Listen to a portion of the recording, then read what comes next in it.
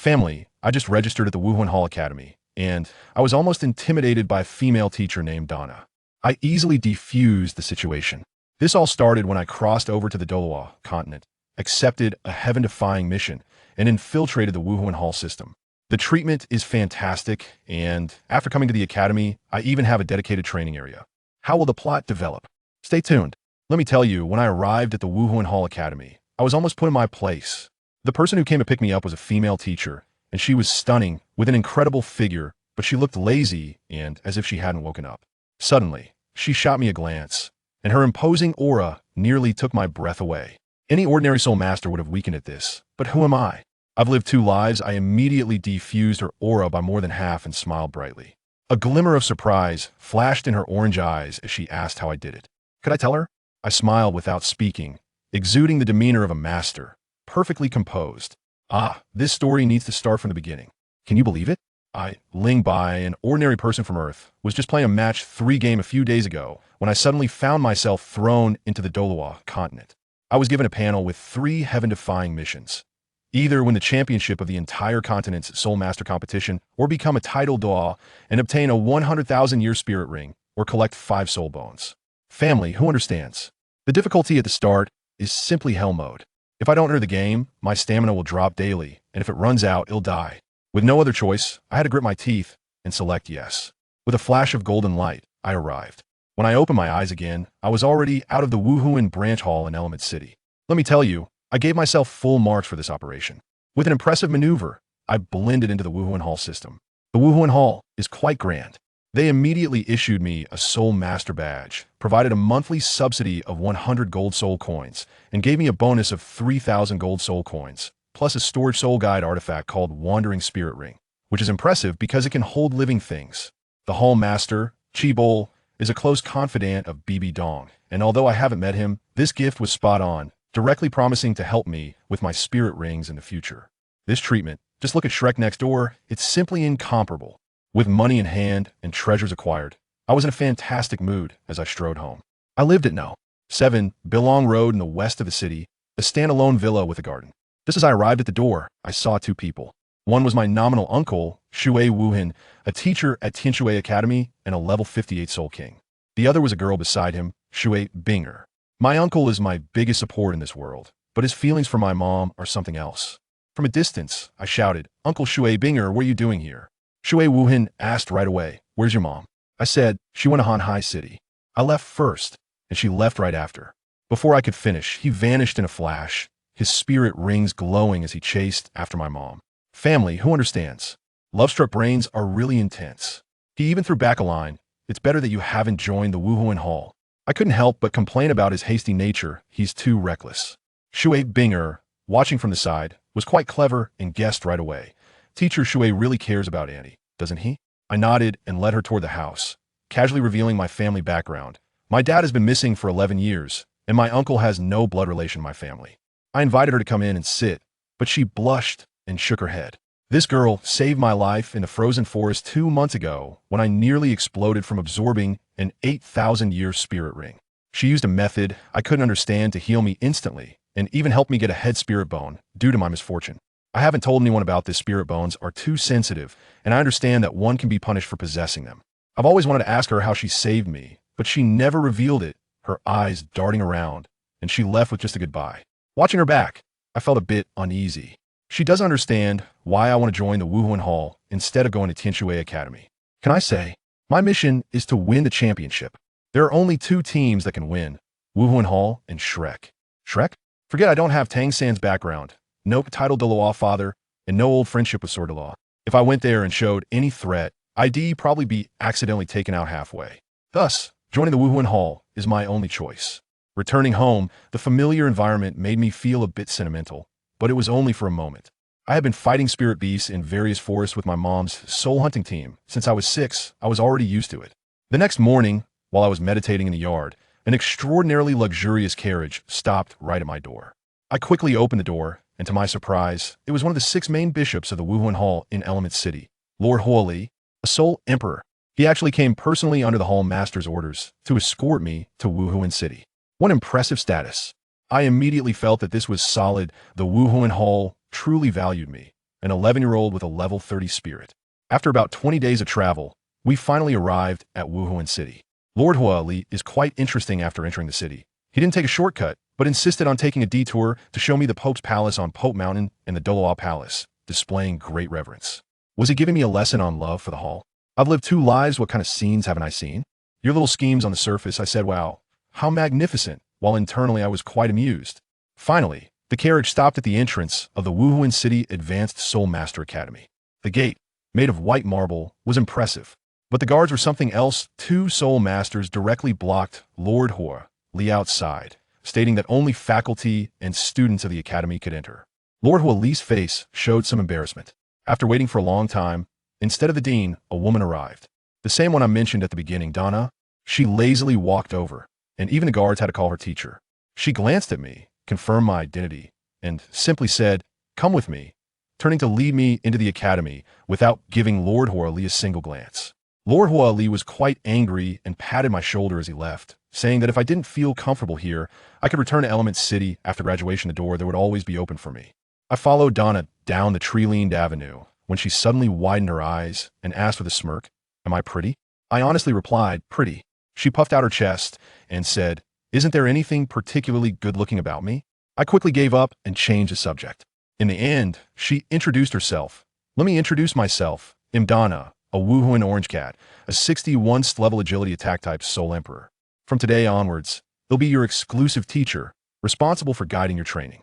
So she's a cat girl, an exclusive teacher at Soul Emperor level, focusing on a companion-based teaching style. This treatment is already leading by a mile. She led me forward, pointing out the buildings around the playground, saying that was the administration building, and that was the teaching building.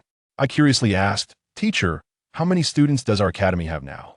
She thought for a moment and lazily replied, "Including you, there are a total of 1,607 people.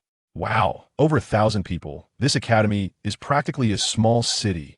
Let me tell you, this teacher Donna is a good person, but she looks like she might shut down at any moment." After she helped me complete the registration, she started giving me a tour, introducing the layout of the academy. The administrative building, teaching building, dormitory building, inside and outside layers were so many that my head was buzzing. But this teacher is quite diligent. Even though her eyelids were almost sticking together, she still pushed through to show me the way. When we passed through a building, the view suddenly opened up, and wow, a vast forest stretched out before us. But this forest looked a bit strange, divided into sections by wooden fences, some large ones several hundred square meters, and smaller ones about 100 square meters, like it was a real estate project. Moreover, the plants in each section were different, clearly planned by humans. "Wuhan Mimicry Training Ground," said Teacher Donna, yawning. As soon as I heard it, I understood this was a training area specially designed for soul masters. For example, if my martial soul is a pear tree, training in an area rich in plants would boost my speed significantly. As soon as I stepped in, I felt something was off. Who understands this better than my family? The soul power within me started to surge along with a strange rhythm. The effect was incredible. It was way stronger than what I experienced at the Tianxue Academy. Seeing my shocked expression, Donna finally perked up, her beautiful face full of pride. "You feel it, right? Tianxue Academy? All right, I heard it's full of beautiful girls. How'd a guy like you get in there?" I twitched my mouth and quickly explained that my uncle was a teacher there. She then curiously asked if the girls inside were all particularly beautiful. I thought to myself, what's with the concern at this time? I brushed it off and pressed her for the secret behind this amazing training ground. Only then did she tell me that all the plants here were carefully cultivated and transplanted at great expense by the academy, and they were also experimenting with plant science combinations, where several types of plants together would directly double the effect. I estimated that the training efficiency here was at least twice as strong as at Tianxue Academy. The foundation of the Spirit Hall is truly unfathomable. I couldn't help but admire how BB Dong could mess up such a good hand later on. Just as I was reflecting on this, Donna suddenly blurted out an astonishing statement. "The Academy has specially designed a plot just for you. Only you can use it. Do you want it?" I was stunned at the time. A plot just for me? Customized? What have I done to deserve this? She nodded, her eyes filled with envy and jealousy. She said that this kind of exclusive treatment with a dedicated teacher and training ground was something many soul masters over level 40 would envy. I couldn't even get in line, yet here I was a 33rd level soul master, fully equipped right from the start. She earnestly patted me on the back, reminding me not to let down this expectation and not to ruin myself halfway through. What else can I say? Just let her lead the way. When I arrived at the place, I was completely amazed. In a space of over 100 square meters, there were tall pear trees, silver pines beneath them, and various unfamiliar shrubs and exotic flowers below, creating a perfect layered effect. It was like a luxurious, finely decorated training room tailored specifically for my pear tree martial spirit. Training here would yield even better results. When I returned to the dormitory, that lazy cat teacher had already vanished, probably off to find a place to catch some more sleep. I stood in the dormitory, looking at the setup of this single room, and my motivation surged. With the Soul Emperor as my exclusive teacher and access to a top-notch training ground, if I didn't achieve something remarkable, I would be failing to live up to the investment of the Martial Spirit Hall. Early the next morning, my biological clock woke me up on time. After washing up, I headed straight to the playground to start practicing our Ling family's ancestral body refinement technique. Let me tell you how crazy our family's cultivation method is. It has several stages, including health maintenance, strength training, medicinal baths, and weighted exercises, tormenting us from a young age until now.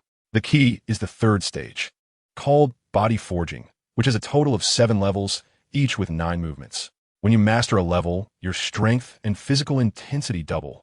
Thanks to this, I can absorb soul rings beyond my level. However, even so, I almost had an accident when absorbing the 3rd soul ring. I initially wanted a 10,000-year soul ring, but an 8,000-year Thunder Tiger soul ring almost took me out. According to the Master S theory, the limit for the 3rd soul ring is only about 1,700 years, and I directly pushed it to 4 or 5 times that. Surviving was purely a matter of luck. However, the benefits are enormous. My physical strength skyrocketed, but now practicing the 4th level of body forging is geometrically more difficult. I set up a starting posture on the playground, and let me tell you, my body was twisted like a pretzel. Anyone who saw it would get a fear of clusters. Just as I got into position, I felt my blood and energy surging backward. My skin was so hot it could fry an egg, and the pain made me roar like a beast. I could only hold on for 6 or 7 seconds before I collapsed, lying on the ground like a puddle of mud, completely soaked. After taking a long while to recover, I finally got up. Although it's tough, it's worth it. Once I master the 4th level, going after Dugabo ice and fire Inyang I herb will make obtaining a 4th soul ring of around 20 to 30,000 years not just a dream. I adjusted my routine, starting to run around the playground, followed by kicking, squats, and push-ups in a set. The sky gradually brightened, and more people gathered around the playground, many pointing and whispering about me, probably thinking my pure physical training was something primitive. Just then, a crisp voice rang out. Is this even useful? When I turned around, I saw a girl about 13 or 14 sitting on a railing, swinging her 2 white, delicate legs. She had short pink hair styled in twin pigtails, and her big eyes were sparkling. She was so exquisitely cute. She had actually been watching me for more than half an hour. I didn't answer and retorted, "Aren't you going to practice?" "Hey," this little girl got upset, and her voice suddenly became fiery. "I'm asking you, is it useful?" I looked her up and down and said, "The body is the capital of revolution. If the foundation is not solid, the building won't be high." She blinked her big eyes, jumped down from the railing, and walked up to me. She was not tall, so she had to look up at me. "What is your name?" "Ling Bai." "Oh." She thought for a moment, took a piece of milk candy out of her pocket, and said, "You answer one of my questions, so I'll treat you to candy. We're even. I don't like sweets." I walked past her toward the cafeteria. As a result, I heard her shout in exasperation from behind, "Humph, if you don't want it, fine. Who cares to give it to you?" I didn't even look back. The cafeteria of the Spear Hall is really big, 5 stories tall. I went straight to the public dining area. Without saying a word, I ordered 10 eggs, 5 servings of lean meat porridge, and filled my plate with steamed buns and dumplings, leaving the chef in shock. There's no choice. Practicing our family skills consumes too much energy. If I don't eat this much, I won't be able to replenish my vitality at all. I just found a spot to sit down, took a bite of my steamed bun, and then I heard someone shouting at the entrance of the cafeteria. "It's changed. The rankings of the Soul Master list have changed. Hurry and take a look." The whole cafeteria buzzed with excitement. Hulaina challenged Sieyu. Hearing the name Hulaina made me pause my chewing. Soul Master list? What is that? It seems like Teacher Tang didn't mention it yesterday. How ignorant I am, not even knowing about the Soul Master list. I don't even need to look to know who it is. Just now, that girl with pink hair sat across from me with a tray, looking at the mountain of food in front of me with a strange expression. "Are you a pig? Eating so much?" I didn't even raise my eyelids and coldly replied, "If you can't speak properly, just shut up. We weren't familiar, and if you annoyed me, it could be deadly." She immediately got angry, stood up abruptly, her big eyes wide open. But I completely ignored her and focused on my meal. After staring for a while, probably with sore eyes, she saw I still didn't react and reluctantly sat back down, quietly asking, "Do you want to know about the spirit ranking? If you want to say it, just say it." She suddenly became proud again. "I don't want to tell you right now. Eat. You." She puffed her cheeks in anger and took a big bite of steamed bun, looking like a little squirrel, quite cute. By the time I had swept away all the food and returned the tray, she had followed me, deliberately running ahead towards the administration building. I looked and saw a large crowd of students rushing in that direction. I became interested and followed along. On the way, I heard people discussing, "Ulaina is challenging CAU again. That's the 10th time this month, right?" Soon, we arrived at a square with 3 large arenas in the center. One of the arenas was surrounded by people. As we arrived, we saw a figure fly off the stage and crash down, taking down a bunch of people. An old man in a red robe walked onto the stage and announced loudly, "In this match, Ulaina wins." The crowd immediately buzzed with discussion, saying Hulaina's charm soul skill was too hard to deal with. Hulaina walked down from the arena. At 17, she already had that natural charm, smiling sweetly at the boys around her, and I tell you, a bunch of them collapsed right there, groaning in unison. At that moment, Xiaoyu and Yin came over, protecting Hulaina as they left. These 3 were the future golden generation, and their aura was indeed extraordinary. "Fox spirit just knows how to seduce men." A sour voice echoed beside me. I tilted my head and saw that pink-haired girl again. She glared at me as I looked at her, immediately raising her head defiantly. "What are you looking at? Haven't you seen such a beautiful and cute girl before?" I laughed. "Are you jealous of her?" "What did you say?" Her gaze instantly turned cold. I repeated, "You are jealous of her." "Am I going to be jealous of that vixen?" "What a joke. It's quite funny." I chuckled and turned to leave. I followed the crowd to a huge stone tablet that was 3 meters high. The tablet looked like a blue screen, covered in golden characters. At that moment, the words in the 7th row suddenly vanished, and a new line of text appeared. 7th place, Hulaina, level 44 Soul Master. I was shocked at that moment. Hulaina was only ranked 7th. I looked up, the 6th place was level 45. The 5th place was level 46. All the way to the 1st place, someone named Jin Yu, level 49. At the very top were 3 large characters, spirit ranking. Wow. Upon taking a closer look, the top 30 are all soul masters above level 40. Does anyone understand? In this academy, among the students under 25, there are actually 30 soul masters. What does this mean? In a few years, during the soul master competition across the continent, many academy teams won't even be able to gather a single soul master. I suddenly felt ignited inside. This place is where I should be. A place like Shrek is just not suitable for me. It's rare to see such wonders. That pink-haired girl squeezed beside me, tugging at my clothes and leading me to another stone tablet, saying, "Come with me. Let me show you something." This stone tablet is called the Soul Power Ranking, meant for the support and food systems. I glanced at it. The top 10 in the support system were all soul sects, adding those 30 from the martial soul ranking. That makes a total of 40 soul sects.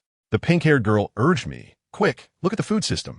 I took a look. The 1st place is level 41, and the 2nd place is level 35. She got anxious. "Look at the 10th place." I felt a stir in my heart, and my gaze landed on the 10th place. 10th place, Yeezy, a level 26 Soul Master. The pink-haired girl immediately chimed in, 14 years old. I was amazed. Food system, 14 years old, level 26, a genius. As soon as I said this, the girl became so proud that her tail almost lifted to the sky, her eyes squinting into crescent moons as she grinned foolishly. I immediately realized that she was just a simple little girl. I tentatively called out, "Yezi, here." She replied casually, but her face turned red as she realized it, and she glared at me fiercely, asking, "Are you trying to get me to talk?" Yezi is a genius. I praised her again, and she immediately couldn't hold back anymore. She said, "Don't think that just because you said nice things, I'll be nice to you." But her expression had already betrayed her. I took the opportunity to say that she would at least be a soul emperor in the future, and there was hope for her to become a soul sage as well. She was so flattered that she lost her bearings, dreaming aloud about wanting to be a food system title Doloa. I even thought of a title for her, Milk Candy Doloa. She was so happy that her smile almost reached her ears, and only then did she put on a pose as if to say, "I'm in a good mood today. Go ahead and ask." I quickly asked her about the rules of the Soul Master ranking. She told me that the list is updated in real time. If you win a challenge, you replace the opponent's rank, and the loser drops to the very bottom of the list. It's essentially esports, where being inexperienced is a sin. As soon as I heard it, I knew there must be a reward for this. Sure enough, Yezi said with envy that as long as you make it into the top 50 before sunset on the second to last day of the month, you can earn gold soul coins. The 51st place gets 100 soul coins, and the soul master gets 1,000. The higher the rank, the bigger the reward. The top 30 start with 5,000 gold soul coins, and you even get a soul king as your exclusive teacher. The top 10 start with 50,000 gold soul coins. You'll be paired with a soul emperor as your teacher. Plus, there's an exclusive soul avatar training ground. My eyes lit up. This is not the soul master ranking. This is clearly the money path ranking. Being on a list means limitless prospects. I finally understand why Donna said I enjoy treatment that many people don't have. I came here and directly got a top 10 ranking. Yeezy is still saying that if you can rank first for 12 consecutive months, the Academy will directly arrange for you to have a title Doloa as your teacher. Wow, that's a big move. She also mysteriously told me a piece of insider information, saying that if someone can be first for 15 consecutive months, the Pope will accept them as a direct disciple and reward them with a soul bone. The little flame in my heart suddenly ignited. I want to stand out among this group of geniuses and join the core battle team of the Spear Hall. How can I not compete? Pressure? Why fear the least is pressure. I a 33rd level soul master. If I could break into this list full of freaks, the sensational effect. TSK. Thinking of this, I turned to Yezi and said, Yezi, tell me more about the people on this list. She quickly understood and said, you want to challenge the soul master ranking? Today is the second to last day. If you miss it, you'll have to wait a month. She looked at me in disbelief, thinking I was just a newbie dreaming. I won't waste time talking to her and directly say, I don't know what to eat for lunch. Let's go to the 5th floor. It's on me. I said, I want to challenge Hulaina. I tell you, as soon as those words came out, the whole place exploded. The air was frozen for 3 seconds. My new little follower, that pink-haired little one named Yezi, immediately covered her face, probably cursing me 1,000 times in her heart for being such an idiot. The crowd of onlookers below directly started betting, buzzing about how many seconds it would take for me to fly off the stage. In the blink of an eye. Right away. Immediately. Goodness. Each one was more ruthless than the last. The guy next to Hulaina, named Yin, looked particularly disdainful and advised her not to bother with someone as insignificant as me. But who is Hulaina? She's proud. She felt that being challenged by a nobody like me would be embarrassing to refuse. She slightly shook her head, and that determination came up. I have never feared challenges. It will be over soon anyway. After saying that, she gracefully walked up to the stage. The referee, a straightforward guy, looked at my student card, his brows furrowing as if he could crush a fly, and even specifically asked me again, are you sure? I said sure. He shook his head and said, well, do as you please. Just as he stepped back to the edge of the arena, Hulaina unleashed her martial soul. A furry big tail suddenly popped out, and her whole demeanor instantly became alluring, with a red glow in her eyes as she charged towards me. I tell you, the moment she looked at me, I felt like I was hit by a paralysis spell, frozen in place and unable to move. Down below, there were sighs all around, all filled with lamentations. That guy Yin had his arms crossed, with a grin that almost reached his ears, wearing a look that said, see? What a fool.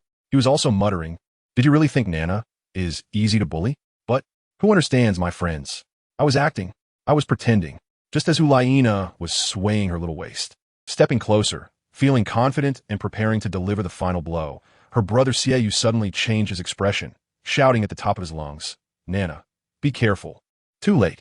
Hulaina reacted quickly, instantly alert, drawing a short sword and lunging at me. But at that moment, I disappeared. Yes, I vanished in a thin air. She was completely stunned and instinctively thrust her sword backward. But what greeted her was a translucent light pillar that shot up from the ground, sealing her in place. My first soul skill, Pillar of Stability, had a terribly small space, the light wall pressed tightly against her, rendering her unable to use any of her strength. The most crucial point was that it cut off her soul skills. Her charm was completely ineffective. With a bang, before she could even gather her strength, the light pillar shattered by itself. As she stood there in confusion, I'd already flashed behind her, and with a punch, it felt like hitting a sandbag, landing solidly on her back. Puffed. She spat out a mouthful of blood. Her brother Sieyu was so anxious down below that he was almost jumping up. Nana, admit defeat. I can't hear you. I swung my fist and prepared to strike again. As a result, her foxtail whipped towards me like a whip. My second spirit ring lit up, and I disappeared once more, reappearing right in front of her the next second.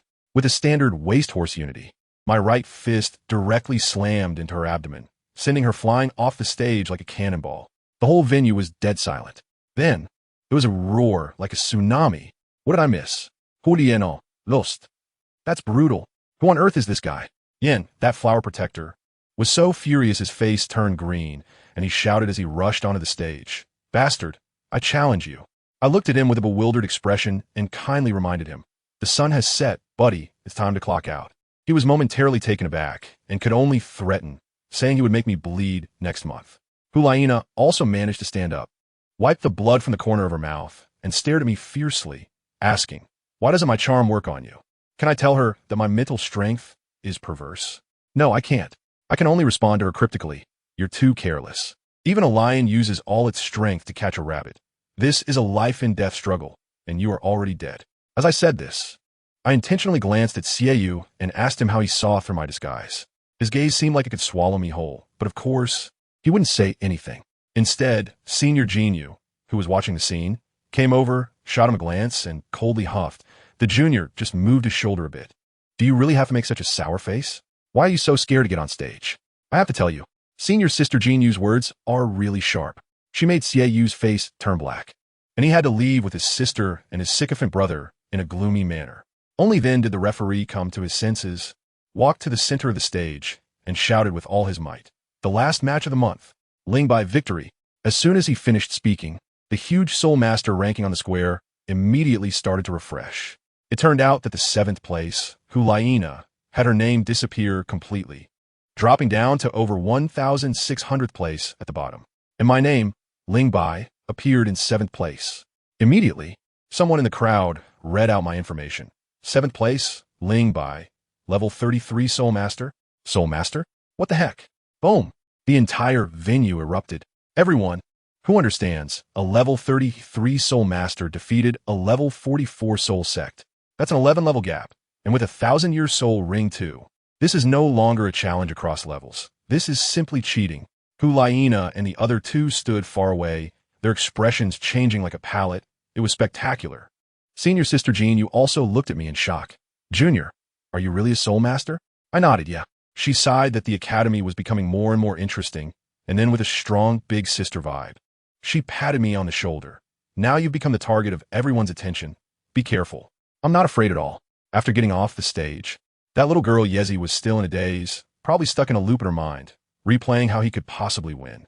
I called out to her, and she suddenly jumped up, her face flushed with excitement. Lingbai, you won. 7th place. 80,000 gold soul coins. You're rich now. Her big eyes were filled with little money symbols. I'm in a good mood too. Having received 80,000 gold soul coins, the economic crisis has been instantly resolved. I rubbed her fluffy little head, and she started calculating our emotional and financial accounts, saying that the candy she gave me also contributed to it. This little money grubber is too interesting. Later, she told me that she used to be bullied a lot, which is why she learned to act domineering, but in reality, she's just a cutie. Just as we were laughing and chatting on our way back to the dormitory, my unreliable teacher Donna on the top floor of the administrative building had just woken up. When she heard that I challenged Hulaina, she was so scared that her soul almost left her body, thinking I had violated the rookie protection regulations and would be stripped of all benefits. She rushed into the dean's office, pleading for mercy. As a result, the dean, an 88th level Soul Doloa boss, didn't even look up, slowly flipping through documents and said, "You won." My teacher was stunned on the spot. What? How is that possible? Lingbai's only 33rd level. The dean then raised his head and pushed a document in front of her.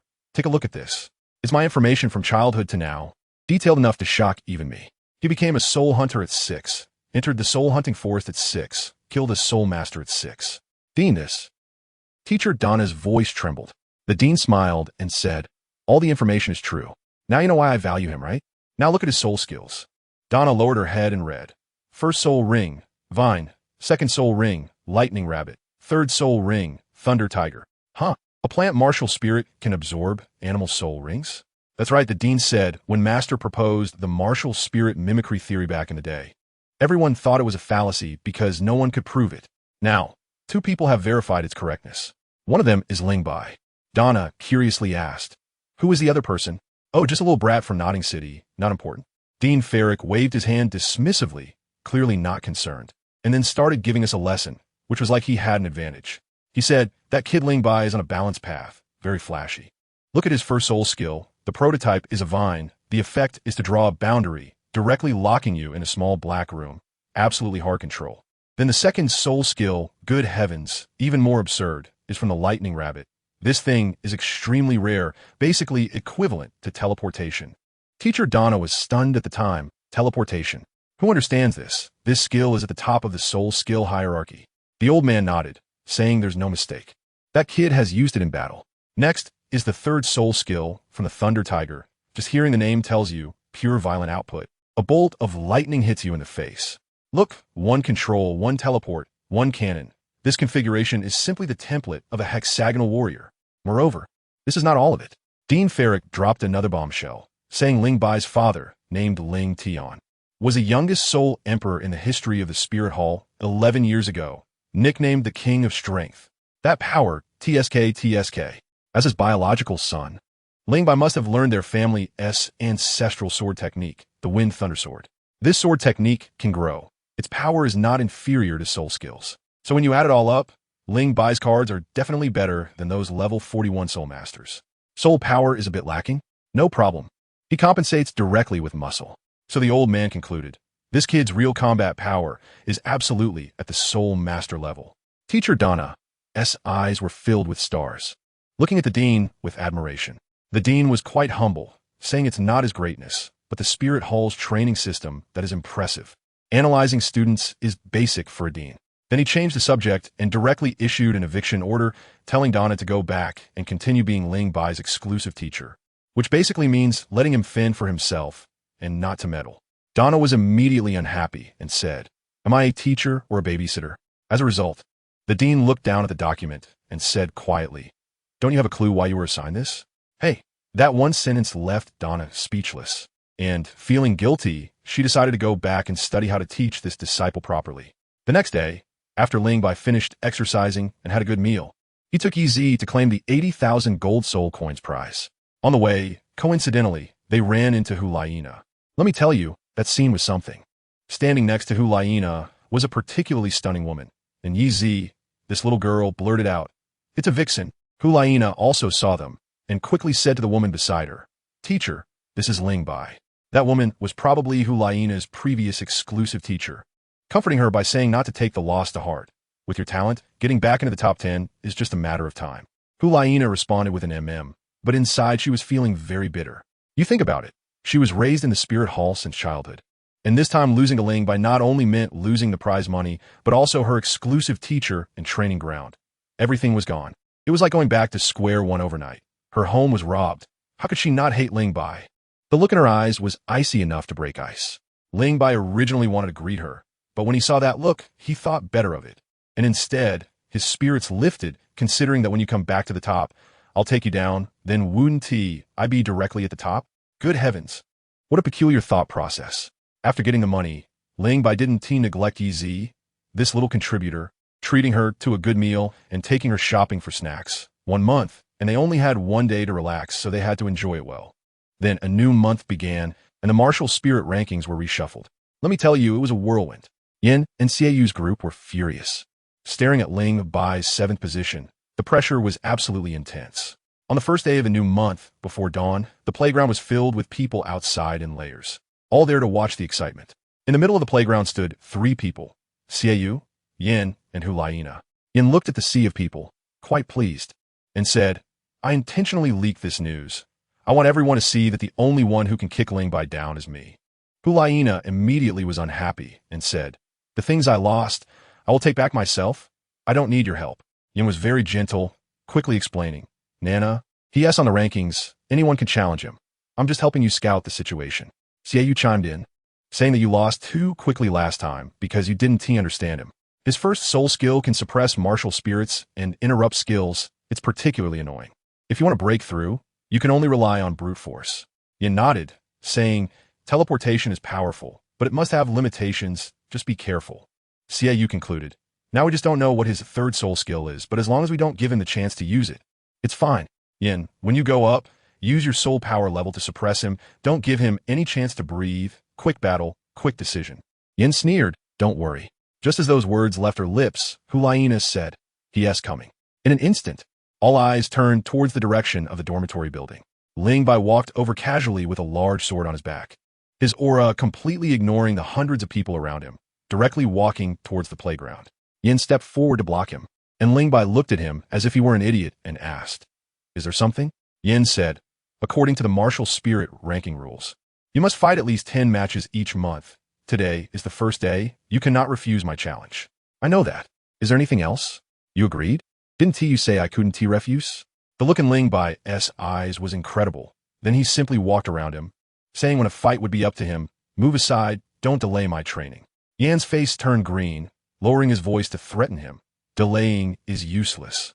You must get down today. Remember to find a good healer. Don't die later." In response, Ling Bai casually remarked, "Do you like Ulaina? Does she like you? I tell you, this is simply a mental atomic bomb. It even burned out Yan's CPU." His face was so dark, staring intently at Ling Bai's back, unable to utter a word. For the next whole hour, Ling Bai, under the gaze of hundreds of onlookers, practiced his body-forging technique, long-distance running, and strength training with meticulous attention.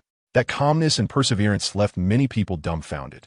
Facing a level 46 Soul Master, he acted as if nothing was happening.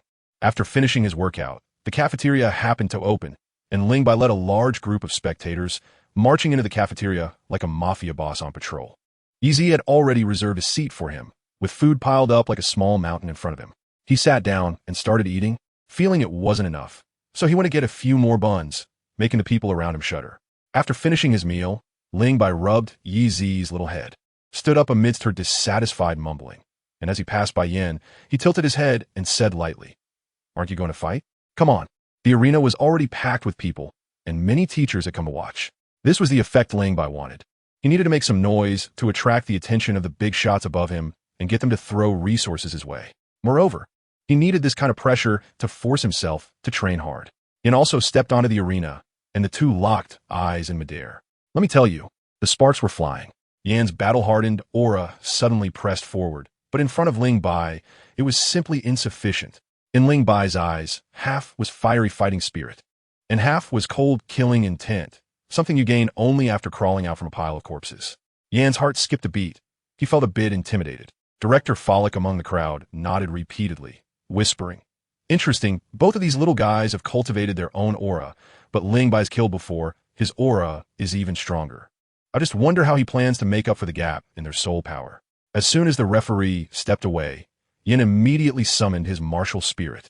With a loud bang, dark red flames exploded, and he instantly expanded to 3 meters tall, his muscles like granite, with 4 soul rings of yellow and purple surrounding him.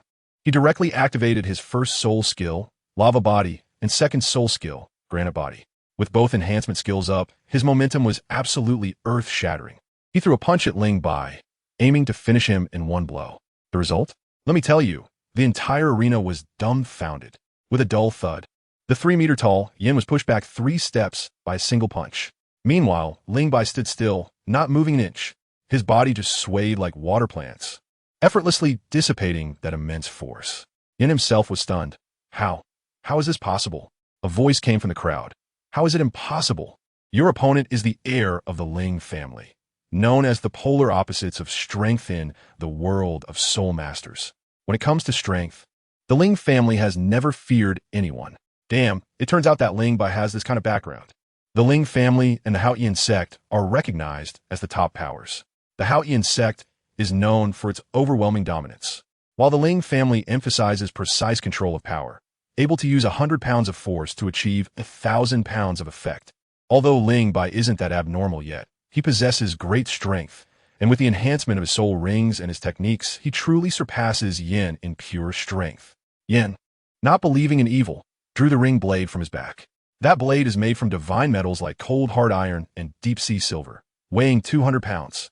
Ling Bai wielded it with the agility of a monkey, wildly swinging and hacking around Yin. But Yan's defense is no joke. His granite-like skin only showed a white mark when struck by the divine weapon. Hulaina, watching from below, became anxious and shouted, "Yin, he's consuming your soul power." Yin, of course, knew this but was unwilling to accept it.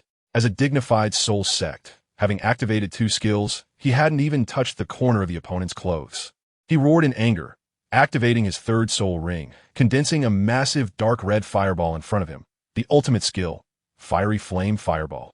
Just then, Ling Bai smiled and said, "Want to use skills? Did you ask me first?" First soul skill, Pillar Prison. A silver pillar of light shot up from the ground, instantly trapping Yin inside, breaking the condensed fireball in half. The timing was simply at a professional player's level. Yin was furious and shattered the light pillar with a forceful push. But as soon as he got out, he saw Ling Bai's purple third soul ring, representing an 8,000-year soul ring, shining blindingly. The deep purple light covered his entire right arm, and countless blue electric snakes surged out, coalescing into a crystal-like blue spear in his hand. This was Ling Bai's killing move. He had been secretly accumulating power since the battle began. That spear, let me tell you, was incredibly cool. The space around the spear tip twisted, clearly indicating immense power. Yan's heart raced with alarm, and he quickly activated his third soul skill, condensing a fireball to counter. But that spear, the Breaking Void Thunder Spear, was faster. With a whoosh, it pierced through the fiery fireball and plunged into Yan's chest. His granite-like defense felt like paper in front of this spear. Before Yan could even feel relieved that the wound wasn't deep, the spear exploded with a bang. Countless electric snakes instantly coursed through his body, making him feel them all over and almost lose his balance. Everyone in the audience was stunned. This attack power was completely on par with the Soul Sect's fourth soul skill. After recovering, Yin panted heavily and said, "Your move is impressive, but must have drained all your soul power, right? You have no energy left. This match is definitely mine." This statement wasn't wrong. Ling Bai indeed had less than 50% of his soul power left. Just as Yin was feeling smug, Ling Bai smirked, pulled a piece of candy out of his pocket in front of everyone, tossed it into his mouth, and crunched it. A warm current surged through him, and his soul power instantly recovered significantly. At the same time, the third soul ring lit up again, and the second Breaking Void Thunder Spear began to charge. Yin immediately lost his composure, pointing at Ling Bai and shouting to the referee, "Sir, he's violating the rules. He's using drugs." The referee glanced at Ling Bai strangely and said lightly, "Items carried on one's person before the match are not considered a violation." Yan's face twisted in anger as he pointed at Ling Bai and cursed, "Have some shame. Can't you just fight fairly? Why resort to these despicable and shameless tricks?" Ling Bai tilted his head and innocently asked, "Did I violate the rules? If everyone were like you, what would be the point of this match? Did I violate the rules?" Yin was rendered speechless. I tell you, the students in the audience were all blushing, wanting to laugh, but not daring to. Dean Farrick in the crowd was shaking his head with laughter and turned to leave, probably thinking there was no suspense left in this competition. But do you know what the most outrageous move was? This guy wasn't even planning to win. He treated Yin like a punching bag, beating him until he was exasperated, even shouting out his fourth soul skill. In the end, Ling Bai just trapped him with a pillar and continued to shoot his lightning guns. I'm telling you, that scene was a one-sided thrashing. Yin was almost beaten to a pulp, and the screams were so pitiful that the audience couldn't bear to watch. Hulaina couldn't take it anymore and shouted, "Yin, admit defeat." But Yin stubbornly replied, "I won't admit defeat, even if I die." Just then, let me tell you something even funnier. That little girl named Yezi, the food system soul master who makes candy, actually started advertising on the spot. With her crisp voice, she shouted, "Hey everyone, what Ling Bai just ate was my milk candy. It restores 20 of soul power. If anyone needs it, come order from me. Bulk orders get discounts." Goodness, with that business mind, it would be a waste not to do live stream sales. And guess what happened? After Ling Bai finished the candy and fully restored his soul power, he shot out 3 more lightning guns, and after completely exhausting his soul power, he directly raised his hand and surrendered. "I admit defeat. I was just stunned. This guy wasn't even here to compete. He was just here to humiliate people." Yan's expression at that moment turned beet red with anger, with blood oozing from 4 wounds, gasping for breath as if his lungs were about to explode. He stared fiercely at Ling Bai and squeezed out a few words between his teeth. "Ling Bai, you wait for me." And what did Ling Bai do? He casually said he was always ready to teach, then walked off the stage as if nothing had happened. Poor Yin, even when being carried off for treatment, he was still cursing that shameless little man. His 2 teammates, Hulaina and Xiaoyu, surrounded him to analyze the battle situation.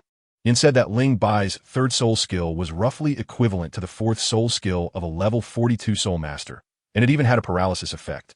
After hearing this, Xiaoyu's eyes turned cold as he mentioned that he had just created a new soul skill and wanted to use Ling Bai to test it out. Meanwhile, Ling Bai returned to his exclusive training grove and didn't rush to recover his blue energy. Instead, he began to review the battle. He was well aware that while he could compete with soul masters now, the gap was still significant. The biggest problem was that his blue energy bar was too short, and his endurance was poor. His third soul skill, the Phantom Thunder Gun, looked great, but he could only use it twice with a full blue bar. The second soul skill, teleportation, consumed a lot of blue energy as well, using up 1/5 with just one use. In short, his level was still too low. While he was pondering this, the little girl Yi came looking for him again, excitedly saying, Ling Bai, something big happened. That senior sister Jean, you directly topped the leaderboard. As soon as I heard this, I was amazed. Another fierce competitor? It turns out that the senior named Jean, you challenged 5 opponents in one afternoon, killing her way up from 50, leaving no one willing to challenge her. Ling Bai asked, does she have enough soul power? Yi looked dejected and said that senior Jean you originally wanted to buy candy from her, but her level was too high, and Yi's candy had no effect on her. Sigh, this little girl really admires fierce women like Jean Yu. Seeing that she was unhappy, Ling Bai reached out to pat her head to comfort her. As a result, Yi immediately exploded, swatting his hand away and angrily saying, don't touch my head. If you do, I won't grow taller. Ha ha. This little girl is really obsessed with her height. Just as they were playing around, a lazy voice came over. Just practice hard and you'll get it. I tell you, a woman walked in. Her figure was simply off the charts. With big brown waves of hair and a pair of half-asleep orange eyes, exuding a lazy vibe that made me want to sleep. This little hedgehog, Yezi, immediately confronted her as soon as she saw a stranger. Who are you? Do you understand manners?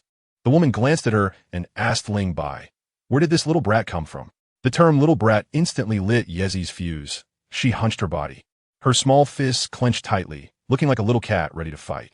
But Ling Bai extinguished her anger with a single sentence. Teacher Donna, what brings you here? Teacher? Yezi was immediately petrified. 1 second she was all claws and teeth, and the next she transformed into a good girl, hands behind her back, smiling sweetly. Hello, teacher. Yi. But Teacher Donna was also cunning, mimicking Yezi's previous tone. How could you just barge into someone else's territory? Get out. Yezi was so scared she scurried away. Donna looked at Ling Bai, yawned, and complained, having such a troublesome student like you is really bad luck. Saying this, she waved her hand, and a pile of big and small bags of herbs appeared on the ground. Here, what you wanted, 5,000 gold soul coins. I'll put on your tab. Then she added, I heard you fought with Yin this morning, using such shameless tactics and still lost? How embarrassing. Since you've lost all shame, why not just knock him off his pedestal? What the hell? This teacher's thinking process is truly unique. She asked Ling Bai to wait for her in the small woods after dark, saying she would personally guide him in his training. Sure enough, the unreliable teacher was late that night. Ling Bai was meditating in the woods when he suddenly felt someone watching him from the shadows. As he called out, Teacher Donna, he saw Donna stepping out from behind a tree. She looked energetic at night, her eyes sparkling with excitement as she said, the special training begins. She lectured Ling Bai on a bunch of principles that the academy emphasized regarding practical combat, then took out a stick of incense and stuck it into a tree, saying, the rules are simple. In this forest under my attacks, you have to last for the duration of 1 stick of incense. Ling Bai was stunned and asked, survive? Donna's smile instantly vanished, and her gaze became sharp. I forgot to tell you, the principal approved it. During this special training, I'm allowed to injure or even kill you. I will only use the first 4 soul skills, but my soul power is still at the level of a level 60 soul emperor. If you don't want to die, give it your all. Damn, this isn't special training. This is simply hunting.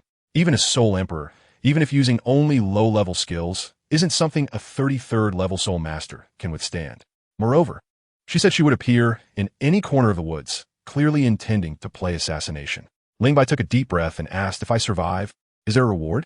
Donna smiled alluringly. I'll transform into a cat girl for you. As a result, Ling Bai shook his head. Not enough. He actually dared to bargain. In the end, they agreed that as long as Ling Bai held on, Donna would answer him 5 questions. Well, let's begin. As soon as Donna finished speaking, her figure flickered and she completely merged into the night, disappearing. This speed was so fast that Ling Bai's eyes couldn't keep up. Just as he was about to move, the surrounding light suddenly vanished, and the entire world plunged into darkness, with only a pair of orange eyes hanging in the air. It was Donna's 4th soul skill, Night Terror, a soul skill that could evoke the deepest fears within a person. Ling Bai instantly felt his body freeze, overwhelmed by endless fear. The next second, he felt something soft behind him. Donna had crept up like a ghost, her cold claws already resting on his neck, smugly whispering in his ear. You lost. Is that so? At that moment, it activated. His external aid activated. Lightning flashed in Ling Bai's eyes, instantly breaking free from the fear. A silver beam of light shot up into the sky as his first soul skill, Pillar Prison, activated. It directly trapped him and the Donna behind him inside. The darkness instantly retreated, and Donna's triumphant smile froze on her face. Without thinking, Ling Bai delivered a powerful elbow strike to her chest. Donna let out a muffled grunt as she crashed into the light wall, and with a backhanded claw, she shattered the Pillar Prison, then disappeared again. This time it was invisibility. Even her breath had vanished. But Ling Bai only sneered, unleashing another Pillar Prison that precisely trapped the newly visible Donna once more. Donna was stunned. "How did you find me?" Ling Bai grinned mischievously. "Did your scent really disappear?" Donna sniffed herself and was nearly sickened by the foul stench. It turned out that Ling Bai's elbow strike was not an attack at all, but secretly smeared the dung of a soul beast on her. Oh my God, that was too dirty. Now Donna was genuinely enraged, her face darkening as she gritted her teeth and said, "Very well, I love to crush geniuses." An orange glow erupted from her body, shattering the Pillar Prison as she transformed into a shadow and rushed towards him. A claw grazed Ling Bai's neck, instantly leaving several bloody marks. If it had been a fraction closer, his throat would have been gone. At that moment, Ling Bai felt true killing intent. The pressure of death instantly unleashed all his potential, and the entire world slowed down in his eyes. He swung out a strike that surpassed his limits, forcefully stopping Donna. Then his second soul skill, teleportation, activated, appearing at Donna's side, unleashing a series of Pillar Prisons and slashes. Donna was caught off guard by this combo, finally getting serious. Her second soul skill, 9 lives. Instantly, 9 plump orange cat clones appeared on the ground. Each clone had 100% of her original speed. 9 shadows surrounded Ling Bai, wildly darting around, sharp claws leaving scar after scar on him, turning the scene precarious. Ling Bai was forced to retreat step by step, barely dodging with his peculiar footwork. Seeing that teleportation had cooled down, he immediately flashed away to create distance, then executed a maneuver that left Donna dumbfounded. His first soul skill activated again, but this time, not 1 light pillar, but 3. 3 light pillars shot up simultaneously from the ground, accurately trapping 3 of the orange cat clones. Group control. Donna was instantly stunned. This was not a skill that a soul master could use. I tell you, this skill is outrageous. Not only can it control, but it can also enlarge and shrink. The most outrageous part is that it can directly suppress your martial soul, even preventing you from using your skills. This is simply a nightmare for all soul masters. Donna was stunned. She knew very well in her heart that if this kid unleashed all his powers, let alone the soul sect, even an ordinary soul sect would be pressed to the ground by him. Only then did she understand that if he dared to challenge the martial soul ranking, he truly had some skills. All right, let's stop here for today. With a dark expression, Donna stepped out from the shadows and waved her hand, causing the several cat clones to disappear with a puff. But what about our protagonist, Ling Bai? Goodness, he was steaming all over, as if he had just come out of a steamer, holding a knife with a gaze that looked like he wanted to eat someone, staring intently at Donna. Donna immediately exploded with anger. "What are you looking at me for? I am your teacher, not your enemy. That look is creepy. Hurry up and put away your powers. Training is over." As a result, Ling Bai frowned and coldly asked, "Did you just want to kill me? If I wanted to kill you, you'd be cold by now." Donna was furious. "Who told you to use that thing to cover me in filth? What's wrong with giving you a little lesson?" Ling Bai just stared at her for a good 10 seconds, making Donna feel uneasy, before slowly putting away the knife and pulling out a small bottle from his ring and tossing it over. "What is this?" Donna caught it. "An antidote." "Antidote?" Donna was dumbfounded. "When did I get poisoned?" Only then did Ling Bai slowly explain, "That thing I sprinkled on you was for positioning, and also, the smell is strong enough to cover up the scent of the poison I used. If you want to get serious, can I just sit here and wait to die?" Family, who understands this reversal? Donna was both shocked and angry, as a soul emperor. She had actually been tricked by soul respect, and didn't even know when she got poisoned. "You are ruthless. You turned a practical training into a life and death situation. Only you could do that." Ling Bai innocently replied, "Teacher, this special training was suggested by you. I'm just doing it for your own good." What a good intention wasted on a dog. Why does it smell stronger and stronger? "Oh, it will get worse over the next 3 days." Donna was going crazy. "You did this, you have to take responsibility and help me get rid of it." Ling Bai spread his hands. "No way. Once this thing sticks to you, it will take 3 days for the smell to dissipate on its own. How bad can it be? Probably. Like having a moving toilet beside you all the time. Upon hearing this, Donna felt like the sky was falling, sitting on the ground in despair, wanting to cry without tears. Lingbai, you bastard. I should have killed you earlier. Is this how you treat your teacher? Sprinkling filth and poisoning me. I don't care. You figure it out. Really no way. Donna gritted her teeth. Fine, then I'll just follow you, stink you out, make you sick. Lingbai sighed. Why bother? Donna's face turned pale. She, a clean, loving beauty, was now covered in stink, trembling with anger. With our teacher-student relationship, today, it's a clean break. Teacher Donna, I keep my word. No, I just wanted to remind you, with this smell, don't faint your roommates, colleagues, or neighbors when you go back. With a thud, Donna was completely out of options, staring blankly at the ground. What am I supposed to do then? How about you just rough it out in this forest for a few days? What else can I do? It has to be this way. After regaining her composure, Donna beckoned to Lingbai. Come here, sit next to your teacher. Didn't we just cut ties? Are you coming or not? Lingbai obediently moved over to sit down, and as a result, Donna hugged his neck tightly, finding that this kid remained unfazed in her stench. She curiously asked, Doesn't it smell? It does. Then why are you acting like it's nothing? Hey, when I was a soul hunter to dodge soul beast attacks, I often smeared this stuff on myself. Compared to life, what's a little stink? Lingbai paused and sincerely said, Besides, with you putting in so much effort to guide me, how could I let this little smell drive you away? Hearing this, Donna was directly moved, loosening her grip, feeling a bit embarrassed. Actually, I was just teaching randomly. I don't know if it's useful. Is useful, very useful. I've been struggling to get into the realm of my lightning knife, but after you pushed me today, I broke through. Is it that knife technique you just showed? Yeah, quite impressive. Just broke through. By the way, teacher, there is something I want to ask you. Is it one question? Sure. What about the selection of the participants for the Continental Soul Master Competition? How does the Spirit Hall team get chosen? As soon as Donna heard this, she immediately understood. You want to participate? That's right. Your age is just right. However, Lingbai's heart tightened. His biggest goal in coming to the Spirit Hall was this. If it didn't work out, it would be a disaster. But what? Do you know the selection criteria? Donna didn't keep his secret. 2 points. First, and most importantly, soul power level. Second, team cooperation. Lingbai was puzzled. Shouldn't strength be the most important? Let me finish, Donna explained. The Spirit Hall team represents the face of the Spirit Hall. Think about it.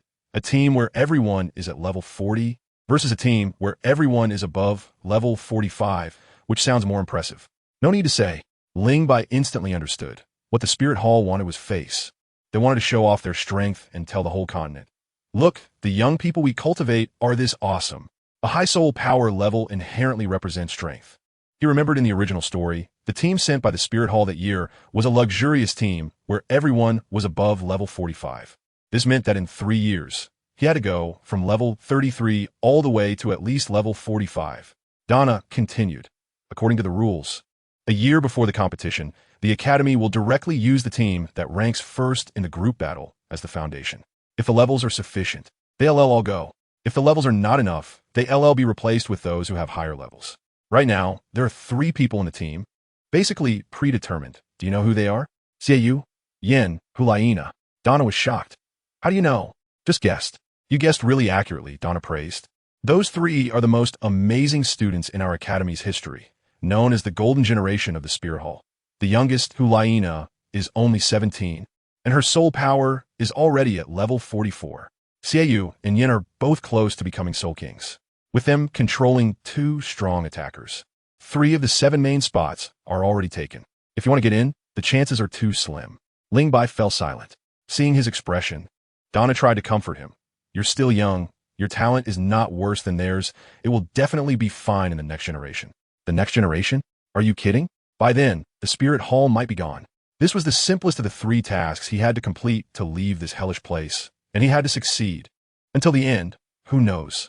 Lingbai said lightly. You're still not giving up, huh? Donna hesitated for a moment and lowered her voice. If you want to level up 10 levels in 3 years, normal training definitely won't work unless... Unless what? Lingbai's eyes lit up. Donna looked conflicted, but finally couldn't hold back. The Spirit Hall has 2 very mysterious places, internally called the 2 Great Trial Grounds. One is called the Death Canyon, and the other is called the Maze Canyon.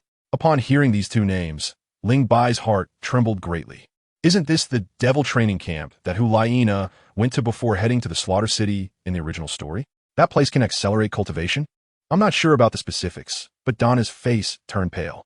In my cohort, 10 seniors went in, all top 10 powerhouses on the Spirit Master ranking, with the lowest soul power at level 43. As a result, after 6 months, only one came out alive, and their soul power had only increased by 3 levels. A death rate of 9 out of 10. This mortality rate is terrifying. The Misty Gorge is even scarier than the Death Canyon. I've heard that even Soul Kings have a 9 out of 10 chance of dying inside. So we call those 2 places the Life and Death Trial Grounds. Life and Death Trial Grounds? A smile crept on Ling Bai's lips as he asked a question that made Donna's hair stand on end. How can one get in? Donna shivered in fear. Ling Bai, don't mess around. What will I do if something happens to you? I was just asking casually.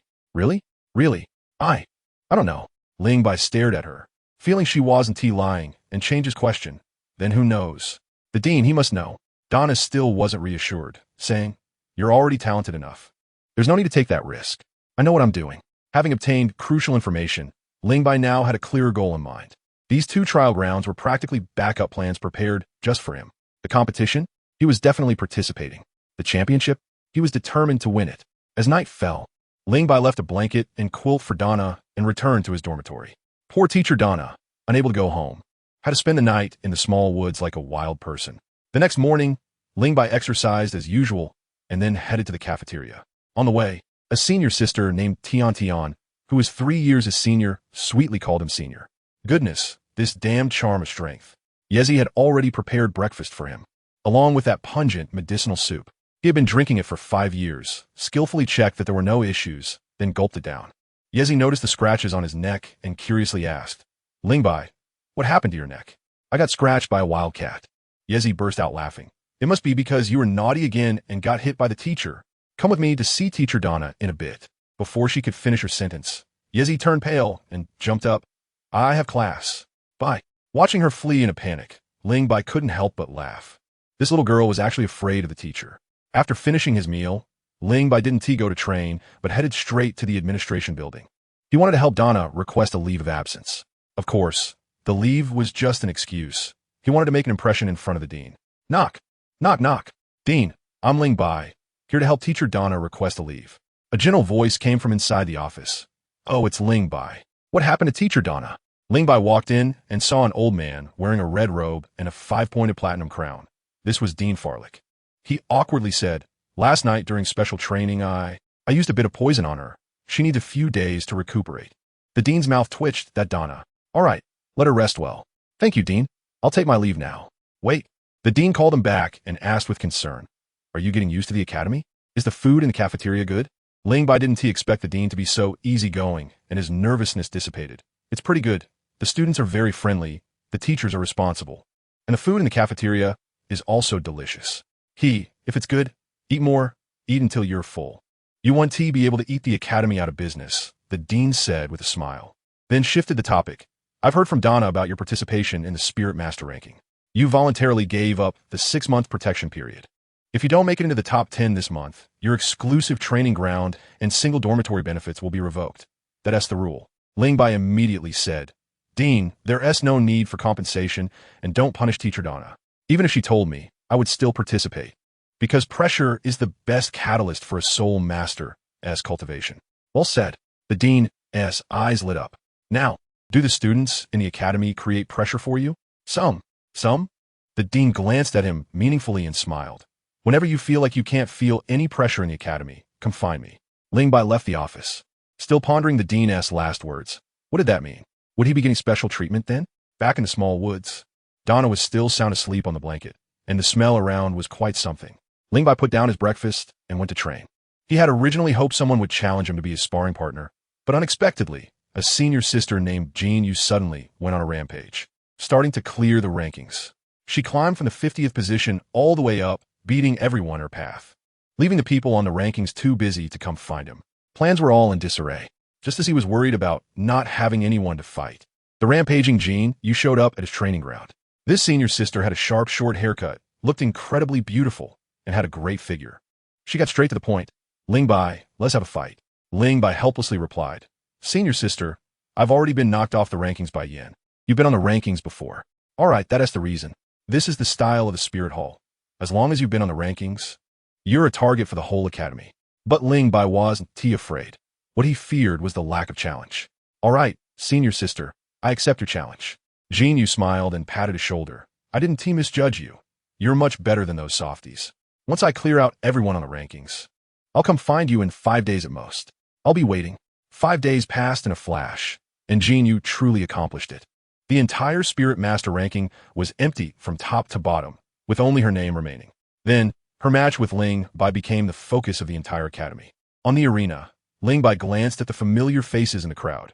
Gulaina, Xieyu, and Yin from that golden generation's iron triangle were all there. Yin's gaze towards him was as sharp as a knife.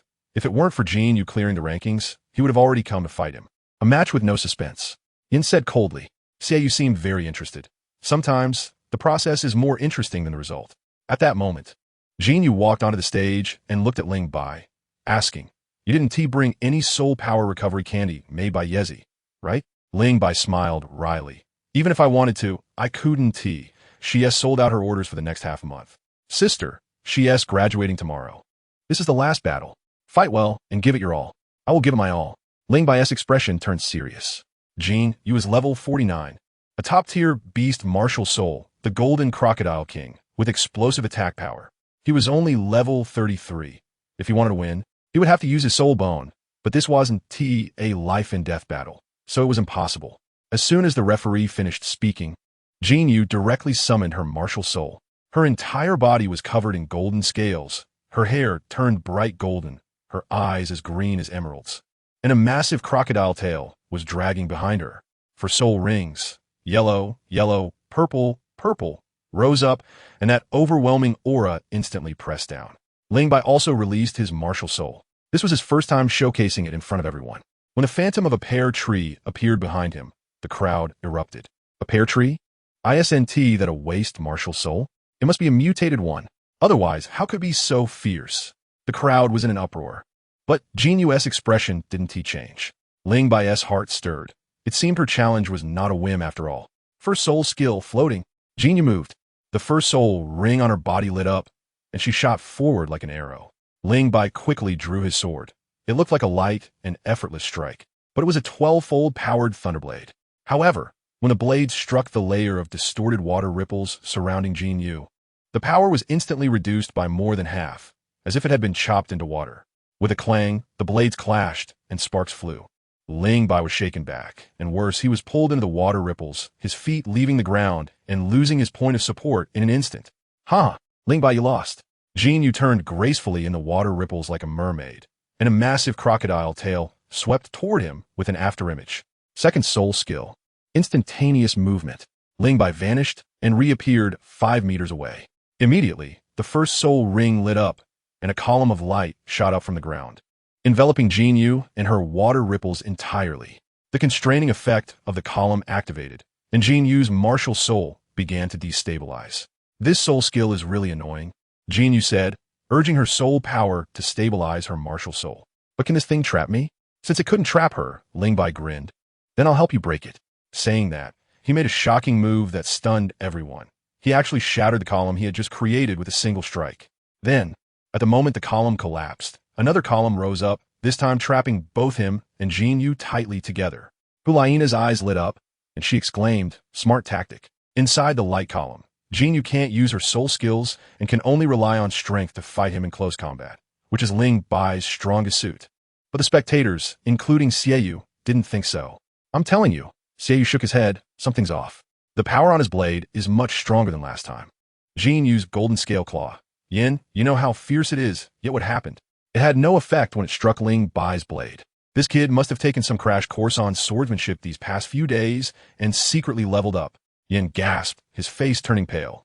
His sword was already sinister, and if it unleashed its full power now, with Jin Yu unable to use her soul skills, wouldn't that be a pure bone-scraping healing scene? Just as those words fell, the situation on the arena flipped instantly. Goodness, Jin Yu wasn't panicking at all in the light column. Instead, she erupted in a burst of golden light. She took Ling Bai's blade head-on, blood spraying from her tail, yet she didn't even furrow her brow. Then, she spun like a top on the spot, and with a bang, she shattered Ling Bai's light column. I was stunned at that moment. And it wasn't over yet. As she spun and flew into the sky, her fourth soul ring, the purple 1,000-year soul ring, was so bright it could blind my eyes. She shouted fourth soul skill, golden crocodile dragon drill. In the next second, she transformed into a massive, high-speed, rotating golden drill. The drill bit aimed straight at Ling Bai, buzzing as it charged forward. Let me tell you, even from a distance, the air in the entire arena felt like it had solidified. I could feel a tingling sensation on my skin, a wave of deadly aura rushing towards me. Everyone who had fought her before turned pale, their expressions as if saying, yes, yes, yes, this is it. I was sent away by that drill back then. Ling Bai realized he was in trouble, but the word fear didn't exist in his dictionary. He first teleported to create a 5-meter distance. Then his third soul ring lit up, the purple one darker than Jin Yu's, almost black.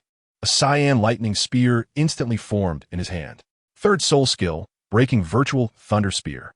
A golden and a cyan light collided head-on. There was a massive explosion. My heart was in my throat. Did he really block it? Even Ling Bai looked relieved. But he couldn't be handsome for more than 3 seconds. Then came a crisp crack, and a fissure appeared on that seemingly powerful lightning spear. The crack spread like a spider web across the entire spear, and with a bang, it exploded into a brilliant display of fireworks. And that golden drill, unscathed, it continued to drill towards Ling Bai's face. Ling Bai's face turned pale, retreating while frantically unleashing light pillars, trying to stop it. But from the drill came Jin Yu's voice, saying, "Don't waste your effort. I've been guided by a master. Once I unleash this move, it won't stop. Your light pillars are useless. Admit defeat." Family, who understands? This was simply a dead end. There was no way to dodge or block it. Ling Bai realized that the one who guided Jin Yu was most likely the second elder of the Spirit Hall. Golden Crocodile Doloa. Skills personally trained by top-tier experts were no joke. But who was Ling Bai? With fierce determination in his eyes, he shouted, "If I can't dodge, then I won't." He squeezed out the last bit of soul power from his body, unleashing dozens of light pillars in one go. Although the effect was minimal, every little bit helped. Then he gripped his sword with both hands, raising it high above his head, his muscles bulging, veins popping, and roared as he slashed down with his strongest strike. This strike he didn't intend to clash head-on. At the moment of contact between the sword and the drill bit, he suddenly applied a clever twist, a gentle force. He forcefully diverted the rapidly rotating drill's direction. With a whoosh, the golden drill grazed past his body and crashed into the wall behind. What a light touch to move a heavy object.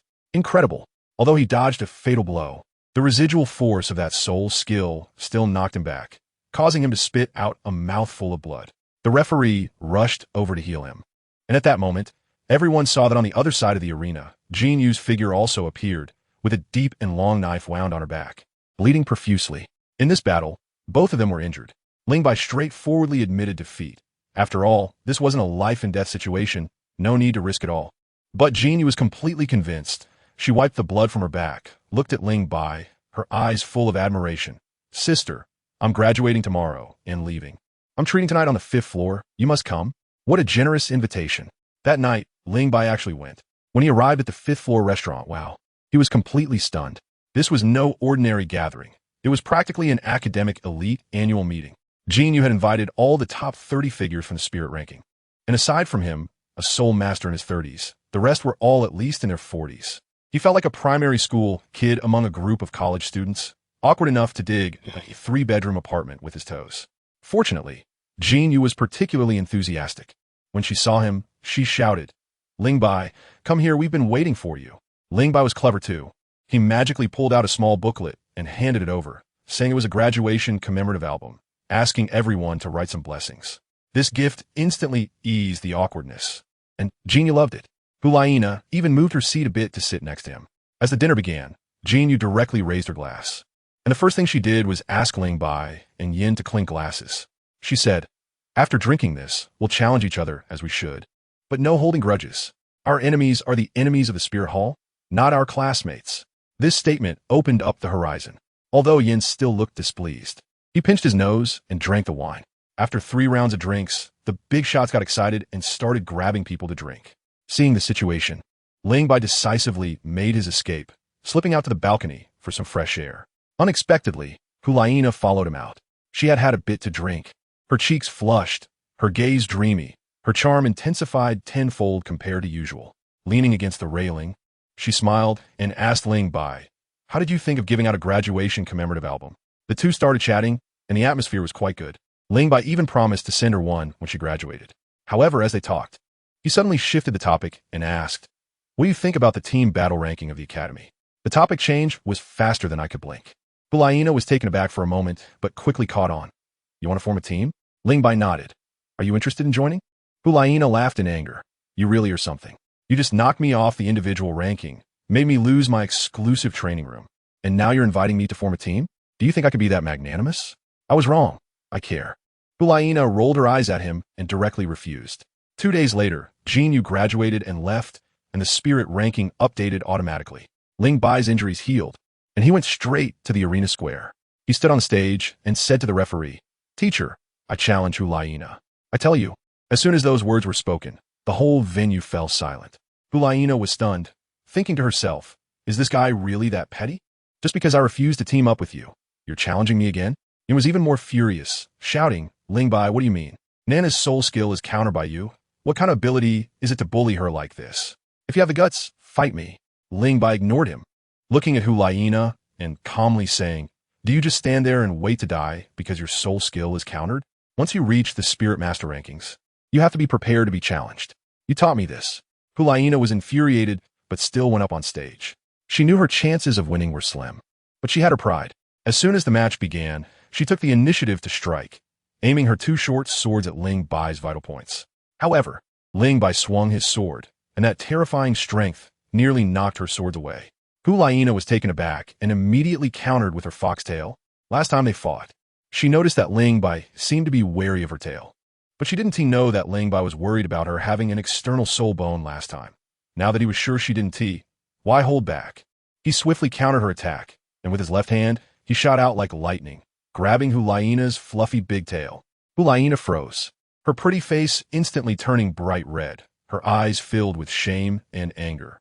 She quickly urged her soul power to shrink her tail, pulling it out of Ling Bai's grasp. Taking this opportunity, her third soul ring lit up, ready to unleash her only attack-oriented soul skill, Shadow Charm. However, Ling Bai would never give her this chance. The moment her soul ring lit up, Ling Bai activated his first soul skill. A silver beam of light descended from the sky, precisely trapping her in place. Hulaina's big move, which she had prepared for so long, was instantly stifled. Her eyes turned red with anger, glaring at me, her entire soul power boiling, wanting to shatter this annoying pillar. I calmly said to her, "Sister, I'm just here for a ranking, nothing else." As a result, she felt even more aggrieved. "Then go fight someone else.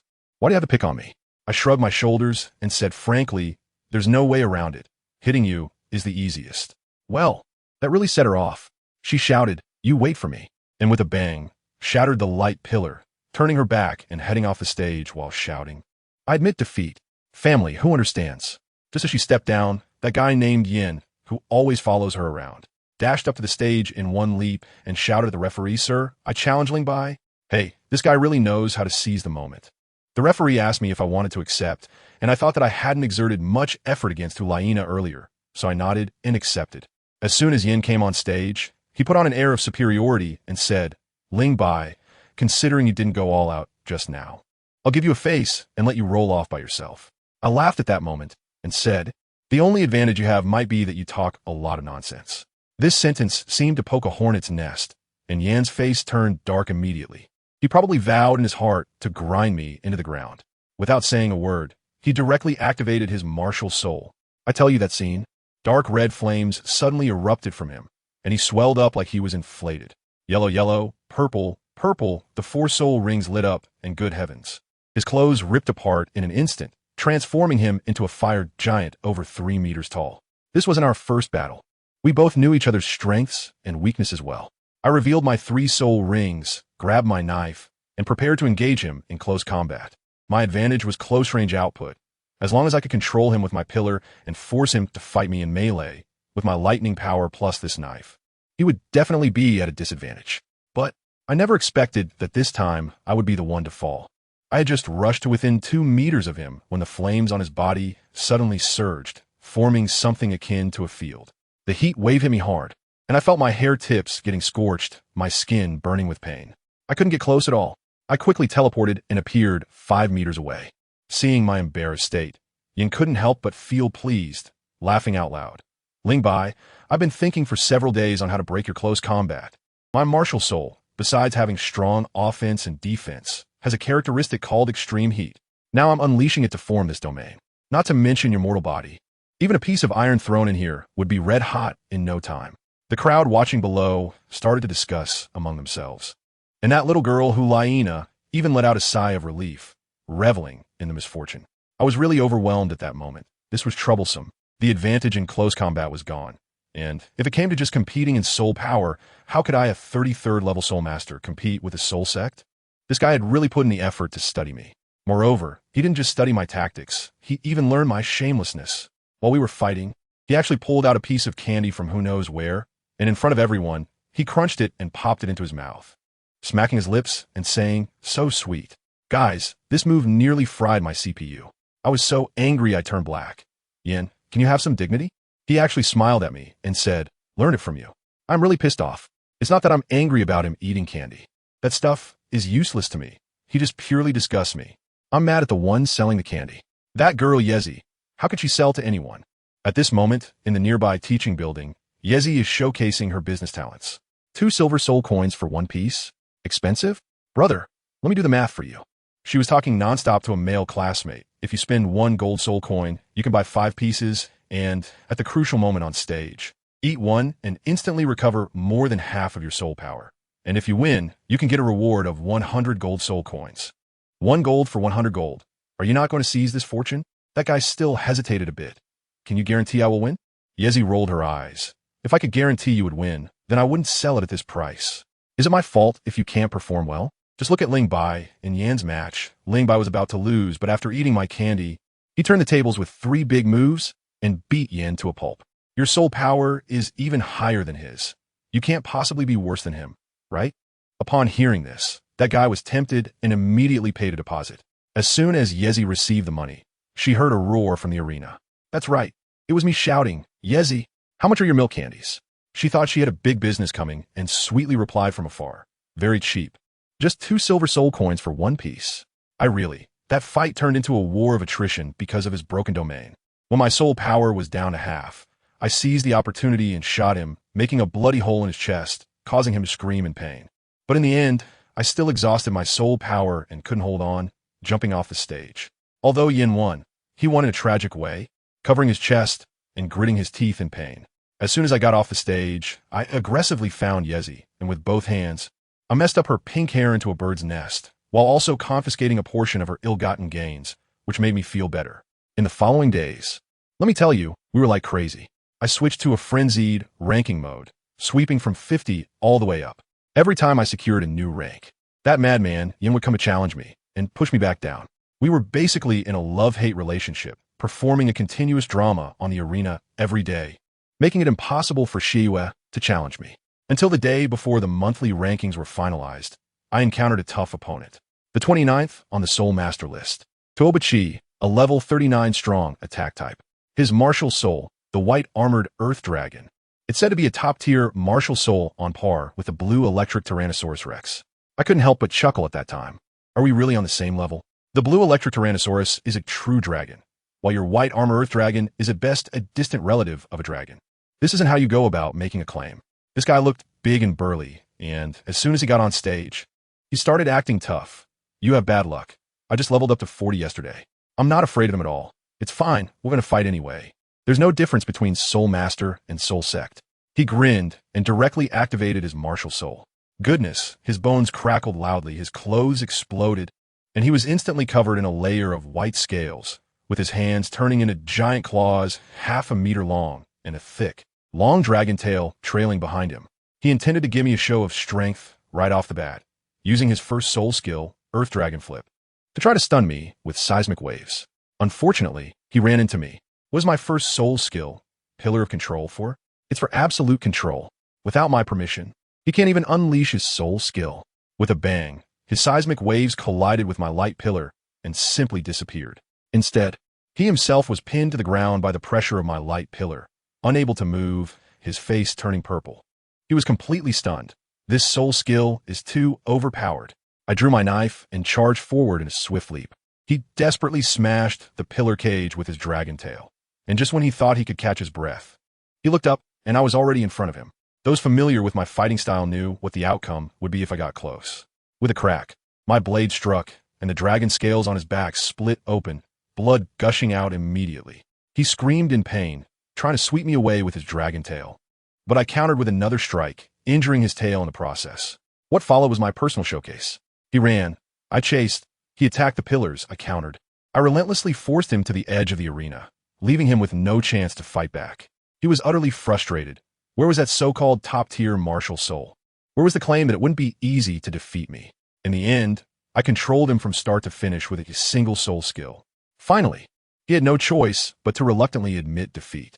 As soon as he left, that crazy yin jumped in, taunting me. Oh, dropping from 6th place to 29th. Are you practicing to go backwards? I retorted at him in annoyance. Isn't it because of you? He got even more fired up than I was. Bullshit. How many games have you played in the past 10 days? You've almost exhausted everyone outside the top 30 on the leaderboard. And you have the nerve to say I'm crazy? We were in the middle of an argument when I suddenly stopped, jumped off the stage, and walked straight up to Hulaina. When Xiaoyu saw me coming, he looked helpless and said, "Are you going to challenge Nana again? Ling Bai, have some dignity." I smiled and invited Hulaina. That girl was also stubborn. She bit her lip and accepted directly. The result was, of course, without suspense, she lost. Then she turned around and challenged that unlucky guy, Kaiduo.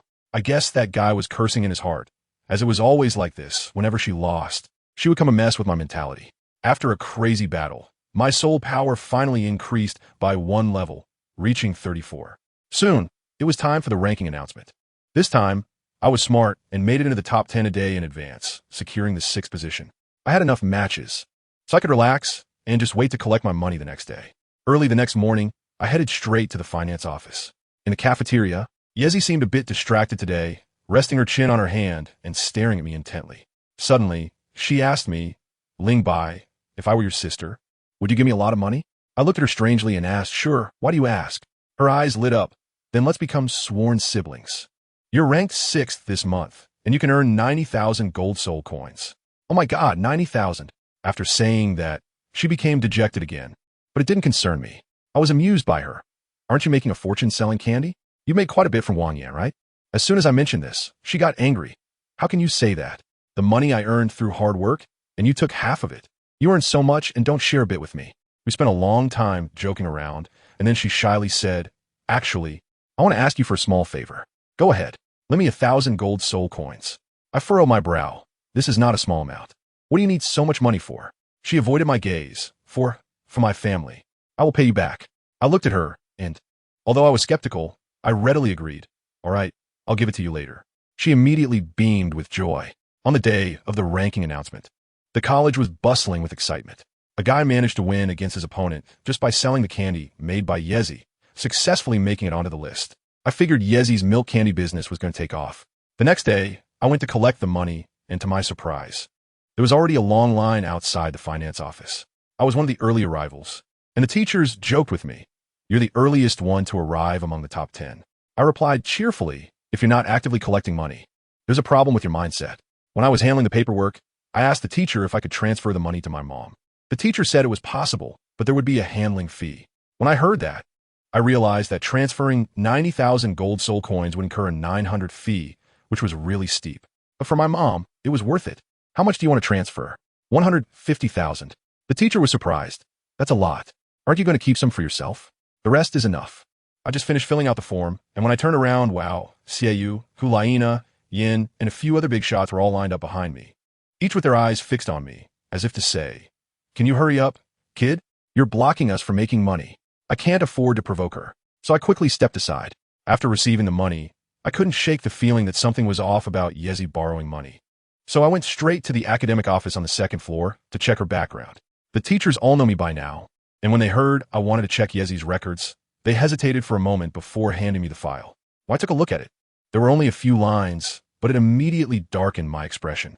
The information read, "Yezi, orphan. Where does she come from?" The teacher saw my confusion and explained that she was raised in the orphanage of the Spirit Hall. He also told me that people like Xiaoyu, Hulaina, and Yin are also orphans. I was shocked at the time, completely unexpected. The teacher also sighed and said that in the past 2 years, the Pope has cut expenses, and many orphanages are having a hard time, with funding often being slashed. I felt a sudden jolt in my heart and instantly understood. That girl Yezi, saving every penny each month and even borrowing money from me, is probably doing it all for the orphanage. To her, that place is her home. I came out of the academic affairs office, and the more I thought about it, the more uncomfortable I felt. With a determined bite of my teeth, I headed straight to the dean's office. As soon as I reached the door, I saw that Xiaoyu and the other two were actually inside as well, and there was a mountain-high pile of gold soul coins on the dean's desk. The dean noticed me and directly invited me in. I won't beat around the bush. I'll get straight to the point. Dean, I want to donate money to the orphanage. As soon as I said this, the three of them, Hulaina and the others, looked at me with particularly strange expressions. The dean asked how much I wanted to donate, and I said, 10,000 gold soul coins. To the orphanage where Yi Zi is. Don't use my name, use the academy's name, but I have one requirement. The money must be delivered without a single cent missing. The dean readily agreed. I finished my task and turned to leave, feeling a sigh of relief in my heart. I can't change the world, but it's always good to do my part when I can. When I finally made my way to the cafeteria, I didn't see Yezi. It was her classmate who had prepared breakfast for me. After asking around, I found out that Yezi had taken leave to go home. Senior? A teasing voice came from behind me. I turned around to see Hulaina folding her arms, looking at me with a half smile. Let me tell you, this girl usually acts so aloof, as if everyone owes her money. But today her smile made me feel uneasy. Wow, the way she looked at me was downright intimidating. The classmate who brought me breakfast couldn't sit still anymore. She seemed to have grown spikes all over her body. She quickly stood up and stammered, as senior. I'll be going now, and ran off faster than a rabbit. I haven't had a chance to say thank you yet. And Hulaina has already floated over like a ghost, sitting down right on the bench that the junior just warmed up. She even raised an eyebrow at me, knowingly asking, am I coming at the wrong time? What can I say? I can only say, when you arrived, it was the best time. She chuckled and laughed. And let me tell you, when she smiled, the lights in the entire cafeteria brightened by a third. That enchanting vibe made my heart skip a beat, and I really didn't dare to meet her gaze. I could only lower my head and stuff my breakfast in my mouth, pretending to be calm as I asked, oh, you talking to me? Not angry anymore? As a result, her expression changed in an instant, and she angrily said, you know I'm angry. Yet you come to challenge me every day? What do you take me for, a stepping stone for you to level up? You just come to step on me whenever you feel like it? If it were you, could you stay calm? Great, this matter can't be resolved. I can only quickly apologize. I really didn't mean it. It's mainly because your rank is high, and your martial soul just happens to be countered by mine. If I don't look for you, who else should I challenge? Even I felt a bit low for saying that. She was momentarily taken aback by my words, snorted coldly, but her tone clearly softened. Fine, considering what you did this morning, I'll let the past go. You can come to challenge me any time in the future, but don't pick the ranking day. If you drop down that day, it will be hard to find someone to fight back. Got it, got it. I nodded quickly. Then we fell into silence, and the atmosphere was so awkward. She stared at me intently, making me feel uneasy all over. Finally, I couldn't take it anymore and said, Sister, can you please stop looking at me like that? If you keep staring, I won't be able to eat this meal. She suddenly lowered her voice, as if sharing a secret. You're hiding too deep. I want to see through you. She started counting on her fingers. You're a fierce close-range fighter. Your physical strength is like a monster, and the skills unleashed with your level 30 soul power are more powerful than the 4th soul skill of a soul master. Also, your age. You're only 11? I raised an eyebrow. Does she know about this too? What's wrong with my age? There are quite a few people in the academy who know, right? She shook her head. There are too many geniuses. Everyone only cares about who is stronger. Who would care about age? The teachers are tight-lipped. Who would know if you don't say? She paused, looking at me with a very complicated expression. 11 years old and level 33. I admit, I wasn't as abnormal as you when I was 11. But what really shocked me is your combat power. A level 33 soul master, going head-to-head with level 41 or above soul sect. How many people in this server can do that? And with your age? I'm really curious. How did you practice? I swallowed the bun in my mouth and replied to her. It's a life exchange for. With those 4 words. The conversation fell flat. She looked at me, probably thinking that I seemed like I was wearing 10 layers of filters, making it hard to see through me. Just then, I finished eating, stood up directly, and said, I'm full. I'm leaving first. To my surprise, she also got up and said, let's go together. What surprised me even more was that she didn't leave halfway and followed me all the way to the outdoor training area. In front of a space enclosed by a wooden fence, she stopped, smiled at me, and said, "This is my exclusive training area. Do you want to take a look?" I just remembered that she ranked 7th this month and is qualified to have a private custom territory. Goodness. As soon as I stepped in with her, I instantly understood the difference between biological and adopted. Her place is ridiculously large, with a small mountain dozens of meters high in the middle, complete with flowers, plants, and trees. The mountain has been hollowed out, with 3 exits leading to a forest, a grassland, and a desert. Let me tell you, this extravagant wealth is like moving a wilderness map right into the house. I am in shock as 6 or 7 fluffy little foxes have run out of the cave, in red, yellow, white, and blue, circling around AuraIntimid's feet with faint fluctuations of soul power on their bodies. I was shocked. A soul beast? She picked up a pure white little fox and stroked its fur, saying, "No, it's just that it has the bloodline of a soul beast, very gentle in nature." I waved my hand. Forget it. These little guys don't look at me kindly, so I'll just leave." Comparing people can be infuriating. As a result, I made her laugh. "The more you say that, the more I want to go see you. I'm still doing okay, but Yin is even more exaggerated. It's fine. You say I have a big heart. A volcano. Goodbye." I left without looking back. I realized that this girl wasn't being polite. She was just showing off. When I walked to my little farmhouse courtyard, I found out that we were neighbors. Her luxurious private garden was right next to my shabby piece of land. Just as I steadied myself, a little white fox jumped out from her side of the woods and looked at me through the fence. I smiled at it and said, "Hey little guy, come to visit?" But it just glanced at me and ran away, leaving me speechless. Around noon, after I finished my training, I saw that little white fox squeezing through the gap in the fence again. It stopped 5 meters away from me and looked back. Following its gaze, I saw AuraIntimid standing across from me, making a gesture as if to say it was time to eat. I smiled and nodded, casually picked a small flower from the ground and placed it down, saying to the little white fox, "This is for you, master." The little fox seemed quite spirited. It tilted its head and looked at me for a while, then actually picked up the flower and ran back. When AuraIntimid saw the flower, the smile on her lips couldn't be hidden, but when we met, she said, "Aren't you being a bit boring? Just a flower you picked up casually. There's no sincerity at all." I can only smile. Next time I will definitely be sincere. "Do you think I can plant some flowers in this field? What do you want to do? Plant some foxtail flowers and give you one every day?" Ling Bai. She pretended to hit me, and I quickly dodged, laughing and saying, "Just kidding, I want to plant a few roses and give you one every day. Isn't that sincere enough?"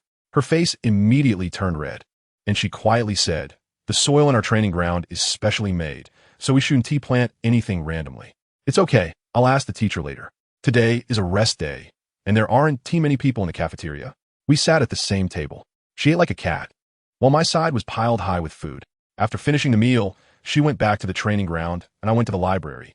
The college library only opens once a month, and when I entered, I found it empty, just one person. Wow, isn't that Dean Ferrick? He was sitting in the corner reading a book, his presence so reclusive that I wouldn't have noticed him if I hadn't looked with my eyes. I gave him a distant salute, and then tiptoed to find a book. I tell you, this is all a habit formed in my past life. Speaking loudly in the library is simply a social death scene. As a result, the dean was amused by me and took the initiative to speak. "Ling Bai, you can ask me what book you're looking for. It's just the two of us here. We can talk." I quickly said, "Dean, I want to find books about poison, plant martial souls, and plant soul beasts." The dean helped me find a bunch of books. I sat down with the books and opened one that introduced plant soul beasts, which completely amazed me. The data bank of the Spirit Hall is incredible. It actually contains detailed records of celestial herbs like the ice and fire duality eye, with illustrations and descriptions of things like the rare mushroom and the fragrant Chi Luo immortal product. Then, I discovered something called the flower of life, which has effects similar to the fragrant Chi Luo immortal product and can detoxify all poisons. However, the book didn't mention where it grows. It doesn't need to be recorded. I didn't notice when the dean sat across from me. I quickly asked why. He said leisurely, because many people know where it is. The Death Valley. I felt a jolt in my heart. The Death Valley, that's the top-level dungeon in the Academy's legends, where out of 10 people entering, 9 die. The dean noticed my pale face and added, "Although we know this, only one person has managed to clear it in the past 1,000 years." I had a thought and decided to test the waters, so I made up a half-true, half-false story. "To be honest, Dean, I have a senior soul hunter who accidentally stumbled into the poison Doloa's poison formation and was poisoned. Although they survived, the poison has never been cleared, and I'm afraid they won't live much longer." The dean shook his head with a sympathetic expression. The poison of the poisoned Doluo is a headache, even for title Doluos. It's already a miracle that your elder survived. I can't help. Well, it seems this path is temporarily blocked. After leaving the library, I specifically asked the administrator, and they agreed to let me plant flowers in the field, even giving me 30 rose seedlings. While Hulaina was practicing, I secretly planted all the flowers. In the evening, my devilish private tutor, TeacherDonna, logged on right on time. How shall we fight today? Her orange eyes shone like light bulbs in the darkness. I thought for a moment and said, no time limit. Use your second and third soul skills and hit me hard. Her eyes lit up. Can it hurt people? Killing is fine too. Then it settled. No disgusting tricks and no poison. Don't worry.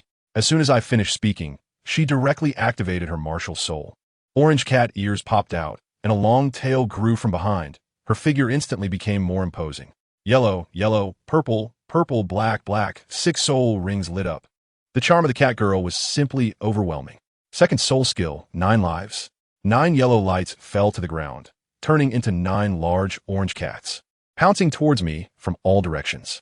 Their speed was as fast as lightning, and the sound of clashing echoed as my knife and the cat claws collided wildly, sparks flying everywhere.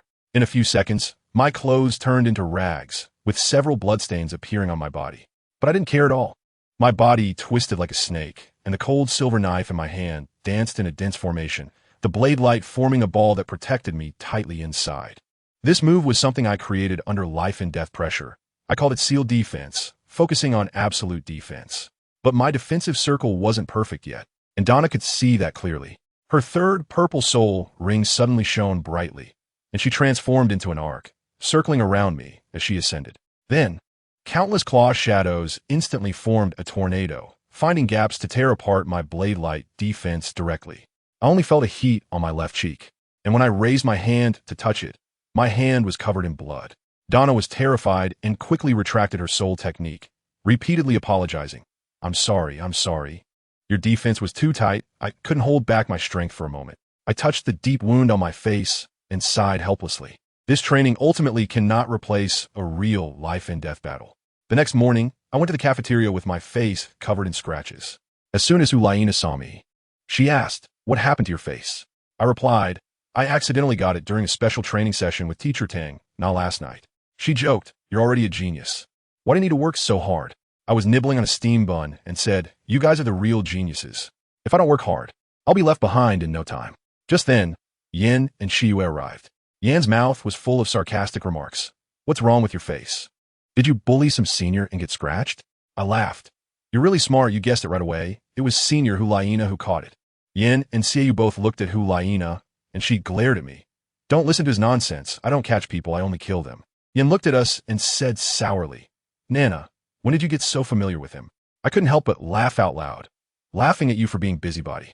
Lingbai, do you want to fight? I'm afraid of you. Just as we were about to fight, a beautiful woman's voice came through. Lingbai. When I turned around, it was Zhang Ping, the 22nd on the Soul Master rankings, a spirited senior with short hair. Her martial soul was the Golden Way Swallow, and she was as graceful as a swallow, with a waist that could be grasped with one hand. She also noticed the injury on my face. What happened to your face? Can you still fight? I realized. Are you challenging me? She said with a smile. Is that not allowed? I'm also curious to see if I can stand on the 6th place of the Soul Master ranking. Yin called from the side. Hey, you already promised me. I will directly ignore him. Of course I can compare with Senior Zhang Ping. Wait until I finish eating. Fighting against a flying Soul Master is much more interesting than fighting that reckless guy Yin. When we arrived at the arena, it was already surrounded by people. Yin was even more upset. Is it really necessary for a 33rd level Soul Master? I patted him on the shoulder and said, don't lose heart, young man. Is it so hard to admit that I'm excellent? After saying that, I strode onto the stage, leaving Yin dumbfounded. Juliana watched me from below, a smile on her lips. And then I heard someone gossiping nearby. Hey, what's wrong with Ling Bai's face? I'll let you in on a secret. It was Juliana who did it. Is that true? I heard it myself this morning. Those two have something going on. Juliana's face instantly darkened, and she glared at my back through gritted teeth. As soon as I stepped onto the stage, Zhang Ping across from me couldn't help but ask, Ling Bai, you didn't bring anything to restore your soul power, did you? I told you, I was speechless at that moment. Why does everyone treat me like one of those who can't win and resorts to drugs? I, Ling Bai, a generation's prodigy, need that kind of thing? I said to her very honestly, "Senior, I'm a principled soul master." As a result, she rolled her eyes to the sky and said, "Come on, you have a long list of past offenses. I warn you, if you dare to use that trick you used on Yin against me, just see if I let you off." I shrugged my shoulders, helpless. My personal mobile medicine cabinet, Yeji, was on leave, so I couldn't take her with me. Only then did she breathe a sigh of relief and turn to report to the referee, Lord Reilian, who had just staggered over. "My lord, I want to challenge Ling Bai." Goodness, as soon as this referee saw me, he looked pained and glared at me. "Why is it you again? Why do young people always want to pick a fight during my breakfast time?" "I'm wronged.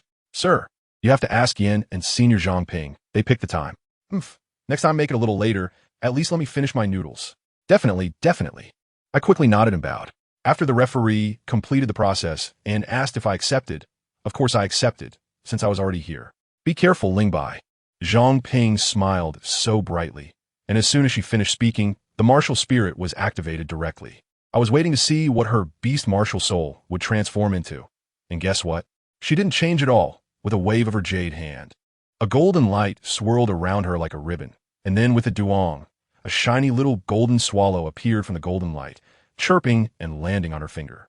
I was still amazed in my heart, as it was the first time I'd seen a beast martial soul that didn't merge with a person resembling a summoned beast. But my hands didn't stop. The 3-meter-tall, mutated pear tree martial soul suddenly stood behind me, with a yellow, purple, and 3 soul rings instantly in place. Can I give her reaction time? Just kidding. First soul skill, pillar prison go. A silver pillar of light shot up from the ground, instantly compressing the space and directly sealing Zhangping inside. As soon as that oppressive force appeared, the little golden swallow on her fingertip was startled and flapped its wings in a panic. Zhangping's expression changed. She was probably thinking, what a fast casting speed. Is this the silver pillar that can suppress martial souls and interrupt spell casting? He wants to disable my skills first. Family, who understands? She was right to think that without skills, she would undoubtedly lose. But her next sentence completely caught me off guard. What a pity, I am a flying soul master. I saw her lips curve into a smile as she softly shouted, "Martial Soul Avatar." The little golden swallow instantly dove into her body. The next second, she was bathed in golden light. Her hair turned golden. She grew taller. Her waist became slimmer. And with a whoosh, she soared into the sky. She flew directly out the 5-meter-high window of my pillar prison. I was dumbfounded at that moment. What kind of operation is this? Is this second weapon possession? My pillar is solid, with no gaps. And while I accepted the previous opponent who could dig underground, how did you shoot out like a rocket without wings? And with your skills sealed? The audience below was already reveling in schadenfreude. Ling Bai is in trouble now, encountering a flyer without any long-range skills. He's just a sitting duck. Seiyu also nodded. That's right, Ling Bai excels in close combat, while Zhangping focuses on high-altitude kiting. His only chance of turning the tables is that big gun move. But unfortunately, his blue energy is only enough for one shot, and if he misses, it's game over. Zhangping in air was quite pleased. Ling Bai, are you ready to admit defeat? I couldn't help but laugh in anger. Sister, we just started warming up, and you already think you've won? All right, then I'll show you how I can win. Second soul skill, Feather Storm Kill. Wow, her second soul ring lit up, and hundreds of golden feathers instantly appeared, raining down on me like a shower of knives, overwhelming and unstoppable. The range and speed were such that even teleportation couldn't evade it. It was a pure barrage attack, and I could see her soul rings still flashing, preparing to treat me as a target for infinite fire. That's ruthless, but this move won't work on me. Want to win against me? It's not that easy. Like sealing a door tightly.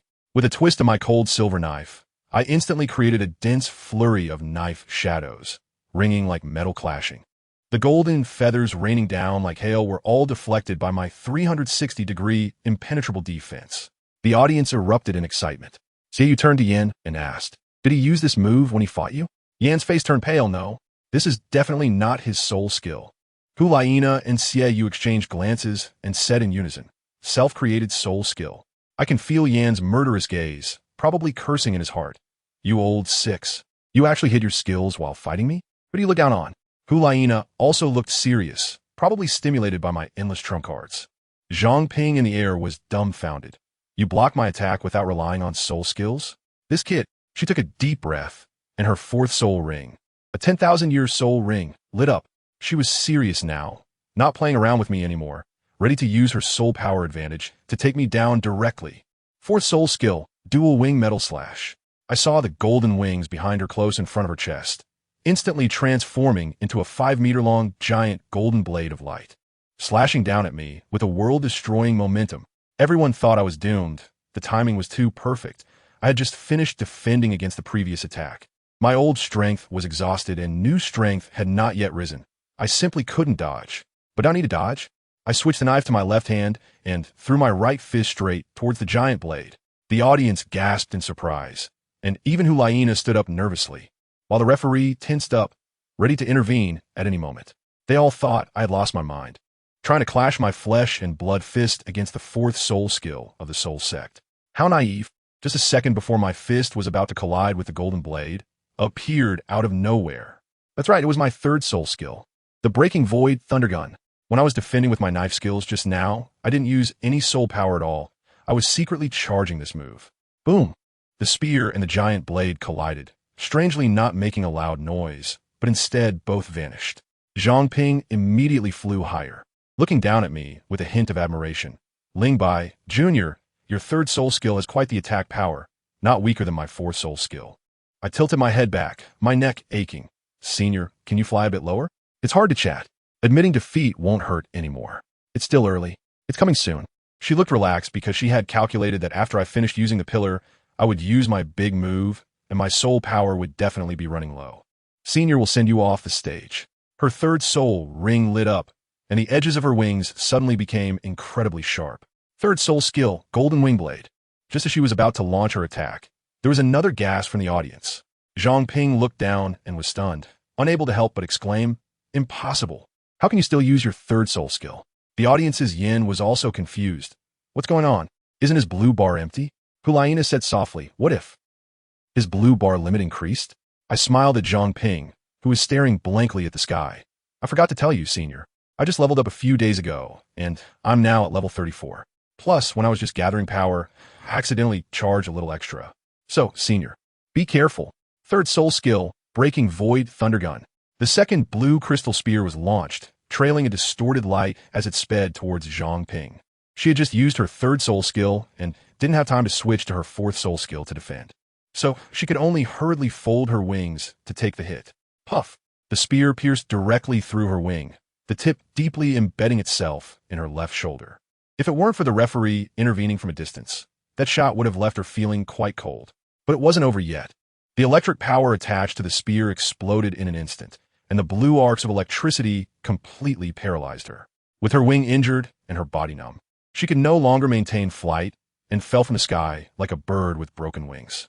The referee immediately announced, "In this arena challenge, Lingbai wins." Teacher Xia from the healing department came up, healing Zhongping while also complaining about the referee.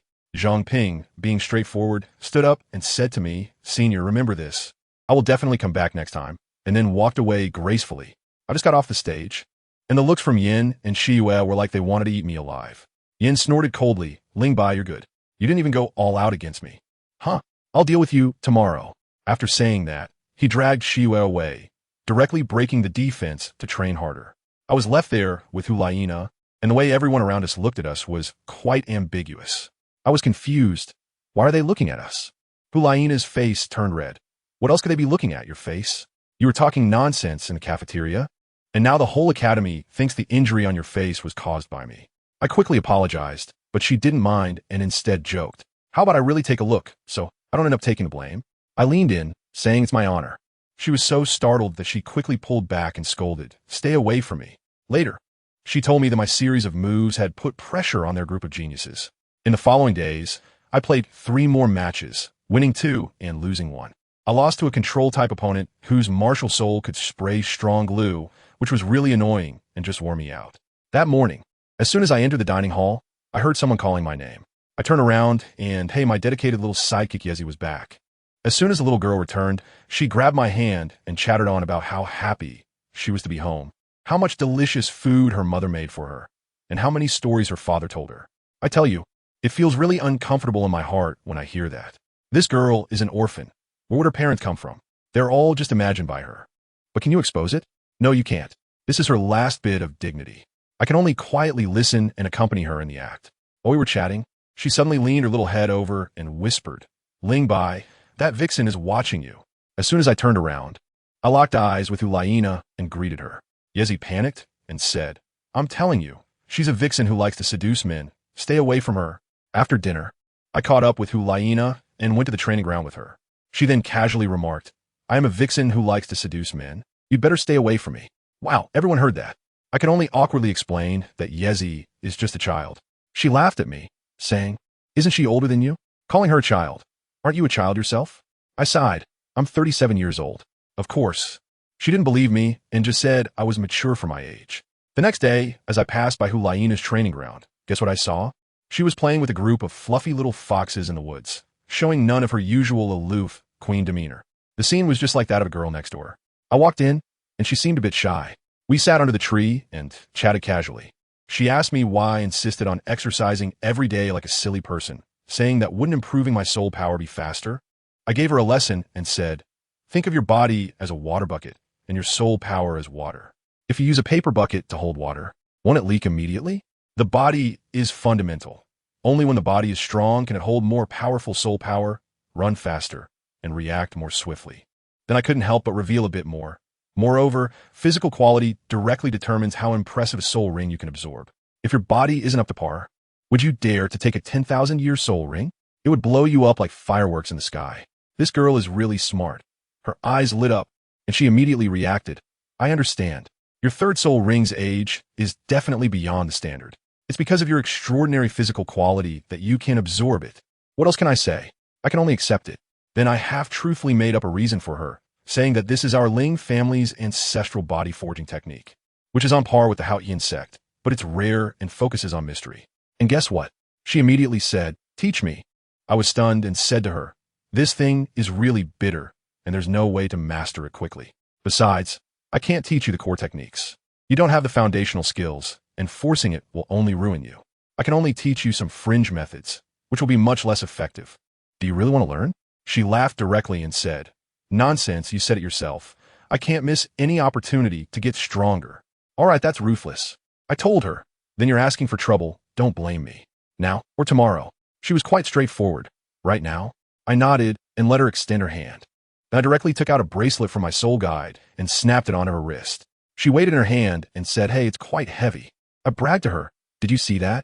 Cold-hearted iron essence, deep-sea sunken silver, handcrafted, weighs 5 pounds. Even if I sold you, I couldn't afford it. I'll lend it to you for a few days. If you lose it, you'll be mine. She examined the bracelet, which was entirely silver black, feeling icy and smooth. Clearly not a street market item. She actually followed my lead and asked, if I lose it, will you really sell me? I grinned and said, not selling. Taking you back as my wife. Get lost. She cursed at me, but I bet her heart was racing a beat faster. As a result, my next action made her explode with anger. I reached out and hugged her waist. She was so startled that she quickly tried to dodge back. But I grabbed her firmly. She was both shocked and angry, probably cursing me in her mind 800 times. What are you doing? I innocently said, sister, let me help you with your belt. Why are you dodging? This whole set of heavy equipment, with 2 wristbands, 2 ankle bands, and a belt, weighs a total of 25 pounds, and I'm helping you put it on. Only then did she react. Her face turned red all of a sudden, and she stood there like a wooden post, letting me strap her up neatly. I could feel her body tense up like steel, and she was probably frantically thinking to herself that he is only 11. He is a child. He doesn't understand.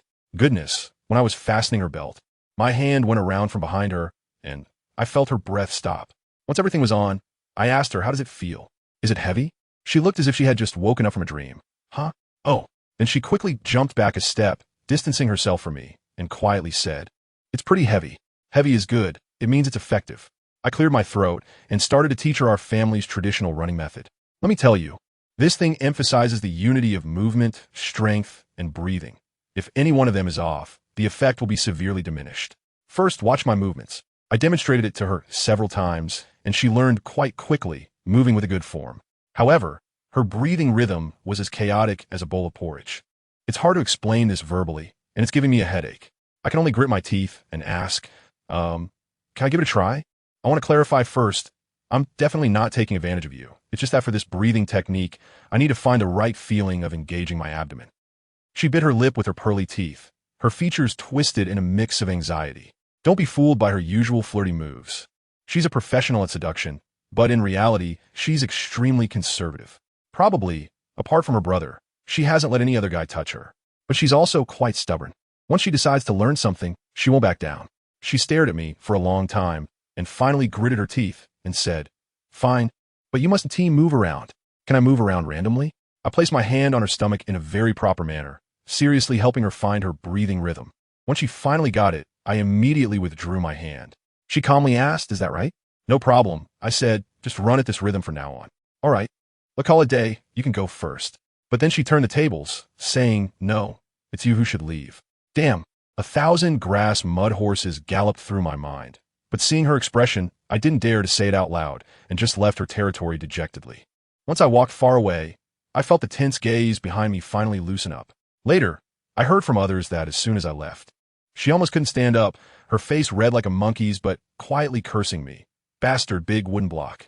Hey, this big wooden block took a long time to suppress all the thoughts in my heart when I returned to my territory, quickly sitting cross-legged to meditate.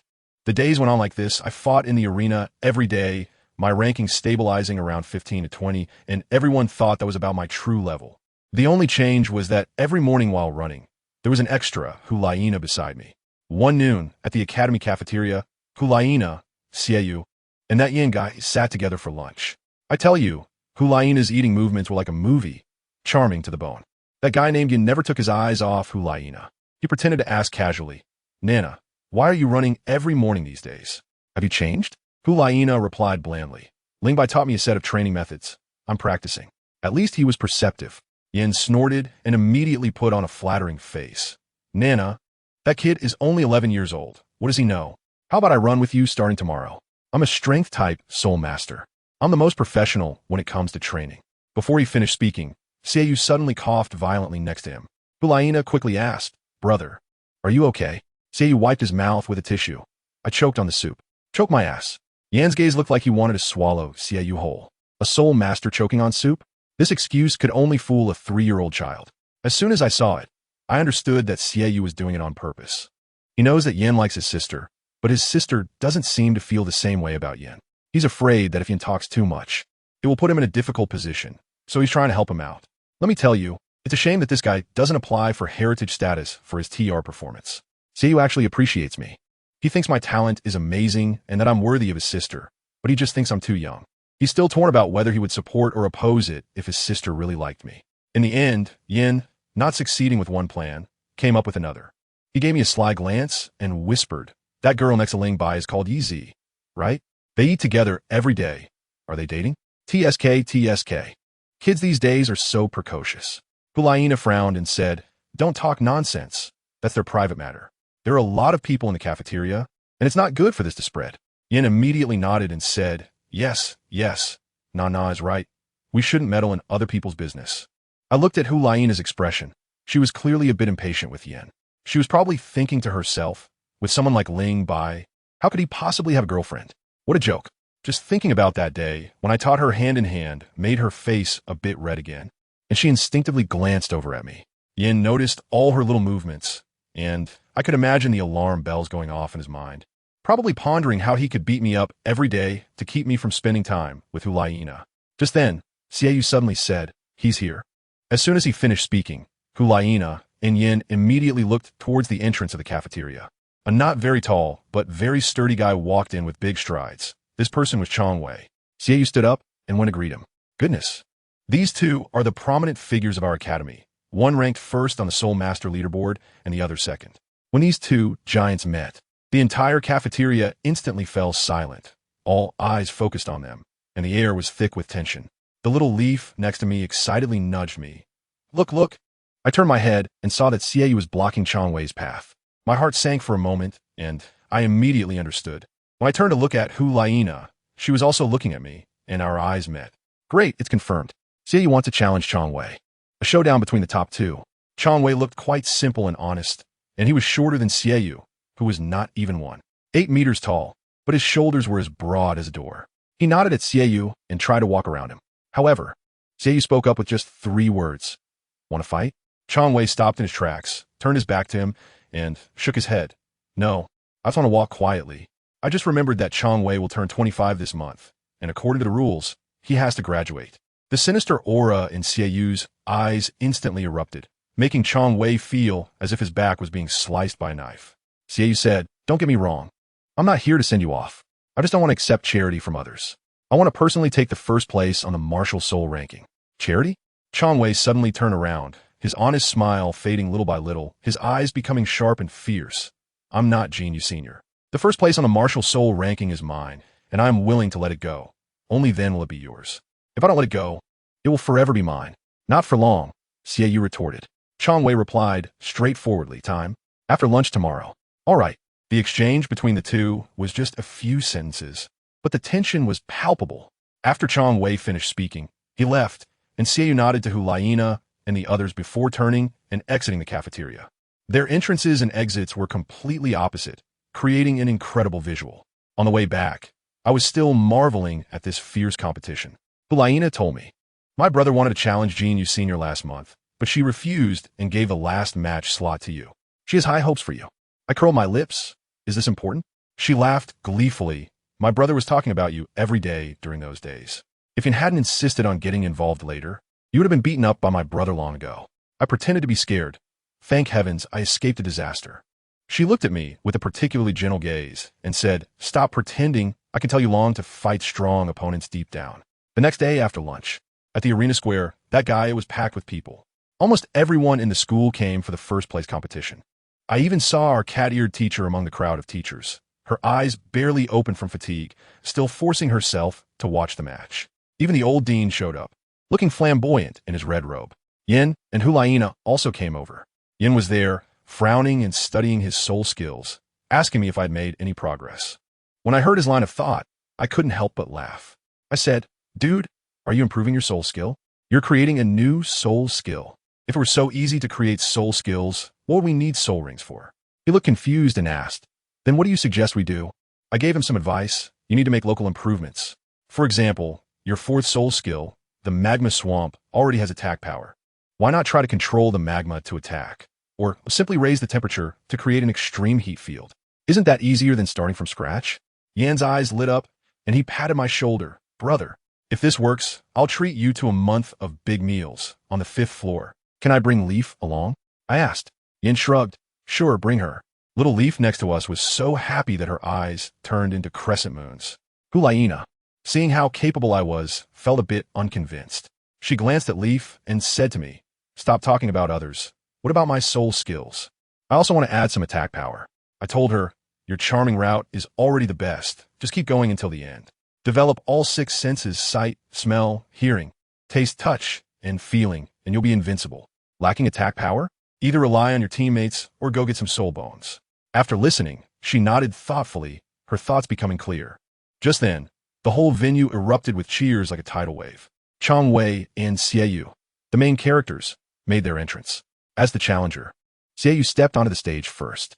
The program completed, the referee stepped back, and the battle was about to begin. With a low roar, Chong Wei activated his martial soul. His upper clothing burst apart, and a yellowish turtle shell suddenly appeared on his back, with another one on his chest. He instantly became shorter and sturdier, like a moving fortress. Without saying a word, he charged straight at Xieyue, his momentum like a mountain pushing forward. Immediately after, his second soul ring lit up, and a 5-meter diameter yellow light column exploded around him, continuously expanding. This move was called Turtle School Ki Blast, a super enhanced version of the resistance fire ring, very overpowered, capable of directly pushing someone out of the arena. Xieyue knew he couldn't break through that turtle shell, so he tilted his body and slipped past the light column. However, the light column didn't disappear, taking up half of the stage and greatly compressing Xieyu's space to maneuver. I was wondering why Xieyue didn't break that energy wall, and Hulaina explained to me. That energy wall is a trap. If it's broken, his third soul skill frozen 3 feet will follow, and the cold air is terrifying. Even if you break the ice and rush in front of him, it won't help. His first soul skill adds turtle shell defense, and his fourth soul skill rebounds energy attacks. He's basically an invincible iron turtle. Damn, that defense is incredible. Just then, Xieyue made his move. 2 blood-red crescent blades appeared in his hands, which he threw into the sky.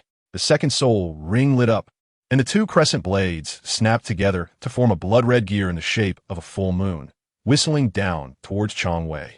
Chong Wei didn't dare to be slow. He activated his first soul ring, the Xian Gui shield armor. An even more comical scene unfolded as his head and limbs quickly retracted into his shell. Ziz! The blood moon gear struck the turtle shell, sparks flying, leaving only a shallow white mark. I was speechless at that moment, and Yin beside me commented, "This shrinking turtle, whoever encounters it will have a headache." I put myself in his shoes and couldn't help but shake my head. This thing really can't be moved. But Xiaoyu was clearly well prepared. He suddenly withdrew his moves, and the 4,000-year soul ring shone with purple light. The two moon blades merged again, transforming into a gigantic blood-red crescent moon. That red glow felt like it had dyed the sky. When Chong Wei saw this situation, he decisively activated his fourth soul skill. Fourth soul skill, crescent moon piercing. Xiaoyu let out a loud roar. The massive moon blade seemed to fall like a meteor, fiercely stabbing towards Chong Wei. Above Chong Wei's head, a huge turtle shell phantom appeared out of nowhere, ready to rebound the attack. As a result, with a poo sound, to the shock of everyone present, the rebound turtle shell was pierced through as if it were made of paper, and then it brutally stabbed into Chong Wei's own turtle shell. Chong Wei let out a muffled groan in pain, and a yellow light burst forth from his body, forcefully sending the moon blade flying. Xiaoyu caught the moon blade and smiled, a particularly sinister smile. He stared at Chong Wei and said, "The moment you used your fourth soul skill, you already lost. To be defeated by my self-created soul skill is your honor. Experience it, full moon." As soon as his voice fell, Xiaoyu's figure vanished, replaced by a rapidly spinning white disc, silently shooting towards Chong Wei. Yin beside him was so excited he was trembling. It's coming, it's coming. His self-created soul skill. I clearly see that the principle of this move is to push speed and rotation frequency to the extreme, increasing attack power. The white disc first cut through Chong Wei's energy wall, then shredded his frozen aura, charging unstoppable towards Chong Wei. Chong Wei had nowhere to dodge and could only retract his head again, fully activating his first soul skill to withstand it. Bang! A crisp sound echoed as the white disc forcefully cut into his turtle shell, going in at least an inch deep. Blood sprayed out suddenly. The white disc disappeared, revealing Xiaoyu, who stood there pale-faced. The arena fell into silence. The referee's voice rang out, announcing the end of the match. Xiaoyu won. Chong Wei's turtle shell vanished, revealing his muscular body, with a deep wound on his chest that could almost be seen to the bone, nearly splitting him in half. He looked at Xiaoyu and chuckled honestly. "From today on, you are number one." Xiaoyu also put away his arrogance and said seriously, "Thank you."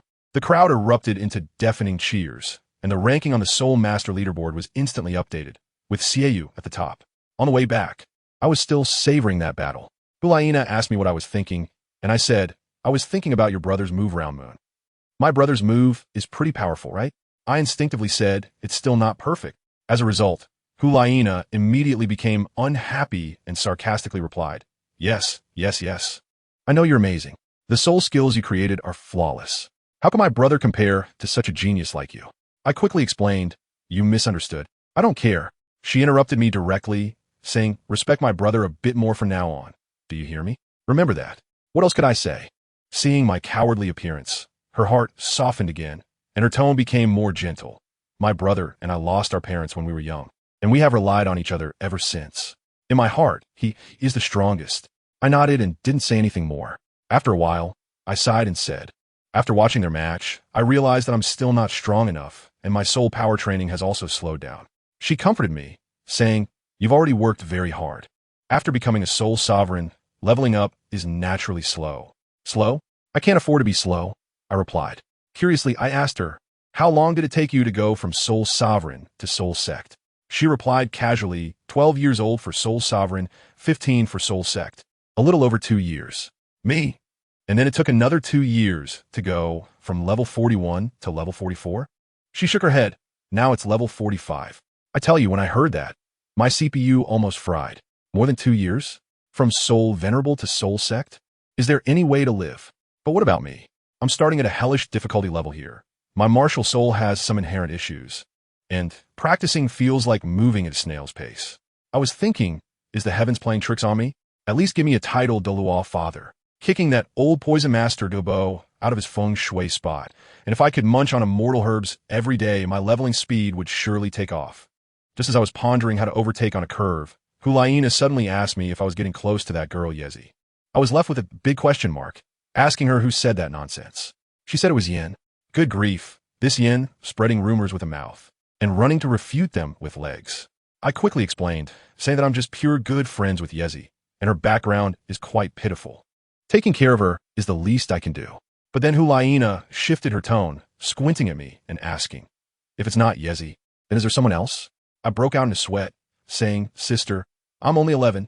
She laughed like a vixen, saying, didn't you say you're 37? Come on, tell me, is there someone you like? I tell you, when she asked that question, my mind went blank for a moment, and a particularly vague shadow flashed through my head. I just remembered that the last time I was close to dying, a cool, slippery thing fell on me. And then I revived completely. This was too strange, and I got lost in thought. By the time I came to my senses, Hulaina had already walked away with a dark face, leaving her little white fox to guard the door and not let me in. Who understands this inexplicable temper of hers? 2 months passed in the blink of an eye. I hadn't been idle these 2 months. I directly stepped over Hulaina on the Soul Master rankings and took the 3rd seat. This was amusing. The Golden Generation was originally the evil triangle of Xiaoyu, Yin, and Hulaina, but now it was forcefully split apart by a 34th level Soul Master like me, completely disorganizing their formation. This operation directly rewarded me with 120,000 gold soul coins, and that girl Yezi's eyes turned red. She followed me around like a pendant every day, mainly for companionship. In the end, I promised to take her into the city to buy things in the afternoon before I could send her away. At noon, I went to the cafeteria for lunch. And guess who I saw? Yin, that big fool, was again trying to please Hulaina. When he saw me coming over, Yin pretended to greet me, saying he wanted to invite Laina into the city for shopping. I said that was perfect. I was also taking Yezi, so why not go together? Yin's expression was so nervous that he looked like he had "Don't come near" written all over his face. Hulaina, even more weighty, said with a straight face, you two go ahead, we won't disturb you. Great, I was caught in the middle. I quickly slipped away. Later, I heard that Hulaina ignored Yin entirely and returned to the academy to cultivate. My friend's operation was like a freebie in a relationship.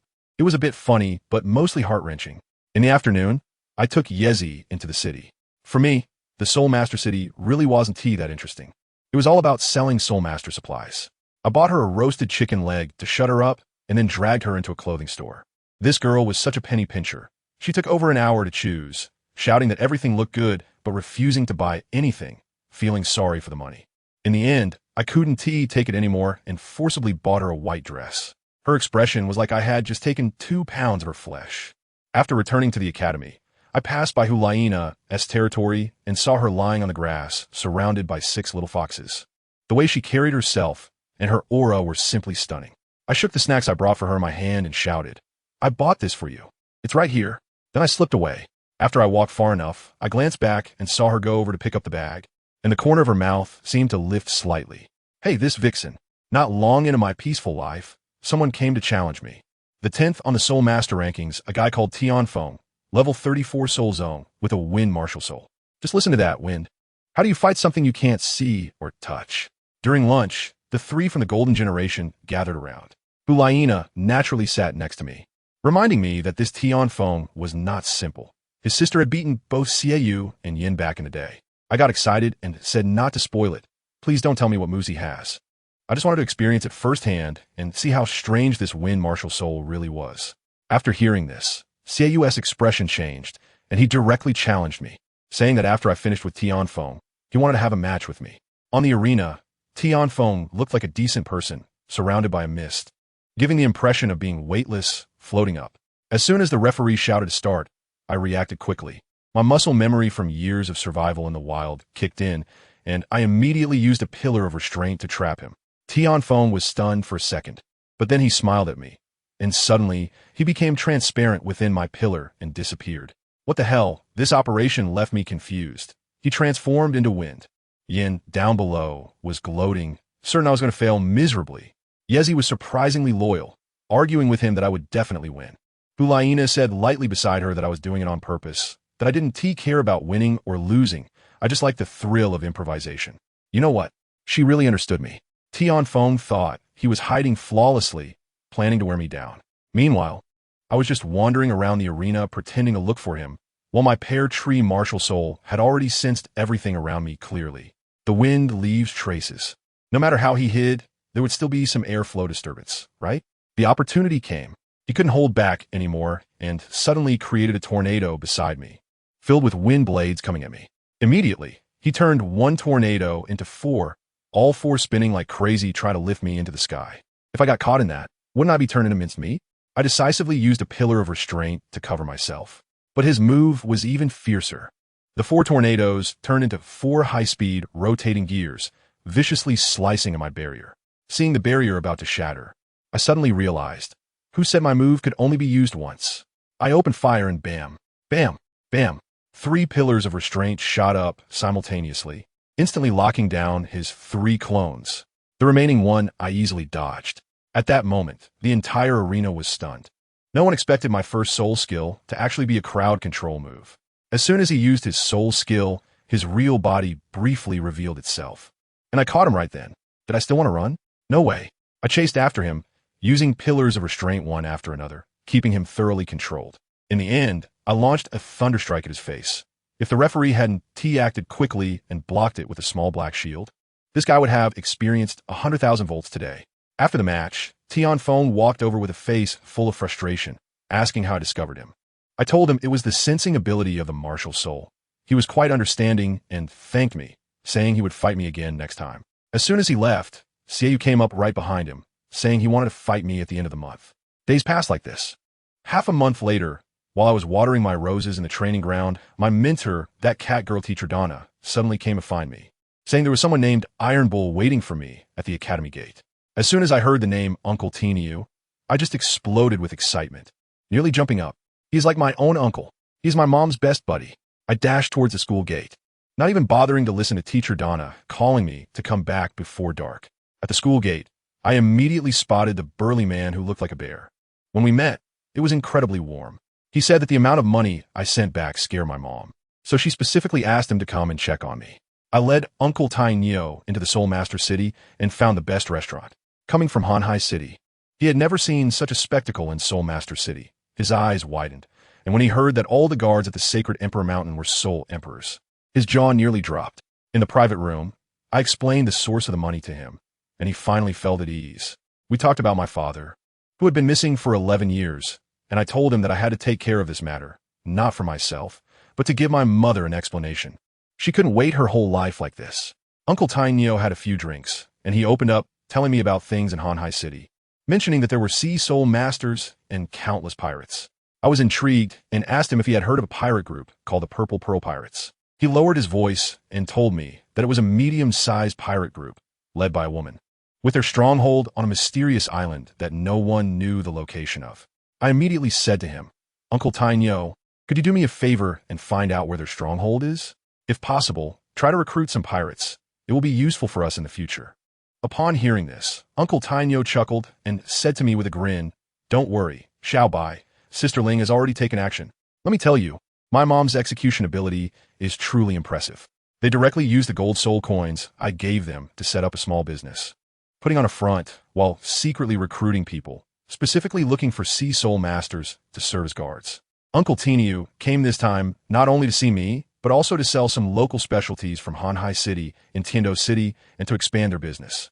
He leaned in and whispered to me, mysteriously revealing that they recently came into contact with a particularly strange fleet, where those people were trading treasures found only in the deep sea for the most ordinary living supplies. Although they didn't say it out loud, my mom and the others guessed that these people were most likely from Sea God Island. Goodness, I was shocked at that moment. I just set up a plan, and they had already stumbled upon the main quest. Uncle Teniu said that at first, they didn't understand why I wanted to send them to that remote place in Hanhai City, but after inquiring, they discovered that there were actually legends of the sea god circulating in that area. They instantly understood that I was aiming for divinity. Now, a few of them were as energized as if they had been injected with adrenaline, determined to establish a foothold there, gather intelligence, and expand their influence. Uncle Teniu's eyes sparkled as he asked me, Xiao Bai, is there really a god? I responded pretentiously, no wind, no waves. This got him all excited. He raised his glass and downed it in one go, his face turning red. He patted his chest and assured me that with the three of them in Hanhai City, everything would be fine, so I could focus on my cultivation and strive to become a god as soon as possible. To be honest, I was clear in my mind. There are many paths to becoming a god, and the sea god is just one option. I had my mom and the others go to Hanhai City, partly to have a backup plan, and partly to keep them away from the dangerous life of soul hunters. The only people I could trust were those three. After dinner, Uncle Tiniu hurriedly left. People like us are used to gathering less and parting more. I saw him off to the city gate and then turned back to the academy. And guess what? As soon as I returned to my exclusive cultivation spot, to my surprise, Teacher Donna hadn't left and was sound asleep on the grass. As soon as I made a sound with my footsteps, she groggily opened her eyes a little and mumbled, "It's not dark yet. Why are you back?" "Uncle Tiniu has left." I glanced at her a few times. "Have you been sleeping here all along?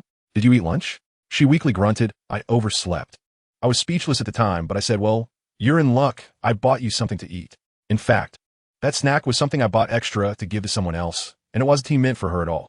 But who understands family? You talk to people as they are. Anyway, there is plenty to go around, so I gave her a few pieces to feed this lazy cat. It was a big deal. Ling Bai, the teacher didn't spoil you for nothing. As soon as she heard there was food, she didn't even open her eyes, lying sideways on the grass, stretching out her hands to hold the snack, nibbling on it little by little, looking just like a kitten licking a salted fish. It was so adorable that my heart almost melted. I watched for a long time and felt that if I kept looking, something would happen. So I quickly said, "You eat, I'll go find the dean." Everything is fine on my family's side, so my worries are gone. I must push myself harder now. I went straight to the top floor of the administration building and knocked on the door of the dean's office. Dean Ferrick was reading, looked up at me, and said kindly, "Come in. I won't beat around the bush. Dean, I want to train in the Death Valley. Can you help me?" "Death Valley?" The dean put down the book, leaned back in his chair, crossed his hands, and his expression instantly became serious. "Who told you that students can go to Death Valley?" "I heard it from the seniors." "All right." He waved his hand with a look of helplessness. "Don't cover for that little orange cat. She must have told you." I could only smile awkwardly and quickly plead for Donna. The dean is wise. It was indeed Donna who let something slip, but she repeatedly urged me not to overthink it. "Since she has warned you, she must have also told you how dangerous the Death Canyon is, right?" "Yes, she did." As soon as I finished speaking, the dean suddenly stood up, leaning forward with both hands on the table, and the oppressive feeling hit me like a wave. His voice was terrifyingly deep. In Donna's class, among the top 10 in the Soul Master rankings, 10 top experts went in for training, and 6 months later, only one came out alive. This was the heaviest loss our academy has ever faced. Since then, the Death Canyon has never been reopened to students. He stared at me intently, delivering each word like a hammer. When they went in, each of them had soul power above level 40, seasoned by countless battles. Yet after entering, half of them didn't survive even a day. At that moment, my mind went blank and my heart sank. The dean continued to speak. "This is just the most recent instance. Before this, a total of 325 students applied, and only 32 made it out alive. Each of them was among the top geniuses of the academy at that time, and their abilities were stronger than yours. Do you think you have any hope of walking out alive?"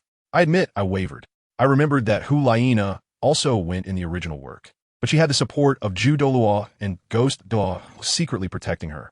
That was a VIP experience. But if I go in, it's going to be a hardcore mode with real knives and guns. Is it worth risking my life for a single trial? Now answer me. The dean's voice struck my heart like a heavy hammer. Do you still want to go? I suddenly jolted, took a deep breath, and instantly crushed the hesitation I had just felt. I looked straight into his eyes and replied firmly, "Director, I must go to the Death Valley. You will die." I smiled widely and said, "The reason I've made it to today is because of the pressure of life and death. This thing is the catalyst for my cultivation. If the Death Valley is as dangerous as you say, then it's the treasure I've been dreaming of. What I fear the most is that it doesn't live up to its name." "You brat." The dean straightened up, pointed at me from a distance, and surprisingly showed an expression of appreciation on his face. "Keep up this momentum. It will help you survive in there." As soon as I heard there was hope, I quickly asked, "Dean, does this mean you agree?" He replied irritably, "What good is my agreement? That's the core of the Spirit Hall. It requires the Pope's approval. You should go back for now, and if there's any news, I'll have Donna inform you." Hearing that it would involve the Pope made me feel a bit embarrassed. I was causing trouble for the dean. "It's not really a big deal." The dean chuckled lightly and reminded me, "Prepare living supplies for 6 months to a year when you get back. Also, keep today's matter confidential. No one can know, not even Donna." I walked out of the dean's office feeling a bit lightheaded. Maybe it was those death toll numbers that scared me. I felt like the blood in my body was starting to heat up. When I meditated, the speed of my soul power operation was significantly faster than usual. Yes, that's the feeling, so exhilarating. As soon as my condition changed, Hulaina was the first to notice. Lingbai, are you okay? On the way back, she asked me with a worried expression. You seem really tense these days, and you're all wound up, unlike usual. I smiled and said, you don't understand. This is actually the most normal state I've been in for the past 5 years. She looked at me for a long time, unable to figure out, and could only gently advise me not to push myself too hard. I agreed verbally, but my mind was on other things. By the way, Hulaina suddenly said, I feel like this set of training gear is not useful anymore. Can you help me change to another set? I slapped my forehead. I had forgotten about this. The set she was wearing weighed only 25 pounds, and with her current level 45 physical condition, it was already insufficient. Let's change it to 50 pounds. I took out the second set of equipment, first helping her take off the old one, and then putting on the new one. I have to tell you, fastening this 50-pound belt is much more troublesome than the previous one. Hulaina took a small step forward to make it easier for me to operate. We were already close, and with that move, wow, we were practically pressed against each other. The subtle soft touch made my heart race at that moment. Hulaina also realized it. Her face immediately flushed red, and she hurriedly stepped back, only to be tugged by the belt, causing her to exclaim playfully, be gentle. It hurts. In the end, this matter reached the Pope's hall. Dean Ferrick was sitting alone in the resplendent conference hall, waiting to meet the legendary iron-blooded Pope, Bibi Dong. Before long, the main door opened, and Bibi Dong entered wearing a luxurious robe, adorned with a golden crown, holding a scepter, resembling a queen. Followed by the flamboyant Zhu Doluo, the dean quickly stood up to pay his respects. Bibi Dong went straight to sit on the highest throne, and her domineering aura instantly filled the entire hall. Her voice, however, was quite gentle. Dean Ferrick, you don't come to the treasure hall without a reason. Has something happened at the academy? The dean respectfully presented my information. With a wave of her jade hand, the information floated into her grasp. She casually glanced at it and let out a soft "oh." Zhu Doluo leaned in to take a look, and both of them showed expressions of surprise. Lingbai? Zhu Doluo murmured, finding the name somewhat familiar. When he had just joined the Wuhuan Hall, the information had been sent over, and Bibi Dong remembered that you were also present at the time. Zhu Doluo slapped his thigh. I remember now, 11 years old, 33rd rank, a remarkable little guy. Now even more impressive.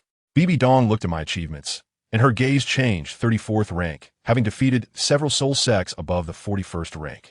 Breaking into the top 3 of the Wuhuan rankings? The dean, seeing their doubtful expressions, calmly said, the achievements are evident.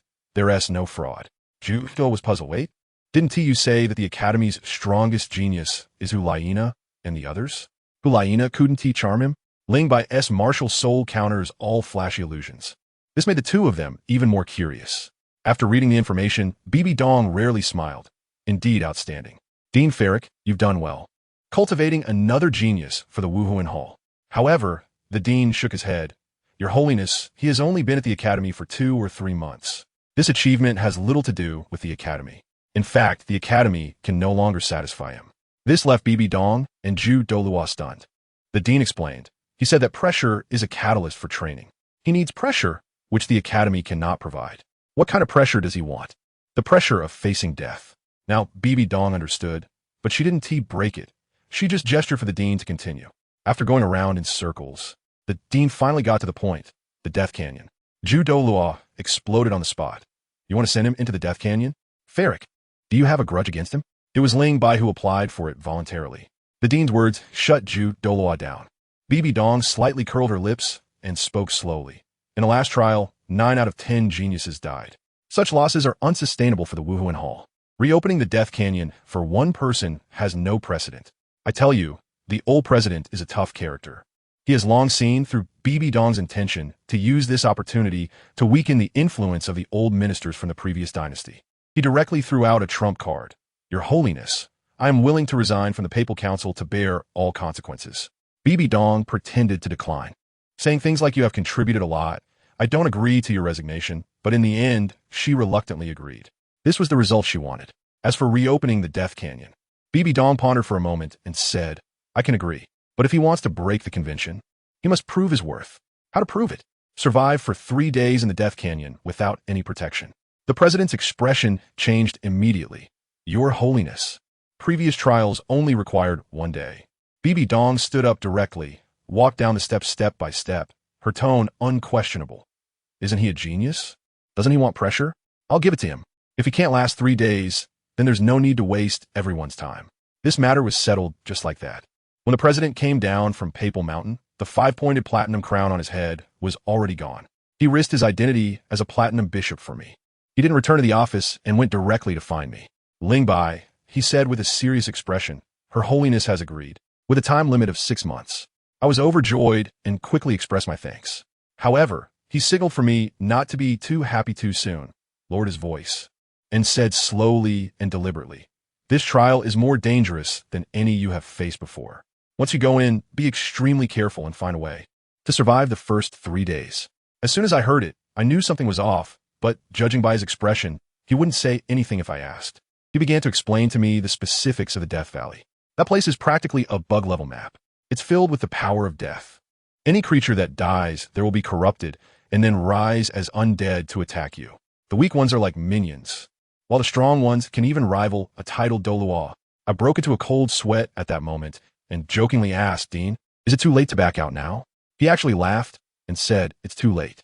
However, he explained that the powerful undead beings at the Doluo level were concentrated in the very center of the Dead Sea, while the outskirts were relatively safe. The most crucial point, though, was that one absolutely must not exhaust their soul power inside, or they would be eroded by the power of death and gradually become one of them. He also added at the end not to trust anyone you meet inside. Are there still people in there? I was shocked. Did Donna not tell you? The Death Canyon is not only a trial ground, but also a prison where the Spirit Hall detains evil soul masters. Good grief, this isn't just training. It's like throwing a little lamb into an arena to coexist with hungry wolves and psychopathic murderers. This operation is simply outrageous. The dean gave me 10 days to prepare, to brew the medicine for my training, gather supplies, and then meaningfully patted my shoulder. Survive the first 3 days. Come back alive. I grinned and said, I'll come back alive. After the dean left, Hulaina came over and asked what the dean was there for. I laughed it off. She shot me a glance and turned back, her curves making my heart race. It seemed she felt it too, as she suddenly turned around and caught my fiery gaze. She panicked for a moment, both annoyed and amused. If you want to look, just look openly. Why are you sneaking glances like a thief? I instinctively followed her words and shifted my gaze down. She suddenly recalled the incident from a few days ago when we changed equipment. Her face flushed bright red, and she spat at me. Shameless bastard. Then she ran away as if fleeing. I awkwardly scratched my head and quickly slipped back to the training ground. In the following days, the atmosphere between Hulaina and me became strange. When we had meals together, I couldn't help but keep looking at her, and she often seemed distracted, her face occasionally flushing. One night during dinner, she was again lost in thought. Her brother Xiaoyu called her several times before she finally reacted. What are you thinking about? Xiaoyu asked with concern. Hulaina casually made up an excuse and then asked, Where's Yen? I haven't seen him in a few days. Her brother teased her at that moment. Oh, when that guy was pestering you every day, you ignored him. Now that he's not around, you're thinking about him? Brother, don't talk nonsense. Hulaina's face darkened, clearly annoyed. Seeing his sister getting upset, Xiaoyu quickly changed the subject. All right, no more talking about that. Next month, you'll be 18. It's your coming-of-age ceremony. Have you thought about how to celebrate it? Hulaina replied absent-mindedly, just like before. Of course not, my brother exclaimed. Before it was just me and Yin celebrating with you. It was so quiet. A coming-of-age ceremony is such an important milestone. It has to be a big deal. It should be lively and festive. I'll tell you, Hulaina wasn't really interested at the time. She asked who we were inviting, and there weren't many people in our class that we were close to. As a result, my brother thought for a long time, and guess who he said? He said, invite Ling Bai. Goodness. I saw Hulaina's face drop instantly. She lowered her head and started poking at her rice with her chopsticks, quietly saying, Why invite him? I'm not close to him. Just then, as soon as she finished speaking, Ling Bai directly sat down next to us and asked, Who to fight? That atmosphere, you know what I mean? It was so awkward, I could have dug a 3-bedroom apartment with my toes. My brother reacted quickly, swallowing the words he was about to say, and shifted the blame to Yin, saying, Yin? Yes, Yin have fight with someone. Ling Bai actually believed it, made a comment about Yan's bad temper, which was normal, and then asked my brother if there was a challenge match tomorrow. He wanted to challenge my brother. He said there was something going on at home, and he had to take leave for 3 or 4 months, so he wanted to finish the agreement early. Let me tell you, when Hulaina heard this, her brows furrowed, and she suddenly seemed off, as if her heart had dropped a beat. Before my brother could mention anything about the birthday, she abruptly stood up, said she was full, and forcibly dragged my brother away.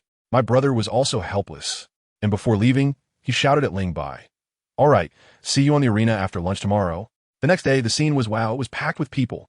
The third on the spirit ranking challenging the first, with a soul power difference of over 10 levels. Isn't that just delivering food? But who made Ling Bai the protagonist? He's a treasure boy. There's always something to watch when he fights. Before the fight started, they even staged a little elementary school chicken argument. Yeezy quietly handed Ling Bai a piece of candy she made herself, claiming it could add a buff, but my brother caught her on the spot and coldly asked, "Just relying on this?" That little traitor Yeezy was so scared she shivered and directly sold out Ling Bai. He asked me for it. Ling Bai was so angry that he gritted his teeth and cursed her as a traitor. Hulaina was even harsher, without a word. She snatched the candy from Ling Bai's hand and stuffed it in her mouth right in front of Yeezy, making Yeezy so furious she nearly passed out. The judge's warning not to take lives hadn't even finished echoing. And let me tell you, the two spirits instantly lit up. Ling Bai's first move was incredibly fast. His first spirit skill, Spirit Pillar, created a semi-transparent pillar of light that shot up from the ground, trapping my brother inside. But my brother is ranked first after all. With a swipe of his 2 crescent blades, the cage shattered in an instant. However, Ling Bai didn't give him a moment to breathe.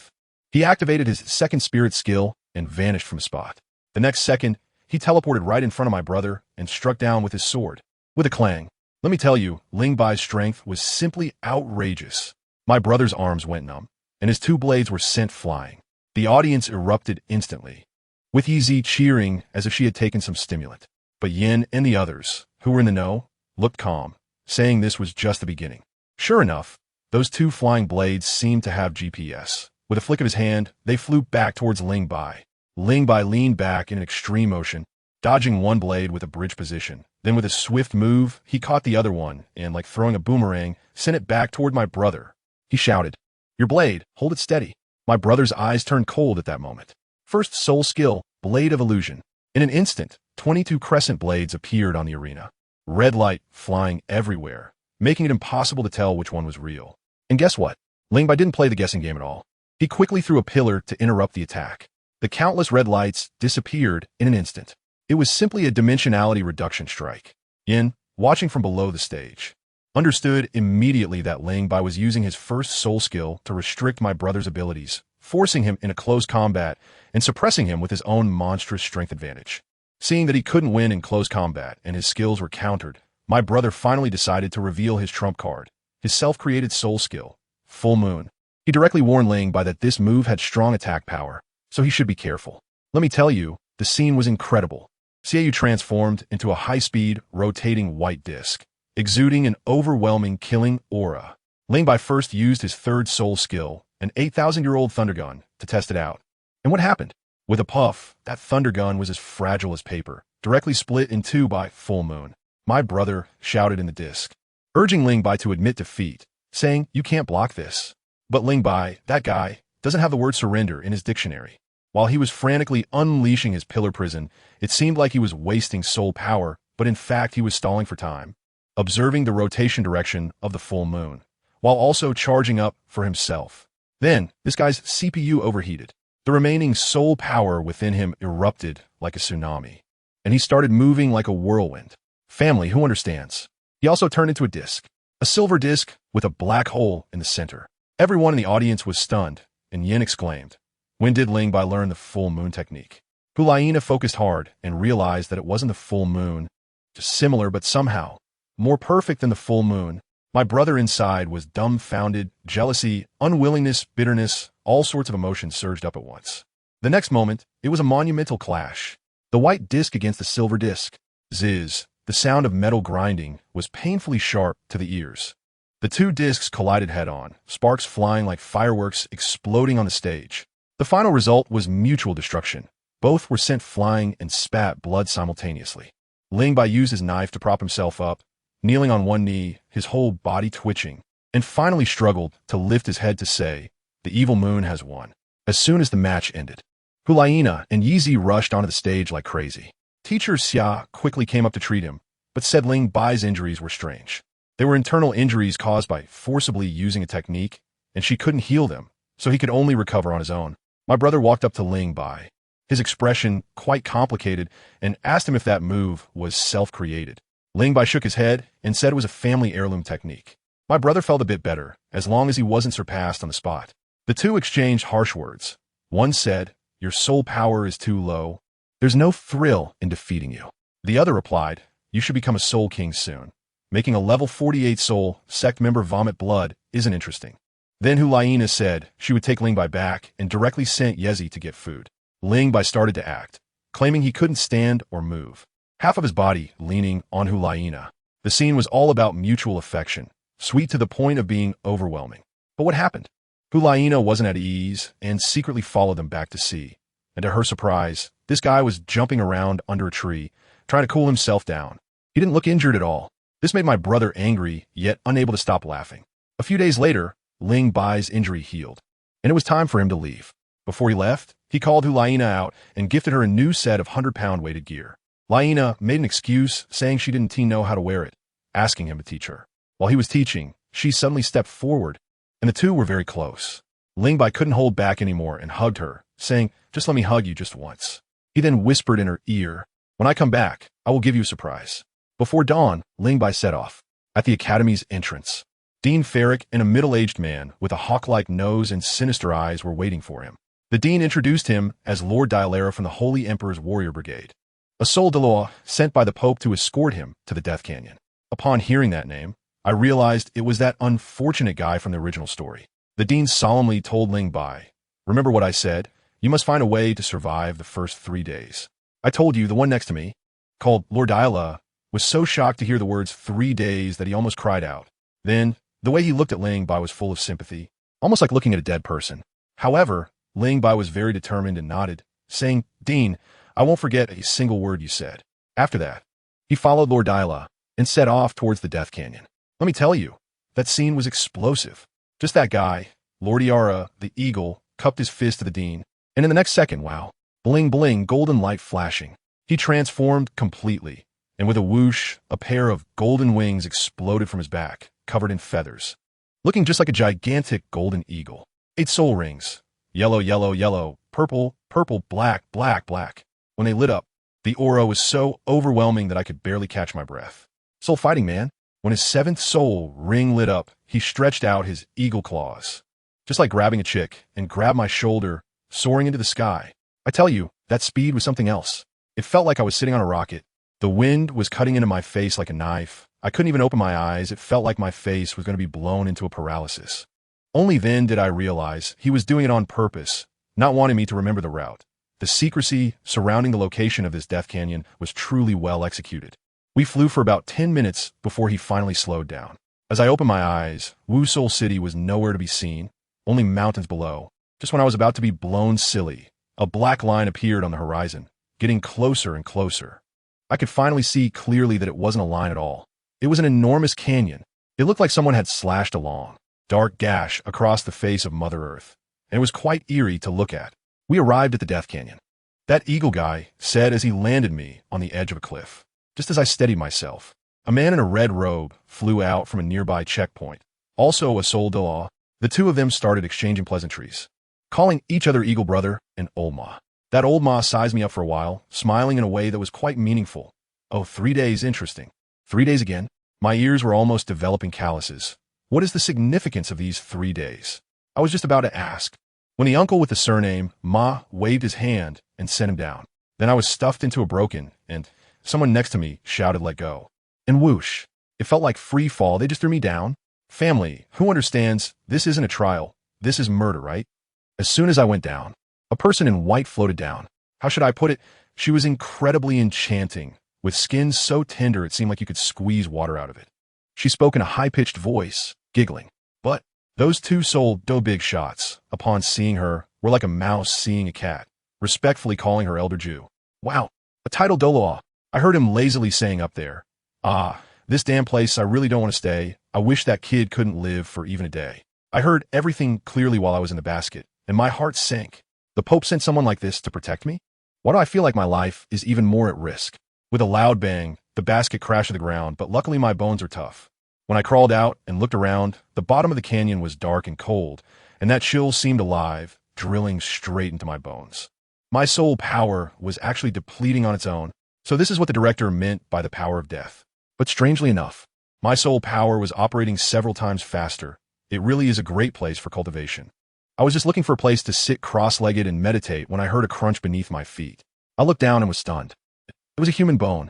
After prying a bit with a knife, let me tell you, what's underneath isn't soil at all, but layers of compacted white bones. Human bones, animal bones, piled up like a mass grave. This isn't called the Death Valley. This should be called the White Bone Bowl. My scalp tingled, and just as I was about to run, I heard a rustling noise coming from all directions.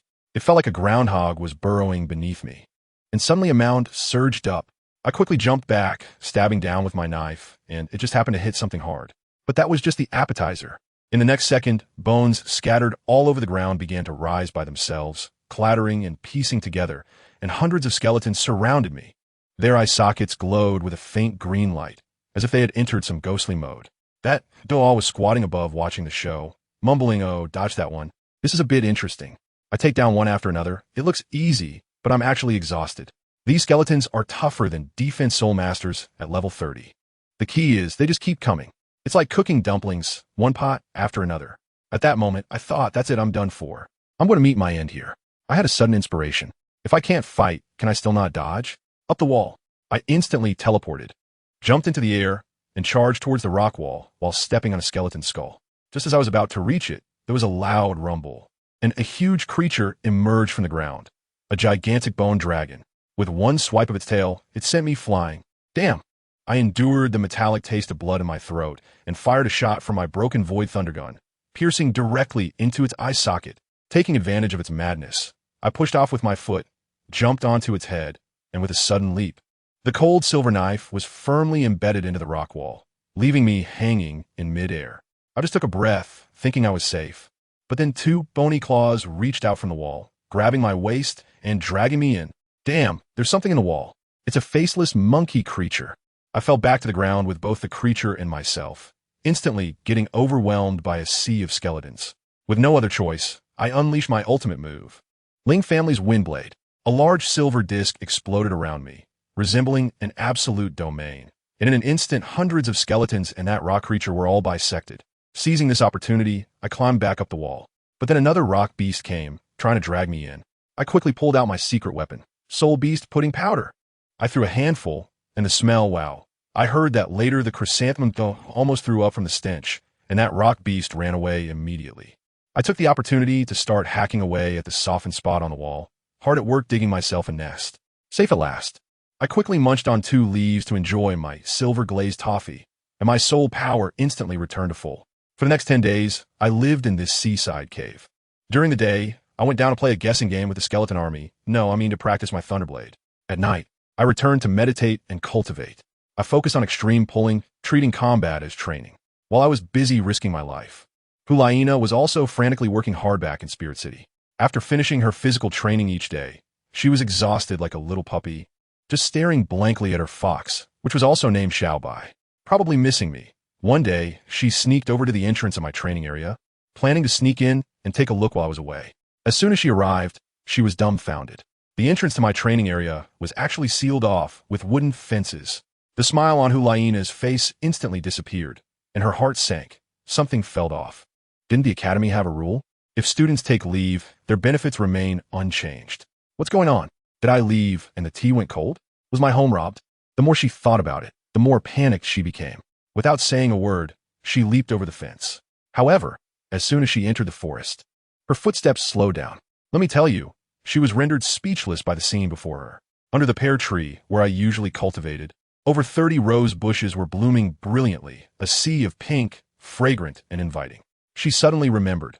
Wasn't this the surprise I had jokingly mentioned to her before? I said that if I could plant flowers in the training area, I would plant a few roses and give her one every day. She thought I was just joking, but I actually did it. This moved Hulaina so much that her eyes turned red. She bent down to smell the fragrance of the flowers, gently picked one, and murmured, "Today's. Who understands, family?" This kind of pure love warrior-style surprise. Who can withstand it? But as touching as it was, the ceiling of the training area was a huge deal. Clutching the rose, she didn't even have time to wash up and turned to find her little sidekick, Yezi.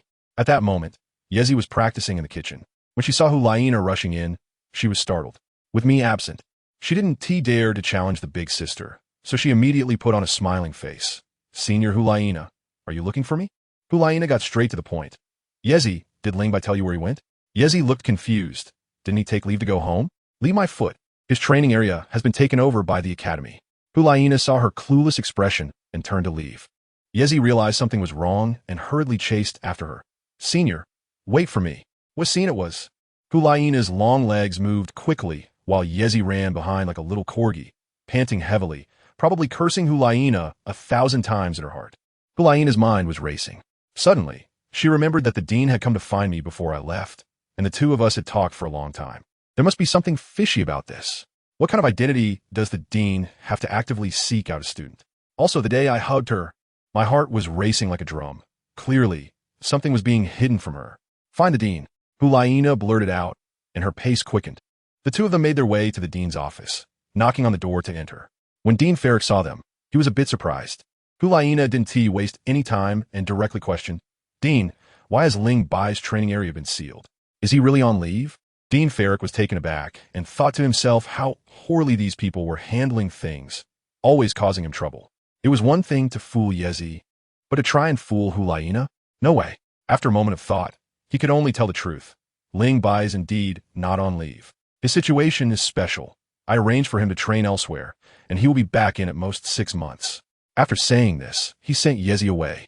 This little clever girl, as soon as she stepped out the door, wanted to crouch in the corner and eavesdrop, only to be scared off by the dean's shout. Hulaina found it amusing, thinking this silly girl was somewhat cute. Once it was just the two of them left in the room, the dean looked meaningfully at Hulaina. You care about Lingbai a lot. With just one sentence, Hulaina's face turned bright red. The dean sighed, reflecting on how nice it was to be young, and then his expression turned serious as he dropped a bombshell. Lingbai's gone to the Death Canyon. I tell you, Hulaina's face turned pale in an instant, devoid of any color. The Death Canyon, one of the two major trial sites of the Spirit Hall, nicknamed the Life and Death Trial Ground. She's an old student and has heard from the teacher that in the last trial, among the top 10 students on the Spirit ranking, only one came out alive after 6 months. The mortality rate is simply horrifying. She calculated in her mind that I'd already been gone for a month. Her voice trembled. Dean, is Lingbai still alive? Alive. Ferrick gave her a reassuring answer, though I don't know the specifics. I can be sure that he is still alive. If he were dead, the chrysanthemum de law would have returned long ago. Hulaina finally breathed a sigh of relief. But then a surge of anger rose within her. How could you, Lingbai, go to such a dangerous place without telling me? Do you still consider me a friend? The dean seemed to see through her thoughts and explained that it was his order to keep it a secret. Then what Hulaina said next stunned even the dean. Dean, I also want to enter the Death Canyon for the trial. The dean squinted and asked, because of Lingbai? Not entirely. Hulaina was stubborn, saying her soul power training was slow and she wanted to reach level 50 sooner. The dean smiled and didn't expose her, directly pulling out a document from the drawer. Take a look, this is Lingbai's information. Goodness, Dean, you're really fanning the flames here. Hulaina took it and immediately got attracted by a name. Dean, who is this Shui Bing? The dean was speechless. I showed you his information to let you know that he has been struggling to survive in the soul hunting forest since he was young. Survival ability max. The Death Canyon is suitable for him. And you just went straight into gossip mode? But he still explained that Shui Binger is a genius from the Heavenly Water Academy, with a top-tier bee spirit, the Ice Phoenix, and that they have a very close relationship. Now, Hulaina's little radar started beeping. Ice Phoenix? Close relationship? The sense of crisis instantly skyrocketed. The dean added a final blow. If he can come out alive, your chances of survival going in are slim. This statement ignited Hulaina's pride. Why can he do it, but I can't? She didn't say it out loud, but her eyes had already changed. After leaving the administration building, Hulaina ran into her brother, Seiyu. She didn't hide it and directly told him about my trip to the Death Canyon. Seiyu exploded upon hearing this. What? He went to the Death Canyon? Is he courting death? Then he looked at his sister and asked, Nana, what do you think? I want to go in for training. I'll go with you. Seiyu blurted out without thinking. You're my only family. How can I just watch you take risks? Once our spirit fusion technique is activated, Even a soul emperor would have to think twice. Besides, if he Ling Bai dares to go as a soul respect, would I, Xiaoyu, the number one on the spirit ranking, be afraid? What a joke. Hulaina felt warmth in her heart and smiled. Brother is always the best in my heart. All right, let us go find Yen. If we don't tell him, he will hate us to death. Xiaoyu pulled her along, and the two of them discussed, deciding to first return to the orphanage before heading to the Death Canyon for an adventure. Hulaina was now bursting with confidence. The dean said I could survive, and she believed in me and in themselves. The scene shifted back to my side. I've been in the Death Valley for a month now, and my soul power has leveled up, but my Thunderblade is stuck at a bottleneck, unable to break through to the second level of Thunder Force. Every day, I chop those skeleton soldiers until I almost want to vomit. My technique is getting more and more proficient, but it's just missing that little bit. What I don't know is that the old brother Zhu has been watching in the shadows, almost getting bored. He thought, what is the use of just chopping these small fries? The pressure isn't enough. This kid's adaptability is too strong. It's like he's on vacation here. No, I need to give him some real intensity, find him a real opponent. So, this old brother flashed and drifted deep into the canyon to help me lure out some monsters. I just finished my meditation and suddenly felt the ground shake. I quickly got up and looked outside, and to my surprise, the group of skeleton minions below scattered like they had seen a ghost. Right after that, a giant skeleton ape over 9 meters tall, with bones as white as jade, barged in. Its eye sockets burned with green flames like searchlights, locking onto me instantly. Oh no, my heart sank. That giant took a step that covered several meters and was instantly below the cave where I was hiding. It raised its bone palm, larger than a grinding stone, and slammed it down. The rock wall cracked immediately. It didn't stop there. Its claws dug into the stone, and with a twist, a huge boulder came crashing down towards me. I quickly jumped down from the cave, and the stone grazed my back and crashed to the ground, shaking the entire canyon. Seeing the situation, I realized I couldn't run away, so I decided to fight. I channeled my lightning power into my legs, pushing my speed to the limit, and slashed around it with a knife, striking its knee joint. The result was a loud thud, and my hand went numb. Well, it felt nothing. This bone is too hard. It got mad at me and directly charged its knee at me. I quickly dodged and climbed up its thigh to its shoulder. Just then, it swiped at me with a hand, and I had no choice but to slide down its spine. At that moment, my eyes lit up. I noticed a deep scratch on its spine, clearly made by some super powerful being before, leaving only a third still connected. The opportunity had come. I immediately stepped on its ribs and hacked at that wound. This completely enraged the giant ape, and it started to ram its back against the rock wall like crazy. I was shaken, my blood surged, my whole body went numb, and the accumulated lightning power got stuck, unable to release or absorb it. Just when I was dazed from the impact, a thought suddenly struck me. If the power couldn't be released, what if I held back and built up another wave? 2 powers combined would be double lightning power, right? This immense fortune just fell into my hands. I endured the numbness throughout my body and forcibly gathered the second wave of lightning power, merging the 2 forces in an extremely peculiar way and injecting it into the knife. I used all my strength and struck down hard at that crack. Crack! A crisp sound echoed, and the giant ape's spine broke. Its massive body crashed to the ground, shaking the entire canyon. I leaned on the knife, panting heavily, exhausted to the point of near collapse, but my heart was ablaze with excitement. Double lightning knife, achieved. Another 15 days passed, and I completely mastered the technique of double lightning power. My strength skyrocketed. Standing at the edge of the cave, looking at the skeletons below that no longer posed a threat to me, I knew it was time. The intensity of the outside was no longer enough for me to fight. Let us go, let us check inside. Once I entered, wow, those skeletons were on a completely different level from the little ones I had been chopping outside. I set a small goal for myself, within 6 months, to chop from one end to the other and also fully upgrade my lightning knife and soul power. I tell you, I'm like a bulldozer, smashing everything in my path. With the double thunder blade swinging around, those skeletons are like paper. After pushing through for half a month, my soul power shot up to level 36, feeling great. Then, right in front of me, a crossroads appeared. 3 paths, all dark and similar. Which one to take? Going by instinct, the middle one. Let South walk down one road to the end. As soon as I stepped in, the temperature dropped sharply, and a cold wind made my skin crawl. With a crunch underfoot, I stepped on an old bone that had been there for who knows how many years. This was just a minor scene, and just as I was about to lift my foot, that broken bone suddenly erupted with a green flame over a meter high. It scared me half to death. In that instant when the green light flashed, I caught a glimpse of a shadow out of the corner of my eye. Who was it? I had my knife crossed over my chest, and when I walked over to take a look, it turned out to be just an ordinary skeleton, standing there like a sculpture. I was puzzled at the time, wondering why this thing hadn't turned into a zombie. I didn't think too much about it, and continued walking forward. Guess what happened? On both sides of the canyon, there was a skeleton propped up every 30 meters, like a ceremonial guard, and the atmosphere instantly became eerie. The more I walked, the more uneasy I felt, as if there were eyes peering at me from all directions. But when I looked over, there was nothing there. I thought to myself, this won't do. I need to find a place to dig a hole and hide for the night. Just as this thought crossed my mind, everything in front of me suddenly went pitch black. There wasn't a single bit of light. It was so dark I couldn't see my own hand. This feeling was familiar to me, somewhat like Donna's technique, but still different. I let out a cold laugh and activated my martial soul. The 3 rings of yellow, and purple lit up, instantly tearing a hole in the darkness. Wow, once the light shone, I froze. Around me, there were at least 30 shadowy figures floating densely, looking like paper dolls with no faces or features. The one closest to me had its claws almost around my neck. I reacted quickly, striking back with a powerful blow, an 18-fold strength thunderblade. But guess what? The blade went right through. Can you believe it? That shadow was like a holographic projection, completely unaffected, and even merged into one. Does anyone understand this? Immune to physical attacks. Now I've stirred up a hornet's nest.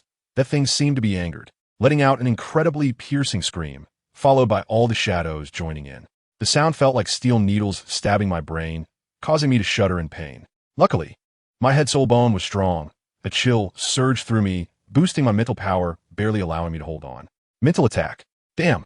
Before I could catch my breath, those things pounced on me like mad. I quickly put up a barrier, clanging and scratching. It felt like scraping glass, making my teeth ache. I finally realized these things were just Doluaw versions of ghosts, just like the ghost spirits in Doluaw. Now I was in trouble. My strongest physical sword technique was useless. Relying solely on soul power, what could my 36-level soul power do? With just a few claws, they tore my barrier apart, pouncing on me like hungry wolves. I had no choice but to use the thunder blade like a lightsaber, filling it with soul power and spinning it into a silver sphere to protect myself. Soul power attacks were indeed effective. When I struck, they screamed in pain, their bodies becoming faint. But my soul power was limited, and their numbers kept increasing. Skeletons constantly emerging from the sides, soon gathering 60 or 70, even climbing up from underground to grab my ankles, making it impossible to defend. This wave taught me a lesson, and I immediately became cautious, fighting while retreating, wanting to quickly slip out of this ghostly path. I was on the verge of collapsing when I didn't know that my bodyguard, that old chrysanthemum, had already caught up, seeing me being chased like a dog. He was probably ready to intervene, but pushed to my limits, I unleashed my ultimate move. The soul bone technique, Thunder Fury. Let me tell you, the scene was like a flashbang exploding in my head, with 2 bursts of thunder light shooting from my eyes, followed by a deafening thunderclap. All the ghostly figures within 5 meters were shattered on the spot. Those further away were also stunned, standing there dumbfounded. The effect was amazing, but I was quickly exhausted after using it, my head buzzing, the world spinning. I dared not stay, biting my tongue. I randomly chose a direction and ran for my life. When those ghostly things reacted, they crazily chased after me, a dark mass behind me, like a tide. At that time, I was still confused, wondering why the pursuit suddenly stopped. Later, I found out that my mysterious bodyguard couldn't stand it anymore. He probably thought I was embarrassing myself. He descended from the sky, unleashed his martial soul, and with a big chrysanthemum, in just a few moves. Countless petals flew out, and with one strike, he eliminated those hundreds of ghostly beings. It was a massacre, pure and simple. I, in a state of panic, plunged headlong into a dead end. After waiting for a long time without seeing any ghosts chasing me, I finally breathed a sigh of relief and sat down on the ground. Then I learned my lesson. I stopped being reckless and realized that there were indeed powers in the depths of this death valley that I couldn't provoke. For the next 3 months, I diligently cultivated in this area, practicing hard, and my soul power shot up to level 38, with my 2nd level Thunderblade also reaching its peak. I formed a sort of tacit understanding with that mysterious bodyguard. I would handle what I could, and he would secretly deal with what I couldn't, without anyone mentioning it. In the last month, I thought about exploring a different area, and guess what? I discovered a pitch-black cave. I threw a stone inside, and it took a long time to hear an echo, deep and straight. I I pondered that this place was strange, and after some hesitation, I decided to go in. The cave was particularly spacious, resembling an artificial tunnel, and it went downward into the ground. I felt a little uneasy, so I boldly called out, "Senior, this cave leads underground." Suddenly, a faint voice floated back from behind. "Go." That voice, let me tell you, was incredibly soft and eerie. There was no choice. Since the big shot had spoken, I could only brace myself and move forward. After walking several more miles, I suddenly stopped. On the ground lay a 10-meter-long snake shed. The scales were bright red, shimmering under the glow of my soul rings, clearly not an ordinary item. I was just looking around when a white shadow suddenly appeared beside me. Startling me, I turned my head, and a figure in flowing white stood next to me, looking so enchanting. My heart skipped a beat. Wow, isn't this the Chrysanthemum Pass? They actually sent a tidal Doloa to protect me. I quickly put on a naive expression, exclaiming in shock and admiration, Elder Jew, Elder Jew." He seemed quite pleased and nodded. Then he stared at the snake's shed skin and muttered to himself that it was a sign of a skeletal creature, and that it came from a tiger-headed red-scaled snake with strength comparable to a tidal Doloa. While he was analyzing it, the snake's power was formidable. Before he finished speaking, my hands were quicker than my brain. Swoosh. I decided to pocket this immense fortune first. I directly stuffed it into my soul guide device. He was so furious that his face turned green, staring at me for a long time without saying a word. He probably couldn't bring himself to compete with a junior for something. I chuckled and pretended not to see. He could only keep a straight face and urged me to leave quickly. As I walked a short distance, I found another piece. Just as he was about to pick it up, swoosh, it was gone again. He got angry. "You brat, what are you doing?" I replied, "Just collecting it." He rolled his eyes in frustration. "Let me see it." I feigned innocence. "You're a tidal Doloa? You wouldn't compete with me over this, would you?" He was so taken aback that he could only irritably say that something was off and asked me to take it out. Only then did I retrieve the snake skin, and he examined it back and forth, saying there were golden patterns on it, with each pattern representing a circle, meaning there must be more ahead. Sure enough, we found the third piece, the fourth piece. Each time I collected one, he shot me a glare that fell like a knife. When the fifth piece of snake skin appeared, he suddenly wouldn't let me touch it, his expression extremely serious. He took a deep breath and pulled me back. On the way back, he quizzed me, "Kid, do you know why 1T let you collect the fifth piece?" What could I say? Just 2 words, trouble. You wouldn't believe it, but that old man actually praised me for being smart. He said this trouble was significant. That tiger-headed red-scaled snake had shed its skin 5 times, with battle power nearing that a 95-level tidal Doloa. If we really encountered it in the cave, he wouldn't just be worried about saving me. He would have to question whether he could escape himself. Most importantly, there was no record of this snake in the Spirit Hall's archives at all. At that moment, I had a sudden realization and felt something was off. I asked him, "Elder Jew, you said there's nothing in the records. Is it that it was overlooked before, or did it just recently reach a high rank?" He said emphatically that it was impossible for anything to be overlooked. The Death Canyon is a place that the Spirit Hall takes more seriously than their own children. They frequently send tidal WOs to conduct thorough inspections, like a year-end cleanup. Any undead creature that has made even a little progress would not be able to hide. Therefore, he believed it must be the second situation. This snake had recently hit the jackpot and taken off. As soon as I heard it, I realized an opportunity had come. So I hurriedly asked, "How long has this canyon been closed? How long has it been since you last did a big cleanup?" He thought for a moment and said it had been closed for about 20 years. But the last time they sent someone in for a thorough search was 60 years ago. Wow, I was practically bursting with excitement. I asked him directly, 60 years? Can a snake cultivate from a pile of bones to what it is now? He instinctively said it was impossible, but as soon as he said it, he was taken aback, his expression changed, and he muttered unless it encountered some incredible opportunity, like absorbing a massive amount of life force. Life force? My heart skipped a beat at that moment, and I tell you, I was completely blown away. I tentatively asked what you mean.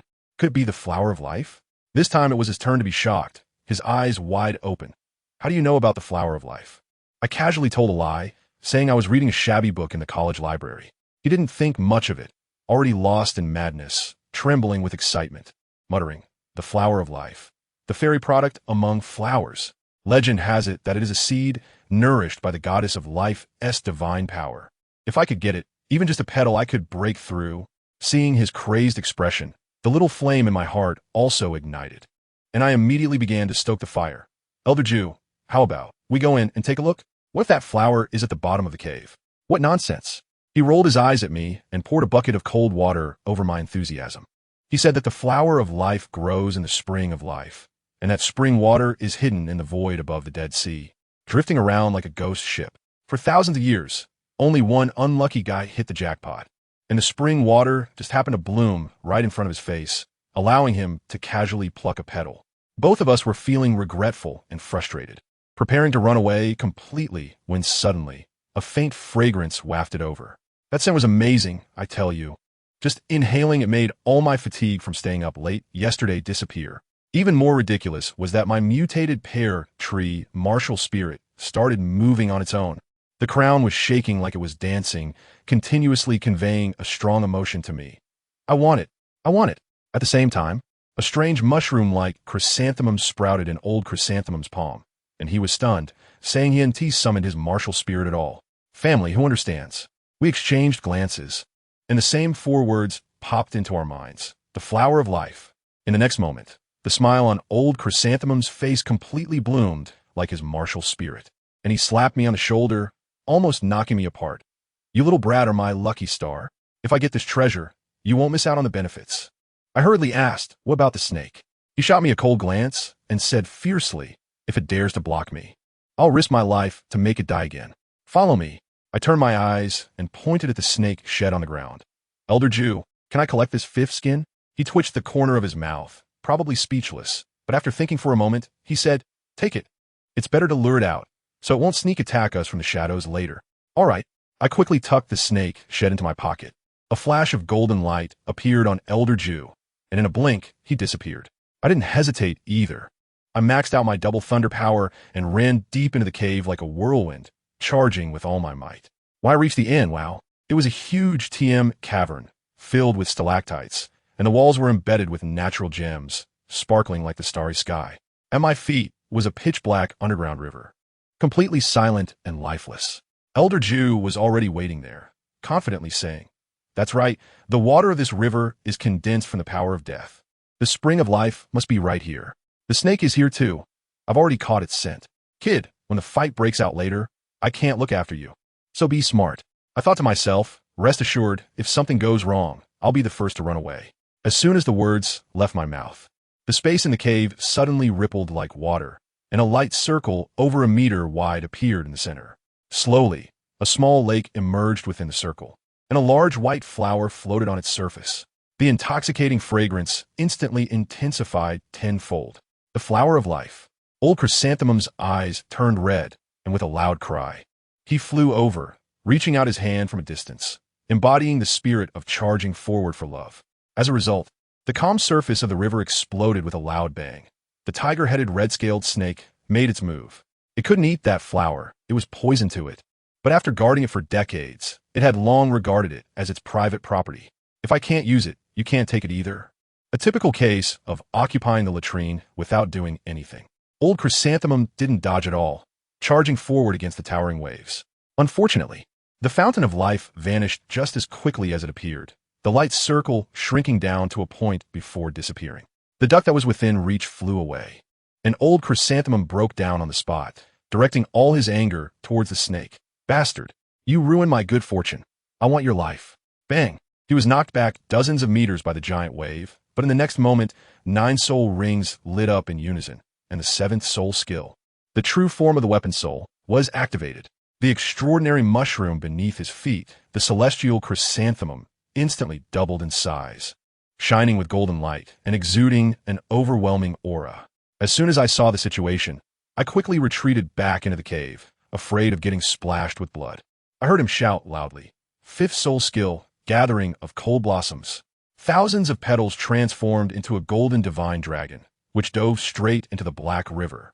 The river water instantly boiled, and then came an angry roar. The golden dragon was shattered, and countless petals flew around like bullets, filling the spot where I had just been standing with stalactites, making me break out in a cold sweat.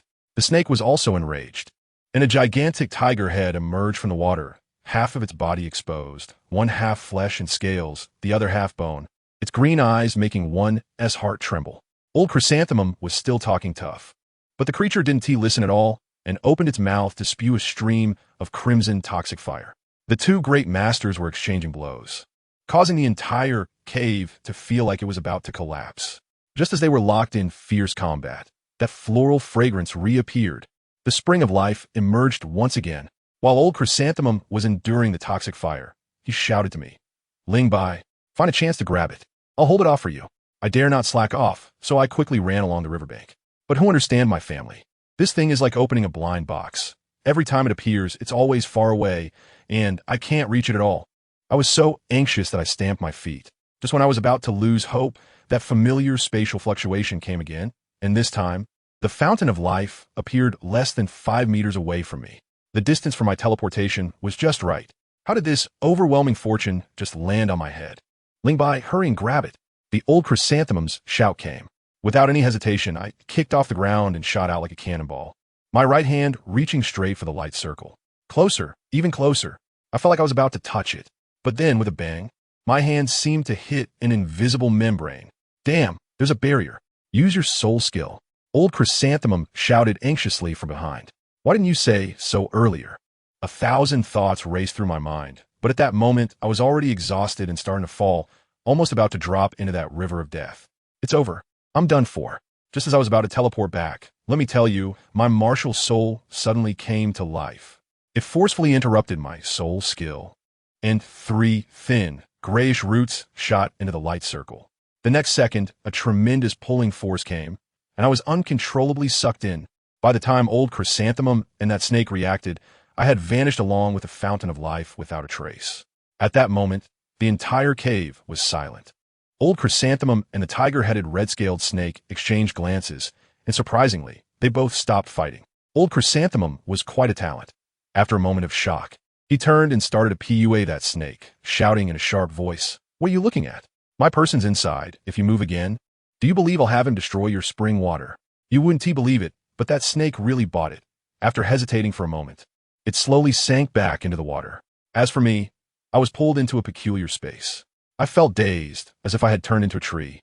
I saw my martial soul. Those 3 originally thin and short roots were crazily absorbing the energy of the fountain of life, becoming thicker and stronger. Soon after, a 4th root slowly began to grow. Just as the 4th root took shape, I felt the entire world change. I could clearly sense a special energy in the space, and my martial soul could directly absorb it for cultivation. The speed of cultivation was simply like cheating. At the same time, my physical abilities soared, feeling like my strength had at least doubled. When my consciousness returned to my body, I was so excited that I trembled all over, ready to explore this treasure land and continue to absorb more, but I was stunned. There was no shimmering small lake in front of me. It had long since dried up, and the black mud at the bottom was almost crusted over. I had completely drained it dry, not leaving a single drop. Want to refill it? It would probably take at least 100 or 80 years before it could be done. However, I didn't have time to worry about that, because when I looked up, wow, there was a stunning white lotus blooming in the center of the lake, with a light green stem that looked like jade, simply breathtaking. I was pondering how to get that life flower when a glance from the corner of my eye almost blinded me. Next to it was an even more explosive flower, with 9 colors of radiant light swirling around, the petals shaped like crescent moons, so beautiful that I was nearly drooling. Let me tell you, that life flower was nothing but a village girl in front of it. My mind buzzed. Wasn't this the legendary 9-color immortal moon flower written about in books? But wasn't tea over yet? As I shifted my gaze again, I discovered a completely snow-white immortal herb. Just as I wanted to get closer to take a look, a chill directly froze my legs into ice pops. I quickly used my soul power to shake it off, gasping in fear. This thing was the Tianlan Snow Spirit Herb. I had only one thought at that moment. It's over. Completely over. This place is simply the Pro-Max version of the Ice and Fire 2 Eyes from Dolua continent. Without saying a word, I took out my little tools and began to carefully dig for treasures. 9-colored immortal moon flower, golden vein, purple sword orchid. Anything I could recognize and handle. I collected it all. But there were 2 particularly tricky plants. I couldn't even get close to the ice grass, and there was another one called red fire dragon grass, which could only be cut with a volcanic flame crystal. Otherwise, it would self-ignite right in front of you. Where was I supposed to find that thing? I thought to myself, why not? Just eat that flower of life, and then I would be immune to all poisons, right? At that time, wouldn't all these strange things be at my mercy? Just as I was about to act, a wonderfully pleasant female voice suddenly came from behind me. "Human, you are too greedy." At that moment, my hair stood on end. Who was it? I suddenly turned around and drew my knife. Guess what I saw? That flower of life, with a mist spraying out from its center, slowly transformed into a young lady. About 7 meters tall, wearing a green dress, with long black hair, and the key point was she was barefoot. Her feet looked exquisite, like they were carved from mutton fat jade.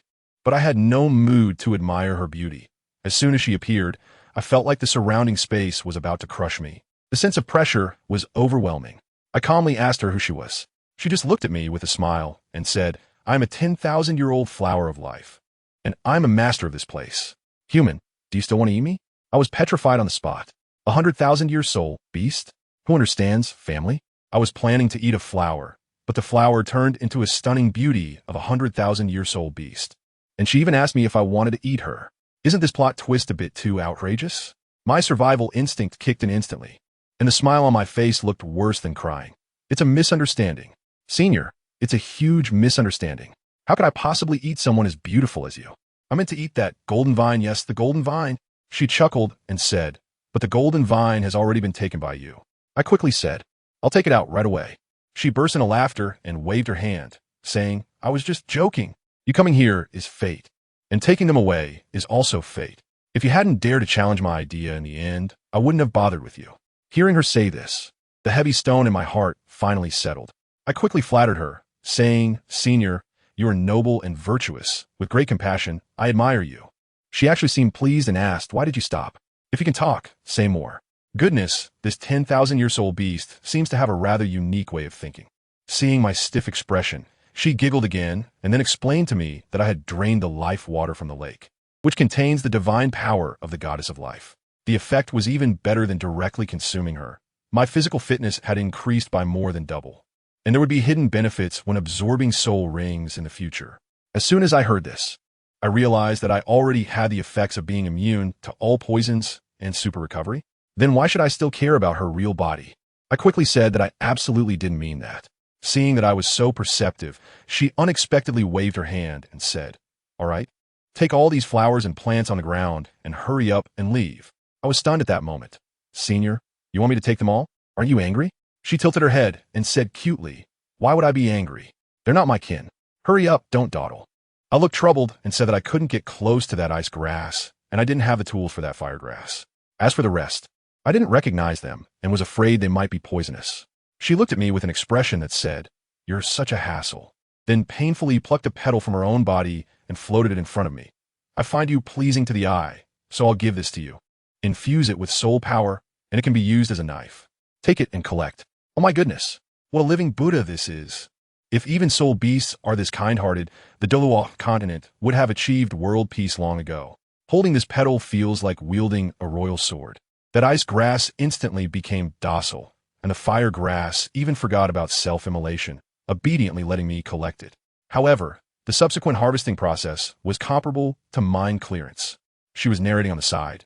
"Be careful, that thorn ball will sting you, and even if you do eat it, there's only a 50 chance you'll survive. That pollen is even more toxic. It'll make you die from pleasure in an illusion." My hand was shaking like I had Parkinson's. This wasn't herb gathering. It was playing with my life. After finally collecting all the poisonous herbs and flowers, we were both laughing happily. Then she said she would send me out, and I was still bowing and thanking her gratefully. Just as she gently pushed me through the rift in space, I heard her mischievous laughter. "Big fool. I was just scaring you. In fact, I'm a very weak 10,000-year soul beast." I was still in midair, confused, when I vaguely heard her laughing inside. "Huh? There won't be any other flowers and plants competing with me for the water of life anymore. I'm the only master. Damn, I've been PUA'd. This girl is on another level." I was feeling incredibly frustrated, as if I had missed out on a fortune. But the next second, I didn't have time to think about that, because I realized I was falling from a high place, with that pitch-black river below. It was over. I was done for. With a splash, I fell into the water, and the icy, piercing sensation made me think I was doomed. But nothing happened. The petal I was holding was glowing, and a warm current protected me. Just then, a loud, exaggerated shout came. Ling Bai, Zhu Doluo, descended like a deity from the heavens, grabbing me and soaring into the sky. As soon as we took off, a huge wave more than 10 meters high crashed down. He turned back and unleashed his 8th soul skill into the water. a dazzling light that sent the pursuing tiger head red scale serpent back into the depths, and then he pulled me into a cave without looking back, finally blocking the entrance with countless petals. The whole process was smooth and professional. As soon as we were safe, TeacherDonna's, with a beaming smile, leaned in closer, staring at the petal in my hand. Lingbai, I was right about you. You actually obtained the flower of life. Give it to me. Can I let him succeed? I had already stuffed the petals into the universal ring while he was speaking. Quick moves, right? It's all thanks to the reaction speed trained by that flower fairy. He missed his chance and felt a bit upset, so he started playing the emotional card. I protected you for 5 months and just saved your life. You should have a conscience as a person. I directly made up a story on the spot, saying that I needed this to save a senior who was poisoned by the Dugabo's poison array and was close to death. Am I a good actor? He didn't believe me at all. Suddenly, he raised his hand and lightly slashed my arm, and a cut appeared. But before I could react, the wound actually healed at a visible speed. His eyes turned red, living dead flesh and bones. This ability, kid, don't play tricks on me. You definitely got more than just one piece. Seeing that I couldn't hide it anymore, I had no choice but to throw out the ace. Elder Jew, do you think I don't want to get more? But that flower of life, it's a soul beast that has existed for 100,000 years. I thought he would be startled, but instead he directly broke down, pointing at my nose and cursing me as an idiot. 100,000-year soul beast? Do you have any idea what you've missed? 100,000-year soul ring plus a soul bone. It was offered to you on a silver platter, and you didn't want it. How stupid can you be? I weakly argued. But it's a 100,000-year soul beast. He was so angry that he stomped his feet. Which 100,000-year soul beast would let you pick petals casually? It must be bluffing. It has no attack power. I asked him back, Elder Jew, what if it self-destructs? Am I supposed to take it on with my head as a soul master? At this, he had nothing to say, but his expression was one of deep anguish, as if I had lost a billion. Finally, he turned cold and said he would let me find the antidote if I handed over the petal. The way he looked at me made it clear that if I didn't give it, he would resort to force. Sigh, with no choice under the eaves, I had to lower my head. I could only obediently hand over the petal. Unexpectedly, after Elder Jew got the petal, he was in a great mood, excitedly holding it and looking at it for a long time. Then he suddenly turned to me and asked, Kid, you seem all right. Would you like to be my disciple? I had a million thoughts in my mind at that moment. Should I worship him as my master? Should I learn how to grow flowers? Or cough cough? But then I thought, this is the TeacherDonna's, a big shot. It would be foolish not to cling to him. I immediately bowed at a 90-degree angle and shouted with full force, Teacher. Just like that, I became the disciple of TeacherDonna's. He set a new goal for me, asking me to raise my soul power to level 40 before the trial ended, which was in 1 month. I directly increased the intensity, saying I wanted to train in the very center of the Death Canyon. To my surprise, he agreed, saying that with him around, I wouldn't die. A month later, I crawled out of the depths of the canyon, covered in blood, with a long, hideous wound on my stomach. TeacherDonna's was sitting cross-legged on a stone, his eyes still closed, and he simply asked, Did they hurt you? I grinned and said, These criminals are quite ruthless, fighting back even when they're about to die. I've only sustained a few minor injuries. It's nothing. After all, my self-healing ability is incredible. He nodded, not worried about my injuries at all, and asked, Your soul power is almost at level 40, right? Almost, I replied. All right, the trial has exceeded its time limit. It's time to return to the Spirit City to report. I hadn't bathed for a full 6 months, and let me tell you, the mud I scrubbed off in the waterfall pool could form a whole new me. The Golden Doll was sitting nearby, meditating, claiming to comprehend the mysteries of level 96.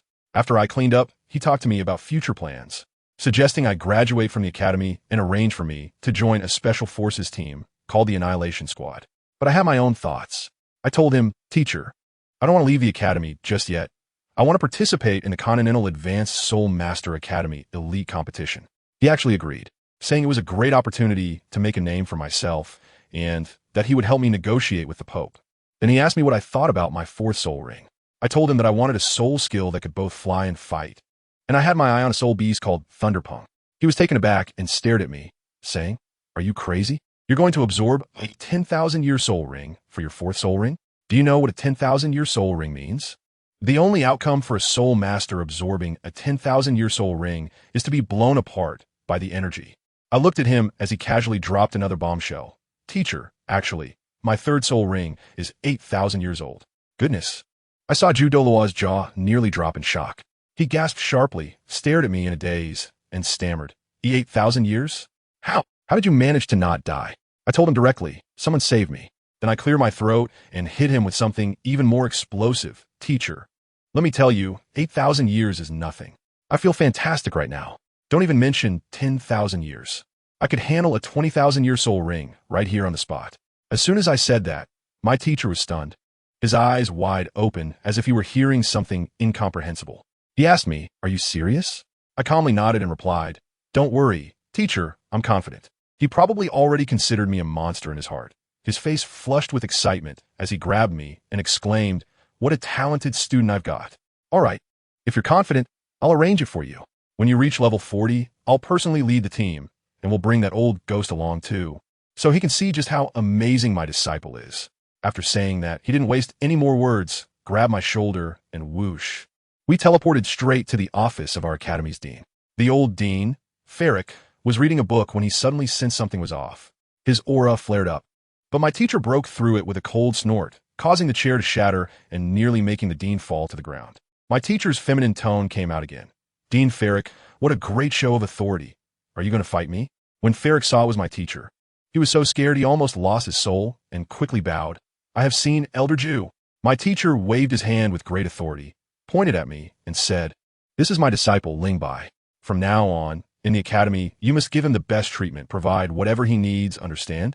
Ferrick looked quite troubled. He was about to say something about following the rules when my teacher shot him a glare, saying, "Rules are dead, but people are alive. So my face in the Moonlight sect doesn't matter anymore. Huh? Family. Who understands this feeling of protecting one's own? It's just incredible." However, I still had to put on a show, so I quickly stepped forward to smooth things over. "Teacher, the dean has always taken good care of me. Don't worry. I'll earn the academy's benefits with my own abilities." My teacher nodded in satisfaction, patted me on the shoulder, and said, "All right, you've got ambition. I need to report back to His Holiness the Pope. You focus on your training and level up to 40 as soon as possible. If you need anything, just come to Pope Hill to find me." After saying that, he disappeared in a flash. Later, I learned that my teacher went to the Pope's palace and told BB Dong everything about me. When he mentioned that I wanted to get a 20,000-year-old four-spirit ring, let me tell you, even our lofty Pope stood up from his chair in shock. BB Dong was initially worried and asked my teacher if I was just bragging. My teacher confidently assured her that I had many secrets and wouldn't say anything reckless without certainty. Upon hearing this, BB Dong became interested and said she wanted to meet me. However, she said it wasn't urgent and that we would meet together when Ghost brought back Huyu Hao and the others from the Death Canyon. Wow, it turned out those three had also gone in. No wonder I didn't run into them. Then came the key point. BB Dong ordered the entire Spirit Hall to mobilize and help me find a 20,000-year-old Thunder Eagle. She even granted me a spot to participate in the next Continental Soul Master competition. When my teacher heard this, he quickly asked for more benefits. And BB Dong was really generous, adding that if Lingbai really managed to obtain the 10,000-year soul ring and won the competition, she would reward him with a soul bone. A soul bone. My teacher was practically drooling at the entrance of the Pope's palace, probably thinking, how old is this kid to already have a soul bone? No way, I need to keep it safe for him first. Of course, I have no idea what my teacher is thinking. After coming out of the dean's office, I headed straight to the cafeteria to eat. I haven't had a proper meal in 6 months, and let me tell you, the smell was enough to make me want to cry. Just then, I ran into an acquaintance at the entrance of the cafeteria, that girl Zhang Ping. As soon as she saw me, she shouted, "Oh, the missing person has returned. Want to have a match?" I waved my hand and joked, "I just came back from the gates of hell, I'm exhausted. Who wants to fight with you?" Once I entered the cafeteria, I spotted Yezi with her pink hair, surrounded by a bunch of freshmen, acting like a big sister and bragging. I walked over and called out, "Yeah, guess what happened next?" She didn't even turn her head and arrogantly said, "What are you shouting for? You think you could just call me Yezi?" I laughed, and what did she call it? She blurted out, "It's called Sister Yezi." As soon as she finished speaking, she felt something was off with her voice. When she turned around and saw me, she jumped up and exclaimed, "Lingbai, you're back." I forced a smile while looking at her. "Ha, Sister Yi." After saying that, I turned around and left. The girl panicked, stopped eating, and hurriedly chased after me with her short legs, trying to curry favor with me. It was then that I realized that during the 6 months I was away, she actually used my name to deceive all the new students and form some kind of White Leaf Spirit Master group, with herself as the leader, known as Sister Yi. I was really amused. You're something else. I'm not in the martial world, but the whole martial world is filled with my legends. So you're here, trying to play the nurturing system. Huh? With your food-type spirit master. Do you really think they LL follow you? She chuckled foolishly, almost letting something slip. It must be that Hulaina is backing her up. After finishing the feast, I went back to my dorm. Originally, my privileges for a single dorm and exclusive training room should have been revoked, but since I have strong backing now, the dean restored everything for me. For the next half-month, I didn't go anywhere. I just crazily trained in the simulated training ground. Finally, my spirit power reached level 40. As soon as the news spread, my teacher immediately came out from seclusion and personally took me to the Stardew Forest to hunt soul beasts. Let me tell you, this setup is incredible. The efficiency of the Spirit Hall is frightening. They locked onto a target in just a few days. In the northeast of the Stardew Forest, there is a thunder eagle that is nearly 20,000 years old. To ensure everything goes smoothly, my teacher not only personally took action, but also got 2 helpers from a pope. One is an old acquaintance, Lord Diala. The other is even more formidable. Also a soul Doloa and a flying type. A level 95 title Daw, accompanied by 2 soul Doluos in their 80s. Just to provide me with a spirit ring for my soul sect hunt. Who would believe such a lineup if I told them? We rested for a night in a small town outside the forest, and early the next morning, we entered the starry forest. As soon as we stepped in, my state immediately changed. With a knife in my hand, I was as tense as a bowstring. My teacher laughed at me for being too nervous, and I replied directly, "Better safe than sorry." Then we were off. My teacher led the way, and as soon as the title do Azora was released, the entire forest fell silent, with all the spirit beasts fleeing. We swiftly navigated through the treetops, and the 2 Soldo were initially worried I wouldn't keep up, but when I exerted myself, my speed stunned both of them. When we arrived at our destination, it was a stretch of continuous mountains. The 2 flying Soul Doloa quickly took to the sky to scout. I even reminded them that thunder eagles like to build nests on steep cliffs. After searching for a long time without finding any sign, I felt disheartened and suggested to my teacher that we should change our target. Just then, a massive shadow suddenly enveloped us. We both looked up and exclaimed, "Wow." A giant bird with a wingspan of over 20 meters, covered in blue feathers with golden edges and eyes as sharp as knives, glided right over our heads. I shouted out loud, "Lei Peng." That guy also noticed us, and without saying a word, electricity flickered on his claws as he dived down. My teacher was both angry and amused. "We searched for you for half a day, and just as we were about to leave, you showed up at our door. You really don't know how to stay alive." He spread his right hand, and the celestial chrysanthemum instantly bloomed, displaying yellow, purple, and black colors, with 9 soul rings buzzing to life. The aura was so powerful that even the wind stopped. That Thunderhawk, no matter how impressive, was just a 10,000-year soul beast. Upon seeing those 9 rings, it was so frightened that its soul almost left its body. With a scream, it abruptly slammed to a halt in midair and turned to flee. Could it escape? My teacher sneered, activating his 6th soul skill, Golden Petal Flowing Sunset, with countless golden lights shooting out like homing missiles. Just as it seemed about to be hit, the Thunderhawk, being the king of the skies, unleashed a burst of lightning, instantly increasing its speed and shaking off the golden lights. My goodness, my teacher's face turned green. A level 95 title de law was actually outperformed by a 10,000-year soul beast. If this got out, would he still have a face left? He wasn't a flying type soul master, so he felt extremely frustrated chasing from behind. Just as the Thunderhawk was about to vanish, suddenly, a golden light shot in from the side. It was Lord Iara. He transformed into his martial soul, taking the form of a golden eagle, and struck with a wing. The Thunderhawk reacted quickly, attempting an unusual aerial maneuver to dodge. At that moment, a large cloud of red mist suddenly appeared from the other side, and the Thunderhawk dove right into it, immediately staggering as if it had drunk fake liquor, tumbling downwards. Another Soul Doloa also made a move. Bang! Lord Iara's wing struck solidly against the Thunderhawk, which let out a miserable cry and plummeted from the sky. As the 2 Soul Doluos landed, despite being heavily injured, the Thunderhawk's eyes were filled with madness. It was ready to fight to the death. It gathered lightning all over its body, preparing to unleash a big move. Just at that critical moment, my teacher descended from the sky, directly using his chrysanthemum martial soul to withstand the Thunderhawk's dying counterattack. There was a loud bang, and all the trees around fell down.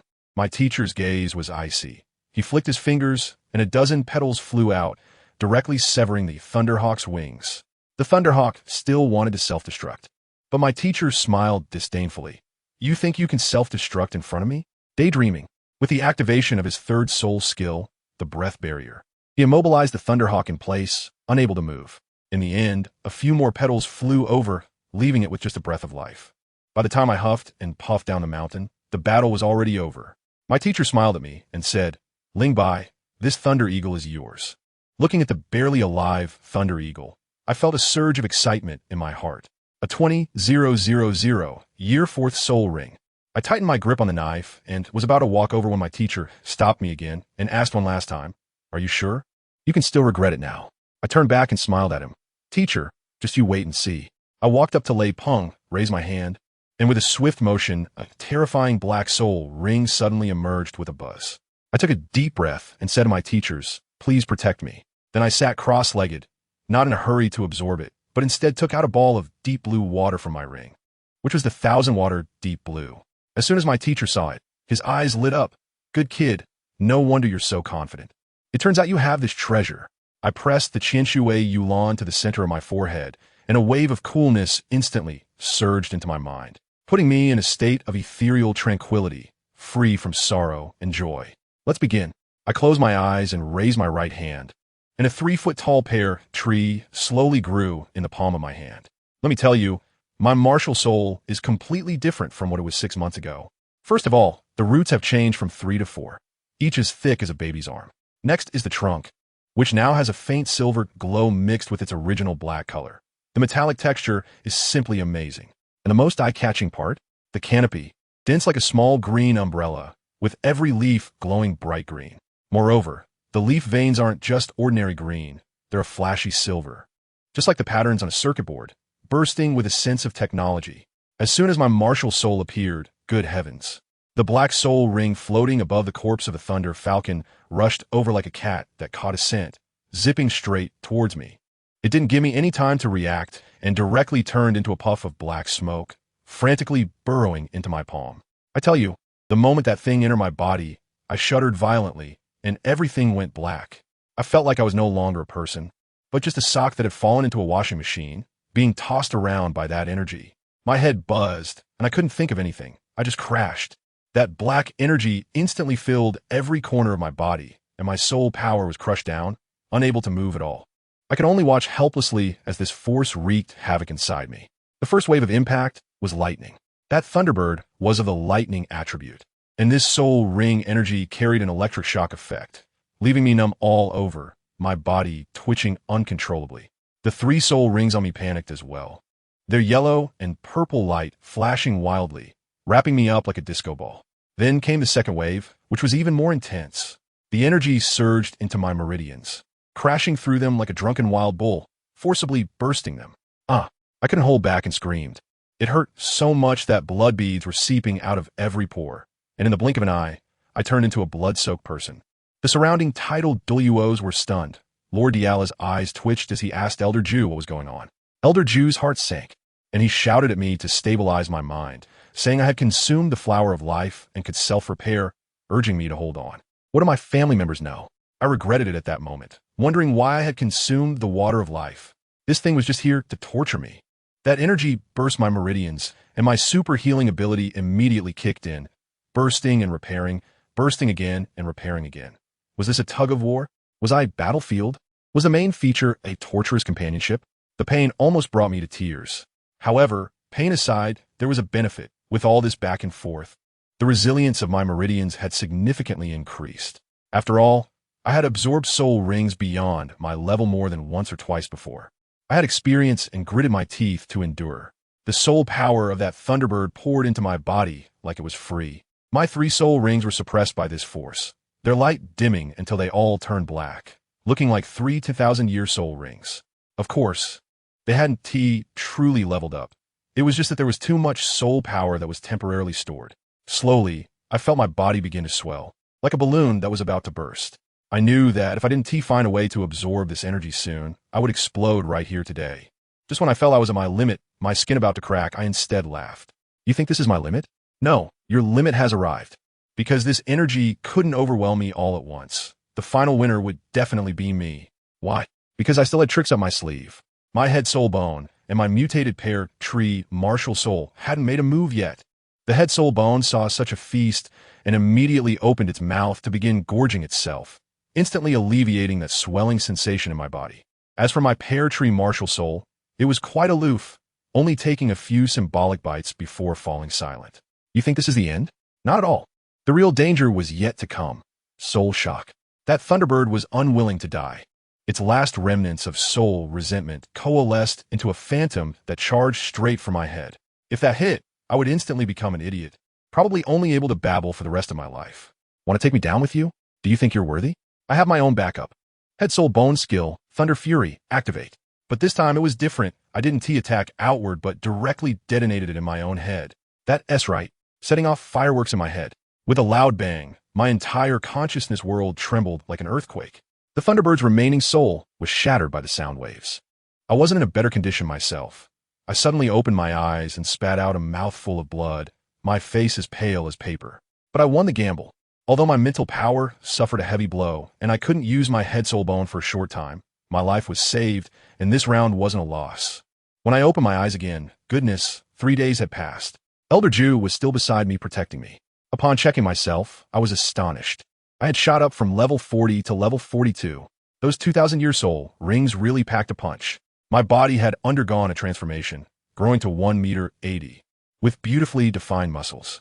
Elder Jew saw that I had woken up and was quite happy, asking me to show him my 4th soul skill. I certainly didn't hesitate. I unleashed my martial soul, and the 4 soul rings, yellow, yellow, purple, black, rose up. The black 4 soul ring even flashed my teacher a bit. A 2,000-year 4th ring, unprecedented. I told him that my 4th soul skill is called Thunder Wing Sky Split Slash. Suddenly, a pair of silver lightning wings spread out behind me, looking incredibly cool. Although I wasn't flying very steadily yet, if I maxed out my speed, I could be as fast as that Thunder Rock for a short time. The Golden Delaw looked at me with a strange expression and asked if my martial soul was really a pear tree. I nodded seriously and said, "Teacher, I'll tell you secretly, it is a pear tree." He was so annoyed that he laughed and scolded me, calling me a little brat. Then he said there was a task coming up, which is to go to Heaven Dose City, and I must master this 4th soul skill on the way. What do we need to go to Heaven Dose City for? To find that old poisoner Dugobo to get the antidote. I rolled my eyes and a bold idea popped into my mind. I leaned in close to the teacher and whispered, "Teacher, I heard that the old toxic person has a lot of treasures at home. All of them are rare and valuable. How about we pull off a job? You confront him directly and battle him, while I sneak in from the back and clean out his place." Let me tell you, the expression on Jew Delaw's face at that time, staring at me with a look that said, "You little clever one." Then he lectured me solemnly, saying that as a dignified title Delaw, how could he engage in such sneaky business? After that, he parted ways with me. You understand, right? It was like this. If I went to find Dugobo for the antidote if his place got robbed, it wouldn't have anything to do with me at all, just like parting ways. How can I not understand this? The teacher went to confront him directly, while I went straight towards Dugobo's lair in the Sunset Forest. Jew Delaw was an old acquaintance of that old poisoner, fighting every day, familiar with the terrain. He started shouting as soon as he got outside the mountain, his voice quite shrill. Old poisoner. Before long, a green-haired, green-eyed old man who looked like a zombie jumped out, and as soon as they met, they started throwing insults, calling each other names like Chrysanthemum Gate and Chrysanthemum Monster. Jew Delaw was also acting, claiming his cultivation had broken through and that he wanted to spar with Dugobo, making all sorts of excuses to buy time. That old fox Dugobo sensed something was off and remarked how talkative Jew Delaw was today. When my teacher saw that he couldn't hold him back any longer, he directly launched into a fight. The 2 title Duluos were battling fiercely over there, while I had already successfully infiltrated his cave. There wasn't much of value in that cave. I didn't dare touch the bottles and jars, in case they were highly toxic. My real target was the mountain hollow behind the cave, the Eye of Ice and Fire. That was the real treasure trove.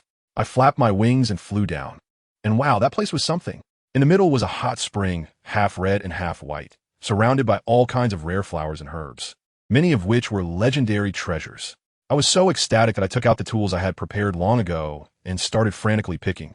Strange mushrooms, heavenly chrysanthemums, 8-petal fairy orchids, exquisite tulips. Everything I recognized and found useful, I pulled out by the roots. As for the ones I didn't recognize, I didn't dare to touch them. After all, life is precious. After collecting the treasures, I also rummaged through the second-rate herbs until my soul guide device was almost full before stopping. The original paradise had been ruined by me into a vegetable field, pockmarked, and only a few tender sprouts were left. Out of kindness, I even left some seeds behind. Maybe I could come back for another harvest in 100 years. After staying in that place for a while, I started to feel unwell, alternating between cold and hot. I quickly released my pear tree martial soul to let it try the spring water of this ice-fire duality eye. The 4 roots suddenly plunged into the spring water. One side extremely cold and the other extremely hot, and surprisingly, it was completely fine, happily absorbing the water. The tree trunk changed from ice blue to fire red, looking incredibly cool. Unfortunately, after just a minute, it seemed to find the water unpalatable and retracted its roots. I sighed and couldn't be bothered with it anymore. My gaze fell on the 2 most impressive immortal-grade poisonous herbs, the 8-pointed ice grass and the fiery apricot flower. These 2 things were somewhat useless to me. My body was strong enough, and consuming them wouldn't be of much benefit, plus they might conflict with the life essence within me. But since I was already here, I might as well take them. They could be used as hidden weapons to throw at people in critical moments. I was about to collect the flame fruit when suddenly, outside, I heard the roar of Judola. From the sound, it seemed like Dugobo was unable to hold his ground and was trying to escape.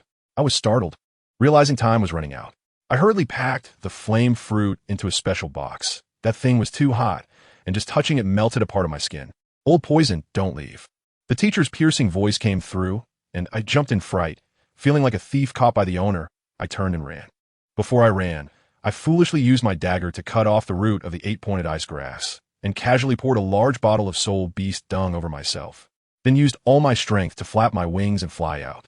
Just a short distance away, I heard Dugubo's furious roar behind me, shaking the forest. Juhua, you despicable thief. I want to fight you. Zhu Dolua was still pretending. Old poison, you're spouting nonsense. When did I touch your treasure? The 2 were arguing and fighting over there, and I secretly felt pleased. Teacher, you could take the blame for now. After all, he can't defeat you. I was gloating when suddenly a rustling sound came from the forest. My smile froze, and I quickly jumped into a tree. Just as I leaped up, a purple toxic gas sprayed on the spot where I had been standing, and the flowers and grass on the ground instantly withered. I looked over in the direction of the sound, and to my surprise, a snake as thick as a water tank slithered out from the bushes. Its cold triangular eyes fixated on me. Judging by its size, it must be a soul beast that's at least 5,000 years old. This thing is not only highly venomous, but also has strong defenses, making it particularly difficult to deal with. I really don't want to get entangled with it here. If something stronger comes along, I could be in big trouble.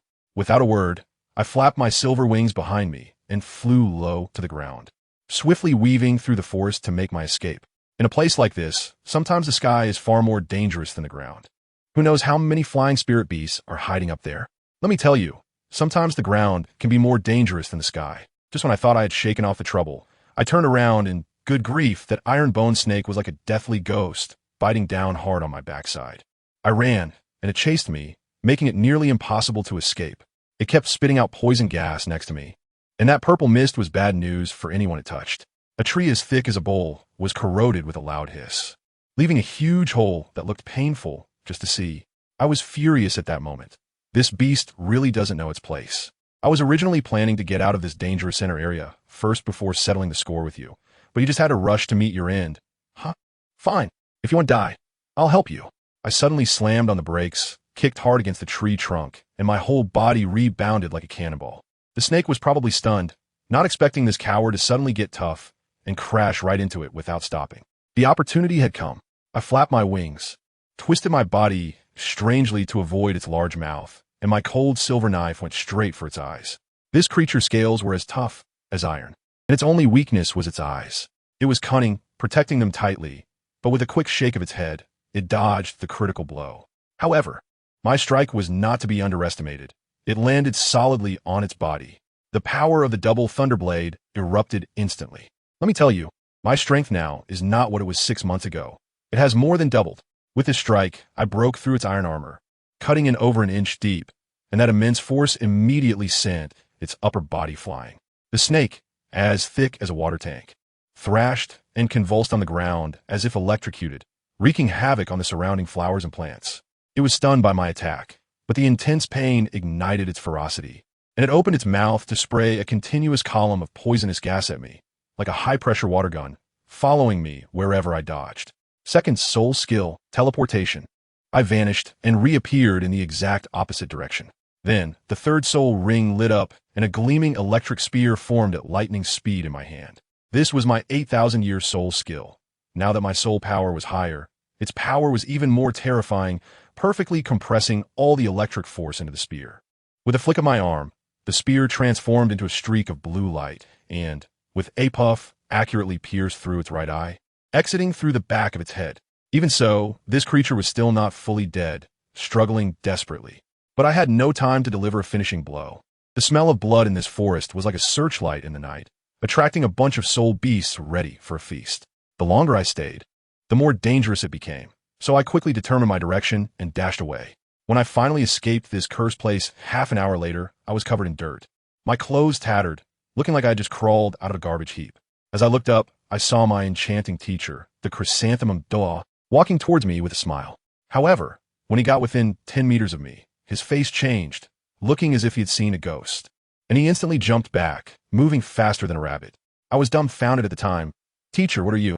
He pinched his nose and screamed with a look of disgust. "Don't come over. Stay there and don't move." Does anyone understand?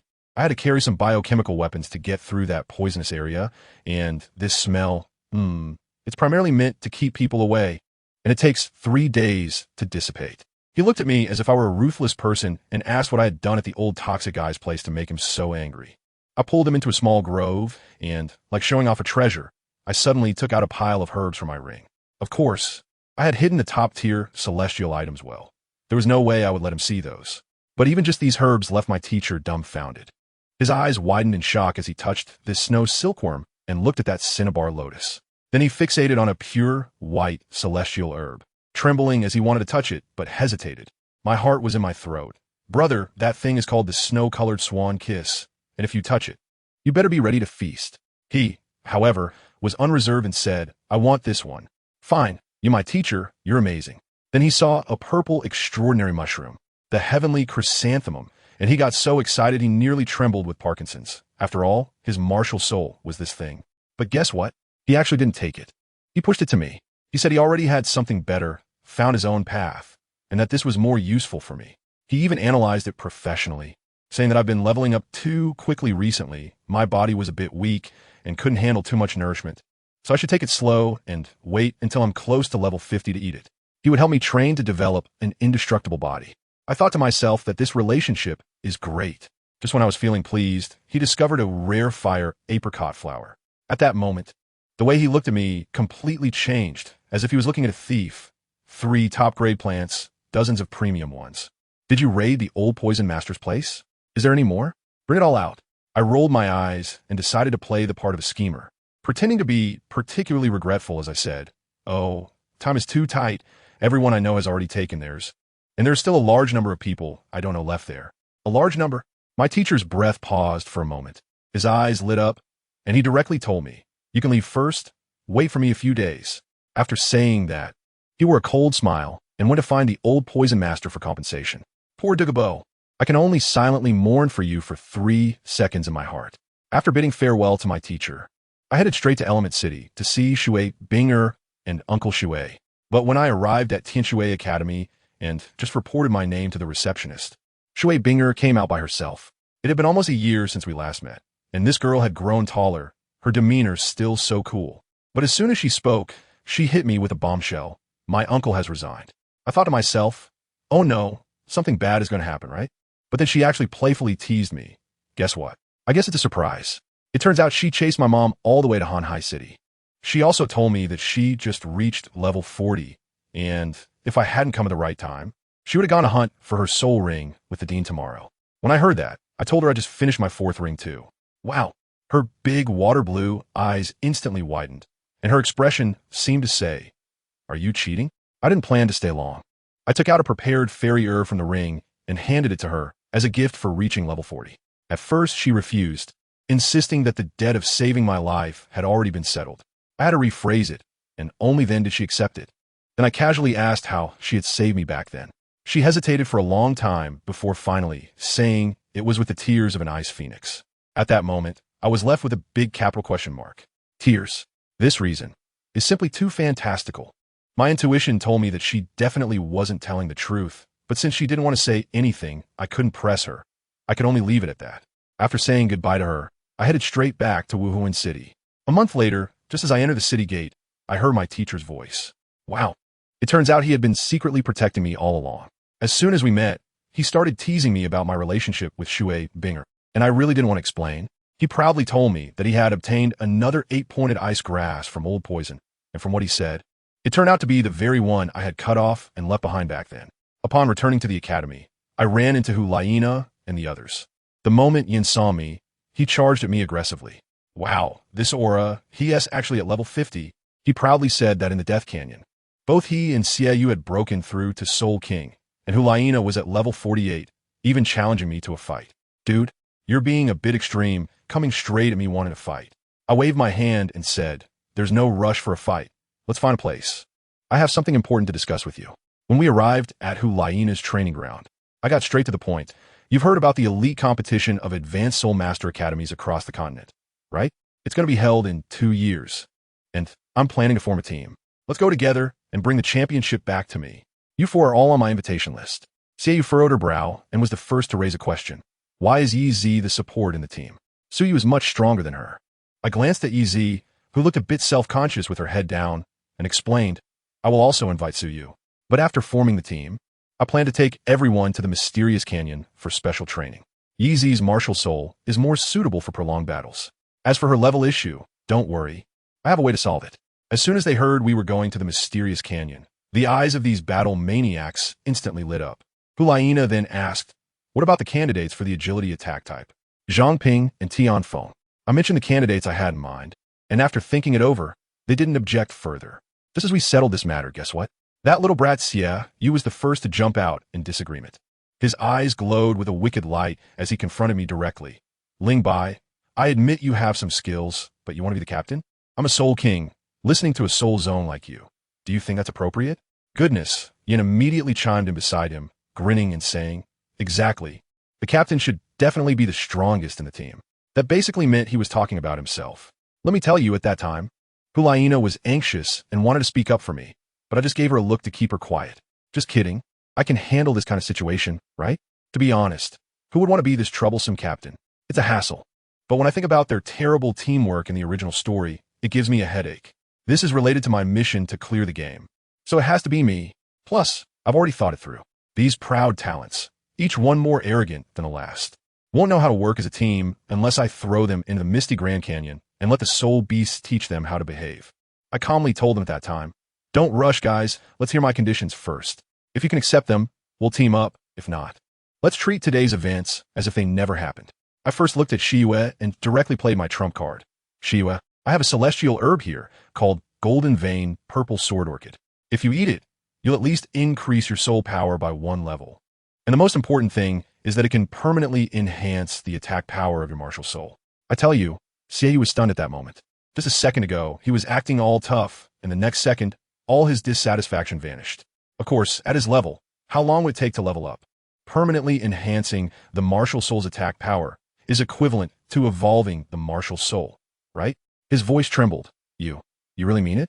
Hulaina and Yin were also dumbfounded, looking at me in shock. I ignored him and turned to Yin, saying, Yin, you also have a share. Yours is called the Red Fire Dragon Grass.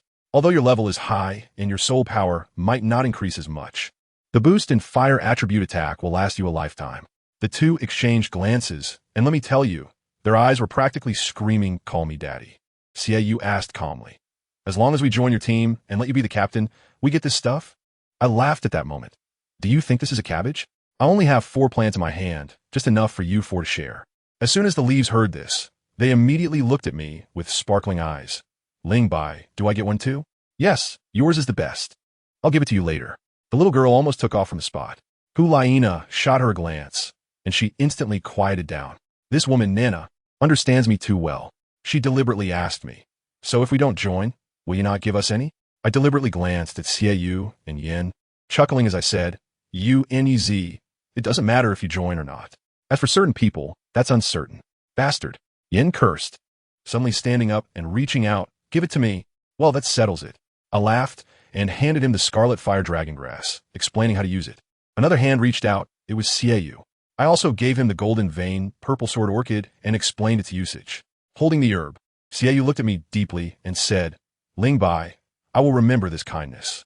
He knew very well that if I didn't consider them friends, I wouldn't even mention such treasures.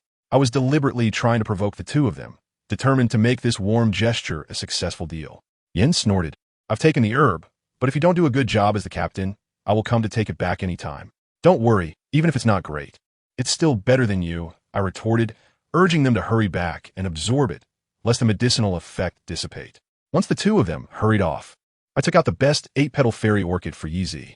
I told her that this thing had the strongest medicinal power and could greatly speed up her cultivation, compensating for the shortcomings of a food system soul master. The little girl solemnly accepted it and ran into the cave to absorb it. Now, only Huolina and I were left in the woods. Who understands family? The troublesome people finally left.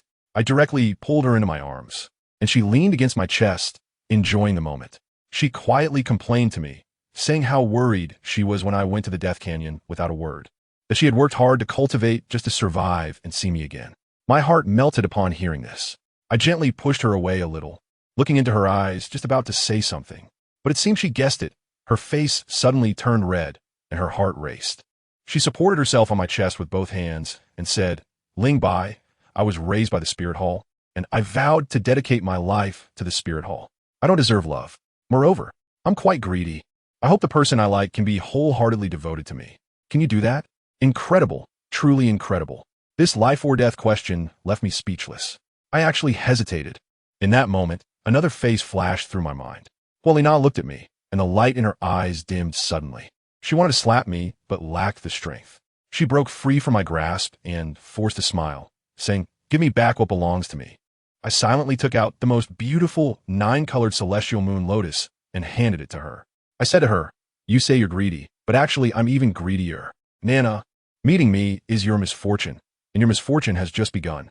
She smiled, but tears streamed down her face. Later, Huolina and Yizi went to the Stardoe Forest to hunt soul beasts, while Nana consumed the celestial herb and directly reached level 50. I stayed alone in the academy, my mind filled with why I hesitated. Just because of a single tear from that girl, Shui Binger. I went straight to our dean, Ferric, and asked him directly, Dean, do you know about the Ice Phoenix martial soul? Especially its tears. When the old man heard this, his expression was like he had stumbled upon some astonishing scoop, and he asked me to sit down and explain slowly. He said, The Ice Phoenix can only shed tears once in its lifetime. Don't underestimate this single tear. It can allow the Ice Phoenix to be reborn through nirvana. If it is shed for someone else, the effect is even more miraculous. Any severe injury can be healed instantly. So this tear, when it flows out, is not just water. It is the price for which it can never cry again in its lifetime. I was stunned at that moment. A lifetime can only shed tears once. The dean continued, saying, This tear is a bond of the soul, allowing two people's martial souls to greatly increase their compatibility. Do you understand what I mean? It means they can perform martial soul fusion skills. That's why many people say that the tears of the Ice Phoenix are tears of love. Wow, I finally understood. The tear Shui Binger gave me was not just an ordinary tear. It was her entire life. Seeing my expression change, the dean, like an old fox, said, Both girls are so outstanding. It's hard to choose, isn't it? At that moment, I had only one thought. Only children make choices. Adults want it all.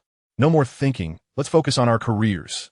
I directly confronted the dean, saying I had formed a team with Huolina, Yin, and Xiaoyu, and we wanted to train in the mysterious canyon. The dean immediately understood. This was preparation for the Soul Master competition across the continent. He agreed on the spot, and even said he would send a soul sage to accompany us. Half a month later, Nana and Yizi returned, and our team officially assembled. Let me tell you, our lineup was simply like gods fighting. Xiaoyu, Yin, and Huolina were all level 52 Soul Kings. Nana had even gained an external soul bone, surpassing her brother and Yin in strength. I was a level 42 Soul Master, so he was also level 42, and Tianfeng and Zhangping were both level 44 and 43 Soul Masters. Even Yizi was at level 35. This commotion was so big that even Pope Bibi Dong was alerted. She held our list and said to Zhu Delaw and Gei Daw, these little brats, especially Huolina and Ling Bai, are too outstanding. My chief master, Zhu Delaw, was nearby, praising me madly. In the end, Bibi Dong decided to send Gui Delaw personally to secretly protect us. However, there was a small episode on TeacherDonna's side.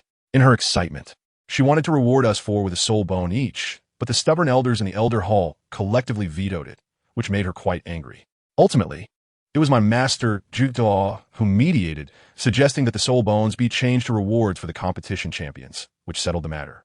However, TeacherDonna didn't lose out either. She decided to personally award us four with something called the Purple Record Medal as compensation. Nearly 2 years passed quickly, and we had been diligently training in the Death Canyon.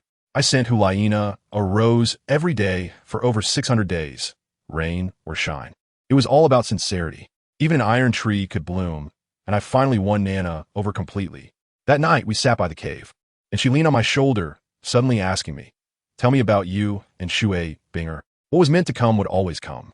I didn't hide anything and told her how I almost died absorbing a soul ring beyond my level, and how Shui Binger saved me with her tears, detailing everything.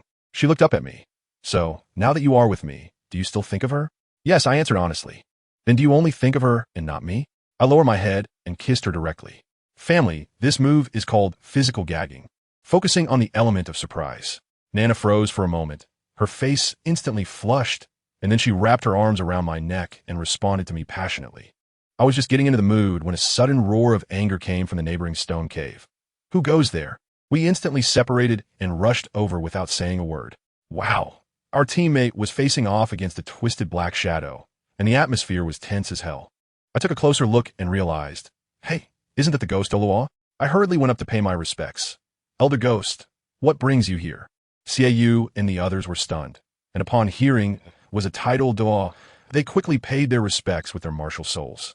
It turned out that Elder Ghost came on the orders of the Pope to take us back. The training was over. He even spoke in a rather strange tone, saying, "His Holiness the Pope wants to personally award you for the Purple Record Medal." What honor! We were all thrilled at that moment. The next day, after nearly 2 years in the mountains, our foul-smelling group of boys finally took a shower, changed into clean clothes, and arrived at the academy's playground feeling refreshed. All the teachers and students in the academy stood in neat rows, as if welcoming a leader's inspection. We were still chatting and laughing over there when Zhangping urged me to treat, and Hulaina teased me about the big wooden horse. Just then, the dean shouted for silence, and everyone fell quiet. All we could hear was the rumbling sound of wheels. The Pope's chariot had arrived. Let me tell you, the scene was unbelievable. It was a grand carriage resembling a moving palace, pulled by 4 pure white horses, surrounded by knights in shining armor guarding it. The knight's great sword gleamed under the sun, radiating an imposing aura. Then the carriage door opened, and wow, Pope TeacherDonna personally stepped down. Dressed in a dazzling golden gown adorned with jewels that made it hard to keep my eyes open, she held a 2-meter-long scepter, looking like a glowing entity. As soon as she appeared, over 50 holy knights knelt on one knee, shouting "Long live." The roar was so loud that it almost burst my eardrums. The younger students in the academy went wild too, immediately kneeling and shouting along, creating a scene that was truly spectacular. I'm different. I'm squatting here. If it weren't for Hulaina holding me tightly, I could have just stood up and bowed. As a result, TeacherDonna waved her hand, telling everyone to stand up, and then she started pouring out motivational speeches, saying that she saw the hope of the Spirit Hall in all of us. Oh my! The young people below were so excited that their faces turned red, their backs straightened, and their gazes were fervent. And then, the key point came. She called my name directly. Ling Bai. Her voice was so gentle, having advanced to Soul Master at 12 years old, breaking the record for the youngest Soul Master in the Spirit Hall and possessing a 10,000-year 4th soul ring, and I'm only 14 this year. Wow. As soon as she said this, the whole venue erupted. What? Only 14 years old? A 10,000-year 4th ring? Is this even human? The discussions were like boiling water. I tell you, at that moment, I felt hundreds of pairs of eyes suddenly fixated on me. Even with my thick skin, my heart started racing a bit. I thought to myself, steady, steady, I can't get carried away. I haven't even completed a single quest yet. What's there to be proud of? TeacherDonna saw me looking calm, and her admiration was almost overflowing. Then she praised Hulaina, Ciu, and Yin one by one. Of course, she was subtly complimenting them, not revealing the real treasures. But that was enough. She cleared her throat and dropped a bombshell. I have decided to exceptionally award the 4 of them the Purple Record Medal of the Spirit Hall. The audience was in an uproar again, awarding the Purple Record Medal to students. This was the first time in history. When she called the 4 of us up to personally put the medals on us, The eyes of the people below turned green with envy. I was first in line when BB Dong walked up to me with a medal. It was then that I realized she wasn't that tall. For someone like me, who is 8 meters, she had to tiptoe and raise her hand to pin the medal on me. When she raised her hand, her sleeve slid down, revealing a wrist that was both fair and tender, resembling jade, and a faint fragrance wafted in the air. Who could understand at such a close distance? Her face was simply perfect, with no flaws to be found, and her gaze was especially focused. Her movements were so gentle. There was not a trace of the rumored ferocity of the Rakshasa goddess. She was simply the embodiment of a gentle older sister. At that moment, my mind buzzed, and I subconsciously muttered this. Perhaps this is how you were meant to be. She heard me, glanced up at me, and gently said, "Work hard and don't let this honor go to waste." I quickly nodded, "Yes, Your Holiness." As soon as I turned around, good grief, Hulaina's gaze was like 2 little daggers, flying straight at me, filled with warning and anger. I felt so wronged. This would be difficult to explain when I got back. After the awarding ceremony was over, BB Dong announced another major event. She revealed the list of 10 people representing the Spirit Hall in the Continental Soul Master Competition, and we were all on it. Finally, she changed her tone and said, "The champion of this finals will receive 4 soul bones as a reward." Wow, this stunned not only the students but also the teachers. 4 soul bones. What does that even mean? I instinctively looked at BB Dong and just happened to meet her meaningful gaze, which contained encouragement but even more pressure. The message was clear. You must bring back those 4 soul bones. After this, we began our preparations for the competition. The new team members were taken by Xiaoyu and Yin for practical training every day to build their teamwork. As for me, I just sat on the steps next to Hulaina, watching the excitement and casually talking about love. She urged me to hurry and get my 5th soul ring, but I said there was no rush. I would wait until I got those 4 soul bones first. With the boost from the soul bones, my 5th soul ring should at least start at 50,000 years, right? Just as I was thinking this, Hulaina became unhappy again and asked sourly, "Are you thinking about her again?" I quickly hugged her tightly and comforted her, saying that with such a beautiful woman by my side, there was no time to think about anyone else. Just as I was saying this, Ghost Awe suddenly appeared like a ghost and said that the Pope wanted to see us.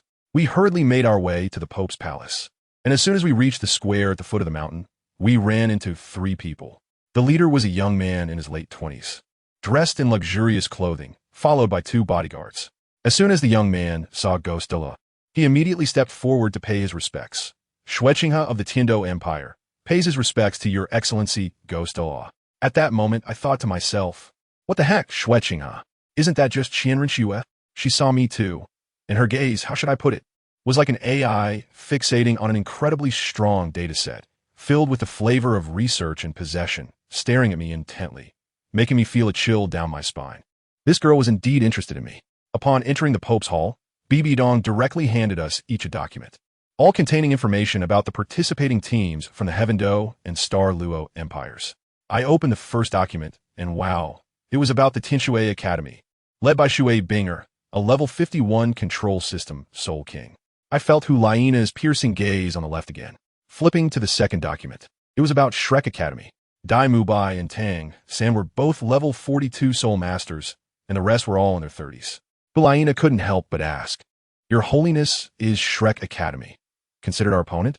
BB Dong ignored her and instead asked me, "Ling Bai, what do you think?" I said, "Even a lion uses all its strength to catch a rabbit. No opponent should be underestimated." BB Dong looked at me with admiration. Then her expression darkened as she said, "Don't underestimate Shrek. Their teacher is a theoretical monster. Moreover, if you encounter them in the competition, find a way to eliminate Tang San. This is the Spirit City, and we're the rules." As soon as these words were spoken, all 10 of us felt a chill in our hearts. Soon, the finals began. As the seed team, we had a bye in the first round and sat in the rest area to watch the matches. In the second match, Shinfeng Academy easily won. In the third match, hey, it got interesting. Shrek Academy faced off against Chihua Academy. I remember during the preliminaries, Shrek was beaten badly by the Blaze Academy. This time, fate brought them together again. As soon as the match started, the Blaze Academy was aggressive, with flames soaring high. In contrast, Shrek's formation was loose and scattered. Suddenly, Tang San shouted, and Ning Rongrong's 7-treasure glazed tile pagoda flashed with light, directly giving him a 40 boost in soul power. Then Tang San pressed his hand to the ground, and the fourth soul ring emitted a purple light, causing a huge blue-silver grass net to rise from the ground, directly enveloping the four main attackers from the Blaze Academy. Is that it? Huo Wushuang from the Blaze Academy looked disdainful as soon as the flames erupted from him. The blue-silver grass net turned to ash upon contact. The others also easily broke free. At that moment, I also found it strange. Tang San's move was too weak. As a result, that kid Tang San grinned, chuckled, and gently uttered a word. Explode. The shattered blue-silver grass net instantly burst into a dazzling blue light and exploded with a bang. It released a large area of blue, toxic mist. Goodness. I immediately understood that this guy was playing a surprise tactic, focusing on tactical deception. The blue-silver grass was just a feint, and the toxic mist was his real killer move. But just when it seemed like the move was about to succeed, guess what happened? At that critical moment, the girl named Huo Wu stepped forward. Let me tell you, at that moment, those four guys were about to roll their eyes in the poison mist, looking like they were about to be carried away collectively. Suddenly, that fiery dancer's third soul ring, the purple one, lit up. Then a red fire circle exploded like a shockwave. The key was this thing was silent. Without a sound, it blew away a large area of poison mist from my third brother in an instant. I was stunned at the time. This skill was too overpowered, right? It was like opening an invincible barrier, pushing everything away. With the crisis averted, the fiery dancer clearly breathed a sigh of relief. I guessed her back was soaked. Her two supporters were quick to understand, rushing to heal the four poison guys, forcing the poison out, and then they all quickly retreated. My third brother was really unfortunate at that moment. He was just a hair away. Really just a hair. If the poison had been a bit stronger, it would have taken them all out in one go. But who is he? Tang San. The word give up is not in his dictionary. He directly shouted at Oscar, and little Oscar understood immediately, swiftly throwing out four sausages. On our side, Dai Mu Bai, Zhu Zhuqing, and the others each caught one. Then my third brother shouted one word, fast. Let me tell you, this is our Shrek's secret signal. Once this signal is given, it's the horn for a full-scale attack. Ning Rong Rong is also doing great. The light from the 7-treasure glazed tile pagoda is pouring down like it's free, instantly boosting the strength, speed, and soul power of our four main forces by 40%. That speed, it's incredible. It's like we've activated nitrous for acceleration, zooming right up. That fire dance girl saw this and was quite pleased, sneering and saying that we were too naive. Then guess what? She did again. Another round of the fire ring. She wanted to push us away again, but Tang San and the others completely ignored her. I was puzzled, and in the next second, folks, who understands, behind those four, wings suddenly sprouted out. Transparent little wings. Oscar's third soul skill, flying mushroom sausage. It directly switched to flight mode, emphasizing that you do your thing, and I'll do mine. Isn't your fire ring only able to push 3 meters off the ground? I'll just fly right over your head. I tell you, everyone was stunned at that moment. Just watching Tang San and his 3 companions soar like flying men. They jumped over the fire ring and passed right by Huo Wushuang and his 4 in the front row, heading straight for Huo Wu in the back. The smile on Tang San's face was 3 parts mockery and 7 parts coldness. Almost as if he didn't expect that. Did you? Written all over his face. He fixed his gaze on Huo Wu, and his eyes seemed to say, my target has never been those fools, but you, 20 meters away. That's enough. Let me tell you, the scene was simply unbelievable. Tang San's eyes shot out 2 dark blue beams of light. The light was so fast that there was no way to dodge it. In an instant, it burrowed into Huo Wu's eyes. The next second, Huo Wu didn't even have time to react, letting out a terrible scream as if something had pierced her brain, and then blood started flowing from her 7 orifices. Eyes, nose, mouth, and ears. She fell straight down, fainting on the spot. I was watching from the audience and saw it all clearly. This was no soul skill. This was like cheating, a mental attack, instant kill. At this moment, let alone the opponents, even our side was stunned. The sword Doloal in the VIP seat, Ning Fengji, and my third brother's bodyguard, Dugu Bo, couldn't sit still. They looked like they had seen a ghost, saying that Tang San's mental strength was almost on par with the soul Doloal. Ning Fengji's expression changed dramatically because he saw that the people from the Spirit Hall had quietly sent someone to leave, and their eyes clearly showed they had murderous intent. Once Huo Wu fell, there was no suspense left in the match. Her brother Huo Wushuang was furious, rushing over like crazy, but what was the use? Their core brain was gone. On our side, Dai Mu Bai went straight to confront him head-on, while Zhu Zhuqing and Jing Ling went to deal with the 2 twins.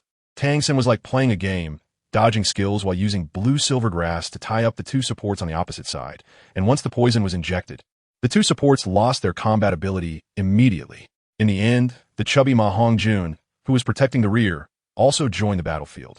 Once his evil Fire Phoenix came out, the martial soul suppression caused the two twin Fire Crane martial souls on the other side to collapse.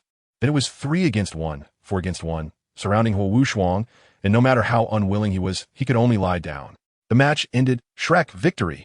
After the match, that old man Dugu, Bo, pulled my third brother aside. His face as dark as the bottom of a pot. He immediately asked, "Did you have a head spirit bone, you brat?" My third brother, being straightforward, admitted it directly. Dugu Bo was so angry he sighed repeatedly, saying, "Are you a tiger? Or what? You dare to use a head spirit bone in front of the spirit hall? Do you want them to kill you?" My third brother was incredibly calm and shot back, "Old monster, do you think hiding them will let me off the hook? They already ambushed me on the way to the spirit city. At this point, I have no way out. What's the point of being scared? Let's just do it." Dugubo looked at him, and after a long pause, finally managed to say, "All right, you go ahead. I'll risk my life to protect you." On the other side, the spirit hall was in chaos. Pope Bibi Dong's face turned green with anger. Their golden generation, including Hulaina, Xieyu, and Yin, were all analyzing my third brother's mental attack, and they concluded it was a soul bone technique. That guy Xieyu was quite arrogant, saying it was perfect. If they killed him, the soul bones would be theirs. However, their captain, named Ling Bai, shot him down. Ling Bai seemed quite calm, saying, "Don't get too confident. That guy has a soul bone, and his strength is not what it used to be. The gap between us and Shrek is narrowing." Just then, Pope Bibi Dong called their 4 core members to the Pope's hall. Let me tell you, this woman is ruthless. As soon as they met, she got straight to the point and said, "We've all underestimated that Tang San. That kid's mental power is like that of a level 70-old monster. If you guys don't upgrade your equipment, you'll just be delivering food when you go up." And then, let me tell you the most explosive part. She directly brought out the championship rewards for pieces of 10,000-year soul bones ahead of time. 1 wisdom skull bone, 1 flame right arm bone, 1 wind-chasing left leg bone, and 1 flying right leg bone. The brilliance was dazzling, almost blinding my eyes. This woman is also cunning. She didn't distribute them herself, but tossed this hot potato to Ling Bai, asking him to divide it. ISNT that clearly attests to people's hearts. Xieyu and Yin's eyes were almost green with envy, and even Hulaina had a face full of desire. Let me tell you, Ling Bai is truly something special. He hesitated for a moment, then pushed forward the most impressive and valuable wisdom skull worth 50,000 years directly to Hulaina. He said Hulaina has the strongest mental power, and her fusion would just happen to counter Tang San, and it could also enhance their martial soul fusion technique. Hulaina was so moved at that moment. Then he gave the second most precious flame right arm bone to Yin, who matched it best with his martial soul. Finally, with the 2 remaining leg bones, he gave a more valuable left leg of wind to Xieyu and kept the least valuable flying right leg bone for himself. This move raised the stakes dramatically, and his teammates were all impressed. Bibi Dong watched from above, extremely pleased. She immediately decided that this kid has a big picture perspective, is calm, and has a bright future, and after the competition, he would come to be my personal guard. This made his teacher, who was furious, turn green in the face. But he didn't dare to say a word. They all spent the night absorbing the soul bones. When Ling Bai finished merging, he happened to run into Hulaina. After merging with the wisdom skull, Hulaina's entire aura was different, enchanting by nature. Ling Bai joked with her, saying, "I'm afraid you'll become so smart that you won't want me anymore," which gave me goosebumps all over. Hulaina immediately hugged him and said, "I will belong to you for life," and the two were incredibly sweet together. The next day, it was the Spirit Hall's turn to compete, facing a seed team from the Star Luo Empire, Qiufeng Academy. Guess what happened? The 3 powerhouses, Hulaina, Xieyu, and Yin, didn't go on stage at all. It was just Ling Bai who led the remaining members onto the stage. As soon as they appeared, all eyes were on them. On our side, Dugibo started giving lessons to my third brother again, pointing at Ling Bai, who was walking at the front, saying, "Pay attention. That seemingly ordinary one is the most terrifying existence in the Golden Generation." My third brother opened his purple extreme magic to take a look and found that the guy was indeed very ordinary, his aura completely retracted. But it was this sense of returning to simplicity that was the most frightening. The girls from Tianxue Academy were also watching. A little girl even had a crush and said this guy had a lot of charm, but she was shot down by their leader, Shu Ibinger, with a glare, which was hilarious. The fat guy was still commenting, saying this person looked average and his figure wasn't as good as the others. Then Dugibo chuckled, looked at us, and slowly asked, "You think he is ordinary because you can't see through him? Do you know how old he is this year and what level his soul power is?" I tell you, when Old Poison said this, we were all stunned. He said that guy was already a soul master at 12. Now he's 14, and his soul power is probably close to level 50. Good heavens. This is no longer a genius. It's like he has a cheat from the heavens, right? But that's not all. Old Poison leisurely added another knife. Do you know how many years ago he got his 4th soul ring? How would we know? Suddenly, he blurted out a number. 20,000 years. Impossible. The master exploded on the spot, excited as if he had encountered an unbelievable bug in a theory. The limit for the 4th ring is 5,000 years. Even with an external soul bone, the 3rd ring barely reached 6,000 years. Unless he was covered in top-tier soul bones, absorbing 20,000 years would just make him explode on the spot. But the Old Poison was adamant, saying that this news was known among the big shots in the circle and was absolutely true. We fell silent. Who among us understood that the 4th ring was over 10,000 years? How can anyone play like this? To start the feast, just as we were talking, the match began. The Spirit Hall team faced off against a team from Chiofeng Academy. Chiofeng Academy was also a respectable team with 5 soul masters. As soon as they came out, they unleashed their martial spirits, which looked quite impressive. But then, on the Spirit Hall side, all 7 of them revealed their martial spirits. Yellow and purple, with soul rings neatly emerging, and that momentum instantly crushed the opposition. What was most frightening? It was that guy named Ling Bai, standing in the middle, whose 4th soul ring was black, pitch black. When that thing appeared, I felt like all the light in the arena was sucked in, leaving it eerily silent. The captain of Chiofeng Academy turned pale, still stubbornly shouting, "So what if it's a 10,000-year soul ring? We will definitely win." It was laughable. No one paid him any attention. The referee shouted for the match to begin, and let me tell you, in the blink of an eye, Ling Bai moved. His least noticeable first 100-year soul ring lit up, and then 7 silver beams shot up from the ground, directly trapping all 7 members of Chiofeng Academy. Then, the most outrageous scene unfolded. On the Spirit Hall side, even the support soul masters charged forward. The 7 of them pounced like tigers descending a mountain. We were all dumbfounded. I said, "What are those people across doing? Just standing there waiting to die?" Luckily, Sangu had sharp eyes and activated his purple extreme demon eye to see clearly. He said, "They are under control. Their martial souls and soul rings have all been suppressed, and they can't unleash any skills." The master beside us turned pale and uttered 4 words, "Absolute control." What does absolute control mean? The master gave us a live explanation. It means that this skill can directly seal off your martial soul and soul skills, equivalent to pulling out your internet cable. All skills are disabled. You have soul power but can only stand there and take hits. A title Doa who can't use skills can be easily taken out by a soul Doloa. Upon hearing this, I thought, wow, isn't this just the ultimate silence spell? And it's a group skill. Boss Dai still naively asked, "That pillar doesn't look sturdy. Can't we break it?" Sangu pointed at the stage and said, "Look, that pillar is tightly pressed against them. There's no room to exert force. It's hard to break it, and this is just their first soul skill." Sure enough, the Chiofeng Academy side was in chaos. The captain fought desperately and finally managed to shatter the pillar with his soul power. But as soon as he came out, he was met with a strong attack from the Martial Soul Hall's Dragon Tail. With a crack, his bones broke, and he flew out of the arena like a cannonball, fainting on the spot. What followed was a one-sided massacre. One came out and was slashed away by a wing. Another came out and was smashed away by a golden ring. In the blink of an eye, in one round, Chiofeng Academy left peacefully. The entire arena was dead silent. What does it mean to crush all resistance? This is what it means to crush all resistance.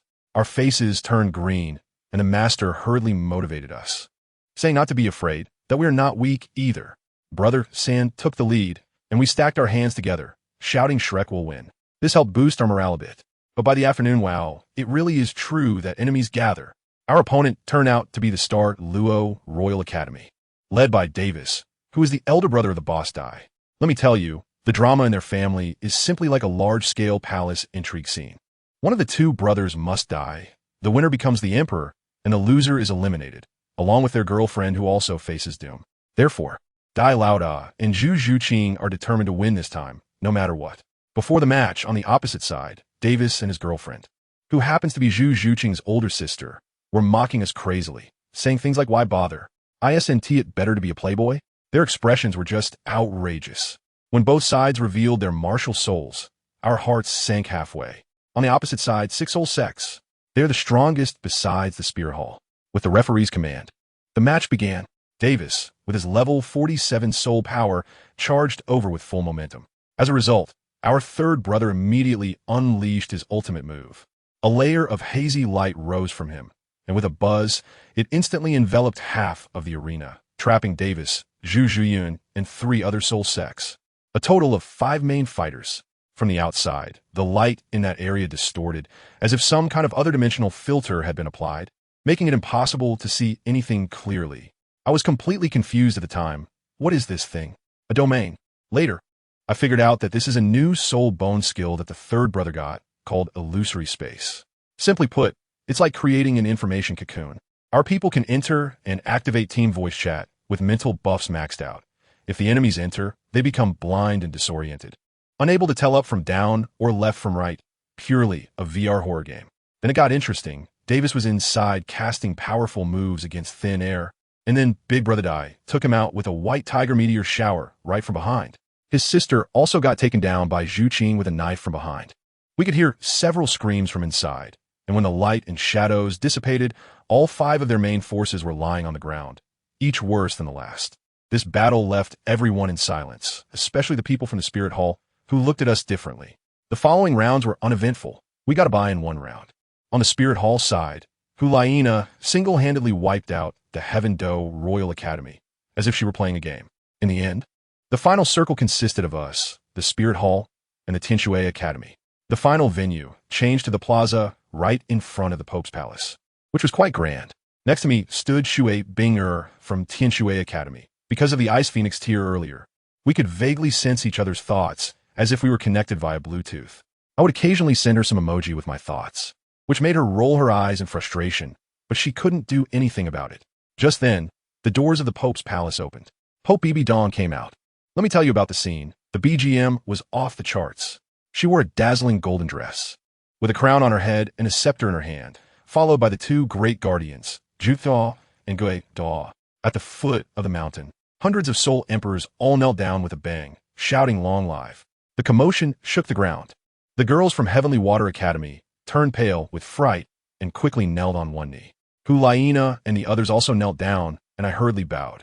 But guess what? The 7 from Shrek stood there like 7 telegraph poles, completely motionless. Let me tell you, that kid Tang San has a grudge against the Spirit Hall. I understand his toughness. But Dai Mubai and Zhu Zhuqing, you royal prince and princess of the Star Luo Empire, should you feel a bit inferior in front of the Pope? And then there Ning Rongrong and the others, good grief, they're all like wooden stakes, not moving at all. Who understands? Family members. Is this the time to show off? They really aren't afraid of death. And guess what happened? Bibi Dong completely ignored them. Her gaze was like she was looking at a few clueless little kids, and with a slight curl of her lips, that cold smirk was something else. Instead, she looked at me a couple more times, and I quickly nodded and bowed. Only then did she slowly say, "Get up." When we all stood straight, Bibi Dong began to paint a big picture, saying we were the hope of the Spirit Master world, the future, blah blah blah, a whole bunch of stuff. And then came the key point. She said the champion team would be rewarded with 4 soul bones. Oh my. As soon as those words were spoken, the girls from the Tianshui Academy lit up, and the members of Shrek looked like they were on a high, as if they were claiming this thing as theirs. In our team, I, Hulaina, and Xiaoyu exchanged glances and almost burst out laughing. Baby, we each had one of these long ago, and it's the top configuration. Ning Fengji was stunned beside us, probably thinking, as expected of the Spirit Hall, they are really wealthy. Then Bibi Dong announced the rules, saying there would be individual elimination matches in the morning, with each of the 3 teams sending 1 person to compete in a round-robin format. The winning team would go directly to the finals tomorrow, while the losing 2 teams would face off again in the afternoon for another spot. Just as she finished speaking, the leader of Tianshui Academy, Shui Bing'er, stepped forward with a cold voice, but what she said was quite clever. She said, "Your Holiness the Pope, our Tianshui Academy voluntarily gives up the morning match and opts for the loser's bracket." Wow. I immediately gave her a thumbs up. This girl understands the strategy of racing horses. She knows that in an individual match, they definitely couldn't compete with us at the Spirit Hall, and might not even be able to beat Shrek. Rather than wasting energy, It's better to conserve strength and go all out against another loser in the afternoon. With that kind of thinking, it's no wonder she's the captain. When Master heard this, his eyes flickered, and he shouted, "Shrek Academy also gives up." BB Dong stared at him, and let me tell you, that gaze was full of information. She even called out to Elder Yu and asked him for a reason. I was shocked at the time. These two definitely had something going on. Master was tough and simply replied, "We have the right to concede, right? Fine. You two are here exchanging glances and playing silent games." BB Dong nodded and directly announced, "Our Spirit Hall team is directly promoted to the finals. The rest, you can play by yourselves in the afternoon." In the afternoon, the losers bracket began, with Shrek facing Tianxue, old rivals. When the referee gave the signal, wow, the Shrek team instantly transformed their formation. 7 people formed a circle, and Tang San's blue-silver grass shot up into the sky, not to attack, but to create a net that enveloped their own team. Ning Rongrong and Oscar stood in the center, while the other 5 spun around them like a revolving lantern. Their soul power surged crazily towards the center. Shui Binger's expression changed. She sensed something was wrong and wanted to rush in, but her teammates hadn't reacted yet. Master was so nervous from the sidelines that his fists were clenched tightly.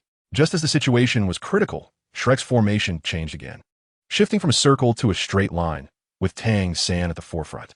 The soul power of those 7, let me tell you, had twisted into a single rope, completely united as one. Shui Binger realized it was too late and made a decisive call to unleash her third soul skill, Resistance Ice Ring.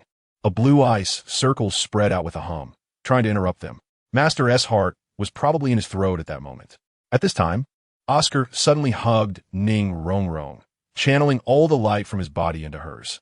Ning Rongrong's 7-treasure glazed tile tower shone brilliantly, amplifying effects as if she had activated a cheat, passing energy layer by layer to Zhu Zhuqing, then to Ma Hongjun, and finally to Dai Mubai.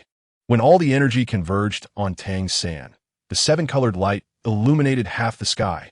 Tang San slowly spread his right hand, and a ball of dark light exploded, revealing a small black hammer that quietly floated in his palm. Wow, a fusion skill of the 7. BB Dong was stunned, turning to look at Master, her expression complex. Ning Fingji was also dumbfounded, probably wondering how these little monsters achieved this. The power, let me tell you, was far beyond the Soul King level. Just then, Shui Binger's Resistance Ice Ring reached its target, colliding perfectly with Tang San's Haotian hammer. Crack! A crisp sound echoed as the ice ring shattered like glass shards. Shui Binger was completely dumbfounded. This move couldn't be broken without a Soul Emperor above level 60, yet it was defeated by Tang San, who was only in his 40s. She stared hard at that little black hammer. It looked like a toy, but the pressure it emitted was suffocating. Tang San was still acting cool, saying this was his teacher's amazing theory, solving the problem of different martial souls merging, and then arrogantly declared, "Our soul power has exceeded level 65 now. Concede." Shui Binger looked back at her sisters, and those girls were very supportive, saying they would support her no matter the outcome. Shui Binger's eyes turned red. She told them to step back and face Tang San alone. "Tang San, be careful," she yelled as the Haotian hammer came crashing down with a thunderous roar, swelling in size, its momentum indistinguishable from a 6 soul skill of a level 65 Soul Emperor. Shui Binger retreated while casting another Resistance Ice Ring, which was obviously futile, just to buy some time.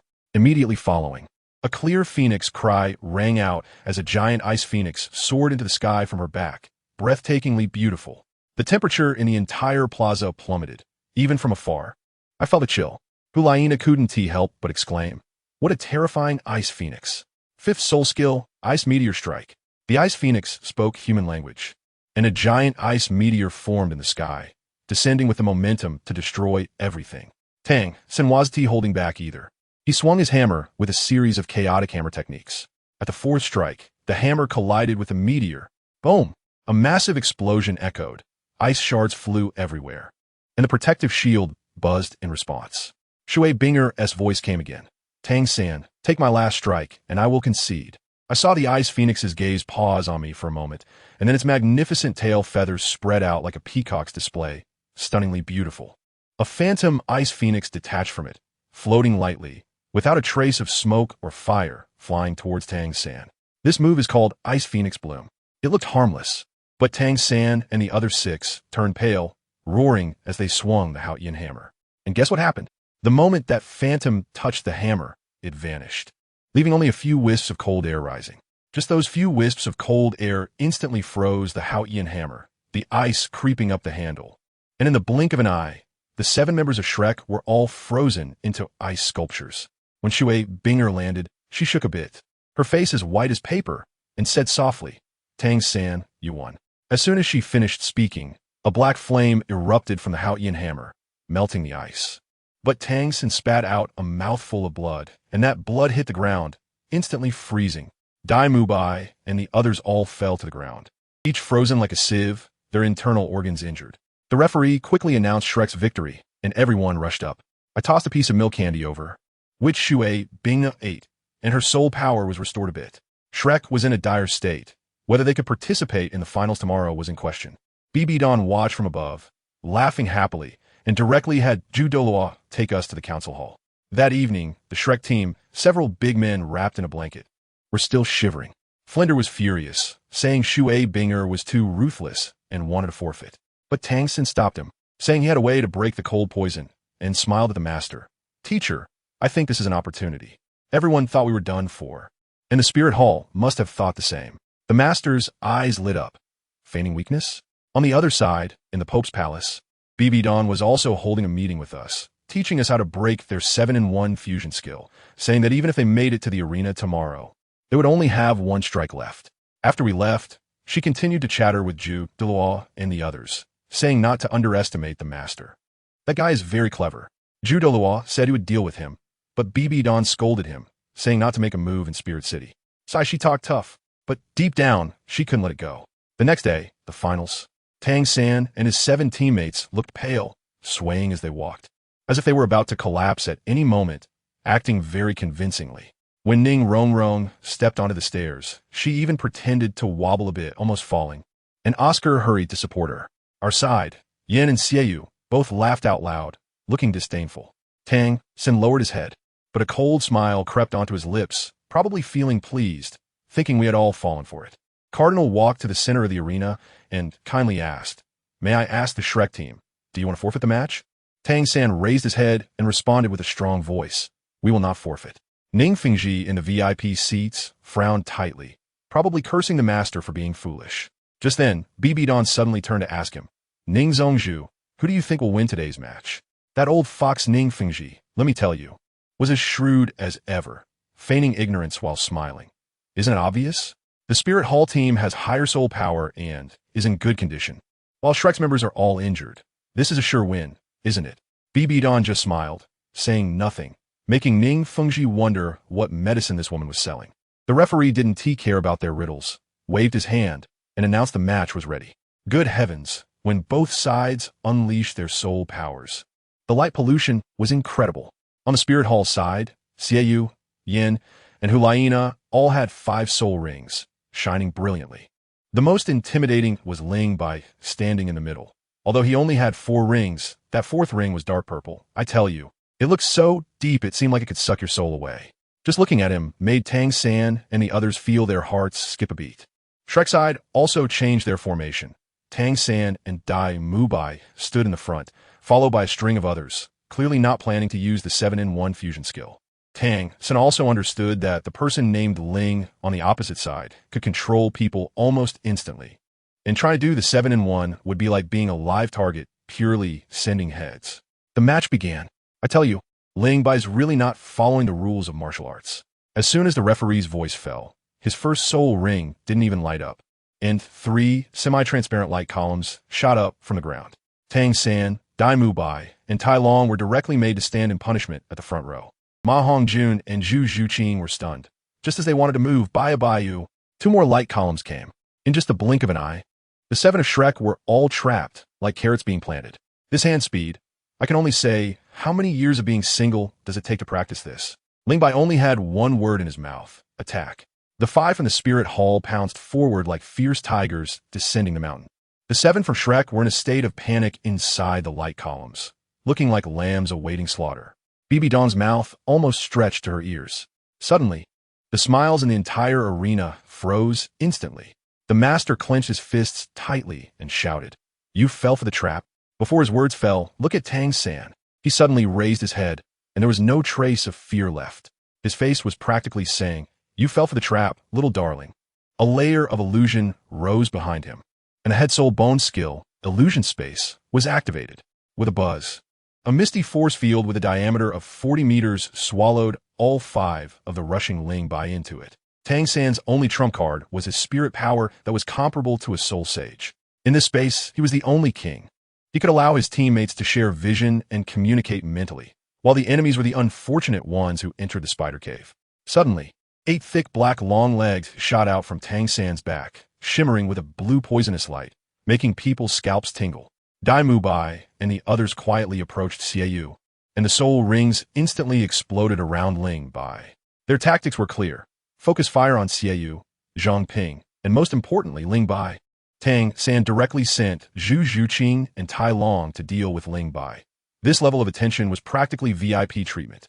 As for the one called Yan, who was engulfed in flames like a little sun, no one dared to touch him for now. The mental communication was incredibly fast. Almost the moment Ling Bai and the others were swept in, Shrek's encirclement formed. Tang San also played psychological warfare, deliberately letting the enemy feel pressure from the front. But the real attack was a sneak attack from behind. Xiaoyu and Zhang Ping, experienced as they were, immediately went into defense. Only Ling Bai seemed to be confused by the illusion, foolishly condensing a blue lightning spear in the air. Tang San saw this and knew the opportunity had come. He immediately ordered Zhu Zhuqing, "Make your move." Zhu Zhuqing's third soul ring lit up, and she transformed into a black blade, silently stabbing towards Ling Bai's back heart. This strike was both fast and fierce. Tang San thought, "It's stable." Just at this critical moment, Ling Bai moved. His movement was like a script was activated. With a slight maneuver, Zhu Zhuqing's deadly strike just grazed past his clothes. Zhu Zhuqing was stunned and didn't even react in time when suddenly, a light column rose beneath her feet, trapping her instead. Instantaneous. Another instantaneous move. Ling Bai countered with a 3-hit combo. Zhu Zhuqing, Tai Long, and the commander Tang San were all controlled again. Third soul skill, breaking void thunder gun. Ling Bai raised his hand and shot the thunder spear at Tang San. How could he possibly see me? Tang San's soul almost flew away in fright, and 8 spider legs quickly converged in front of him, forming a shield. With a clang, the spear was blocked, but it only pierced a small hole. Ling Bai didn't care. He wanted the subsequent effect. Bang! The spear exploded, turning into an electric net that directly stuck to Tang San. Tang San was instantly paralyzed, convulsing all over, unable to move, and the control over the entire illusion space showed cracks. Ling Bai seized the opportunity and shouted, "Xiaoyu, 5 meters behind you. Zhang Ping, 10 meters to your right and below." These were all codes they had agreed on in advance. Hearing the command, Xiaoyu and Zhang Ping took action without hesitation. Dai Mu Bai had originally avoided Xiaoyu's spinning moon blade thanks to the mental network, but the moon blade seemed to have eyes, and with a backhand, it pierced a deep wound into his chest, making him scream in pain. On the other side, Ma Hongjun was shot full of golden feathers by Zhang Ping, turning him into a hedgehog, with his fat body covered in wounds, his screams even louder than Dai Mu Bai's. Tang San watched in despair and shouted, "Fatty, quickly dodge." But he couldn't protect himself. Suddenly, with a crack, Ling Bai shattered the light column, trapping Zhu Zhuqing with a punch, then delivered a heavy blow directly to Zhu Zhuqing's stomach. Zhu Zhuqing spat out a mouthful of blood, her whole body going limp like a kite with a broken string. Ling Bai, Tang San's eyes turned blue, and the purple extreme divine light was about to strike. An even more audacious move came. He seized the unconscious Zhu Zhuqing and used her as a human shield. Who understands this operation? It's so dirty, it's smoking. Tang San forcibly held back his skill, and the backlash of his spirit power left his mind blank. At that moment, Tai Long, in order to protect him, took the second lightning gun from Ling Bai with his body and was sent flying with a single strike, lying on the ground and coughing up blood continuously. In an instant, the hunter became the prey. Dai Mu Bai, Ma Hongjun, Zhu Zhuqing, Tai Long, all 4 main forces were incapacitated. Tang San's heart was like a knife cutting, staring intently at Ling Bai. Why did my illusion space not work on you? Ling Bai, calm and unbothered, replied, "Because you know nothing about me. Well, I know you like the back of my hand." Tang San's gaze completely turned cold. "Let go of Zhuqing. I will concede for them, but I will fight to the end." After speaking, he propped his 8 spider spears on the ground and lunged towards Xiaoyu like a cannonball. Outside the arena, the master and the others turned pale, quickly asking Oscar and Ning Rongrong to carry the injured out. Upon inquiring about the situation, they heard that Ling Bai used Zhu Zhuqing as a shield, and the master was so furious he trembled all over, immediately running to the VIP seats, wanting Bibi Dong to stop the match. However, Bibi Dong remained calm and nonchalant, crossing her legs and saying, "Elder you don't have the final say? Your precious disciple hasn't conceded yet. Let him have a chance." Damn it, this isn't giving an opportunity. This is taking Tang San's life. An illusion. Tang San and Ling Bai were already locked in a fierce battle. Relying on his 8 legs and the Tang Sect's ultimate skills, Tang San's moves were strange and cunning. Ling Bai was equally formidable. His body is flexible as a snake, always able to block attacks from various unimaginable angles. Both were matched opponents, trying to wear each other down. Just then, a cold smile appeared in Bibi Dong's heart, and with a glance, Hulaina understood and directly charged into the mist. When she met with Xiaoyu, a red glow surged around her, and the two instantly fused. An androgynous figure with flowing long hair appeared, wielding 2 massive moonblades. This was the martial soul fusion skill, demonic charm. Tang San and the others were stunned. He couldn't understand how Hulaina found Xiaoyu in the mist. Isn't this cheating? That fused monster was incredibly powerful, moving so fast it left after images and immediately severed Tang San's pride, the 8 spider lances. Following that, the demon spun at high speed, transforming into a white disc that adhered to Tang San with terrifying suction. Just as Tang San was about to pull out the Haotian hammer to confront it, Ling Bai's light column came again, instantly forcing his hammer back. Crack, crack, crack. The 8 spider lances were severed one by one. Those were connected to the bones. Tang San let out a heart-wrenching scream. The master outside was going crazy, rushing to Bibi Dong and shouting, "Shrek Academy concedes." Bibi Dong pretended. Tang San hasn't spoken yet. The master was completely broken down, his eyes red, almost pleading, "Bibi Dong, I beg you in the match." Bibi Dong's heart trembled, but she still steeled herself, not wanting to go too far. Just as the disc was about to sever the last spider lance, taking Tang San's life, a deep voice, like thunder, echoed throughout the arena. What a fine boy from the Ling family. What a martial soul fusion skill. What a spirit hall. Before the words fell, a small black hammer fell from the sky, looking like a toy but carrying the pressure of destruction. The red mist was instantly torn apart, and the fused demon was directly knocked back to its original form, with Hulaina and Xiaoyu being pinned down and unable to move. Tang San was covered in blood, and upon hearing that voice, tears instantly streamed down his face. Bibi Dong's expression changed drastically, and she roared, "You dare!" charging out with 2 titled Duluos. Tang Hao had arrived, but when Ling Bai saw Hulaina in danger, his eyes turned red on the spot. With a loud boom behind him, his 4th spirit ring erupted with blinding lightning, and a pair of silver lightning wings instantly unfolded. The implication was clear. "If you dare to touch my Nana, I will kill your son." Ling Bai brought his wings together in front of his chest, transforming into a 7-meter-long thunder giant blade, unleashing his strongest attack on the injured Tang San. 4th spirit skill, Thunder Wings Sky Split Slash. I tell you, when my thunderous strike came down, Tang San's pale face instantly lost all color, and I could guess he felt like his soul was about to be cleaved out. But this move wasn't aimed at him at all. It was a ploy, betting that Tang Hao wouldn't save his precious son.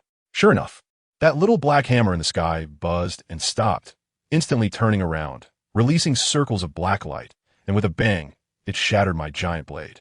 Good heavens! The shockwave from that explosion was about to lift the entire square. But just then, wow, the background music for the whole venue changed. Bibi Dong, that woman, our spirit hall's pope, appeared in the center of the arena like a ghost. She slammed her staff down, and soul rings burst forth. Yellow, yellow, purple, purple, black, black, black, black. And the last one, red, glowing red. Family, who understands? That's a 100,000-year soul ring. Once that thing appeared, the air in the entire square seemed to freeze, and the explosive energy remnants from before shattered like glass, scattering everywhere. The whole audience gasped. This was a 100,000-year soul ring, the top item on the Soul Master's wish list. And guess what? Even more explosive was yet to come. Next to Tang San, I don't know when a figure appeared, a shabby-looking uncle with hair like a bird's nest and a face full of stubble, looking like a homeless man.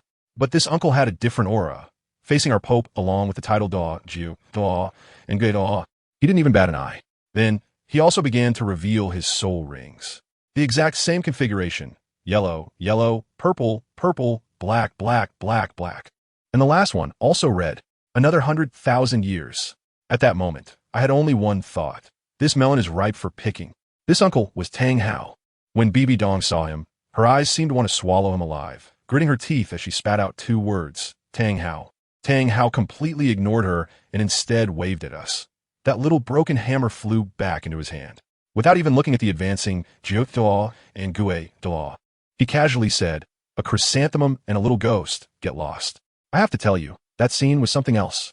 The giant Haoyan hammer, as big as 100 meters, came crashing down like a small mountain with a thunderous boom, sending the two titled Duos, Jiu Da and Gui Da, flying like cannonballs. Tang San was beside them, his eyes wide open, blood boiling with excitement. But just as Tang Hao finished showing off, his expression suddenly changed. He quickly pulled back the hammer to block two black scythes that attacked from behind. Those were Bibi Dong's soul bone skills. After just one exchange, Tang Hao probably felt he couldn't win, and with four powerful auras flying out from deep within the Pope's palace, he dared not delay any longer. With a flash of red light from his ninth soul ring, he grabbed Tang San's shoulder and shot up into the sky like a rocket, moving incredibly fast. What happened to fighting against the seven great Duos? This wasn't how the script was supposed to go. They ran away, and Bibi Dong didn't pursue, waving her hand for the Shrek group to leave as well. At that moment, I heard a ding in my head, and a game panel popped up. I finally realized that I'd been playing a game all along. It showed that I had completed the championship task and could leave this world at any time. But could I leave? My wife was still here. I decisively chose no. I just closed the panel when a wave of fragrant air wafted over, and Hulaina's enchanting face came right up to me. We started our usual flirting. I said with her talent, she would definitely break Tang Hao's record and become the youngest title de law in the future. She replied, "If you can't, what will you give me?"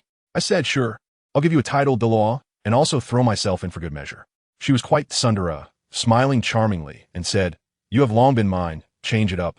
I replied, "Then let's have a few kids." Well, she gave me a big eye roll and swayed away. Not long after, we were all called to the Pope's Hall for a meeting where Bibi Dong started handing out year-end bonuses. The substitute players each received 200,000 gold soul coins and were assigned stable jobs upon graduation, which was like a sudden windfall. I couldn't help but complain in my heart about how this spendthrift woman really has money. When it came to our golden generation, the rewards were directly doubled, with each of us getting 400,000 gold soul coins and permission to graduate early and move directly into the Pope's Hall. But that wasn't the main point. The most explosive moment came. Bibi Dong's gaze fell on Hulaina, her eyes instantly softening to the point of being able to squeeze out water, and she asked, "Hulaina, do you wish to be my disciple?" At that moment, my heart sank. It was over. I was back on the original storyline. I saw Hulaina was stunned, standing there dumbfounded, so I quickly pushed her from behind, urging her to hurry and pay her respects to her master. This master-disciple pair, their fate is tough. But it's okay. With me around, I have to write this script.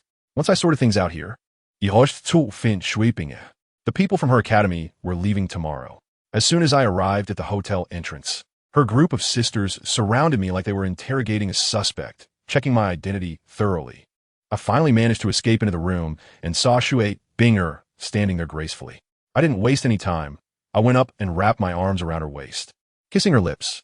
Her eyes widened in surprise, probably not expecting me to be so direct, but she froze for just a second before responding to me with immense enthusiasm. Family, who understands?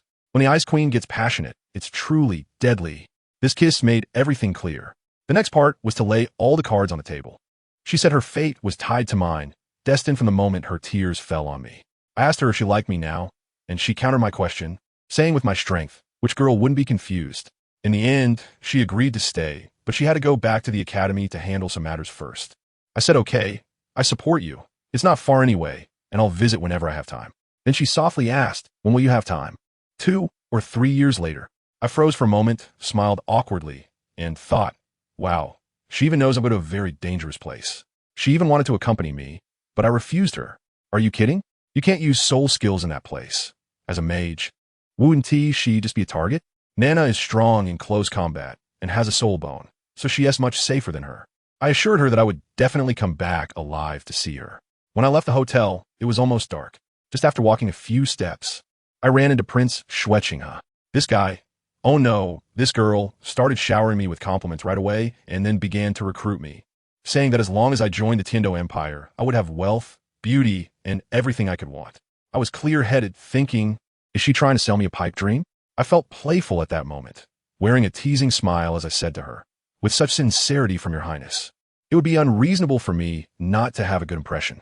How about this? If you were a woman, I would definitely consider it seriously. Wow. The expression she had at that moment was just bizarre. Not satisfied, I added another jab. It's not about looks, mainly. A princess who will become a queen in the future feels completely different. Her eyes instantly turned cold, but she had to maintain her composure, saying she couldn't meet my requirements. I smiled and said it was fine. After all, we weren't enemies. Watching her leave with her entourage, I felt incredibly relaxed. Teasing the future God King felt absolutely amazing. Anyway, she wouldn't dare to touch me now. I'm the future Pope's personal guard, with a strong backing. After sending Shui Binger off, I was about to leave the academy where I had stayed for 3 years.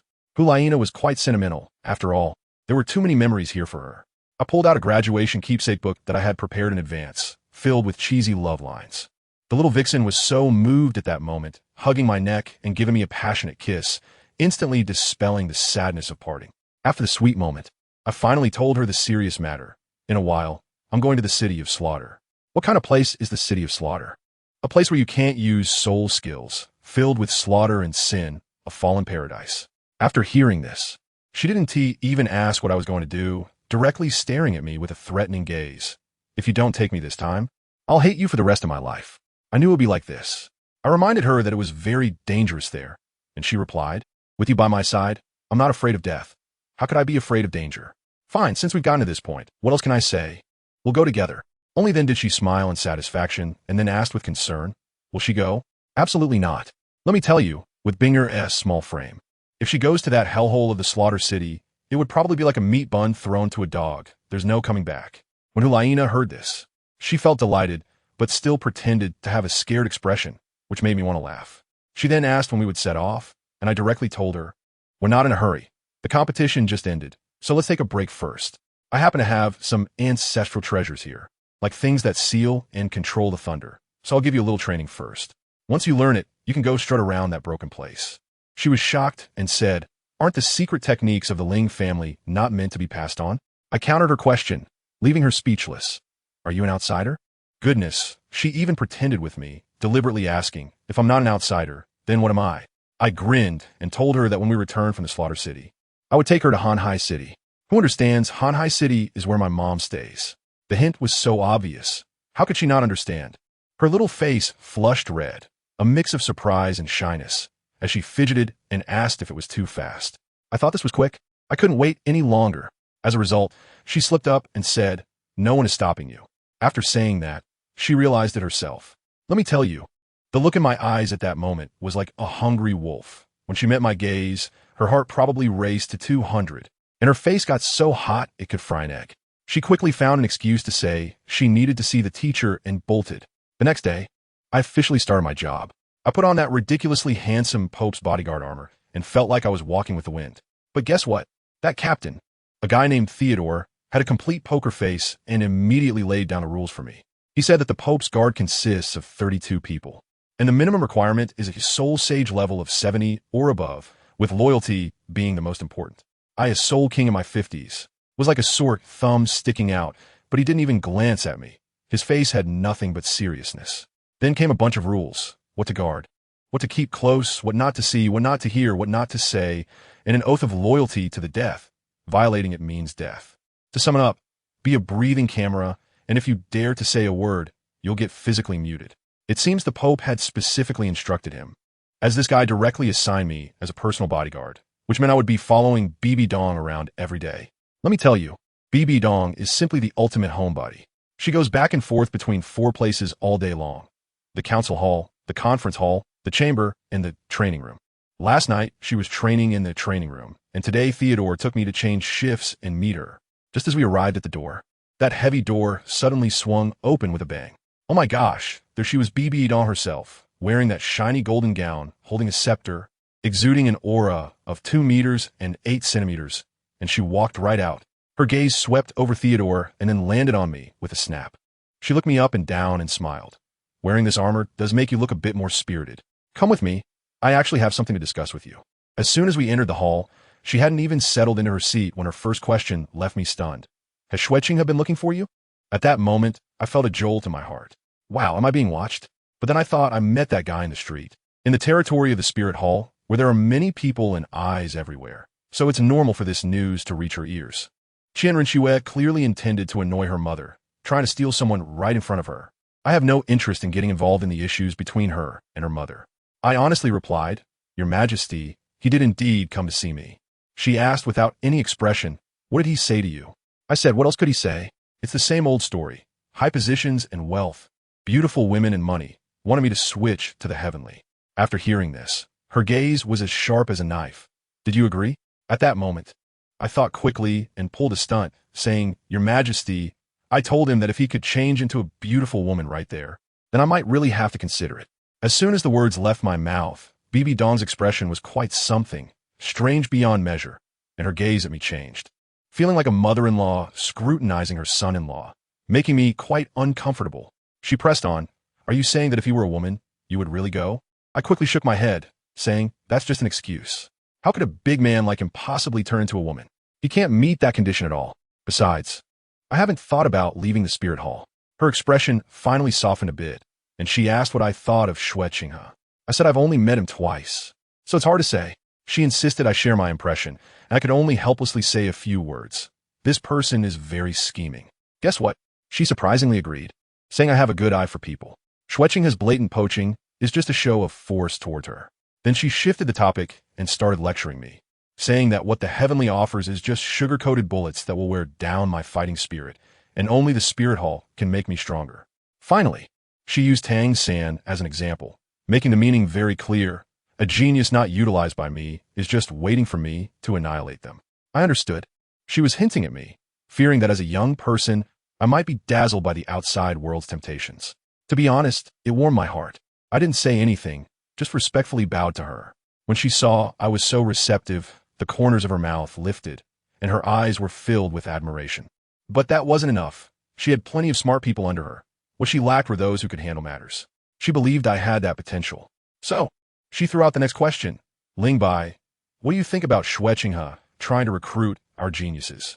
This time, I chose my words carefully and simply said 2 words. Crisis. Crisis? She was taken aback, clearly not what she expected. I looked at her, feeling this was a once-in-a-lifetime opportunity, a chance to change the fate of the Spirit Hall. I went all out and said, I believe this is not an isolated incident. It needs to be viewed in the context of the 3 major powers. The Spirit Hall is becoming stronger, and the 2 empires can no longer sit idly by. They're trying to find ways to undermine us. In a sense, this is also a crisis for our Spirit Hall. After hearing this, she probably laughed at my naivety internally, thinking I had no idea how terrifying the Spirit Hall's strength was. But she didn't call me out on it. Instead, she changed her posture, leaning back in her chair, her curves suddenly becoming apparent. With a hint of amusement, she asked me, So, what do you think we should do about it? I took a deep breath, looked up at her, and told her word by word. The Spirit Hall is now like a piece of Tang Sang's meat. As soon as we show a hint of weakness, the wolves around will pounce. Therefore, we cannot retreat, we can only advance. How to advance? Eliminate all enemies, destroy the 2 great empires, and unify the Dolua continent under the Spirit Hall. As soon as I finished speaking, Bibi Dong sat up straight, her eyes shining brightly, and the way she looked at me changed completely, filled with seriousness and surprise. She probably never thought of it from this perspective after pondering for so many years. Following my words, she said, It sounds easy. You must have some ideas, so share them with me. I only said 6 words, to repel external threats. One must first stabilize internal matters. These 6 words struck a chord with her. She had been a pope for over 10 years, mostly focusing on internal stability. The last incident with the soul bones had already sounded the alarm for her. Her control over the Spirit Hall wasn't as stable as she had imagined. She asked me why I had stopped speaking, and I teased her, saying that what I was about to say might not be something she would like to hear. Guess what she said? Even if you poke a hole in the sky today, I will forgive you. Wow. She was just waiting for me to go all out. I asked her to isolate the sound for a moment, and she promptly created a domain to cover the entire hall. I clear my throat and directly launched into it. There are two major issues within the Spirit Hall: lower-level corruption and upper-level infighting. First, let's talk about the lower level. The branch halls outside Spirit City are rotten to the core. Let me tell you something. Most of the gold soul coins allocated to the orphanage by the Spirit Hall ended up in the pockets of those people in the local branch hall. The orphanages where Hulaina and the other stayed have all closed down, and now they have to rely on their own donations to keep going. These people are nothing but parasites, using the Spirit Hall's name to exploit the common people and destroy the reputation we have painstakingly built. Bibidong's face darkened instantly, looking like the bottom of a pot. Seeing that she was absorbing my words, I continued. Now let's talk about upper-level infighting. I heard that above the elders, there are worshippers, all of whom are over level 95 old monsters. 2 days ago, Tang Hao came to make trouble. Where were those worshippers? Sleeping at home? Just watching the Spirit Hall's face being rubbed in the dirt? Shut up, she snapped, her face dark enough to drip water. But I pressed on, Your Majesty. Let me say one more thing. Those worshippers may not be involved in day-to-day affairs, but they can dismiss you from the position of Pope at any time. Everything you're doing now is making a wedding dress for someone else. The soul masters under you are loyal to the Spirit Hall, to the position of Pope. Not just to you, Bibidong. She fell silent. It took a long time before she let me leave. After I walked out, she sat there alone, her face full of exhaustion. I heard her low growl. Qiandaolu, you are quite something. Your son has ruined my life, and you still want to use me. Behind her, a huge and evil shadow quietly emerged.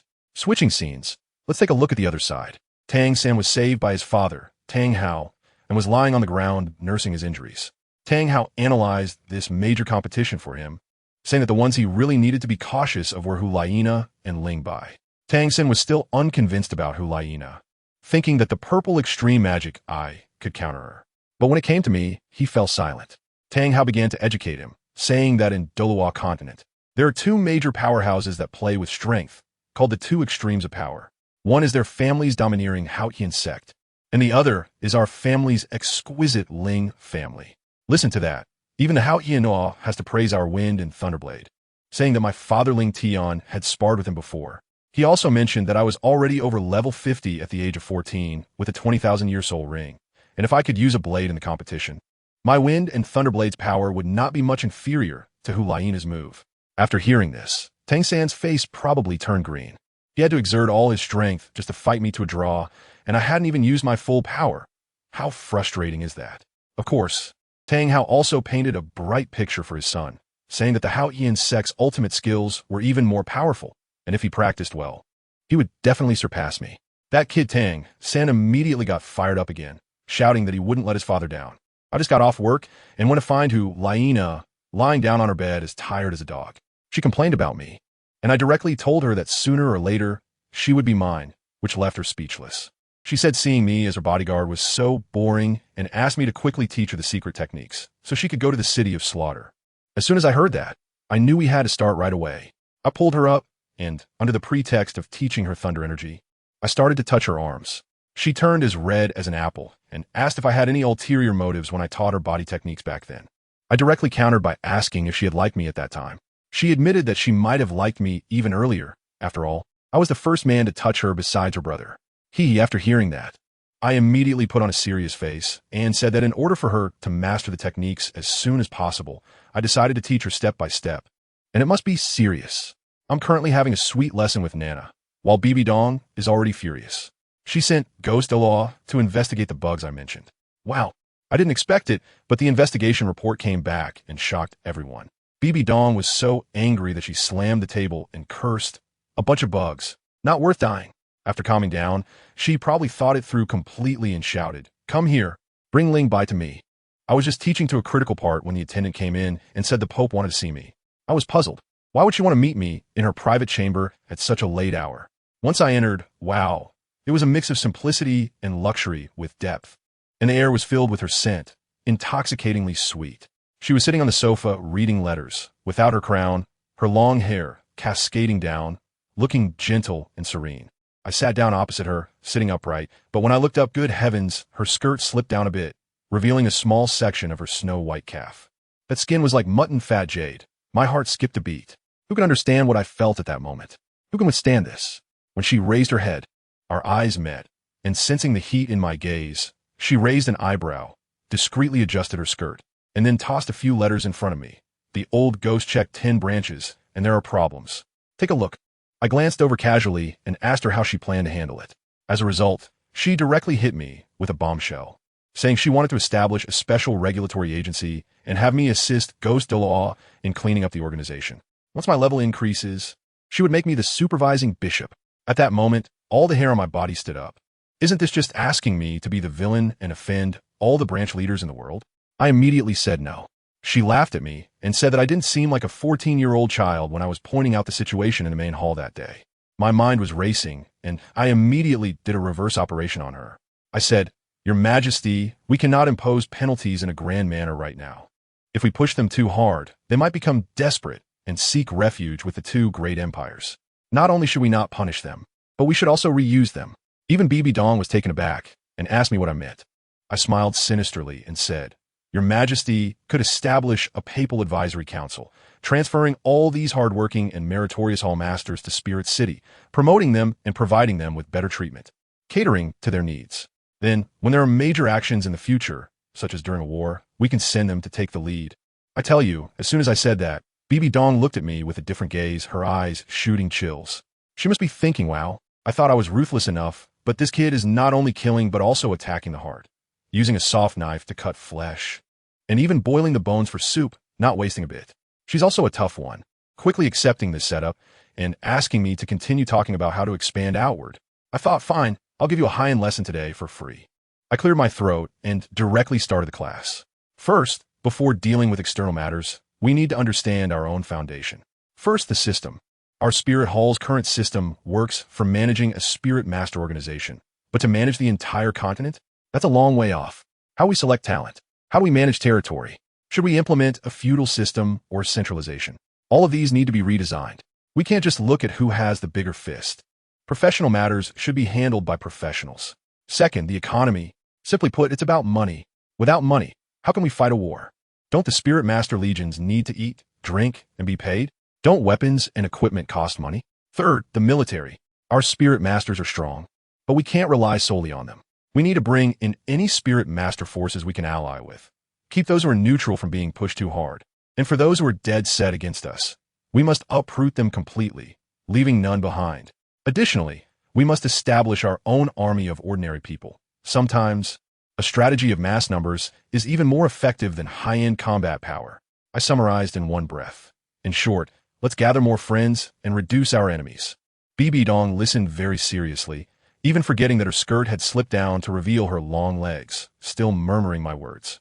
Seizing the opportunity, I continued to analyze. To be honest, the location of our Spirit City is quite awkward, right in between the two great empires. Therefore, we absolutely cannot fight on two fronts. We must pull one and strike the other. She immediately asked me who we should strike first. The Heaven Do Empire. I said decisively. The Star Luo royal family is too solid and unyielding. We can't make any headway with them. The Heaven Do Empire seems weaker, like a soft persimmon. As a result, Bibi Dong laughed on the spot, saying that the troops of Heaven Do are just a bunch of people stewing their own problems in iron pots, right? Their military preparedness is lax. They're drawing salaries without working, and they're a scattered mess. Can they block our Soul Master Legion? I sighed at that moment and directly asked her, "Your Majesty, how long has it been since you last stepped out of the papal palace?" As soon as I said this, her face turned pale. The anger, helplessness, and exhaustion of being kept in the dark were all written on her face. Who understands what her family is going through? The whole world is deceiving her. Her daughter is deceiving her. Her subordinates are deceiving her. Who can she trust? She stared at me and asked, "Why are you telling me this? What else can I do?" "Of course it's for you, for Nana, and for the lives of everyone on our Spirit Hall ship." I stared at her intently. "Your Highness, that silly girl Nana swore to live and die with the Spirit Hall. I can't just stand by and watch the people I care about go to their deaths." This struck a nerve with her, and she became a bit agitated, but she still held her ground. "The Spirit Hall will definitely win. There's no chance of failure." "Fine. I know I can't reason with her right now." She a bit out her mind. I stood up to take my leave, and as I reached the door, she suddenly called out to me, "Ling Bai, come help me." I thought to myself, this won't do. I don't want to be caught up in palace intrigue and the 996 work culture every day. I have my own things to take care of. I turned to her and said seriously, "Your Majesty, for a Soul Master, the most important thing is still strength. I need to level up first. I want to go to a place called the City of Slaughter to gain experience. What? BB Dong suddenly stood up, shocking everyone. Do you know what kind of place that is? I do, it's hell. I explained to her that one reason is to become stronger, and the other is to find my father who has been missing for 14 years. My mom has waited too long for him. I need to give her an answer, whether he is alive or dead. After hearing this, BB Dong fell silent, perhaps thinking about her own troubles, and unexpectedly started discussing with me what happiness is. As we talked, she suddenly changed the subject and asked me, speaking of Nana, what exactly is your relationship with Shui Binger from the Heavenly Water Academy? I openly admit, girlfriend. What about Nana? Also a girlfriend. Goodness, that cold glare feels like it dropped the temperature in the entire dorm by 10 degrees. She got angry. Nana is my disciple. I quickly explained. Both of them know that peaceful coexistence is important. Now, it was BB Dong's turn to be dumbfounded, probably thinking that today's young people really know how to have fun. After a while, she finally managed to say, Nana is a good kid. If you dare to bully her, I won't let you off easily. I solemnly promise that I will marry them as soon as I return from the City of Slaughter. Only then did BB Dong's expression ease, and she particularly understandingly relieved me of my duty as a personal guard, allowing me to focus on teaching Nana, and to go find her when I was ready. A month later, I realized I was too naive. Nana couldn't learn my unique skill, thunder power, at all. Not wanting to delay me, she took the initiative to say not to wait any longer and to set off directly. The two of us went to find BB Dong. Zhu Delaw advised me, saying that we should at least wait until we get the 5th spirit ring before going. I told him, teacher, don't worry. In the City of Slaughter, soul abilities are banned, so having one more or one less spirit ring won't make much difference. Seeing that we were determined, BB Dong didn't say much more. The next day, the 5 of us, with the Pope and 2 titled law personally escorting us, had quite the impressive lineup. We arrived at a bizarre little town where not a bird would poop and entered a shabby tavern. As soon as we walked in, a bunch of blind fools started whistling and teasing BB Dong and Nana, even daring to insult my teacher, Zhu Delaw. Zhu Delaw, with his bad temper, couldn't stand it and immediately activated his martial spirit. As 9 spirit rings lit up, the air in the tavern froze. Those guys were so scared their legs went weak, trembling and shouting, Title Delaw, please. BB Dong was even more direct, her gaze icy, and she ordered me and Nana, your killing intent isn't strong enough, go, kill them. I exchanged a glance with Nana and said, hey, let's see who can kill faster. I drew my cold silver knife, and she revealed her short sword. We charged in like tigers into a flock of sheep. Swish, swish, swish, blades flashed and shadows danced. Without even activating our martial souls, 17 people turned into 17 corpses. The remaining 3 waiters in the tavern were so scared that they wet themselves, trembling as they opened the entrance to the City of Slaughter. A dark hole appeared on the ground. We exchanged a glance, leaped, and jumped down directly. After we left, BB Dong raised her hand and unleashed 3 beams of golden light, killing the 3 attendants as a parting offering for us, while also giving a nod to the King of Slaughter inside. Not long after jumping down, we landed on solid ground, in a pitch-black passage. A cold voice echoed in our ears, saying something like, welcome to hell, welcome to the City of Slaughter. As we exited the passage, there were over 100 black-armored knights lined up to welcome us, led by one named Scott. I initially thought we would have to fight to enter the city, but they didn't attack at all. Instead, they directly tossed us 2 door tags, one marked 1314 and the other 5200, showing they had a sense of humor. At the city gate, a young lady in a black veil came to be our guide. I didn't want to waste time, so I said directly, take us to the Hell Slaughter Arena. The young lady was shocked, but still led us inside. The City of Slaughter had some order in the outer city, but once we reached the inner city, it was complete chaos.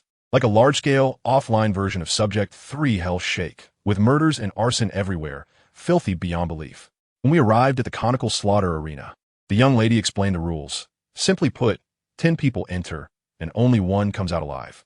Nana didn't want to stay a moment longer, and urged me to sign up quickly. I said, fine, you go register, I'll watch first. Watching required a Bloody Mary.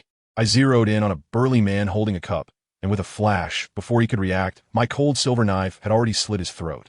I casually took the cup from his hand, landing smoothly, and he collapsed with a thud. The black veil guide's eyes nearly popped out. I held up the cup, smiled at her, and left a parting remark. Thank you, guide lady. Please convey our respect to His Holiness the Pope, to the great King of Slaughter.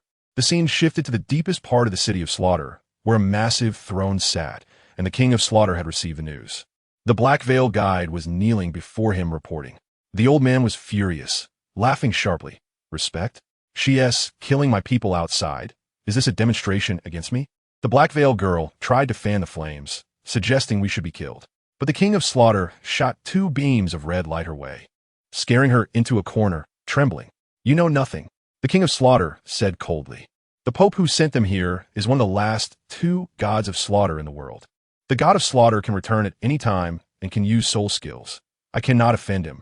The tacit understanding between the spirit hall and the city of slaughter must not be broken. In the end, he could only suppress his anger and added viciously, let them fend for themselves. Hopefully, under normal circumstances, they won't last a month before dying. And guess what? The true boss of the city of slaughter, the king of slaughter, sneered coldly after hearing this. Spirit hall? Let me tell you, that tone was simply the top version of Who Do You Think You Are? The scene shifted, and it was just me and Hulaina. We had just arrived at this hellish place, and our first stop was the hell killing field. Goodness, the scene was so rudimentary. It was just a big pit, surrounded by a circle of stands with barely 50 people scattered around, each with hungry eyes like starving wolves. We happened to catch the end of a match, and Hulaina was on the field. Out of 10 people, 8 were already lying on the ground. The last unfortunate soul had his limbs severed by her first, and only after torturing him enough did she give him a quick end. Honestly, the scene made my eyelids twitch a bit. When she walked up to the stands, her little short sword was still dripping with blood, paired with her enchanting face. It was incredible, simply a thorny rose. She smiled at me and said, I'm done. I couldn't help but complain at that moment. Oh my God, little fox, how come I didn't know you had such a violent side? Just stab him and be done with it. Why make it look like you're tearing apart a ghost? She looked a bit aggrieved. I don't know why either, but as soon as I step on stage, that surge of evil fire just rises up, and it feels uncomfortable if I don't kill someone quickly. Actually, she was being gentle. All right, you're gentle, you decide. I quickly pulled her aside and whispered. We agreed that one of us would take the stage each day while the other stays back as a bodyguard. We absolutely cannot be weak at the same time. Let's call it a day. Come on, let's find a place to settle down. This decision practically saved our lives, because just as we stepped out of the killing field, someone approached from behind. A skinny monkey, wielding a green, rusty knife, came lunging at me. I didn't even move my feet. My upper body twisted awkwardly like I was taking the 3rd subject of the driving test, easily dodging. Then I countered with a knife strike. That kid reacted quickly and blocked with his knife. Hulaina next to me laughed, thinking, playing close combat with me? Who gave you the courage? With a clang, his broken knife snapped in half on the spot, and I cleaved him and his knife in 2. But I wasn't done. I flicked my wrist, and the knife swept back, piercing through the head of another guy trying to sneak attack me. In an instant, those lurking in the darkness, waiting to pick up the pieces, became obedient, retreating like they had seen a ghost. Having established my authority, I walked directly to the nearest small room to the killing field and kicked the door open. Inside, a scarred bald man was about to curse. But I didn't give him a chance. He was a soul sage? 50 consecutive wins? Here, without soul skills, you're nothing. In less than a minute, I shattered his ribs and tossed him out like a pile of mud. When I came out, Hulaina had also dealt with 5 or 6 clueless ones outside. I pulled her inside and slammed the door shut. Listening to the sounds of that crowd fighting over a corpse outside, we exchanged glances, both looking a bit pale. Nana, you recover first. I'll protect you, I said in a deep voice. It's all about companionship. In this hellish place, one person really can't hold up alone. She didn't say much and immediately sat cross-legged. I stood guard at the door, my mind also busy. I summoned my martial soul, the mutated pear tree. Goodness, who understands this? The moment the tree appeared, I realized why I felt so strange as soon as I entered the city of slaughter. The source was my own martial soul. Its roots were digging into the void, absorbing energy at twice the speed of the outside. Not only that, but it was also frantically absorbing 2 new types of energy. One was the cold aura of slaughter, and the other was a deeper, sinister power. Both forces were consumed by the trunk, not affecting me at all. Instead, they acted like nutrients, prompting my martial soul to begin its 3rd evolution. At that moment, I had only one thought in my mind. Is my martial soul evolving by devouring the power of gods? First, the goddess of life. Now the aura of slaughter and the power of the Rakshasa. Whatever, as long as I can get stronger. Just keep absorbing, absorb fiercely. A month passed in the blink of an eye. Hulaina and I took turns in the arena. I had 15 wins, and she had 16. The number of ambushers who died at our hands was no less than 300, at least 180. Today, it was my turn to take the stage. As soon as I stood in the center of the arena, I felt something was off. The audience was several times larger than usual, at least over 300 people. When something is unusual, there must be something wrong. I immediately gave Ulaina a cautious glance from the stands. Sure enough, as soon as the match began, out of the 10 people in the arena, 8 seemed to have made a plan, charging towards a bald, muscular man with loud roars. The situation clearly indicated that this bald man was too strong. If they didn't team up to take him down, there would be no way for the others to survive. Of course I understood. Without saying a word, I unleashed my strength and charged forward with the main force. That bald guy was truly fierce, at a contra level, with a layer of rock-like skin that was ridiculously tough. When a Soul Emperor's sword struck him, it was like scraping skin, sparks flying everywhere. Then, with a bang, the Soul Emperor was knocked away, his bones shattered like dumpling filling. He grinned wickedly and aimed for the next person, but I collided with him with my sword. Bang! There was a loud crash, and I was knocked back 6 or 7 steps, my arm numb. Damn, it was the first time someone overpowered me purely with strength. But in the next second, my gaze froze. The sword in his hand, that black, oversized sword, it was the other Han silver sword from my family, the one my dad, Ling Tian, took away. He noticed the sword in my hand, paused for a moment, then his killing intent exploded, abandoning the others to charge at me, shouting, "Interesting. Are you that person's offspring? Kill the old, and the young must die at my hands. I will annihilate your clan." Annihilate my clan? I was furious at that moment. Gripping my sword tightly, channeling all my strength into it, the blade began to hum. D. He leaped high and swung down with a powerful chop aimed at my head. The contra momentum locking onto me tightly. Ulaina in the stands was so shocked, she stood up. A hard clash? I would indeed suffer losses. But who said the Ling family's sword technique only involves hard clashes? Just at the moment, the 2 swords made contact. The fierce power in my hands instantly transformed into a soft and skillful force. His heavy strike felt like it had struck cotton, completely diverted by me. Meanwhile, my sword grazed his blade and smoothly slid toward his abdomen. To outsiders, it looked as though he willingly presented his belly to my sword. Soft and hard. The force switched instantly, the cold blade slicing through, and we passed each other. He charged forward a few steps, then froze in place. A second later, blood gushed from his waist like a fountain. Although this contra was severely injured, a cornered beast is more dangerous. I immediately shouted to the remaining people, "He's about to go down, everyone attack together, take him out first." In the ensuing chaos, that bald guy, dragging his injured body, took down 4 more people before I seized the opportunity, stabbing my sword into his wound and directly bisecting him. The remaining 3 weaklings were easily dispatched without much effort. I walked over and picked up the 500-pound cold silver knife from the ground. With the knife gone, the person is dead. My father, whom I had never met, seems to truly be gone. There are no words to describe the feelings in my heart. But before I could fully process my sadness, the sound of the ending bell of the match rang out, and the more than 300 people in the stands all stood up at once, their eyes bloodshot, rushing down from the stands like crazed animals. They were clearing the field. They wanted to eliminate me and Ulaina, the 2 rookie kings, in advance. On Hulaina's side, she was instantly surrounded by more than 10 people, and their martial souls were unleashed. As I looked at the tide of people surging toward me, a cold smile appeared on my face. I gripped the heavy sword that had just arrived in my hand, and a blinding silver light erupted from my body. Just as their weapons were about to strike me, I moved, my entire being transformed into a high-speed spinning silver disc, charging directly into the crowd. This was not a battle. It was a massacre.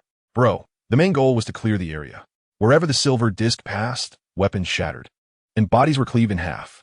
In just a few seconds, over 100 mutilated corpses covered the ground from the arena to the stands. The chilling screams finally resonated throughout the slaughterhouse.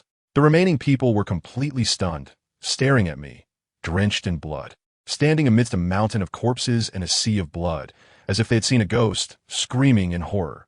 Devil. He is a devil. God of death. The god of death has descended. Then came the domino-like collapse, as everyone fled in panic, wetting themselves in the process. I turned my head and showed a smile that I thought was warm to the pale-faced Ulaina. "I'll take you to kill." That day, the entire city of Slaughter was bleeding for the birth of a new god of killing and the messenger of hell. We fought our way from the Slaughter arena to the city gate, and then back from the city gate. For a full 2 hours, the screams never ceased. By the time we returned to the small house, we were both almost exhausted. Hulaina held my hand tightly and softly asked, "Are you feeling better? If not, we can continue to kill." I laughed. I'm not a pervert. It's just, hearing that he died made me feel a bit uneasy. She said nothing, just held my hand tighter. That night, the killing intent surrounding me was so thick it almost became tangible. My pear tree martial soul crazily absorbed this energy, and then, beside the 4 roots, quietly grew a 5th new root, thin and short. In an instant, my perception expanded infinitely, and everything in the small room, even every speck of dust in the air, appeared clearly in my mind. This is the precursor to a domain. Time passed quickly, and in the blink of an eye, 3 years had gone by.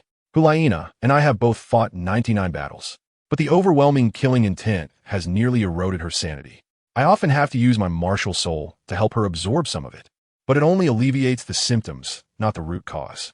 Finally, one day, the killing intent on her body completely spiraled out of control as she became utterly frenzied. I quickly grabbed her hand to share the burden.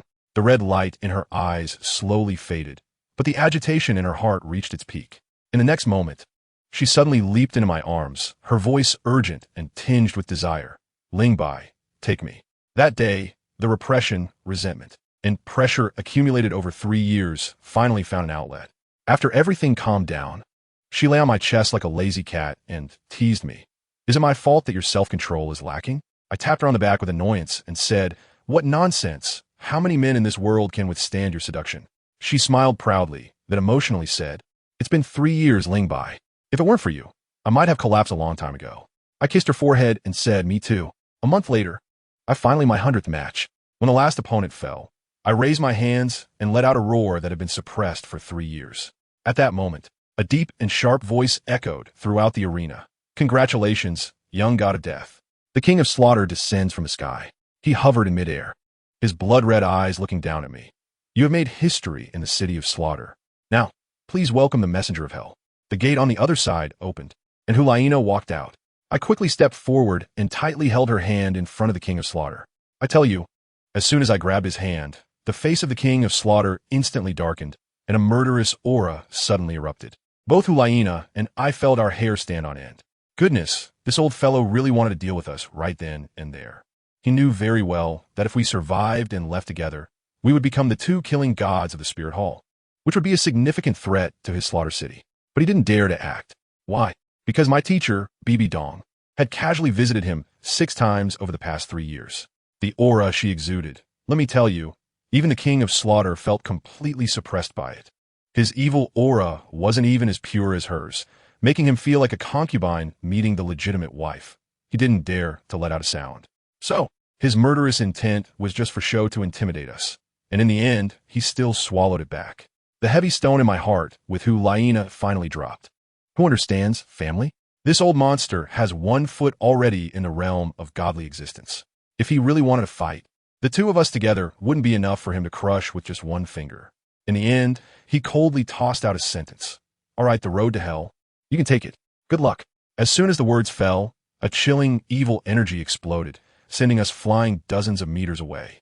Immediately after, the audience went crazy, starting to self-destruct collectively, blood flowing like a river, gathering in the grooves on the ground to form a gigantic blood-red bat pattern. In the next second, the bat's eyes lit up, and a red beam shot up into the sky, directly swallowing the 2 of us. Damn, I suddenly felt a void beneath my feet, unable to see or hear anything around me, all my senses completely offline. That icy, dead silence was driving me crazy. At the critical moment, it was the killing intent we had cultivated that came through, automatically forming a protective shield to keep that evil force at bay. But this thing was more than just a threat to me. Let me tell you, such pure killing energy and evil power are like a grand feast for my pear tree martial soul. Without saying a word, I directly unleashed my martial soul. The few tree roots plunged into the red light like wolves that hadn't eaten for 800 years, starting to absorb energy frantically. Goodness, I could feel my martial soul getting stronger again. Over the past 3 years, my pear tree martial soul had been busy absorbing energy in this hellish place every day, and it had undergone a complete transformation. The trunk had changed from a dull black to a high-grade gray, shimmering with silver light, and more than half of the leaves on the crown had turned silver, interspersed with green. It looked quite beautiful, to be honest. After that wave of intense absorption, my 3-meter-tall pear tree Marshall soul suddenly shook, and a layer of incredibly cool silver halo spread out with a hum. 1 meter, 10 meters, 50 meters. It continued expanding until it stopped at a diameter of 100 meters. In that instant, all my previously blocked senses returned. I saw myself and Hulaina falling in a blood-colored space, with terrifying pressure surrounding us. But as soon as this silver halo appeared, all the pressure vanished instantly. Domain. That's right, this is my domain. It had taken shape 3 years ago, and today it finally solidified. This thing is so powerful. Usually, when a person becomes a titled Deloa, the 9th soul skill has only a 1/10 chance of creating a domain. And I have it now. Moreover, the functions of my domain are explosive. In simple terms, within my territory, I get a 10 boost to all attributes, while enemies are weakened by 10. Stealth, teleportation, illusions, all are ineffective here. It can suppress and devour other domains, and can even switch environments at will. Whether I want to turn into a thunder hell or an ice and snow world depends on my mood. This is simply a perfect portable world. I immediately named it World Domain. Just as I was enjoying this, the surrounding blood light suddenly faded, and we thudded to the ground. Thanks to my domain's protection, we were different from those two in the original story. We didn't feign at all. However, Hulaina was still somewhat affected, her gaze a bit dazed, and killing intent swirling around her. With a thought, I instantly shrank the domain to only envelop us two, then switched it to extreme cold mode. The biting chill came from the pure Yin spring power I had stolen from the ice and fire Yin Yang Eye. Hulaina shivered and instantly became alert. She was also someone who recognized value. As soon as she saw my silver halo, she was immediately astonished. Domain? I raised an eyebrow proudly. You have good taste. Lingbai. She first called me gently, but then her expression changed immediately, as if she was about to interrogate a criminal. I quickly explained, just awakened. I really didn't before. She huffed and said, you're the best at hiding things, but the happiness and envy in her eyes couldn't be concealed. She smiled and said, that's great. Soon you'll be able to protect me. I replied, of course, if I don't protect you, who will? Only then was she satisfied and began to look around. We were standing on a small platform with a diameter of 5 meters, surrounded by a bottomless abyss, pitch black. This should be the road to hell. I said that, but I was really worried inside. Wasn't there a small path connecting to the platform in the original story? Where's the path? Hulaina walked around but couldn't find it, pointing down and asking, what's down there? I lay down to take a look, and apart from the dark red color, there was nothing. Wait. I changed my angle, and hey, there really is something. Nana, there's a road down there. How high is it? About 100 meters. This is troublesome. 100 meters. How do we get down without a rope? I thought for a moment and joked. How about we tear your clothes to make a rope? Hulaina looked at me with a half smile. Whose clothes should we tear? Yours? My little bit of fabric isn't enough. It definitely has to be yours. She shot me a glare, muttered go die, and then, who understands family? She actually started to take off her clothes. I quickly rushed over to stop her. I was just joking. I forgot I have a flying soul bone. Only then did she realize, and she hit me lightly, both angry and amused. You're so bad. You really got my brother into trouble. He still thinks he owes you a favor. I wrapped my arms around her waist and chuckled. He's in debt to me, so let his sister pay it back. Regardless of the commotion, we had more important matters to attend to. She also sensed that something was off in this place and urged me to leave quickly. I no longer hesitated. With a flash of blue light from my left leg, I activated my flight soul skill, holding her slender waist as we floated down like a feather. A height of 100 meters is nothing for a soul master, and soon we landed steadily on a narrow path that could only fit 2 feet side by side. Hulaina glanced down, and the dark red glow from the abyss made her feel a bit dizzy. She frowned and said, this path feels really wrong. Let's go down a bit more. I shook my head. No, the lower we go, the higher the temperature. I have to open the domain and fly. My soul power can't take it, so we decided to take this path. She nodded, then quickly unfastened her belt and took off her black robe, revealing a pink tank top and shorts underneath. Wow, that figure, those curves under the dim red light were simply stunning. While tearing the robe in her hands, she shouted at me, what are you waiting for? Hurry up and take it off. I helplessly took out a roll of rope from the soul guiding device. I brought it. Her hand froze as she looked at the torn clothes, stomping her feet in anger. Why didn't you say you had rope earlier? You didn't ask either, and besides, your movements of taking off your clothes were too skilled. I couldn't stop you in time. Shut up. She glared at me in embarrassment and anger, threw the torn clothes into the abyss, and extended her hand. Rope. I handed it to her and kindly reminded, Nana, you should still wear some clothes. It's torn. You must have brought a change. She tied the rope around her waist and flashed me a flirtatious smile, saying, I just want to tempt you, drive you crazy, you big bad guy. After saying that, she skillfully turned in front of me and threw the other end of the rope to me, saying, I'm in front, you follow. I let out a wail. I'm doomed. But inside, I was overjoyed. This little demon, she must have done it on purpose. We were tied together like this, one in front of the other, carefully making our way into the depths of darkness. She walked quickly, completely trusting her back to me. The temperature around us rose higher and higher. An tempting blush appeared on her skin from the heat. Her silhouette made my heart race. Just then, she suddenly stopped, her voice heavy. Something is coming, and there are a lot of them. My mental strength is not as strong as hers, and it took me a while to hear the dense, buzzing sound. The first stage has arrived. A flash of determination appeared in my eyes. Don't stop. Just keep moving forward and leave the rest to me. Good. She hesitated not at all. I instantly opened the realm of the world, and the things rapidly approaching behind me also appeared in my perception. It was a large swarm of blood-red bats, each with a wingspan of over a meter, gathering together like a cloud of blood. Upon seeing the two of us, they caught and swooped down. I let out a cold laugh, and the range of my domain suddenly expanded, directly enveloping over 100 bats charging at the forefront. In my domain, they instantly became headless flies, their sensory abilities completely nullified. Immediately afterward, I activated the extreme cold mode, with a series of crisp cracking sounds. Those hundreds of bats were frozen into ice lumps, falling into the abyss like hailstones. The remaining bats learned their lesson and dared not charge recklessly. Instead, they began flapping their wings frantically around us, trying to blow us down. Hulaina's body swayed immediately. I quickly stepped forward, wrapped my arms around her waist, and threw her back while shouting, Hold on tight to my neck. I'll carry you.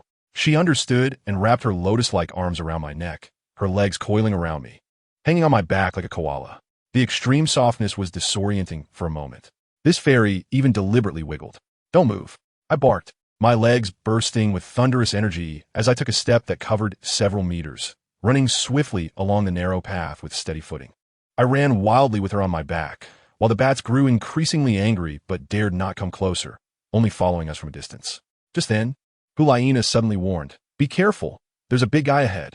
I'd already seen it without her saying, a massive dark gold bat hanging upside down below the road, with a wingspan of over 10 meters and 3 heads. It was startled by us and let out a scream as it lunged forward, its momentum more fierce than that of thousands combined. Let's take it down, I shouted. Hulaina's eyes instantly burst with pink light as she activated her psychic shock. The 3-headed bat king looked momentarily dazed, its movements slowed by half a beat. That half a beat was enough.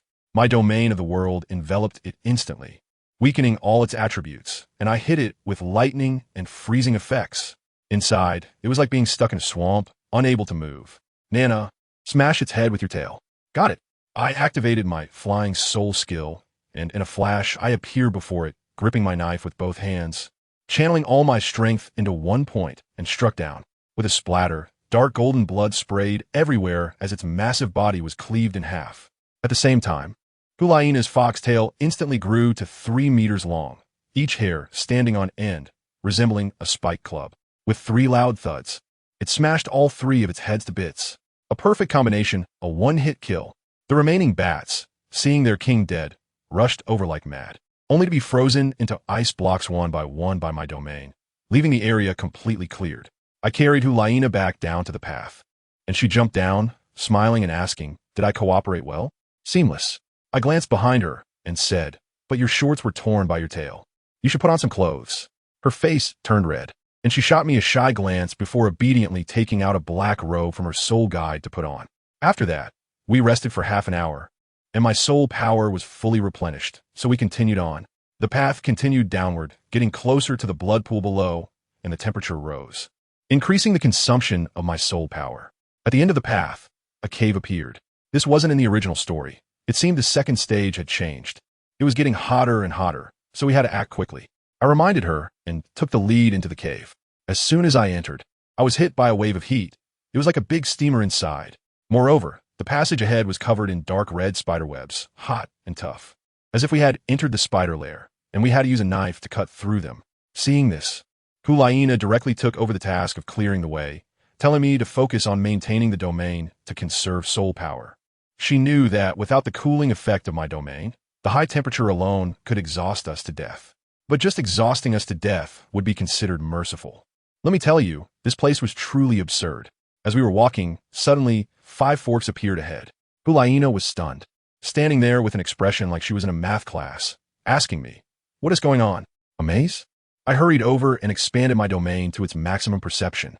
Goodness, the temperatures at the entrances of these 5 paths looked identical at first glance, but upon closer inspection, the differences were finer than a hair. If it weren't for my ability, randomly choosing one would likely result in an immediate disaster. Take the second path on the left. I told her, this one has the highest temperature, it must be right. Our goal is the deepest part of Hell Road, so it definitely gets hotter the further we go. Hulaina trusted me completely. Without a second thought, she drew her sword and charged in. The moment she stepped inside, a wave of heat hit us, and the coolness in my domain was instantly compressed. She sighed in relief. We got it right.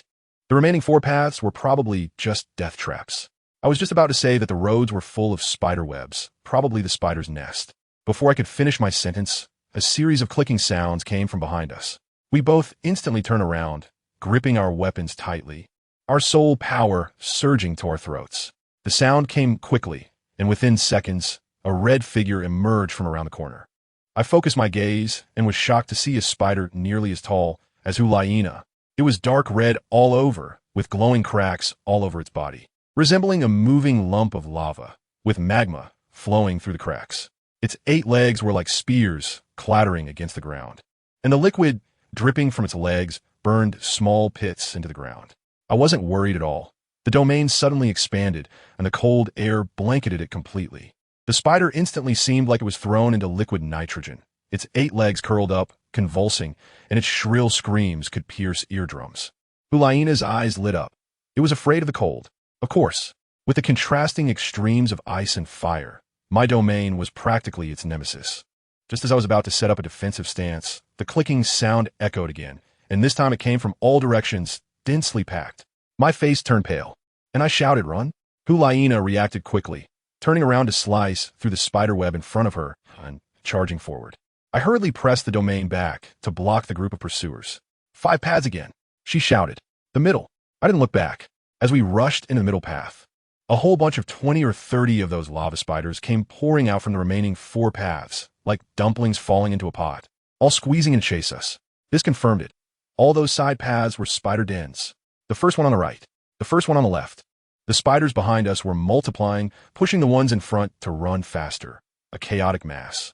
My ice effects could only slightly slow them down in this high-temperature environment. They were less than 10 meters away from us. There's light ahead. It's the exit, Hulaina exclaimed excitedly. I looked up and saw a faint red light screen 100 meters away, and a more intense wave of heat rushed towards me. I couldn't care about anything else. I dashed out. I wrapped my arms around Hulaina's waist and activated my flying soul skill, shooting out like a cannonball. I tell you, luckily I kept my wits about me and used flight, otherwise I would have been done for. As we burst through the light curtain, the ground beneath us was not land at all. It was a boiling plasma swamp. Blackened scorched earth was scattered within, bubbling and emitting black smoke. A few spiders that charged out with us plopped right in, and without even a bubble, they were instantly melted. Hulaina and I watched from midair, our scalps tingling. Who understands? If we fall down, we would be cooked in an instant. The temperature in this damned place is ridiculously high, and my domain was compressed to barely protect the 2 of us. Moreover, that evil aura was like it had Bluetooth enabled, crazily drilling into our minds, stirring up the deepest killing intent within us. Hulaina couldn't hold on any longer. Her eyes turned blood red in an instant, and she was exuding killing intent all over, looking at me as if I were a dish. I was also suffering immensely, relying on my pair, tree martial soul, to crazily absorb that evil energy, barely maintaining consciousness. Nana, hold on. I could only buff her while desperately flying over the swamp with her in my arms. This swamp was boundless. We flew a full 10 kilometers before encountering a blood lake ahead, even wider, about 3 kilometers across. Hulaina was struggling more and more in my arms, on the verge of losing control and going berserk. With her last bit of rationality, she shouted, "Ling Bai, hurry, knock me out." Without saying a word, I gently pressed my finger on the back of her neck, and she immediately went limp. I held her, and my voice was hoarse. "Nana, I'm taking you out." To be honest, I felt like my lungs were on fire, and my vision was starting to blur, just when I was about to collapse. Finally, across the lake, I saw a white light curtain. That must be the real exit. I felt a surge of energy, squeezing out the last bit of my soul power, and suddenly accelerated, diving headfirst into the white light. The surroundings instantly spun around me, and by the time I regained my senses, I had arrived in a pure white void. A tremendous pressure tried to push my martial spirit back, but hey, with my fiery temper, you think you could suppress me? My pear tree martial spirit immediately got excited, and 5 roots shot into this space, as if it hadn't eaten for 800 years, ravenously absorbing the pure killing intent here. Goodness, it got carried away and even started to draw the killing intent from both me and Hulaina. I quickly let go of Hulaina, allowing her to undergo the baptism of the god of killing's domain on her own. I saw her slowly sink into the white light, disappearing from sight, her expression looking quite pained. I didn't feel much, just pure helplessness. My martial soul was like a glutton, not only sucking the killing intent out of my body, but also thinning the killing intent in the entire space. By the time it was full, my originally gray trunk had completely transformed into a bright silver color, looking as if it was cast in pure silver, incredibly handsome. Just then, the surrounding white faded away. When I turned around, I saw Hulaina standing a few meters away, her smile radiant and her gaze enchanting, with her long legs moving swiftly like a little fox. She dashed over and crashed into my arms, kissing me without a word. Let me tell you, these 3 years living in the city of slaughter have been unbearable. But with this kiss, all the torment was worth it. Just then, as we were lost in our passion, 2 soft coughs suddenly came from the side. Cough, cough. I stiffened alongside Hulaina, and the killing intent suddenly exploded. I turned my head abruptly to see Bibi Dong, as well as the Flower-de-Law and the Ghost-de-Law, standing not far away, looking at us with smiles, their expressions akin to watching a live broadcast of electronic pickled vegetables. It was a total social death scene. We quickly separated, our faces flushed, and obediently called out, "Your Holiness." "Teacher," that evening, we found a place to start fire. My soul power had fully recovered, and Hulaina was still meditating nearby. I used sound transmission to greet the Flower-de-Law and the Ghost-de-Law, asking them to keep an eye on Laina while I went to find the Pope for something. When I found Bibi Dong, she was standing alone on a small hill, staring blankly at the moon. That scene was absolutely stunning, like a fairy from the Moon Palace. I walked over, took a piece of clothing from the Soul Guide device, and gently draped it over her. She didn't even turn her head. "I don't need it." I stood beside her and said softly, "I know you don't need it. You're not afraid of the cold. You're just lonely." As soon as I said this, she seemed taken aback and turned to look at me. After 3 years apart, I had grown to 9 meters, and she had to tilt her head slightly to look at me. She scrutinized me for a while before softly asking, "Does loneliness make you cold?" I shook my head. "I don't know, but I know you must have something on your mind right now." She probably didn't expect me to see through her so easily, and after a moment of silence, she dropped a bombshell. "I'm planning to launch a soul hunting operation." I immediately frowned. The soul hunting operation targets the 3 upper sects, the Blue Electric Tyrannosaurus Rex, the 7 Treasure Glazed Tile School, and the Haotian School. This is not a soul hunting operation. This is simply the precursor to a world war in the Dolua continent. I asked her, "Are you notifying me or seeking my opinion?" It is a statement of an established fact. Her tone was calm, yet filled with an undeniable dominance. Before coming here, the orders had already been issued to the major soul halls in the main cities. I feel helpless. Well, opposing it is useless. I told her, attacking all 3 at the same time, the signal is too obvious. The 2 great empires definitely won't sit still. Is the Spirit Hall really ready? As a result, she smiled confidently and told me that during the 3 years I was gone, she hadn't been idle either. There were internal reforms and centralization, as well as secretly infiltrating and controlling the kingdoms and principalities under the 2 great empires, with hundreds of thousands of troops ready to be mobilized at any time. Wow, this girl has directly advanced the plot of the original story by 2 years for revenge. Since I can't stop it, I can only help her make the plan even more perfect. I reminded her, as far as I know, the 7 Treasure Glazed Tile School bought a batch of hidden weapons from Tang San, which are quite troublesome. Moreover, Sword Deloa has Ning Fengji assisting him, and his combat power can soar to the 97th or 98th level. Just sending my teacher, an elder, ghost won't be enough. For this matter, We need to invite those old antiques from the worship hall to come out. She hesitated a bit and said the elders don't listen to her. I sneered directly, but they listened to the grand offering. Your Holiness, great achievers do not fuss over small details. Besides, since those old fellows are of no use to you, why not use the hard bone of the Haotian sect to completely squeeze out their value? Bibi Dong's gaze towards me changed. She probably didn't expect that as a sole emperor, I would dare to scheme against those peak Duos above level 95. But she was obviously intrigued. She looked at me and suddenly said, upon returning to Wuhuan City, I appoint you as a consulting bishop, with the same status as a platinum bishop. This position is specially created for you. Usually, there won't be much to do, so you can focus on your cultivation and properly settle your killing intent. I felt a warmth in my heart. This was not a promotion at all. It was purely giving me a paid long vacation. I pretended to be polite and asked, is my soul power level a bit low? She laughed directly and said, a 17-year-old soul emperor with over 60s level and has even obtained the killing god domain. Who would dare to have any objections? She then reminded me that I had accumulated too much soul power and needed to hurry up and get the 5th and 6th soul rings. I took the opportunity to request that Ju Delaw and Ghost Delaw accompany me and Nana to the Stardow Forest. She of course agreed and curiously asked how many years I planned to absorb for the 5th soul ring. I extended 7 fingers, a maximum of 70,000 years. Bibi Don was immediately shocked by this number, looking at me as if I were a monster, but in the end, she didn't try to persuade me. She knew I never took on things I wasn't confident about. I thanked her, especially for seeing me 6 times over the past 3 years. She just smiled faintly and said, it's good enough to come back alive. When I returned to the campfire, Hulaina had finished her training. This little fox, as if she had no bones, squeezed directly into my arms and asked where I had been. When I told her about going to the Stardow Forest, she immediately became excited and wanted to go with me. She asked me what would be good to hunt for her 6th soul ring. I had already thought it through. The illusory fragrance fire spirit fox, to add a sensory charm skill to your abilities. She was worried, saying that this creature was too rare. I smiled proudly and said, I know where a 40,000-year-old one is.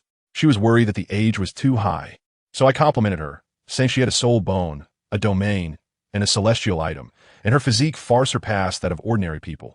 40,000 years is nothing. Only then did the little fox feel reassured, yawn, and find a comfortable position in my arms to fall asleep. After that, the 4 of us parted ways with Bibi Dong and headed straight for the Stardow Forest.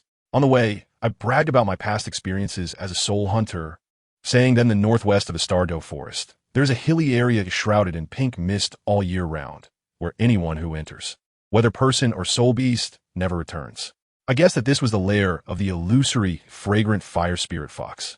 Moreover, judging by the extent of the mist, the one inside must definitely be 40,000 years old. When we arrived at the location, Ju Do scanned with his mental power and said that there were indeed soul beasts inside, but he didn't find the fox. Ghost Delois, with his fiery temper, suggested rushing indirectly to catch it. I quickly stopped him. No, foxes are the most cunning. If we force our way in, it will definitely escape. I have a surefire way. Saying this, I took out my ancestral treasure from the Soul Guide device, Soul Beast Dung. I tell you, as soon as that bottle appeared, Hulaina and the other 2 instantly flashed 30 meters away, their movements faster than a tidal Delois teleportation, with expressions all over their faces saying, don't come near us. I had a face full of black lines and shouted at them, I'm going to sprinkle this stuff in the other 3 directions, leaving our side as the exit. The illusory fragrance fire spirit fox loves cleanliness and definitely won't be able to stand the smell. It'll run out by itself. Ju Delaw pinched his nose and said, Lingbai, you hurry up. We'll guard here. It won't escape. Fine. I flapped my wings and flew up, circling around that area of pink mist to sprinkle a circle of biochemical weapons. After waiting for about half an hour, I saw the pink mist surge, and a small fox, completely fire red and as smooth as satin, ran out with a look of disdain. Its little eyes were sneaky, looking around as if it wanted to find a clean place to catch its breath. It could never have imagined that it was facing 2 tidal Deluos. Yodolu Futet. You scoundrel, make your move. The 9 spirit rings on Ghost Doloa lit up in an instant, and the 5th spirit ring emitted a dark light. Suddenly, a ghostly hand over a meter in diameter shot out from the shadow beneath the little fox, swirling with black mist, and 5 sharp claws gripped it tightly. Blood instantly stained its beautiful fur. The little creature still wanted to struggle, but Ghost Daw snorted coldly, and 7 or 8 more ghostly hands reached out from the shadows. Pinning it down tightly, unable to move. The next second, I shouted to Nana, who understood immediately, and with a swish, a short sword appeared in her hand. Without saying a word, she walked towards the immobilized little fox. I tell you, that scene was incredibly decisive. With a quick thrust, the short sword went straight into the forehead, and the little fox let out a couple of whimpers before going silent. Immediately, a circle of shiny black soul rings emerged from its corpse. Done. A 40,000 years soul ring. Nana took a deep breath, glanced back at me, and the trust in her eyes was impressive. And she simply sat cross-legged and began to absorb. The two old guys, the chrysanthemum Dolaw and the ghost Dolaw, were still a bit uneasy and leaned over to quietly ask me, "Is everything all right? Are you kidding? Could I let Nana do something without assurance?"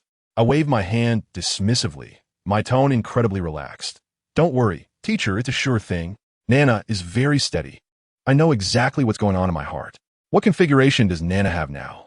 She has the 9-color fairy moonflower, a head soul bone, and an external soul bone, and she has also practiced our family's ancestral body forging technique. Her soul power is already over level 60. Once the killing god domain is activated, a mere 40,000-year soul ring is nothing. Indeed, the process had some small twists and turns. But Nana's willpower is not to be underestimated. She toughened it out. As soon as she opened her eyes, wow, I quickly rushed over to ask her how she was doing. She gave me a radiant smile and said, "I succeeded." The moment she finished speaking, let me tell you, it was incredible. A faint fragrance wafted from her, and I thought it was her body scent. However, when I took a breath, my head buzzed for a moment, and I was dazed. I am immune to most charms. Beside me, the chrysanthemum Dolaw and the ghost Dolaw's faces changed instantly, and their gazes towards Nana were completely different, filled with seriousness and surprise. The ghost Dolaw couldn't help but exclaim that her charm ability was too strong. Anyone below the soul sage level would faint just from a whiff, and even ordinary soul sages would be affected. Nana explained that her 6th soul skill is called Enchanting Fragrance, and its greatness lies in the fact that it can be released without activating a soul ring. With a range of 100 meters and very low blue consumption. It's simply a mobile AoE debuff artifact. I nodded in satisfaction, realizing that this soul ring was worth the choice. Just think about it, with the combination of visual, auditory, and olfactory allure. Except for those with abnormal mental powers or natural counters, at the level of Soul Emperor, Nana could practically walk sideways. Juge de Lois curiously asked her about her soul power, and Nana smiled and said it was originally 65, but after absorbing it, I directly leveled up to 66. 8 levels in 3 years.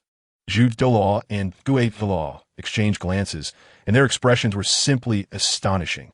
Then, in an instant, both of their gazes focused entirely on me, and the anticipation in their eyes was almost overflowing. I coughed and quickly changed the subject. All right. Nana has taken care of it. Now, it's my turn. My armored lizard is not easy to find. The scene shifted to Wuhuan City, the Elder Hall. Bibi Dong stood alone at the entrance of the Wuhuan Hall. Recalling what I had said to her, her eyes narrowed as she stepped inside. Today, she was here to overturn the table.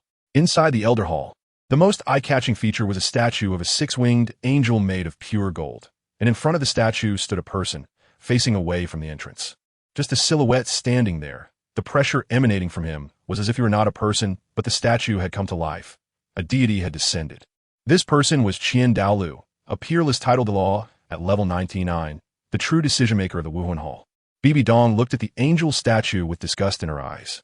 Who understands the family dynamics? The Rakshasa god and the angel god were originally immortal enemies. Yet the future inheritors turned out to be a mother and daughter. This relationship was a chaotic family drama. The Grand Priest. Bibi Dong slightly bent over, her voice devoid of any emotion.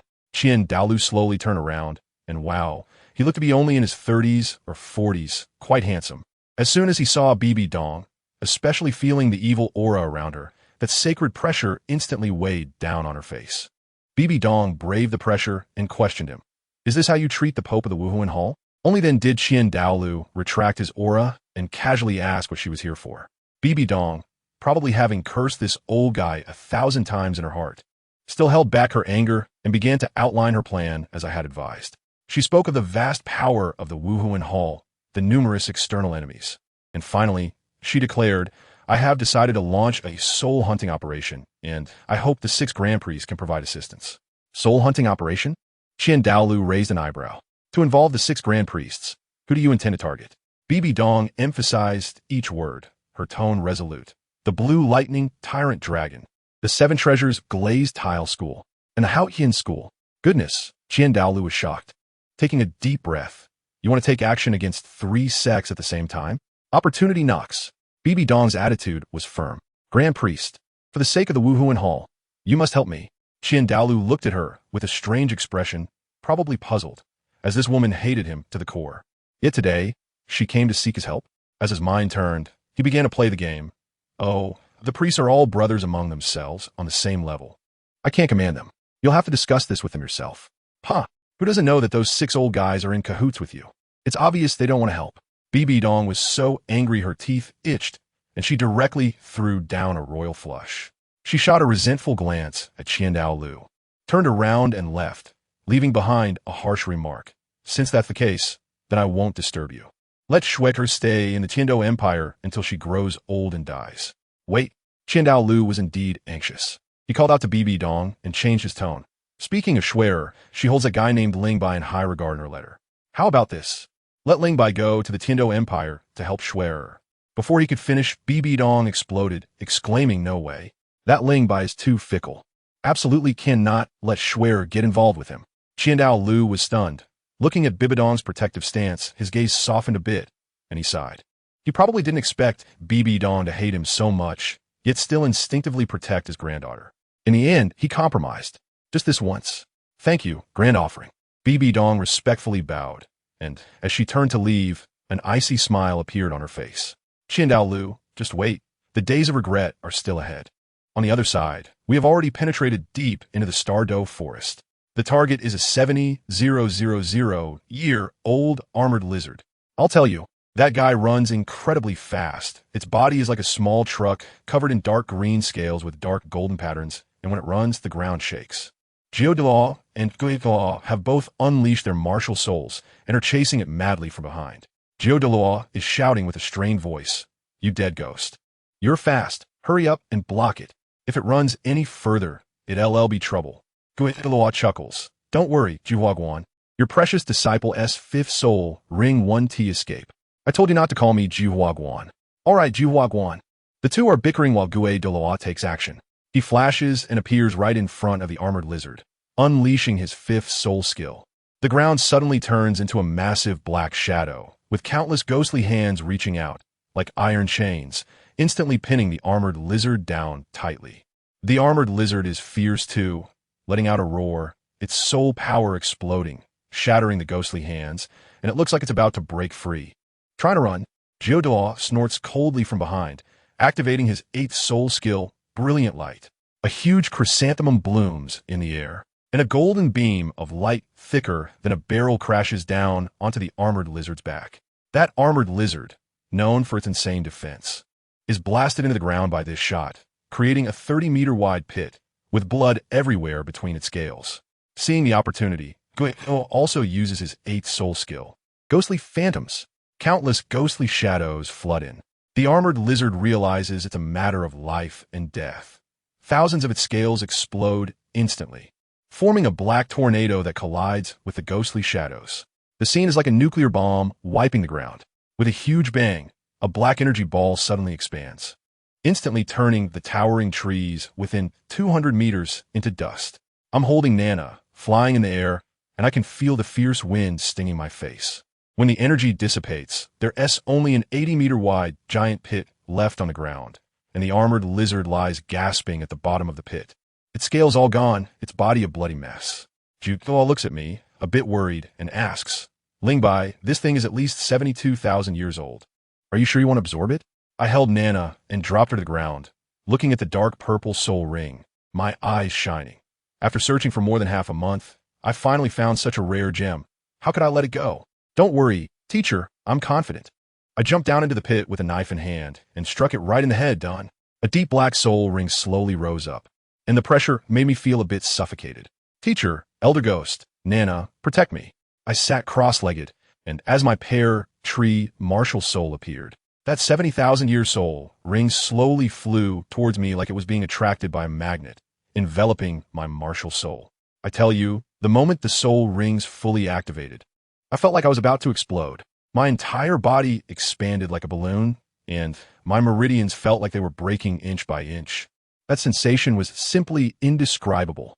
My soul power and soul skills were completely shackled, and I couldn't move at all. Nana and the others outside looked on, their faces pale with fear. But who am I? The head soul bone and flying right leg in my body are no pushovers. They started to frantically seize this massive energy like hungry wolves seeing meat. Soon after, my world domain joined the battle, even more ferociously, directly going for the grab. The 5 roots of my pear tree martial soul suddenly absorbed, and the pressure inside me was instantly reduced by more than half. Take advantage of their weakness to claim their life.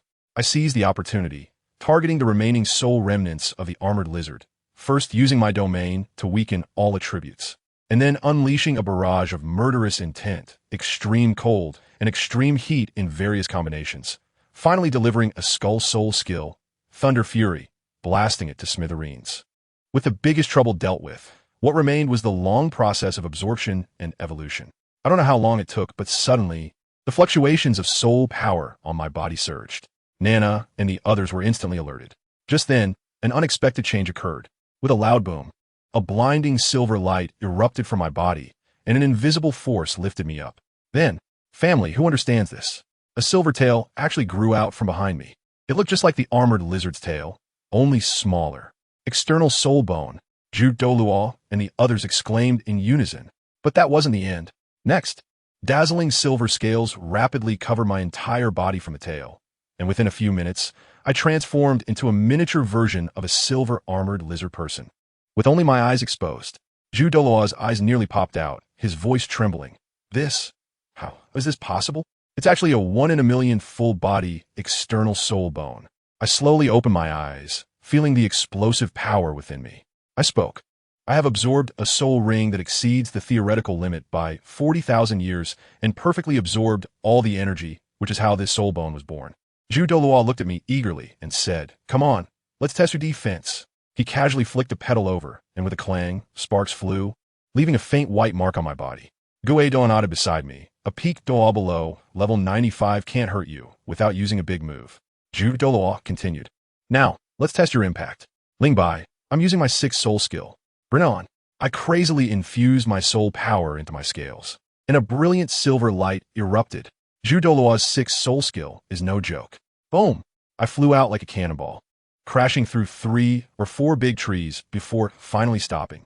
Nana gasped in shock and rushed over, but I stood up on my own, patted my chest, and said it was nothing except for that one scale that got shattered from the impact. I asked Ju-Do-Luo, "Teacher, how is the defense?" Ju-Do-Luo turned pale and gritted his teeth, saying, "What a load of nonsense. If you weren't my disciple, I would risk my life to snatch it. With this armor, even a peak Do-Luo at level 98 can't easily hurt me." He estimated that a title Do-Luo below level 95 wouldn't be able to kill me with a single hit without using their 9th spirit skill. As for Soul Do-Luo, they need to hit me several times, even using their 8th spirit skill. I calculated that just now, it probably consumed about 30% of my soul power. As soon as I said this, Ju-Do-Luo and Ghost Do-Luo exchanged glances, and Ju-Do-Luo said irritably, "Damn it, what should I do if I want to kill him?" Ghost Do-Luo replied softly, "I want as well." One can imagine how terrifying the defense of this silver-scaled body is. Right now, just relying on this external spirit bone, I can compete with a soul sage and have an innate advantage in an unbeatable position. This is only one of the gains. My domain of the world has also evolved. It used to be a 10% increase or decrease for all attributes, but now it's directly up to 15%. Don't underestimate this extra 5%. It's for all attributes. Now, not to mention a soul emperor, even if a soul sage comes, I can weaken him by a large margin. Coupled with the spirit bone skills, it's not impossible to have a head-on clash with a soul Do-Luo. Nana looked at me with stars in her eyes, almost overflowing with pride and joy. She asked me what level my soul power is now. I retracted the external soul bone and sensed it. I must have definitely reached over level 60, but the exact level will only be known after I absorb the 6th soul ring. Ju-Do-Luo, hearing this, was even more anxious than I was. What are we waiting for? Let's keep going. However, Ghost Do-Luo reminded him, "Ju-Hua, have you thought about it? His 5th soul ring is already 70,200 years old. What age of soul beast do you think he needs to absorb for the 6th soul ring? 100,000-year soul beast?" When those 5 words came out of Ju Dolawa's mouth, we all froze. 100,000-year soul beast. That is the ultimate dream of all soul masters. I also feel a bit itchy inside. With these 2 masters around, the success rate is extremely high. But after thinking it over, I decided to put that thought on hold for now. My current strength is still far from being a true title Dolawa. 10,000-year soul beasts and 100,000-year soul beasts are completely beings from different dimensions. So, I directly confronted Juhua, an old ghost, telling them that I really can't withstand the terrifying energy impact of a 100,000-year soul ring with my current small body, and that this matter needs to be slowed down. Upon hearing this, Juhua nodded, understanding my concerns, and said, "All right, then let's hurry back to Soul Master City.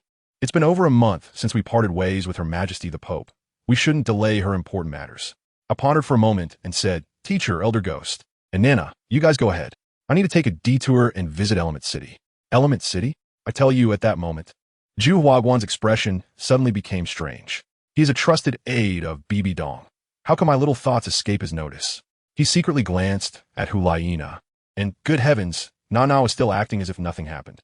She probably really didn't know about my issues with Shui Binger from Tianshui Academy. This old brother, Ju Huaguan, must have been thinking about being a good person to the end. He actually helped me cover up and immediately agreed to prevent Nana from following me. He even specifically brought up the Pope, making it seem very serious, which made Nana find amusing. Just like that, we left the Star Do Great Forest, splitting into 2 groups. The 3 of them rushed to Spirit City, while I leisurely headed north by myself. Cut to Spirit City, the Pope's palace. Bibi Dong looked at Hulaina in front of her, feeling quite satisfied, and spoke in a gentle tone. "Nana, you've worked hard this time. Ju Huaguan and the others told me that you gained quite a lot. 23 years old, level 66, you didn't disappoint me." Nana, who was an orphan and lacked love since childhood, felt her heart warm instantly under Bibi Dong's words, her eyes turning red, feeling like she had found her mother. Seeing that the atmosphere was just right, Bibi Dong immediately dropped a heavy bombshell. "Nana, I want to appoint you as the saintess of the Spirit Hall. When I retire, you will be the next pope." Hulaina was stunned on the spot. "Teacher, you are still so young." Bibi Dong smiled and said, "Silly child, I'm not young anymore. Moreover, this is for the future of the Spirit Hall." "What? You unwilling?" Nana was quite conflicted and directly sold me out. "Teacher, I think Ling Bai is more suitable than I am. Talent, strength, intelligence. He is better than me in every way. Why don't you choose him?" And guess how Bibi Dong responded? She praised me immensely, saying that I was truly a genius among geniuses, with intelligence that few young people on the entire continent could compare to, and only one person could match me in a contest of strength. She also said that my strategy and overall view were exactly what the Spirit Hall lacked, and that I had played an indispensable role in her being able to firmly grasp the Spirit Hall in just these 3 short years. I tell you, I wasn't there at the time, but later I heard Nana say that the scene was so overwhelming that Bibi Dong nearly turned me into a flower. It made Nana a bit jealous, and she sourly said, "Teacher, you're almost elevating him to the heavens." Bibi Dong then smiled and comforted her, saying, "You're also very outstanding." At 23 years old and rank 66, with the God of Death domain and 2 soul bones, the Spirit Hall hasn't seen a genius like you in a long time. If I make you the saintess, the elders won't have any objections. As for me, she has her own arrangements. With the conversation going this far, what else could Nana say? She could only obediently accept it. The next day, in the Papal Palace in the conference hall. Wow, what a scene. It was packed with people. A huge oval table was filled with 22 big shots, including Juhua Pass, the Old Ghost, the 4 Platinum Bishops, and the 16 City Lords. All present without exception. As soon as Bibi Dong entered with Hulaina, everyone stood up in unison and respectfully called out, "Your Holiness the Pope." Bibi Dong sat down on the main seat, her aura fully unleashed, and got straight to the point. "I called you all here today to announce 3 matters. The first matter, from today onwards, I officially appoint Hulaina as the saintess of the Spirit Hall and the first heir to the Pope." The expressions of those below varied. Some were surprised, some remained calm, but no one dared to voice objections. This was an idea I had given to Bibi Dong 3 years ago. First, replace all the heads of the main cities with our own people. Those who disobey either leave or disappear. Now, with this announcement, who would dare to speak up? Bibi Dong even publicly revealed the loyalty letters from a few fence-sitters, leaving them no chance to rebel. It was simply brilliant. Seeing that everyone was so compliant, BB Dong smiled with satisfaction and boasted about Nana's achievements. 23 years old, rank 66. God of Death Domain, to hype her up. The second matter, BB Dong continued, the Papal Council will establish a new position called Counseling Bishop, equivalent in status to the Platinum Bishops. This position will be held by Ling Bai. As soon as this was said, the crowd erupted. A new high-ranking position, and they were appointing a 17-year-old kid? The 16 city lords buzzed with discussion, and even the 4 Platinum Bishops couldn't help but look at BB Dong. At this critical moment, Jihua Pass cleared his throat and spoke in a delicate manner. My disciple Ling Bai came out of the slaughter city with the Saintess and also possesses the God of Death Domain. His soul power has long surpassed level 60. It is well-deserved for him to be this bishop. At this point, the chubby city lord of Element City, Kaiboer, stood up. Let me tell you, this guy has a sweet tongue. He was the one who handed me over to BB Dong back then, and for these past few years, he's been buttering her up, securing his position like a mountain. He proudly said, Ling Bai is from our Element City. When I first met him, I felt he was remarkable. He reached level 33 at the age of 11. All of this is thanks to your holiness the Pope's diligent governance. Our spirit hall can attract such geniuses. BB Dong was quite pleased with his flattery and took the opportunity to say, the spirit hall has always valued talent. Someone like Ling Bai not only needs to be used, but also needs to be greatly utilized. I want the whole world to see the might of our spirit hall. Kaiboer immediately led the cheers. Your holiness the Pope is wise. Other people, while cursing him for being a sycophant in their hearts, could only follow along and shout, Your holiness the Pope is wise. And so, this matter was settled. The third matter, Bibidong's voice deepened, and the entire hall fell silent. Everyone knew that the main event had arrived. 1 month later, we will launch a soul-hunting operation against the Haoyan sect, the Blue Lightning Tyrant Dragon Clan, and the 7 Treasure Glazed Tile sect. In one sentence, it was earth-shattering. Everyone was taken aback. Bibidong's sharp gaze swept across the room. If anyone makes a mistake during the execution, don't blame me for being ruthless. The people below shivered in fear and quickly responded. Then, BB Dong asked Ghost Delaw if the armor crafted in Gongxin City had been delivered. The old ghost replied that 3,000 pieces of armor capable of withstanding the crossbows of the 7 Treasure Glazed Tile sect had already been sent. This was also something I had proposed before I went to the Slaughter City, urging BB Dong to recruit the Blacksmith Association. Now the president of the Blacksmith Association, Lu Gao, has become an honorary elder of the Spirit Hall. Wow, they have people and equipment. The Spirit Hall is fully prepared, just waiting for a month later to unleash a bloody storm. As for me, I had no idea that the Spirit Hall was brewing a storm. I was in my old residence in Element City, enjoying a 2-person world with Shui Banger. This girl, after 3 years, has blossomed into a more charming version of herself and is now a teacher at the Tianshui Academy. Upon hearing that I was back, she skipped her classes and ran out of the academy to find me. Upon our first meeting, without saying a word, she directly threw herself into my arms, kissing me with a fiery passion. 3 years of longing were all in that kiss. I picked her up in a princess carry, kissing her as we went upstairs. During those few days, we were truly inseparable, and the killing intent in me was gradually worn down in this tender place. However, the good times didn't last long. One night, Jihua Pass and the old ghost appeared in my living room silently like ghosts. I went downstairs and asked, Teacher, old ghost, what are you doing here? Aren't we supposed to start? The old ghost replied in a deep voice, It's about to begin. I was even more puzzled. Why are you two not staying by the Pope's side and coming here instead? Juhua glanced at the old ghost and directly used telepathy to tell me. His Holiness the Pope sent me and the old ghost to the 7 Treasures Glazed Tile School and the Blue Electric Tyrannosaurus Rex family to find an opportunity to eliminate the 6 great offerings. What?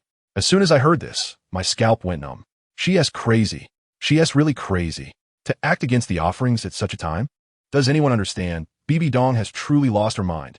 My plan was to use those old guys, but she wants to overturn the table directly. Her current strength is simply not enough to contend with Qian Daolu and his group. I realized immediately that she must have been provoked by Qian Daolu. We cannot make a move. Absolutely cannot make a move. I decisively instructed them to follow the original plan to the 2 major sects, but absolutely must not engage. And if they see anyone else making a move, they need to find a way to stop them. The ghost of the law hesitated a bit. What about His Holiness the Pope? Let me explain it to her. Upon hearing my words, both of them sighed in relief simultaneously. It seems this order scared them quite a bit, and they specifically came to me for help. They rushed off in a hurry, and I immediately wrote a letter, sending it to the Wuhuan Hall overnight, asking them to pass it to Bibi Dong as quickly as possible. When I returned to my room, Shui Binger was still awake and quietly asked me, "Did something happen?" I held her and said softly, "Soon, there will be no more upper 3 sects on Dillawah continent." Shui Binger, being exceptionally intelligent, understood immediately and was so shocked that she couldn't sleep. While I was urgently putting out fires on my side, the 7 Treasure Glazed Tile School had already turned into a chaotic mess. On a night so dark that one couldn't see their own hand, countless shadows rushed into the castle of the 7 Treasure Glazed Tile School, killing anyone they encountered. Ning Fengji stumbled into Ning Rongrong's room, his face pale, completely losing his usual elegant demeanor as the sect master. "Dad, what happened?" Ning Rongrong was terrified. "Rongrong, listen to me." Ning Fengji grasped her shoulders, his voice trembling. "There are traitors in the sect. The enemy has invaded, and the 7 Treasure Glazed Tile School can't be saved. What about Grandpa Jian and Grandpa Gu? They're holding off the enemy, which is why I had the chance to come find you." Ning Fengji touched his daughter's face and directly pressed a mechanism at the edge of the bed. The bedboard flipped, and Ning Rongrong fell down. "Run. Run forward. Go to Shrek Academy and find the master. Live well, don't seek revenge." Ning Fengji shouted towards the secret passage, then slapped the mechanism to block the passage completely. He was a ruthless man, knowing that if he didn't die, his daughter wouldn't survive. As the sect master, he couldn't escape. He had to share the fate of the sect. The next moment, Ning Fengji rushed to the front yard, and 7 soul rings lit up simultaneously on his body. A colorful treasure tower shot into the sky, illuminating the entire night. 7 treasures turn out glazed. Ning Fengji directly activated his martial soul true body. With an 80% limit amplification, and 10 beams of light shot directly onto Sword Dillawah and Bone Dillawah. Their powers surged instantly, forcing the 2 old guys on the opposite side to retreat steadily. What lineup was that on the opposite side? Good heavens. 2 members of the Spirit Hall's heavenly group had directly airdropped in. Qianjun Dillawah and Jiama Dillawah both peaked Dillawah at level 96, dressed in golden robes, extremely arrogant.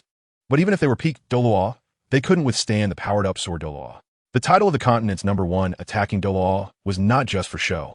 With one wave of amplification, Sword Dillawah directly unleashed his ultimate move, the 9th soul skill, and pierced through Qianjun Dillawah in one strike, almost sending him off on the spot. However, there were too many enemies. Just as Sword Dillawah severely injured one person, a swarm of others surrounded him from all directions, led by 3 titled Dillawah. Among them, 2 were even the golden-robed offerings. "Big brother, second brother," the injured Qianjun Dillawah shouted. The newcomers were the second offering. Golden Crocodile Dillawah and the third offering.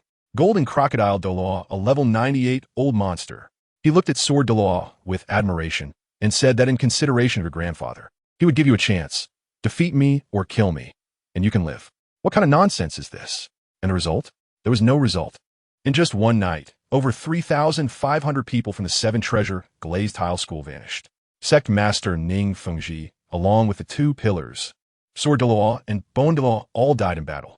At the same time, the Blue Lightning Tyrant Dragon Clan, with over 1,800 members, was completely slaughtered under the command of Sect Master Yu Engine, leaving not a single one alive. After finishing off these 2 families, the 6 major offerings rushed with 4,000 soul masters to surround the Haotian sect's home. In a small village hundreds of miles outside of Heavendo City, the 6 major offerings stood at the village entrance, looking at the Haotian sect disciples holding hoes, speechless. The once #1 sect in the world had ended up like this. Attack! With a single command, 2,000 soul masters charged into the village, and moments later, the battle was over. The 6 major offerings didn't even glance at the surrendering cowards and directly rushed towards the large mountain behind the village. It was a 500-meter-high stone mountain with walls as smooth as a mirror, only having a depression every 10 meters for leverage. The foolish members of the Haotian sect thought that hiding in the mountains would keep them safe, completely unaware that disaster was already upon them. I tell you, the people from the Spirit Hall want to attack the mountain, and it's a real challenge like going through 81 hardships. The first obstacle is a natural barrier, a sheer cliff that wipes out half of the people right away. The high priest is quite straightforward. Those who lack strength are all told to roll down and stay below, don't come up to deliver their heads. Well, the remaining more than 2,000 people split into 4 groups, surrounding the entire mountain like making dumplings, and each direction has a title Dillawah leading the way. making it extremely difficult to escape. But the paths in this mountain are not meant for people to walk on at all. One mountain connects to another, with bottomless cliffs in between, only connected by a few iron cables as thick as arms. Those cables sway in the wind like noodles, and below them is a bottomless abyss thousands of meters deep. Just looking at it makes your legs weak. Fortunately, the Spirit Hall has flying soul masters who went ahead to clear the hidden sentries of the Haotian sect. Otherwise, if they had cut the cables with a knife, those thousands of people would just be staring at each other in confusion. The deeper they go, the wider the ravine gets, and the longer the iron cables become. By the time they reach the fourth mountain, the temperature drops sharply, and the cables are covered in icicles, making them extremely slippery.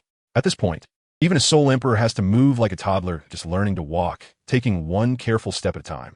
The 6 high priests' faces turn dark. Among the 2,000 elite they brought, probably only about 100 could cross this icy cable. There was no choice but to filter again, asking those below Soul Sage to stand by. As a result, just when they were about to cross the last iron cable, a group of strange birds suddenly charged out, pecking violently, and the cable snapped with a loud crack. For Soul Sages didn't even make a sound before falling down, leaving no trace behind. This time, whether on the opposite shore or standing in place, everyone broke into a cold sweat. The golden crocodile doll was so angry he laughed, looking at the sect on the mountaintop that resembled a castle, his eyes filled with killing intent. A title doll beside him said, "Second High Priest, we've arrived. Let us go." But guess what?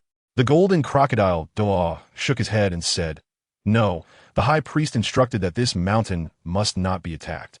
We need to lure them out." I wanted to ask that old man at the time, "Is this performance art?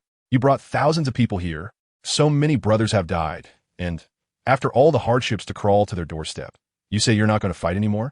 No wonder Pope BB Dong wants to get rid of these old folks. Each one is strong, but their brains just don't work." He doesn't know that the title Doloa next to him is Bibidon's confidant. While the golden crocodile, Doloa hesitated. Suddenly, there was a deafening sound of battle coming from the mountaintop. Goodness, the other 3 forces didn't even care about him and went straight in. Now it's good. The title Doa behind the golden crocodile Doa was delighted and directly shouted, "Brothers, Elder Ghost Leopard and the others have already made their move. Charge with me, destroy the Haotian sect." The 3 offerings looked at the golden crocodile, Doa, meaning you handle it. The golden crocodile Doloa's face turned green and white. At this point, they have already started fighting. So why pretend to be a gentleman? Gritting his teeth. Let us do it. When I go back, I'll explain to the grand offering. In the end, less than 50 people truly broke into the headquarters of the Haotian sect, but each one was a monster-level figure. The 6 offerings faced the 6 elders of the Haotian sect, and it was like crushing dry weeds. The strongest sect master of the Haotian sect, Tang Xiao, was only level 95 and couldn't even use their sect's divine skill, the Great Summer Hammer. He was whipped like a dead dog by the level 98 golden crocodile Doloa, spewing blood everywhere. The 5 great elders were all injured and completely dominated. Tang Xiao let out a miserable laugh and said, "Senior, my grandfather Tang Chun had an agreement with your grand offering. Even if you don't keep your word, I beg you to leave a seed for our Haotian sect in my grandfather's name." The golden crocodile Delua coldly snorted. "Who do you think you are? Where is Tang Chun? Call him out." Tang Xiao laughed to the sky. "My grandfather has long been missing. If he were here, would you dare to come? But I believe he will return one day." Upon hearing the name Tang Chun, the golden crocodile, Dolua, felt a bit dazed. He couldn't forget that person's demeanor from back then. He sighed and said, "All right, today's matter is indeed the Spirit Hall's fault. As long as your Haotian sect gives up resistance and moves to Spirit City, I guarantee you won't die." Upon hearing this, Tang Xiao quickly thanked him, then stood up and shouted to all the disciples, "All Haotian sect members, stop." He announced on the spot that he would pass the position of sect master to the 3rd generation disciple Tang Long, allowing them to survive. After explaining the aftermath, Tang Xiao's gaze instantly changed, becoming incredibly sharp. He stepped out, causing the entire mountain peak to shake, and the Haotian hammer in his hand grew to 100 meters long, pointing at the golden crocodile Doa. The Haotian sect has 2 Duos. The title Doa Xiaodian. Request your guidance, senior. After saying this, his 9th spirit ring, the 100,000-year red ring, exploded instantly. Let me tell you, the scene was extraordinary. It was as if he saw the phantom of his brother Tang Hao. The 2 brothers grasped the hammer handle together, one strike shattering the heavens and the earth, directly raising a black sun at the mountaintop. The golden crocodile Delaw was also excited, laughing heartily as he transformed into a golden giant crocodile, colliding head-on with that earth-shattering strike. The remaining 5 elders of the Haotian sect also activated their strongest 9th spirit skill, going down together with the other 5 offerings. After this battle, the entire castle on the mountaintop was gone, reduced to flat ground. The Haotian sect Master Tang Xiao and the 5 great elders all perished in battle. Within a few days, 2 of the top 3 sects were annihilated, and 1 was severely weakened, with the remnants being escorted to Spirit City. The entire continent was in an uproar, and all spirit masters were filled with anxiety. As for Pope Bibi Dong of the Spirit Hall, she took on the role of the Shadow Queen, publicly condemning that evil force in the square, saying that they must get to the bottom of it. She then announced the frantic establishment of orphanages in the 2 great empires and the opening of free primary spirit master academies. This operation directly boosted the goodwill of the common people. Families, who understands? This high-end business war is often so simple and unadorned, playing both the good cop and the bad cop, and doing it so smoothly. As for me, I don't have time to deal with these trivial matters for now. Let Bibi Dong handle it. I'm busy preparing a heartfelt lunch for my Binger. But as soon as the door opened, to my surprise, not only was Shui Binger here, but the old dean of the Tian Shui Academy, Shui Xiener, also came. As soon as the old lady sat down, she got straight to the point. What exactly does your spirit hall intend to do? After destroying the top 3 sects, are we academies next in line? The smile on my face instantly faded, and my tone became cold. Dean Shui, food can be eaten haphazardly, but words cannot be spoken carelessly. The matter of the 3 sects has nothing to do with our spirit hall. We are an organization that values peace. Shui Xiener twitched her lips, but didn't dare to argue further. After all, without evidence, if they refuse to admit it, there's nothing you can do. She could only nervously ask, then what will happen to our academies in the future?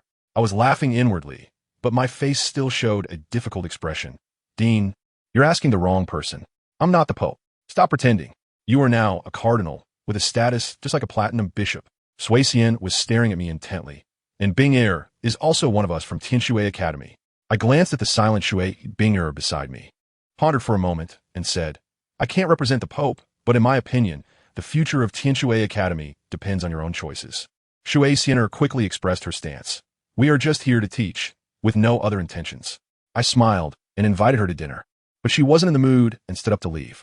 I walked her to the door and suddenly called out to her, saying meaningfully, Director Shui, do you think there's a possibility that the one who wiped out the 3 sects is the Heaven Do Empire? The old lady was stunned. Impossible. The 7 Treasure Glazed Tile sect has always supported Heaven Do. Really? I interrupted her. But how come I've heard that the Heaven Do royal family has always been wary of the 7 Treasure Glazed Tile sect? Take care, Director Shui. Watching the old lady leave in a daze, I took Shuga's hand and told her that in a few days, I would take her to Hanhai City and to pack her things properly. A few days later, in a hotel private room in Heaven Do City, I sat face to face with the crown prince of the Heaven Do Empire, Shuechinghe. As soon as he sat down, he gave me a warning, coldly saying, Brother Lingbai, you have quite the nerve. You just wiped out the 3 sects, and, as a high-ranking member of the Spirit Hall, you dare to come to Heaven Do City? Aren't you afraid of dying? I couldn't help but laugh. All right, stop pretending. Who doesn't know who here? Qian Renshue. Miss? As soon as the name Qian Renshue was mentioned, I saw her pupils suddenly constrict and her hands clenched into fists under the table. In that moment, the killing intent was almost overflowing. She had been disguising herself for 18 years, with her most beautiful youth spent playing a man. Who could understand that feeling? And yet, my words had completely broken her defenses. However, she quickly calmed down and asked me if Bibi Dong had told me. I shook my head. The Pope wouldn't tell me these things. I found them out myself. Looking at his handsome face, I felt awkward. Can we switch faces to talk? Knowing you're a woman, and then seeing this face feels strange. She chuckled softly, peeled off a mask, and a human skin mask was torn away. My goodness. Her golden hair cascaded down like a waterfall, and that face, that aura, was simply stunning. Is this the beauty you were talking about?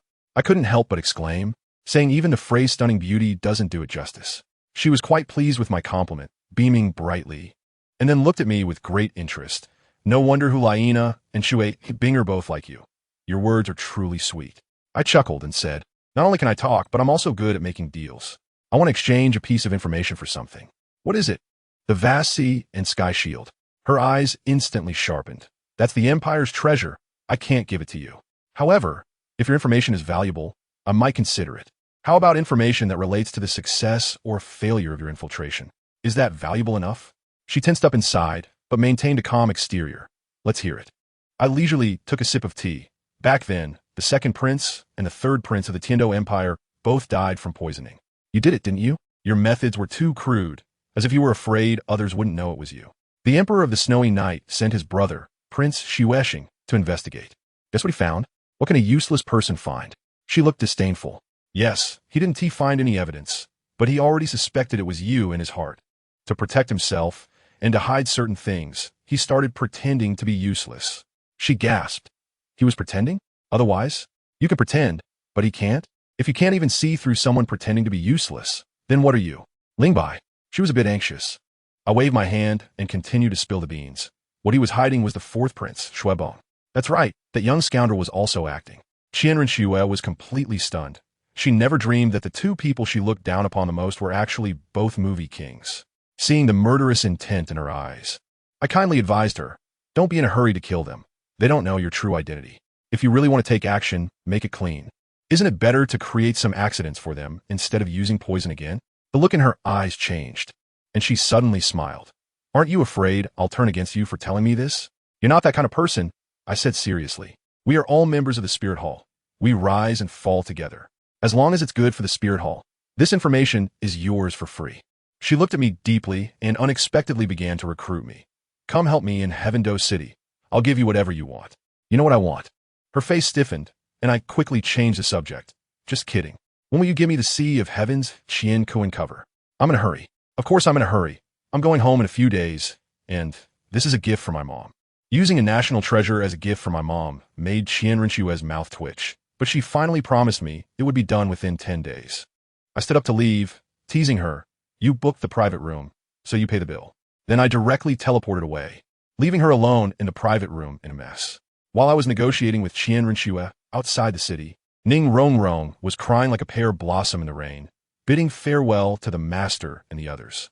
With her family shattered, she could only seek refuge with Dai Mubai and the others in the Star Luo Empire. Before leaving, she turned back to the master and said, If Xiao Ao comes back, please tell him that I'm already dead. Sigh so tragic. The master and the others watched Ning Rongrong leave and decided to formally accept the invitation from the Heaven-Do Empire to unite against the Spirit Hall. At that moment, they ran into Xue Qinghe, who had just come out of the hotel. Qian Rinxue began to act again, offering condolences and trying to recruit them, performing flawlessly. When she returned to the private room, I'd already been waiting there. She told me about her encounter with the master and mentioned that Ning Fengji once evaluated the master as someone who could conquer the world. As soon as I heard this, I quickly reminded her, don't have any thoughts about him.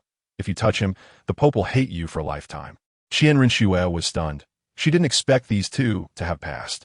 I couldn't be bothered to explain in detail, so I directly asked, where is it? She took out a gorgeous box from her soul guide device, opened it, and inside was a palm-sized blue triangular crystal, radiating with brilliance, clearly not an ordinary item. I put away the vast sky and earth shield, and she assured me that everything was foolproof, using a fake to replace it so no one would notice. The transaction was complete, and just as I was about to leave, Qian Rinxue called out to me. Are you interested in making another deal? Not interested. She was furious. Aren't you going to listen to the details? This is a once-in-a-lifetime opportunity. Oh, I suddenly became interested and asked, what's the deal? A soul bone. Let me tell you, when Qian Rinxue opened her mouth, it was like a direct hit for me. A soul bone, a right arm bone with over 30,000 years of power amplification. Who understands this, family? This is simply a graduation gear tailor-made for me. My heart skipped a beat, and I immediately asked her, where's the stuff? Let me check it first. And guess what? She smiled at me, meaning, you think you can just take it? I laughed and said, sister, don't just talk big here. You didn't even bring it with you. The thing is with your grandpa Qiandaolu, right? She was instantly speechless. Then she said, if I wanted the soul bone, I had to exchange it for all the secrets of her mother, Bibi Dong. I directly rejected her. What a joke. Using my boss's secrets to exchange for something? Am I seeking death? I sighed and seriously told her, your mom's biggest wish in this life is to unify the mainland. If you really consider her your mom, go help her achieve her wish, instead of always thinking about digging up her dark history from others. Some things she has to tell you herself. After saying that, I just slipped away. Once I activated the god of death's domain, I disappeared in an instant, leaving her there defenseless. I have to tell you, I was also a bit reckless at the time. I thought these mysterious guys weren't worth trusting. So I decided to become a fortune teller myself. I found a cave and took out the Hanhai Chinkun umbrella that I had previously borrowed from the Tiendo royal family. This thing is said to be the key to the sea god's divine position, but I didn't believe it. With my looks, how could the sea god not appreciate me? Without a second thought, I cut my wrist and let the blood flow, pouring it all over. That thing acted like a vampire, crazily sucking my blood until I was almost drained. And guess what happened? To my surprise, the phantom of that old sea god really appeared. He swept over me and was so scared that he almost wet himself, mumbling, "Oh my gosh, Shura god, Rakshasa god, goddess of life? Are these young people all so powerful?" He decided to back off, saying he couldn't handle it. Then, with a flash of blue light, he shrank back, and with a crash, that broken triangle fell to the ground. When I came to, I realized I had lost a lot of blood. I cursed loudly. That was an LPL professional player level blood pack. "You damn sea god, you suck my blood and run away. Are you a mosquito turned into a spirit?" Cursing aside, life still had to go on. I rested in the cave for 3 whole days to recover. Then I went to pick up Shui Binger. The two of us swayed back for over a month before finally returning to Wuhan City. I first settled her in a hotel and hurried to report to the Pope's palace. As soon as I entered, I felt that the atmosphere was off. Bibi Dong was sitting on that golden chair, her smile shining as brightly as if she had just won 5 million. When she saw me, she came down with her scepter and asked with a grin, "Have you heard about the results of the soul-hunting operation?" I nodded. She immediately started boasting. "A great victory. A thorough and complete victory." I was stunned when I heard about that record. The 7 Treasures Glazed Tile School has been exterminated. The sect master Ning Fengji, the Sword de Law, and the Bone de Law are all gone. Although the Spirit Hall also suffered significant losses compared to the original plan, it was a complete victory. She even praised me, saying it was thanks to my reminder that she prepared armor in advance. Otherwise, the losses would have been even greater. Then she mentioned that the blue electric Tyrannosaurus family fared even worse, being completely wiped off the map, and their family tree has been destroyed. As she spoke, she suddenly let out a cold snort, saying that the 30,000-year-old right arm bone of Yu Yuanjin was taken away by the 4 worshippers. When I heard this, I thought, wow, isn't this the big pie that Qianren Shua drew for me before? Luckily, I didn't fall for it at that time. Otherwise, I would have already been jointly attacked by Qian Daolu and the 4 worshippers. I quickly advised her that now is not the time to tear our face with the offering hall. A little patience can prevent a major disruption. She took it to heart, nodded, and then, with a wave of her hand, 2 old books flew directly in front of me. I curiously opened one, and my eyes nearly popped out. Chaos Cloakhammer Technique and 9 Supreme Techniques of Haotian. These are the ultimate skills hidden deep in the Haotian sect. Seeing my astonished expression, Bibi Dong laughed even more happily and said that this was copied by the surrendering disciples of the Haotian sect, specially organized and sent to me, claiming that this stuff complements our family's martial arts perfectly. I was really caught up in the moment. My mind went blank, and I forgot all about hierarchy and the Pope's authority. I stepped forward and just hugged her tightly. The moment I did, I could feel her stiffen in my arms. Her whole body was almost about to explode with energy, and the purple-black spiderweb patterns started creeping up to her forehead. I quickly leaned in and sincerely whispered, "Thank you." Only then did her killing intent slowly fade away. Let me tell you, after more than 20 years, I probably was the first guy to dare to hug her like that. After I left, I heard she stood there in a daze for quite a while, not knowing what she was thinking. Coming out of the Pope's palace, I felt like I was on top of the world and went straight to find my little fox, Hulaina. As soon as she saw me, she rushed over like a little cannonball. After not seeing her for more than 2 months, we were all lovey-dovey for a while, and I finally explained our Soul Hall strategy of surrounding the city from the countryside to her, leaving her completely stunned with admiration in her eyes. While we were chatting, I told her I planned to take her and Shui Binger to Hanhai City in a few days to meet my mom and also to train on Sea God Island. I asked her if she wanted to invite Yen and Xieyu along, but Hulaina told me not to think about it. They couldn't go. Yen, that guy, has a child with Zhang Ping now and is a full-fledged dad, so he can't leave. My brother Xieyu, feeling pressured by our rapid progress, ran off to a spy organization called the Royal Shadow Guard to become a top agent, saying he wanted to carve out his own path. Well, everyone has their own choices. I asked about Yezi, and Hulaina said Yezi is now a teacher at her old academy. As soon as I heard that, I rushed back to the Advanced Soul Master Academy in Soul Master City. Wow, I had been back for 6 years, and they had already erected statues of the 4 of us in the playground. I found my former teacher, Donna, who is now a soul saint, still looking like she just woke up. I invited her to go on a training expedition with me, but she flatly refused, saying that taking new students means food and sleep, and she wouldn't suffer with me. Just then, Yezi came back from class. This little girl, now 20 years old, is still only 155 meters tall, quite ordinary, a perfectly legal lowly. When she saw me, her eyes lit up. I mentioned the training trip to Sea God Island, a place where survival is uncertain, and without a second thought, she said, "I'm going." She firmly told me, "Anyway, I know one thing. Following you is the right choice." This little girl, really? Fine, I'll take her along. After securing Yezi, my next stop was to head straight to the blacksmiths at Haotian Sect. When I arrived, the atmosphere was intense. The entire blacksmith shop was eerily quiet except for the clanging of metal. Let me tell you, those guys from Haotian Sect were like mutes. Not a word was spoken, and their expressions were utterly numb. But their eyes, wow, sharp as knives, clearly holding back a lot of anger. Unfortunately, what good does holding back anger do? This is Soul Master City, their territory. The people from the Spirit Hall are quite malicious to wear down their will. They force all eligible children to attend the academy run by the Spirit Hall. This tactic is brilliant, taking down the big ones by brainwashing the little ones. Focusing on cultural invasion, seeing their lifeless expressions, I lost all interest in seeking their advice. I simply revealed my identity as a counselor and directly called out their sect leader, Tang Long. I didn't beat around the bush. I got straight to the point. "Buddy, teach me the chaotic wind hammer technique and the Haotian 9 extremes." His face immediately turned longer than a donkey's. 100% unwillingness written all over it. But what could he do? Under the eaves, one must bow their head. In the end, he had no choice but to submit, feeling quite aggrieved as he explained their sect's ultimate techniques to me, his eyes practically wanting to swallow me whole. I didn't make it difficult for them. Once I learned what I needed, I left immediately. To be honest, it was too suffocating to stay there. It's not that I felt guilty. I genuinely felt sorry for them. All right, everyone who should be called is here, and everything that needs to be done is done. Everything is ready, and we're set to head to Han Hai City. But before we leave, I definitely need to say hello to our big boss, BB Dong. I sneaked to the door of the Pope's chamber and asked the guards to announce my arrival. Before long, I was let in. I was quite familiar with this place. But as soon as I pushed the door open, I was taken aback. Who would have thought that BB Dong wasn't wearing her usual glittering papal robe today? Instead, she was in a simple white dress, the hem just reaching her knees, and her calves were, wow, so white and slender, almost reflective. Her purple hair flowed smoothly down her back, and that waist, those curves. Let me tell you, her aura changed completely.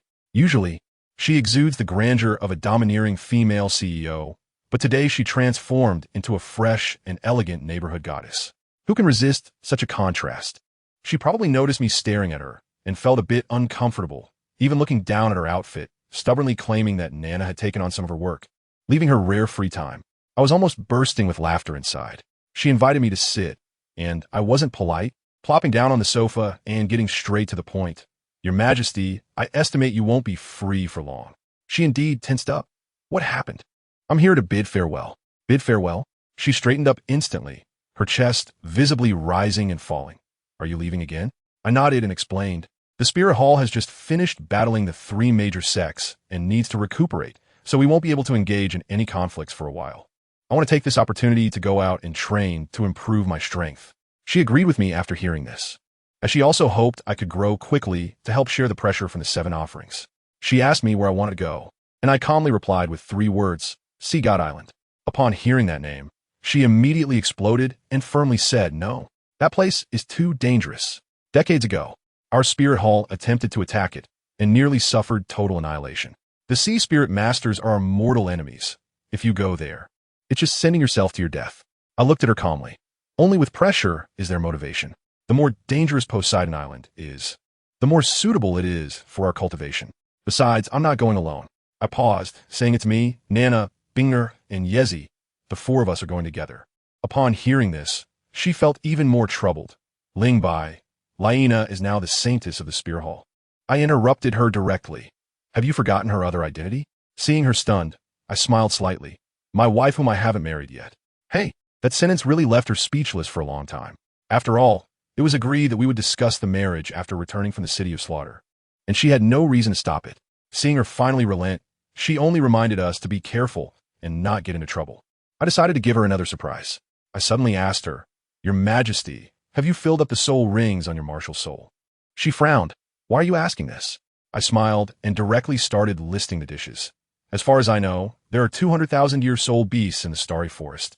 The sky blue bull python and the titan giant ape, as well as a 10,000-year dark demon evil god tiger, whose attribute enhancement is not inferior to that of the 100,000-year beasts, all of which are very suitable for you.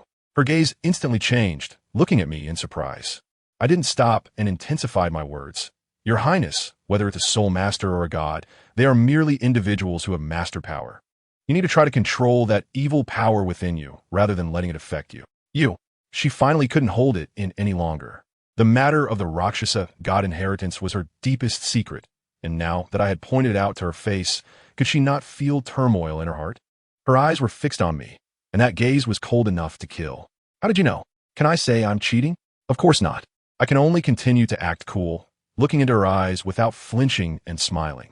When a person wants to understand another, they will always find a way. Your Highness, I want to understand you. She immediately sneered and warned me not to think that just because she valued me, I could do as I pleased. Fine, point taken. I immediately stood up, bowed to her, and turned to leave. As I reached the door, I paused, not looking back, and added a bit of wisdom. The only one who can abandon you is yourself. If you take a calm look, you will find that what you have gained far exceeds what you have lost. I felt the murderous aura behind me almost solidifying, nearly pressing me down. In the end, all I heard was her suppressing her anger and growling. Get lost. Get out of here. You'd better die outside. I don't want to see you again. TSK. A classic case of tough exterior but soft heart. A few days later, a luxurious carriage set off from the west gate of the Soulmaster City. What I didn't know was that woman, BB Dong, while saying I should die, secretly sent a small elite team to protect us along the way. Women. At the same time we set off, on the other side, Tang Hao and his son Tang San, who had been missing for more than 3 years, finally made their appearance, heading straight for the city of slaughter. These two unfortunate souls had just heard the news that the Hao Ian sect was almost wiped out and were filled with rage, ready to level up and unleash their power in the city of slaughter. Our journey here has been quite leisurely. The carriage is spacious, and with me, Nana, Binger, and Yezi inside, it feels quite empty. The days of traveling are boring and long, and later when we got tired, Nana and Binger fell asleep on either side of me. Yezi, sitting across from us, looked at the three of us with envious eyes that made me laugh. She looked just like a little kitten that couldn't get to the cat scratcher. After swaying like this for nearly 2 months, we finally arrived at Hanhai City. Wow. As soon as we got off the carriage, that salty and fishy sea breeze hit us hard. The guards at the city gate wanted to stop us for inspection, but our coachman directly flashed the Soul Hall's badge, and those people turned pale with fright. Without saying a word, they immediately respectfully gave way to us. The carriage finally stopped in front of a huge shop called Hanhai Chamber of Commerce. I looked up at the facade and wow, what a grand sight. It seems my mom has been doing quite well here in the past 6 years. Yezi was the first to jump down from the carriage, followed by Shui Binger and Hulaina. Let me tell you, as soon as these 3 stunning beauties appeared, the eyes of the 4 guards at the shop entrance nearly popped out. I could hear them gulping from a distance. Especially my Nana, when that enchantress stood there. The surrounding air seemed to turn sweet, and those guards looked as if they had never seen a woman before. I was the last to get off the car, and the guard was quite polite, coming up to ask us who we were looking for. I directly named the people: Uncle Iron Bull, Uncle Cold Night, and Uncle Water Without Trace. Are they inside? One of the guards, upon hearing those titles, quickly connected the dots. His eyes lit up, and he asked in surprise, "Are you the young vice president?" I laughed. If your president is my mom, Bai Ling, then the vice president must be me. No doubt about it. Hurry, Lao Lu, go notify Vice President Shui. Just say the vice president has arrived. One guard shouted excitedly, while another led us inside. As soon as we entered the courtyard, we saw a man rushing out to greet us. Wow, family, this guy is too handsome. In his 40s, he looked more exquisite than Yezi, with long, crystal-like light blue hair, dressed in a luxurious blue robe, simply flamboyant. I felt like even Nana was stunned, probably thinking to herself how there could be a man more enchanting than her in this world. Xiaobai. As soon as that man saw me, he was extremely excited, striding over and giving me a bear hug. Good lad. After 6 years, you've grown taller than me. This man was Shui Wuhan, my mom's old comrade. It was nice to reunite after a long time. I hugged him back and then released him, smiling as I asked how he was doing. After a bit of small talk, I introduced him, Uncle Shui, this is Binger, and this is Hulaina, both my girlfriends. This is Yezi, my good friend. Shui Wuhan looked at me with girls on either side, his expression full of admiration. He must have been thinking, this kid is really something. Not only did he snag a genius from Tianxue Academy, but he even ran off with the saintess of the Spirit Hall. Just as we were enjoying the conversation, I casually asked, Uncle Shui, where's my mom? Isn't she at the guild? His smile instantly froze, and worry flashed in his eyes as he stammered, She went out to sea with Tina Yu and Lung Yi. As soon as I heard this, my heart sank, and my brows immediately furrowed. Going out to sea? Where to? Purple Pearl Island. I got really angry on the spot and said somewhat reproachfully, my mom is a fire tribute martial soul. Fighting against sea spirit masters of the same level in the ocean is just asking for trouble, right? Uncle Shui, why didn't you stop her? Shui Wuhan looked helpless and bitter. Xiaobai, do you think I can stop her? He sighed, you're just too soft. He became even more dejected. Facing Bai Ling, I really couldn't be tough. He looked at us with a strange expression, his old face turning red, and quickly explained that he couldn't harden his heart. Then he told us that the Purple Pearl Island was the stronghold of a pirate gang. However, this group of pirates was somewhat principled. They only robbed nobles and often helped nearby fishermen, making them a band of chivalrous thieves. This time, they took the initiative to send someone to say they wanted to discuss the matter of being incorporated into our merchant association, but they required my mother, the president, to go in person as a show of sincerity. My mother felt this was an opportunity, so she eagerly brought people along. I was even more speechless after listening, and I asked, how many days has it been? For days. No, I'm a bit worried. I made a decision on the spot. I have to go find her. Nana and Binger immediately looked at me with the expression of you dare to leave us behind. Just try it, while Yezi even raised her hand. I'll go too. Shui Wuhan saw us like this and still wanted to persuade us, saying that the leader of the Purple Pearl Pirate Group is a Soul Emperor, and he was afraid we would be in danger. A Soul Emperor? I couldn't help but laugh inside.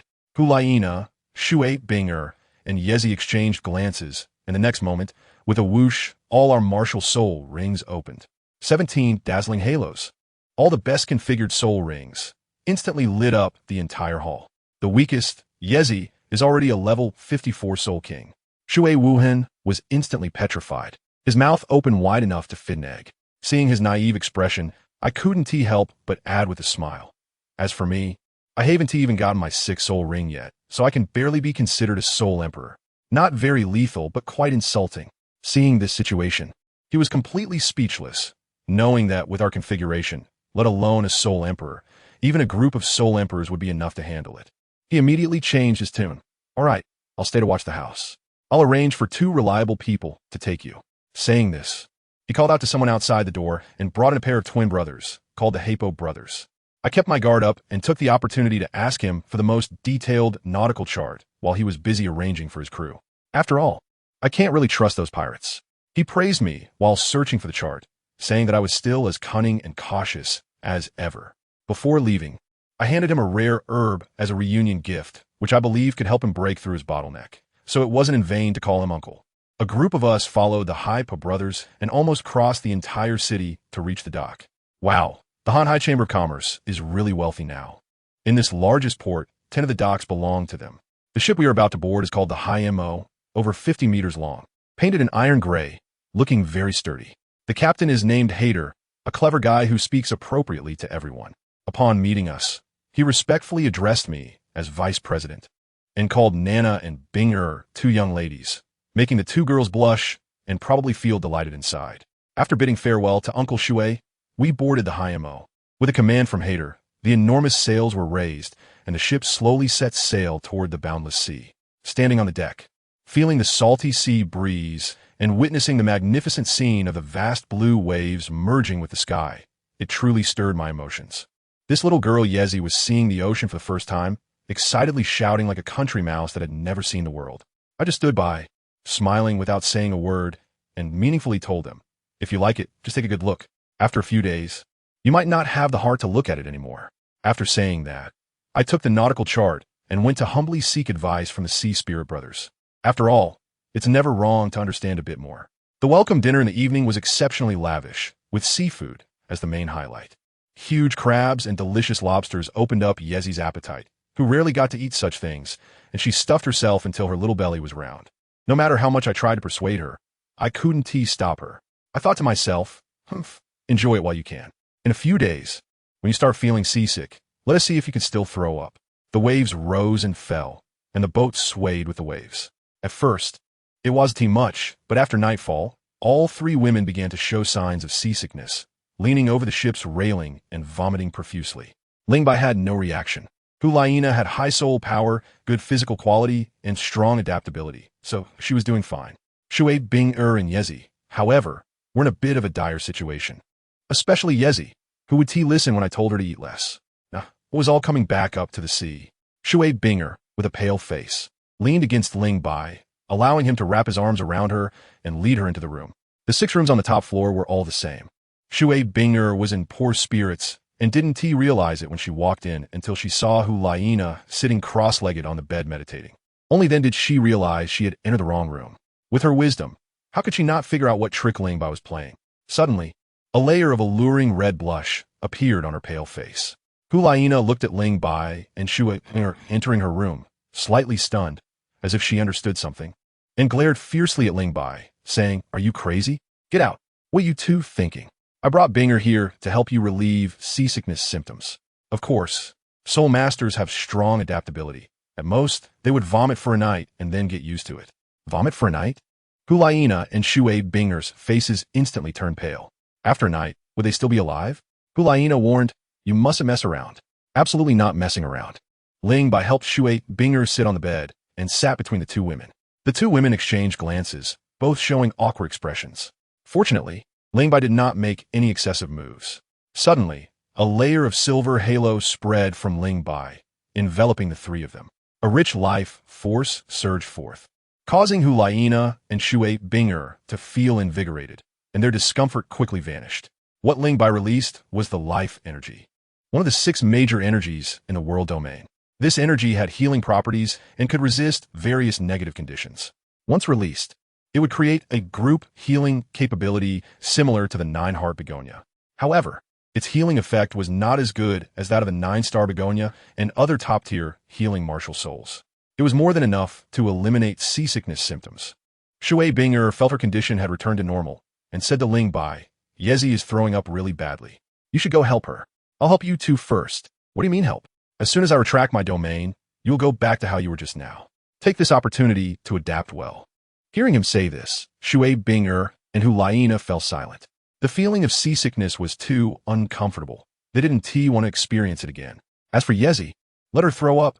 She would get used to it anyway. Lingbai's heart wasn't as tough as theirs, and he quietly expanded the world domain to include Yezi's room as well. The next morning, Lingbai, Hulaina, and Shui Binger walked out of the room, looking radiant, showing no signs of weakness at all. However, when the two women's gazes met, their expressions became somewhat unnatural, and then they tacitly glared at Lingbai. After drifting on the sea for 4 days and 4 nights, the sea demon was now very close to Purple Pearl Island. At dawn, a black dot appeared on the horizon. "Young master, that is Purple Pearl Island," said Hader, standing on the deck and pointing at the dot ahead. Lingbai breathed a sigh of relief. They had finally arrived. Once they disembarked, they should try not to hurt anyone if possible. Upon hearing this, Hader and the Sea Spirit Brothers also relaxed. The Purple Pearl Pirate Group had more than 3,000 members, with over 1,500 combatants and nearly 200 soul masters.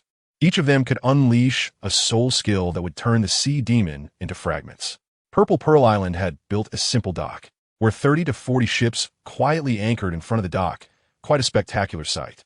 Among them, one ship was the largest, measuring 150 meters long, resembling a fortress on the sea. Hader told Lingbai that this ship was the famous Purple Pearl, the flagship of the Purple Pearl Pirate Group's leader.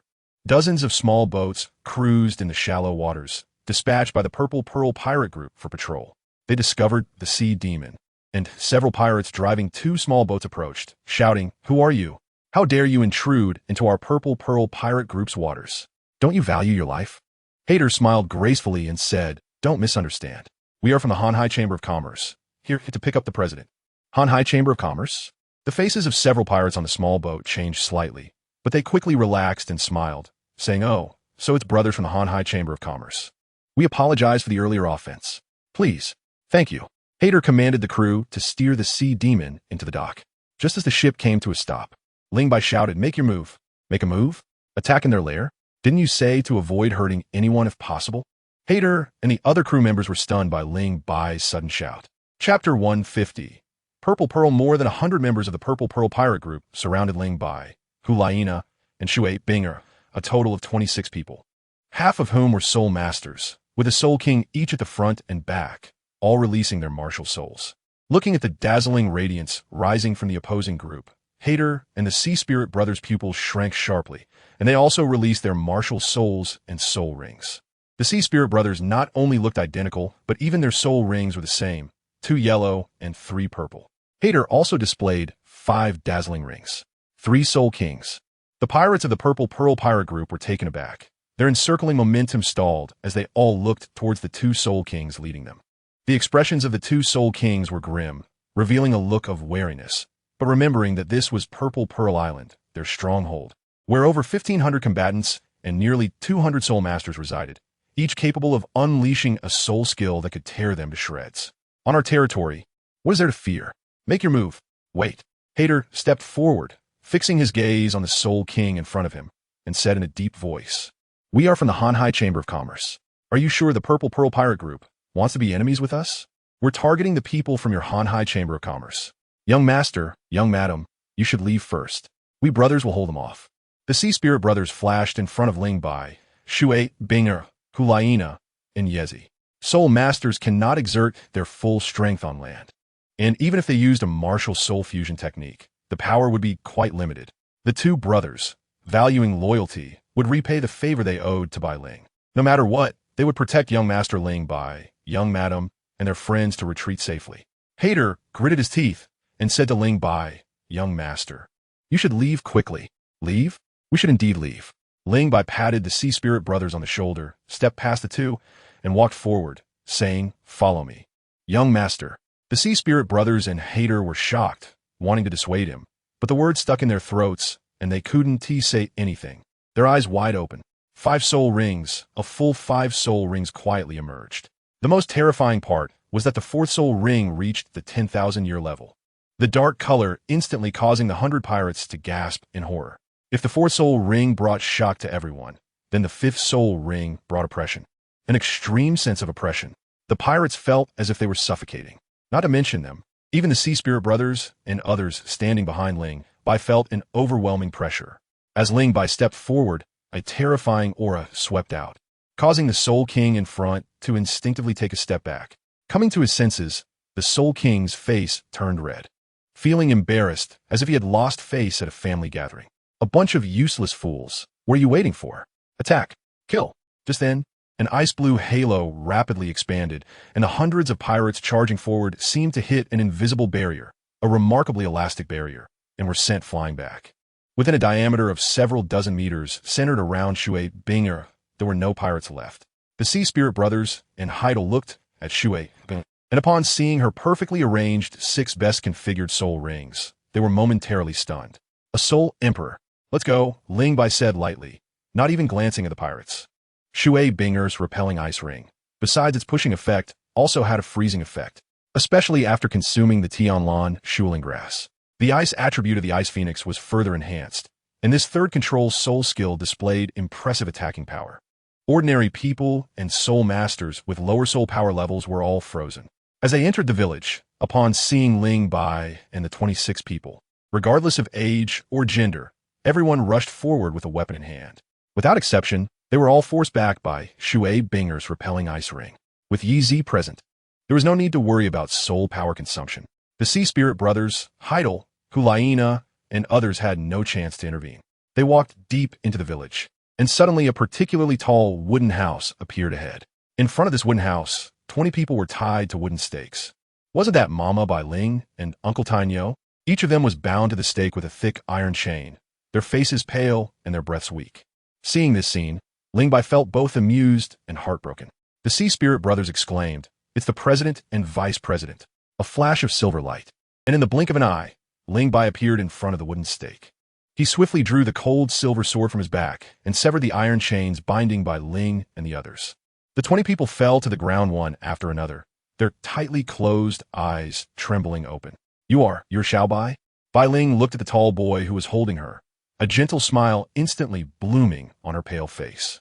"You brat, when did you arrive at Hanhai City? What are you doing here?" Ling Bai replied impatiently, "What do you think? Of course, I'm here to save you." Want to save people? Did you ask me? A domineering female voice came. With a loud bang, the door of the wooden house suddenly shattered into pieces. A stunningly beautiful woman stepped out slowly.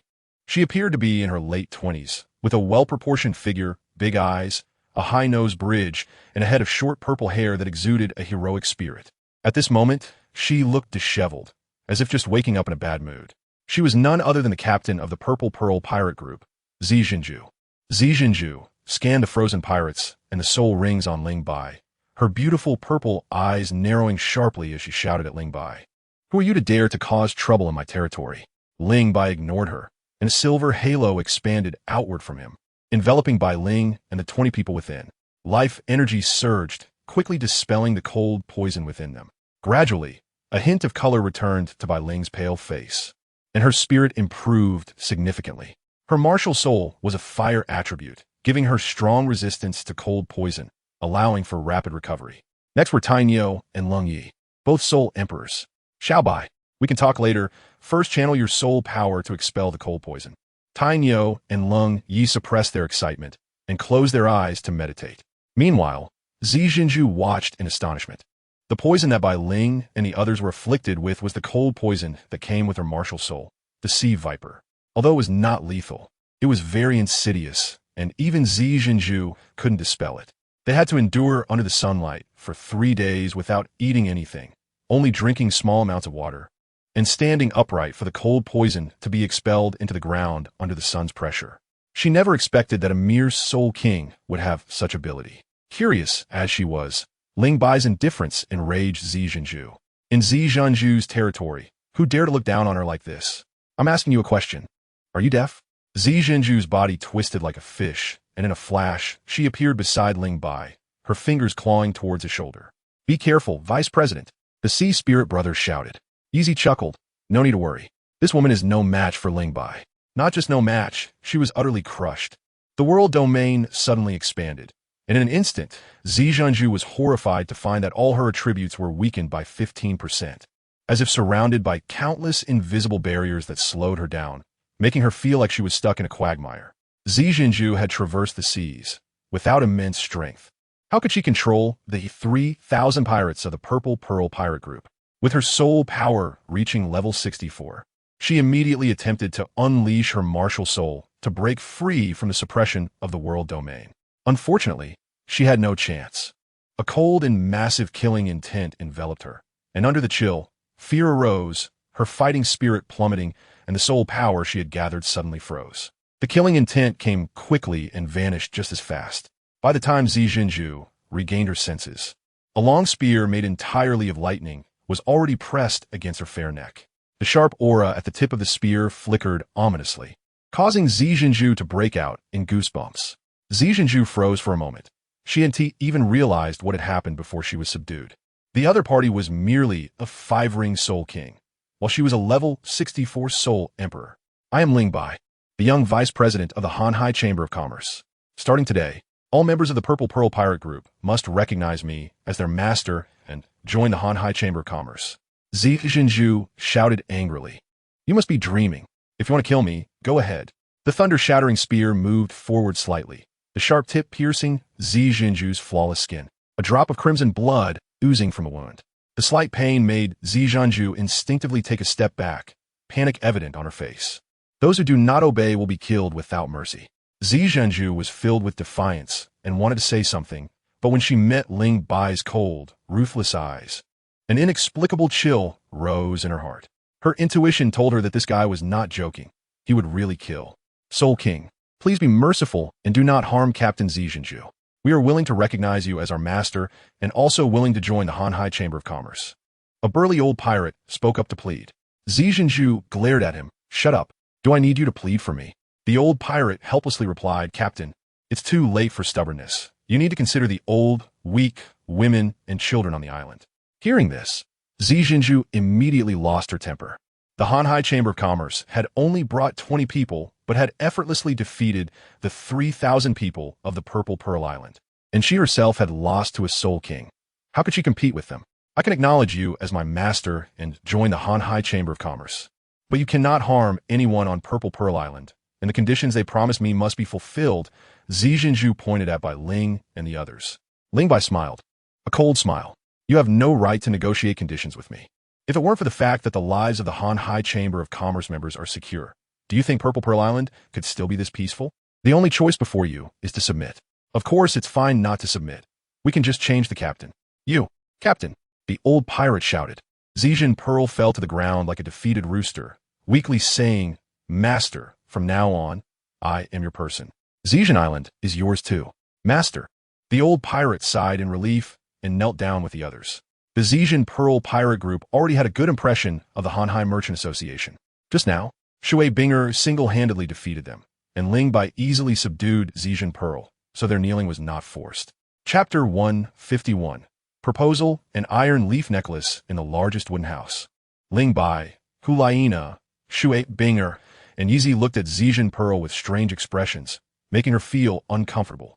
Unable to help herself, she angrily said, What are you looking at? I just like women, so what? I just want to marry Bai Ling, so what? Shut up.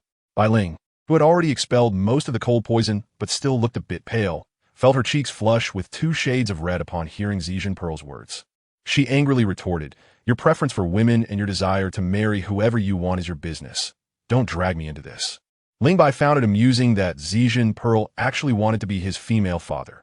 This was very much in line with Zijin Pearl's character in the original story. She wanted to marry Xiao Wu, and Tang Sen almost killed her in a fit of rage. This conflict between the Zijin Pearl pirate group and the Hanhai Merchant Association was also ignited by her attraction.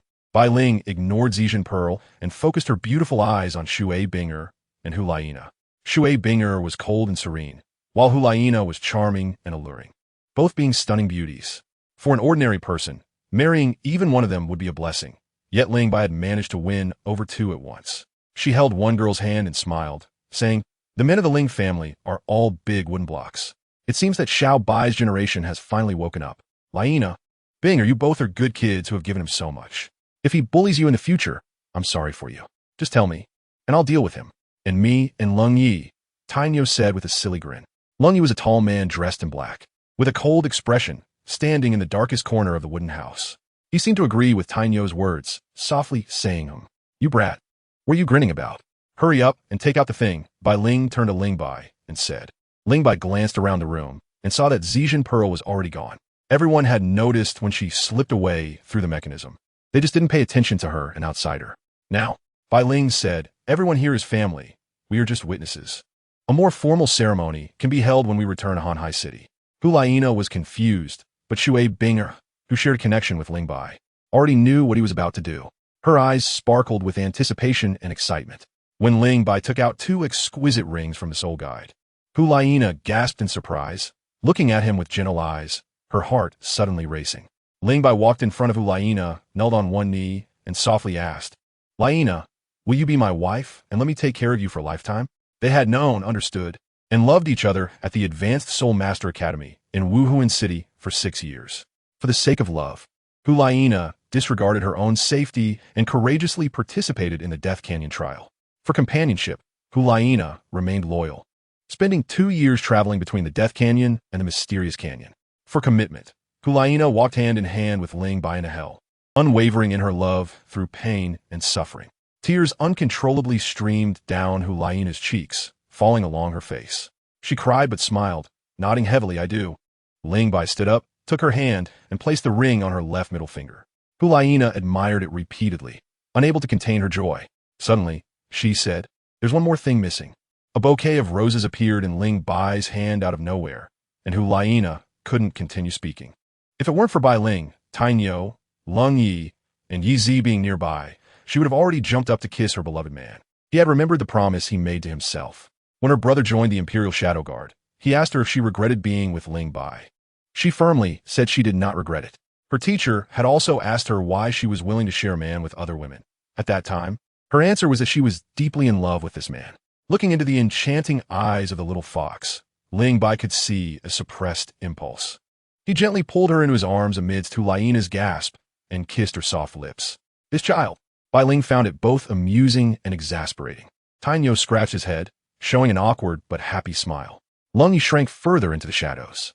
Yizi covered her eyes with her small hands, but couldn't help but peek through her fingers.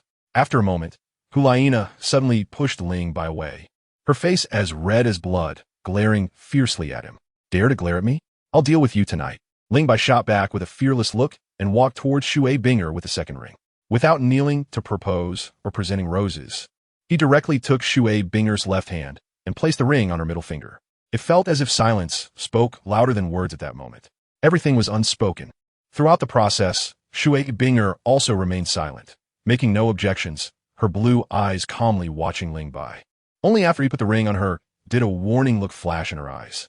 If warnings were useful, then would Ling Bai still be Ling Bai? He wrapped his arms around Shui Binger's slim waist and kissed her lips. Shui Binger's fair face quickly blushed with a charming hue. With Bai Ling, Uncle Tainyo, and Uncle Lung Yi as witnesses, Ling Bai proposed to both Hulaina and Shui Binger, and neither Hulaina, Shui Binger, nor their respective families objected. In a sense, they had already become a couple. Bai Ling looked on with a satisfied and moved expression, taking out a black necklace from the soul guide, which had a leaf-like pendant. Hulaina was still wearing the Ling family's bracelet and anklet, so she immediately recognized that the material of this necklace was identical to them. Mom, what is this? Bai Ling skillfully unclasped the necklace and put it around Hulaina's neck while saying, the iron leaf necklace is a symbol of the Ling family. It was made by our ancestors using cold heart iron essence and deep-sea silver mixed with other metals. There are a total of 10. 8 have been lost, and only 2 remain. This one in my hand was given to me by Xiao Bai's father. Laina, I'm now giving it to you. Thank you, Andy. Still calling me Andy? Hulaina blushed and corrected herself, Mom. That's more like it. Bai Ling smiled in satisfaction and slightly turned to walk in front of Shui Binger, but first said to Ling Bai, Xiao Bai, give me your father's cold silver knife. Tainyo, Lung Yi, and Hulaina's expressions changed, and Ling Bai laughed. Mom, what are you talking about? That cold silver knife is with my dad. How could I have it? I saw it when you saved us, Bai Ling said calmly. You must have seen it wrong. The second iron leaf necklace is inside the cold silver knife. It belongs to your father. If you don't take it out, Binger will be left without it. Shui Binger had known Ling Bai longer than Hulaina and was well aware of his family situation. She quickly said, Annie, Mom, it's okay if there's no iron leaf necklace. Bai Ling gently shook her head. Silly child. Once you marry into the Ling family, the family cannot be partial. If there is only one iron leaf necklace, I will pass it to Xiao Bai. You and Laina will not have a share. Xiao Bai, hurry up and take it out. Ling Bai smiled wryly and eventually took out the cold silver knife. Seeing the cold silver knife, Bai Ling's delicate body couldn't help but tremble, and she forced a smile, saying, give me the knife. As a soul emperor, it wasn't difficult for her to use her soul power to catch the 500-pound cold silver knife, but her hands were shaking. She opened a small mechanism at the top of the knife handle and pulled out an iron leaf necklace from the hollow handle, putting it around Shui Binger's neck. After doing all this, it seemed as if she had exhausted all her strength. The cold silver knife slipped from her hand and fell to the ground with a clang. Her once rosy complexion instantly turned pale as paper. Ling Bai asked with concern, Mom, are you all right? Bai Ling smiled and replied, I'm fine, just tired. Xiao Bai, Nana, Binger, Tainyo, Lung Yi, Yizi, you all go out first. I want to rest for a while. Mom, be obedient. Ling Bai had no choice but to instruct Hulaina and Shui Binger, Nana, Binger, stay and take care of Mom. No need. Once you enter the Ling family's door, many rules need to be taught by you in person. Besides, it's their duty and responsibility to be filial to their mother-in-law. If you sleep, they also need to be by your side to serve. Hulaina and Shui Binger were both intelligent and knew Ling Bai's intentions. He was worried that Bai Ling would be alone and something might happen, so he wanted them to keep an eye on her. You brat. Bai Ling felt both angry and touched, nodding and saying, Nana, Binger, stay, you all go out. Mom, take a good rest. Chapter 152, Bringing Trouble Upon Oneself After Coming Out of the Wooden House. Ling Bai turned back to look, his eyes revealing deep concern. Bai Ling was deeply in love with Ling Tian, and the impact of her husband's death was truly enormous. Ling Bai was a bit worried that Bai Ling might not be able to hold on.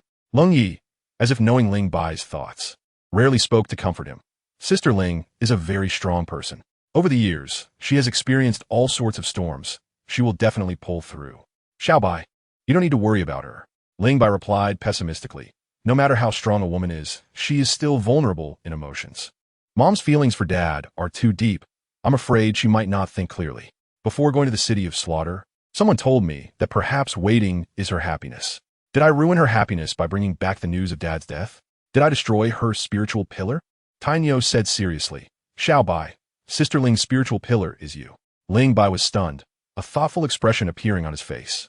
After a moment, he said, let Nana and Binger guide her first. I will talk to Mom properly later. She probably doesn't want to see me now. Just as Lung Yi said. Bai Ling was a strong woman.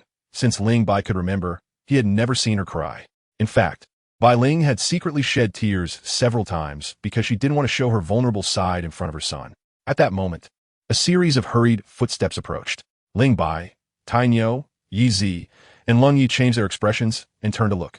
They saw Zi Zhanzhu leading a large group of pirates coming over, her beautiful face showing a proud smile.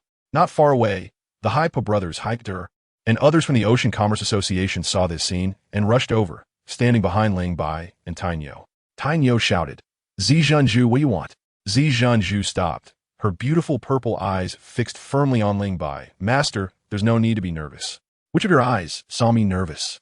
Zi Zhanzhu's expression froze. She really didn't see a trace of nervousness on Ling Bai's face. On the contrary, she felt a bit nervous.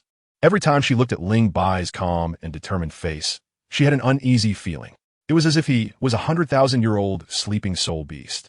When it was asleep, it couldn't be bothered with you, but once awakened, it would tear the person who disturbed it into pieces. Ling Bai's gaze swept across the crowd. Every pirate who met his gaze instinctively shrank their necks, and his emotionless voice clearly reached the ears of the pirates present.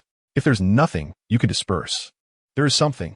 Zi Zhanzhu hurriedly said, Master, I want to have another match with you. I didn't perform well just now. Ling Bai replied, not necessary. A loss is a loss. Did you bring so many people here to go back on your word?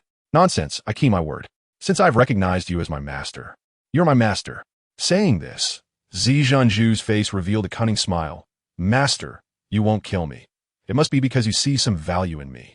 If I lose, and I'm not convinced, I might not be so efficient in doing things. Zi Zhanzhu was right. Ling Bai kept her because he valued her strength and prestige, planning to plant a pawn on the ocean. Although Zi Zhanzhu kept her promise and showed submission. As long as she didn't betray Ling Bai, her little actions behind the scenes would be enough to give Ling Bai a headache. Unfortunately, among the people he could use, he really couldn't find a second person to replace Zi Zhanzhu. Not convinced, huh? All right, then let's fight until you are convinced. Ling Bai looked at Zi Zhanzhu and said, you have some cleverness. I can give you a chance. I will not use my 4th or 5th soul techniques, but only the first 3. As long as you can break through my defense and escape into the sea, touching any seawater counts as your win. Son of a bitch, a little soul king thinks he can stop me with just 3 soul techniques? Damn, do you look down on me that much? Zi Zhanzhu instantly turned furious, and her ample bosom heaved powerfully due to her anger. This is too boring. Let's raise the stakes. Ling Bai nodded. If you win, I will return your freedom. If you lose, you must do whatever I ask in the future, and you must do it to my satisfaction. Let's switch it up. Zi Zhanzhu said, still the same as before, I keep my word. I will never go back on my word after recognizing you as my master. I don't care about freedom. If you lose, in front of the brothers, you will wash my feet with 2 basins of water and then crawl onto my legs. While saying this, she unceremoniously raised her left leg and pointed to her groin. Tainyo was furious and was about to speak, but Ling Bai suddenly grabbed his shoulder and smiled, saying, Zi Zhanzhu, I agree to your terms. Zi Zhanzhu laughed heartily. Good, that's manly. Brothers, did you hear that? The pirates responded in unison. Heard it. Tainyo worriedly said, Xiao Bai, how can you agree to her? Zi Zhanzhu is a level 64 soul emperor. You can't possibly stop her with just 3 soul techniques. Uncle Tainyo, don't worry. I am confident. Ling Bai stepped forward, calmly looking at Zi Zhanzhu, and asked, Are you ready? If you're ready, we can start. Wait, is there no time limit? Ling Bai replied, Is it necessary? If I fight until you can't stand or crawl, how will you run to the sea? Bastard. Zi Zhanzhu was nearly furious to the point of exploding. This guy in front of her was simply too irritating, too damn arrogant. Fine, just wait to drink my foot-washing water. Start. The moment the words fell, Zi Zhanzhu released her martial soul. Her body twisted slightly, becoming soft. A dead silence filled her eyes, and a layer of gray-blue scales appeared on her skin. Her martial soul, the sea viper, was unleashed. 6 dazzling rings of yellow, purple, black, and black surrounded her curvaceous body. Then, she suddenly slipped and darted into the crowd of watching pirates, rushing toward the sea. Are you stupid? With so many people blocking the way, you can't even see me. How will you stop me? Zi Zhanzhu seemed fierce, but deep down, she was very meticulous. Instead of relying on the advantage of her six-soul techniques to crush Ling Bai, she utilized all possible conditions to achieve her ultimate goal. Other pirates are not in this bet and cannot help Zi Jinzhu, but Ling Bai did not say that Zi Jinzhu is not allowed to hide among them. Naive, Ling Bai smiled lightly, and a circle of brilliant light spread out from him, which was the world domain obtained after the evolution of his martial soul. Zi Jinzhu thought that by hiding in the crowd, Ling Bai would not be able to find her. Little did she know that the greatest function of the world domain when it was first formed was exploration, not to mention hiding in a crowd. Even if she turned to ashes, Ling Bai could still find her. A crystalline blue light surged from Ling Bai's right leg, quickly enveloping his body, accompanied by a series of phantoms rushing into the pirates. The right leg's soul skill, light as a swallow, was activated. This soul bone passively evolved when absorbing the 70,000-year-old armored lizard soul ring, and as the years increased, its movement speed became extremely terrifying. Under full activation, over 100 Ling Bays appeared in the crowd. Zi Jinzhu's martial soul is the Sea Viper, which belongs to the agility attack type. Agility attack soul masters are best at speed, although the strength of sea soul masters is weakened on land. Under the amplification of 64th level soul power, Zi Jinzhu's speed is still quite frightening. She burst out from the crowd and looked at the nearby forest, a confident smile appearing on her face. Behind the forest is the beach. Suddenly, a blue figure appeared ahead, perfectly blocking Zi Jinzhu's path, right at the junction of the village and the woods. Upon seeing the person's face, Zi Jinzhu screamed as if she had seen a ghost, her mind going blank. Are you human or ghost? Chapter 153. The Absolute of Shock. Zi Jinzhu couldn't understand at all. She was an agility attack soul master. Even if her strength was weakened on land, her speed was much faster than that of an ordinary soul master. While she could understand Ling by catching up to her, how could he directly cut her off on the path ahead? The importance of domains and soul bones lies partly in their attribute amplification. The world domain's single exploration effect left Zi Jinzhu with nowhere to hide. Ling Bai's own speed was not much slower than that of an agility attack soul master of the same level. And with the speed amplification provided by the light as a swallow left leg, Ling Bai had already far outpaced Zi Jinzhu. Using two major skills, the domain and the soul bone in combination, even if Zi Jinzhu were Sun Wukong, she would not escape the palm of Buddha, Tathagata. The blue figure appeared ahead, giving Zi Jinzhu no chance to react, and the second soul ring suddenly shone brightly. A layer of dazzling silver light enveloped Ling Bai's body, and in a flash, he disappeared from his original spot. If Zi Jinzhu's mental power had been strong enough, she would have discovered that at this moment, Ling Bai had transformed into a silver lightning bolt, darting through the alternate dimension like the Flash. Almost the next moment after his figure vanished, he had crossed dozens of meters and appeared in front of Zi Jinzhu. Continuous teleportation. Yes, it was the second soul skill, teleportation, combined with the continuous teleportation ability formed by the world domain.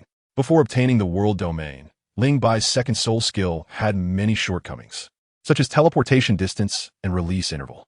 With the amplification of the world domain, Ling Bai could unleash teleportation at will, extending the teleportation distance from a fixed 5 meters to anywhere within the coverage of the world domain.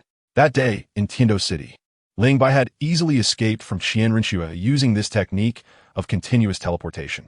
Teleportation can be said to be one of the fastest forms of movement, but continuous teleportation is not as fast as a one-time teleportation. This is because continuous teleportation is the result of continuously activating the teleportation soul skill. And each time the teleportation skill is released, it requires ample soul power and a clear, agile consciousness. If the consciousness cannot keep up, the connection will be smooth. And even if one wants to go fast, it won't happen. Ling Bai valued the application and development of soul skills, striving for perfect control over each of his soul skills. Within 100 meters, the speed of continuous teleportation is only second to a one-time teleportation. Within dozens of meters, it reaches in an instant. Arriving in front of Zi Jinzhu, his right fist was thrown out without a moment's pause. The surging power burst forth, and before it even hit her, Zi Jinzhu already felt a strong wave of air impact. She cannot avoid this punch. Ling Bai's fist indeed struck Zi Jinzhu, but to his surprise, her body was unusually soft like cotton. The fine gray-blue scales on her body gave a slippery feeling. At the same time, her body began to twist slightly like a fish, actually dissipating most of the terrifying force that erupted from Ling Bai's fist. What a peculiar martial soul. If Ling Bai was surprised, then Zi Zhenju was horrified. The speed Ling Bai had just unleashed startled her, and to defend against his attack. She fully utilized the characteristics of her Sea Viper martial soul. Not only that, she also activated her second soul skill to provide amplification. But when the punch hit her, she realized how terrifying Ling Bai's power was. Even though she had dissipated most of it, it still felt like being struck hard by a hammer, her body going numb. This guy, Zi Zhenju, gritted her teeth and fully activated her soul power, her body transforming into a serpent that quickly wrapped around Ling Bai. This was her second soul skill, Sea Snake Entanglement. After activating Sea Snake Entanglement, all parts of Zi Zhenju's body except her head would transform into a serpentine form, increasing her muscle power by 300. Relying on this terrifying power amplification to entangle her enemy, she could break their bones, suffocate them, and cause their internal organs to rupture and die. If in the sea, the effect of sea snake entanglement would be further enhanced. The soft and slippery serpentine body wrapped around him, and Ling Bai immediately experienced the terrifying nature of this soul skill, feeling his body tighten as if all his bones were under immense pressure. As for strength, a strange smile appeared at the corner of Ling Bai's mouth. Just the right time to test the Haotian Sect's ultimate skill, so let's play with you a bit. Zi Zhenju's head peeked out from Ling Bai's left shoulder, her extremely beautiful face radiant with a smile. For a soul master caught in sea snake entanglement, life and death were in her hands. She had used this move to deal with countless pirates. Only power-type soul masters whose soul power exceeded hers could hope to break free. Master, I'm going to use my full strength now. If I can't hold on, just admit defeat. Before she finished speaking, her tone suddenly changed. As Ling Bai exerted force, every muscle in his body began to ripple, and a terrifying, overwhelming power flowed like a river. Although this power was firmly bound within Ling Bai's body, the force it generated while flowing made Zi Zhenju's body feel electrified and numb, making it difficult for her to even speak clearly. At this moment, Ling Bai's body trembled slightly, and a visible wave of ripples spread out instantly, reaching Zi Zhenju. Suddenly, the serpentine body tightly wrapped around Ling Bai loosened, losing its ability to move amidst the trembling and spasming. It fell to the ground like a limp noodle. What Ling Bai had just used was the Shock Absolute from the Haotian 9 Absolutes gifted by TeacherDonna's. The Haotian 9 Absolutes is not 9 skills or techniques, but 9 types of force application techniques. Similar to the chaotic cloak hammer method, it is only taught to core disciples of the Haotian sect, but it has more practical effects than the chaotic cloak hammer method. The Ling family is known for its extreme control over power in the Soul Master world, and learning the Haotian 9 Absolutes, a purely force application technique, is second nature to them. On the way to Hanhai City, he had already mastered 3 of the techniques. With Ling Bai's strength, using the Shock Absolute up close was enough to stun Zi Zhenju. But this woman once again made Ling Bai see her in a new light. The serpentine body quickly returned to human form, standing up with great agility. Zi Zhenju's eyes revealed an indescribable emotion as she looked at Ling Bai, her expression somewhat strange. Ling Bai asked, "Are we still fighting?" "No more fighting, no more fighting." Zi Zhenju hurriedly waved her hand. "Your speed is faster than mine, no matter how I run. I can't outrun you. Your strength is also terrifying. I feel like you could win without using soul skills. I accept my defeat willingly." Ling Bai looked at her in surprise. At that moment, he felt that the Zi Zhenju before him had changed, becoming quiet and gentle. "Remember what you said. From now on, whatever I ask you to do, you must do it without any pretense." Zi Zhenju nodded eagerly, reassuring her master. "I will definitely make my master satisfied." This sounded strange, and Ling Bai glanced at her before turning to walk into the village. After just a few steps, Zi Zhenju suddenly called out, "Master, is there anything else?" Zi Zhenju's face showed a shy expression. "Master, could you shock me again?" Ling Bai was taken aback, thinking she must be crazy. Chapter 154. Sea God Island by Ling fell ill. The cold poison in her body had not cleared, and she was also affected by the blow of her husband's death. In just a few days, a Soul Emperor had visibly lost weight, looking emaciated, pale, and on the verge of death. A rich life force surged forth, nourishing Bai Ling's nearly exhausted body, and her pale face finally showed a hint of color. Her illness was not hard to treat, but it was not easy to cure either. Mental ailments require mental remedies. "Shall Bai stop?" Bai Ling, lying on the bed, spoke. Ling Bai complied, his thoughts shifting as a brilliant silver aura quickly retracted into his body. He then tucked Bai Ling's blanket and stood up, preparing to leave. "Rest well. I'll be outside. Call me if you need anything. Bai Ling weakly said, Xiao Bai, go do your thing, don't worry about me. I'm fine. You are a piece of meat that fell from your mother. How could I not know what you were thinking? 6 years ago, you had me and your Uncle Tainyo and Uncle Lung Yi come to Hanhai City, and you started plotting for Sea God Island, right? This time you came back with Nana and Binger, and one of your purposes is just to see me, the other is to go to Sea God Island. In a few days, that group will come to Hanhai City to buy supplies, and the Hanhai Chamber of Commerce has a very good relationship with them, so you can go to Sea God Island with them. Ling Bai remained unmoved and smiled, saying, Mom, you are overthinking it. I really have nothing to do. I could go to Sea God Island anytime, but if your health collapses, I will regret it for the rest of my life. Xiao Bai, all right, don't talk. Just rest well. If you care about your son, don't be so biased. Put more thought into me. By the way, you need to teach Nana and Bing how to be my wives, teach them to follow their husbands, and teach them how to take care of children. When your grandchildren are born, you will have to teach them how to be people and how to cultivate. There's so much to do, all serious matters, and you, on the other hand, are daydreaming and not caring about important things. Bai Ling angrily said, You little brat, now you're lecturing me. How do you know I'm not concerned? It's clearly you who ISNT focused. Tell me, how many years have you been with Nana and Binger? I, your grandmother, haven't even seen the shadow of my grandchildren. So simple, tomorrow let Nana and Binger give you a big fat grandson. What nonsense are you talking about? Bai Ling glared at her silly son, her spirits lifting considerably. 17 years of waiting brought the news of her husband's death, and Bai Ling was heartbroken, feeling utterly hopeless and indeed had thoughts of ending her life. But just as Tainyo said, Ling Bai was Bai Ling's spiritual support. For her son, for the grandchildren that had not yet appeared, and for the continuation of the Ling family, Bai Ling had to live on. Let's return to Hanhai City today. Hearing this, Ling Bai let out a long sigh of relief, a look of comfort appearing on his face. All the days of companionship and guidance were not in vain. Notarus, we'll go back when your health recovers. Uncle Shui is in charge of the Hanhai Chamber of Commerce. Nothing will go wrong.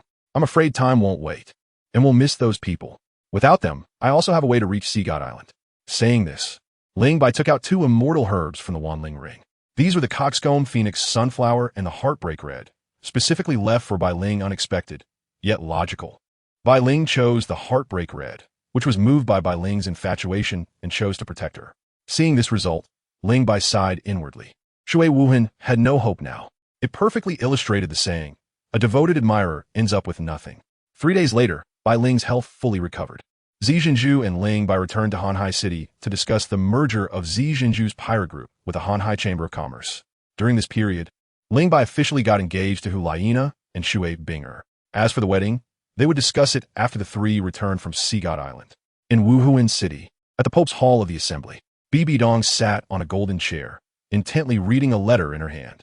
The letter was not long, but she took a long time to read it. Zhu Doloa asked in a delicate tone, Your Holiness, what did Ling Bai and the Saintess say in the letter? Bibi Dong put away the letter, her eyes revealing an indescribable emotion. They had already set off for Sea God Island. Many years ago, the Wuhuan Hall sent a large number of soul masters to attack Sea God Island, and nearly the entire army was wiped out. The sea soul masters on the island deeply hated the people from the Wuhuan Hall, and Ling Bai and Laina's trip to Sea God Island would undoubtedly be perilous. Ling Bai often says that pressure is a catalyst for soul master's cultivation. If he can return alive from Sea God Island, his strength will surely see a huge increase. I have great confidence in him, Judalaw said confidently. The Death Canyon, the Misty Canyon, the City of Slaughter, which is not more dangerous than Sea God Island. Ling Bai has survived all that, hasn't he? Moreover, Sea God Island is where Ling Bai actively wants to go. With Zhu Dolua's understanding of the Ling family, he must have a great deal of confidence. Bibi Dong nodded slightly and asked Ghost-Law, Elder Ghost, Has the Royal Shadow Guard found any trace of Tang Hao and his son Tang San yet? Not yet. Ling Bai said Tang San might go to the City of Slaughter. Have they sent someone to keep an eye on that side? Yes, they have. Bibi Dong frowned slightly. If they want to hide, let them hide. A title de law cannot influence the overall situation.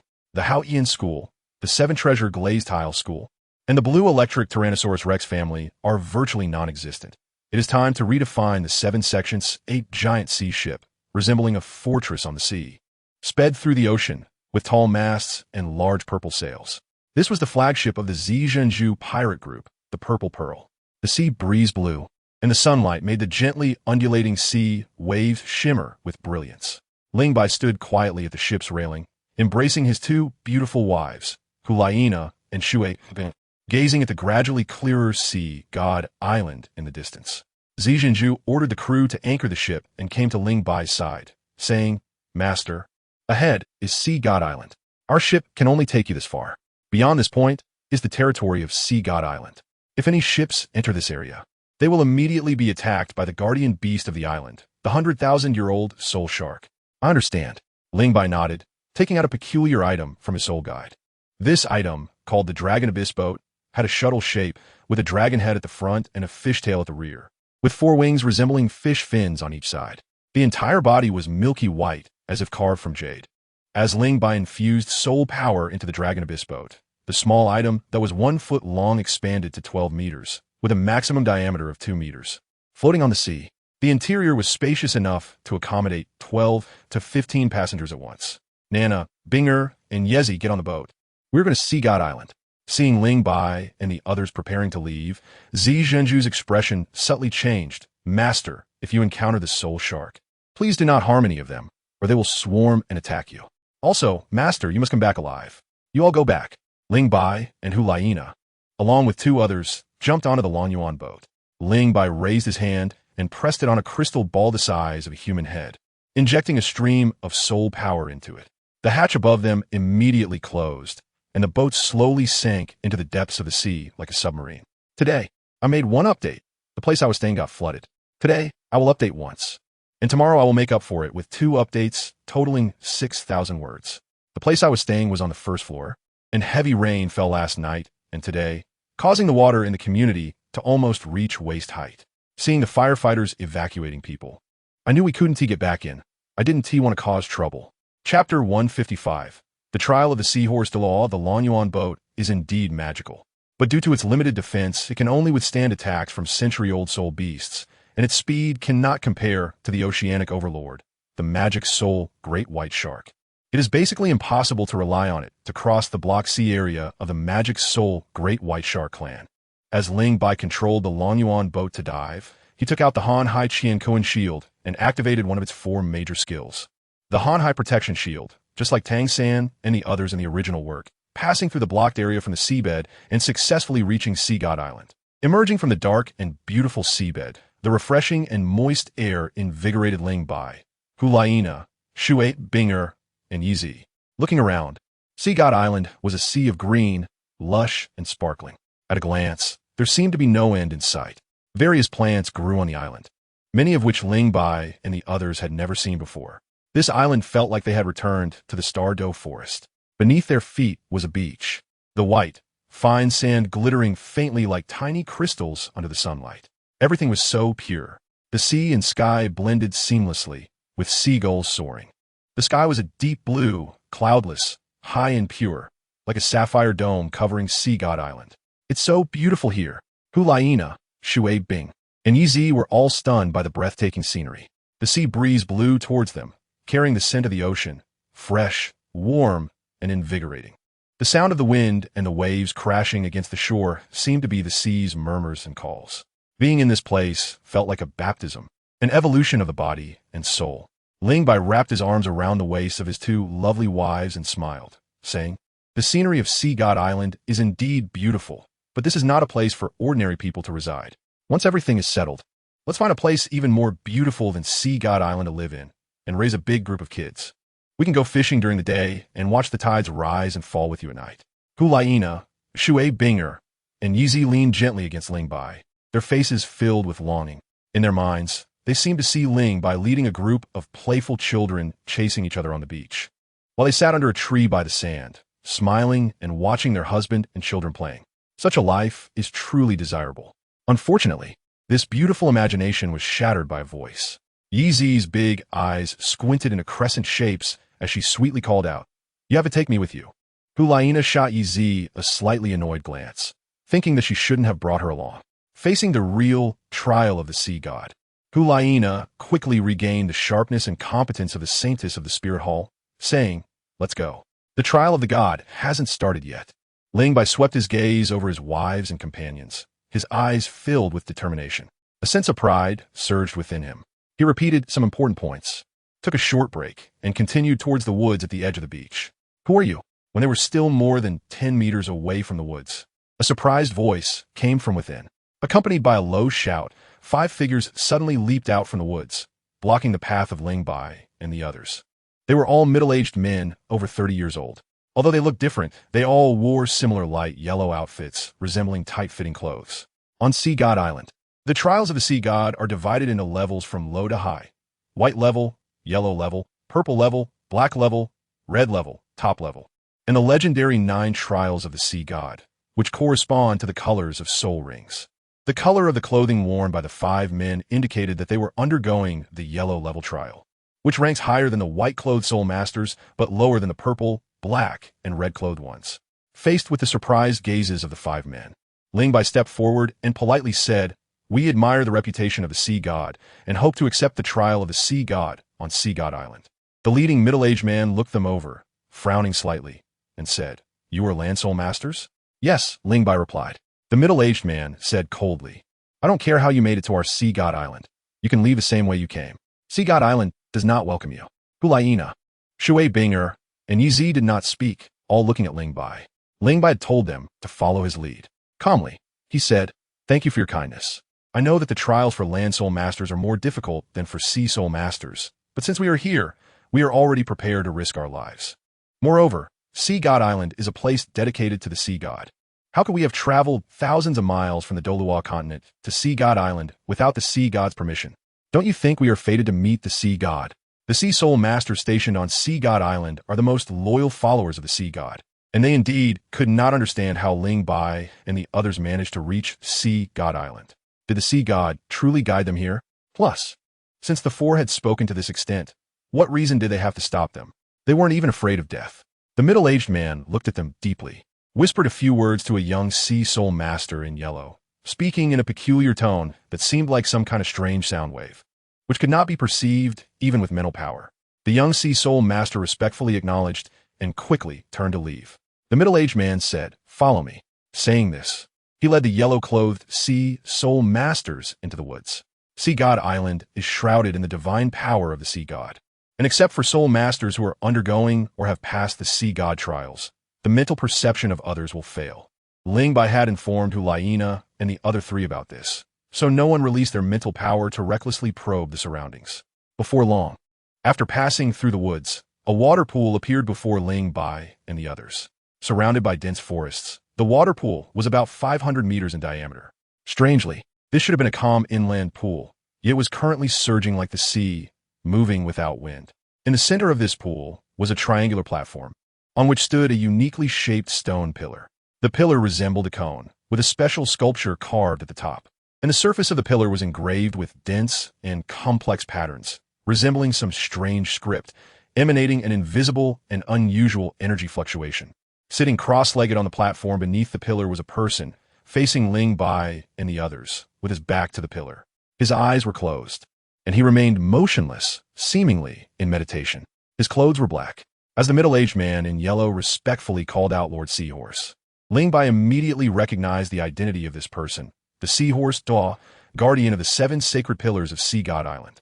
The Seahorse sacred pillar behind him was endowed with divine power by the Sea God, through which trials could be conducted for incoming soul masters. Chapter 156. Each showing their powers, the young Sea Soul Master in yellow respectfully acknowledged and quickly turned to leave. The middle-aged man said, "Follow me." Saying this, he led the yellow-clothed Sea Soul Masters into the woods. Sea God Island is enveloped in the divine power of the Sea God. Except for soul masters undergoing or who have passed the Sea God trials, the mental perception of others will fail.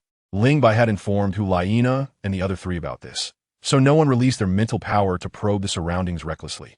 Not long after, a water pool appeared before Ling Bai and the others after crossing the woods. Surrounded by dense forest, the pool had a diameter of about 500 meters. Strangely, although this should be a calm inland pool, it was now surging like the sea, moving without any wind. In the center of the pool, there was a triangular platform with a uniquely shaped stone pillar standing on it. The pillar was shaped like a sharp cone, with a special sculpture carved at the very top, and its surface was engraved with intricate patterns that resembled some strange script, emitting an invisible and peculiar energy fluctuation. Below the pillar, a person was sitting cross-legged on the platform, facing Ling Bai and the others, with his back to the stone pillar. His eyes were closed, and he remained motionless, seemingly meditating. Strangely, he was dressed in black. As the middle-aged man in yellow respectfully shouted Lord Seahorse, Ling Bai immediately recognized his identity, the Seahorse Delaw, the guardian of the 7 sacred pillars of Sea God Island. The Seahorse sacred pillar behind him was endowed with divine power by the Sea God, and it could test incoming soul masters. 6 best configuration soul rings appeared on the middle-aged man. Yellow, yellow, purple, purple, black, black, causing Hulaina, Shui Binger, and Yeezy's expressions to change slightly. They had heard about the Sea God Island from Ling Bai. The man in yellow was merely a penultimate existence, yet had reached the level of Soul Emperor. It was said that there were thousands of Sea Soul Masters on Sea God Island, and this level of strength surpassed any of the 7 major sections. No wonder the Soul Masters sent by the Spirit Hall were completely annihilated back then. With the activation of Soul Power, the middle-aged man's voice was transmitted like a straight line, overpowering the raging waves of the sea. Lord Seahorse, there are currently 4 external Land Soul Masters here to accept the test. Please grant permission. Upon hearing the voice, the Seahorse Daw, sitting cross-legged on the triangular platform, suddenly opened his eyes. His gaze seemed to cross over 200 meters, landing on Ling Bai, Hulaina, Shui Binger, and Yeezy. The moment he opened his eyes, the 4 of them by the shore couldn't help but shiver. Those 2 gazes were incredibly profound, and when they swept over Ling Bai, he felt as if every part of him was seen through, with not a single secret left.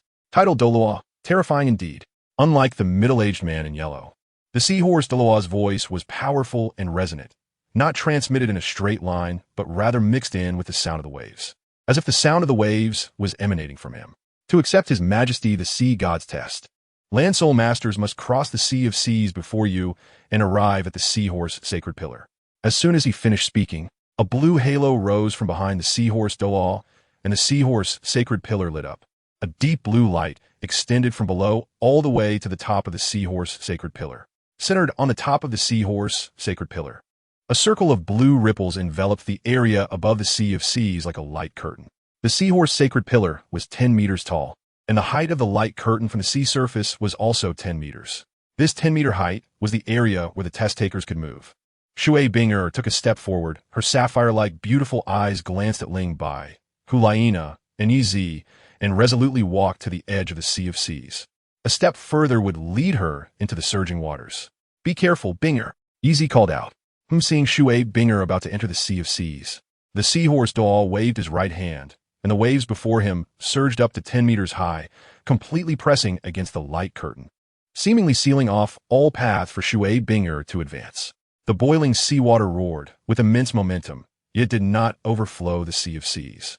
At this moment, the Sea of Seas, with a diameter of more than 500 meters, gave Shui Binger the feeling of facing the vast ocean, and the anger of the sea made her heart tremble. Taking a deep breath, Shui Binger began to release her martial soul and soul rings. Her top-tier martial soul, Ice Phoenix, transformed into a circle of dazzling blue light that floated behind her, with 2 yellow, 2 purple, and 2 black soul rings slowly rising from beneath her feet. Upon seeing the soul rings on her, the Seahorse Doal and several yellow-clad soul masters showed obvious changes in their expressions. Stepping forward, Shui Binger placed her foot on the surface of the water. An astonishing scene unfolded. The water did not engulf her body. Instead, it supported her like a staircase. Upon closer inspection, it could be seen that with every step Shui Binger took, the seawater beneath her feet was frozen into ice by her extreme cold soul power. After she walked past, the frozen seawater quickly melted again. She walked step by step amid the waves, resembling a marine fairy. The 1,000-year third soul ring flashed rhythmically, and circles of ice-blue halos spread out, forcibly pushing aside the 10-meter-high waves. She easily ascended to the triangular platform. The Seahorse Daw displayed an appreciative expression, looking at Shui Binger and saying, "Extreme cold attributes soul power, the king of birds' martial soul. You have come to the Seahorse Sacred Pillar with your 3rd soul skill and superb ice control abilities. And it is rare that you have cultivated to the Soul Emperor level at such a young age. You truly qualify to accept His Majesty the Sea God's test." Shui Binger bowed towards the Seahorse Delaw and turned her gaze to the opposite shore. Next to step forward was Hulaina, whose enchanting figure moved with grace, almost perfect, swaying alluringly with a faint smile on her face. As she flipped her hair, her long black hair turned red and draped over her chest, while a furry tail sprouted behind her. A light red glow surged from her body, and as she released her martial soul, Hulaina seemed to become even more beautiful. Her astonishing charm suddenly enhanced. Apart from Ling Bai, Yi Zi and the several yellow-clad soul masters were also affected. With a splash, her enchanting figure leaped into the water, transforming into a mermaid that swam gracefully through the tumultuous sea of the Sea of Seas. She was swimming elegantly and comfortably in such a place. As a checkpoint to test external and soul masters, the Sea of Seas naturally had more than just waves as attacks. It was also home to many sea horse-type soul beasts at the 1,000-year level. Hulaina did not have flying abilities or agile attack soul skills, so she couldn't pass through the Sea of Seas like Zhu Zhuqing, so she chose a clumsy method to swim over. Though it was a clumsy method, under the powerful charm soul skill of a little fox, the soul beast did not disturb her, and this clumsy method quickly turned into a visually pleasing swimming show. Like Shui Binger, Hulaina also easily reached the triangular platform in the center of the Sea of Seas. The update today will be in the evening. The first update will be at 8 o'clock and the second at 10 o'clock. After the rain, the sky should return to normal update times tomorrow. My computer is broken. It can be repaired, but the cost of repair is high, so it might be better to buy a new one. The typing speed on my phone is too slow. It takes 2 to 3 hours to produce a chapter. Chapter 157, Black Level Assessment. Looking up and down at Ling Bai, the seahorse de Luo's gaze suddenly turned cold. Stand in the order you just came up. After speaking, the seahorse de Luo pressed down with both hands, and an energy quietly spread out, calming the surging sea water immediately. The light curtain emitted from the top of the seahorse sacred pillar also quietly faded away and disappeared. Seeing the cold gaze of the seahorse de Luo, Ling Bai's heart stirred slightly, quickly guessing the reason for the seahorse de Luo's change. The four of them were land soul masters, possessing such strength at such a young age, making it easy to associate them with the Spirit Hall. The Spirit Hall had previously attacked Sea God Island, and, as the guardian of Sea God Island, the seahorse de Luo would certainly not have a good expression. What Ling Bai could think of, Hulaina and Shui Binger could also think of. They cast worried glances at Ling Bai. Ling Bai gently shook his head, neither explaining nor admitting. In the eyes of the seahorse de Luo, this was seen as a tacit acknowledgement. The seahorse de Luo remained silent and slowly walked to the seahorse sacred pillar. Facing the sacred pillar, a devout light shone in his eyes. Step forward, one person. Shui Binger, Hulaina, Ling Bai, and Yi Zi all felt a tightness in their hearts. The real test was about to begin. The first to step onto the triangular platform was Shui Binger, and she was also the first to face the test. She took a step back behind the seahorse de Luo and stood firm. The seahorse de Luo had a look of reverence on his face, raising his hands to his chest, palms facing each other about half a foot apart, as a faint blue light slowly appeared in the center of his palms. As the blue light gradually intensified, it suddenly burst forth, enveloping the entire seahorse sacred pillar platform in a haze of blue light. Soon after, the seahorse sacred pillar lit up. A blue beam of light rapidly spread from the bottom of the pillar to its top. At that moment, the seahorse de Luo suddenly turned around and pointed a finger at Shui Bing. A blue light beam descended from the sky, enveloping Shui Binger within. Bathed in this blue light, Shui Binger felt nothing at all. However, the expressions of Ling Bai and the other two changed. The color of the beam shifted from blue to white, then rapidly to yellow, and almost without pause transformed into purple. The purple deepened continuously, and this time the speed of color change slowed down a bit but remained in flux. The black level assessment was stable. Ling Bai's secretly chose for Shui Binger. His wife possessed the top-tier beast martial soul, the Ice Phoenix. She was wise and calm, demonstrating outstanding performance both in the original work and in reality. In terms of talent and temperament, Shui Binger, who had consumed the Tianlan Shuling grass, was not much inferior to Ma Hongjun in the original story. If he had to find a drawback, it would be her age. Before long, the beam's color completely turned black. At the same time, the patterns on the surface of the seahorse sacred pillar also turned black, spreading from the bottom upwards, reaching about 1/3 of the pillar in a moment. At this point, the rise of the black magic patterns suddenly slowed down, just as Ling Bai was worried that Shui Binger would not reach the black level 6th assessment. The black magic patterns shot up sharply, reaching 2/3 of the way. As if it had exhausted its momentum, 6 beams of black light shot out. forming a six-sided square screen in front of Shui Binger. Each layer of the screen flickered with some special golden text. One of the screens had bright text, while the other 5 were relatively dim. Black Level 6th Assessment. Ling Bai, Shui Binger, and Yizi all looked delighted, seeing their excited expressions. The seahorse Dole revealed a look of pity, privately thinking that these people were indeed sinners. The sea god had granted them the Black Level assessment, and it was the most difficult Black Level 6th assessment at that. In nearly 100 years, the Black Level assessment had appeared 31 times, with only 7 passing. The 7 who passed were the current 7 guardians of the Sea God Island's sacred pillars. As for the others, they had all died. The 6 screens transformed into 6 points of black light, simultaneously entering Shui Binger's forehead. A black hexagram appeared on her forehead. The hexagram was as dark as ink, contrasting sharply with her fair and translucent skin, adding a touch of mystery and darkness to the pure and elegant Shui Binger. A thoughtful expression appeared on Shui Binger's pretty face as she quickly took a few steps back, sitting cross-legged on the ground, closing her eyes to examine the information of the Black Level 6th assessment. I must surpass her. I have to surpass her, the little fox murmured as she stepped forward. Hearing her words, the seahorse Doa's mouth twitched, too lazy to say more nonsense, and continued with the assessment.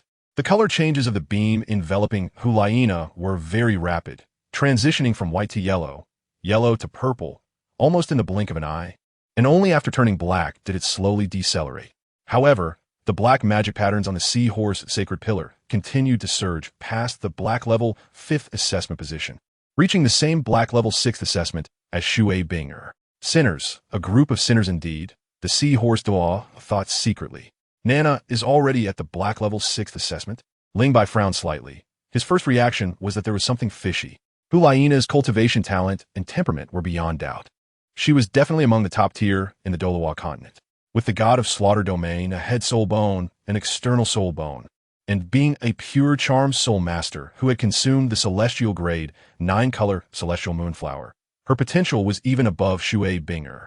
Yet, to only achieve the Black Level 6th assessment was quite unexpected for Ling Bai. See God, how is my Nana inferior to Ning Rongrong? He could only say that the 9-treasure glazed tile pagoda was too abnormal. Compared to Ling Bai's disappointment, Hulaina couldn't help but breathe a sigh of relief. Talents have their pride, and even though she was a good sister sharing the same husband, she did not want to fall behind.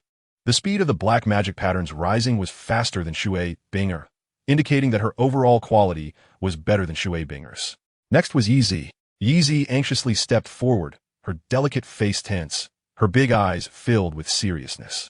She was self-aware, in terms of soul power, talent, and temperament. She was not as good as Shui Binger or Hulaina. She didn't dare to hope for the Black Level 6th assessment.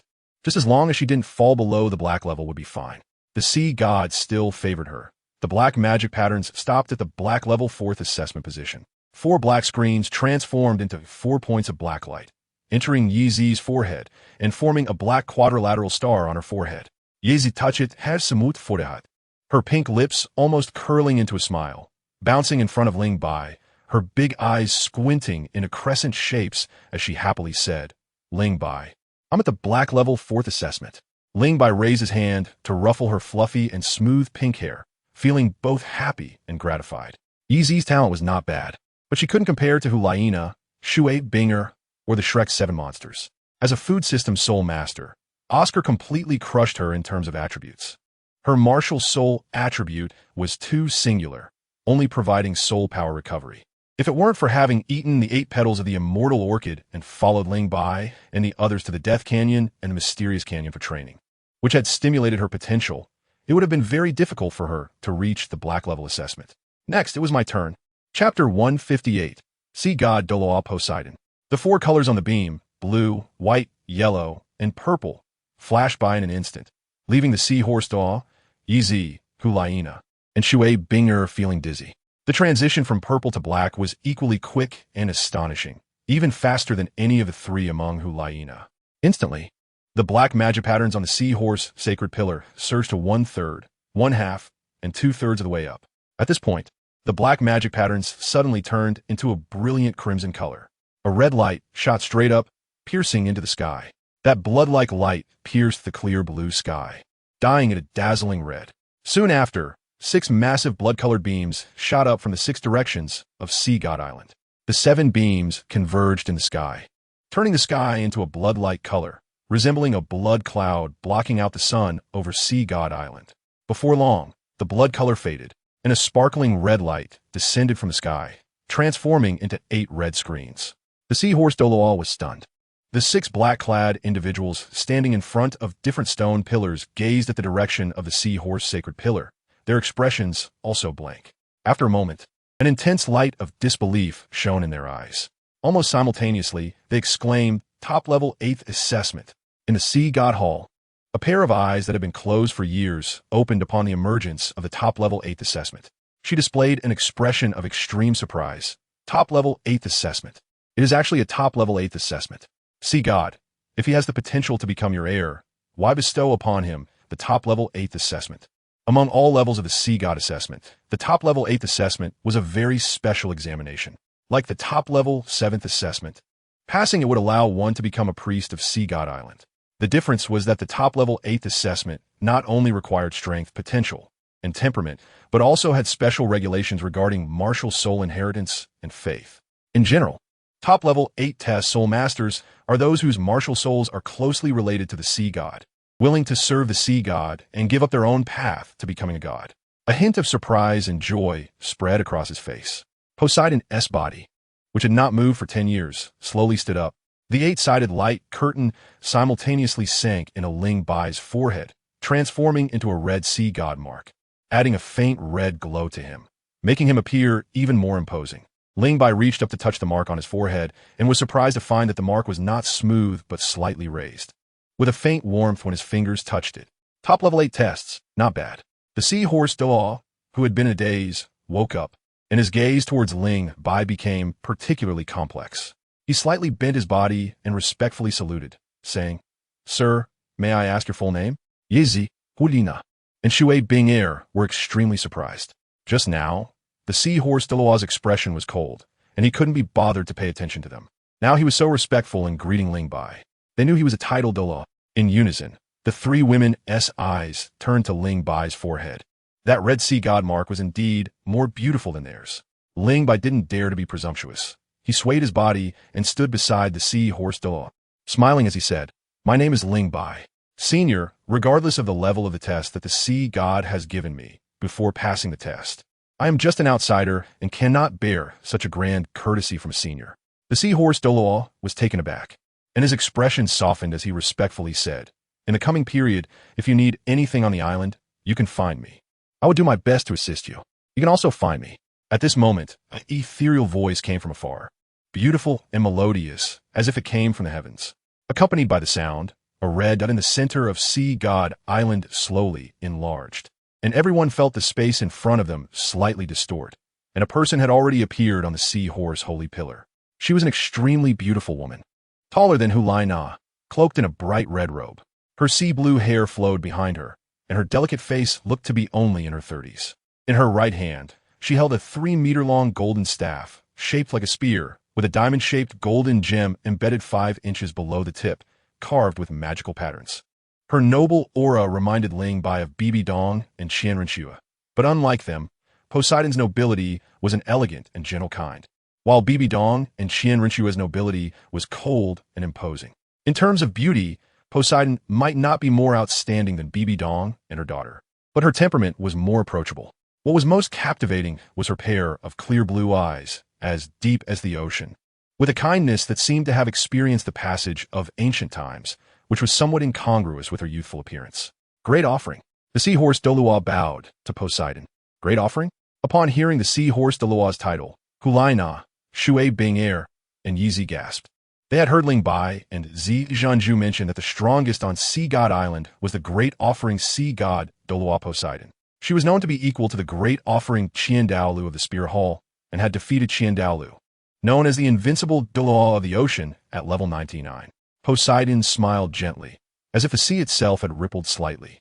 Ling Bai's pupils suddenly constricted. He had only seen a similar smile on 2 people. One was the angel girl, and the other was Poseidon before him. Their smiles could evoke the power of heaven and earth, but Poseidon's was more natural, rounded, and grand. "Do you know me?" The expressions on the 4 faces could not escape Poseidon's keen eyes, and she couldn't help but ask. Ling Bai thought for a moment and decided to tell the truth. Respectfully bowing and saying, I am Ling Bai, a presbyter of the Spirit Hall, and I have come to meet the sea god Doloa. I am Ulina, a saint of the Spirit Hall. Iam Shui Bing Ea. Iam Igrikizi. Saints of the Spirit Hall? Poseidon and the sea horse Doloa looked at Ulina in surprise. Poseidon said indifferently, I didn't know that the Spirit Hall had enmity with Sea God Island. How dare you come to Sea God Island to take the Sea God's test? What great courage! The pressure of a level 99 Doloa revealed itself, causing Ulina, Shui Bing Air, and Yizi to turn pale, taking 3 or 4 steps back with a look of horror. Only Ling Bai stood firm like a nail, his body slightly twisting to dissipate Poseidon's pressure, and a calm voice emerged from his mouth. Senior, you are mistaken. It's not that we are bold, but that the sea god has a broad mind. The sea god's heart is as vast as the ocean, capable of accommodating all living beings. He is not only a god, but also a just and benevolent king. The Sea God Island, which worships the sea god, should also be a place full of tolerance. Coming here, we are not worried about our safety. When the Spirit Hall attacked Sea God Island, I wasn't even born yet. I do not understand the causes and consequences of that war, and have no right to comment on right or wrong. But now, we come with goodwill. Even if there's a purpose, it is just for training. As the saying goes, it is better to resolve enmity than to create it. Our great offering of the Spirit Hall has already reconciled with you, so why must you trouble us juniors? Chapter 159. God-given spirit ring. Poseidon looked at Ling Bai in surprise, a strange smile appearing on her face, her tone carrying a hint of teasing. Hearing you say this, I feel like I am narrow-minded, making a big deal out of nothing. It is indeed beneath my status to trouble a few juniors. You have already accepted the Sea God's test. Do not worry that Sea God Island will harm you. On the contrary, we will treat you as honored guests. Saying this, Poseidon turned to the sea horse Doloa. Oya, convey my orders. Before they complete the Sea God's test, they are all honored guests of this island. No one should neglect or offend them. Apart from not being able to help them complete the test, try to meet their needs. Also, arrange for them to stay in your seahorse city. Yes, great offering, the seahorse Doloa. Oya replied respectfully, although Poseidon had not shown her face for several years. She was the supreme being on Sea God Island, with only the sea god above her. Poseidon smiled at Ling Bai and asked, just as you said, Sea God Island is a place of tolerance. Are you at ease now? Ling Bai showed an awkward smile. Playing tricks in front of such an ancient spirit felt like showing off a big knife in front of Wanyu. However, as Poseidon's expression softened, the terrifying pressure dissipated, and Ulina, Shui Bing Air, and Yizi breathed a sigh of relief, only then realizing that their backs were soaked with sweat. At this moment, Poseidon raised her right hand, flipping her wrist, palm up, revealing a golden bead. The bead seemed to be carved from the finest golden crystal, round and translucent, without a single flaw. The most unusual thing was that there was a constantly fluctuating golden mist inside the bead. An invisible yet strong wave of soul power quietly radiated out, instantly attracting the attention of Ling Bai and the other 3. This is the God-given spirit ring. Anyone who reaches the black level or above in the test can have one opportunity to obtain a God-given spirit ring at their first soul power bottleneck. There is no need to hunt soul beasts. The God-given spirit ring will grant the tester the soul skills they need most and the maximum level of spirit ring their body can withstand. Each person may only have this opportunity once. Ling Bai, use your utmost willpower to accept the baptism of the God-given spirit ring, without waiting for Ling Bai to object. The golden bead flew above his head. Ling Bai was startled and quickly sat cross-legged on the seahorse sacred pillar platform. With a mutated pear, tree, martial soul, 5 soul rings, and his entire body covered in external soul bones with silver scales, he activated all his trump cards, planning to forge a 100,000-year soul ring. His soul power had long exceeded level 60, and the reason for not obtaining the 6th soul ring was to aim for a divine gift soul ring. The divine gift soul ring could be said to be the simplest and safest method to obtain a 100,000-year soul ring. Ling Bai's mental strength had always been his weak point. Even if his physical strength reached the level required to absorb a 100,000-year soul ring, he did not dare to recklessly absorb the soul ring of a 100,000-year soul beast. The divine gift soul ring was different. The energy contained within was relatively gentle and easier to absorb. Seeing the 2 yellow, 1 purple, and 2 black soul rings surrounding Ling Bai, as well as the scaly armor on his body resembling that of a chameleon, Poseidon exclaimed, "A 10,000-year 4th soul ring? full-body external soul bones. With her level and experience, she could easily tell the origin of Ling Bai's silver scales. The more she realized, the more shocked she became. On the Soul Master's most coveted rankings, the 100,000-year soul beast ranked first, followed by external soul bones. The chance of soul beast dropping external soul bones was even lower than that of ordinary soul bones. And the probability of full-body external soul bones appearing was much lower than that of external soul bones. At this moment, Poseidon began to understand why Lord Sea God made an exception to grant him the top-level 8th test. With such high-quality soul rings, a domain, full-body external soul bones, 2 ordinary soul bones, a powerful physique, and such talent and potential at a young age, he was qualified to become the Sea God's heir. It was just that she did not know why the Sea God did not choose him. Little did Poseidon know, it was not that the Sea God did not want to choose Ling Bai as his heir, but rather that Ling Bai was too special. This kid had the divine power aura of 3 gods within him, making it easy for disputes with other gods to arise if he were chosen as the heir. The Shura god, the goddess of life, the Rakshasa god, none of them were easy to deal with. Of course, the most important reason was still Ling Bai's martial soul. Poseidon flicked her fingers lightly, and with a snap, the golden pearl shattered, releasing a rich golden mist that quickly enveloped Ling Bai's entire body, obscuring his figure. Ling Bai had long been prepared, unleashing all his means. Suddenly, the golden light surrounding him became increasingly intense, encompassing a 1-meter diameter world domain. In the next moment, the golden mist transformed into strands of golden threads that began to continuously compress around Ling Bai's body. At this moment, the pressure from a divine gift soul ring was already equivalent to that of a 50,000-year soul ring, and the threshold was still rising. Ling Bai's physical strength was terrifying. His 5th soul ring had already reached 70,000 years, and 50,000 years was far from being the end, even not counting as a starting point. In assessments above the black level, there would be tests crossing the Sea Goddess light. This was a good opportunity to increase soul power levels.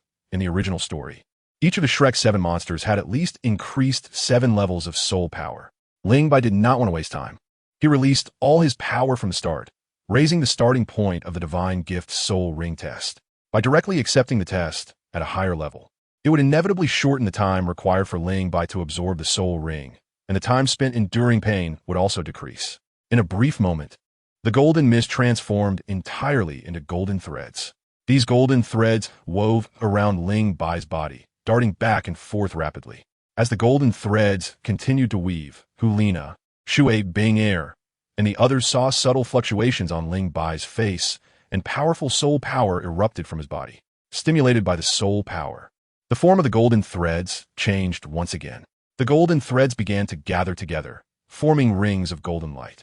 There were a total of 9 rings, expanding and contracting around Ling Bai's outer body. Each contraction caused Ling Bai's body to tremble, with sweat pouring down his face, the sweat even appearing golden. The seahorse Doloa looked worried. Great offering. Poseidon frowned slightly and said in a deep voice, "The pressure he is currently under has reached the level of a 90,000-year soul ring. It seems he wants to challenge the 100,000-year soul ring." "A 100,000-year soul ring?" The seahorse Doloa was taken aback and said incredulously, "But he has only over 60 levels. This might be the reason why Lord Sea God granted him the top-level 8th test." As time passed, the final challenge of the last 10,000 years pushed Ling Bai's body to the brink of collapse, but he still gritted his teeth and persevered. His will as firm as iron, unwavering. From 10 years to 100 years, from 100 years to 1,000 years, from 1,000 years to 10,000 years.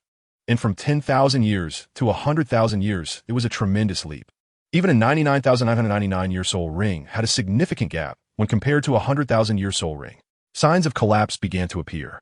Bright red blood flowed from the gaps in his silver scales, and the shimmering silver armor quickly became stained with a blood-like color. The blood continued to flow, dyeing the external soul bones and silver scales red, and even pooled beneath Ling Bai. Ling Bai, Easy was almost in tears. Hulina hugged her tightly, biting her lip until it turned white, faint traces of blood seeping out. Shui Bing Air stared intently at Ling Bai, her fingers turning slightly pale from gripping too tightly. Poseidon furrowed her brows, her hand raised 3 times and dropped 3 times. For the first time in over 40 years, hesitation appeared on her face. Chapter 160. The 100,000-year sixth soul ring, 9 blood-colored rings transformed into one gigantic blood-colored ring surrounding Ling Bai. Having exhausted all his strength and being on the brink of collapse, Ling Bai suddenly felt that terrifying pressure vanish. His struggling consciousness seemed to lose its cohesion, giving him a feeling of breaking apart. As the feeling of breaking came, an unprecedented pleasure emerged. In the next moment, everything he knew and felt turned blood red. He succeeded. Poseidon, whose body had been as tense as a bowstring, relaxed, a look of relief appearing on her noble and beautiful face. The sixth soul ring reached the 100,000-year level, something she had not achieved even after becoming the high priestess of Sea God Island. Not only had she not achieved it, but also the peerless Dao Tangchun and Qian Daolu had not done so either. Unfortunately, Ling Bai was likely the most promising candidate to inherit the sea god up to this point. One test difference was the distinction between man and god. However, with his talent, even without accepting Lord Sea God's test, he still had a great chance of achieving the final step that soul masters dreamed of. Poseidon looked at Ling Bai, her deep blue eyes revealing a sense of regret and expectation. As she gazed at Ling Bai, the blood had stopped flowing from his body, and the thick blood dried and scabbed over, as if a purple-black cocoon enveloped him entirely. His powerful healing ability began to repair his damaged body. Uncertain how much time had passed, a cracking sound came from Ling Bai, and the purple-black hard scab developed cracks. The cracks multiplied, and with a bang, the hard scab completely exploded, revealing Ling Bai's perfect and strong body. Ling Bai stood up, a clear and resonant howl echoing through the heavens and the earth, causing the calm sea surface to ripple with intense waves. A shimmering silver pear tree stood behind him, although 1/5 of the crown was still green. The silver light was so dazzling that it almost completely covered the green. Yellow, yellow, purple, black, black, red, 6 soul rings floated neatly above him. The resplendent 100,000-year soul ring emitted a faint glow. Although the red light was not strong, it still cast a brilliant red hue over the seahorse sacred pillar platform. 100,000-year soul ring. The seahorse Dao, who was guarding Ling Bai, was momentarily dazzled and took a long time to recover from the shock. He cleared his throat and said with an odd expression, "Put on some clothes before you call out." The whistling sound suddenly stopped. Ling Bai found himself standing naked on the seahorse sacred pillar, his rarely seen old face flushed with embarrassment. He quickly turned around, took out his clothes from the soul guide, and put them on to cover his drool-worthy body. After getting dressed, Ling Bai bowed to the seahorse Dao, thanking the senior for guarding him during the trial of the God-given soul ring. The seahorse Dao stepped aside and said solemnly, "On Sea God Island, aside from Lord Sea God and the grand offer, no one can accept your courtesy. If you want to express your gratitude, the one you should truly thank is the grand offer, not me. She has guarded you for 10 days and nights." Hearing this, Ling Bai's expression changed slightly, and he blurted out, "Then she must have seen me completely. Kid, you deserve a beating." A strange soul power surged out of nowhere, and Ling Bai, who had just obtained his 100,000 year 6 soul ring, was sent flying over 30 meters, falling into the sea. After returning to the seahorse sacred pillar, Ling Bai dare not speak recklessly anymore. He sincerely bowed towards the center of Sea God Island and then asked the strangely expressioned seahorse Dao, "Senior, you just said the grand offer guarded me for 10 days and nights. How long did it take me to absorb the God-given soul ring?" 30 days. Ling Bai felt relieved. 30 days wasn't too long, unlike Tang San in the original story who took 100 days. However, his top-tier 8th assessment required him to ascend the 228 steps of the Forbidden Land. Among the 4 of them, there was no top auxiliary soul master like Ning Rongrong or Oscar, making the difficulty of completing the assessment quite high, so he couldn't waste time. Xinyu, Bingye, Nana, and Yezi have all gone to the Forbidden Land for the first assessment, right? Please have someone take me to the Forbidden Land. The seahorse Dao said gently, "You just absorbed the God-given soul ring, and your soul power and physical strength are greatly consumed. It's best to rest for a while before going to the Forbidden Land. The top-tier 8th assessment appearing on you indicates that you can definitely complete the assessment. There's no need to rush." Ling Bai could only appreciate the seahorse Dao's kindness, but insisted on going to the Forbidden Land. The seahorse Dao had no choice but to personally take Ling Bai to the Sea God Temple. Sea God Island has a diameter of over 400 miles, and the distance from the seahorse sacred pillar to the Sea God Temple exceeds 200 miles. However, the seahorse Dao was a tidal Dao and moved very quickly, soon bringing Ling Bai to the Sea God Temple. Deep within the dense forest was a massive lake resembling a sea within a sea. Under the sunlight, the water rippled and sparkled beautifully. Surrounded by the water, a small island sat in the center of the circular water area. The small island was quite high, with about 500 meters from the foot of the mountain to the peak. Strangely, a faint golden light enveloped the island. At this moment, with the sun shining brightly, this not-so-strong golden light appeared very weak. At the peak of the mountain stood a palace resembling white jade, square in shape, with a dome and surrounded by massive white stone pillars. From a distance, the sea god temple appeared crystal clear, filled with a sacred brilliance. The seahorse Deloa said reverently, "This is the forbidden land of Sea God Island, the island within the island, the true Sea God Island. The only building on Sea God Mountain is the Sea God Temple dedicated to Lord Sea God. In front of us is the staircase to ascend the island. That is where you need to pass the assessment, with a total of 1001 steps." Under the sunlight, the white stone steps reflected a dazzling brilliance. Resembling a white jade ribbon draped over Sea God Mountain, breathtakingly beautiful. However, Lingbai had no time to admire the scenery. His gaze was completely drawn to the two beautiful wives standing across the circular sea. "Senior," the seahorse Delaw, understanding, said, "Don't mind me, go ahead. They've been very worried about you these 30 days. Please prepare some fresh water and food for us, as the four of us will be staying here for the next few months." "Okay." After saying that, Lingbai activated the flight soul skill of his right leg bone, dragging a series of green phantoms as he flew towards the opposite shore of the circular sea. Standing on the beach, Shui Binger and Hulaina had already seen Lingbai's figure, and their stunningly beautiful faces showed excitement and joy. Almost simultaneously, they leaped forward and pounced into Lingbai's embrace. After 30 days of anxiety, seeing Lingbai now brought them peace. Lingbai embraced them both, ignoring Yezi, the little light bulb, and shared passionate kisses with Hulaina and Shui Binger. After being fed dog food, Yezi rolled her eyes and, with her short legs, dashed into the sea god's light, opting for out of sight, out of mind. The Sea God Mountain was not a place for showing affection and feeding dog food. If they provoked the wrath of the sea god, Poseidon, the two lonely souls would have nowhere to vent their frustrations. After they separated, Hulaina complained a bit and curiously inquired about Lingbai's 100,000 Year 6 soul skill. The 100,000 Year 6 soul ring granted me two 100,000 Year soul skills, both related to space. One is called Space Devour, and the other is called Space Rebound.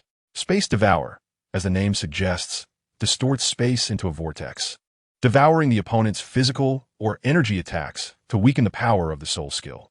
For every 10 levels of soul power above mine, the devouring effect is reduced by 20%. For every 20 levels of soul power above mine, the devouring effect is reduced by 40%. Space Rebound can rebound all physical energy attacks. The weakening effect is the same as Space Devour. Shui Binger asked, "Can the two soul skills be used in combination?" Lingbai looked at her with appreciation. His wife was indeed smart, hitting the nail on the head. Yes, they can be used in combination. For example, if my current soul power is level 68 and an 88 level soul Deloy uses a soul skill attack, I can use Space Devour to weaken the soul skill attack by 60%, while the remaining 40% will still hit me. At that time, I can activate Space Rebound to completely send that 40% residual attack back. Hulaina inquired further, "What about the soul power consumption?" The reason 100,000 Year soul beasts are precious, aside from their significant attribute boosts, is due to many factors. For instance, 100,000 Year soul beasts must produce soul bones, and the soul bones produced will invariably be one of the soul bones the soul master lacks. The low soul power consumption of 100,000 Year soul skills is also one of the reasons. Using both Space Devour and Space Rebound together with my current soul power level, I should be able to use them about 5 times. Shui Binger and Hulaina exchanged glances, both thinking the same thing. Pervert. Seeing their expressions, Lingbai immediately understood their thoughts and smiled. It's not as terrifying as you think. At the title Doloa level, the weakening effects of Space Devour and Space Rebound will significantly decrease. For every level of soul power higher than mine, the weakening effect will decrease by 20%. In other words, if I face a title Doloa above level 92, I won't be able to devour or rebound any soul skill attacks. Hulaina said softly, "But you also have your external soul bones, and the world domain. Ling Bai fell silent. If he continued to be humble, his two little wives might think he was showing off.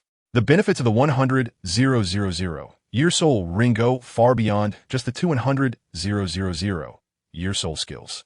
The increase in body strength and power by 50% and the enhancement of mental strength and other attributes are just the beginning.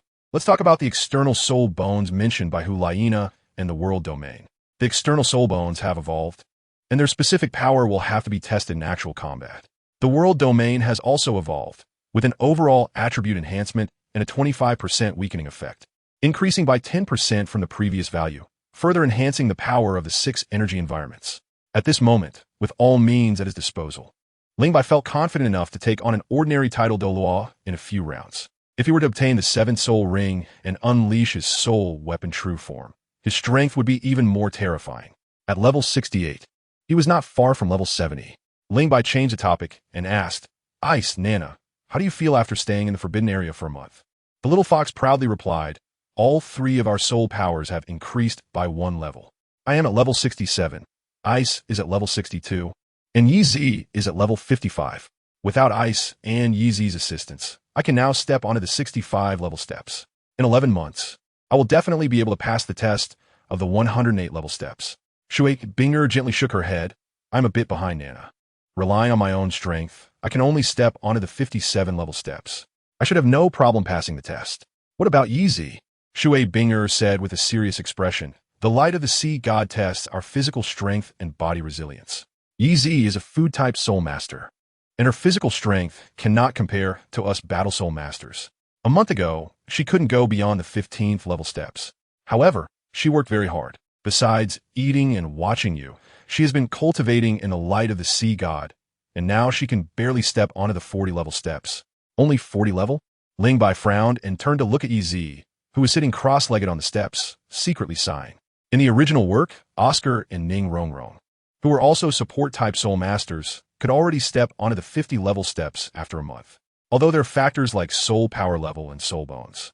It also indicates that Yi Zi's talent and potential are barely passing the first test. "By the way, is Yi Zi's first test the same as yours?" Hulaina said. "Both involve crossing the light of the sea god, but Ice and I have to step onto the 108 level steps, while Yi Zi only needs to step onto the 102 level steps." Ling Bai nodded slightly. The Black Level 4 test is the lowest level test in the Black Level assessments, and it is normal to have differences compared to the Black Level 6 test. There is no need to worry about Yi Zi's assessment. After absorbing a 100,000-year soul ring, my world domain has evolved for the 2nd time, which will provide everyone with a 25% increase in all attributes. With the combined strength of the 4 of us, we will definitely ensure that everyone passes the test. Domain evolution, Hulaina said with a look of desire. "I also want a 100,000-year soul ring to evolve the killing field to the next level." Ling Bai encouraged, "You have the killing field, an external soul bone, and a head soul bone. Your physical strength is also quite good. When you reach 70 level and obtain the divine soul ring, hold on for a while longer and try to increase the years of your 7th soul ring. You will definitely have the hope of absorbing a 100,000-year soul ring when you reach the 8th soul ring." As he spoke, Ling Bai suddenly stood up. "The test of the light of the sea god is only this once. A year is neither long nor short. We must seize this good opportunity to increase our strength. Let's continue cultivating. The main purpose of coming to Sea God Island this time is to improve our strength through training." Shui Binger and Hulaina are not the kind of women who are unclear about priorities, and they followed Ling Bai into the light of the sea god. Yi Zi sat on the 10th level steps to cultivate. Shui Binger sat on the 20th level steps. Hulaina stopped at the 25th level steps, while Ling Bai continued forward. The 25 level steps posed no pressure on him. He tried everything he could, and at most he could reach the 145 level steps before hitting his limit. Not wanting to push himself too hard, he slowly retreated to the 70 level steps and began 11 months of cultivation. Every day, someone would bring food. Ling Bai, Hulaina, Shui Binger, and Yi Zi only took a break during meals, spending the rest of their time cultivating in the light of the sea god. With such devoted cultivation, the progress of the 4 was also tremendous. Ling Bai's soul power exceeded 70 level, but since he had not obtained the 7th soul ring, his exact soul power level was unknown. Hulaina was at 75 level soul saint, with a 70,000 years 7th divine soul ring. And the killing field had undergone its first evolution, along with the evolution of her external soul bone. Shui Binger was at 70 level Soul Saint and had not yet obtained the 7th Soul Ring. Yi Zi, with the lowest soul power level, had also worked hard in her cultivation and made the most progress, almost increasing by 1 level in a month. She was now a 66 level Soul Emperor with a 20,000-year 6th Divine Soul Ring. On the last day of the first year at Sea God Island, Ling Bai, Hulaina, Shui Binger, and Yi Zi stood at the foot of Sea God Mountain, slightly looking up at the steps leading to the mountaintop, their eyes filled with strong fighting spirit and a desire to conquer. Let's begin. The second update will be uploaded a bit later, around 11 o'clock. If you can't wait, you can check it out tomorrow. Chapter 162. The rewards of the top-level assessment ice. You go first. Shui Binger, Yi Zi, Hulaina, and Ling Bai. The 4 will complete the first test in this order. The reason for putting Shui Binger first is that her second soul skill, Ice Ring Armor, can provide a defensive boost to everyone, effectively resisting the pressure from the light of the Sea God. Yi Zi is in second place, mainly due to her auxiliary abilities and physical strength. After Shui Binger passes the test, she can release Ice Ring Armor for her, adding another layer of insurance to ensure everything goes smoothly. As for the little fox, she is the one Ling Bai is most assured of among the 3 girls. With the Killing Field, Head Soul Bone, External Soul Bone, and having practiced the Ling family's body refining technique, she has absorbed the 6th and 7th soul rings consecutively at a higher level, with a soul power of 75 level. And she can step onto the 108 level steps without needing assistance from Shui Binger, Ling Bai, or Yi Zi. If all 3 girls pass, they can combine all their auxiliary soul skills on Ling Bai to help him complete the first test. Soon, Shui Binger's test officially began. Ling Bai accompanied her into the light of the Sea God, and golden mist surged from all directions, constantly applying pressure while also consuming their soul power. Shui Binger immediately unleashed her full strength, releasing her martial soul, Ice Phoenix, which transformed into a circle of dazzling blue light that floated behind her. Following that, her second soul ring shone brightly, and an ice ring silently enveloped her hazy figure, adding a layer of crystalline blue armor to her. A terrifying chill surged from within her, filling a 1-meter radius around her, making her look like a misty white sphere. Inside the sphere, the extreme low temperature seemed to freeze even the golden mist. The frozen air could also help resist the pressure. Shui Binger, feeling distressed for him, would not allow Ling Bai to release his world domain to provide her with an increase right from start, as Ling Bai's first test will be much more difficult than theirs. But Ling Bai was equally concerned for his wife. And as soon as they stepped into the light of the Sea God, he released his martial soul, Pear Tree. The dazzling silver light erupted, turning Ling Bai himself silver, and even covering Shui Binger with a layer of silver light. 5 strong and powerful tendrils pierced into the void, causing the space to ripple slightly. And the golden mist surrounding Ling Bai and Shui Binger immediately became thinner. The 6th tender tendril, which had already grown a little, joyfully swayed, greedily absorbing the light of the Sea God. Feeling the speed of soul power consumption slow down, Shui Binger gave Ling Bai a reproachful glance and instinctively sped up. When they reached the 70-level steps, Shui Binger ate a piece of snow-white cotton candy. This was the milk candy made by Yi Zi using her 5th soul skill, which could restore 50% of her soul power. She had started making the milk candy 3 days ago. Upon reaching the 80-level steps, Ling Bai noticed that Shui Binger was nearing her limit and decisively provided her with an increase. A 25% increase in all attributes, along with life energy, extreme cold aura, and killing intent surged out simultaneously. Shui Binger felt invigorated and managed to complete the test with considerable difficulty. A black gas floated out from the black hexagram on Shui Binger's forehead, condensing into a black square light curtain in front of her. The light curtain existed for a very short time, and with a light sound, it instantly shattered, turning into dots of black light that re-entered Shui Binger's brow. A feeling akin to enlightenment suddenly appeared in her mind, and Shui Binger felt as if the majority of her soul power had suddenly surged, generating a sense of power from within. A special voice echoed deep in her mind. Black Level 6 exam. First test, Transcend, See God's Light passed. Soul power increased by 1 level. Originally reaching level 70, her soul power rapidly rose to 71. Although she did not obtain the 7th spirit ring, she could clearly feel the increase in soul power by 1 level. Slightly tilting her head, she discovered Ling Bai had retreated to the foot of Sea God Mountain. Chewing on milk candy to recover the soul power he had just consumed, Shui Binger did not dare to delay, and, as she moved her feet, she immediately sensed that terrifying pressure had disappeared. She felt both happy and disappointed. Her training speed would slow down from now on. Yezi, are you ready? Lingbai asked Yezi. Yezi's small face was tense, and she stiffly nodded ready. Come on, I'll carry you up. Lingbai squatted in front of her. Yezi knew her own situation well. It was impossible for her to complete the first test on her own, so she obediently lay on Lingbai's back. Upon contact, Yezi, who had rarely been carried since childhood, couldn't help but show a look of enjoyment on her face. The broad back, tough skin, and warm breath made her deeply immersed in it. The tension of facing the test instantly vanished, replaced by a heart full of confidence and security. The 102 steps were not difficult for Lingbai, as he could ascend using only the world domain and the unloading technique without external soul bones. However, after reaching level 80, his speed suddenly slowed down, taking almost a minute for each step. This was because Yezi could no longer hold on. She was trembling, and sweat fell on Lingbai like raindrops. Feeling that her sweat was slowing Lingbai down, Yezi lowered her head, burying her small head in the crook of her arm, trying to dry her sweat with her clothes. Little did she know that her clothes were already soaked. Not long after, a warm liquid suddenly sprayed onto Lingbai's back.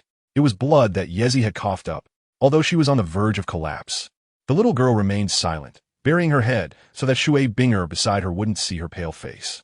Lingbai felt a pang of heartache. Without hesitation, he used his soul power to maintain the life environment, and suddenly, a massive life force surged into Yezi's body, nourishing her nearly collapsing body. Shui Binger and Lingbai were in sync, without needing Lingbai's command. She used her superb ice attribute control ability to create a thin ice wall around Lingbai and Yezi. Although the ice wall was instantly broken by the pressure, it at least gave Yezi some buffer time. Lingbai, Sister Binger, you don't have to worry about me. Just hold on a little longer. We'll reach the 102 steps soon. In the next few steps, despite Lingbai and Shui Binger doing their utmost to assist Yezi, she still couldn't hold on and fainted, missing the prompt that she had passed the test. Retreating to the foot of the mountain, the little fox refused Lingbai's help, urging him to quickly recover his soul power, and called Shui Binger to enter the sea god's light. The holy maiden was indeed formidable, relying on her second evolutions, killing god domain and soul bones. Along with the amplification provided by Shui Binger, she successfully completed the first test. Among the four, only Lingbai had not completed the first test yet, but he was the most relaxed.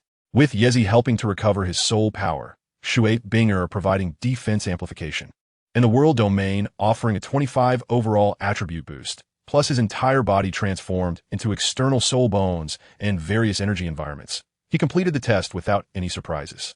All pressure vanished, and a strong red glow rose from Lingbai's body. The red light surrounded him, and the strange red sea god heart on his forehead radiated dazzling brilliance, layers of red light sweeping down, cheering around his body. A red light curtain silently appeared and then suddenly shattered, but unlike Shui Binger and the others, it did not turn into light spots and disappear into his brow. Instead, it condensed into a huge sea god phantom standing behind Lingbai, which then slowly merged into Lingbai's body. Prompt sounds immediately echoed in his mind. Today's update will be in the evening. I need to go out during the day, and I'll update when I return at night. The first update is at 8:03, the second at 11:03. Chapter 163. The Phoenix rests on the silver tree, top level 7 tests. First test. Transcend Sea God's Light passed. Soul power increased by 1 level. The power of soul ring skills increased by 1,000 years. The prompt sound in his mind made Lingbai ecstatic. His soul power had long surpassed level 70, and the exact level would only be revealed after obtaining the 7th soul ring. But it was definitely not lower than Hulaina's. Now that his soul power had increased by another level, he was getting closer to level 80. Originally, the 6 soul rings of yellow, yellow, purple, black, black, and red suddenly changed to purple, purple, purple, black, black, and red. Not a single one of the 6 soul rings was below 1,000 years. Standing beside Lingbai, Hulaina, Shui Binger, and Yezi were all dizzy. Hulaina couldn't help but ask, Lingbai, how did your first and second soul rings become 1,000-year soul rings? Lingbai replied proudly, the reward for the top level 8 tests, in addition to increasing 1 level of soul power, also increases the year limit of all soul rings by 1,000 years. My first soul ring was 700 years. The second was 990 years. Adding 1,000 years naturally turns them into 1,000-year soul rings. The three girls looked at him with envy and jealousy. One soul ring increasing by 1,000 years meant a total of 6,000 years for the 6 soul rings. Moreover, as the years of the soul rings increased, Ling Bai's attributes and the power of his soul skills would also enhance, causing his strength to surge again. Congratulations on completing the first test. A melodious voice reached the ears of Ling Bai and the other three. They felt a flash of blue light before their surroundings suddenly became blurry. The next moment, their vision gradually cleared, and they were shocked to find that they had instantly gone from the 228 steps to the foot of Sea God Mountain. Such a mysterious method belonged to only one person on the entire Sea God Island, Sea God Doloa Poseidon. Sea God Doloa Poseidon had already appeared beside Ling Bai and the others at some point. Looking at the astonished expressions on their faces, he smiled and said, "Although you have passed the first test, even more difficult trials lie ahead. Whether in black level or top level assessments, never forget the importance of teamwork. Another person will receive the God-given soul ring. This will be your last God-given soul ring. Once you finish absorbing the soul ring, the second test will begin. The time remains 1 year." As he spoke, Poseidon flicked his wrist, and a pillar resembling a top-grade golden crystal appeared in his palm. Shui Binger's calm blue eyes rippled slightly as she glanced at Ling Bai, then sat cross-legged on the ground, preparing to accept the baptism of the God-given soul ring. The 7th soul ring is extremely important for any soul master. After a soul master reaches level 70, they will awaken their martial soul's true form. Under the amplification of the martial soul's true form, the strength of the soul master will increase exponentially. One could say that only soul masters who reach this level can be considered strong. Binger, try to hold on for a while longer. Shui Binger gently nodded, her face full of determination. She was always calm and considered the bigger picture at this moment for the extremely important 7th soul ring. She was also prepared to give it her all. The golden orb flew above Shui Binger's head, and Poseidon snapped his fingers. The golden orb cracked with a ka sound. Instantly, a rich golden mist poured down, enveloping Shui Binger in a layer of enchanting light. The baptism of the God-given soul ring officially began. Ling Bai watched Shui Binger and nodded secretly. His little wife was as steady as ever, not unleashing all her power immediately, but gradually guiding out the pressure of the God-given soul ring, slowly increasing the years. Although it took longer, it was safe. Binger won't finish in a short time. Let's take a good rest. With Poseidon watching over, Shui Binger was safe and sound. Ling Bai pulled Hulaina to sit by the circular sea, comfortably resting his head on her soft, elastic thighs. Closing his eyes and enjoying the gentle touch of the little fox's fingers stroking his hair. A day had passed, but Shui Binger had not yet fully absorbed the divine spirit ring. The golden mist around her body had already transformed into golden threads halfway. And according to Ling Bai's estimation, the pressure Shui Binger was currently enduring was very close to the pressure from a 60,000-year-old soul beast spirit ring. Generally, the age of the 7th spirit ring for a soul sage ranges from 30,000 to 50,000 years and does not exceed 50,000 years.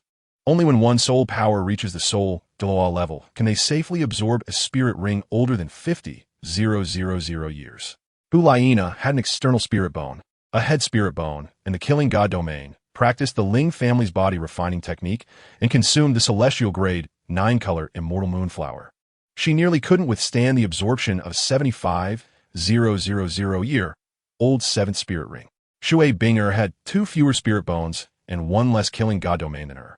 Relying solely on the attribute enhancement conferred by her top-tier beast martial soul, the physical body tempered by the sea god's light over the past year, and her tenacious willpower to persist.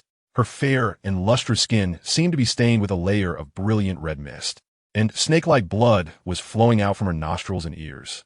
Her body was on the verge of collapsing. Ling Bai, Hulaina, and Yizi all had serious expressions, their eyes fixed anxiously on Shui Binger. Poseidon frowned slightly, once again showing the hesitation that appeared when Ling Bai absorbed the divine spirit ring. Binger, hold on. Ling Bai suddenly sat cross-legged on the ground, eyes tightly closed, transmitting his thoughts to Shui Binger through their mental connection. He was not a god and could not help Oscar with his divine blood like Tang San did. All he could do was continuously encourage Shui Binger. Time passed second by second, and Poseidon's noble and beautiful face showed a look of surprise. Others might not sense it, but as a 99th level peerless Doloa, the existence closest to the divine, her mental power was incredibly formidable. In her perception, a strange connection suddenly appeared between Ling Bai and Shui Binger, as if an invisible thread was tying the two together. A clear phoenix cry emerged from Shui Binger, and large swathes of distorted, dazzling light surged up, coalescing into a gigantic ice phoenix. Its entire body was ice blue, with a wingspan of over 10 meters. Its bright eyes, long tail feathers, and every feather on its wings were so lifelike, exuding elegance. Along with the ice phoenix, Ling Bai's martial soul, the pear tree, appeared as well. Dazzling silver light enveloped the pear tree, rippling out circles of splendid silver halos.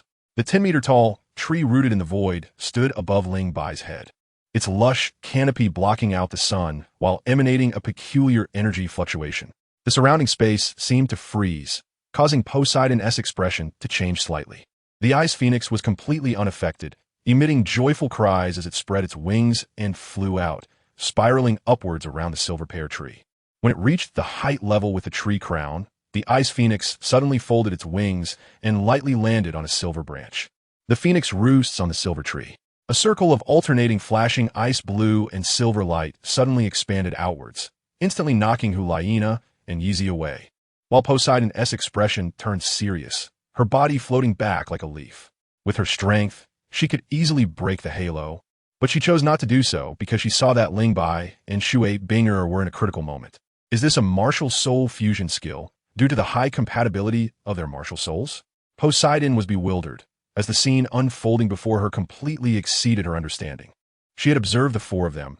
Their martial souls were distinct and did not have compatibility, nor could they possibly perform a martial soul fusion skill. However, as the connection between Ling Bai and Shui Binger strengthened, their martial souls bizarrely fused together, and the compatibility was remarkably high. The fluctuations emitted by the two-colored halo grew stronger, so intense that Poseidon sensed a dangerous aura and quickly shouted, "Stop." The voice containing spiritual energy reached Ling Bai and Shui Binger's ears, causing them to tremble. With the ice phoenix and pear tree separating and each merging back into their respective bodies. Chapter 164. The strange second test. Ling Bai and Shui Binger slowly opened their eyes, looking at each other with joy. Hulaina and Yizi rushed over, just about to ask when the sunny sky suddenly darkened. The imprints on Ling Bai, Hulaina, Yizi, and Shui Binger's foreheads lit up simultaneously, radiating heat. In the sky, dark clouds obscured the sun. On the peak of Sea God Mountain, a storm was brewing. In an instant, the previously dark Sea God Mountain made the layer of Sea God light enveloping the mountain's surface particularly pronounced. The seawater in the circular sea began to boil violently. In the distance, 7 golden lights cut through the sky, gathering and colliding above the Sea God Hall, like the explosion of the sun. Dazzling golden light sweeping across the entire Sea God Mountain. The golden light came swiftly and left just as quickly, when everything reappeared before their eyes. A layer of golden light curtain had already enveloped the circular sea. The light curtain was 10 meters above the sea surface, just like the one Ling Bai and the others saw when they first arrived at the seahorse sacred pillar, extending to the edge of the circular sea, preventing the seawater from overflowing while also limiting the activity range of the exam takers. Waves surged, and layers of strange energy fluctuated within the circular sea. Before Ling Bai and the others could react to these changes, a brand new light curtain appeared in their minds. The second test had begun. The four of them carefully sensed the examination information in their minds, revealing strange expressions on their faces. Hulaina said, "My second test is to break through the circular blockade. The condition for passing the test is to break through the blockade over the circular sea and reach the opposite shore without killing any sea soul beasts." "Same here," Shui Binger and Yizi said in unison. Ling Bai wondered, "Mine is different from yours. My examination content is to enter the circular sea blockade area for 1 hour each day, without leaving midway. If I leave, the timer will reset. The conditions for passing the subsequent tests are the same as yours, without killing any sea soul beasts." The second test had changed, and Ling Bai was uncertain about the type of sea soul beast that was blocking the circular sea. If it was the soul-devouring great white shark, it would be a tragedy. There were only 4 of them, and one was a food-type soul master with little attacking power. It would be quite challenging to break through the blockade of a 100,000-year-old soul-devouring great white shark. After a moment of thought, Ling Bai said, Binger has just finished absorbing the spirit ring, and her body is still very weak. Laina, Yizi, you two stay behind to take care of her. I'll go into the circular sea to scout. Be careful. The second test had already begun, and Ling Bai was completely unaware whether the 1 hour each day was an average time over the year or a mandatory daily duration. Poseidon disappeared after Shui Binger finished absorbing the spirit ring, leaving him unable to ask for answers. If it was the latter, then Ling Bai had to hurry. He was very cautious. The external spirit bone, silver scales, instantly covered his entire body, making him look like a smaller version of a silver-armored lizard. The world domain was suddenly released to enhance his senses. At the same time, his right leg's flight soul skill activated, launching him like a cannonball straight into the circular sea. Boom! Just as Ling Bai leaped out less than 10 meters, the entire circular sea suddenly boiled, and the surging seawater instantly rose up, crashing heavily against the golden light curtain above. Ling Bai had no chance to react, and his body was completely enveloped by the seawater. On the beach, Laina, Shui Binger, and Yizi suddenly saw a strange ocean world. The seawater was 10 meters above the beach, and even without a barrier, not a single drop of seawater overflowed. After the evolution of the external spirit bone, silver scales, his strength, speed, and defense significantly increased, especially the already terrifying defense, which was enhanced even further. However, suddenly submerging in water, Ling Bai still found it somewhat difficult to adapt. Unlike the seawater from the outside world, the seawater in this ring-shaped sea not only has an energy that seems to be constrained, but also has surprisingly high resistance. In this nearly unfamiliar environment, Ling Bai found it difficult to control his body. Before he could adapt, schools of fish-like sea soul beasts rushed into the world domain at an extremely fast speed. They were over 5 meters long, with their mouths tipped like sharp spears, occupying a third of their body length. Their bodies were entirely black, shimmering with blue-black light, darting in like flowing light. Hundreds, if not thousands, of them seemed intent on turning Ling Bai's body into a honeycomb. There were too many to handle all at once. Ling Bai decided to go big.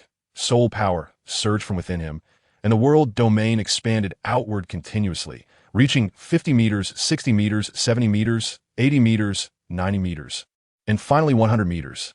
Upon reaching 100 meters, it felt like he hit a limit, unable to expand any further. Ling Bai's heart sank. Just like in the original story, the second test also had restrictions for him.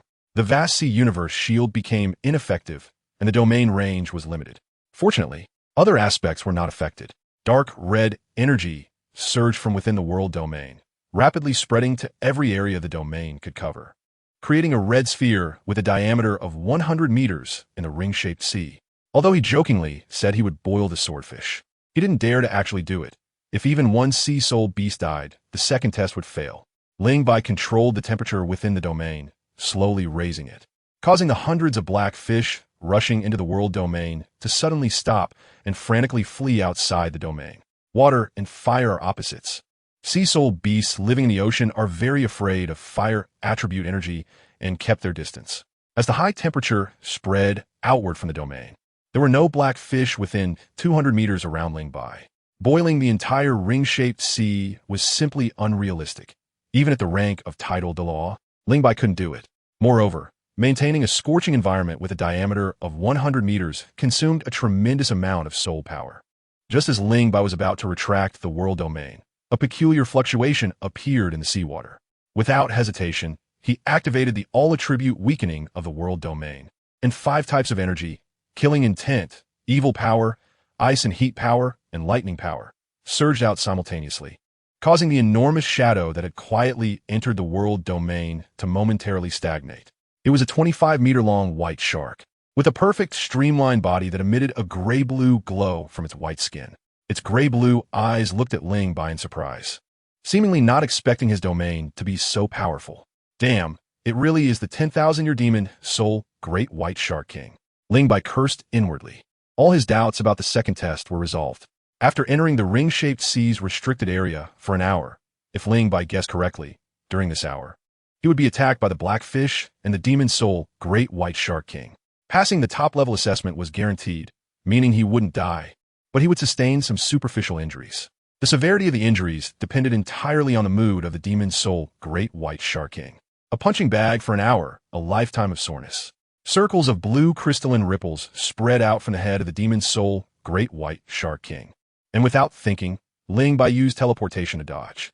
His figure reappeared in the sea, and his expression turned extremely grim. Continuous teleportation had failed. At that moment, the blue crystalline ripples had already enveloped Ling Bai, and he was shocked to find that he couldn't move. His soul skills were sealed, and he had completely become a fish on the chopping board, at the mercy of others. Be gentle. Ling Bai could only manage to say 3 words before a fierce undercurrent struck him, sending him flying out of the ring-shaped sea. After breaking through the water, Ling Bai soared toward the sea god mountain. Although the power of the undercurrent was very strong, the full-body external soul bone silver scales on him was no pushover. And combined with the Ling family's body refining technique and the dancing technique from the Hao Yan 9 absolutes, he had mostly mitigated the force. In midair, his body flipped, landing lightly and agilely on the ground like a spirit monkey. A light cry came from the rising ring-shaped sea as the demon soul Great White Shark King charged toward Ling Bai and the others. Its speed was incredibly fast. In the blink of an eye, it reached the edge of the ring-shaped sea. Watch out, Ling Bai shouted urgently. Hu Laina and Shui Binger were not ordinary soul masters. They had already prepared as soon as Ling Bai was knocked out of the ring-shaped sea. Now, seeing that the demon soul Great White Shark King was about to attack, they flanked Yi Zi and flew back. The figure of the demon soul Great White Shark King rapidly enlarged in the eyes of the four, and with a splash, it leaped out of the ring-shaped sea, soaring into the air, its rich gray-blue glow bursting forth. Its perfect streamlined body actually shrank in the light, transforming into a tall girl who appeared before Ling Bai and the others. The girl was nearly as tall as Ling Bai, close to 1.90 meters. She was the tallest woman Ling Bai had seen since coming to the Doluo continent. Her height felt completely harmonious, without any sense of incongruity. Dressed in a white skin-tight outfit that outlined her perfect body curve, her gray-blue hair flowed behind her, and her gray-blue eyes were incredibly lively. Her delicate and fair face had three-dimensional features, giving her an exotic charm different from Hu Laina, Shui Binger, and the other 2 girls. In terms of appearance, she was not inferior to Hu Laina and the others at all. The girl transformed from the demon soul, Great White Shark, stared at the silver scales in front of Ling Bai for a moment, and then said in realization, "Full-body external soul bone. No wonder you can easily block my attack. You are quite lucky. The full-body external soul bone that only has a very small chance of dropping from 10,000-year soul beasts has been obtained by you. It is said that the full-body external soul bone can perfectly inherit one aspect of the attributes of the soul beast it came from. Yours should be defense, right? It seems to have quite a history. Not bad, not bad. You indeed qualify for the top-level 8 assessments. I have high hopes for you. As a 10,000-year soul beast." The girl's insight and vision were beyond doubt. She immediately recognized the essence of the silver scales. Hu Laina looked at the girl with a mixture of suspicion and curiosity and asked, "Are you the guardian deity of Sea God Island? The 10,000-year demon soul Great White Shark?" "Yes," she replied. "Then how do you?" "Oh, you want to ask why I can turn into a human, right?" The girl pointed to her own body and said, "We fish-type soul beasts can transform into humans for a short time when we reach the 10,000-year level on land. But we can't stay too long. If we exceed 1 hour without returning to the sea, we will gradually weaken and even die. I believe you all know the reason I came out this time, right?" The 4 nodded and said in unison, "Because of the second test." "Clever," the girl praised. She pointed at Hu Laina, Shui Binger, and Yi Zi with her slender fingers, saying, "You, and you. Your second test is to break through my blockade of the ring-shaped sea. But don't be nervous. When I stop you, I can't use soul skills. Only the power of the domain, and I won't kill you. As for you." Her gray-blue eyes fell on Ling Bai, and the girl suddenly showed an excited expression. "The Sea God Lord does not restrict my abilities. As long as you step into the restricted area of the ring-shaped sea, you must endure attack from me and other sea soul beasts. You have to stay for a full hour every day." Ling Bai asked with concern, "Will I die?" The girl smiled and said, "Don't worry. I will be very gentle." "Gentle?" Ling Bai's mouth twitched. That earlier attack had nothing to do with gentleness. Though he thought this privately, he pressed on with his question. "The hour every day, is that averaged over a year, or is it counted separately each day?" "Of course, it's averaged over a year. 1 day counts as 1, and you have no possibility of passing the second test at all." "All right, I won't talk to you anymore. I have to go back now. By the way, my name is Xiao Bai, and the sea god used to call me Xiao Bai Bai." Saying this, Xiao Bai suddenly jumped into the circular sea, Her long and graceful body transformed back into the form of the magic soul great white shark the moment she hit the water. A faint gray-blue light flickered across her body, and her massive figure vanished without a trace. Ling Bai, Hu Lai Na, Shui Bing Er, and Yizi exchanged glances. Xiao Bai Bai, the foolish Bai. This title, Hu Lai Na couldn't help but chuckle, and suddenly poked Ling Bai's chin with her finger. Xiao Bai Bai, give me a smile. Ling Bai rolled his eyes at her, baring his teeth in a way that looked like he wanted to eat her. After some playful banter, the four began to discuss methods to pass the second test. Xiao Bai.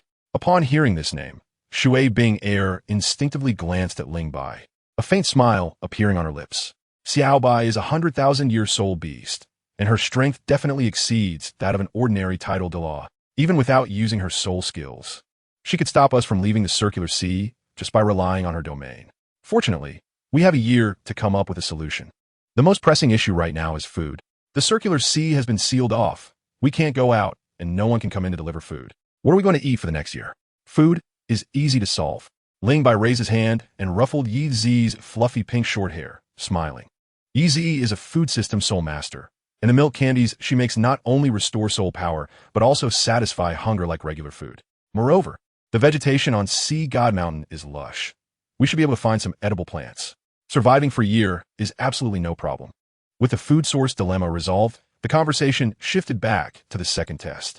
Hu Lai Na nudged Ling Bai with her shoulder and asked Xiao Bai Bai, what was it like inside the circular sea when you just went in? What are you shouting about? Do you want it hit? Ling Bai shot a glare at the little fox, but Hu Lai Na provocatively smiled, clearly unfazed by his threat. Ling Bai had no way to deal with her and replied, I saw two types of soul beasts in the circular sea. One is the magic soul great white shark. It should only be Xiao Bai.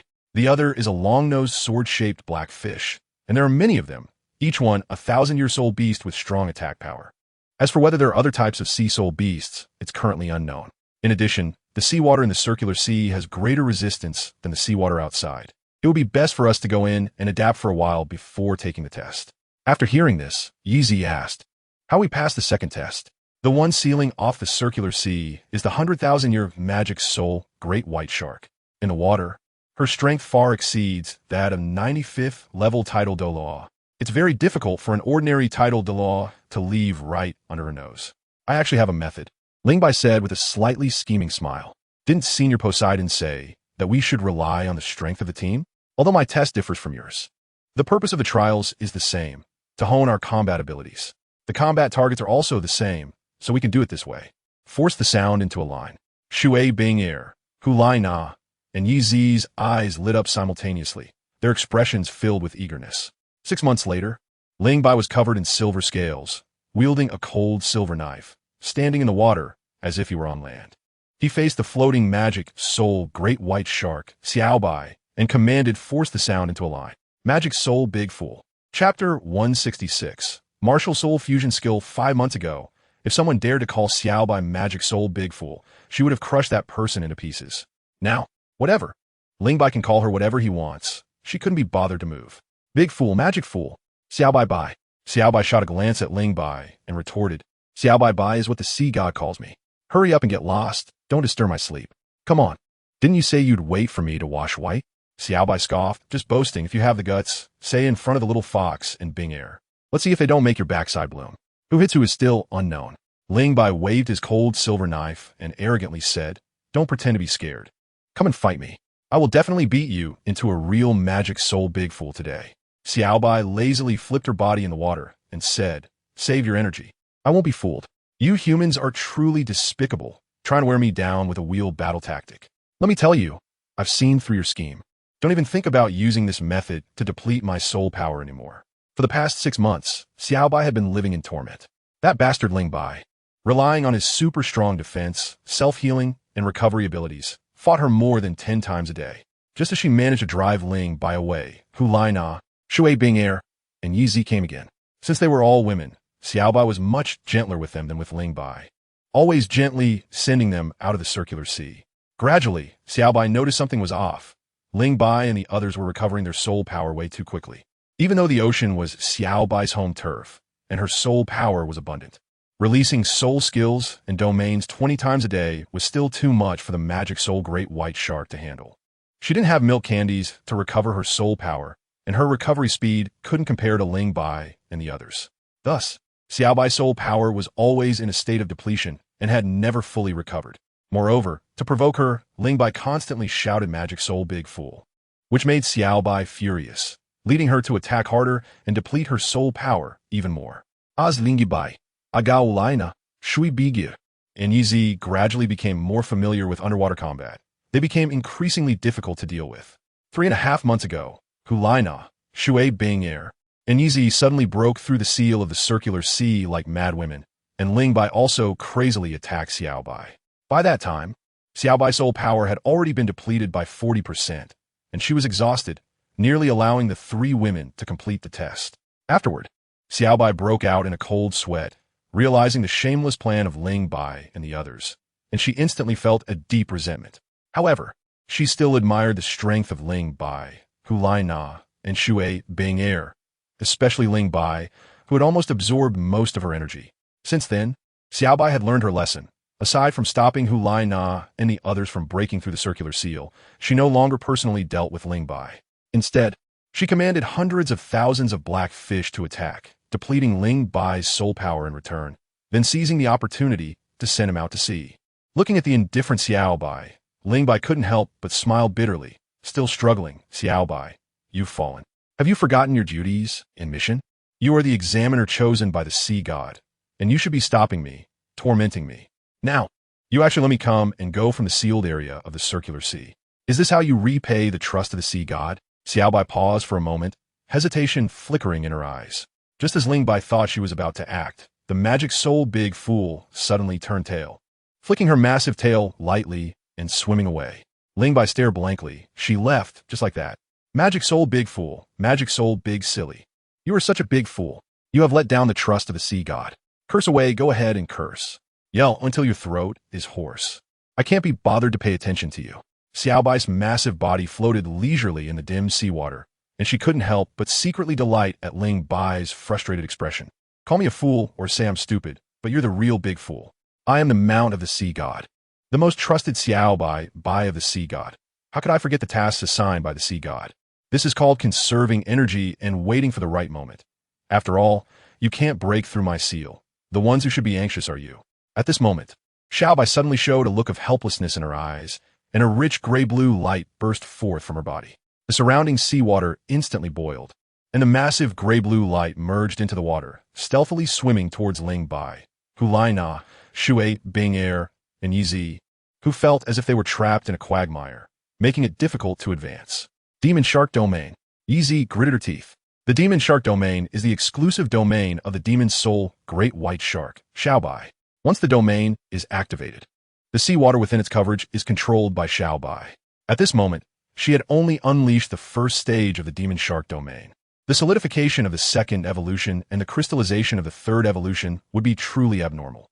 3.5 months ago, Ling Bai and the others had angered Xiao Bai, who nearly wiped out the 4 of them by crystallizing the seawater in her domain. After fighting for half a year, Ling Bai had already grasped the depths of Xiao Bai's abilities. As the Demon Shark Domain enveloped her, the World Domain was released without hesitation. The World Domain naturally suppressed all domain skills, meaning that other Soul Masters could not break through the World Domain with their own domains. Xiao Bai's Demon Shark Domain could not do so either. Circles of dazzling silver light radiated outward, but interestingly, these halos did not spread outward. Instead, they swept toward Ling Bai, the core of the domain. The closer they got to Ling Bai, the brighter the light emitted by the halos became, presenting a crystal-clear form. The devouring effect of the World Domain was activated. The target of the World Domain's devouring was the domain itself, not the Soul Masters or their soul power. Even so, this was still a rather abnormal ability. The World Domain would parasitize on others' domains like a parasite, continuously siphoning energy from the opponent's domain to sustain itself. In other words, the World Domain released by Ling Bai did not require him to consume his own soul power. It was not his own, so he felt no pain using it. The seawater within 100 meters in diameter was visibly freezing, and an endless chill emanated from the World Domain, threatening to encase the entire circular sea in ice. A cold snort rang out, and gray-blue waves swept through, shattering the frozen seawater into pieces. The seawater rushed back in, now exceptionally cold and piercing. Hu Lai Na and Yi Zi trembled from the cold, and it was only when the ice blue light released by Shui Bing air enveloped them that the terrifying chill gradually dissipated. The seawater, mixed with ice blocks, parted to the sides, revealing Xiao Bai's massive figure quietly entering the sight of Ling Bai's group, like a ghost in the water, leading a large group of black fish.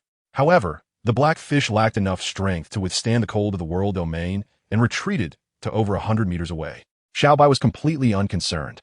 Even if she retracted the demon shark domain, Ling Bai's world domain could not suppress her due to the vast difference in their strengths.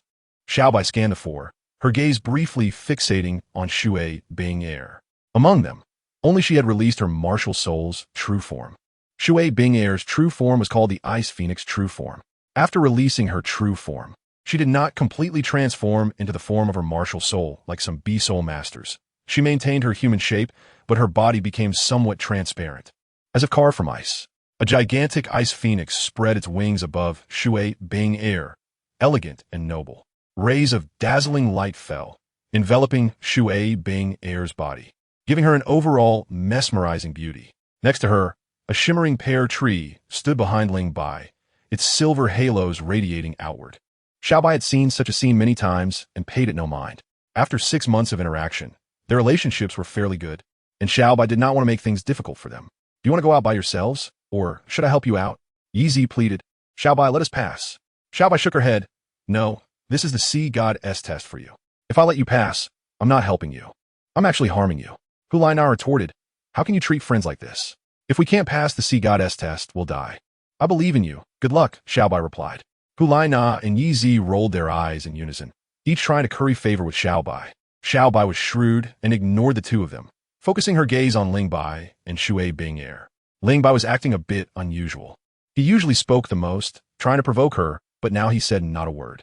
A hint of confusion flickered in Xiao Bai's eyes, and she was too lazy to waste words with them, planning to send him out. At that moment, the icy energy within the world domain suddenly transformed into golden mist, swirling in the seawater. The moment this golden mist appeared, Xiao Bai felt a familiar and sacred aura. Is this the light of the sea god? Yes, it was indeed the light of the sea god. During the first trial, the pear tree martial soul absorbed the light of the sea god, and while evolving, it also transformed it into the energy environment of the world domain. Although it did not inherit all the powers of the light of the sea god, the inherent sacred aura had a tremendous deterrent effect on sea soul masters and sea soul beasts. In the original story, Tang Sen had used the light of the sea god to pressure Poseidon. Xiao Bai was far weaker than Poseidon, and coupled with her respect and fear of the sea god, she was momentarily at a loss under the coverage of the light of the sea god. Just then, a clear phoenix cry rang out, and the ice phoenix hovering above Shui Bing air suddenly flew out, spiraling around a large pear tree before landing on its branches. Dazzling light erupted, making it impossible to discern the color. In an instant, the 200-meter-wide circular sea was illuminated. A pillar of ice blue light shot up into the sky, within which the figures of Ling Bai and Shui Bing air could be vaguely seen merging together.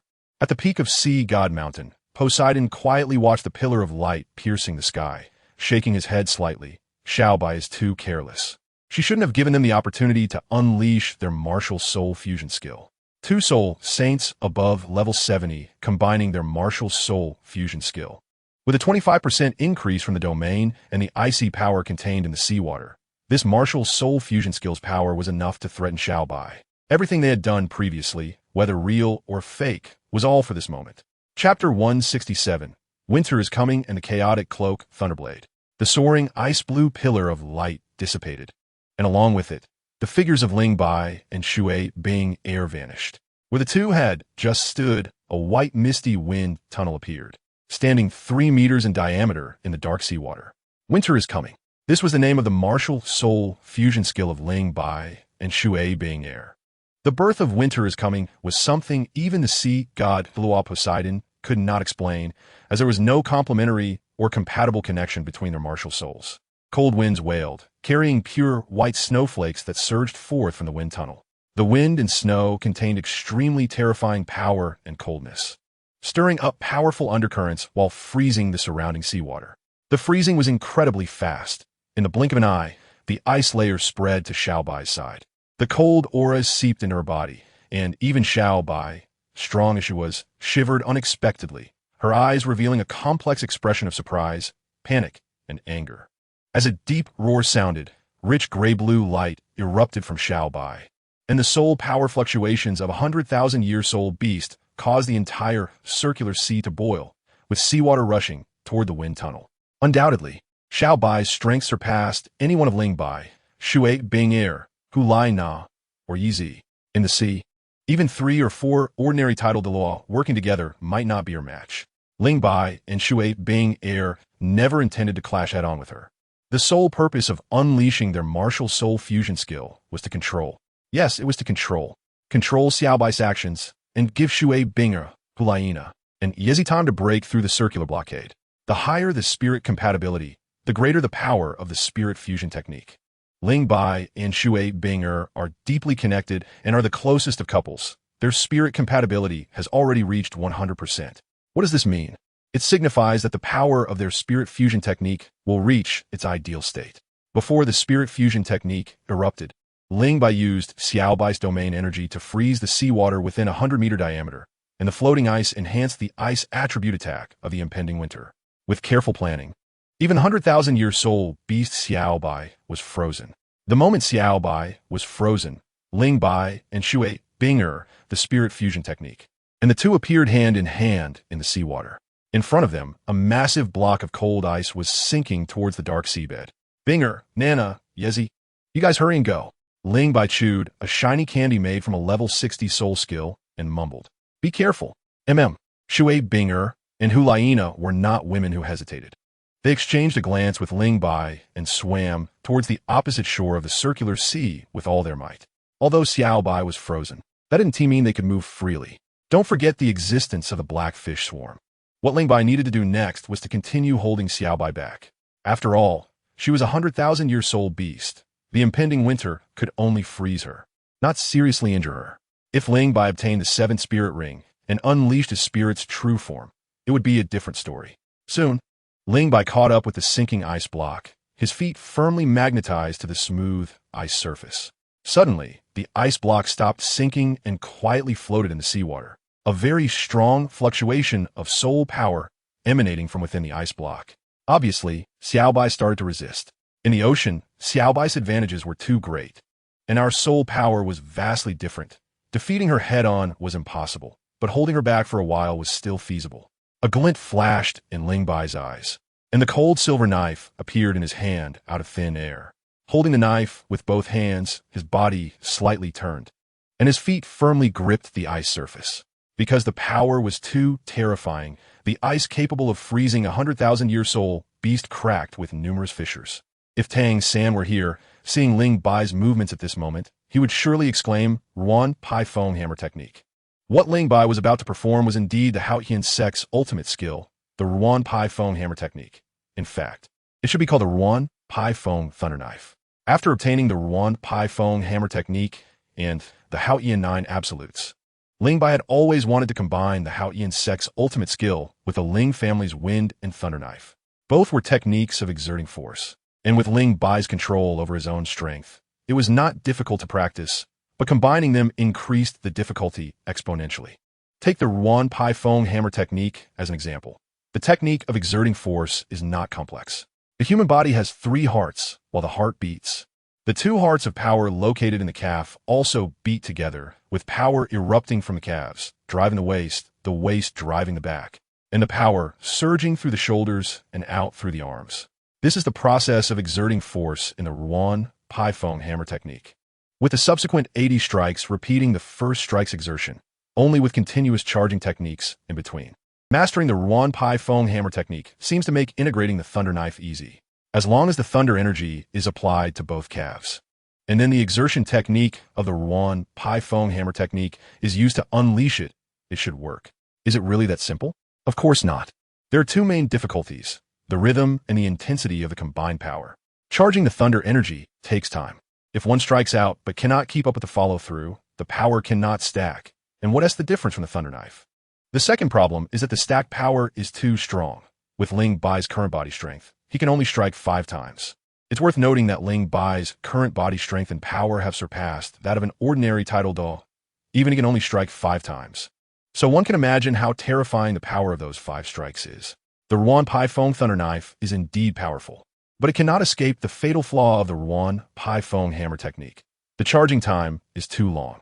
As long as someone interrupts the charging at the beginning, the Ruan Pai Fong Thunder Knife must restack its power. In the original work, Tang San fused the Ghost Shadow Misty Step with the Ruan Pai Fong Hammer technique to create the Ruan Pai Fong dance, which perfectly applied the Ruan Pai Fong Hammer technique in practical combat. Ling Bai does not know the Ghost Shadow Misty Step, which is not a primary requirement. What he urgently needs to solve is the stacking rhythm and body strength for the subsequent dozens of strikes of the Ruan Pai Fong Thunder Knife. After striking 4 times, the entire cold silver knife was enveloped by an extreme, terrifying power, shaking violently, and Ling Bai could barely hold on. Below his feet, sinister cracks extended to the end of the ice block, seemingly helping Xiao Bai to escape. A rich gray-blue light burst out from the gaps, and with a loud bang, the massive ice block shattered into pieces, the fragments shooting through the seawater. Ling Bai was also affected. However, once the fragments approached within 10 meters of him, they would be shattered into dust by the violent cold silver knife. Ling Bai, with fiery eyes and her body wrapped in icy cold air, Xiao Bai swam out without hesitation, unleashing her magic shark domain. Judging by the intensity of the gray-blue light around her, it was definitely the crystallization ability after the 3rd evolution of her domain. A few months ago, she nearly wiped out Ling Bai and his companions with this move. Xiao Bai, be careful! Just as Xiao Bai was about to attack in anger, Ling Bai's voice suddenly reached her ears, and then Ling Bai's figure rapidly enlarged in Xiao Bai's sight as he raised the cold silver knife high, slashing towards himself. In that moment, Xiao Bai's heart seemed to tremble along with the cold silver knife in Ling Bai's hand, and a strong sense of crisis swept through her body.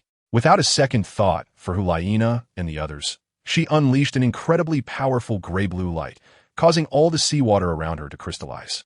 In this situation, she only needed a squeeze to heavily injure Ling Bai. However, the squeeze completely lost its effect. Indestructible and unstoppable, the cold silver knife cleaved through the crystallized seawater as if it were splitting the heavens and the earth, its unmatched edge heading straight for Xiao Bai. Colliding with the gray-blue vortex, she hastily released. Chapter 168. Full of schemes, the gray-blue vortex resembled a piece of hard steel, shaking Ling Bai's arms to numbness. Visible ripples rapidly spread out, causing the seawater within 100 meters to roll back, and the sea surface directly above dropped suddenly by 20 to 30 meters. The horrific power attached to the cold silver knife was partially dissipated by the gray-blue vortex, but after all, it was the power of 5 strikes stacked together. After a brief pause, the blade broke through the gray-blue vortex and heavily struck Xiao Bai's forehead. At this moment, Xiao Bai's skin had become crystalline and transparent due to the activation of her domain, and with the attachment of soul power, her defense reached an incredible level.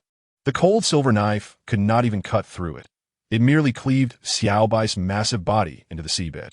Blood spewed from Ling Bai's mouth, and his hands trembled violently, as if he could hardly hold the 500-pound cold silver knife.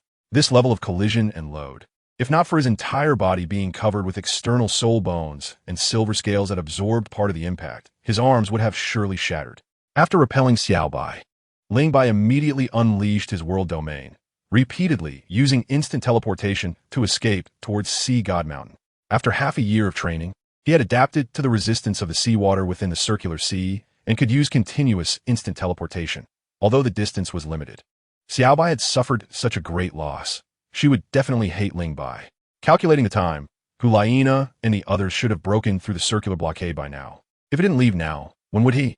As Ling Bai expected, without Xiao Bai's intervention, the swarm of 1,000-year-old beasts could not stop Hulaina, Shui Binger, and Yezi at all, and they easily swam to the opposite beach. As the examiner for the second test, Xiao Bai received the notification immediately, shaking her dazed head vigorously, her consciousness gradually clearing up, and an angry roar like thunder rolled out from the circular sea. The entire circular sea churned violently. As the surface of the sea rose, a small white creature over 25 meters long broke through the water, and its body, wrapped in a rich gray-blue glow, transformed into a tall girl. She wore a white, skin-tight suit, had gray-blue long hair, gray-blue eyes, and a fair, exotic-looking face with an almost perfect figure. her curves making her look incredibly tempting. As she soared into the air, the gray-blue light suddenly burst forth, trailing a twisted light tail behind her, rushing out like a shooting star. Unfortunately, she was still a step too slow, as Lingbai had already stepped onto the steps bathed in the light of the sea god. Although the small white creature also had the qualification to ascend the Sea God Mountain, it was ultimately a forbidden area of Sea God Island, a place dedicated to the sea god, and she dared not act recklessly here despite her anger. With her gray-blue eyes glaring fiercely at Ling Bai and her ample chest heaving dramatically, she warned, "Ling Bai, don't think you can escape just because you're in the sea goddess light. Come out and fight." Ling Bai sat down on the steps, feeling as if his bones were about to fall apart, every inch of his flesh experiencing a tearing pain. He had no strength to spar with the small white creature and waved his hand, saying, "No more fighting. I can't beat you." The small white creature was filled with rage, a dignified 10,000-year soul beast, yet she had been ambushed by a mere soul sage. What infuriated her the most was that these four had taken advantage of her good intentions, launching an attack when she was caught off guard, leaving her no chance to react before being frozen. At that moment, Shui Binger, accompanied by Hulaina and Yi Zi, flew over from the opposite side. The small white creature glanced at them and left a fierce remark for Ling Bai. "Ling Bai, once you enter the circular sea, I will make you pay." Ignoring Hulaina and the others, the small white creature angrily walked toward the circular sea. Just as she was about to revert to her true form, she suddenly heard a notification sound in her mind. Ling Bai passed the second exam? How could that be? She turned around abruptly, looking at Ling Bai in shock. Ling Bai seemed to have anticipated this, standing up calmly.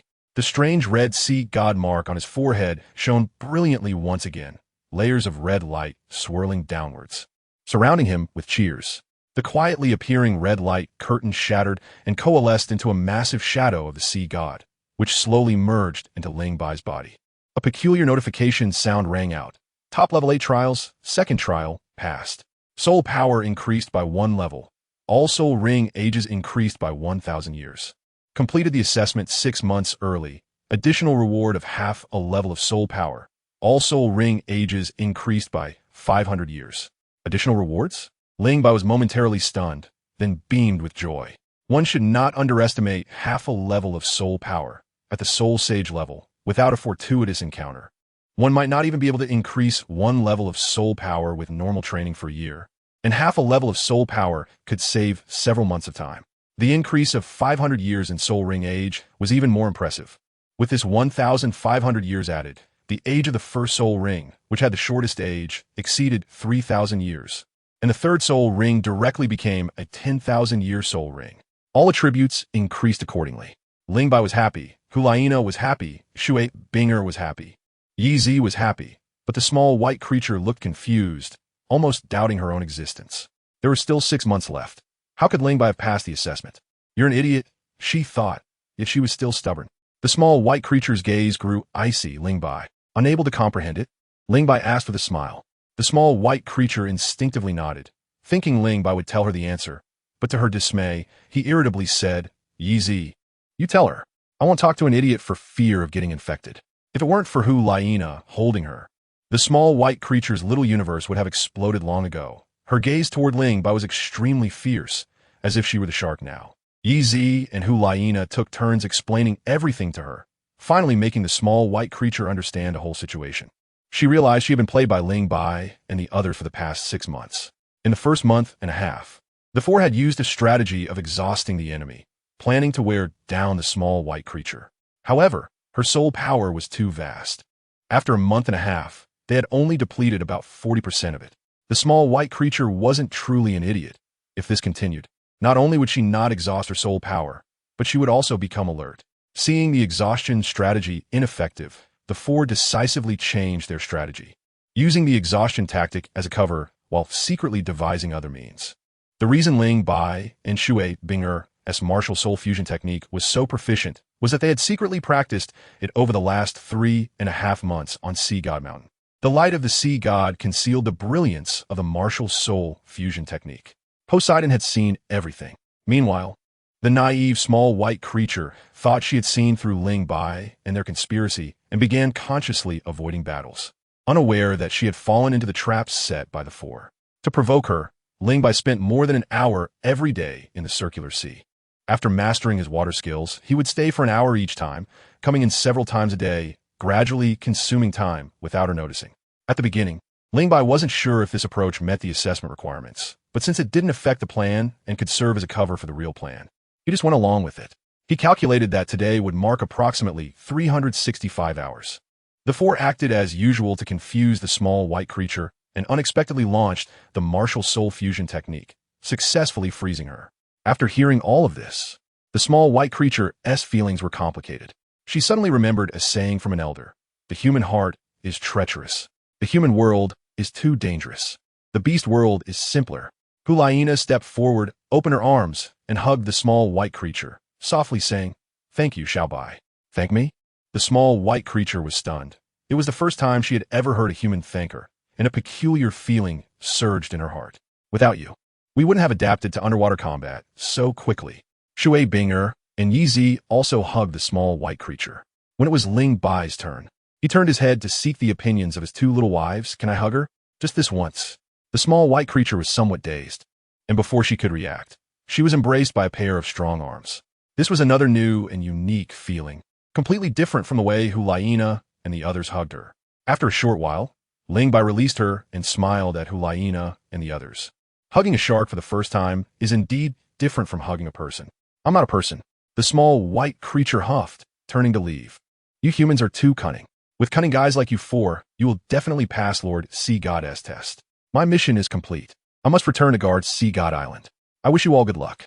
As soon as the small white creature left, Poseidon arrived without giving Ling Bai, Hulaina, Shui Binger, and Yizi any time to rest, immediately starting the third trial. The content of the third trial was exactly the same as in the original work, called Tidal Body Refinement. Poseidon led Ling Bai and the others to the Rage Waves Abyss, where they would endure the impact of the waves for the next year. For the fourth trial of the Black level, they would need to endure 2 hours on the Silver Pillar daily. For the sixth trial, 4 hours. And for the top level 8th trial, 6 hours. Over the course of 365 days, they only needed to meet the average time requirement. For Ling Bai, the difficulty of the third trial was not great. If he wanted, he could completely use the techniques from the Haoye 9 absolutes, such as the discharge, spin, hang, and flip techniques, to negate the impact of the waves. The Ling family's body refinement technique also had similar techniques to dissipate force. But he did not do so, because the seawater in the raging waves contained the divine power of the sea god, and its impact force was weak, only serving to temper the body. After enduring hundreds of impacts, a numb feeling began to appear in his skin, flesh, and bones. In this state, the gathered thunder power became stagnant, and Ling Bai couldn't help but recall the scene of breaking through to the second level of thunder power in the Death Canyon, which was so similar to the present. It made him faintly see the opportunity to break through from the third level of thunder power to the fourth level. Hudiena, Shui Bingya. And Yizi's physical strength was much weaker than Ling Bai's, making the third test quite torturous for them. Fortunately, the three women had tenacious personalities and gritted their teeth to persevere. After passing the third test, Ling Bai and the others rested for 3 days and then hurried to a small island 2 days' journey away from Sea God Island. The fourth test was conducted on this small island. The content of the assessment was similar to survival on a deserted island. But Ling Bai and the others were not facing ordinary snakes, insects, and ants, but countless sea spirit beasts. In a radius of hundreds of miles of sea, this small island stood alone in the ocean, and sea spirit beasts often came to the island to sunbathe, lay eggs, stroll, forage, and fight was inevitable. Even though most sea spirit beasts were not strong, their sheer numbers were overwhelming. After a year of turmoil, the 4 of them were physically and mentally exhausted. The blue sky and white clouds, the azure sea with gentle waves. The bright sunlight cast a shimmering path on the vast sea, reflecting dazzling colors. Amidst this stunning seascape, a white great shark over 25 meters long cut through the waves and moved forward at high speed. Instantly, a long white streak appeared on the surface of the sea, as if it were splitting the ocean in two. On the broad, smooth back of the great white shark sat 4 people, namely Ling Bai, Shui Binger, Hulaina, and Yizi, who had just completed the 4th test and were returning to Sea God Island. The great white shark beneath them was none other than the king of the demon soul, great white shark, Xiaobai, including the 3rd test. After 2 years of wind and sun, Hulaina, Shui Binger, and Yizi's originally fair skin had turned into a healthy wheat color. with sharp glints occasionally shooting from their eyes, and they clearly exuded a sense of heroism. Even Ez, who had little attacking power as a food system soul master, looked like a battle soul master at this moment. Lingbai had not tanned at all, still retaining his original skin color, which made Xiao Hu and Yizi envious. Even more outrageous was that Lingbai's skin was slightly whiter than theirs, in addition to the changes in appearance and temperament. The soul power levels of the four of them had also significantly increased. Lingbai had not yet obtained his 7th soul ring, so his specific soul power level was unknown. The first test increased the soul ring's age by 1,000 years, the second test by 1,500 years, the third test by 1,000 years, and the fourth test by 1,000 years. In total, they had gained 4,500 years. Hulaina had soul power exceeding level 80, but had not yet obtained her 8th soul ring, and her specific soul power level was unknown. Shui Binger had increased her soul power by 1 level in the first test, 1.5 levels in the second test, 1 level in the third test, and 1 level in the fourth test, plus the 4.5 levels she had cultivated over the past 2.5 years, making her a soul master with soul power as high as level 80. Yizi, apart from the 4.5 soul power from the black level 4th test reward, received an extra level for completing all assessments, plus her own cultivation of 4 levels, bringing her soul power to level 77, nearing level 78. Additionally, after completing all black level assessments, they could obtain a divine-given auxiliary skill. Yizi reached level 70, and due to the special nature of her candy milk soul, Lingbai did not let her lag behind and helped her hunt down a sea spirit beast over 40,000 years old as her 7th soul ring. Thus, she successfully obtained an auxiliary skill called Light of Defense. The Light of Defense is a pure defensive talent soul skill with growth potential, capable of providing defensive boosts to 3 people simultaneously. If the Light of Defense is used on oneself, it can immunize against 3 attacks from soul masters below one's own soul power level. Yes, that's 3 immunities, and it immunizes against all forms of attack. It can be used 3 times a day. Ez, now a level 77 soul sage, can release the Light of Defense, making her immune to damage from soul masters below soul sage level. If the Light of Defense is cast on others, the protected soul master can only immunize against 1 attack from soul masters below soul sage level. It's an incredibly powerful skill. Lingbai, Hulaina, and Shui Binger were somewhat envious, but for them, the divine-given soul rings were even more important. Ez had no choice as a food system soul master. Her physical strength was insufficient, and the effect of the divine-given soul ring far outweighed that of the Light of Defense. With this talent soul skill, even a soul emperor could not harm Ez. 3 times a day, a total of 9 immunity opportunities. A level 69 soul emperor could not use 9/6 soul skills. On the way back to Sea God Island, Lingbai, Hulaina, Shui Bing, and Ez were relaxed and chatting, but amidst the relaxation, they did not forget about the recently appeared 5th test. The content of the 5th test for Lingbai, Hulaina, and Shui Binger was very similar, which was ocean sweeping and hunting evil sea spirit beasts. The difference was that Hulaina and Shui Binger needed to hunt more than 10 evil sea spirit beasts, while Lingbai needed to hunt more than 20. And the sea spirit beasts killed must be no less than 10,000 years old. The ocean area was 4 times that of the continent, and the number of soul beasts living in the ocean was countless. Hunting sea spirit beasts in a vast sea was like looking for a toilet with a lantern. Impossible. Moreover, how to distinguish between evil and non-evil sea spirit beasts? Lingbai explained the assessment content to Xiaobai, who almost blurted out, "The evil demon orca definitely counts as an evil sea spirit beast." The evil demon orca? Lingbai was taken aback, feeling it was quite coincidental. His soul power had already exceeded level 80, yet he had not even obtained his 7th soul ring.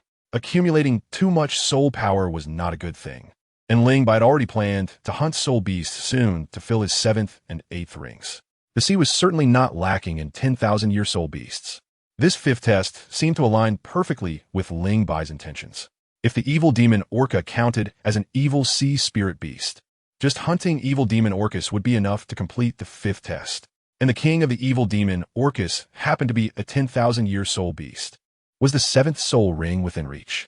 Lingbai's mind raced, and he asked Xiaobai, "Xiaobai, tell us about the situation with the evil demon orca." Chapter 170. King of the evil demon orca among all sea spirit beasts.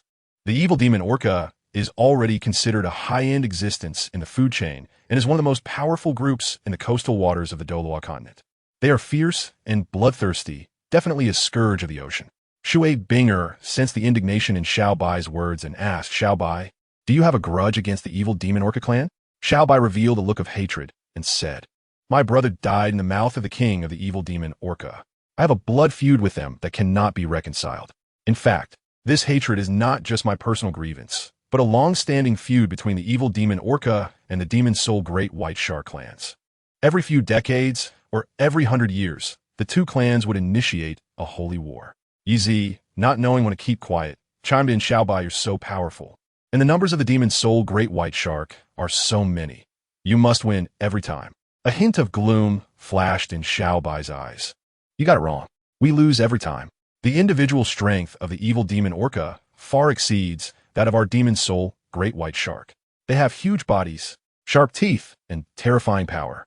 It takes both our clans to deal with a single adult evil demon orca. The king of the evil demon orca, like me, is a 10,000-year soul beast, and its strength is somewhat greater than mine. If it weren't for the protection of the sea god and the reproductive capacity of the demon soul great white shark surpassing that of the evil demon orca, our clan would have been wiped out by the evil demon orca long ago. A 10,000-year soul beast? Shui Binger, Hulaina, and Yi all looked at Ling Bai at the same time, who happened to be in need of soul ring. Moreover, according to Xiao Bai's description, the evil demon orca perfectly matched the assessment requirements of the 5th test. It seems that Xiao Bai sensed the thoughts of the 4 people behind him and said solemnly, even if the evil demon orca does not need food, it will continue to kill. Most sea soul beasts hate them to the bone.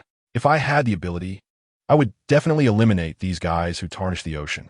However, even though the evil demon orca belongs to the category of evil sea soul beasts, I do not recommend that you hunt them. Hulaina asked why. Xiao Bai replied, the evil demon orca is a social creature. If one is killed, the others will attack. 200 to 300 evil demon orcas, led by the evil demon orca king, can dominate the near seas. They only dare not provoke the deep sea demon whale king. Deep sea demon whale king is also a 100,000-year soul beast. You humans say that I, the evil demon orca king, and the deep sea demon whale king are the 3 overlords of the ocean. But that's not the case. The evil demon orca king and I can be considered the overlords of the near seas, while the deep sea demon whale king may be the overlord of the entire ocean. My elders have told me that it is better to provoke the evil demon orca than to provoke the deep sea demon whale king. Hulaina, Shui Binger, and Yi gasped. Xiao Bai's strength is among the strong among 100,000-year soul beasts, definitely surpassing a human 95-level title de law. If someone with such strength is still wary of the deep sea demon whale king, just how strong is the deep sea demon whale king? Is it 200,000 years, 300,000 years, or 400,000 years? None of those. That guy is close to 1,000,000 years. Just a step away from transforming into a dragon and becoming a god. According to the description in the original work, Poseidon, who is said to be invincible in the ocean, is not even a match for it. And even Qianrenshua, who has just become a god, might not be able to defeat the deep-sea demon whale king in the ocean. In the end, she was killed by Tang San, who was over 90 levels. Ling Bai once considered taking it on, but upon thinking of this guy's almost divine strength, he temporarily dismissed the idea. He decided to wait until Bibi Dong or Qianrenshua became gods and then call them to deal with it. For now, they need to deal with the evil demon Orca King first. Ling Bai suddenly asked, Xiao Bai, how do you think the strength of the 4 of us compares? Pretty strong. Xiao Bai responded, if I have a way to deal with half of the evil demon Orcas, would you help us kill the evil demon Orca King? Xiao Bai was taken aback for a moment and said suspiciously, Ling Bai, this is no joke. To deal with a group of evil demon orcas, we must mobilize all the adult members of our magic soul, Great White Shark. Our magic soul, Great White Shark, has taken decades to reach its current scale. We cannot afford casualties. Are you sure you can kill 100 evil demon orcas? Absolutely. Xiao Bai uneasily asked, can you tell me what the method is? Using poison. Xiao Bai shook her big head and sighed. You think too simply. The poison of sea snakes is the strongest in the ocean. But whether it's our magic soul, Great White Shark, or the evil demon orcas, they can feed on sea snakes. Poison has no effect on us. Ling Bai confidently smiled and said, the poison I'm talking about is not from sea snakes, but from several poisonous plants that grow near the 100,000-year life flower. Even the life force contained in the 100,000-year life flower is hard-pressed to resist their toxicity. So powerful? Xiao Bai was taken aback. She didn't know what the life flower was, but upon hearing it was 100,000 years old, She knew it was a soul beast of the same level as herself. Xiaobai felt both happy and worried, hesitating as she said, "Give me some time. I will think about it." Lingbai nodded. "The time for the 5th test is 1 year. We plan to rest for a while, so you can take your time to consider." Xiaobai agreed and fell silent, focusing on the journey. Shui Bing, Hulaina, and Yizi listened quietly, and no one spoke, nor did they persuade Xiaobai. When it comes to the survival of a race, they would also treat it cautiously. To be honest, if it weren't for the grudge between the magic soul great white shark and the evil demon orca, and if Xiaobai didn't clearly understand the strength of the 4 of them, based solely on their little friendship, she would never help them fight against the evil demon orca. Chapter 171. Illusion Flower Pollen. Xiaobai said 5 days, but in less than 3 days. Someone came to notify Lingbai. Lingbai, Hulaina, and Shui Bing, who had not stepped out of the door, finally left their room and headed to the seaside to meet Xiaobai. As expected, Xiaobai agreed to help them deal with the evil demon Orcus, but also stated that the magic soul great white shark would not take the initiative to attack. They must first see Lingbai kill half of the evil demon Orcus. The individual strength of the evil demon Orcus is strong, and the number of adult Orcus is comparable to that of the magic soul great white shark. Calculating based on 2 magic soul great white sharks to deal with 1 evil demon orca. It is indeed necessary for the evil demon Orcus to suffer half casualties before the magic soul great white sharks have a chance of victory. Lingbai accepted this condition and set the departure time for 10 days later. After that, Xiaobai left, and Lingbai and the others returned to Seahorse City to prepare. On the way, Yizi's big eyes darted between Hulaina and Shui Bing, making them feel quite uncomfortable. Hulaina said irritably, "What are you staring at us for? Don't you recognize us?" Yizi replied, "You two really know how to have fun." Hulaina and Shui Bing were taken aback for a moment, and their pretty faces immediately flushed. Over the past 3 days, they had indeed indulged a bit. It was all this guy's fault. Lingbai pretended not to understand and smiled at Yizi. "Yizi, you're going to have a hard time over the next 10 days. Do your best to make recovery milk candies. Make as many as you can. To hunt 2 to 300 evil demon Orcus, we must ensure our soul power is sufficient. I will work hard to make the milk candies." Yizi nodded seriously. With her soul power of over 70 levels, making the first 4 types of milk candies was easy for her. Her 7th soul skill is called Golden Silk Fluorescent Candy, which increases her candy-making speed by 20% and enhances the recovery effect of the candies made by 20%. If others eat it, it can restore at least 70% of their soul power, with a chance of fully restoring it. She can only make 3 pieces a day. The lowest level Big Bubble Gum has limited recovery effects, and even though the shelf life has greatly increased with Yizi's rise in soul power, Lingbai decided to abandon it and only let her make Silver Light Toffee, Colorful Fiki Candy, 3-color Soft Candy, Snow White Cotton Candy, and Shiny Hard Candy, corresponding to Yizi's 2nd, 3rd, 4th, 5th, and 6th soul skills. After 10 days, Yizi produced several hundred pieces of milk candy. With these candies in hand, Lingbai, Hulaina, and Shui Bing no longer had to worry about running out of soul power. Time passed quickly, and on the appointed day, Lingbai, Hulaina, Shui Bing and Yizi arrived at the seaside. They saw 2 to 300 magic soul great white sharks floating on the nearby sea, lined up like warships, creating a magnificent scene. Lingbai reminded Yizi, then wrapped his arms around the waists of his 2 beautiful wives and gracefully flew out, landing steadily on Xiaobai's back. Although Yizi had the protection of the Light of Defense and could not be harmed by soul masters below the soul saint level, she was still a food-type soul master with little combat power, making it inconvenient to act together with everyone. Xiaobai emitted a special humming sound, which seemed to be a language exclusive to the magic soul great white shark, immediately receiving a response from the other magic soul great white sharks. With Xiaobai's command, over 200 magic soul great white sharks turned around and rushed toward the group of evil demon Orcus 500 kilometers away. The calm sea surface was disrupted as one by one, the magic soul great white sharks leaped out of the water, their perfectly streamlined bodies reflecting a sparkling glow under the sunlight, their figures graceful as they cut through the waves, quickly disappearing into the vast ocean. The evil demon Orcus have a method of wave detection. Any creature containing energy that appears within a 10-mile range will be detected by them. However, the magic soul great white shark has a keen sense of smell, especially Xiaobai, as the king of the magic soul great white sharks, who can smell the evil demon Orcus scent from 50 miles away. According to the original plan, Hulaina, Shui Binger, and Xiao Bai's clansmen stayed behind, while Ling Bai and Xiao Bai headed to the sea area where the evil spirit orcas were active.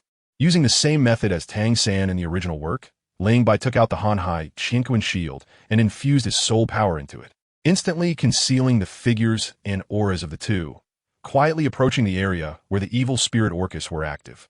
Xiao Bai, having once been the mount of the sea god, recognized the Hanhai Qinquan shield at a glance, identifying the blue triangular crystal as the heart of the sea god embedded in the sea god's artifact, the sea god trident. For a moment, her mood was excited, and her confidence soared. As Xiao Bai said, the evil spirit orcas were generally larger than the soul-eating great white sharks, with several individuals exceeding Xiao Bai in length. Their iron-gray bodies were incredibly robust, with massive heads and teeth as sharp as blades, and their blood-red eyes were filled with ferocity and brutality. 200 to 300 evil spirit orcas moved within a sea area of over 10,000 square meters, with the evil spirit orca king, over 30 meters long, positioned at the center of the entire clan. What were they doing?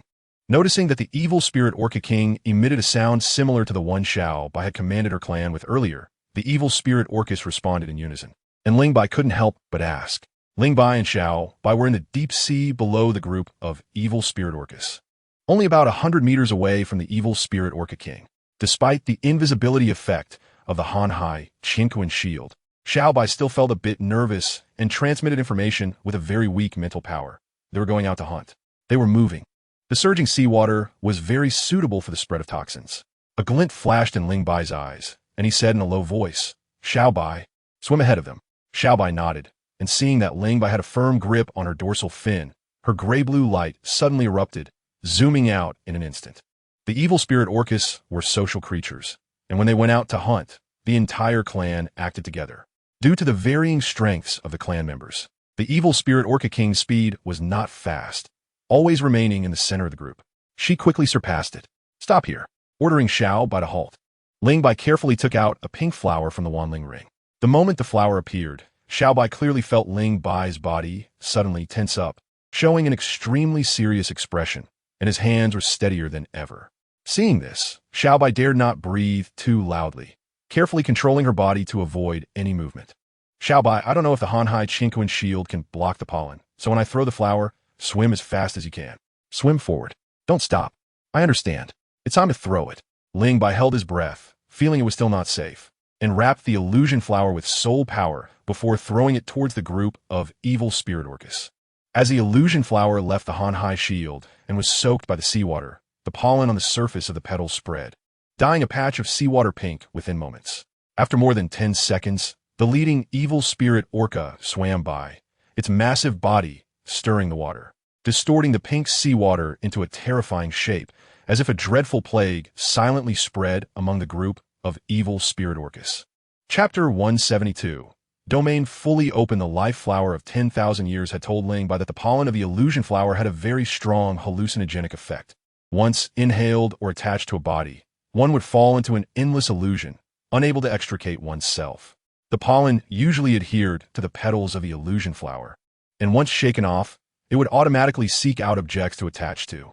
It would be one thing for inanimate objects, but for living beings, it would be a disaster. Dozens of evil spirit orcas swam, and the dark currents in the sea carried the pollen to the evil spirit orcas behind. Soon, the pink seawater returned to its original color, not because it was diluted, but because it had imperceptibly adhered to the bodies of 30 or 40 evil spirit orcas. So subtle, so ordinary, even if the evil spirit orcas noticed, they would not take it to heart. Of course, the illusion flower pollen would not give them a chance to react. In the next moment, those evil spirit orcas that were attached to the pollen suddenly stopped, floating in the water like rotten wood, motionless, their blood-red eyes emitting a rich and eerie red light. The surrounding clansmen felt something was off and swam over to check. Before they could get close, the stopped evil spirit orcas' eyes shone brightly, and they suddenly opened their massive jaws to bite at the other evil spirit orcas. Those sent by the evil spirit orca king to the front were all-powerful individuals, and other evil spirit orcas were no match for them. A massacre occurred without warning. The seawater changed color once again. The evil spirit orcas were inherently cruel and bloodthirsty sea soul beasts, and stimulated by the scent of blood, their eyes turned red. Disregarding their clansmen, and fiercely attacked.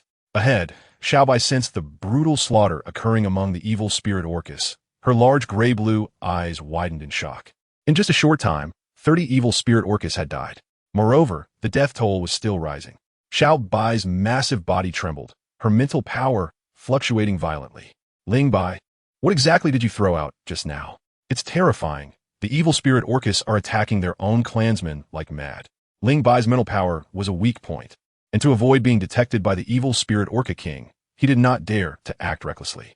Hearing Xiao Bai's telepathy, he hurriedly asked, "How many evil spirit orcas have died?" Xiao Bai was both terrified and excited. Nearly 50 now. All are powerful adult evil spirit orcas. This is bad. The evil spirit orca king is coming. The moment she retracted her mental power, a thunderous voice erupted in the sea, reverberating as a shockwave. The already blood-crazed evil spirit orcas were stunned, stopping their slaughter. However, 3 adult evil spirit orcas still trapped in the illusion completely ignored the evil spirit orca king's roar, stubbornly believing that the nearby clansmen were enemies. In the blink of an eye, another 3 evil spirit orcas had half their heads bitten off. The evil spirit orca king appeared in front of the 3 adult orcas, its 30-meter-long body larger and more imposing than any other evil spirit orca. Its deep red eyes were filled with rage, emitting a low growl, and 3 dark red water blades shot out, slicing the 3 adult evil spirit orcas in half. With nearly 70 evil spirit orcas lost, and the entire clan only numbering 200 to 300, losing so many in one go caused the evil spirit orca king's heart to bleed, accompanied by furious roars. An extremely massive wave of mental power swept out from the evil spirit orca king in all directions.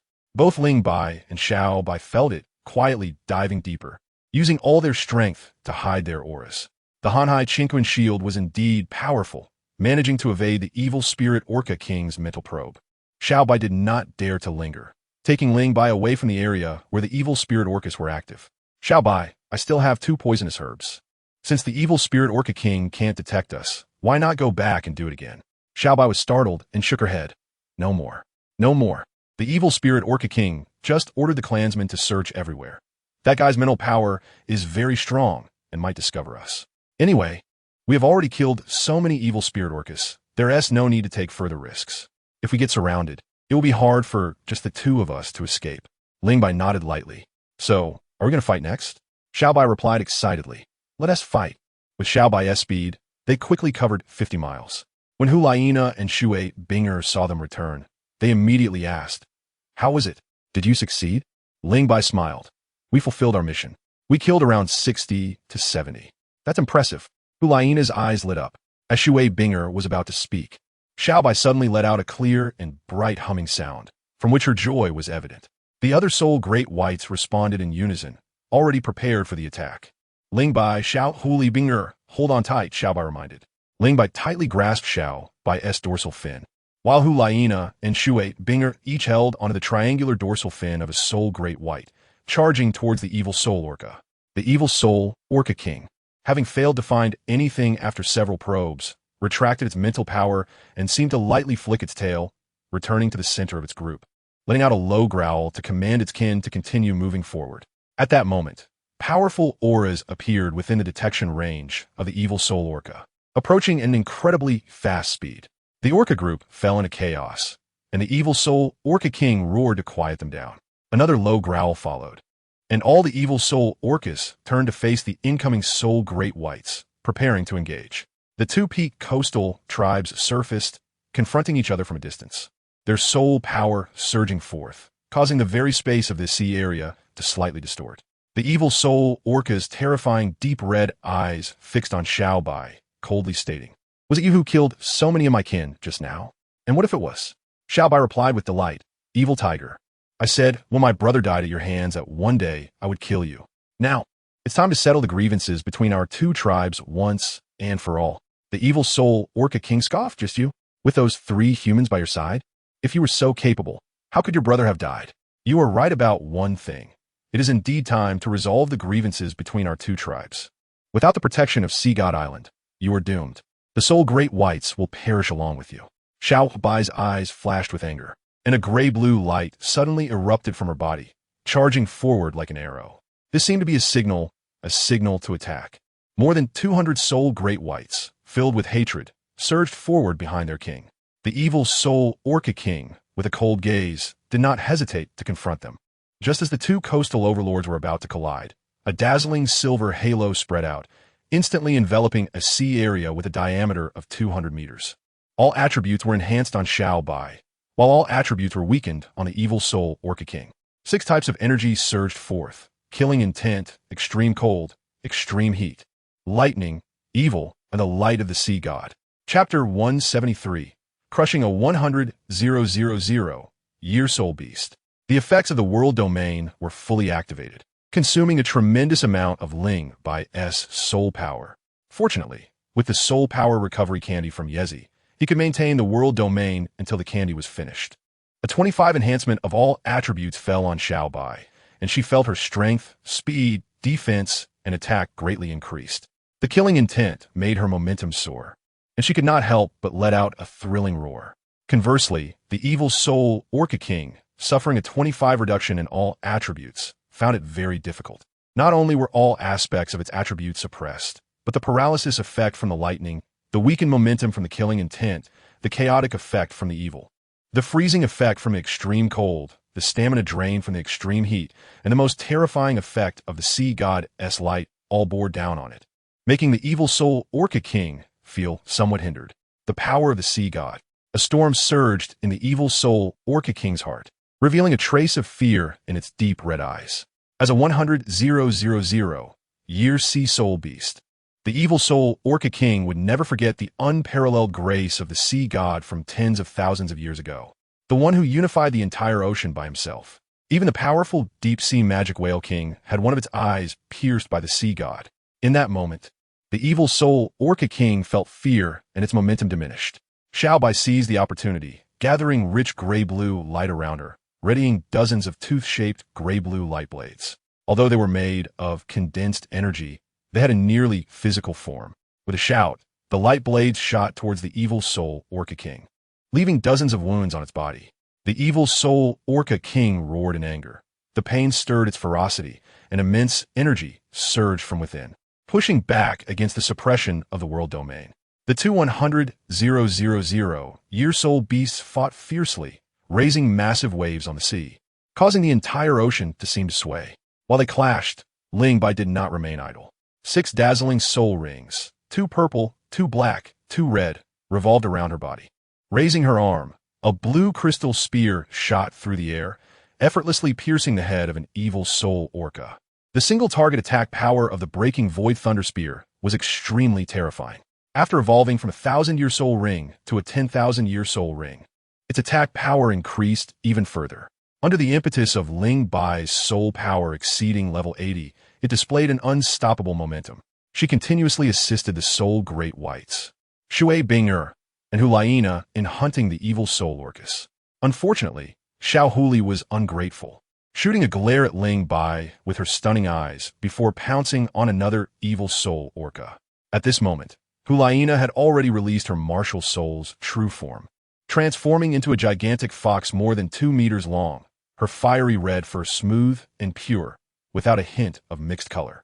A golden bell was tied around her neck, producing a crisp and pleasant sound as she swam through the sea. With 2 yellow, 2 purple, and 3 black soul rings neatly encircling her elegant and slender body, a faint red light and intoxicating fragrance radiated from her, immediately affecting all evil soul orcas within 100 meters of her.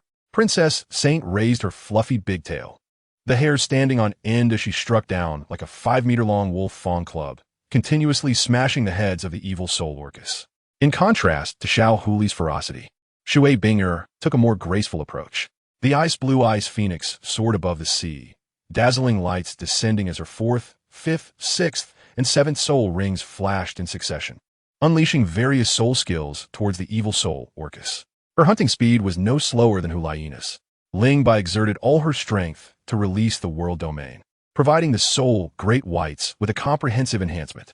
The killing intent and the light of the sea god enveloped them, invigorating the soul great whites, leaving the evil soul orcas with no chance to fight back. Damn it! The evil soul Orca King, frustrated after having a piece of flesh bitten off by Xiao Bai, felt the immense pressure of the world domain. Whether it was the killing intent, the power of evil, or the light of the sea god, All were divine powers that a mere 100,000-year soul beast could not fully resist. The cries of its kin and the massive casualties made the evil soul Orca King anxious. It felt that if things continued this way, it would likely meet its end. Kill the human first. With a thought, the evil soul Orca King abandoned its defense, allowing Xiao Bai's shark tooth to strike it.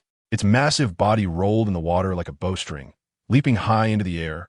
As a water column the thickness of a water tank erupted from the blowhole on its back, aiming directly at Ling Bai, who was suspended in the air. "Be careful, Ling Bai," Xiao Bai shouted, her eyes blazing with fury. She leaped out of the water with immense ferocity, colliding hard with the evil soul Orca King, knocking it back 20 to 30 meters. Although Ling Bai was busy hunting other evil soul orcas, her mind was always focused on the movements of the evil soul Orca King. Its every action could not escape her notice. With a flick of her wrist, the vast sea universe shield shot out, expanding in the wind to become a massive triangular crystal with a side length of 1 meter. Its crystalline blue light erupted, colliding with the iron-gray water column. An astonishing scene unfolded. The full-force strike from the 100,000-year evil soul Orca King, upon contact with the blue light from the vast sea universe shield, instantly decomposed the iron-gray water column into water attribute energy, with blue particles merging into the vast sea universe shield, causing no harm to Ling Bai whatsoever. The Hanhai Qinquan shield has 4 major skills, and the skill that Ling Bai just used is the Qinquan Po-Mo, one of the 4 major skills. Qinquan Po-Mo specifically targets energy attacks. It's laughable that the evil demon Orca King, in pursuit of attack power, formed a completely iron-gray water column made entirely of water attribute energy, which was thoroughly subdued by Qinquan Po-Mo. Of course, even without the Hanhai Qinquan shield, it wouldn't be easy for the evil demon Orca King to kill Ling Bai. Did it really think that the external soul bones all over his body were made of paper? The battle between the demon soul Great White Shark and the evil demon Orca's clans was nearing its end, so Ling Bai didn't need to worry too much. With a flash of silver light, he suddenly disappeared into the air and reappeared, surprisingly standing on the back of the evil demon Orca King. Without giving the evil demon Orca King a chance to resist, the Hanhai Qinquan shield flew up, instantly expanding dozens of times, and the falling blue light enveloped the entire body of the evil demon Orca King. Indeed, it was the sea god. The Hanhai Ding Shenzhuang, one of the 4 major skills, was activated.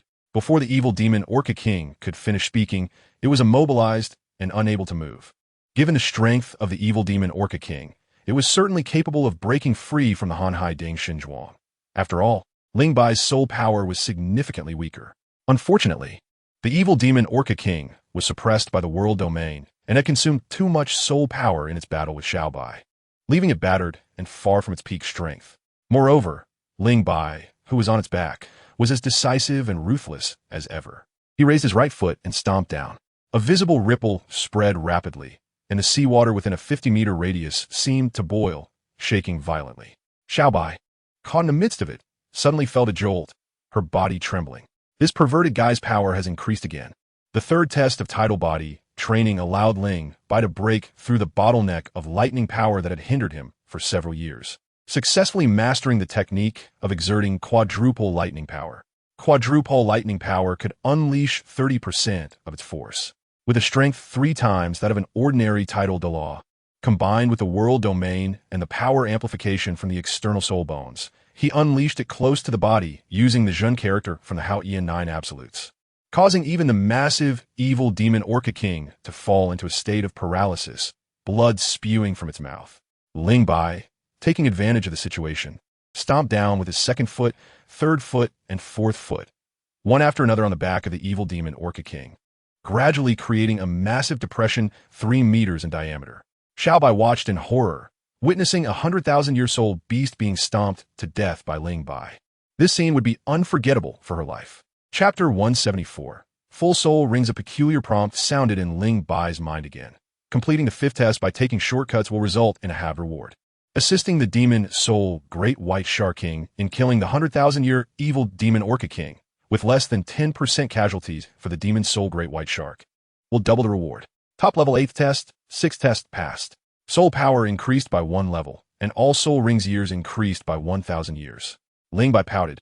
secretly thinking that he was indeed not the biological son of the sea god. After killing so many evil demon Orcus and the evil demon Orca King, he only received a reward of 1 level of soul power and 1,000 years of soul ring years, which was really stingy. Hulaina and Shui Binger transformed back into human form, chewing milk candies to recover their soul power, wearing bright smiles. Obviously, they also received the reward for passing the 5th test, with their soul power increased by 1 level. Xiao Bai's head popped up from the water, her gray-blue eyes shining with excitement and gratitude, sincerely saying, "Ling Bai, little fox Binger, thank you." For many years, the demon soul Great White Shark had lived in the shadow of the evil demon Orcus. The endless fighting between the two clans had caused the demon soul Great White Shark to suffer serious injuries every few decades or hundreds of years. Now, with the evil demon Orca King dead and the evil demon Orca clan exterminated, there was no longer any threat to the demon soul Great White Shark, and future generations would no longer have to start the so-called holy wars.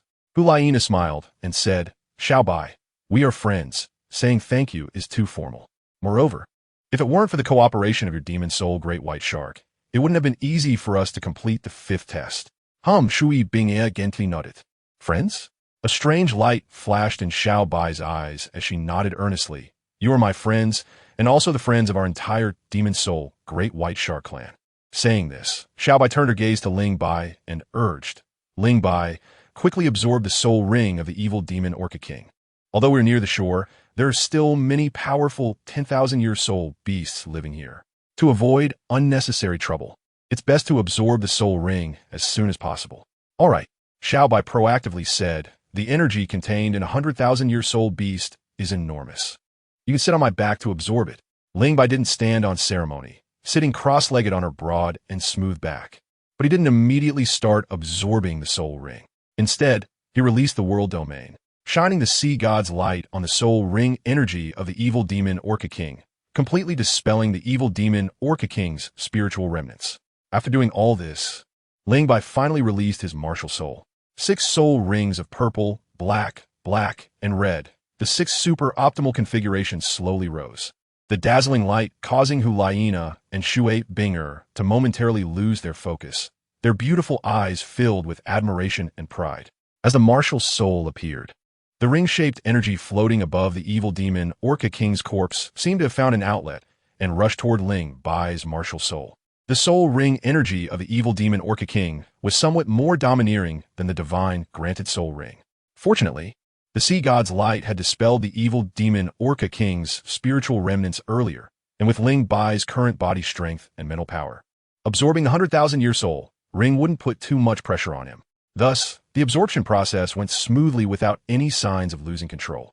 However, the energy contained in the 100,000-year soul beast was simply too vast, and it couldn't be absorbed completely in a short time.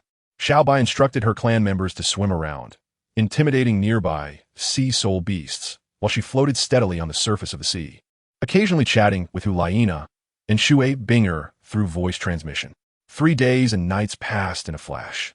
The dark red energy enveloping Ling Bai suddenly shrank into his body, and his eyes, which had been closed for 3 days and nights, slowly opened. 2 silver lights flickered across his eyes. Although they flashed by, they caused a strong stinging sensation in the eyes of Hulaina and Shui Binger, who were watching him. The moment Ling Bai stood up, the surrounding space seemed to freeze for a moment, and even the 100,000-year soul beast Xiao Bai felt as if she had suddenly been confined by space. This confinement power came quickly and left just as quickly. Xiao Bai, somewhat surprised, asked, "Ling Bai, what level is your soul power now?" Ling Bai shook his head and said, "I haven't obtained the 8th soul ring yet, so I'm not sure about the soul power level. It should be close to level 90, I guess." Shui Binger curiously asked, "Haven't you reached level 90 yet?" Ling Bai was undergoing the top-level 8th test, and his soul power reward were not less than those of Hulaina and Shui Binger. Given his usual hard work and cultivation, along with the energy from the 100,000-year evil demon Orca King soul ring, it wouldn't be surprising to reach level 90. Ling Bai smiled wryly and said, "It's not that easy. The transformation of all external soul bones and the evolution of the world domain require vast amounts of energy. This time, while absorbing the evil demon Orca King's soul ring, I found that the evolution of the world domain has become somewhat strained. I estimate that my soul power hasn't increased much." Hulaina quickly asked, "How much has the domain attribute increased?" Not bad. It increased by 10%. Shui Binger pointed out the key, asking how much the martial soul's true form would enhance the domain, and if the true form of the weapon soul were released, how much would the attribute increase for the world domain? Ling Bai replied with dissatisfaction, 40%. 40% increase? Shui Binger, Hulaina, and Xiao Bai exchanged glances, secretly thinking he was a freak. Looking at the increase alone, 40% could only be considered decent, but when combined with the phrase all attributes, plus the 40% reduction in all attributes, along with 7 types of attribute energy, the world domain would become quite terrifying. The two women and the beast were stunned, unable to regain their senses for a long time, until a dark red soul bone flew out from the corpse of the evil demon whale king, which brought them back to reality. Upon seeing the appearance of the soul bone, they gasped in surprise. A trunk bone? A soul master can fuse a total of soul bones, 1 external soul bone and 6 ordinary soul bones. Among the ordinary soul bones, the value varies greatly depending on the part of the body. Among the 6 ordinary soul bones of the same age, the trunk bone has the highest value, followed by the skull, right arm bone, left leg bone, and right leg bone. According to this order, the evil demon whale king produced a very precious trunk bone. This soul bone is somewhat similar to the human spine and is relatively complete. It is translucent, and dark red blood seems to flow within it. Terrifyingly, the surrounding light seemed to be devoured by the trunk bone, highlighting its brilliance and uniqueness. When the sea god's light shone on it, the trunk bone actually trembled slightly, as if it were about to fly away. Ling Bai snorted coldly, swayed slightly, and reached the trunk bone, grabbing it and using the Zhun character technique to dispel the last trace of spiritual imprint left by the evil demon whale king in the soul bone. Holding the trunk bone produced by a 100,000-year soul beast, Ling Bai did not fuse it immediately. He looked at Hulaina and Shui Binger, who knew what their man was thinking, and Shui Binger smiled lightly. Don't hesitate, fuse it quickly. Our 6th test will probably not be simple. Ling Bai was taken aback for a moment. His spiritual power touched the sea god mark on his forehead to check the content of the 6th test, and his expression quickly turned ugly as he sighed. It really isn't simple. What is it? Hulaina asked. You don't know? Both Hulaina and Shui Binger shook their heads and said in unison, Our 6th test is to complete your 6th test together. Ling Bai took a deep breath and said solemnly, To pass the 6th test, our current strength is far from enough. I must fully complete the 8th ring. Chapter 175. Target for hunting the top-level 8th test. 6th test requires enduring attacks from Sea Dragon Doloa, Sea Spear Doloa, Sea Phantom Doloa, Sea Horse Doloa, and Sea Maiden Doloa for the duration of an incense stick. The time limit is 1 year. Upon hearing the content of the 6th test, Hulaina and Binger were at a loss for words. After all, these were 5 title Doloa, not 5 soul masters. Even enduring for just an incense stick's time would be very difficult. Little White exclaimed, The sea god really values you. He actually has those 5 guys attacking you together. The Seahorse Doloa and Sea Maiden Doloa have relatively lower soul power, only at level 93, while the Sea Spear Doloa is at level 94. And the strongest is the Sea Dragon Doloa, with soul power reaching level 95. His Sea Dragon martial soul is very powerful, especially in the ocean, where it can display strength beyond level 95. 3 at level 93, 1 at level 94, and 1 at level 95. Hulaina and Shui Binger felt breathless, their expressions matching Ling Bai's grimness. Shui Binger said to Ling Bai, Fuse the soul bone first. We could discuss the 6th test after you finish fusing. Ling Bai nodded, placing the trunk bone from the evil demon whale king on his back, and with the wrapping of soul power, the trunk bone strangely disappeared. The next moment, a deep and terrifying roar erupted from Ling Bai's body, and a rich red light suddenly burst forth, turning the surrounding seawater a blood-like color. The massive shadow of the evil demon whale king slowly appeared behind Ling Bai, although it was not a physical entity. Its 30-meter-long enormous figure still exerted immense psychological pressure on Hulaina, Shui Binger, Little White, and the nearby demon soul great white shark, making it hard to imagine what kind of terrifying attack it could unleash. As the red light retracted, the phantom of the evil demon whale king gradually faded until it completely disappeared. With a movement of his body, a series of crackling bone sounds echoed. Fusing the soul bone is much faster than absorbing a soul ring, and it is safer and easier, regardless of the level of the soul master. Fusing soul bones can be done easily, even with 100,000-year soul bones. While Ling Bai was fusing the soul bone, Shui Binger and Hulaina looked around. Over 200 corpses of evil demon whales were floating on the surface, including several over 10,000 years old. But the two women searched thoroughly and found not a single soul bone, aside from the fact that 100,000-year soul beasts must produce soul bones. The probability of a 10,000-year soul beast producing a soul bone can only be said to be relatively high. It is entirely based on luck. Otherwise, the value of soul bones would not be so high. Although they did not find a second soul bone, having eliminated the evil demon whale and completed the 5th test, Ling Bai gained a 100,000-year 7th soul ring and a trunk bone, which could be considered a bountiful harvest. However, the mood of the three was not particularly good. The 6th test weighed on them like a heavy stone. In a one-on-one scenario, aside from the sea dragon Dalaw being somewhat tricky, Ling Bai was confident he could handle it. Against 5 titled Dalaw working together, unless Ling Bai's soul power reached level 90 and he fully completed 9 soul rings, he would have no hope of holding his own. Even now, it would be difficult to pass the 6th test, even with Hulaina and Shui Binger joining in. Sitting on Little White's back, Ling Bai asked, "Little White, you demon soul great white sharks live in the ocean and are very familiar with the distribution of sea soul beasts, right? Do you know where to find 100,000-year soul beasts?" Little White understood the intention behind Ling Bai's question. He must be looking to hunt a 100,000-year soul beast for his 8th soul ring. He replied, "The ocean is vast, and our activity area is limited to the nearshore region. The nearshore is also very large. I don't know if there are any other 100,000-year soul beasts besides me, the evil demon whale king, and the deep sea demon whale king, but there are many 100,000-year soul beasts in the deep sea and open sea.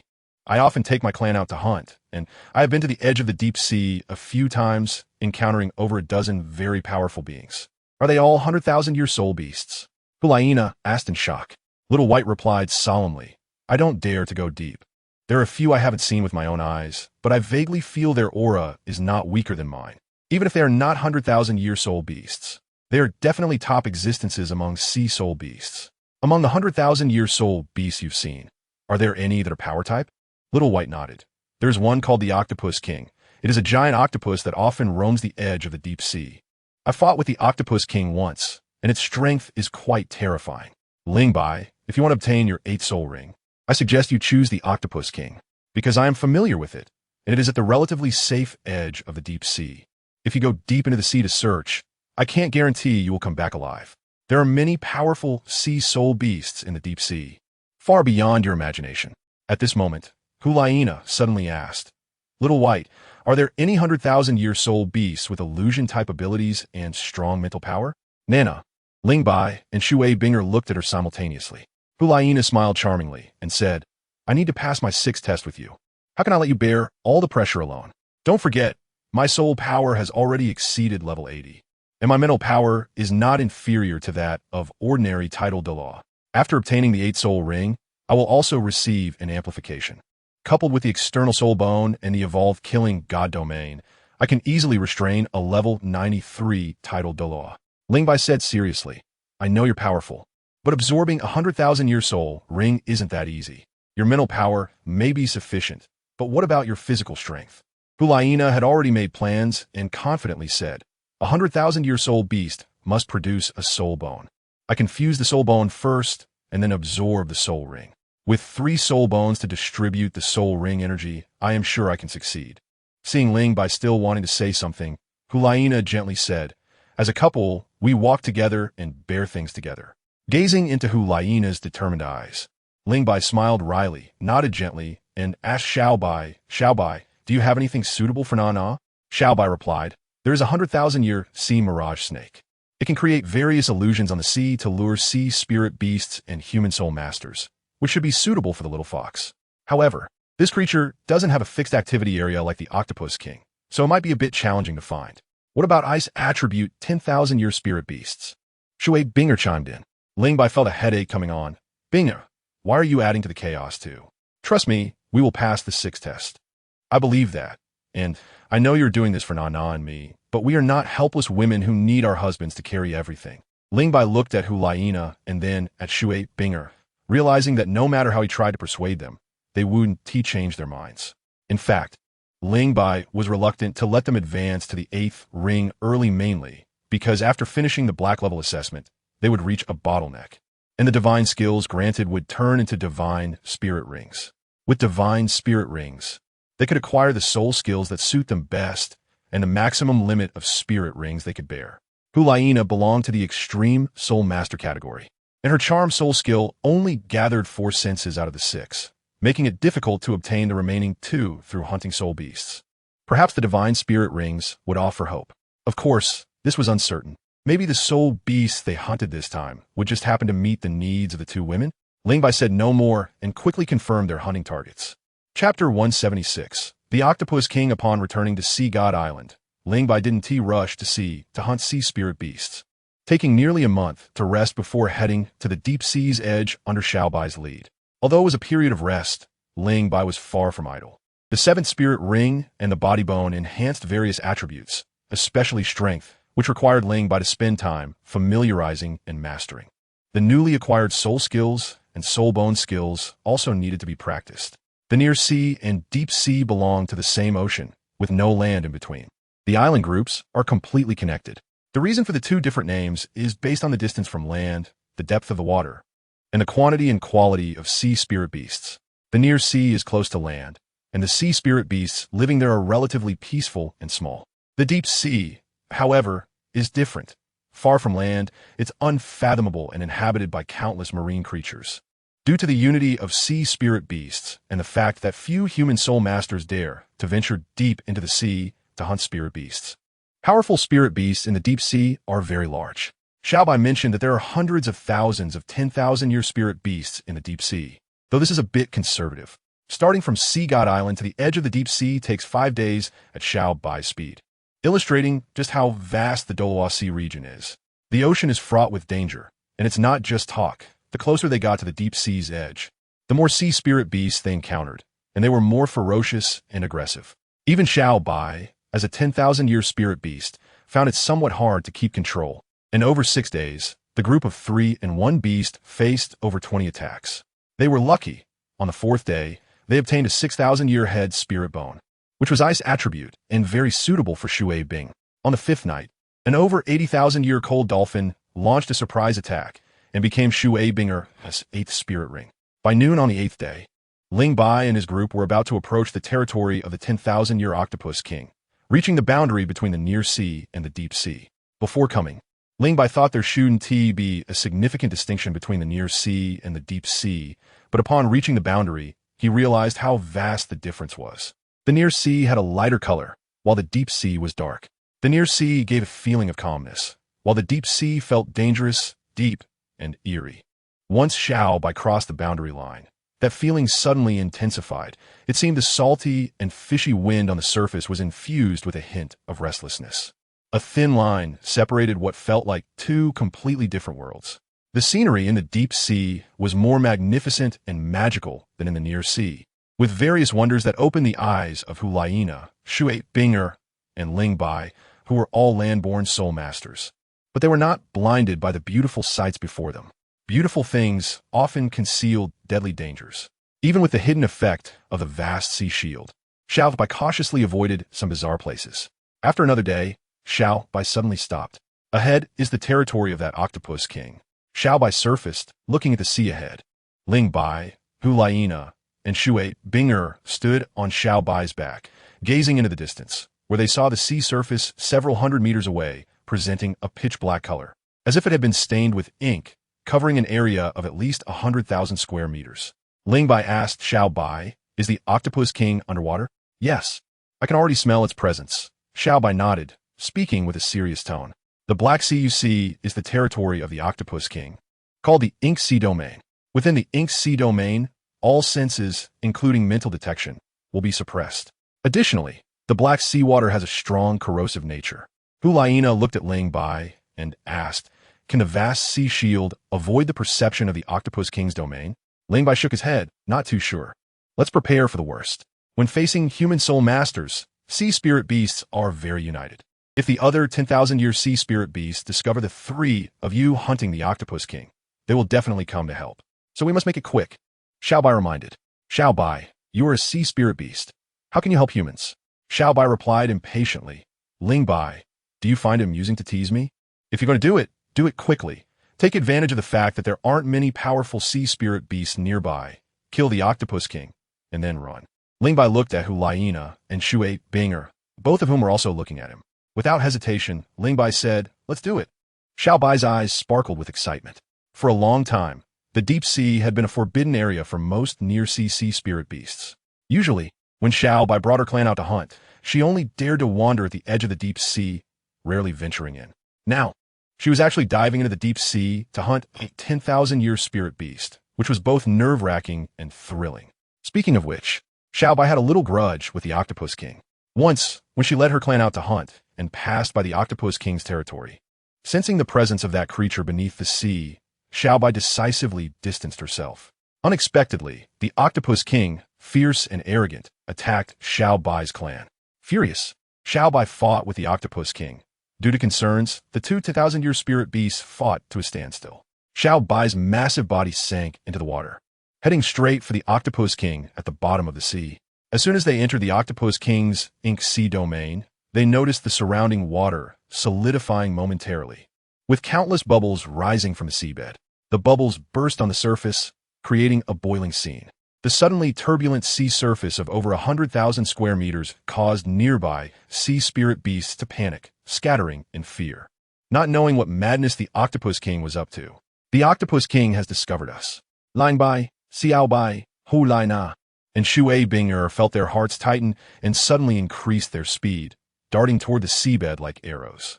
At that moment, a gigantic tentacle swung up from the bottom of the sea, entirely black and over 100 meters long. With a single strike, the immensely heavy seawater was lifted, creating strong undercurrents that violently struck against Xiao Bai and the three others. "Let me handle this." Ling Bai drew the cold silver blade from his back, quickly covering his entire body with a layer of silver scales, a thick tail sprouting from behind him, and suddenly shot up, gripping the blade with both hands to meet the Octopus King's tentacle. With a fourfold thunderous force, 30 times the power erupted. One slash severed the Octopus King's tentacle. In an instant, a roar reminiscent of the ocean's fury erupted from the depths of the sea, and a monstrous creature appeared in the perception of Ling Bai and the others. It resembled a giant octopus, but its size was far greater than that of an ordinary octopus. Its spherical head had a diameter of 50 meters and 8 tentacles, each over 100 meters long, extended from beneath its head, recklessly stirring the ocean. A pair of orange vertical pupils, as large as lanterns, stared angrily at Ling Bai. "The king of the demon's soul, great white shark, you bring humans to my territory. Do you intend to declare war on all deep-sea soul beasts?" Xiao Bai scoffed. "Don't try to scare me with big words. I'm not easily frightened. I want to kill you, and it has nothing to do with the other sea soul beasts. You're just an octopus. What right do you have to represent the deep sea? Kill me?" The Octopus King seemed to have heard the funniest joke in the world, laughing in anger. "Want to die? I'll make it happen for you. Eating the demon's soul, great white shark king, will surely bring me many benefits." The 8 tentacles lashed out, and the seawater surged upward like a volcanic eruption. Ling Bai did not retreat, but advanced, the figure of the evil demon Orca King appearing behind him, startling the Octopus King. The evil demon Orca King. Ling Bai's body tilted slightly, and the evil demon Orca King turned as well, its massive tail striking fiercely at the Octopus King. 100,000 years soul bone skill. Activate. There was no update today. The ode updates will be made up in the next half month. Doluo will also be completed in half a month, and the next world will be the King's Avatar. Chapter 177, Successful Hunt Bang. The massive tail of the evil demon Orca King struck the Octopus King fiercely. Although smaller in size, the force unleashed made the Octopus King pale in shock, and the seawater exploded outward as its gigantic body was propelled like a cannonball toward the seabed. A circle of shimmering silver light suddenly expanded, instantly catching up with the Octopus King and enveloping it. All attributes were weakened by 40%, and the golden mist-like sea god-s light, along with a chilling killing intent, descended upon it, greatly suppressing the Octopus King's strength.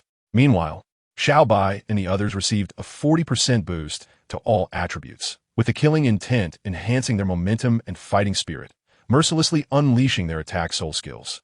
Intense gray-blue light gathered on Xiao Bai's body, transforming into dozens of tooth-like light blades that shot out. Under the amplification of the world domain, Xiao Bai's formidable demon shark tooth became even more terrifying, and blood splattered as at least 3 tentacles fell from the Octopus King's body. The Octopus King roared in pain and fury, a brilliant blue light suddenly erupting from its body. As the blue light intensified, the Octopus King's dark body became transparent, as if sculpted from blue crystal. Immediately, endless water elements surged forth, quickly coalescing in front of it. Water Element Sword. This was the skill the Octopus King was about to unleash. This skill was formed from the ubiquitous water elements in the ocean and possessed terrifying attack power. When Xiao Bai had fought the Octopus King before, he had suffered from this move. Seeing the Octopus King charging up to release it now made him anxious. At that moment, a beam of ice blue light shot out, precisely landing on the Octopus King. 0-degree light, the 6,000-year head soul bone skill of Shui Binger activated. This skill was incredibly powerful. One hit would forcibly freeze for 3 seconds. Both in the original work and in reality, Shui Binger possessed outstanding control abilities, and her soul power had reached level 83. How could she give the Octopus King a chance to attack? The 0-degree light was used perfectly, freezing the Octopus King and interrupting the water element sword, leaving the Octopus King feeling so frustrated it wanted to spit blood. Its suffering was just beginning, as there was more than one enemy. Hulaina, Xiao Bai, and Shui Binger attacked together, causing the Octopus King, already suppressed by the world domain, to be unable to fight back at all. Meanwhile, Ling Bai stood steadily in the water, holding his knife, slightly tilting his upper body, and struck down with a single blow. The terrifying force stirred the seawater, producing a sound like a tsunami. The cold silver knife slashed down, retracted, and then slashed down 3 times in succession. The power accumulated on the blade stirred the ocean, causing the sea within a diameter of hundreds of meters to tremble slightly. The tsunami-like sound booming like spring thunder, making Xiao Bai, Hulaina, Shui Binger, and the Octopus King all glance over. Again with this move, Xiao Bai silently marveled. Back then, Ling Bai had made her dizzy with the chaotic wind thunderblade. Years had passed, and Ling Bai's power and thunder energy had once again broken through.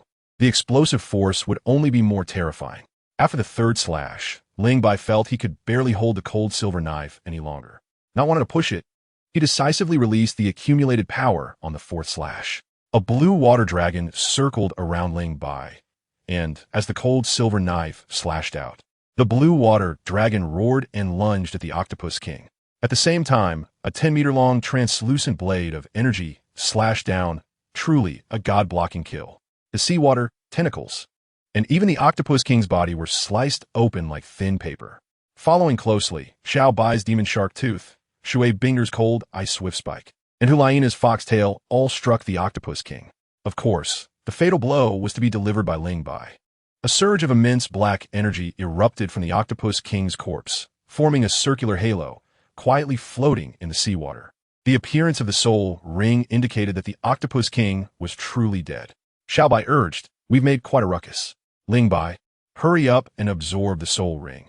The sooner we finish absorbing it, the sooner we can leave." Ling Bai handed the right arm bone of the Octopus King to Hulaina, sitting cross-legged on Xiao Bai's back without any hesitation, and directly absorbed the soul ring in the seawater. Having had experience absorbing 100,000-year soul rings twice, along with his physical and mental strength far exceeding that of a typical title de law, the soul ring of the Octopus King posed no pressure on Ling Bai at all. He finished absorbing it in just 1 day. The enhancement from the 100,000-year 8-soul ring was not significant, especially with the world domain, which only increased the amplification and weakening by 5%, half of what the 6th and 7th soul rings provided. However, gaining 200,000-year soul skills greatly boosted his overall power. Seeing Ling Bai open his eyes, Hulaina made a gesture and threw a black right arm bone to Ling Bai. A 100,000-year soul beast must drop a soul bone, and it would be a soul bone that the soul master who killed it did not have. Ling Bai already had a head bone, a torso bone, an external attached bone, and a right leg bone, but was still missing a right arm bone, a left arm bone, and a left leg bone. The Octopus King had just produced the right arm bone that he was missing. However, Ling Bai was not focused on the right arm bone he lacked, but on the countless sea soul beasts swimming outside the Han Hai Guardian Shield. Among them, 3 were particularly massive, passing by the transparent Han Hai Guardian Shield, giving Ling Bai and the others a feeling of oppression. 100,000-year soul beasts. All 3 of them. Ling Bai's expression turned horrified, and he made a gesture to Hulaina, Shui Binger, and Xiao Bai. Xiao Bai nodded, slowly descending toward the seabed. Just as they shook off the encirclement of the sea soul beasts, they turned back toward the near shore. The Octopus King was considered a local overlord at the edge of the deep sea, and as the MO high domain disappeared, its aura vanished, drawing the attention of nearby passing sea soul beasts. If it weren't for Xiao Bai's keen sense of smell, detecting the intruder's presence in advance and prompting Hulaina to activate the Han High Guardian Shield, the four of them would have likely been discovered by the sea soul beasts long ago. Returning to the calm, near shore, Ling Bai finally breathed a sigh of relief. He took out the right arm bone of the Octopus King from the Soul Guide and handed it to Hulaina. Nana, you should fuse with this soul bone. It will be much safer to absorb the 100,000-year soul ring. Hulaina did not take it.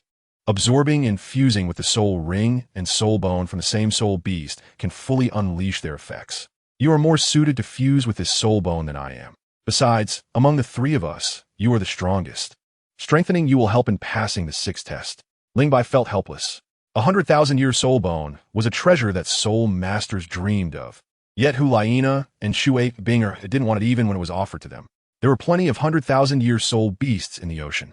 They could just hunt them when they encountered suitable ones. With this thought, Ling Bai said no more and pressed the right arm bone against his arm, easily merging it into his body. In reality, Ling Bai was overestimating the ease of the hunt. If it were that simple to hunt 100,000-year soul beasts in the ocean, the 7 Sacred Pillars Guardians wouldn't have none of them. Chapter 178. Hulaina's 100,000-year soul ring a month later, in the deep sea above the nearby coast. A silver figure flew rapidly. Due to the speed, only a fleeting shadow could be seen, and the surrounding air emitted a low, explosive sound. Suddenly, a massive wave, 300 meters high, surged up from the deep blue sea, and the wave exploded into countless sparkling droplets like rain. The silver figure had no way to evade it, and halted abruptly, resembling a lizard. The 2 purple, 3 black, and 3 red soul rings on its body gently swayed. And at that moment, the 5th soul ring emitted a strong black light, revealing a silver-scaled lizard over 10 meters long behind Ling Bai. Strangely, this lizard was entirely composed of silver scales, with no flesh, bones, or skin, and every scale was identical in color and size. The 5th soul skill, Scale Armor Storm, was activated.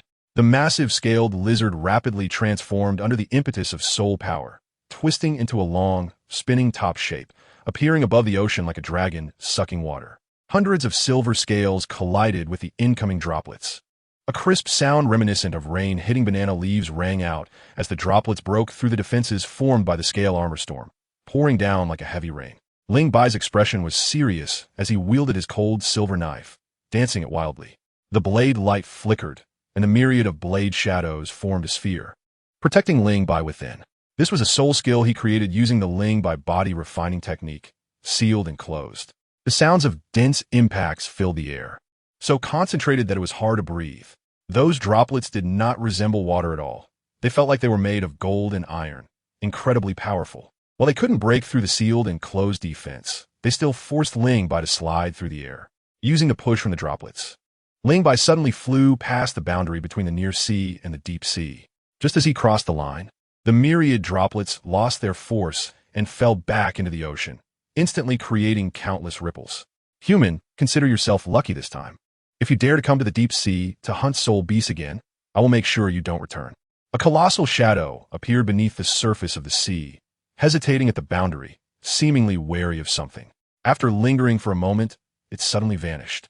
Ling Bai paid no attention to the voice behind him and activated his flying soul skill with all his strength to escape.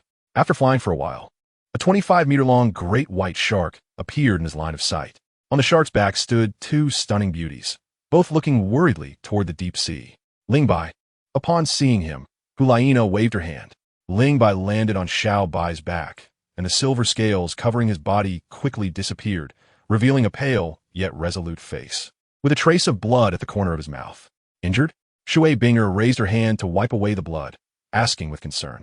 Ling Bai held her hand and replied nonchalantly, "That guy's attack was quite strong. Even with my 6th soul skill, sealed and closed, I couldn't fully withstand it. I took a bit of impact, but it's nothing serious. How about you two? We're all fine." It was terrifying, really terrifying. Xiao Bai's eyes were filled with fear.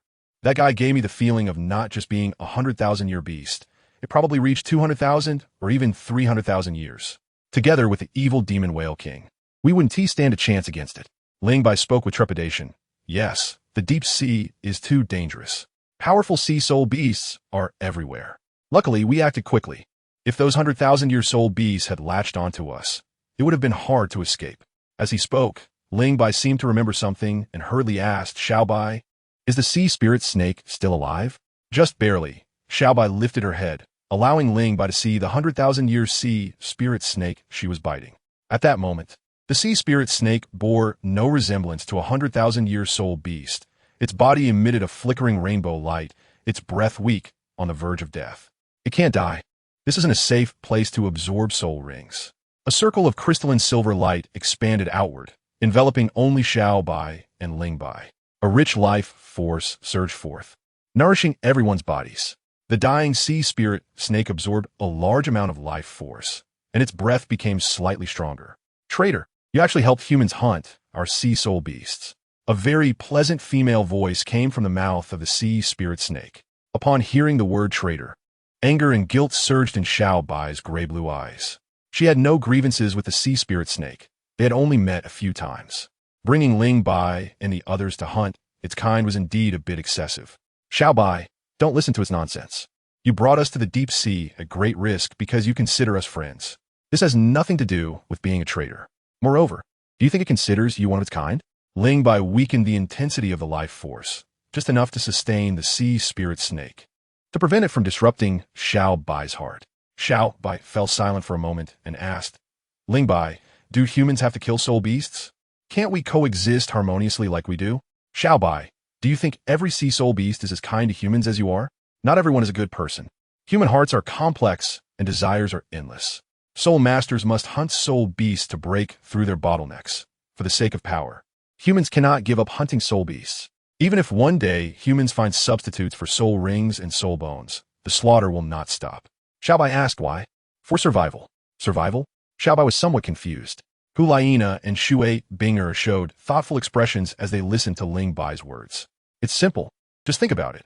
If one day there's so many sea soul beasts that even the ocean can't contain them, what will you do? Go to land. Xiao Bai suddenly understood. The slaughter between soul masters and soul beasts has a superficial reason of profit, but at a deeper level. It is a battle for survival between two races, essentially a self-regulation of nature. If one race becomes too strong and numerous, it will crowd out or even obliterate the living space of other creatures, causing destruction to the natural ecology.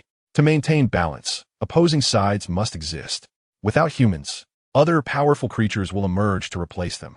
Xiao Bai, Hulaina, and Shui Binger had never considered this issue and fell into deep thought. Ling Bai also ceased to speak. To some extent, the conflict between humans and soul beasts was irreconcilable.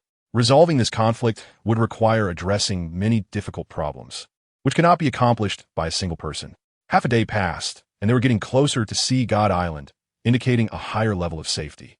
To avoid unnecessary troubles, Xiao Bai took Ling Bai and the others to a small island and let Hulaina absorb her soul ring there.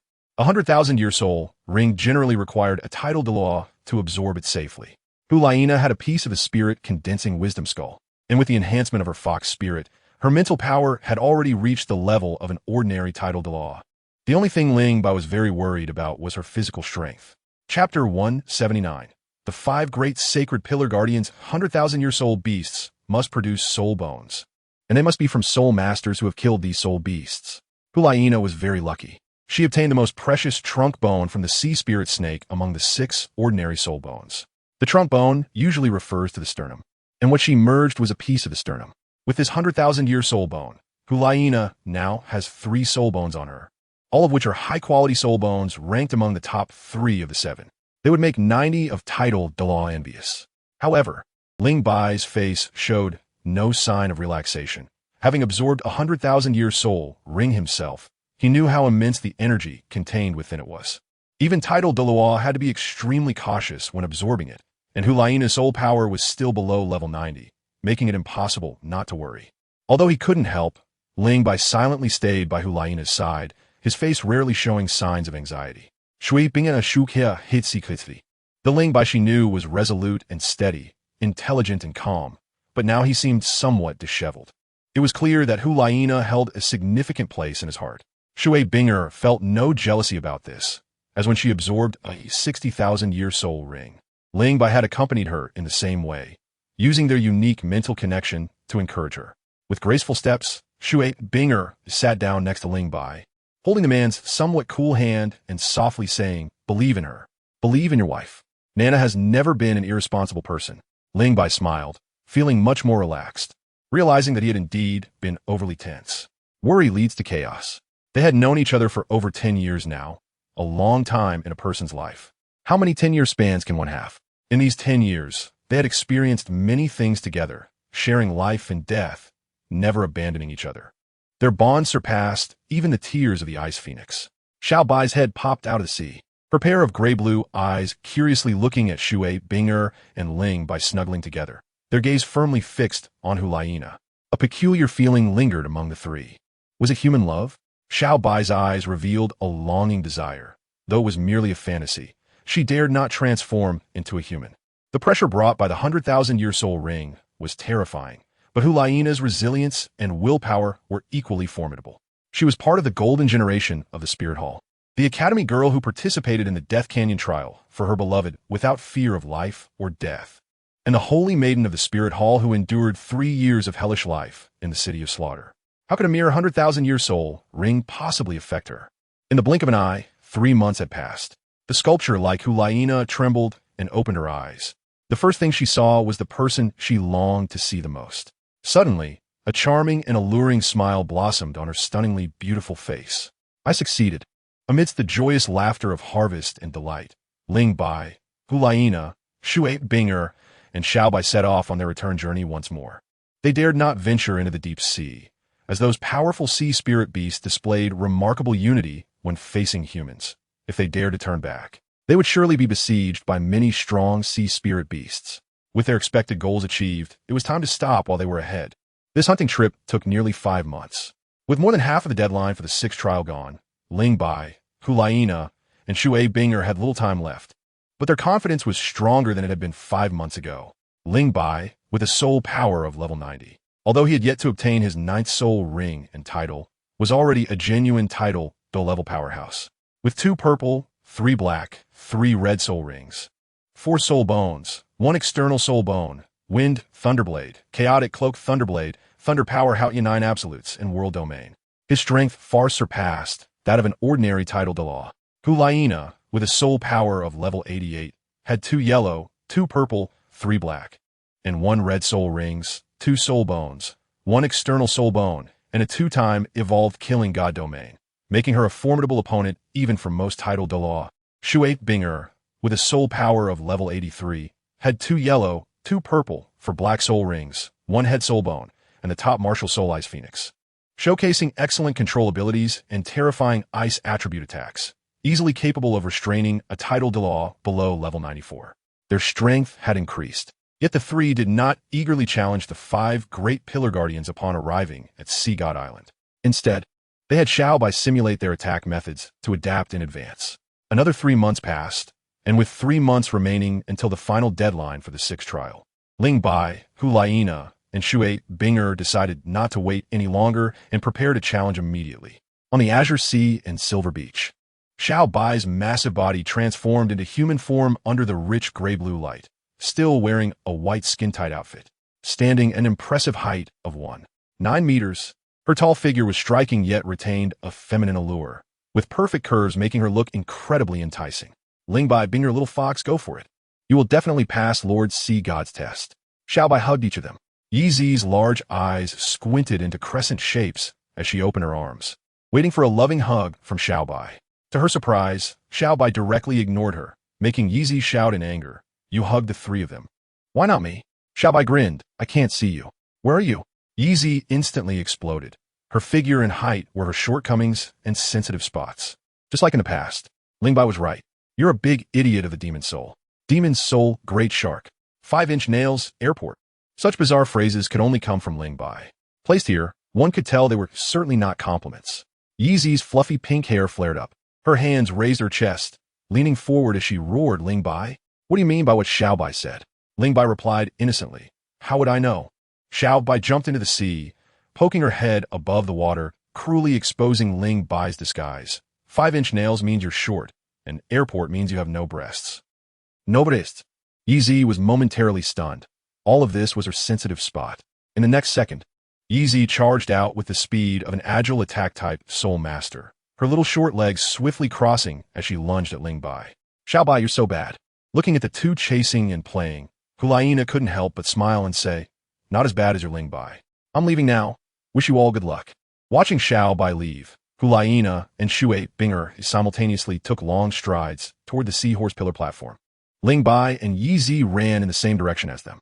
The yellow and purple robed soul masters guarding the area around the seahorse pillar platform quickly saluted upon seeing Ling Bai and the others arrive. They showed more respect towards Yi, as she had already passed the Black Level Trial for being granted Black Level authority on Sea God Island. Her status only second to Sea God, Dua Poseidon, and the 7 Great Pillar Guardians. As for Ling Bai, Hulaina, and Shui Binger, despite their high assessment levels, they had yet to pass all the trials and couldn't even be considered insiders. Instead, their background from the Spirit Hall drew resentment. Mr. Ling, are you about to start the 6th trial? The Seahorse Delaw appeared beside Ling Bai like a ghost, respectfully asking. Ling Bai nodded. Please notify the other 4 Pillar Seniors. Not a bother. I am one of the examiners. The Seahorse Delaw smiled and used the unique communication method among the Pillar Guardians to summon Sea Dragon Delaw, Sea Spear Delaw, Sea Phantom Delaw, and Sea Maiden Delaw. Before long, the Pillar Guardians arrived one after another. The first to arrive was Sea Phantom Delaw, a middle-aged man in his 50s, fairly handsome, dressed in black. Upon seeing the dark red sea god mark on Ling Bai's head, he politely bowed and stood beside the Seahorse Delaw, saying nothing. Next, a light-footed young girl appeared in front of Ling Bai and the others. The girl was quite young, looking around 18 or 19, wearing a black crop top that barely covered her belly button, with a long black skirt covering her slender legs. The sky-like azure eyes are so pure and flawless. The appearance so beautiful, with a faint smile always playing at the corners of her mouth. The young girl gracefully walks to the shore, about to greet Seahorse Delaw and Sea Fantasy Delaw, when suddenly her eyes light up as she sees Hulaina, Shui Binger, and Yi. She exclaims, 3 sisters. You are so beautiful. The girl's beauty is not inferior to any of the 3 among Hulaina, Shui Binger, and Yi, especially her innocent and carefree demeanor, which instantly creates a good impression. However, upon hearing the word sister, the expressions of Hulaina, Shui Binger, and Yi darken immediately. Although they have never met the Sea Maiden Delaw, their intelligence tells them the girl's identity. On Sea God Island, there is a clear hierarchy among Sea Soul Masters, and only those who have passed the Black Level assessment are qualified to wear black clothing. Now on Sea God Island, aside from Yi, there are only the 7 Great Guardian Pillars left. Among the 7 Guardians, there is only one female, the Sea Maiden Delaw. The Sea Maiden Delaw looks young, but her real age is definitely older than Hulaina, Shui Binger, and Yi. Calling them sisters implies they are old, right? Hey, why do you 3 sisters look so unhappy? I didn't say you were old. Our mermaid clan had a lifespan 5 times that of humans. According to your human calculations, I'm only in my 20s, so it's reasonable to call you sisters, the Sea Maiden Delaw says with a smile, her charming expression quite deceptive. Upon hearing this, Hulaina, Shui Binger, and Yi's expressions improve a bit, and they engage in a casual conversation with the Sea Maiden Delaw. What did your mind-reading technique pick up? Seahorse Delaw asks in a serious tone. The seemingly innocent Sea Maiden Delaw replies, I can't read the thoughts of the 3 assessors. Either their mental strength is equal to or exceeds mine, or they possess treasures that shield against mind-reading. However, I can read the thoughts of that pink-haired girl. Oh, that brat actually dared to call me an old lady. Seahorse Delaw's expression darkens, and he stops speaking, not exposing the Sea Maiden Delaw's disguise, waiting for the other guardians to arrive. The 2 titled Duluos, thinking they were hidden, were actually noticed by Ling Bai and Hulaina as soon as they exerted their mental pressure, but they remained expressionless. The 2 have powerful mental strength, able to block the Sea Maiden Delaw's mind reading, and Shui Binger possesses the Ocean Shield, which also has a similar effect when activated with soul power. However, the 4 major skills of the Ocean Shield are completely ineffective during the assessment. Yi is a smokescreen deliberately left by Ling Bai and the others, as they have not told her much. If the Sea Maiden Delaw judges Ling Bai and the other strength based on her thoughts, she will definitely suffer a big loss. The third to arrive is Sea Spear Delaw. As Sea Spear Delaw approaches, a sharp aura rushes toward them, as if they are facing not a person, but a peerless spear. His golden hair drapes over his shoulders, and his handsome face, with a hint of age, is expressionless. His blue eyes, devoid of any emotional color, do not even glance at Ling Bai and the others, merely nodding to Seahorse Dalaw and the others before sitting cross-legged to meditate.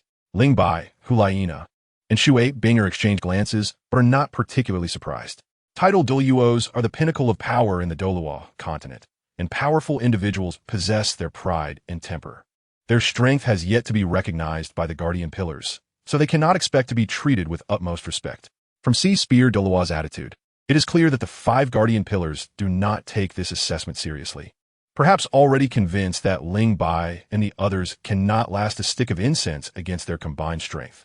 The Sea Dragon Sacred Pillar Platform is near Sea God Mountain, quite far from the Seahorse Sacred Pillar Platform, so Sea Dragon Doluo arrives the latest. He is also the strongest among the 7 Guardians. With a soul power of 95, his martial soul, the Sea Dragon, is a top-tier beast martial soul comparable to the Blue Lightning Tyrant Dragon, and both his strength and attack power are formidable. Against him alone, Ling Bai has no confidence in winning. Sea Dragon Doluo is robust, with an exposed upper body, his thick chest and abdominal muscles glistening like bronze armor. His ancient-looking face exudes a heavy aura, creating a strong sense of oppression. At this point, all 5 Guardian Pillars involved in the 6th assessment have arrived. In the assessment, we 5 Guardian Pillars are not allowed to use the power of the Pillars. The location can be chosen by you, Sea Dragon Doluo says in a deep voice. The fact that the location is up to Ling Bai and the others was agreed upon 9 months ago. When they received the message from Seahorse Doluo, the other 4 Guardians agreed without hesitation. It should be noted that they are all Sea Soul Masters. Even the Sea Spear Doluo, who is closest to Land Soul Masters, needs to leverage the power of the sea to exert his full strength. If Ling Bai and the others choose a land location, it would undoubtedly weaken their power. Yet they still agreed. The location has been chosen. Please follow us, seniors. Ling Bai, Shui Binger, and Hulaina exchange glances and quickly dash out. As they move, Sea Dragon, Sea Spear, Sea Fantasy, Sea Maiden, and Seahorse Dalaw also spring into action. In the blink of an eye, the 8 of them disappear without a trace. Yi Zi, furious, feels half dead. These Battle Soul Masters are really annoying. What kind of skill is it to bully food-type Soul Masters? Can't they move a bit slower?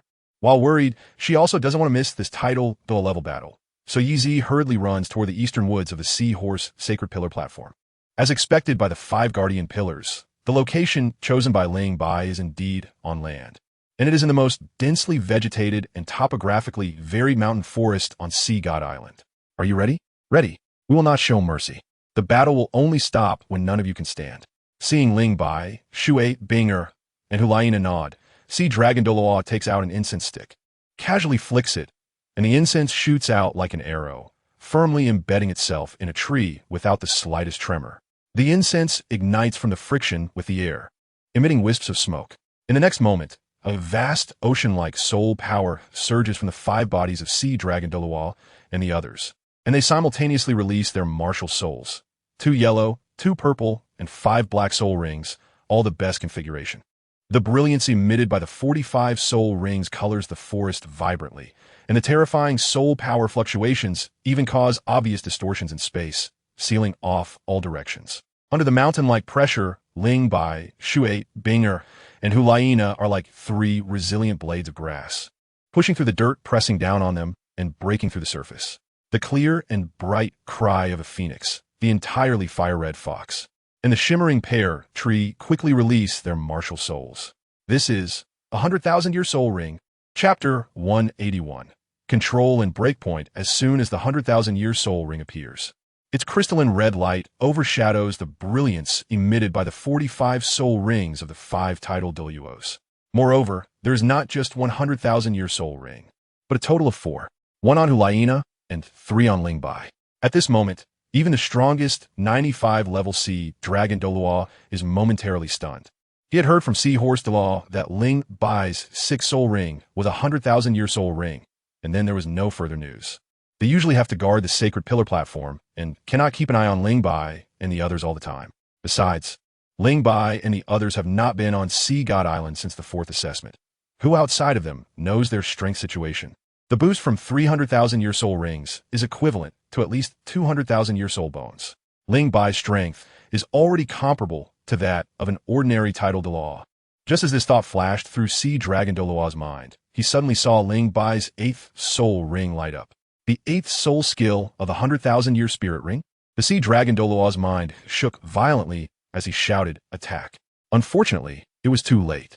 Ling Bai had always preferred to take the initiative, and quickly unleashing his soul skills was his forte. Even when facing the 5-titled Doloa, he showed no hesitation and launched the attack first. 5 visible ripples appeared in the space around the 5 Sea Dragon Doloa, resembling the gentle ripples created when a small stone is thrown into the sea. Each ripple targeted one person without any discernible pattern, distributed beside, in front of, and behind them. In the next instant, 5 silver tendrils shot out from the ripples, swiftly wrapping around the Sea Dragon Doloa, Sea Spear Doloa, Sea Illusion Doloa, Sea Horse Doloa, and Sea Maiden Doloa. The Sea Maiden Doloa exclaimed, "A group control soul skill?" That's right, it was a group control soul skill. The 100,000-year 8th soul ring granted Ling by 200,000-year soul skills. One was the single target attack soul skill, Void Sword, and the other was the group control soul skill, Void Touch, which he was releasing at that moment. The group control soul skill activated instantly, and as long as the mind locked on, the opponent could not escape. Void Touch, being a 100,000-year soul skill, had terrifying effects under the stimulation of level 90 soul power. The 5-titled Doloa were unable to break free from the restraints of Void Touch instantly. Taking the initiative to subdue the enemy, Ling Bai followed up with a subsequent attack. Dazzling silver light erupted from him, enveloping his body as he flickered and appeared in front of the Sea Illusion Doloa. The Void Touch controlled the movement ability of the Soul Masters, but could not control the release of soul skills and martial souls. The Sea Illusion Doloa, being a level 93 titled Doloa and ranked among the top 3 of the 7 Sacred Pillar Guardians, realized he was Ling Bai's first target and immediately launched a counterattack. A cloud-like blue mist suddenly spread out, flowing through the forest with a diameter of 100 meters. Being within this blue mist, Ling Bai, Hulaina, and Shui Binger felt as if they were submerged in the ocean, making it extremely difficult to breathe. Their mental detection was significantly limited, and the omnipresent pressure pressed down on the 3. The domain, the strongest domain ability of the Sea Illusion Doloa, activated. The Sea Illusion Doloa was one of the 2 titled Doloa among the 7 Sacred Pillar Guardians with domain abilities. Even the Sea Spear Doloa, whose soul power reached level 94, was unwilling to engage him in battle due to the terrifying nature of the illusion domain. The illusions created within the domain stemmed from the Soul Master's innermost memories, making them incredibly realistic. Injuries sustained in the illusions were also real. This meant that if a Soul Master died in the illusion, they would die in reality as well. The true terror of the Sea Illusion Doloa's illusion. Ling Bai was a strong opponent, having the 100,000-year soul ring since his 6th soul ring, something unheard of and unseen. The Sea Illusion Doloa dared not underestimate him and released his strongest domain ability to counter. However, in Ling Bai's eyes, his strongest became the weakest. The 4 major effects of the world domain: full attribute amplification and weakening, domain suppression and devouring, various energy environments, and the inability to use any teleportation, illusion, or charm soul skills. No matter how realistic the Sea Illusion Doloa's illusion domain was, it was still an illusion after all. With the release of the world domain, all illusions vanished. When it came to terror, no domain was scarier than the world domain. The illusion's removal wasn't over. The world domain frantically devoured the energy within the Sea Illusion Doloa's illusion domain to maintain its operation. Their attributes were amplified by 45%, while the opponent's attributes were weakened by 45%. The sea god's light, killing intent, evil energy, extreme heat and cold alternated, and lightning surged. Faced with such a warm reception, the Sea Dragon Doloa and his companions, who were struggling to break free from the Void Touch, turned pale. Domain.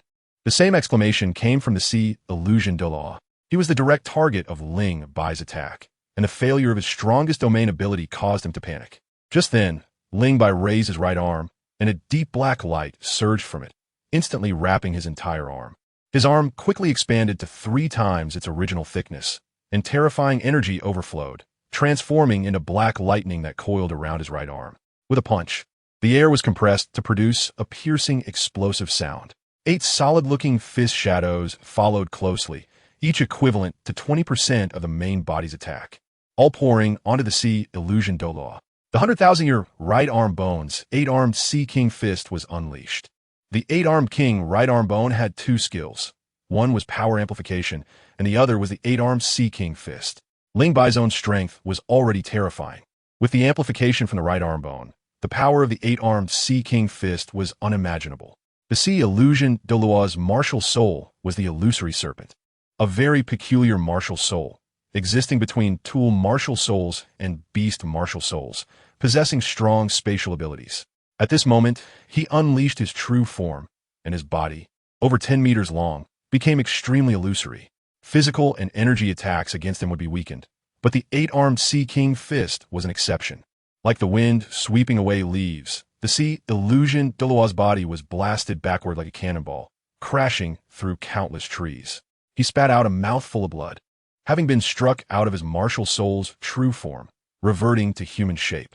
With a flash of silver light, Ling Bai instantly teleported to the Sea Illusion de Luo's front and said lightly, "Senior, I concede." The Sea Illusion de Luo looked at Ling Bai in shock, bitterly nodding.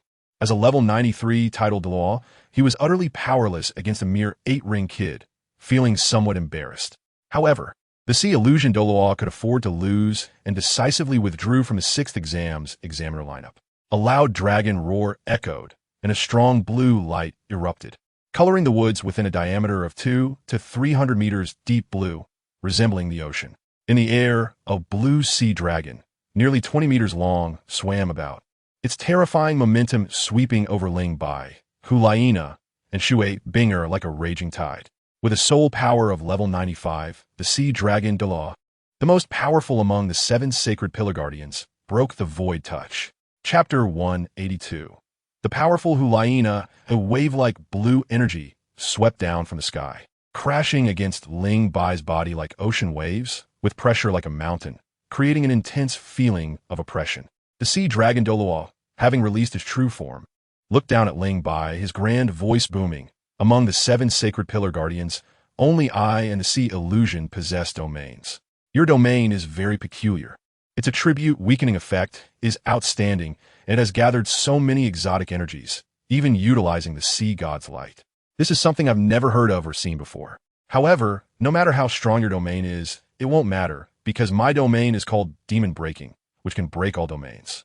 As his voice fell, circles of blue light spread from the sapphire-like eyes on the Sea Dragon de Luo's forehead. This energy did not possess strong attack power or impact. It targeted domains. Wherever the blue light covered, the world domain melted away like ice and snow. Even though Ling Bai had long known the effects of the Sea Dragon de Luo's demon-breaking domain, he couldn't help but show a different color in his eyes when truly faced with it. For the first time since obtaining the world domain, it was being broken by someone else's domain. To say it was broken might be somewhat inappropriate. In fact, the world domain had not completely collapsed. The world domain had 4 major effects, one of which was domain suppression and devouring. This meant that other soul masters could not break the world domain with their own domains. Now, the world domain was like a piece of cloth that had a hole cut into it by the Sea Dragon de Luo. Other areas still existed. The demon-breaking domain was indeed miraculous, but Senior, I am not fighting alone, Ling Bai said with a smile. At that moment, a blue light flew in from nowhere, landing squarely on the Sea Dragon de Luo's massive body, instantly freezing him.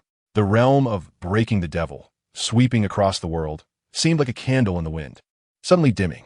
As Shui Binger unleashed her skull's soul skill, 0-degree light, the little fox was not idle. With a burst of rich red light, a large fox, entirely fire red, leaped out, surrounded by 8 soul rings of yellow, purple, black, and red around her slender waist. The first 7 soul rings flickered rhythmically, releasing intense, enchanting red light and an intoxicating fragrance. As she walked, the golden bell hanging from her neck chimed with a crisp sound. The charm soul skill was activated. Under the enhancement of the wisdom skull, the 100,000-year soul ring, and her formidable soul power of level 88. Hulaina's mental power had surpassed the level of a soul de Luo, reaching the level of a title de Luo. The stronger the mental power, the more terrifying the power of the charm soul skill. The Sea Woman de Luo, Sea Horse de Luo, and Sea Spear de Luo, who were trying to break free from the touch of the void, suddenly felt they could not move, as if they had lost control of their bodies. What a powerful charm soul skill. The faces of the Sea Woman de Luo, Sea Horse de Luo, and Sea Spear de Luo changed drastically, and without sitting idly by, they began to struggle violently. After all, they were guardians of the Holy Pillar who had passed the black level assessment, and their strength was not to be underestimated. Hulayina was not Tang San either. Accumulating mental power since childhood while controlling 3 titled WOs was somewhat strenuous. Looking at the 3 guardians of the Holy Pillar who were resisting, Hulayina snorted lightly, and her dazzling 8th soul ring suddenly shone brightly. The 100,000-year soul skill was activated. Crystalline red light surged from the true form of the enchanting fox, spreading in all directions. The ground covered with fallen leaves. The lush woods, the bright and glaring sunlight, all vanished. In their place was a dark and spacious great hall. This hall was very ancient, apart from 8 platforms. There were no extra buildings or decorations. The 7 outer platforms formed a circle shaped like the 7 holy pillars, but their area was much smaller. The 8th platform stood in the center like a star surrounding the moon, several meters higher than the 7 outer platforms, divided into 3 layers, with the diameter of the platform decreasing as it rose. On the top platform, it seemed that a long stick was inserted. As guardians of the holy pillar of Sea God Island, the Sea Woman Daw, Sea Horse Daw, and Sea Spear Daw were very familiar with this great hall. It was indeed the sacred place of Sea God Island, the Sea God Hall. A mirage? The Sea Woman Daw, Sea Horse Daw, and Sea Spear Daw revealed a look of struggle in their eyes, which soon vanished. They looked at the figure sitting cross-legged on the platform with a respectful expression. That person was none other than Sea God Daw Poseidon. In a sense, in the minds of the 7 holy pillar guardians, Sea God Daw Poseidon held a status comparable to that of the sea god. Without her guidance, it would have been difficult for the 7 holy pillar guardians to cultivate to the level of title Daw. Salute to the great offering. Poseidon slowly opened her eyes, her voice seeming to come from the heavens, ethereal and melodious. A stick of incense had passed, and Ling Bai, Hulayina, and Shui Binger had passed the 6th test. The Sea Woman Daw, Sea Horse Daw, and Sea Spear Daw were stunned, revealing expressions of disbelief, and they all looked towards the Sea Dragon Daw. At this moment, the Sea Dragon Daw was quite miserable, covered in injuries, his aura weak, feeling both ashamed and admiring as he said, "Ling Bai is very strong. I lost. Do we all lose?" Sea Spear Daw frowned and asked. Sea God Daw said, "You 3 were affected by Hulayina's charm soul skill and were dragged down by her alone." Outside the mirage, Shui Binger glanced at Hulayina, somewhat speechless. One person holding back 3 titled WOs for a stick of incense time. How bold. However, it was true that she temporarily controlled the 3 titled WOs by herself. Seeing Hulayina getting carried away, Shui Binger no longer focused on her and fixed her gaze firmly on Ling Bai. Whether they could pass the 6th test depended entirely on Ling Bai. Our saintess is really amazing. Sensing that Hulayina had controlled the 3 titled WOs, Ling Bai felt secretly pleased for her. This was the demeanor a saintess should have. While feeling emotional, Ling Bai's actions were not slow at all. Staring at the still frozen Sea Dragon Daw, Ling Bai gripped the cold silver knife, and terrifying power surged forth like a river, causing the surrounding space to distort with ripples. With one slash, before the power could be released, Ling Bai retracted it, and then slashed again and again. The power of the 3 overlapping slashes was too terrifying. The cold silver knife trembled violently, causing time and space to quiver. And Ling Bai almost couldn't hold on. Ling Bai gritted his teeth and shouted, "Chaotic Wind, Thunderblade, 4th slash." This slash was delayed, and the freezing time of 0-degree light had ended. Sea Dragon Daw regained his ability to move. This power. Sea Dragon Daw stared intently at Ling Bai, who was slowly swinging the cold silver knife, his sea blue eyes filled with shock. Facing that power, he vaguely sensed the breath of death. He couldn't let him succeed in gathering power. Sea Dragon Daw made a quick decision, and the 8th soul ring surrounding his dragon body shone brightly. An endless blue light explosively released from every scale of the Sea Dragon Daw, causing his already 20-meter-long body to swell once more. The dragon's head raised high, and the water elements drifting in the heavens and earth rushed towards him, gathering frantically at his head. 8th soul skill, high pressure, Sea Dragon Cannon. Chapter 183. The 6th test completed. The high-pressure Sea Dragon Cannon was the 8th soul skill, unleashed by a title Daw with a soul power of 95. Its power was evident. If it weren't for the long, charging time of the 9th soul skill, Sea Dragon Daw would have wanted to directly use the 9th soul skill to defeat Ling Bai. He had already figured out the response strategy for the 3 in the 6th test. Hulayina and Shui Binger focused on control, while Ling Bai focused on offense. Defeating Ling Bai would definitely leave Hulayina and Shui Binger unable to withstand the attacks of the 4 titled Doluos. Similarly, Sea Dragon Doluo was the strongest among the 7 Holy Pillar Guardians and the core of the 5 examiners in the 6th test. Without him, and Sea Mirage Doluo, the Sea Woman Doluo, Sea Spear Doluo, and Sea Horse Doluo would be powerless to stop Ling Bai and the others from passing the 6th test. Both sides were putting in all their effort, wanting to crush the core of the other side and end this assessment. Sea Dragon Doluo launched his 8th soul skill, with a very strong purpose, not just to interrupt Ling Bai's chaotic wind Thunderblade. Could he achieve his goal?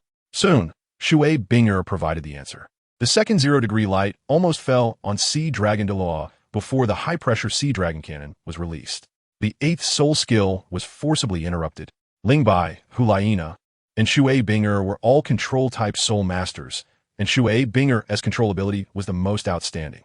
How could she allow Sea Dragon Doluo to interrupt Ling Bai? As 0-degree light blossomed, even the 100,000-year soul beast, the 8-clawed king, was forcibly frozen for 3 seconds, let alone Sea Dragon Doluo. A silver dragon flew out from the slashing cold silver knife, formed by the combination of quadruple thunder energy and level 90 soul power, roaring towards Sea Dragon Doluo. Just as the silver dragon was about to collide with Sea Dragon Doluo, the void suddenly rippled, and Sea God Doluo Poseidon appeared in front of Sea Dragon Doluo out of thin air, lightly stomping her right foot on the ground. Suddenly, a giant wave rose, accompanied by the roar of the sea, engulfing the silver dragon. This was not a real wave, but an energy wave that couldn't even be considered a soul skill. The silver dragon, which could have severely injured or even killed the frozen Sea Dragon Doluo, disintegrated in the blue wave without causing a single splash. A level 99 Peerless Doluo, terrifying indeed. Poseidon gently waved her hand, and a circle of blue ripples spread out, causing Hulaina to break free from her enchanting fox true form and return to human form. The Sea Woman Doluo, Sea Horse Doluo, and Sea Spear Doluo, who had been trapped in the mirage, all awakened, looking at each other in silence. Great offering we. Poseidon raised his hand to stop Sea Spear Doluo from continuing, saying, "You 5 have already lost your advantage since you agreed to let Ling Bai choose the battlefield. You are sea soul masters and can only exert your full strength in the ocean. We lost." Sea Dragon Doluo looked at Ling Bai, Hulaina, and Shui Binger, a soft expression appearing on his ancient face. "Congratulations, you have passed the 6th test." Passed. Ling Bai, Hulaina, and Shui Binger exchanged glances, surprised but not unexpected. Before the assessment, they had learned in detail about the 5 great pillar guardians from Xiaobai and formulated a targeted plan. The 3 of them were not weak, so passing the assessment was quite normal. The 10,000-year group control soul skill was released, and Sea Illusion Doluo was the first to be eliminated. Then Ling Bai and Shui Binger fought 2 against 1. If it weren't for Poseidon's intervention, that last strike would have been enough to take down Sea Dragon Doluo. The remaining 3 posed no threat to Ling Bai and the others. At this moment, the incense had only burned a little. Yi Zi ran over with her short legs, and, seeing so many people standing in the forest, curiously asked, "Haven't you started fighting yet?" Hulaina lightly coughed and replied, "It's over." "Over? It's over?" Yi Zi had a look of disbelief, her beautiful big eyes suddenly turning to the 5 Sea Doluos. Sea Dragon Doluo and Sea Illusion Doluo were fine, as they had taken action, but Sea Woman Doluo, Sea Horse Doluo, and Sea Spear Doluo felt a bit embarrassed, as they had been daydreaming the entire time. Yi Zi seemed to want to ask something, but she saw the marks on Ling Bai, Hulaina, and Shui Binger's foreheads begin to shine. Having completed the black level 4th test, she understood what this meant and quickly shut her mouth, her small face showing envy and anticipation.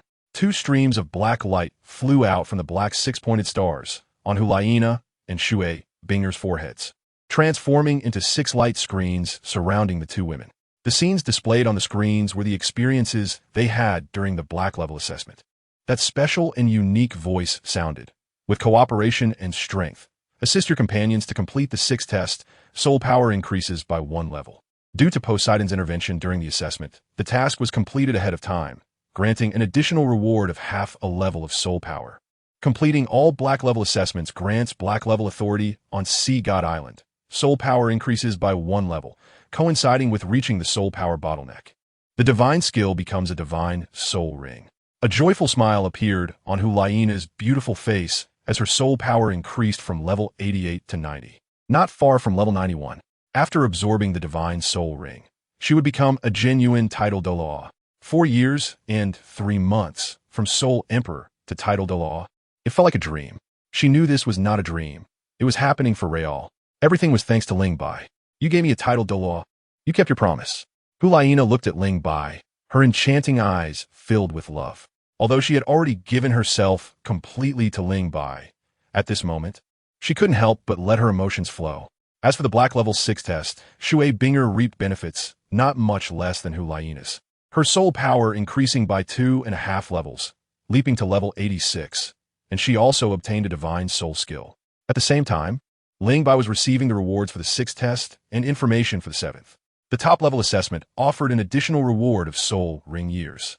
After completing the 6th test, Ling Bai's 8 soul rings each increased by 1,500 years, raising his soul power from level 90 to 91.5, further enhancing all attributes. Unlike the previous 5 tests, the rich red light did not gather behind Ling Bai to form the sea goddess phantom, but instead flowed like a tide back into the sea god mark on his forehead. In the next moment, the dark red sea god mark transformed into a dark red trident, releasing a strong red light. Except for Poseidon, Sea Dragon Doloa, Sea Horse Doloa, Sea Illusion Doloa, Sea Woman Doloa, and Sea Spear Doloa slightly bowed, showing respect on their faces. The dark red trident mark that replaced the sea god appeared for a moment before slowly fading away. It did not disappear. It merely hid beneath the skin, and as long as Ling Bai wished, he could summon it at any time. A sense of clarity rose in Ling Bai's heart as he looked at Poseidon. Poseidon wore a gentle smile. She was already an extremely beautiful woman, and with this smile, it was as if sunlight had spilled over the sea, making her beauty mesmerizing.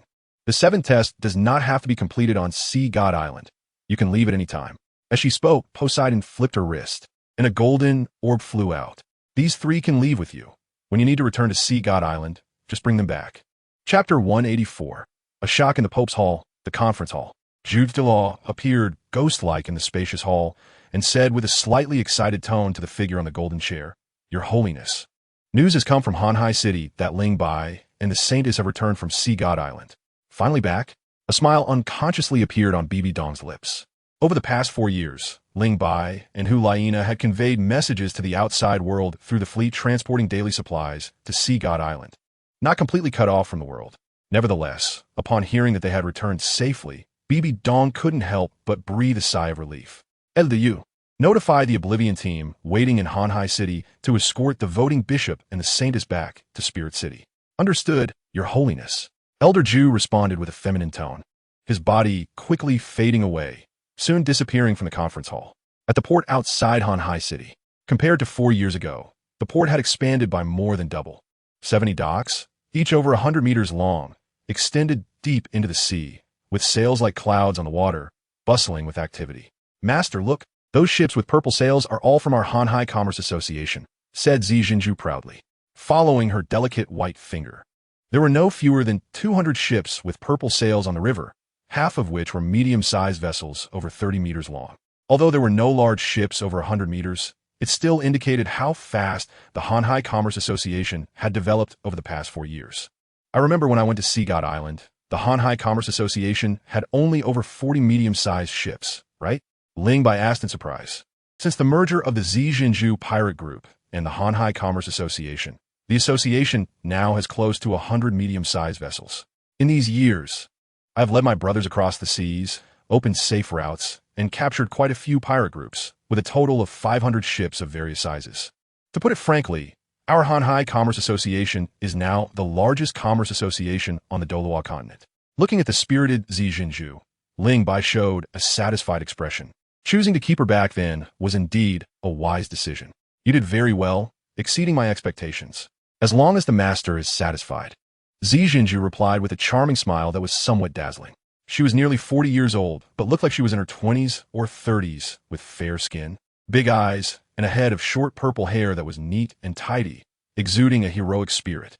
Her figure was voluptuous, with a graceful curve. Noticing Ling Bai's gaze on her, Zi Jinju suddenly became shy. "Master, what are you looking at?" "Looking at you." Zi Jinju's pretty face flushed, and she said shyly, "If the master needs, I can." Ling Bai's forehead twitched, scolding, "Don't pretend to be sick if you're not." Zi Jinju pouted, showing a wronged expression. as she was not pretending at all. Strangely, the fierce Si Jinju in front of others was gentle as a cat in front of Ling Bai. Moreover, since 4 years ago, she seemed to have begun to like men. Ling Bai was not looking at her. Instead, he was gazing at the busy ships on the sea, suddenly asking, if all the ships of our Chamber of Commerce were used to transport people, how many could we carry at once? Zi Zhenju replied, it depends on the distance of the voyage. To Ling Hai City in the Star Luo Empire. Zi Zhenju did not answer immediately, frowning as she calculated for a while before saying, the distance from Han Hai City to Ling Hai City is quite far, and during the voyage, we will encounter attacks from sea soul beasts, so we must be equipped with a certain number of soul masters for protection. Also, considering the issues of food and sanitation, we can carry a maximum of 10,000 people. 10,000? Ling Bai pondered for a moment and then asked, how many troops does the Star Luo Empire have stationed in Ling Hai City? Zi Jinju glanced at Ling Bai and said, due to the prosperity of maritime trade in Ling Hai City in recent years, the Star Luo Empire has increased its military presence in the province where Ling Hai City is located by 50,000 troops. And there is also a navy stationed in the nearby sea area of Ling Hai City. How many naval ships does this navy have? 20 medium-sized naval ships, commanded by a soul saint-level soul master. After a pause, Zi Zhenju disdainfully said, with those few broken ships, I could overturn them with a single spit.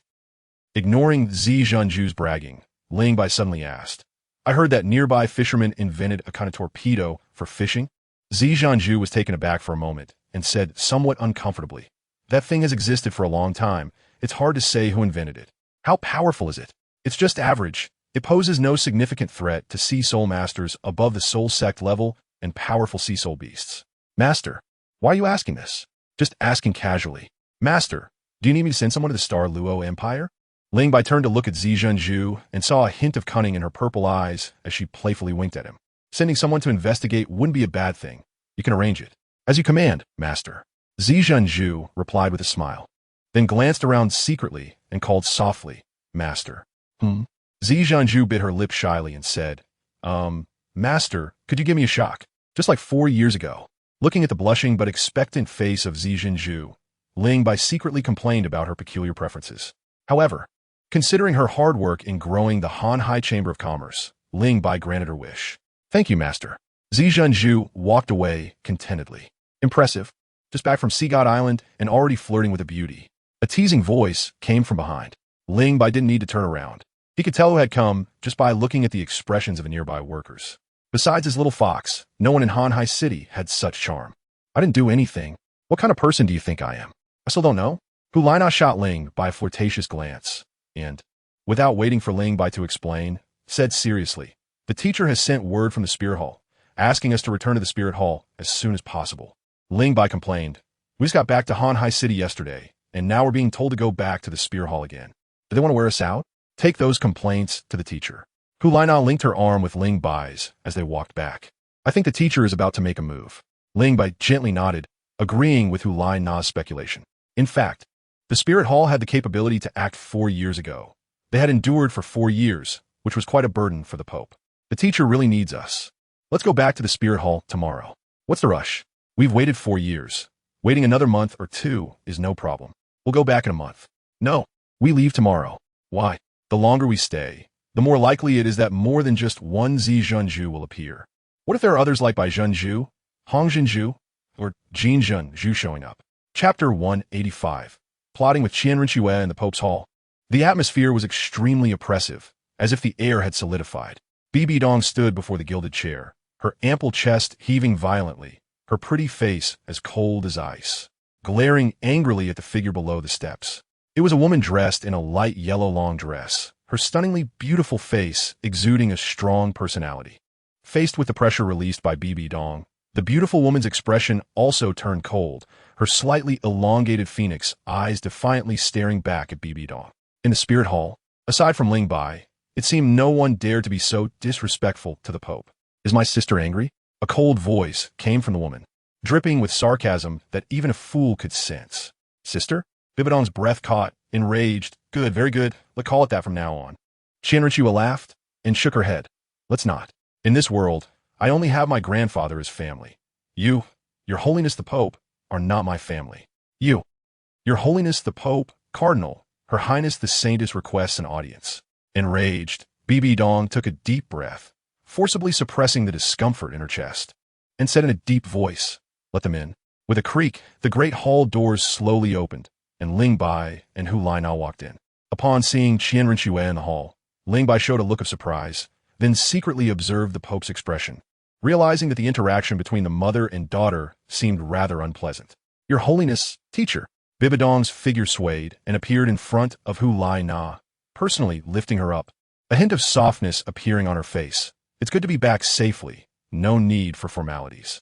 Hu Laina felt warmth in her heart, thinking, "I made the teacher worry." The affectionate exchange between the teacher and disciple significantly stimulated Qian Rinxue. Bibi Dong had never treated her biological daughter with such tenderness. If it weren't for Qian Daolu, she would have probably died at her mother's hands long ago. "In your heart, am I even inferior to Hu Laina?" Qian Rinxue clenched her fists, and due to the force, her knuckles turned white.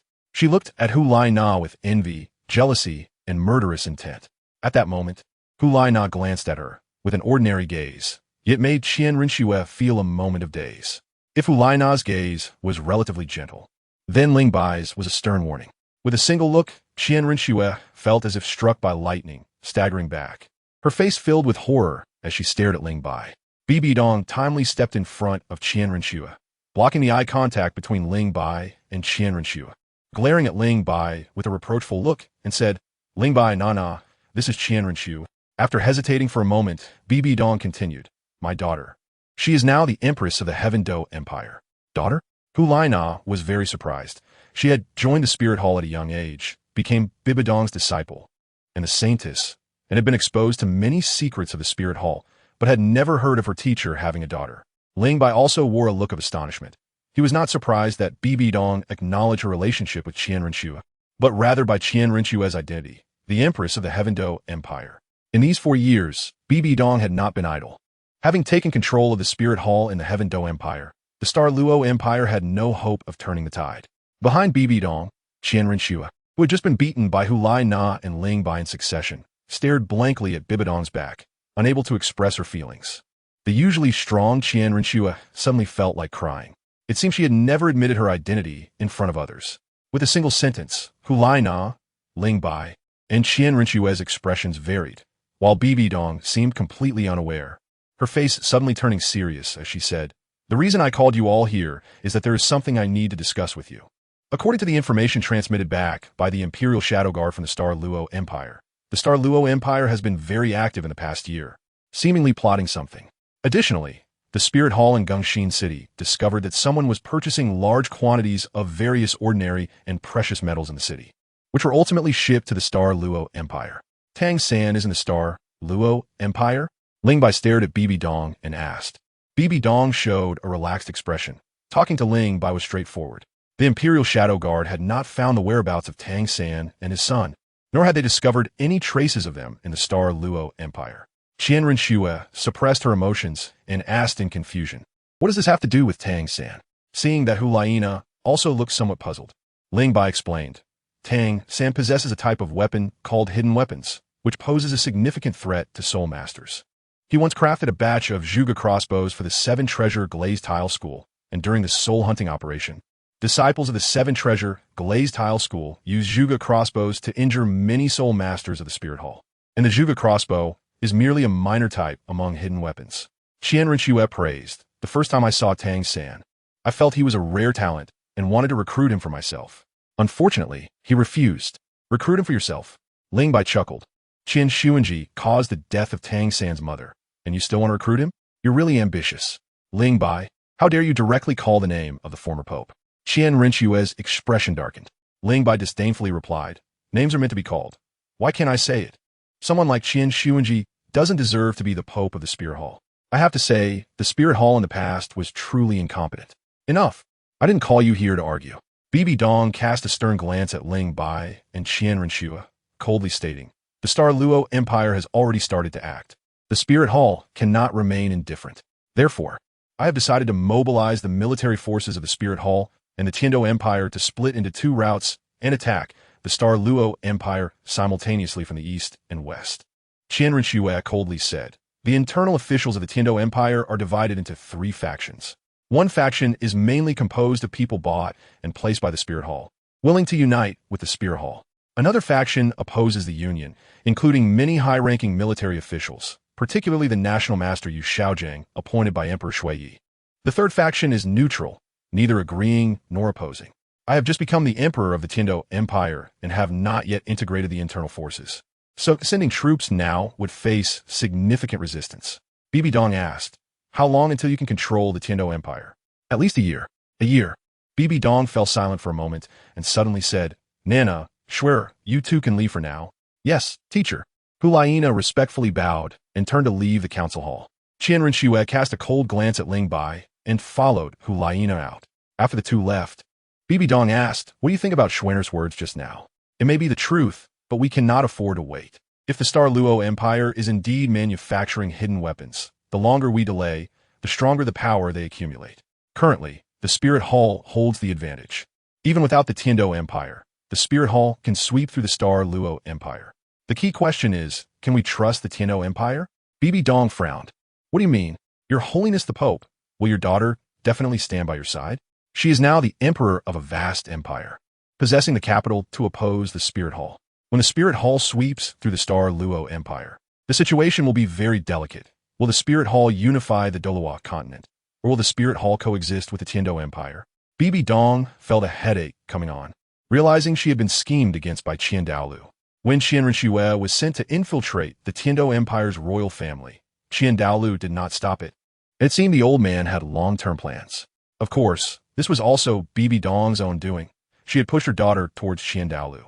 If Qian Renxue is not on your side, my suggestion is to replace her. Chapter 186, A New Life for You. Replacing Qian Renxue made Bibi Dong hesitant.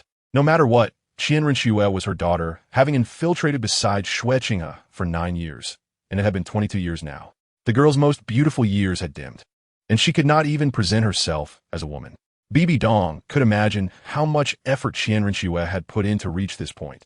Replacing her and taking away everything she had worked hard for would make her feel extremely unwilling, angry, and painful, leading her to hate herself. Sentimental and indecisive was never Bibi Dong's character, but now she struggled to make a decision. "Your Holiness the Pope, if you find it difficult, there is another way to tell her everything that happened back then. Replace her." Before Ling Bai could finish, Bibi Dong interrupted and then asked, "Do you have a suitable candidate?" "Nana. Can Nana do it?" Ling Bai replied confidently, "There is no one more suitable than her." During the trials on Sea God Island, Nana obtained 100,000-year soul bone, which granted her 200,000-year soul skills. One of them is illusory shape, allowing her to transform into anyone's appearance. With identical breath and heartbeat, only a title de law with higher spiritual power than hers could see through it. Such powerful individuals are rare on the Doloa continent. After completing the 6th test of the Black Level exam, Hulaina's soul power had already risen to level 90, approaching level 91. After absorbing the divine bestowed soul ring and obtaining her second 100,000-year soul ring, her soul power increased by another level and a half, surpassing even Ling Bai. With 200,000-year soul rings, one head soul bone, 100,000-year torso bone, and an external soul bone, along with the 3 evolutions of the Killing God domain, Hulaina at level 93 was likely more powerful than she herself realized. What surprised Ling by the most were the effects of her 2 ninth soul skills. One was called Inversion of All Things, and the other was called Subtle Influence. The former was an extremely powerful charm soul skill, and its power was evident from its name. The latter was even more perverse, as it influenced others' thoughts, consciousness, and beliefs through spiritual power. The weaker the opponent's spiritual power, the better the effect. The downside was that it required long-term, continuous release of the soul skill. Bibi Dong slightly nodded, indicating her tacit approval of this matter. As for Hulaina's strength, she had no doubts. She had already seen the strength of the two when Hulaina and Ling Bai took turns overpowering Qian Renxue. In just 4 years from Soul Emperor to title de law, even a genius like her couldn't help but marvel inwardly. "You will arrange this matter, and you must not harm Schwer, nor tell her the truth. You must ensure everything is foolproof. The stability of the Tiando Empire is of utmost importance." Ling Bai asked, "Your Holiness, when do you plan to act?" Bibi Dong's eyes sparkled with determination. A year was simply too long. The Spirit Hall would officially attack the Star Luo Empire in a month. Is that enough time? I have waited too long for this day. Within a month, The Spirit Hall can mobilize 600,000 trained soldiers from more than a dozen kingdoms and principalities, with 4 10,000-man Soul Master legions on standby, and nearly 20 titled Doluos ready to be dispatched. Ling Bai, the Spirit Hall will surely win. Looking at Bibi Dong, who was filled with excitement, Ling Bai smiled and said, "Yes, the Spirit Hall will surely win. After hurrying back from Hanhai City, you and Nana have worked hard. Go down and rest well. Recharge your energy to help me accomplish the great cause of the Spirit City, which has been unfinished for 1,000 years." As the words fell, Bibi Dong turned and walked toward the steps. At that moment, Ling Bai suddenly reached out and grabbed her wrist. Bibi Dong was startled and instinctively tried to shake off Ling Bai's hand. Ling Bai's strength had dramatically increased, and the terrifying power was unleashed through the word shock from the 9 absolute heavens. Bibi Dong, who was caught off guard, felt a wave of numbness coursing through her body, making her unsteady on her feet. Then she was pulled into a broad, warm embrace. The warm breath on her face made Bibi Dong's breathing quicken, and she raised her delicate face, commanding, "Let go of me," staring at the stunningly beautiful face before him, which was filled with a mix of anger and pouting. Ling Bai grinned and said, "From the first time I met you until now, this should be the closest I've ever been to you. When you personally placed the purple record medal on me, we were close, but at that time, you were the exalted Pope, and I was merely a student at the Advanced Soul Master Academy in Soul City. There was a huge gap between us." Bibi Dong retorted angrily, "Don't force me to take action. Let go of me immediately." "How about this?" Ling Bai proposed. "Let's have a competition to see who breaks free first. You or me getting a kiss?"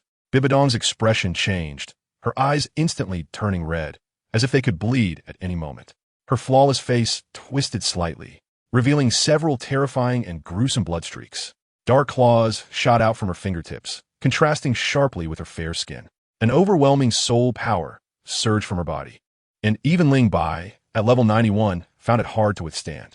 The arm wrapped around Bibi Dong's waist felt as if it was being pushed back by a sudden burst of air, sliding him several meters away. So strong. Is this the true power of a peerless Delaw? Ling Bai's heart shook violently. Unwilling to be pushed away by Bibi Dong, he unleashed his full strength. A 10-meter-high martial soul pear tree quietly appeared behind him, and 8 soul rings of purple, black, red, and red rose slowly from beneath his feet, encircling his body. The gorgeous radiance made Bibi Dong feel dizzy. 300,000-year soul rings. Bibi Dong looked at the soul rings on Ling Bai with shock. Her soul power, which was frantically gathering, suddenly stagnated. Seizing the opportunity, Ling Bai released his world domain and the external soul bone silver scales simultaneously. Bibi Dong inherited the Rakshasa god, a deity of evil thoughts, and the holy and majestic light of the sea god had a strong restraining effect on her. As the golden light fell upon her, Bibi Dong instinctively shrank back, her eyes revealing disgust and anger. "Ling Bai, you are too reckless." Her voice grew lower, and, as she said reckless, it completely changed tone, resembling a devil's whisper. The soul power around Bibi Dong explosively expanded, instantly pushing Ling Bai's world domain back into his body. The immense force sent him sliding over 10 meters, nearly crashing into the door. The silver scales covering his body quickly vanished, and a trickle of blood flowed down from the corner of Ling Bai's mouth. He smiled broadly as he looked at the tall shadow standing behind Bibi Dong, praising, "Is that the Rakshasa god? Truly majestic and powerful." At that moment, Bibi Dong appeared anything but beautiful. She looked fierce and terrifying. Hearing Ling Bai's praise made her mouth twitch slightly, and she coldly replied, "If you've had your fun, get out." "I have a question for you," Ling Bai said. "Compared to 4 years ago, have I made progress? For years ago, you couldn't even withstand my aura. For years later, you forced me to use the power of the Rakshasa. What do you think? Have I progressed?" Bibi Dong coldly stared at Ling Bai as the shadow behind her slowly faded, and her terrifying face returned to its original stunning beauty. Ling Bai felt his scalp tingle under her gaze and hurriedly said, "A peerless Dolaw can live for hundreds or even thousands of years. You haven't even lived 1/10 of your life. Have you thought about what you will do after you fulfill your wish?" Bibi Dong impatiently replied, "Spit it out quickly. If you have something to say, say it. Then get out." "If you haven't thought it through," Ling Bai suggested, "I want to give you a new life. For example, adding one more person to my wedding with Nana and Binger." Bibi Dong's icy expression was replaced by astonishment. She seemed to be frightened by Ling Bai, her face revealing a look of panic. After a while, she bitterly said, "You know my past. I'm no longer pure. By your logic, I'm not exactly pure either. Do you remember a few years ago when you asked me what my relationship with Binger was, and I said she was my girlfriend? The disdainful look you gave me back then is still fresh in my memory. Bibidong's lips slightly curled upwards. Looking back at past events now seemed very interesting. Did she have the right to look down on Ling Bai? It seemed she did. All along, she had only loved one person, and that was Yu Xiaojiang. Ling Bai took a few steps forward, stopping when Bibidong's dazed gaze refocused. He continued, "Actually, you should learn from Yu Xiaojiang and see how well he lives. Knowledge, fame, power, lovers, friends, and disciples. He has almost everything one can possess in life. He can turn around and love someone else. Why can't you?" Bibidong's expression darkened. "Don't speak of Xiaojiang like that. He is the love of my life, the only man I have ever loved." "Is that so?" Ling Bai shook his head, not agreeing with that statement. "As I just said, a peerless Doloa can live for hundreds or thousands of years. How old are you now? You have barely lived 1/10 of your life. It's too early to talk about a lifetime, to talk about the only. You close the door in your heart and think it will never open again. In reality, since you separated from Yu Xiaojiang over 30 years ago, no man has pushed that door open." Bibidong opened her mouth, seemingly at a loss for words. Since she became pregnant with Qian Renxua, she hadn't seen outsiders for a long time. As the Pope of the Spirit Hall, she was above everyone, the most powerful person in the Soul Master world, with even titled Doluos bowing before her. Other men could only dare to admire her from afar, let alone pursue her. Ling Bai asked, "Did I push that door open in the 8 years I've known you?" "No," Bibidong answered decisively. Ling Bai smiled but said nothing, suddenly taking a big step forward, stopping just as Bibidong's expression turned cold again. At this point, the distance between them was less than a meter. "Do you see?" Ling Bai asked. Bibidong, feeling irritated, replied, "What do you want to say? In 8 years, although I haven't pushed open the door in your heart, I have walked right up to you, ready to push it open at any time. I am now at level 91. Even if my soul power doesn't increase a bit in the future, I can live for several hundred years. How long do you think that door can stay closed?" Before Bibidong could respond, Ling Bai bowed to her and turned to walk towards the door. Just a few steps in, 2 powerful soul power fluctuations surged from behind him. The strength of these 2 auras was no less than that of the Octopus King and Xiao Bai. Ling Bai turned his head to look and saw 2 soul bones glowing with treasure light floating in the air. One for the right arm and one for the left arm, both complete and radiating the fluctuations of soul power that indicated they came from 100,000-year soul beasts. 2 complete 100,000-year soul bones just floated quietly before him. Most titled Doluos might not even possess soul bones. Ling Bai was lucky enough to have obtained 5 soul bones: the head bone, torso bone, right arm bone, right leg bone, and external soul bone, with only 2 being 100,000-year ones. "This is," Ling Bai began. Bibidong interjected. "These 2 soul bones come from the Titan giant ape and the sky blue bull python. 2 years ago, I killed them, absorbed their soul rings. And since I can't use the soul bones, you can take them and fuse with them." Ling Bai looked at Bibidong and smiled, leaving her confused. Unable to help herself, she asked, "What are you smiling about?" "Finding a good wife is very important," he replied. Bibidong's expression turned icy, and with a swift motion, she reached out to retrieve the 2 soul bones. She was fast, but Ling Bai was even faster, making a move before she could. With a resounding smack, his left arm struck the Titan giant ape's left arm bone. There was no earth-shattering collision, no pain at all. The left arm bone of the Titan great ape transformed into a ball of scorching light that enveloped Ling Bai's left arm, quickly merging into his skin. A domineering soul power and strength surged from the soul bone, flowing violently through his body, the soul power crazily washing through his meridians. With a barely noticeable soft sound, his soul power rose from level 91 to level 92. 92? Sensing the sudden eruption of formidable momentum from Ling Bai's body, Bibidong looked astonished and hesitated, wondering whether she should integrate the right arm bone she had just taken back for him. 92. Ling Bai closed his left palm, as if he had mastered this space-time, revealing countless clear wrinkles. The Titan great ape was the overlord among soul beasts, the most powerful strength-type soul beast. The increase in soul power from the soul bone was secondary. The most important thing was the enhancement of strength. It was said that Tang Hao had a Titan great ape soul ring, which, though not very old, provided him with a terrifying increase in strength, laying a solid foundation for his Hao Ian hammer training. With just strength, it seemed he could stand firm against the peak Doloa. Ling Bai's face was filled with joy, but suddenly his smile froze. A nearly transparent game panel quietly emerged.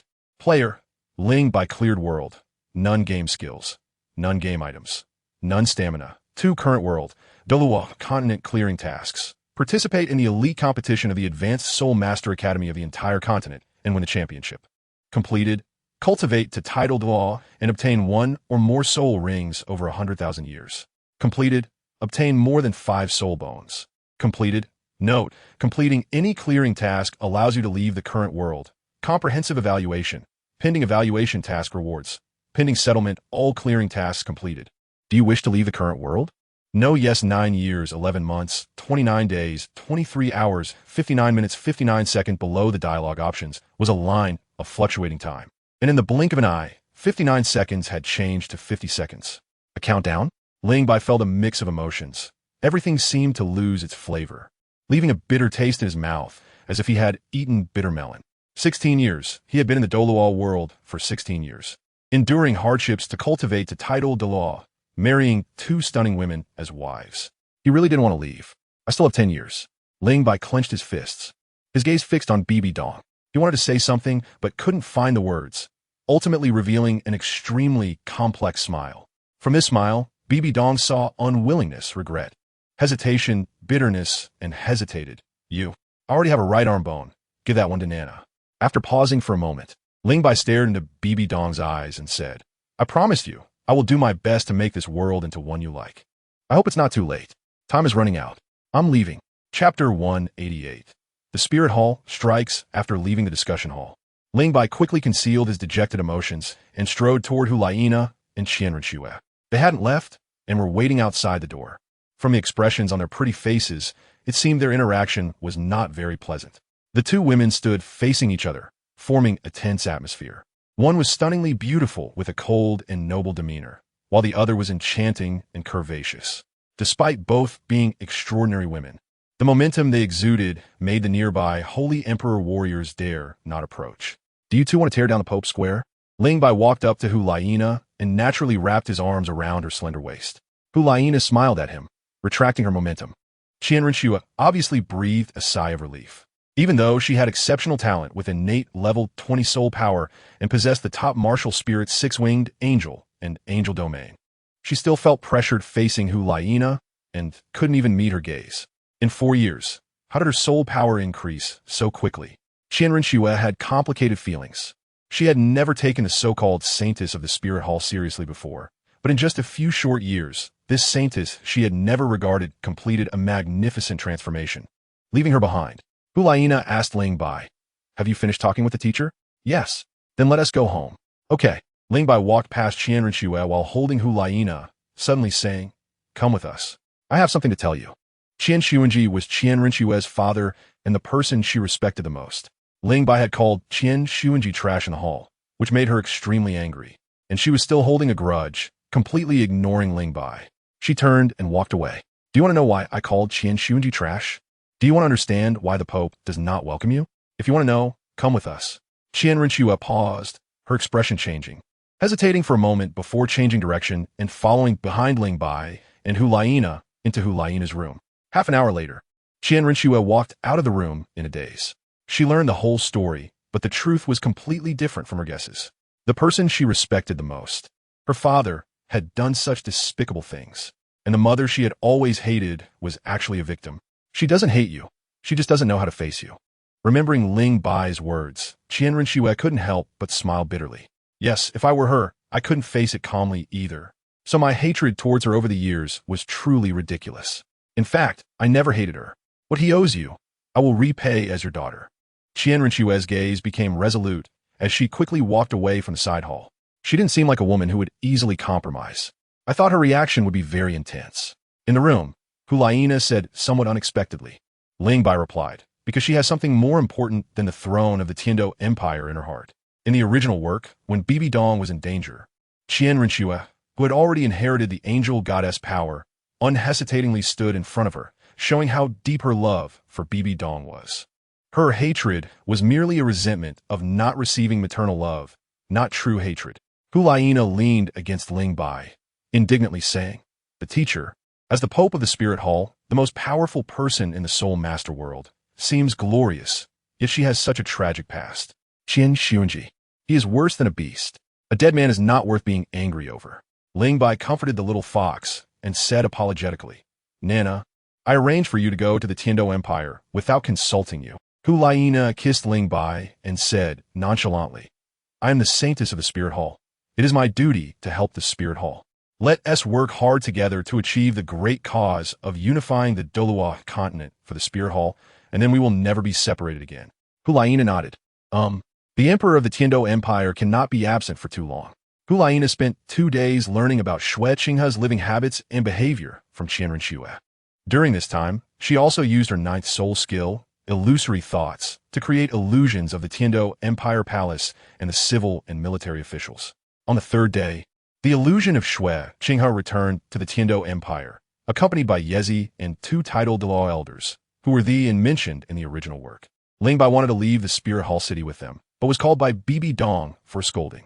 Bibi Dong forbade him from telling Qian Renxue the truth, and as soon as Ling Bai stepped out, he sold her out. The transformation of the relationship between mother and daughter left Bibi Dong even more at a loss than Ling Bai's confession. The deliberately feigned indifference, distance, and disgust she put on were shattered by Qian Renxue calling her mom. However, she was not an emotionally fragile, ordinary woman. Her complex feelings for Qian Renxue did not affect her subsequent actions at all. The Spirit Hall claimed that the Hao Qian Deluatang Hao had escaped to the Star Luo Empire and was being treated as a guest of honor by the imperial family, which was seen as a blasphemy against the Spirit Hall, demanding the Star Luo Empire hand over Tang Hao. It was well known in the Soul Master world that Tang Hao had heavily injured the former pope of the Spirit Hall, Qian Xuanji, leading to his death. To this day, the Spirit Hall had not rescinded the bounty on Tang Hao's head. The sudden aggression from the Spirit Hall could not be considered unreasonable. The Star Luo Empire was one of the 2 major empires on Dua continent, with military strength surpassing that of the Heaven Do Empire. And the royal family had strong control and was known for being tough. How could they possibly compromise? They immediately engaged in a war of words with the Spirit Hall, with one side claiming Tang Hao was in the Star Luo Empire and the other denying it. The Spirit Hall seemed to be provoked and ordered the Soul Masters within the Star Luo Empire to withdraw. It's just bluster, Dai Mubai said disdainfully. Ever since the Spirit Hall wiped out the 3 major sects, their arrogance has been growing, as if the entire Dua continent belongs to them. Other Soul Masters may fear the Spirit Hall, but we in the Star Luo Empire do not. Now that we have the gunpowder formula and hidden weapons you provided, who knows who will be eliminated first? If they want to withdraw, let them. Without the Spirit Hall's presence, we will be freer. Xiao San, you and Uncle Tang are in the Star Luo Empire, and the Spirit Hall's people won't get a single penny from you. On the other side, Tang San felt a warmth rising in his heart. Compared to the original story, his situation was relatively miserable.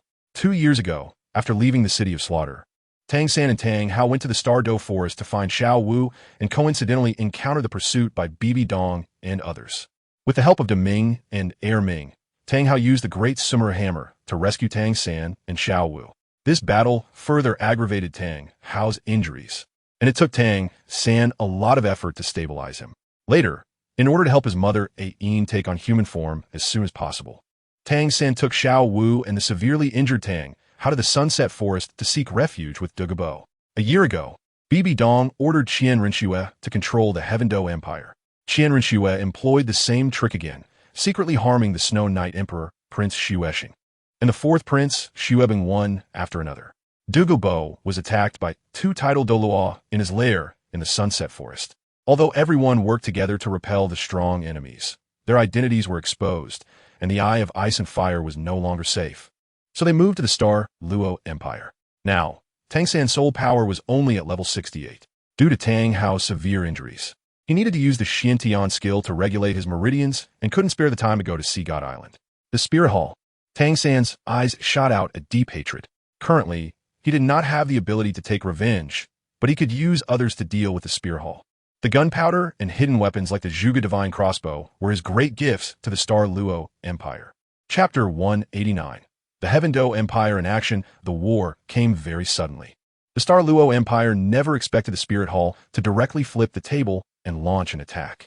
15 days after the Spirit Hall ordered the Soul Masters within the Star Luo Empire to withdraw, the kingdoms and duchies affiliated with the Star Luo Empire collectively rebelled. Soon after, the Spirit Hall dispatched the Holy Dragon Legion, Angel Legion, and Doloa Legion, along with 300,000 well-equipped heavy and light infantry to attack the major cities in the northern part of the Star Luo Empire. A war involving Soul Masters was completely different from previous wars. When the three Soul Master legions activated their martial souls, over 100,000 soul rings rose into the air. Their dazzling light enough to intimidate enemies 10 times their number. The impact was devastating.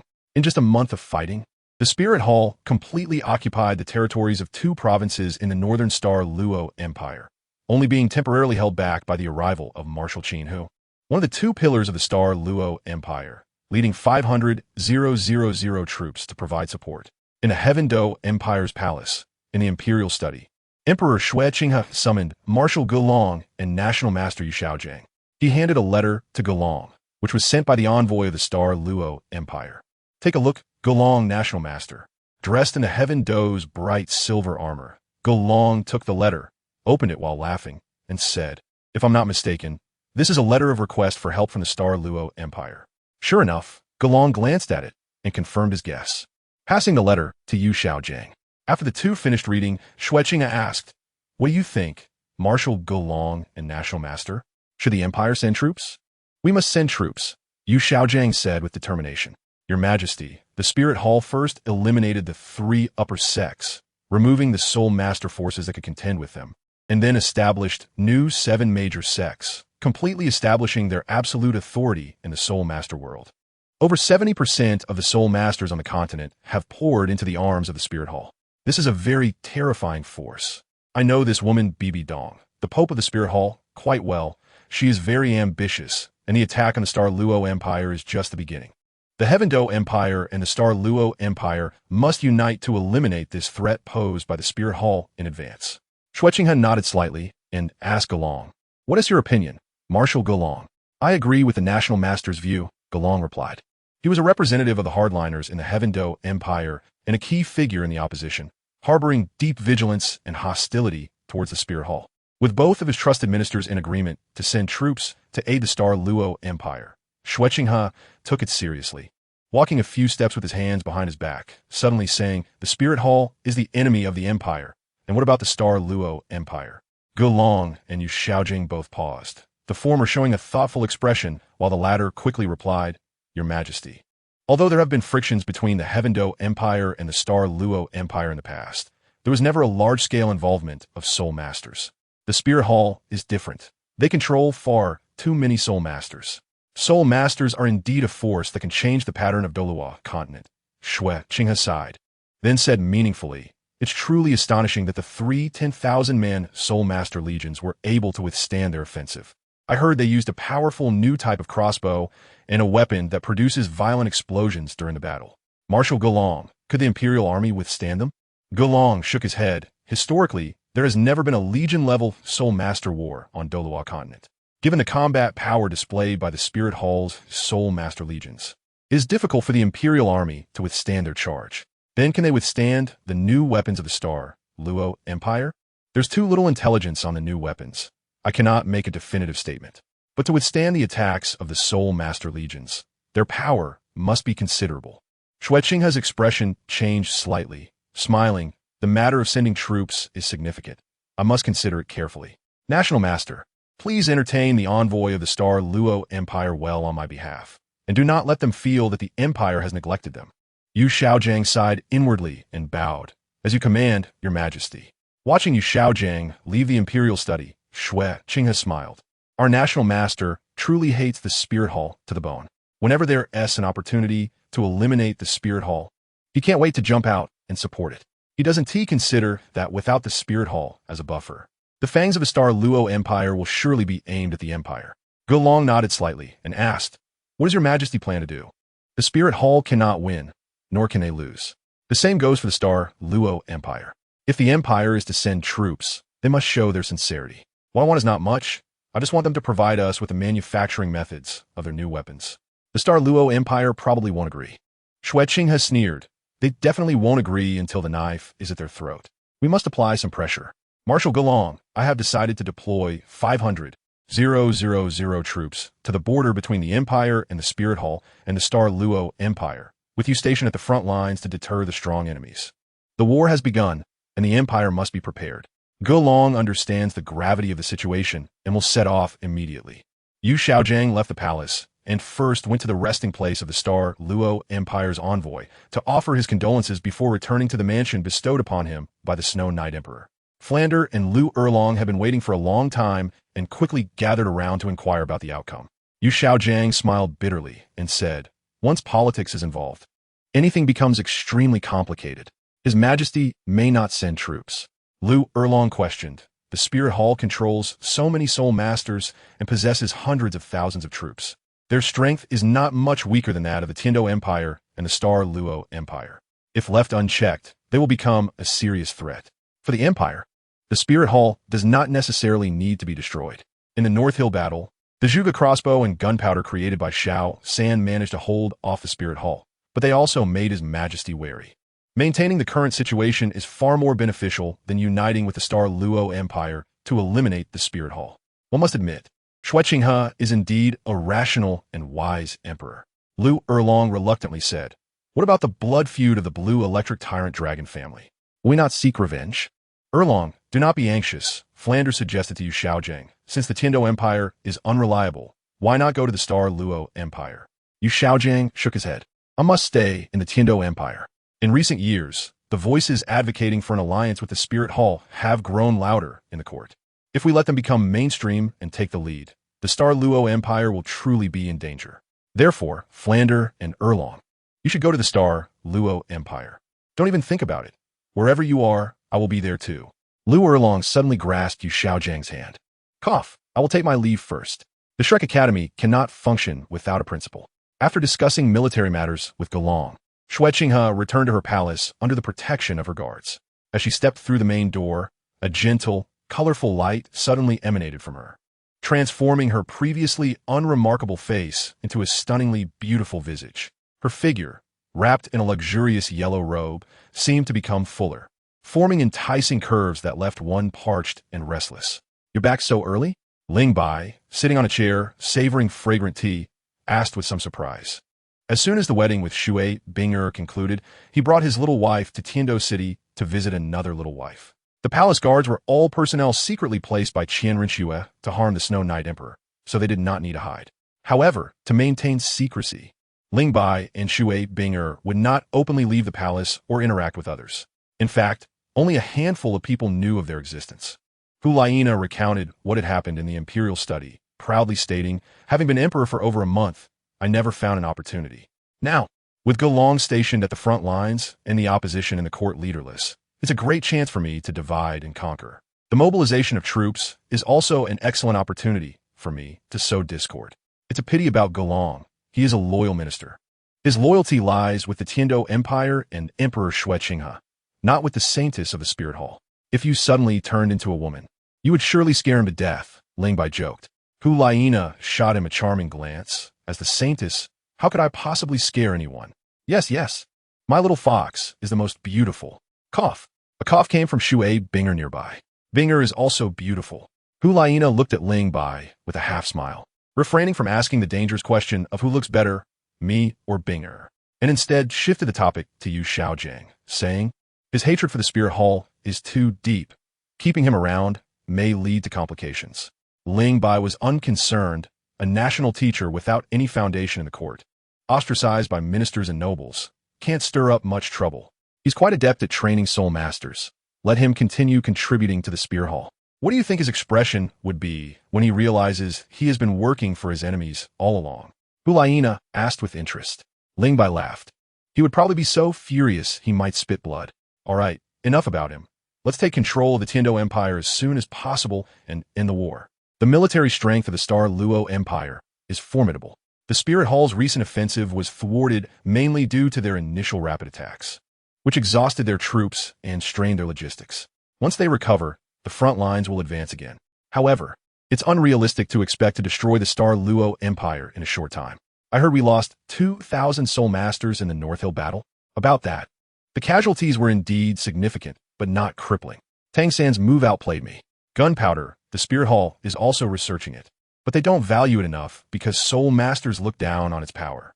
They are focusing on soul-guided cannons, which are soul tools launched with soul power. If the Spirit Hall seeks revenge, it could be quite terrifying.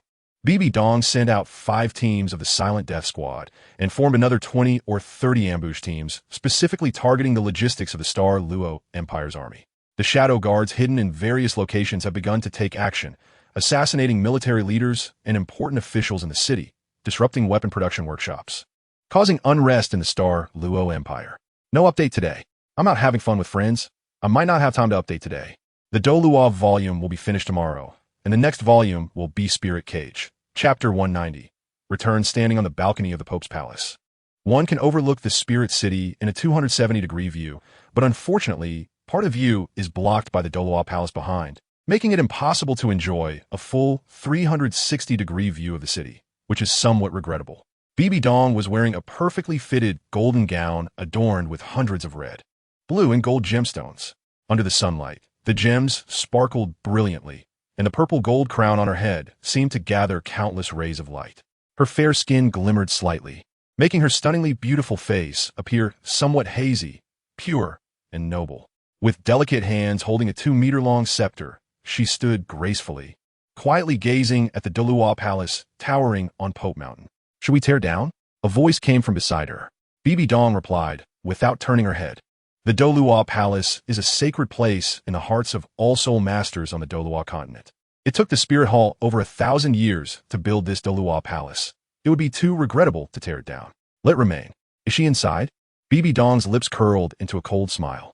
The old man is merely struggling in vain. My strength has long surpassed his. If it weren't for Shui Air, he and his foundation as an angel would have been destroyed long ago. As a servant of the angel god, his fate has long been sealed. Allowing Qian Rinxue to inherit the angel god will only accelerate his demise. BB Dong looked at Ling Bai with surprise, her thoughtful expression quickly vanishing as she shifted to another topic. Is our war with the Tiando Empire nearing its end? Ling Bai replied easily. A month ago, we killed the last pillar of the Star Luo Empire, Duke Zhu Wan, by the river. The vanguard army has already crossed the river and is pursuing the southern fleeing remnants of the Star Luo Empire. Duke Zhu Wan is the father of Zhu Zhuqing and Zhu Zhuyun, and the father-in-law of Dai Mubai. Known as one of the 2 pillars of the Star Luo Empire along with Marshal Qin Hu, who resisted the Spirit Hall's sole master army. After the death of the emperor of the Star Luo Empire, this person became the spiritual pillar of the Star Luo Empire's resistance against the Spirit Hall and the Tiando Empire. Now that the pillar has fallen, the morale of the remnants of the Star Luo Empire is low, and their resistance has significantly weakened. Ling Bai saw no use in staying at the front lines and returned to Spirit City. It's a pity that Dai Mubai, Tang San, and the others got away. Ling Bai sighed regretfully. What happened? Long ago, when the Spirit Hall army was approaching Star Luo City, the emperor of the Star Luo Empire secretly sent many royal family members away and set up a deception to mislead the shadow guards, making us believe that Dai Mubai and the others were still in Star Luo City. I was uneasy and secretly infiltrated Star Luo City to investigate, only to discover I had been deceived. So far, we have not found any trace of them. BB Dong asked with interest. I heard that the royal family of the Star Luo Empire is hiding a peak Do Luo at level 96. Ling Bai nodded, saying that the Star Luo Empire had hidden this too deeply. The Spirit Hall had never discovered this person's existence.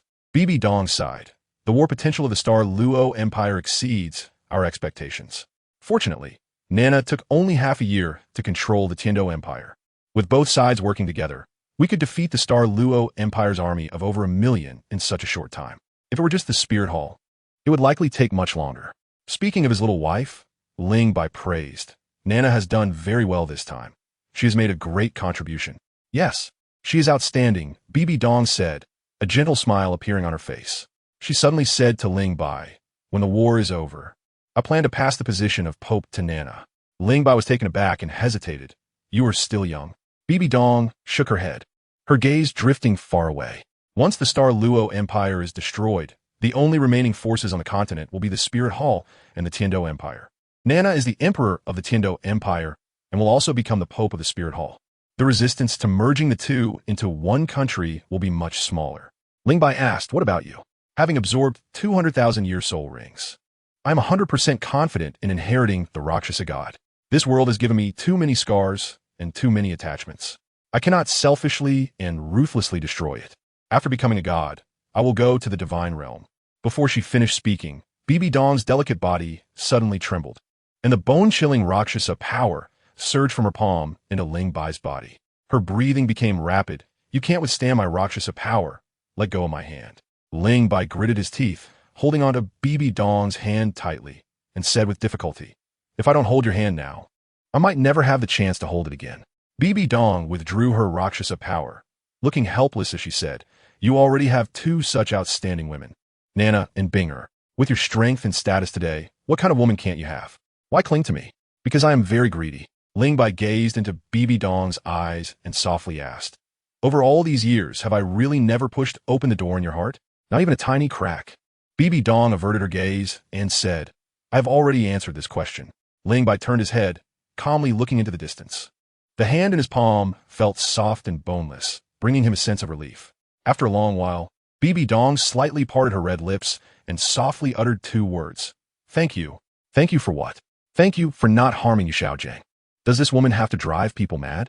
Bibi Dong seemed to see through Ling Bai's current mood, a subtle smile appearing at the corner of her mouth, revealing a sense of mischievous triumph.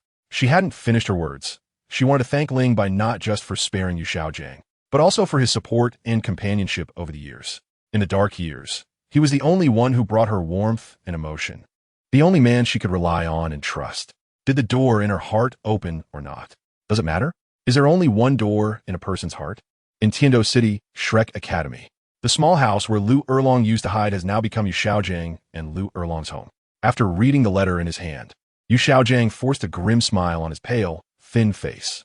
The choice of Xiao San and the others was very wise. The sea is several times larger than the land.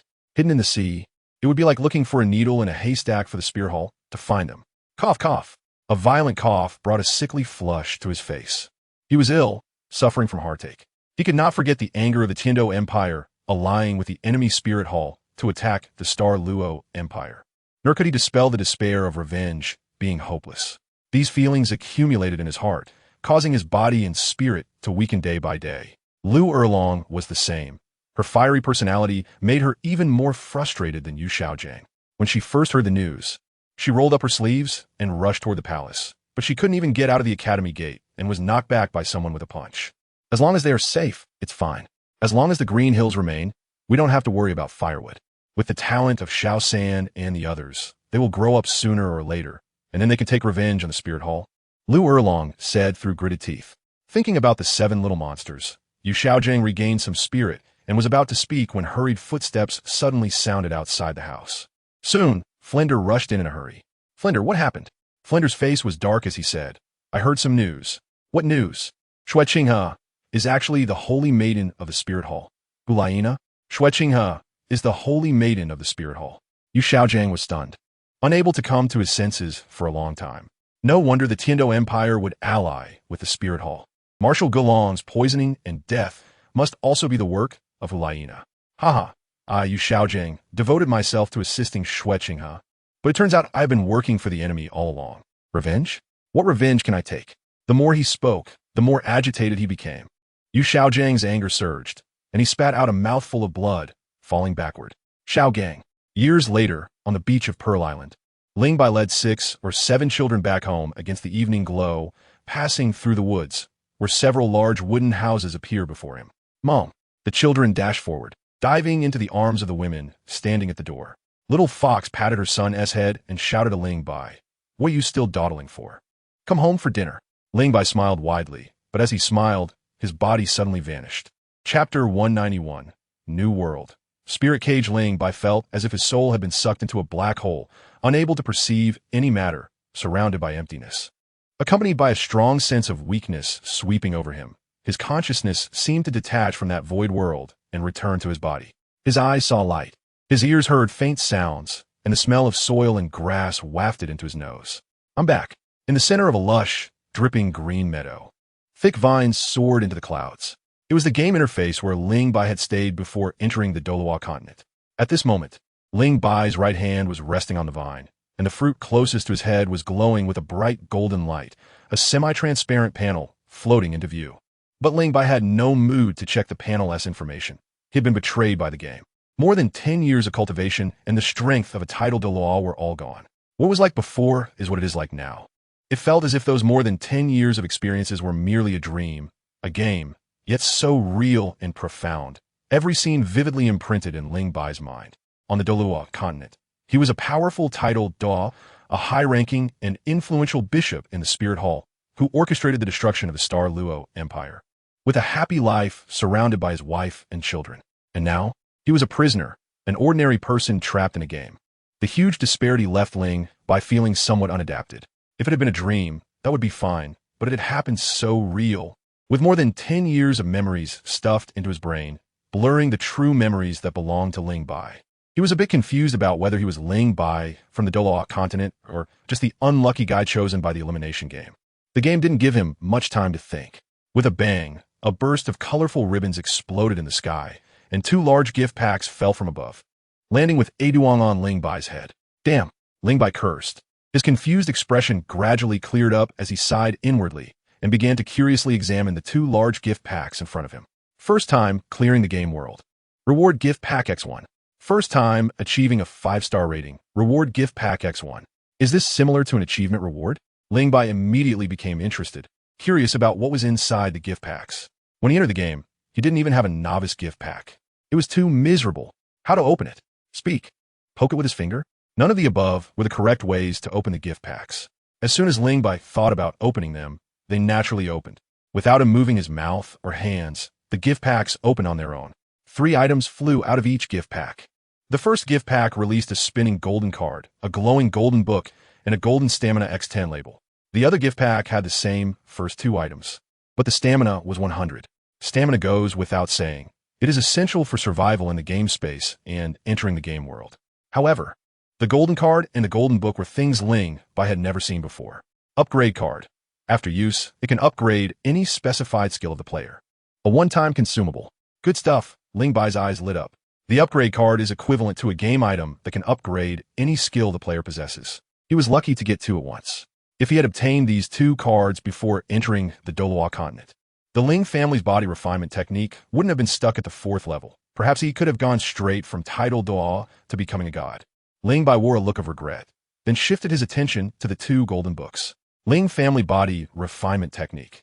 The Ling family's ancestral skill in the Dolua continent, which enhances the body's flexibility and agility, comprehensively improving the practitioner's physical quality. Each level of the body refinement technique doubles the physical quality and strength. Note, this item is a skill book and can be used directly on the player after acquisition. It cannot be transferred or stored in the game backpack. The skill book has similar effects to the upgrade card. Specific details are left for the player to explore. Xiantian Gong, the highest internal skill of the Tang sect in another world, which is the foundation of the supreme martial arts classic of the Tang sect, the Xiantian Baolu. This technique is balanced and peaceful, unblocking the 8 extraordinary meridians, with boundless internal strength that flows endlessly. Cultivating to the highest level can manifest 3 flowers gathering at the crown. Just as he finished reading the information, he suddenly heard 2 whooshes as the 2 skill books transformed into 2 beams of golden light and rushed into Ling Bai's body. My body feels so hot. This is... Ling Bai's expression shifted from pain to shock. At the moment the 2 skill books fused into his body, 2 strange energies suddenly emerged within him. One was as hot as lava, rampaging through his body, while the other flowed like a cool and peaceful stream through his veins. Having practiced the Ling family body refinement technique for over 10 years, how could Ling Bai not recognize that hot energy? It was the sensation that appeared when moving qi and blood to strengthen the body. The first level of body refinement technique, the first level of Xiantian Gong. Has this been refined? Ling Bai felt the changes in his body, revealing a look of joy and surprise. However, since Ling Bai had once possessed the strength of a title Dolua, the combined effect of the first level of the body refinement technique and Xiantian Gong was only equivalent to a small soul master, which wasn't particularly remarkable. This Da game had some conscience, giving him 2 upgrade cards at once. The skill book's setting also had upgrade functions, turning Ling Bai from a weakling into a somewhat stronger weakling, trapped in this godforsaken place, with a range of activities limited to this patch of grass. The woods outside the grassland were merely decorations, impossible to cross. Learning skills didn't seem useful. Was he supposed to escape along the vines? Ling Bai looked up at the towering vines, shaking his head inwardly. Even without his current small frame, even a title Dual or god from the Doloa continent, would probably struggle to reach the end of the vines. Because the Doloa world where gods existed was just one many game worlds. The gods of Doloa could not surpass the game settings. I am a player. Could the skills I possess be brought into the game world? Ling Bai felt there was a strong possibility of that, in line with the game's conventional settings. But whether it was correct needed verification. It would be simple to verify. He would just have to enter the game world again. His gaze fell on the panel, and the information on it was somewhat different from what he had seen earlier. Player, Ling Bai cleared world, Doluo continent game skills. Ling family body refinement technique, first level. Xiantian Gong, first level, Thunder Fist, Wind Thunderblade, Hao Hian 9 absolute techniques, Chaotic Wind Hammer technique, Chaotic Wind Thunderblade. Like sealed and closed game items. Upgrade card X2 stamina. 122 clearing tasks. Participate in the elite competition of the Advanced Soul Master Academy of the entire continent and win the championship. Completed. Cultivate to title Doa and obtain more than one soul ring of over 100,000 years. Completed. Obtain more than 5 soul bones. Completed. Note. Completing any clearing task allows leaving the current world. Exceeding the clearing task significantly rewrites the fate of the main characters and the future direction of the Doloa world. Comprehensive evaluation. Super 5 stars. Task rewards. Stamina X10 random draw card. Times 2. Big roulette draw. Times 2. Ling Bai didn't rush to draw cards or prizes. He removed his right hand from the vines, then pressed down again. Next to the panel that just appeared, a second panel emerged. Current world. Spirit Cage clearing tasks. Kill 100 spine goo. 0-100. Kill 30 different types of extreme beast, at least 5 types. 0-30. 0-5. Lead the human faction in a counterattack against the extreme beasts and re-establish a human civilization centered on the faction. Not completed. Note, completing any clearing task allows leaving the current world. Comprehensive evaluation. To be evaluated task rewards. To be calculated this dog game, which had already cleared the game world, actually could not be re-entered. Which bastard developed this game? Step forward. I'll beat him to a pulp, and then beat him back into a pulp. Chapter 192. Starting with an extreme beast, after feeling lost for a moment, Ling Bai quickly rallied himself. He was never a sentimental person. His experiences over more than a decade in the Doloa world had made him increasingly resilient. Regret came from still having attachments. But Ling Bai had already done everything he could to change Hu Laina and the others' destinies, giving them over 10 years of happiness. It could be considered a complete ending. He could slowly adapt, but must never indulge in self-pity or stagnate. The road ahead is still long. Ling Bai looked up at the towering vine that merged into the clouds, his eyes revealing a determined light.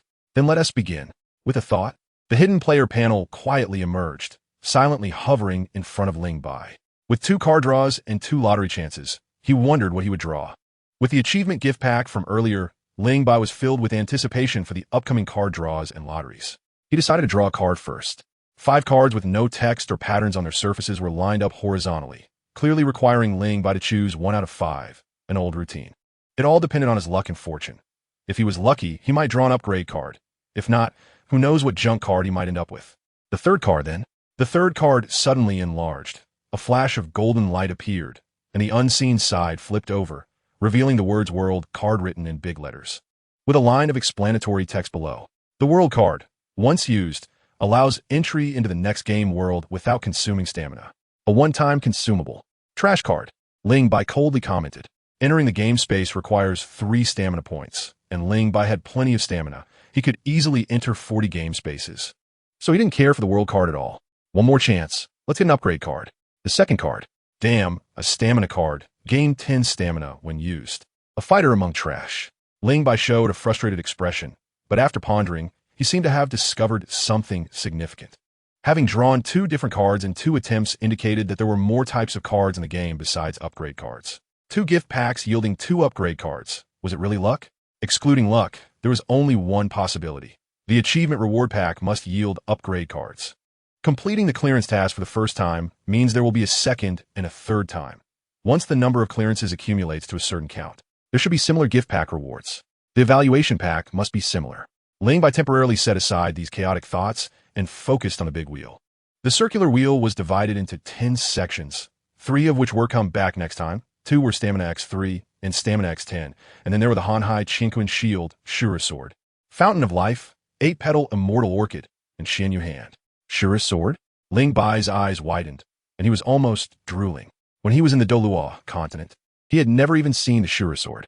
As the artifact of the Shura god, its power was unquestionable, definitely the most precious among the 5 items. The Hanhai Qinquan Shield, Fountain of Life, 8-Petal Immortal Orchid, and Xinyu Hand were all good items. But the effects of the 8-Petal Immortal Orchid and Fountain of Life overlapped somewhat, and the effects were not as good as the Fountain of Life. The Hanhai Qinquan Shield and Shura Sword required too high a level of strength and couldn't be effective immediately upon acquisition. I've already cultivated the Xiantian Gong. Drawing the Xinyu Hand will be a nice supplement. He hoped not to draw come back next time. Ling Bai anxiously issued the lottery command. The next second, the big wheel spun rapidly. Its speed was so fast that the items on it were indistinguishable to the naked eye. After a few seconds, the wheel slowly came to a stop, and Ling Bai saw the pointer's position and nearly fainted from anger. Come back next time. Drawing 2 trash cards consecutively. He got nothing from the lottery. How unlucky could he be? Ling Bai refused to believe it, gritted his teeth, and used up his last chance. The 5 items refreshed. Tears of the Ice Phoenix, a 200-pound cold silver blade, Tianlon Snowling Grass, 8 Treasure Rui Soft Armor, male, and Ling Family Body Refining Technique. He wanted them all. It slowed down. What was it? Watching the pointer stop at the 8 Treasure Rui Soft Armor, Ling Bai sighed in relief, but also felt a bit disappointed. Although the 8 Treasure Rui Soft Armor was a good item for survival, what he truly wanted was the Tears of the Ice Phoenix. The 8 Treasure Rui Soft Armor, male, was a proud creation of the God Craftsman's workshop in the Doluo world. Lightweight and highly elastic, capable of withstanding attacks from strong attack type, Soul Master 6 Soul Skills. The 8 Treasure Rui Soft Armor appeared in Ling Bai's hands, entirely blue, shimmering with a faint metallic luster. Familiar with this armor, he took a quick look and casually stored it in his game backpack. Having exhausted all chances for drawing cards and only obtaining an 8 Treasure Rui Soft Armor, it was still a bit of a gain. Of course, the gains were not limited to rewards. They also allowed Ling Bai to grasp some gameplay mechanics. The next game world was the Ling Cage world. Ling Bai couldn't help but frown. At the time he was selected by the game, the Ling Cage had only updated 7 episodes, 6 episodes plus a mid-chapter, and he didn't know if it was fully updated now.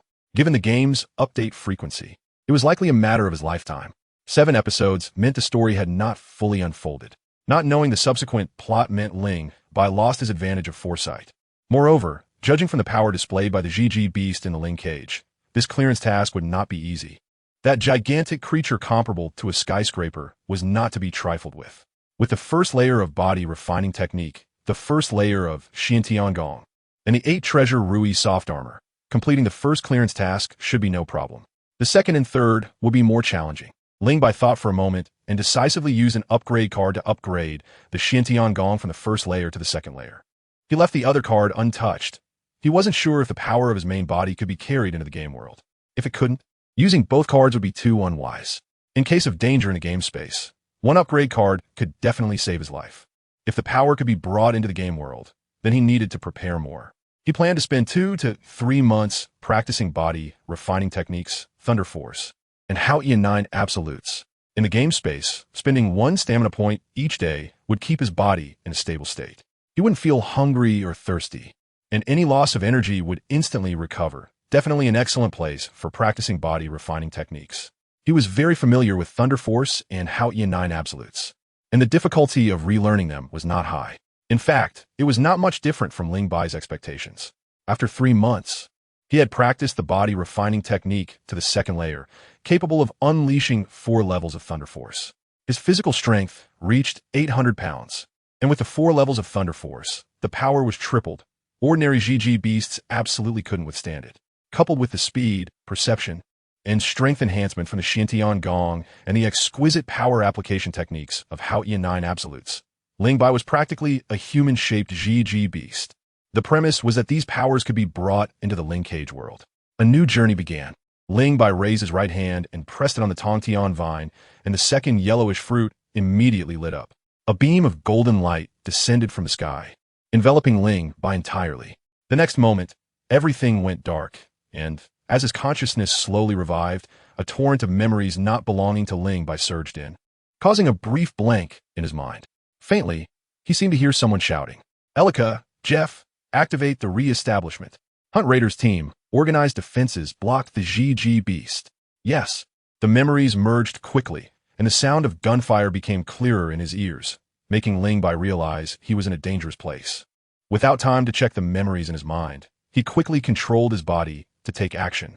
Can't hold it back. Be careful. Before Ling Bai could familiarize himself with his body, a black shadow suddenly entered his line of sight, giving him no time to react and brutally knocking him to the ground. Damn, a GG beast. Chapter 193. Fierce battle with the snake dog. The shadow that knocked Ling Bai down was a snake dog, a viper type GG beast 2, the lowest tier among GG beasts. It had a head similar to a snake and a body like a dog, with 6 limbs resembling human hands. Glowing tentacles that looked like hair grew on both sides of its neck, and its neck could stretch like a turtle's. This snake dog had extensive hunting experience. After knocking Ling Bai down, it pinned his arms with its front legs, stood on his chest with its middle legs, and pressed down on his legs with its hind legs, firmly immobilizing him on the ground. The glowing tentacles swayed gently, with the tips aimed at Ling Bai's head. Ling Bai, pinned beneath it, felt a tightness in his chest and thought, "Not good, it's going to absorb my life essence." The essence of life in the world of Ling Long is a rather metaphysical thing, similar to soul energy. Those who have their life essence drained will ultimately turn into flesh and soil. Ling Bai certainly doesn't want to meet his end right after arriving. Dying in the game world might mean his real body would die too. He struggled with all his might and immediately noticed something unusual about his body. Power. A familiar and powerful force filled every part of his body, and a robust, yet calm internal energy surged into his arm's meridians, bringing him an unprecedented sense of solidity. The power his real body possessed could indeed be brought into the game world. This was the true gameplay of the game. Ling Bai was overjoyed and unhesitatingly unleashed the Zhen technique from the Hao Ian 9 absolutes. A wave of barely visible ripples quickly spread out, and when the snake dog's tentacles touched the ripples, they instantly recoiled as if electrocuted, and the paw that had been on Ling Bai's body quickly pulled away. It was fun to pounce just now, but now it's my turn. Ling Bai sprang up like a carp, fiercely kicked the ground, and shot out like a sharp arrow, landing a punch on the snake dog's head. With a light crack, the snake dog's head was actually blown apart by Ling Bai's punch. Fourfold thunder strength, 3 times the power amplification, 2,700 pounds of force.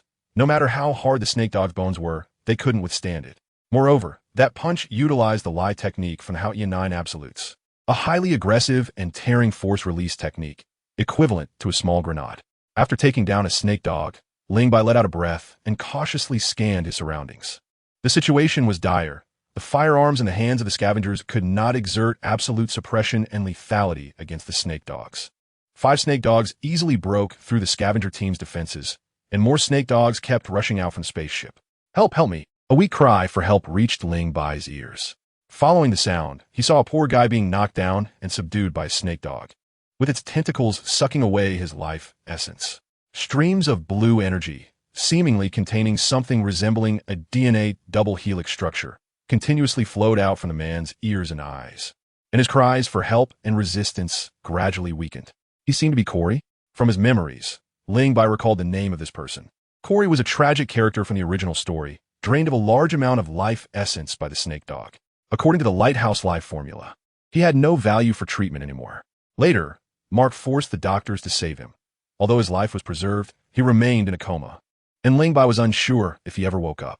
Ling Bai ran over and raised his fist to smash it into the snake dog. The snake dog, engrossed in enjoying its prey, completely failed to notice Ling Bai's attack and took a solid punch, its 2-meter-tall body flipping over and, after a few kicks, failing to get back up. "Corey, are you okay?" Corey, who had lost some life essence, looked extremely weak, his consciousness somewhat hazy. Hearing Ling Bai's voice, he weakly responded, "Still alive, not dead yet." In this condition, he couldn't walk by himself. Ling Bai carried him on his back, deftly dodging the snake dog's attacks, and ran towards the second transport vehicle. Gunfire rang incessantly, bullets pouring out like raindrops, while screams, shrieks, and fighting sounds made the scene quite chaotic. "Watch out!" A bullet grazed the helmet's faceplate, and with a thud, it penetrated the snake dog's neck. Ling Bai jumped up after getting up, avoiding the snake dog's attack. He then gathered his energy and leapt, landing a foot on the snake dog's back.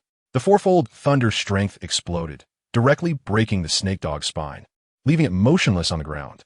The series of movements flowed smoothly, leaving the scavenger soldier who had fired the warning completely stunned. He had no idea of Ling Bai's strength. All he saw was Ling Bai stepping on the snake dog and killing it. Even the strongest Captain Mark of the lighthouse couldn't do that, right? What are you standing there for? Retreat. Oh. The scavenger soldier snapped back to reality, clutching his T-50 high-capacity submachine gun and sprinted away. This type of submachine gun was standard equipment for scavenger soldiers, with a small caliber and low power. Shooting at the snake dog was like giving it a scratch, which was of no use. Ling Bai had one too, but he had thrown it away while saving Corey. Fists were more effective than guns. Did you just kill the snake dog? The scavenger soldier asked while running. Ling Bai shook his head. We currently have no way to kill the devourer beasts. That snake dog should be reborn soon. I've never seen anyone take down a devourer beast without relying on the heavy mech. You're amazing. The snake dog was injured. It was just luck. What's your name? Ling Bai. I think I've heard that name before. Ling Bai broke out in a cold sweat. Of course he had. There were only so many of us scavengers. We see each other often. If you weren't wearing a helmet, I would definitely recognize you. They were both wearing Type 2 Tower B black combat suits, covered in sturdy armor, and wearing helmets resembling gas masks, obscuring their faces. Oh, huh. Isn't it said that the genes of the citizens are all excellent? Why does this guy look so silly? Hurry up. We're almost done moving the supplies. Everyone push. Near the second transport vehicle, Scavenger Erica drove her heavy mech, the White Shark number 14, wielding a heavy mech shotgun to cover the dust citizens' evacuation. Ling Bai and the scavenger soldier mixed in among the dust citizens. The devourer beast is coming. At that moment, a dust citizen screamed in terror, only to be bitten in half by a pursuing snake dog. Without hesitation, Erica charged forward to block the devourer beast, her high-pitched, cute voice filled with excitement. With her protection, the dust citizens quickly loaded the supplies they were carrying onto the transport vehicle, scrambling to jump on board. Labor Leader 0609 pounded on the back window, urging 3802, there's no one left, hurry up and drive. Dust Citizen 3802 was an experienced driver among the dust citizens, with driving skills rivaling those of Scavenger God of driving Imo Chung.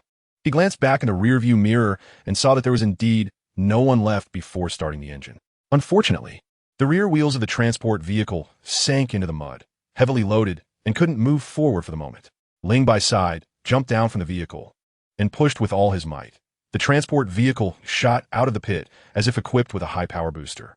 Ah, you ugly freaks, get away from me.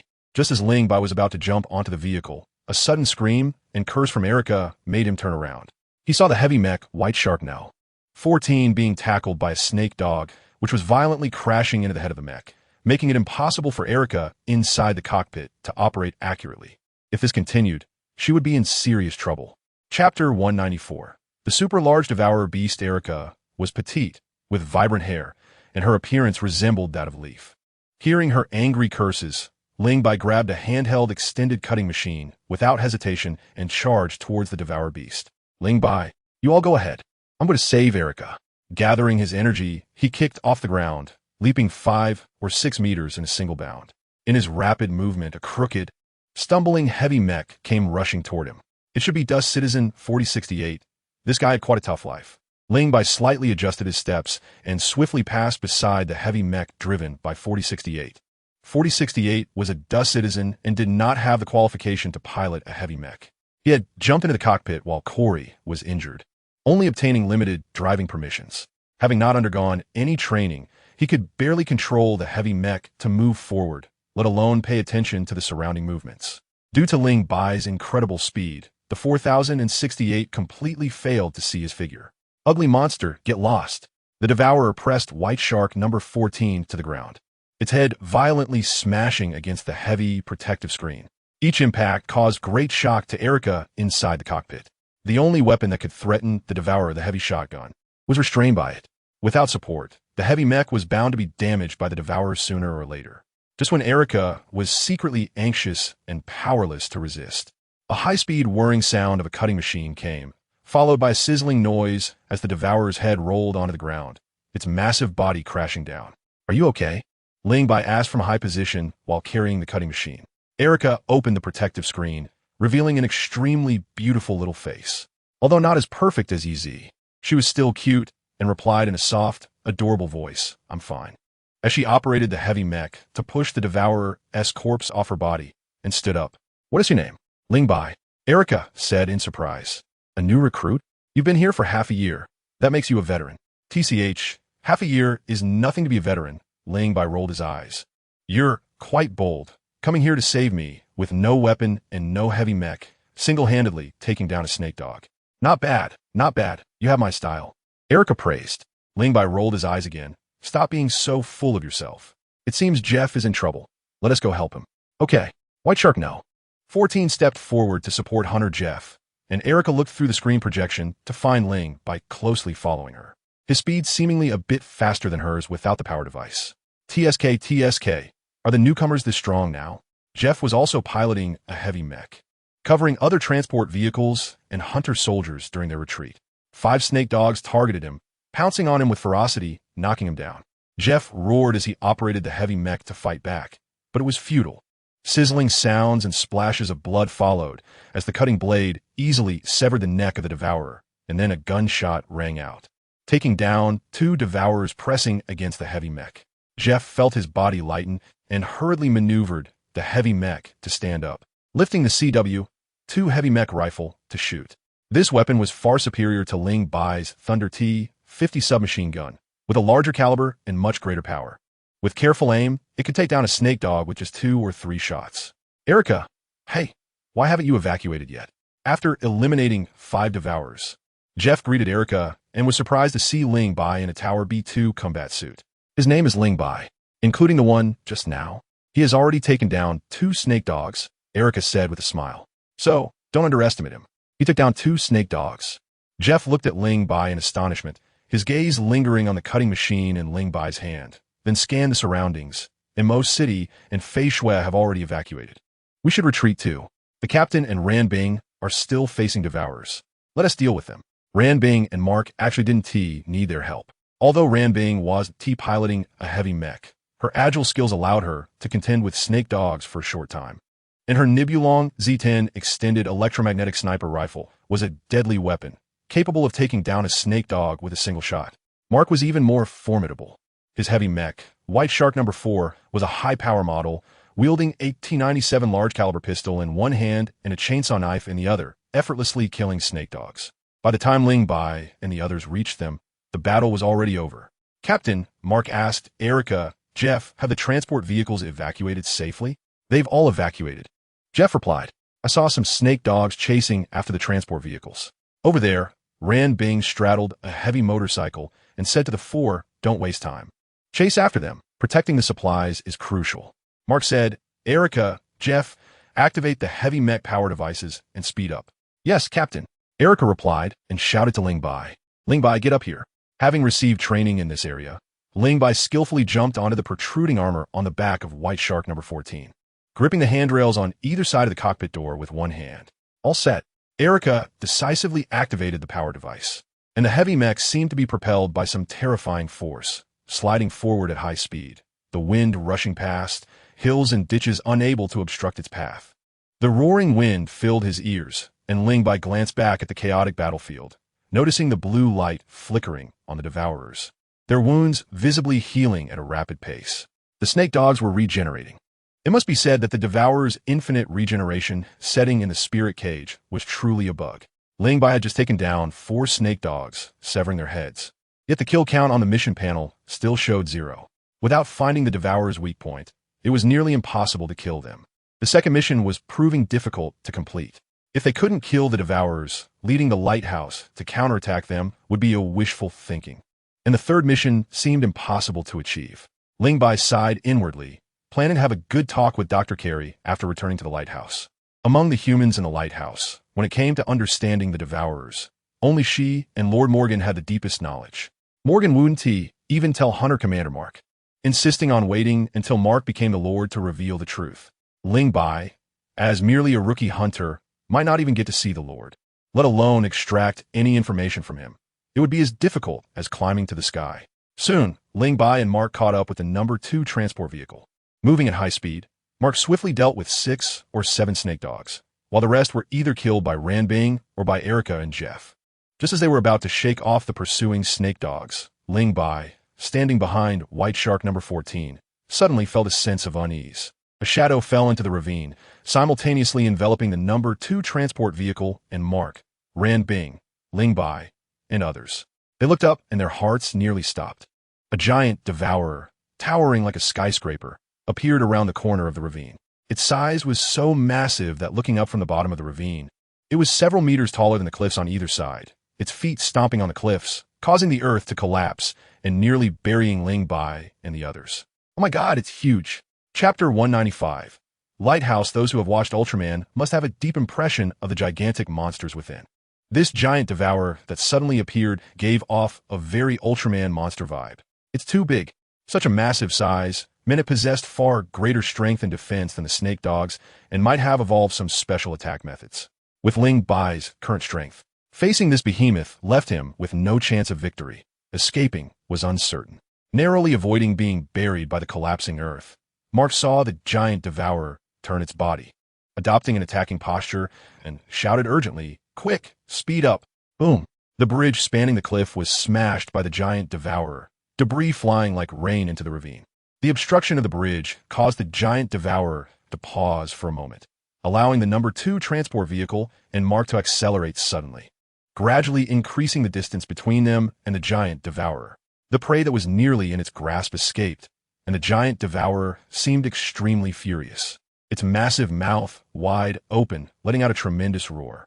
The sound waves were persistent and loud, like a fierce wind sweeping across the land, sending sand and stones flying. Several snake dogs were even blown away. When the waves reached Ling Bai and the others, it felt entirely different. Was this a mental attack? Ling Bai's face turned pale with shock as he hurriedly used his Shantian skill to seal off his hearing and guard his mind, slowly dissipating the excruciating headache and nausea. He had his inner strength to protect him, so he was naturally unharmed. Erica and Mark, however, were in a much worse state, groaning in pain, and nearly lost control of the heavy vehicle they were driving, almost crashing into a cliff. Fortunately, they were at a considerable distance from the giant devouring beast, and their transport truck and heavy vehicle continued to move forward, increasing the distance between them and the giant beast, which gradually weakened the effect of its sound wave attack. Otherwise, with that roar, everyone would have perished there.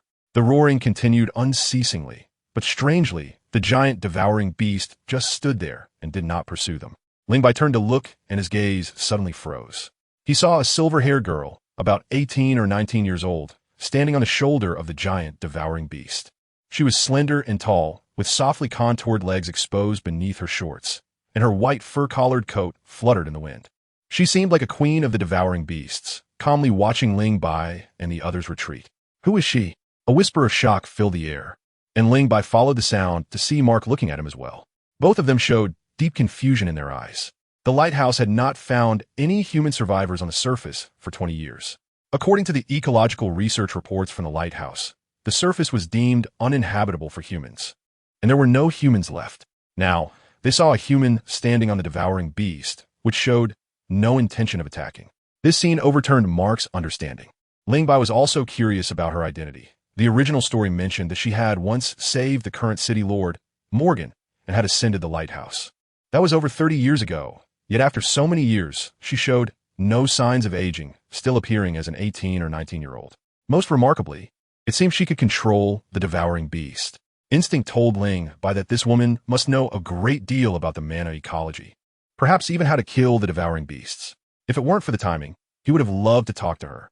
The silver-haired girl glanced for a moment, then turned and left, leaving behind a captivating silhouette that sparked imagination.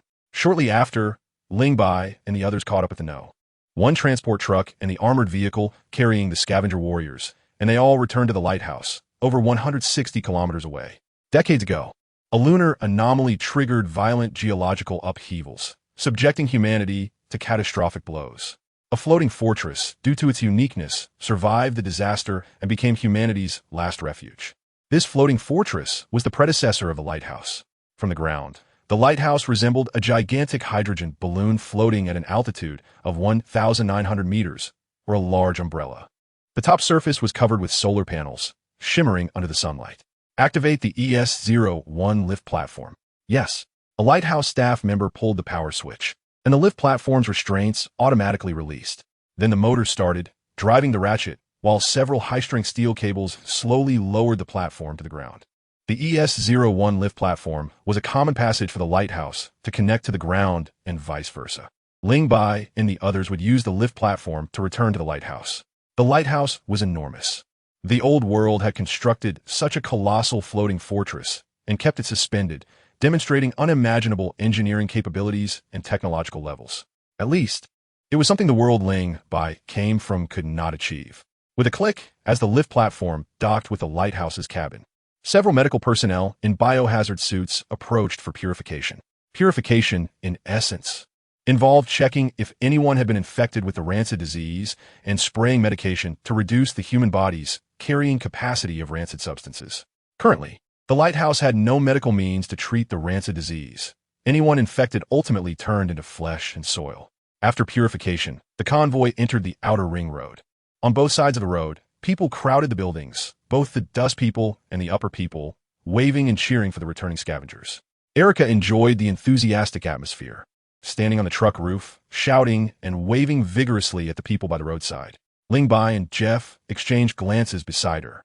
Jeff laughed and said, "Wait until she's been a scavenger for a few years, and she won't have this enthusiasm anymore. But you, a rookie scavenger, seeing so many people cheering for you, don't seem excited at all." Ling Bai shrugged. "I am excited, but I'm just a more reserved person." "Reserved is good. It saves you from being like Erica, someone who hasn't seen the world." "Jeff, who hasn't seen the world?" Erica asked, hands on her hips, pouting angrily. "I wasn't talking about you. I heard you. If you heard, why ask?" Listening to the two bicker, Ling Bai couldn't help but chuckle, his eyes surveying the nearby dust people's living area. Dirty, chaotic, and poor.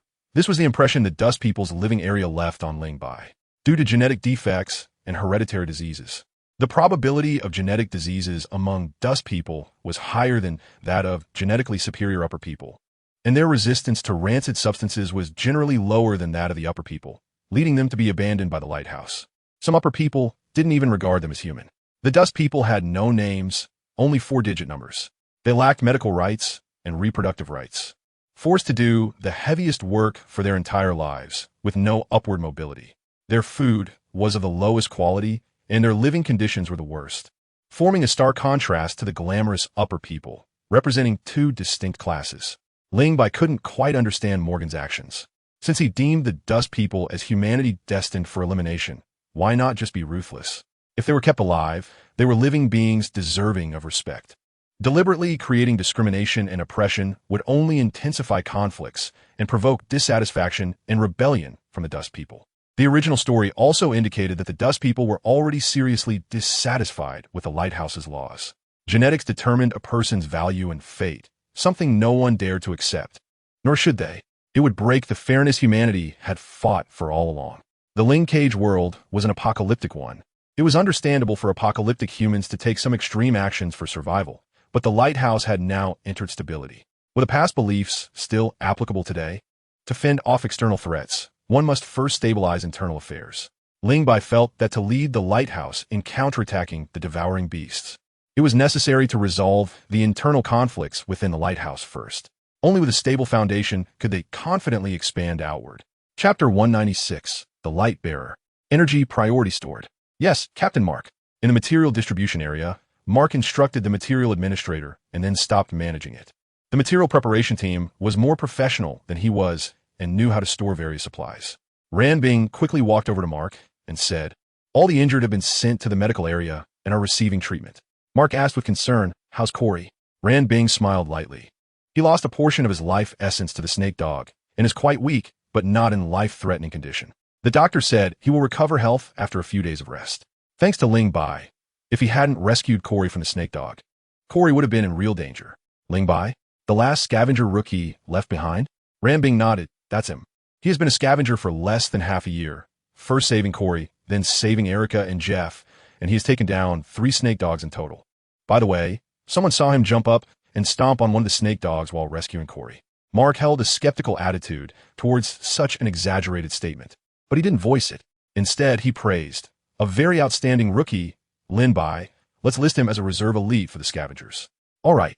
The scavengers are the elite force of the Lighthouse Armed Forces, responsible for collecting various supplies needed by the lighthouse on the ground, as well as other ground exploration tasks. The new civilians just assigned from the commune education system belong to the scavengers rookie group. Those who perform exceptionally will become reserves for the elite, receiving more systematic and comprehensive training, including physical fitness, combat, vehicle driving, and heavy equipment operation. Above the elite reserve is the elite of the scavengers, including Erica, Mo City, Fei Shui, Jeff, and Corey, who are the backbone of the scavengers. Above them are the squad leaders, deputies, and commanders of the scavengers. Although the elite reserve of the scavengers seems to be of a lower rank, due to the limited number of scavengers, each elite reserve qualifies to serve as the captain of a scavenger warrior team, wearing a red beret and holding not just a fire stick, but an ATK-14 heavy rifle, commonly known as the Hellhound, equipped with a grenade launcher, which is quite powerful. Lin Bai, who still didn't know he had become a reserve elite of the scavengers, jumped down from the armored vehicle and walked down the stairs with Erica and Jeff. At that moment, they heard civilian 4068 boast that he could drive heavy equipment better than Mark. The hot-tempered Jeff couldn't help but stride down the stairs toward 4068, sneering. Better? A civilian doesn't even have the qualifications to touch heavy equipment, yet you think you can drive it? Stop dreaming and stay away from heavy equipment. 4068 stumbled a bit from Jeff's push and angrily retorted. Are you reasonable? I just saved you guys. What did you say? A civilian save an upper-class citizen? Jeff was furious and was about to rush over to teach him a lesson. Suddenly, a hand grabbed his shoulder. Jeff struggled briefly, but found he couldn't shake off that hand at all. Forget it, Jeff. P.S. not wrong. Before we caught up with transport vehicle number 2, he did protect the safety of the supplies and the civilians and upper-class citizens on board. As for other violations of lighthouse law, the Law Enforcement Institute will handle that. Civilians are also human. Don't just resort to violence. Lin Bai's words left both Jeff and 4068 momentarily stunned. Jeff retracted his foot, about to speak, when he noticed someone coming up behind 4068, and his expression changed slightly. It was 2 men dressed in Law Enforcement Institute uniforms, wearing peculiar masks. They walked up behind 4068 and, without saying a word, grabbed his arms and forced him to the ground, his face slightly deforming for being pressed against the ground. It looked just like a scene where police officers apprehend a criminal. Clatter. A series of crisp footsteps approached. The light-bearer Vanny arrived with several law enforcers. It's the light-bearer. The light-bearer has come. This kid is in trouble. A commotion broke out around them, and upper-class citizens and civilians whispered, their faces filled with fear as they looked at the light-bearer. Some even instinctively took a step back. The light-bearer's attire was very distinctive. Her face was obscured by a mask, revealing only her pink lips and snow-white chin. She wore clothing with a strong metallic feel on the upper body, while her skirt was quite seductive, revealing her fair thighs in a teasing manner as she moved. Despite not being able to see her face, her perfect figure, powerful aura, and cold temperament exuded a unique charm. The light-bearer, 4068, showed obvious fear in his eyes upon seeing her, and his struggles weakened instantly. The light-bearer took the notebook from the law enforcer beside her, glanced at 4068's information, and coldly said, execute the sentence. The 2 law enforcers who had pinned 4068 down pulled out their law enforcement whips and struck him harshly. The whips, made of an unknown material, left bloody marks with each strike, causing 4068 to scream in agony. Erica felt a bit sympathetic and whispered, the law enforcers are going too far. Anyone who makes a mistake should be punished, whether upper class or civilian. It's the same. There is indeed a regulation in lighthouse law that civilians cannot touch upper-class weapons. And the law enforcers, as enforcers of lighthouse law, are not wrong to punish 4068. As for their attitude towards 4068, isn't it just a reflection of the upper-class attitude towards civilians? Erica was left speechless and, feeling annoyed, said, I can't watch this anymore. It's too frustrating. I'm going to the medical area to see Corey. Are you coming? Lin Bai noticed Mark and Lin Bing walking over and knew that 4068 would only suffer some minor injuries, so he followed Erica out to the supply distribution area. Aren't we training? Not training on the day we return from mission? Oh, you go ahead. I have something to find Dr. Carey. Looking for Dr. Carey? Erica suddenly stopped, looking at Lin Bai in surprise. You're going alone? Yeah, what's wrong? Erica glanced around sneakily and whispered, I heard Dr. Carey is a madwoman. She experiments on living people. If you go alone, you might end up sliced open by her. Let me accompany you. Lin Bai laughed. Aren't you afraid she might slice you open too? This. All right, just kidding. I'll go by myself. If Dr. Carey dares to make a move, who gets sliced is still uncertain. Erica remembered the scene of Lin Bai using a cutter to slice a snake dog's head and immediately laughed, saying no more. At the Ecological Research Institute, in Dr. Carey's laboratory, she was sitting at the computer wearing a lab coat, with a lollipop in her mouth, hands clasped together, nervously staring at the progress bar on the screen. It must succeed, it must succeed. Unfortunately, contrary to her wishes, A cold electronic voice sounded. Analysis of Nephilim number 135 failed. Another failure. Dr. Carey leaned back, and with too much force, her chair slid back a bit. What went wrong? Over 100 attempts without success. A knock on the door sounded, followed by a voice. Dr. Carey, it's me. Doctor. Carey shouted. I've always said you're the termites of the lighthouse, idiots. How many times have I said it? Do not disturb me while I'm experimenting. Chapter 197. The most powerful man in the lighthouse after cursing. Dr. Carey realized the person knocking was not one of her researchers, but a scavenger dressed in Type 2 Tower B combat gear. However, she showed no signs of apology, coldly saying, why is a scavenger not training in the armory, but here in my Ecological Research Institute? Kof, Dr. Ki, em Scavenger Linbai. And I'd like to ask you about something regarding the Devourer Beast. Do you have time? Dr. Carey replied, no. Lin Bai didn't feel awkward at all, as if he hadn't heard the word no, and walked into Dr. Carey's office. His gaze was instantly attracted by something on the left side. It was a huge glass container filled with humanoid sculptures made of flesh and soil. One of the male figures raised its left hand, seemingly trying to touch something outside the container. A silver ring on its ring finger was particularly eye-catching. Dr. Carey followed Ling Bai's gaze, her eyes suddenly filled with tenderness.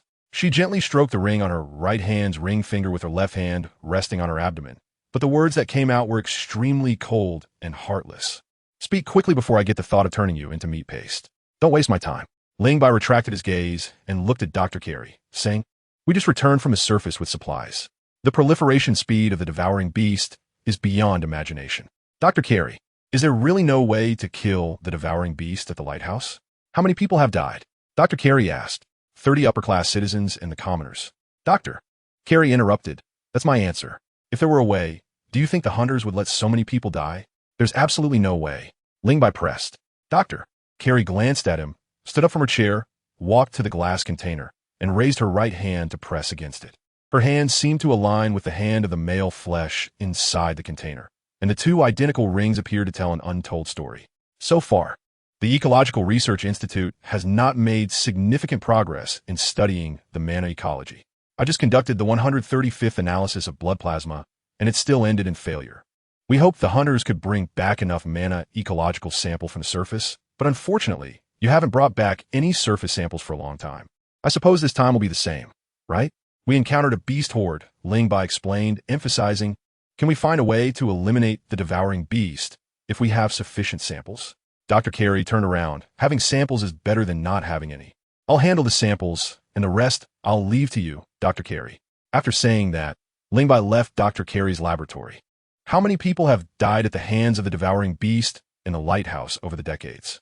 Who do you think you are, helping me find samples? Kid, no matter what, you're still alive now. Cherish it.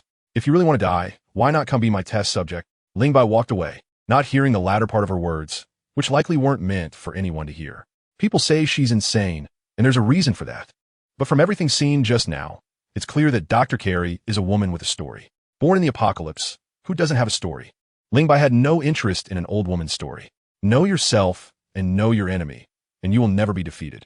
To defeat the devouring beast, one must first understand it and clarify all nodes of the man ecology. Therefore, capturing samples of the devouring beast for ecological research is imperative. He would discuss it with Mark tomorrow.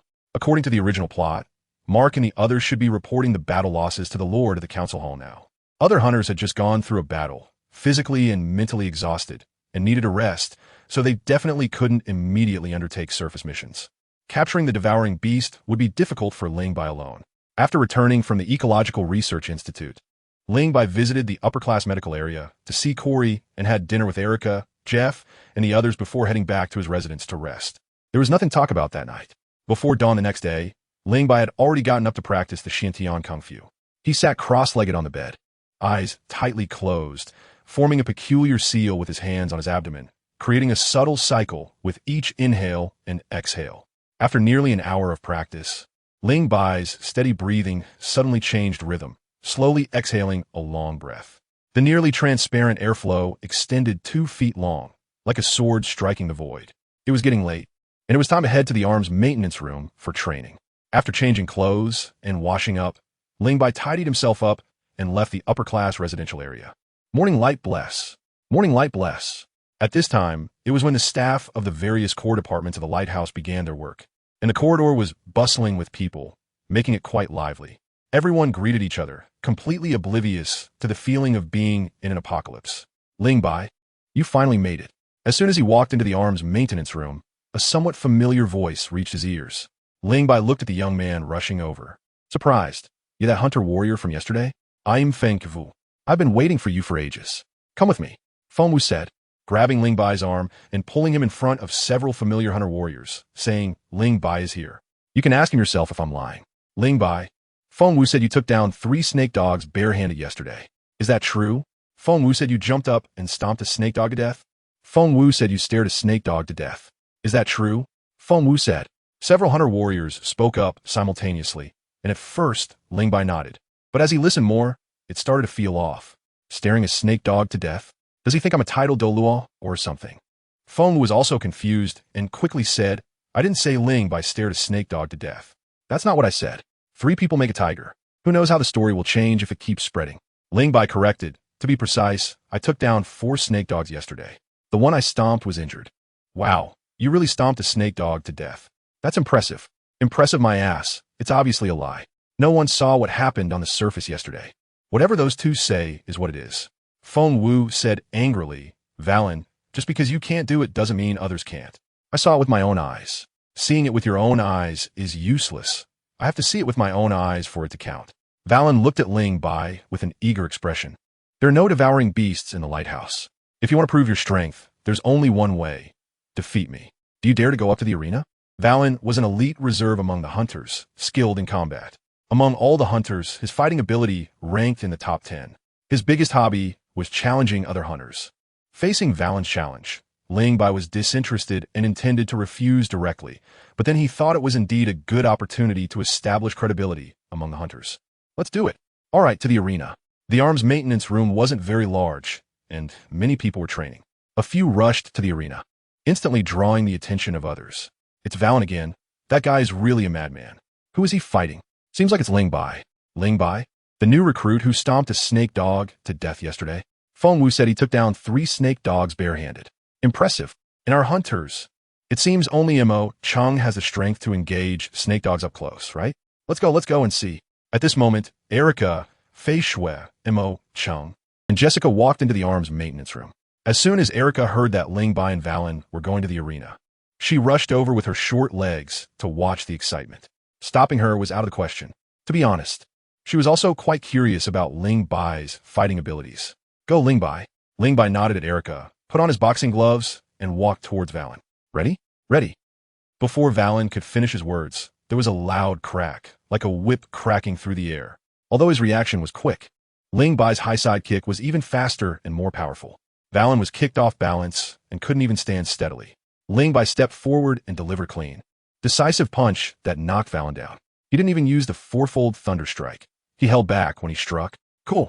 The battle from start to finish seemed to take only a blink of an eye, and the hunters watching the excitement didn't even realize Valen had been defeated. Looking at the struggling Valen, some of the scavengers couldn't help but swallow hard.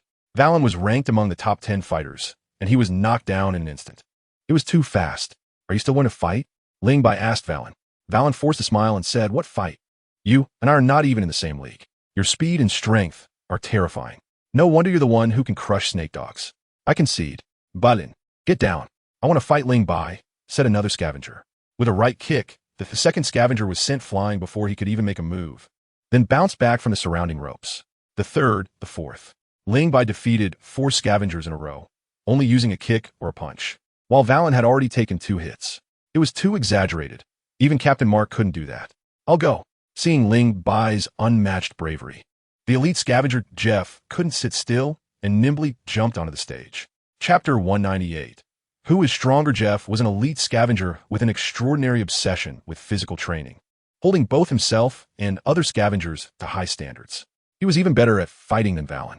Jeff, take him down, urged Mo Chung, waving his fist vigorously. Go, Ling Bai. Go, Jeff, called Erica, who was clever and avoided offending anyone. Jeff can't win, a voice suddenly piped up. Mo Chung and Erica turned to see who it was, and they shouted in unison, Instructor Elon. Instructor Elon. The other scavengers also chimed in. Elon nodded and looked at Ling Bai in the ring, puzzled as he remarked, Has this kid taken drugs? Suddenly so strong. I didn't notice he could fight this well when I taught him before. Erica chuckled. It must be that Ling Bai is afraid of hurting you and is holding back. Ouch, Instructor Elon, that hurts. That's what you get for talking nonsense. Am I weak? I'm just older now. If I were a few years younger, I could beat him to a pulp, Elon said arrogantly. Jessica made a disgusted gesture and asked with interest, Instructor Elon, do you really think Jeff will lose? Elon, the chief instructor of the scavengers, renowned alongside Mark as the two strongest men in the lighthouse, was very confident in his assessment. Ling Bai's strength and speed give him a complete advantage. Jeff's skilled techniques won't work at all. He doesn't look that strong, Jessica said with a hint of regret. Everything unfolded, just as Instructor Elon had predicted. Jeff initiated the attack first, but Ling Bai's low side kick struck Jeff's thigh first, causing him to grimace in pain as if he had suddenly become a cripple. Taking advantage of the situation, Ling Bai stepped forward and unleashed a right straight punch. Jeff barely managed to block with his arms, but the force was so great that his head snapped back, and before he could react, he was knocked down to the ground by Ling Bai. 3 moves. At the moment he fell, Jeff's only thought was that he had withstood 3 moves from Ling Bai, which was a bit better than Valen, so it wasn't too embarrassing. Little did he know that Ling Bai had not used his full strength. Are you okay? Ling Bai reached out his hand. Jeff grasped it to get up and said with a complex look, you kid, I think only Captain Mark among us scavengers could handle you. Who said that? Elon was not convinced, pushing aside the surrounding ropes and stepping onto the stage, saying to Ling Bai, hey kid, I want to fight you. Ling Bai shook his head. Instructor Elon, you're getting old. I can't afford to hurt you. You should get down. Stop talking nonsense. Let's fight. Seeing Elon charge at him, Ling Bai jumped off the stage and laughed. Instructor Elon, is it enough if I concede? You brat. Elon felt both angry and touched, knowing that Ling Bai was deliberately conceding to avoid hurting him, considering his age. Thinking of this, Elon felt a wave of melancholy and regret. He really wanted to contribute to the lighthouse for another few decades. Ling Bai, I won't fight you anymore. I'll find someone else to fight you. Ling Bai casually replied, as long as it's not you, anyone is fine. Elon turned his head and shouted, Mark? Mark, who had just entered the armory, was stunned by Elon's shout, realizing everyone was gathered near the stage, their eyes fixed on him. Instructor Elon, Ranbing, where you all? Get up on the stage. Mark advised, Instructor Elon, age doesn't spare anyone. Take it easy. My contribution can't withstand your antics. After being underestimated twice in a row, Elon was furious and shouted, have you forgotten? I once beat you to a pulp and then knocked you back into it, using your own body against you. The crowd fell silent. Ranbing, Emo, Chung, and the others stared at Mark in disbelief, while Mark remained unflustered and said, that was over 10 years ago. Ugh, hurry up and get up here. It's not me who wants to fight you. It's Ling Bai who wants to fight you. This kid has defeated 5 scavengers in a row, and even Jeff was taken down by him in 3 moves. It's up to you to regain the honor of the veteran scavengers. 3 moves to take down Jeff? Mark was taken aback, looking at Ling Bai in disbelief. He knew Jeff's fighting level. It would be hard for him to take Jeff down in 3 moves. Meeting Mark's gaze, Ling Bai asked, Captain Mark, are you okay with your injuries? He's always bouncing back to life the next day after getting hurt. Elon interjected impatiently. All right, you two, stop stalling and get up there.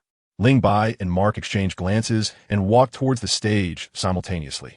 The captain is the strongest man in the lighthouse.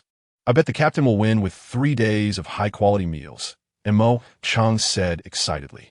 Jeff hesitated slightly, thinking Ling Bai's strength and speed should surpass the captain's.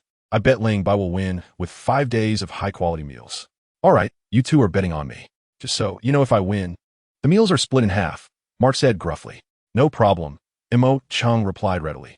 Mark took off his shirt, revealing his thick chest muscles and granite-like abs, with broad shoulders and standing over 9 meters tall, giving off an intense sense of pressure. He slowly put on boxing gloves, his gaze fixed on Ling Bai, who also looked back at him. The two locked eyes in silence, without words or unnecessary movements, and the next second, both figures darted towards each other. With a loud crack, Ling Bai delivered a high-side kick aimed at Mark's head. Mark reacted quickly, blocking Ling Bai's attack with his arm and countering with a right straight punch to Ling Bai's face. With a muffled thud, Ling Bai stepped back 2 or 3 paces, his eyes filled with surprise. Judging by strength alone, Mark wasn't that much weaker than him. Moreover, Ling Bai felt something peculiar about Mark, as if he, like himself, wasn't using full strength. The difference was that Ling Bai didn't need to exert himself, while Mark seemed unable to skillfully tap into the power within him. This guy is unusual. In the original story, Mark single-handedly took down 20 to 30 law enforcers and severely injured the strongest fighter of the Shadow Association, Sharif, recovering quickly from any injuries. He was indeed different from ordinary people. Ling Bai's gaze sharpened, and he suddenly pushed off the ground, darting out like an arrow. Fast. Too fast. It seemed like just a moment, and Ling Bai's knee had already slammed into Mark's stomach, causing Mark to let out a muffled grunt as his muscular body pressed against the ropes, only to be bounced back by them. "Mark!" Ranbing exclaimed, her face filled with worry. The attacks came like a tempest, with straight punches, hooks, and swings raining down on Mark, leaving him utterly defenseless. Mark's strength could match Ling Bai's without the use of thunder energy or internal power, but let's not forget that Ling Bai's body, honed through body refinement and Shantiangong, surpassed Mark in agility, flexibility, and brain reaction speed. It could be said that Mark was merely using a cheat, while Ling Bai was using a super cheat. Elon watched the one-sided battle in the ring and sighed. The strongest man in the lighthouse has changed. Chapter 199. Ling Bai's suggestion. Mark was kicked away by Ling Bai. Kneeling on one knee, gasping for breath, his face bruised. Ling Bai lowered his foot and walked towards Mark, extending his hand. "Shall we stop fighting?" Mark forced a bitter smile. "Let's stop. I can't beat you." 3 days of high-level rations. Jeff reminded Mo Chung with a smug look, making Mo Chung grit his teeth in anger, his eyes still filled with disbelief, letting out a soft snort. "It's over. Everyone, let's go train." Captain Mark actually lost. Ling Bai is too powerful. He should now be the strongest man in lighthouse combat, right? And there's Instructor Elon as well. Just so you know, Instructor Elon can't beat Captain Mark. Is that true? It seems that every time Captain Mark and Instructor Elon fight, it's always Captain Mark who loses. Because Instructor Elon often plays dirty. These little brats, thinking just because I'm old my hearing is bad, speaking so loudly. Elon laughed and scolded, turning to Ling Bai and asking, "Kid, do you still have strength left?" Ling Bai knew what he was getting at. "I'm out of strength." Cunning. Elon turned to Mark. "You just got wrecked by Ling Bai. Do you want to get back at me?"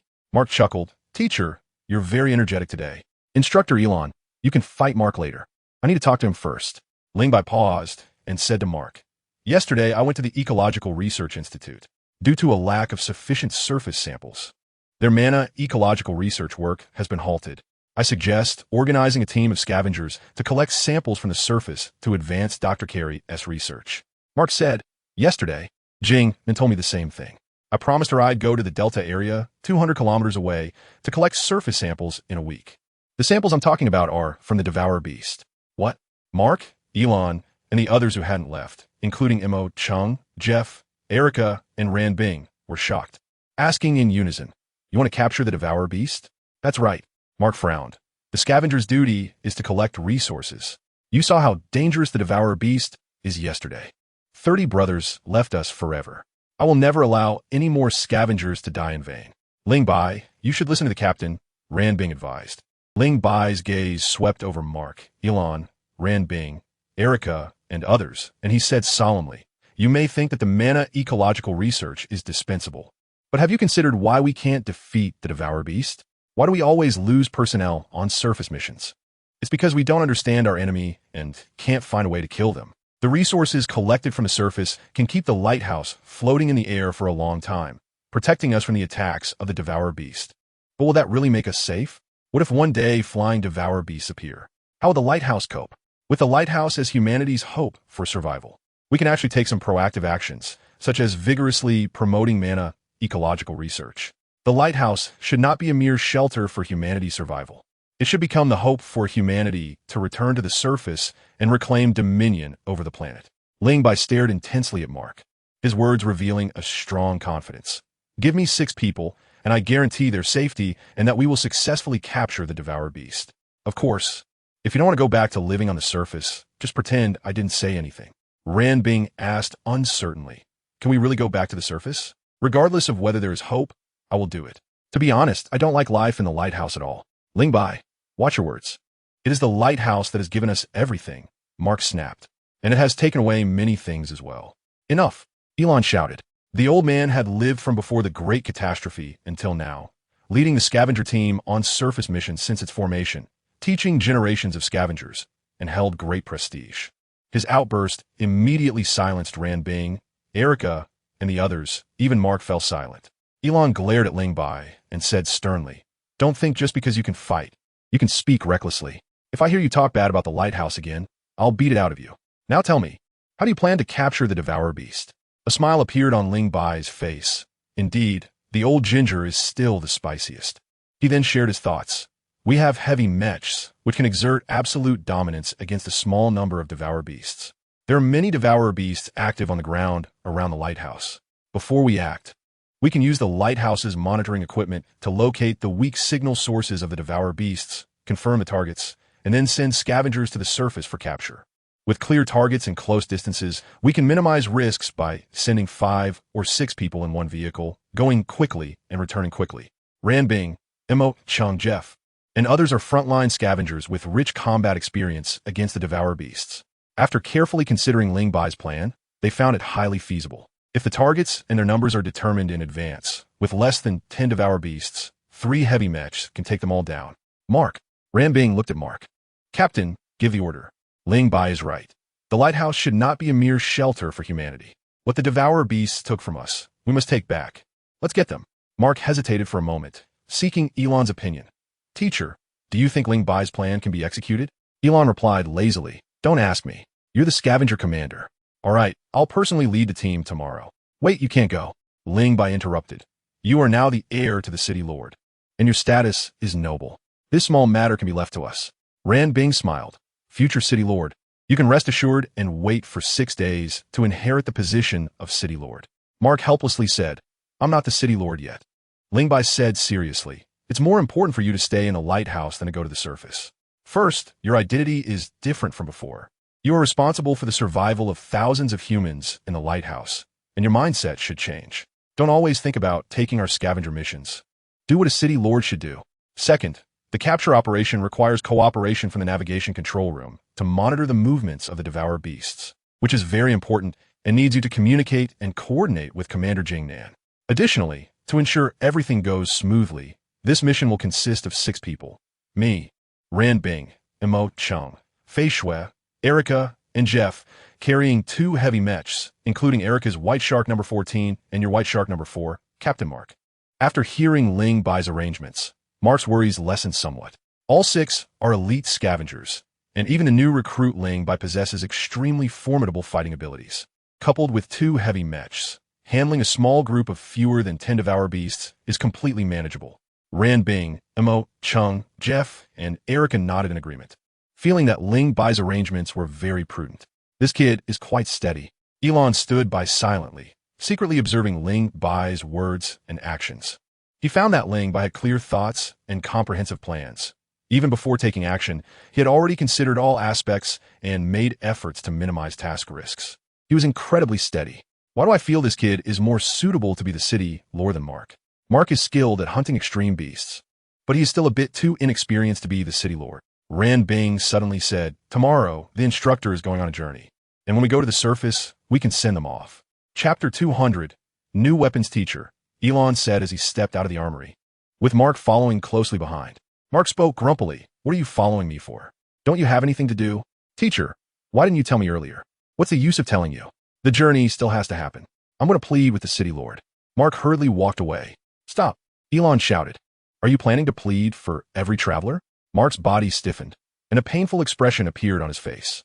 Mark, Ling Bai is right. Your identity is different now, and you need to change your previous way of thinking. You're great at hunting extreme beasts, but in the wars of the old world, you would have died dozens of times by now. Elon mercilessly belittled him. Mark replied, the old world has been destroyed. Our enemy now is the extreme beasts. Things are not as simple as you think. Where there are people, there will be conflict. Sometimes the human heart is the most dangerous. Elon placed his fist on Mark's left chest and said meaningfully, be more vigilant. Don't forget that Morgan and Charles are father and son. After saying that, Elon turned and leaned against the railing on the side of the corridor, suddenly asking, do you really believe there are humans on the surface? Mark adjusted his low spirits, walked over to Elon, and leaned against the railing as well, replying, I saw it with my own eyes yesterday. Ling Bai saw it too. Elon suddenly realized, no wonder that kid wants to go to the surface to capture extreme beasts. Now makes sense. But that kid is smarter than you and has more foresight. He focuses on more practical things. The lighthouse indeed needs to understand the mana ecosystem comprehensively. Teacher, do you think we can return to live on the surface? Elon was not optimistic about this. In the apocalypse, People always want to find hope, but if there is really hope, can it still be called an apocalypse? Mark retorted, the existence of the lighthouse is hope. Elon chuckled, you haven't even become the city lord yet, but you're already speaking with the demeanor of one.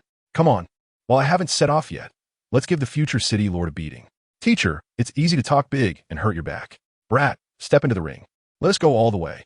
When Mark and Elon returned to the armory, Ling Bai found Jessica. Jessica was an engineer in the research department, the deputy supervisor, skilled in mechanical maintenance and design. All modifications and design work for the heavy mechs on the lighthouse went through her hands. If you need weapons, Jessica is the one to find. Generally, firearms cannot effectively harm extreme beasts. Heavy mechs are powerful, but not every heavy mech can match Mark's White Shark No. 4. In fact, a regular heavy mech is no better than Ling by fighting barehanded. Tomorrow, they need to go to the surface to capture extreme beasts. And it's clearly too late to learn to pilot a heavy mech now. Ling Bai planned to get a suitable weapon. A knife was the best choice. After all, he had been playing with knives in the Doloa world for nearly 20 years. Jessica was explaining heavy mech piloting skills to Rita, who was in the elite reserve of scavengers, when she heard Ling Bai's call. She turned her head and said, Oh, Ling Bai, are you looking for me? Are you inviting me to the Dawn Hall? Isn't this girl a bit too direct? Ling Bai looked her up and down. She had a great figure with a well-defined waist and curves, and her face was a blend of Eastern beauty with Western features. Her wine-red hair flowing like a flame down her back, just like her passionate personality. In the lighthouse, few women were as eager to mention going to the Dawn Hall as she was. Instructor Elon is in charge of the war damage supplies. You need to convince him first. As long as Instructor Elon agrees, I have no problem. Cough, cough. Rita choked on her own saliva, unable to handle the adult's boldness, and quickly said, Jessica, Ling Bai, you two talk. I'm going to train. Jessica ignored Rita, showing a thoughtful expression as if she were truly considering Ling Bai's earlier joke. After a moment, she said regretfully, convincing that stubborn old guy Elon is not easy. Besides, I can't. Jingnan asked me to remodify the heavy mech within a week. And if I go to the Dawn Hall, no one will do that work. Ling Bai's face darkened. I was just joking, and you're taking it seriously? Of course. Let us talk business. Ling Bai decisively changed the subject, not giving this female rogue any chance to bully him. After the Traveler's ceremony tomorrow, there's a surface mission for the scavengers. I need a weapon. A knife would be best. Jessica said against extreme beasts, the lethality of cold weapons is far inferior to firearms and other hot weapons. I suggest you equip yourself with a heavy weapon. By the way, Ran Bing has already adjusted your level to Elite Reserve Scavenger. You can use an ATK-14 Hellhound heavy rifle on the mission. Ling Bai nodded. Ran Bing had already told him about this. He would bring the Hellhound, but he hoped the research department could provide him with a battle knife. With his strength, killing extreme beasts with cold weapons would not be slower than using a regular heavy mech. Jessica thought for a while and looked at Ling Bai, saying, all production plans in the research department are centered around heavy mech modifications. The battle knife you want probably can't be made by tomorrow. Don't you have any in stock? Jessica rolled her eyes. Come on, what era are we in that we still use battle knives as cold weapons? The lighthouse lacks metal, ores, and materials, and any inventory would have been used long ago. As she spoke, Jessica seemed to remember something and suddenly said, when I was designing the heavy mech modification direction, I equipped Captain Mark's White Shark No. 4 with a transforming alloy dual blade. The dual blade is made of top-grade alloy, and because it needs to undergo power, performance, and load tests, now I'm making two of them. The lightest one weighs 200 kilograms. Seeing the doubt in Jessica's eyes, Ling Bai suddenly smiled. Lead the way. If it's suitable, I'll take it. Follow me. The heavy mech modification workshop in the research department was located in the suspended civilian residential area, filled with mechanical equipment. There were high-end precision machine tools and basic tools like handheld welding guns, handheld long cutting machines, giant bolt tighteners, and industrial jacks.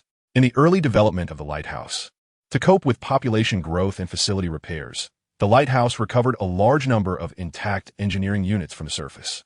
Thus, the lighthouse had a certain industrial production capacity. Heavy mech modifications are not simply about adding a few armor plates. They require high-precision processing and transformation. Without industrial support, it would be a pipe dream. Jessica brought Ling Bai to the front of the White Shark No. 4 and pointed to a huge blade beside it, saying, here it is. Before she could finish, Ling Bai stepped forward, grasped the handle of the blade, and lifted it. He swung it casually, and the air immediately produced a whistling sound. Is he even human? Holding a 200-kilogram broadsword feels like playing with toy. Jessica's mouth dropped in surprise, and her gaze at Ling Bai was particularly eager.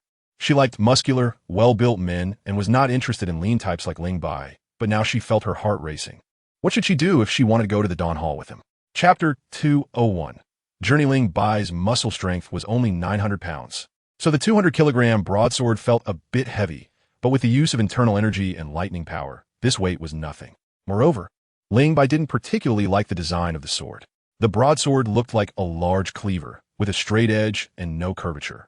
The tip was short, unlike the long tip of the Han silver sword, making it unable to fully exert the attack power of the wind sword. There was no choice. He would have to use it for now.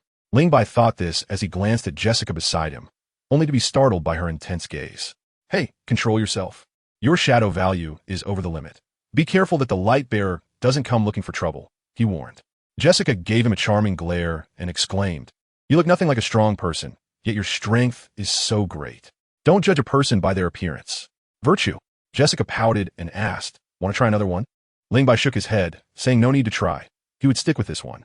Is it okay if I take it? Of course, no problem. I don't like the design of the sword. Help me redesign it when you have time, he said as he walked out of the research department's modification workshop. I'll get it done for you in a week. I promise you'll be satisfied, Jessica replied, following him. What's wrong? Nothing. I already have a design for the sword. The blade needs a certain curvature, and the tip should be longer. As they walked and talked, they were interrupted by a commotion as they turned into the fuel storage area passage. What happened? Jessica instinctively asked. Through the gaps in the crowd, Ling Bai saw a dustman holding a soldier from the city defense at gunpoint, while several other city defense soldiers had their guns aimed at the dustman, ready to pounce at any moment. Recalling the plot from the original story, Ling Bai instantly understood what was happening. Two dustmen, 2411 and 3852, had stolen food from the upper class and were beaten by an upper-class chef. In a panic, 3852 snatched a soldier's handgun, creating a standoff with the other soldiers. In short, it was a conflict triggered by milk and bread. Except for the older dustmen, others might never drink milk or eat bread in their lives. Their food consists of the cheapest insect cakes, secret cockroaches, and other insect-based foods. Long-term oppression and class conflict had ignited a fire in the hearts of the dustmen. This conflict was merely an expression of their rebellion against the lighthouse system. Put the gun down. Ling Bai pushed through the crowd toward 3852. Don't come any closer. 3852 turned sharply, pressing the gun against the soldier's neck, aiming it at Ling Bai. His trembling arm and finger, tightly gripping the trigger, made Jessica's heart race. Ling Bai calmly replied, Your gun's safety is off. 3852 froze for a moment and quickly glanced at his gun. Just then Ling Bai moved. Among the dozens present, no one saw his movement clearly. They only saw Ling Bai's body sway slightly, and in the next second, he had seized 3852's wrist and taken a gun from his hand. The city defense soldiers reacted immediately, rushing in to subdue 3852, while 2411, who had been trembling in fear on the side, was also handcuffed. Thank you, the soldier who was held hostage by 3852 said gratefully. Ling Bai smiled and kindly suggested, You should train more often. Although the city defense's duty is to maintain order and safety in the lighthouse and doesn't require you to fight beasts like us scavengers, basic tactical skills and combat techniques are necessary, right? A few fully armed city defense soldiers couldn't even subdue two unarmed dustmen and had one of them take a gun hostage. Their fighting ability was truly poor. His kindness made the city defense soldiers embarrassed, and they hurriedly thanked him before taking 3852 and 2411 away. Wait, a dustman girl, 4277, stepped forward from the crowd, seemingly wanting to stop the city defense from taking away 3852 and 2411. Ling Bai's sharp gaze swept over, and 4277 swallowed her words, lowering her head in fear. Those who make mistakes must be punished, whether dustmen or upper-class people. It's the same. When you lack the ability to change everything, impulsiveness won't solve any problems. It will only put you in danger and harm both yourself and others. As he spoke, Ling Bai scanned the crowd and shouted, Is everyone just standing around here with nothing to do? Or are you waiting for the light bearer to come personally to ask you to get back to work? Hearing this, the onlookers, both upper class and dustmen, scattered in a hurry, running faster than a rabbit. The name of the light bearer was truly terrifying. Jessica walked over, still shaken, and said, That was too dangerous. What would have happened if that dustman had shot you? He would die, and you, unharmed. Jessica looked deeply at Ling Bai, and from his calm tone, she sensed absolute confidence. It had to be said that this man was not only powerful, but also very charismatic. The law enforcement people will be here soon. Let's go to avoid trouble. Speak of the devil, and he shall appear. The crisp sound of footsteps approached rapidly, and a light bearer, dressed provocatively and stylishly, came like the wind, exuding a cold aura and strong presence, making the air feel heavy. Unfortunately, she arrived a step too late. Ling Bai and Jessica brushed past her, and neither side showed any intention of stopping to communicate. Once they were far away, Jessica quietly asked, "Will those two dust men die? The male will suffer the consequences of his actions due to his illness. I shouldn't have to elaborate on that. The female will likely suffer some physical punishment." Jessica sighed, "All for bread and milk." Ling Bai replied, "For you and me, milk and bread are very ordinary things. A little contribution is enough, and we can also enjoy steak and red wine. But for the dust men, they might never eat the most ordinary food in the eyes of the upper class." Jessica opened her mouth, as if wanting to say something but didn't know how.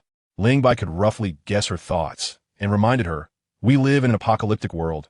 We can't view current issues with the perspective of the old world. Also you, a mere deputy director of the research department, and I, a minor elite scavenger, should just focus on our own tasks and not meddle in the Lord's affairs." Jessica laughed in anger. "You're just a minor, okay? I'm part of the lighthouse management that can enter the council hall. Is that rare? Once I become the Lord, without my orders, you won't even be able to enter the council hall." Become the Lord? Jessica couldn't help but laugh, ready to mock him. But the words got stuck in her throat. Could Ling Bai really become the Lord? Given his displayed martial prowess, after Mark succeeded as the Lord, he would surely become a backbone among the scavengers. With some experience and prestige, becoming the commander of the scavengers would be no problem at all. To be fair, if it weren't for Ling Bai being too young and inexperienced, Jessica would think he was qualified to compete with Mark for the position of City Lord. Back in the armory, Jessica volunteered to teach Ling Bai the basics of three-dimensional driving technology, which made Erica, who was eagerly anticipating reprimanding Ling Bai, quite unhappy and reluctantly joined the temporary instructor team. The next morning, Ling Bai appeared fully armed at the lighthouse's lift platform, sending off the travelers along with the thousands of citizens in the lighthouse, before heading to the ground to capture the devouring beasts. Chapter 202.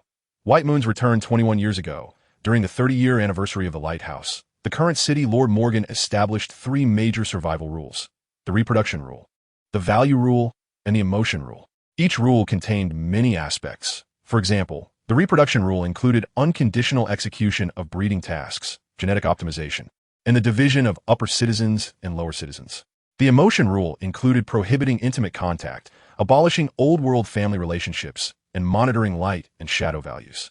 The value rule, which relates to the travelers, included the distribution of contribution points, the life formula, and the journey. In the lighthouse, citizens who reach the age of 70 or can no longer contribute are called travelers. They don cloaks and take food prepared by the lighthouse to the ground, seeking the truth that will free humanity from its predicaments.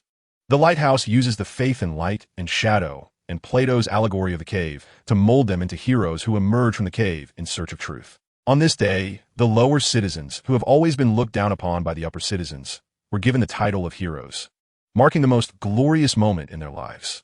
Although short-lived, it still made the lower citizens cheer with joy.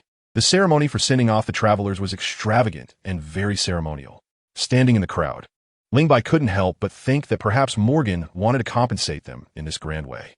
The travelers, outwardly heroes, were actually abandoned humans by the lighthouse. The ceremony ended, and "We should leave," Ling Bai said lightly as he saw the 5 travelers step onto the lift platform. The 6 of them stood out, immediately attracting the attention of those in the know. Charles, the head of the Light and Shadow Society, with his golden hair and dressed in a magnificent gown, asked in surprise, "What are they doing?" It sounded like he was talking to himself, but Jing Nan, standing next to him, knew he was asking himself. "Doctor, Carrie needed some ecological samples of manna from the ground for her ecological research, and the hunters were ordered to collect samples from the ground." Charles laughed. "I thought the city lord had a change of heart and wanted to send a few hunters to escort them, but it turns out I was mistaken. Our city lord is as shrewd as ever. Discarding a few old folks with little contribution ability is just a way to save some rations." Elon, who was not only Mark and Erica's teacher, but also Jing Nan's, did not allow anyone to insult her respected teacher. "Head of the society, you can eat anything, but you shouldn't speak carelessly. Oh, by the way, in a few days, you won't be the head of the society anymore. You." Charles's eyes burned with anger. At the council meeting 2 days ago, Morgan publicly announced Mark as the next city lord heir instead of choosing his own son. Yesterday, Morgan called him in and played the emotional card, for the first time speaking to him as a father since the 3 major survival rules were established. Charles was quite moved at that moment, but unexpectedly, Morgan stabbed him in the back the next second. Not only was he not allowed to become the city lord, but he was also told to hand over the position of head of the Light and Shadow Society to Mark. When he needs me, I am his son. When he doesn't tea, I'm just the head of the society. Charles clenched his fists, anger boiling within him. With a cold snort, he turned and left. Ling Bai. Mark called out to Ling by passing by and quietly reminded him, if possible, escort teacher Elon and the others for a bit. Don't worry. Ling Bai, Ran Bing, Erica, Fei Shui, Mo Chung, and Jeff walked behind Elon as the lift platform slowly descended, and the 11 of them gradually disappeared from the sight of the lighthouse citizens. The lift platform descended from a height of 1,900 meters to the ground. Ling Bai asked Elon and the others, Instructor, which direction are you planning to go? The hunter instructor Elon, Data Officer Gordon, Engineer Morin, Aerial Farm Manager Tara, and Lower Citizen 0591 all looked toward the west simultaneously. All the way west. Great. It's on our way. The instructor, you all get in the car. We'll take you a bit further, Erica said cheerfully. Elon gave Erica a light tap on the head. You think I can't see through your little thoughts? Which direction? ISNT on the way. All right. You go your way. We'll go ours. No need for an escort. We're not old enough to need help walking. Just listen to Elon. Miss Tara said, perhaps because they were leaving the lighthouse and were no longer bound by the 3 major survival rules. She looked particularly kind, gazing at Ling Bai and the others with a gentle look of an elder watching over the younger generation. Ran Bing insisted, Teacher Elon, if you don't let us escort you, we'll just follow you until you're safe. Oh, everyone's getting brave and daring to challenge me? Elon glared at Ling Bai and shouted, Kid, they are your responsibility. Bring them back in one piece, got it? Ling Bai replied solemnly, I will. Elon's gaze swept over Ling Bai, Ran Bing, Erica, Jeff, Fei Shui, and Mo Chung, and he smiled with satisfaction. Yesterday, I told Mark I was going for a journey. Today, I'm telling you, I'm going for you all. A typical case of speaking differently to different people. Ran Bing and Erica chuckled, and the originally somber occasion was abruptly disrupted by Ling Bai's words. You little brat, your mouth is too sharp. Elon shot a glare at Ling Bai and reminded, from now on, you all help Mark a bit more. Instructor, Hunter, Elon suddenly shouted. Ling Bai clenched his right fist against his left chest and responded loudly. Hunter Ling Bai is here. Hunter Ran Bing here. Hunter Erica here. Hunter Fei Shui here. Hunter Jeff here. Hunter Mo Chung here. Elon made the same gesture and said with a full voice, I, your former hunter instructor, in the name of the future city lord's teacher, command you to carry out your tasks. Tears streamed down Erica's face instantly. Instructor, Ling Bai, don't let me down. Ling Bai took a deep look at Elon and the others, resolutely turned around. Ran Bing, Erica, Jeff Mo, Chung Fei Shui, get in the car. Destination, original target location. Yes, Fei Shui, with a mask obscuring her expression, did not reveal her emotions, but Erica and Ran Bing boarded the armored vehicle with reluctant faces, tears brimming in their eyes. The next moment, the armored vehicle roared out like a raging tiger, speeding away and kicking up a cloud of dust. Elon watched them leave before turning to the 4 old folks beside him. The road ahead won't be peaceful. We 5 need a leader. Engineer Gordon said irritably. After being a hunter instructor for decades, haven't you had enough of being in charge? Now that we're off on a journey, you still want to lead us? Is that not okay? Fine. You say what goes. Let's south hit the road. The 5 elderly men, all over 70 years old, walked unsteadily on the barren land. Did they not know what a journey meant? They knew, but they still obeyed the arrangements of the lighthouse. Perhaps there was helplessness. Perhaps there was unwillingness, but at this moment, they had only one thought in their hearts, to continue moving forward for the lighthouse, as a hero seeking the truth. They turned over the hills formed by the yellow earth, and Elon and the 5 suddenly looked up to the distance, where a black that was rapidly approaching, accompanied by the roar of a car and the dust kicked up behind it, stopping in front of Elon and the others. Driving was a silver-haired girl whom Ling Bai had seen on the back of a giant devouring beast. There were 3 people sitting in the passenger seat and back seat, and on the roof were 2 odd figures, one fat and one thin. Seeing the silver-haired girl, the expressions of the 4 of them varied, though surprised. There was no look of unexpectedness. Elon stared intently at the silver-haired girl and slowly uttered a few words. It's you, by Yu Kuei. Chapter 203. The devouring beast strikes the atmosphere in the car was somewhat oppressive. The usually lively Erica was surprisingly silent, her small face taut and not saying a word. Ran Bing silently wiped her electromagnetic sniper rifle, while Jeff lowered his head, lost in thought. In the driver's seat, Mo Chung and Fei Shui were separated from Ling Bai and the others in the cabin, but Ling Bai could guess their expressions at this moment. With battle imminent, if they faced the devouring beast in their current state, even the most elite of scavengers would become the spiritual food of the devouring beasts. Using the wireless communication headset on their ears, Ling Bai spoke. Each generation has its own mission. Instructor Elon and the others were born in the old world, personally experiencing its destruction, losing far too many things, suffering too much hardship. They have shouldered humanity's hope and preserved the spark of humanity. So what should our generation do? The previous generation solved our survival problems and laid the foundation for humanity's continuation. We should carry forward and expand humanity's living space, leading the last of humanity to develop and grow stronger. Perhaps one day, the lighthouse will no longer drift aimlessly in the sky like an isolated island. It will eventually take root in the earth, becoming a witness to future generations remembering the suffering of humanity's past. Perhaps one day, the lighthouse will no longer have the 3 laws of survival. Perhaps one day, there will no longer be wayfarers. Perhaps one day, there will no longer be the commoners and the upper class. Perhaps one day, everyone present can do what they want to do, say what they have long wanted to say, but dare not, and live the life they want to live. Gazing at the pairs of eyes looking at him, Ling Bai slowly raised his hands. A beautiful life will never appear before us by itself. We need to create it with our own hands. To tear apart all obstacles in the way of humanity's development with our own hands is our mission. Instructor Elon is already so old, still moving forward for humanity.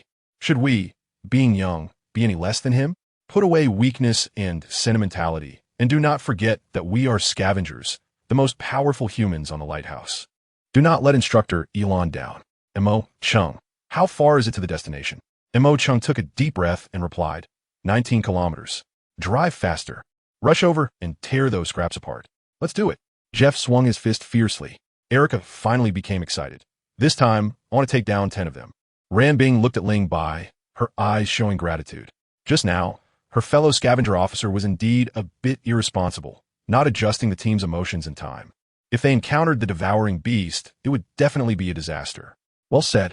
In a lighthouse navigation control room, Jingnan couldn't help but exclaim, a beautiful life will not appear before us by itself. We need to create it with our own hands. This is the mission and responsibility of us lighthouse humans. Nearby, Mark nodded gently. Ling Bai is indeed the most outstanding new scavenger in recent years. Was that just now Ling Bai? The one who defeated you, the strongest man on the lighthouse now? Jingnan asked with interest. Jessica quickly replied, that's him. A control room staff member named Li Wan, with long black hair and beautiful looks, joked. Jessica, the commander asked about Captain Mark. Why did you rush to answer? Could it be? Jessica's heart skipped a beat. Just as she was about to retort Li Wan, the voice of the control room officer Martin suddenly came through. There is abnormal movement in the devouring beast signals near the scavenger squad. Everyone was startled and quickly focused their attention on the devouring beast signal distribution map, where a red circle representing the devouring beast signal suddenly left its original activity area and was rapidly approaching Ling Bai and the others. Mark raised his hand to press his earphone and said in a deep voice, Ling Bai, there are devouring beasts approaching you from the northeast. The airdrop armored vehicle is also equipped with a devouring beast signal detector, capable of covering a diameter of 30 kilometers. Since devouring beasts often move in groups, the detector's identification capability is limited, and the signal map displayed is not of individual entities, but a red area.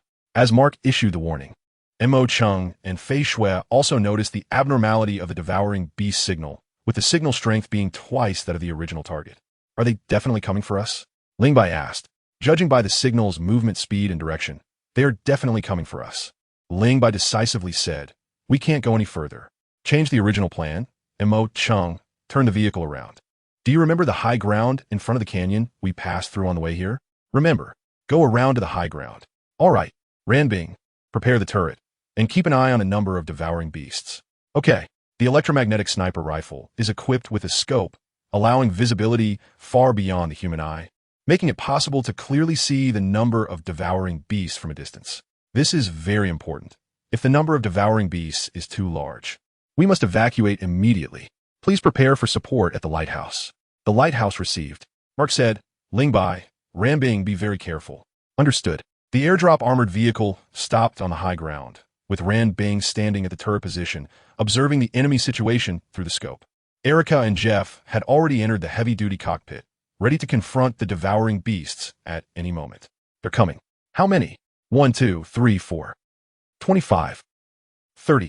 Hearing the continuously increasing numbers from Ran Bing, Ling Bai's heart sank. They had only come with 6 people and 2 heavy units. With limited combat capability. 45 beasts. Are you sure? Confirmed. Mo Chung, Fei Shui. Are there any abnormal devouring beast signals in other directions? None. Ling Bai breathed a sigh of relief. 45 devouring beasts. They can handle one wave. Mo Chung, open the back door. Erica, Jeff, prepare for battle. I and Jeff will take the first shot. Erica, Ran Bing, you two assist from the side. Mo Chung and Fei Shui, monitor the signals and pay attention to safety. Received. The roof and back door of the vehicle are connected and form a folding device. Once opened, the roof creates a slope, making it easier for the scavengers to disembark. Before long, a large number of devouring beasts appeared in Ling Bai's line of sight, with 45 snake dogs sprinting wildly, kicking up a whirlwind of yellow sand, and the ground shaking slightly as it rolled.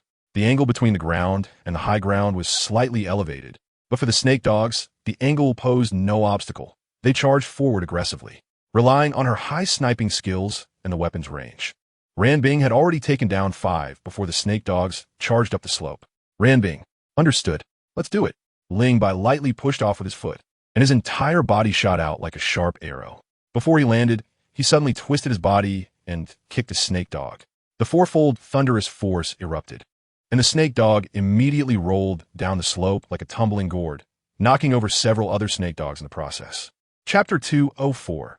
Ambushing the snake dogs. As soon as he landed, Ling Bai swung his right hand, and a 200-kilogram alloy slashing knife came down with a whoosh, effortlessly decapitating a snake dog. The snake dog that was charging upward seemed to lose all momentum in an instant, its headless body collapsing to the ground and then rolling down the slope. The sound of a chainsaw echoed as Jeff drove Mark's white shark now, for next to Ling Bai, holding a large-caliber pistol called the Ripper in his right hand, and shot down a snake dog with one shot. In his left hand, he wielded a chainsaw knife, slicing through another snake dog. With both hands working together, it was as ferocious as chopping vegetables. Taking advantage of the terrain, Ling Bai and Jeff worked in tandem, and not a single one of the 45 snake dogs managed to rush up to the high ground. Jeff, Ling Bai, don't steal my kills. These ugly creatures are all mine. Erica shouted excitedly, raising her shotgun and shooting wildly. Erica, don't block my line of sight. Ran Bing called out helplessly. Got a bit too excited, Erica said. Although Ran Bing wasn't driving a heavy mech or engaging in close combat with the snake dogs. Her speed and number of kills were not inferior to Ling Bai and Jeff at all. Every snake dog that rolled down the slope was sniped as soon as it stood up. Mo Chung stood at the door of the cockpit, arms crossed, and asked Fei Shui beside him, "What do you think we're doing here?" Fei Shui remained silent for a moment before suddenly expressing, "I never imagined that the extreme beasts would be completely powerless against human attacks. Yeah, it's like a one-sided massacre," Mo Chung said, staring intently at Ling Bai. This guy was elusive, moving like a ghost among the snake dogs, always able to seize opportunities to weaken their attacks. After yesterday's battle with the captain, I'm sure he didn't go all out. That's obvious, Mo Chung grumbled. Since you know it's obvious, why didn't you say it? Less chit-chat. Keep an eye on the extreme beast signal distribution map. 3 minutes later, the battle against the snake dogs was nearing its end, with only 4 of the 45 snake dogs remaining. Ling Bai, worried that Ran Bing and the others would get carried away, hurriedly reminded, "Leave 2 alive, capture them." Received. Bang bang.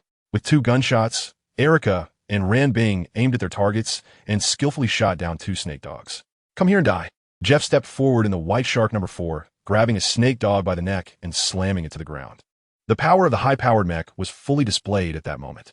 "Ling Bai, let me help you," Erica started to say, but her beautiful big eyes widened in shock, and Ran Bing, Mo Chung, and Fei Shui were also stunned. Ling Bai suddenly lunged forward like a tiger pouncing on its prey, wrapping his arms around the snake dog's neck and slamming it down with a loud bang.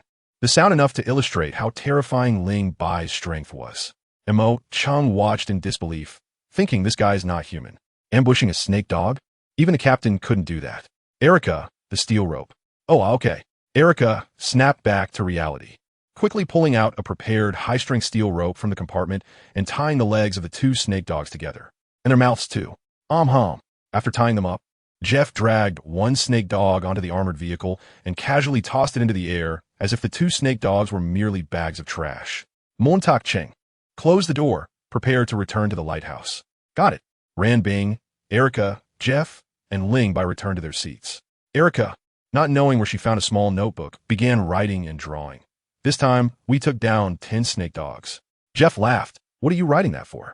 By the time you've been a scavenger for a few years, you won't even remember how many extreme beasts you've killed. That's because you're old. Hey, are you looking for a fight? Where am I old? Watching Jeff and Erica bicker, Ling Bai smiled and pressed the headset. Report to the lighthouse. Ground sample collection mission completed. No casualties. Scavenger squad has returned. Please prepare for reception at the lighthouse. Also, inform Dr. Carey to receive her experimental subjects. Lighthouse received. Drive safely on the way back. Phew. In the lighthouse navigation control room, Mark, Jessica, and others breathed a sigh of relief. Just now, the unusual movement of the extreme beast signals had made them anxious. Mark, you've cultivated an outstanding scavenger. Jingnan congratulated with a smile.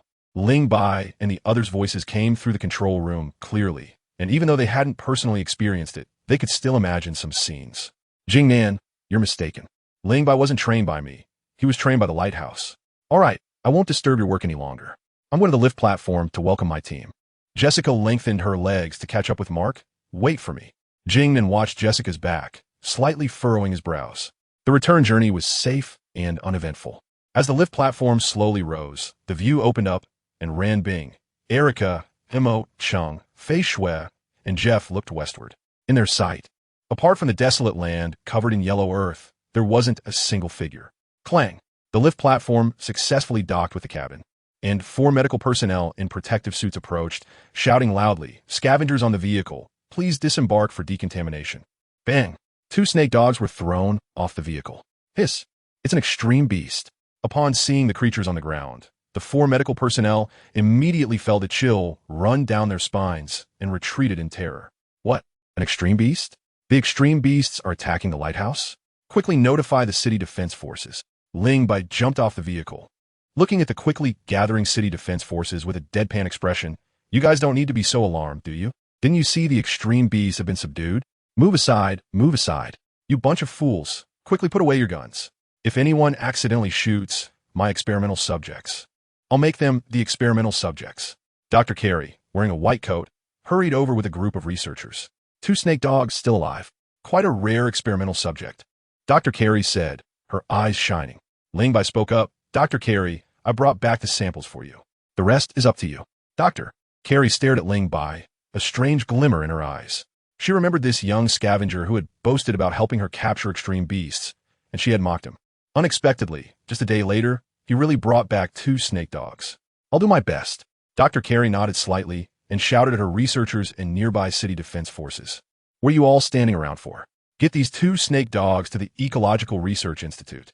After decontamination, Ling Bai and Ran Bing walked toward Mark, Jessica, and the others who were waiting nearby, and everyone returned to the armory. On the way, Ran Bing detailed the action process, emphasizing Ling Bai's performance.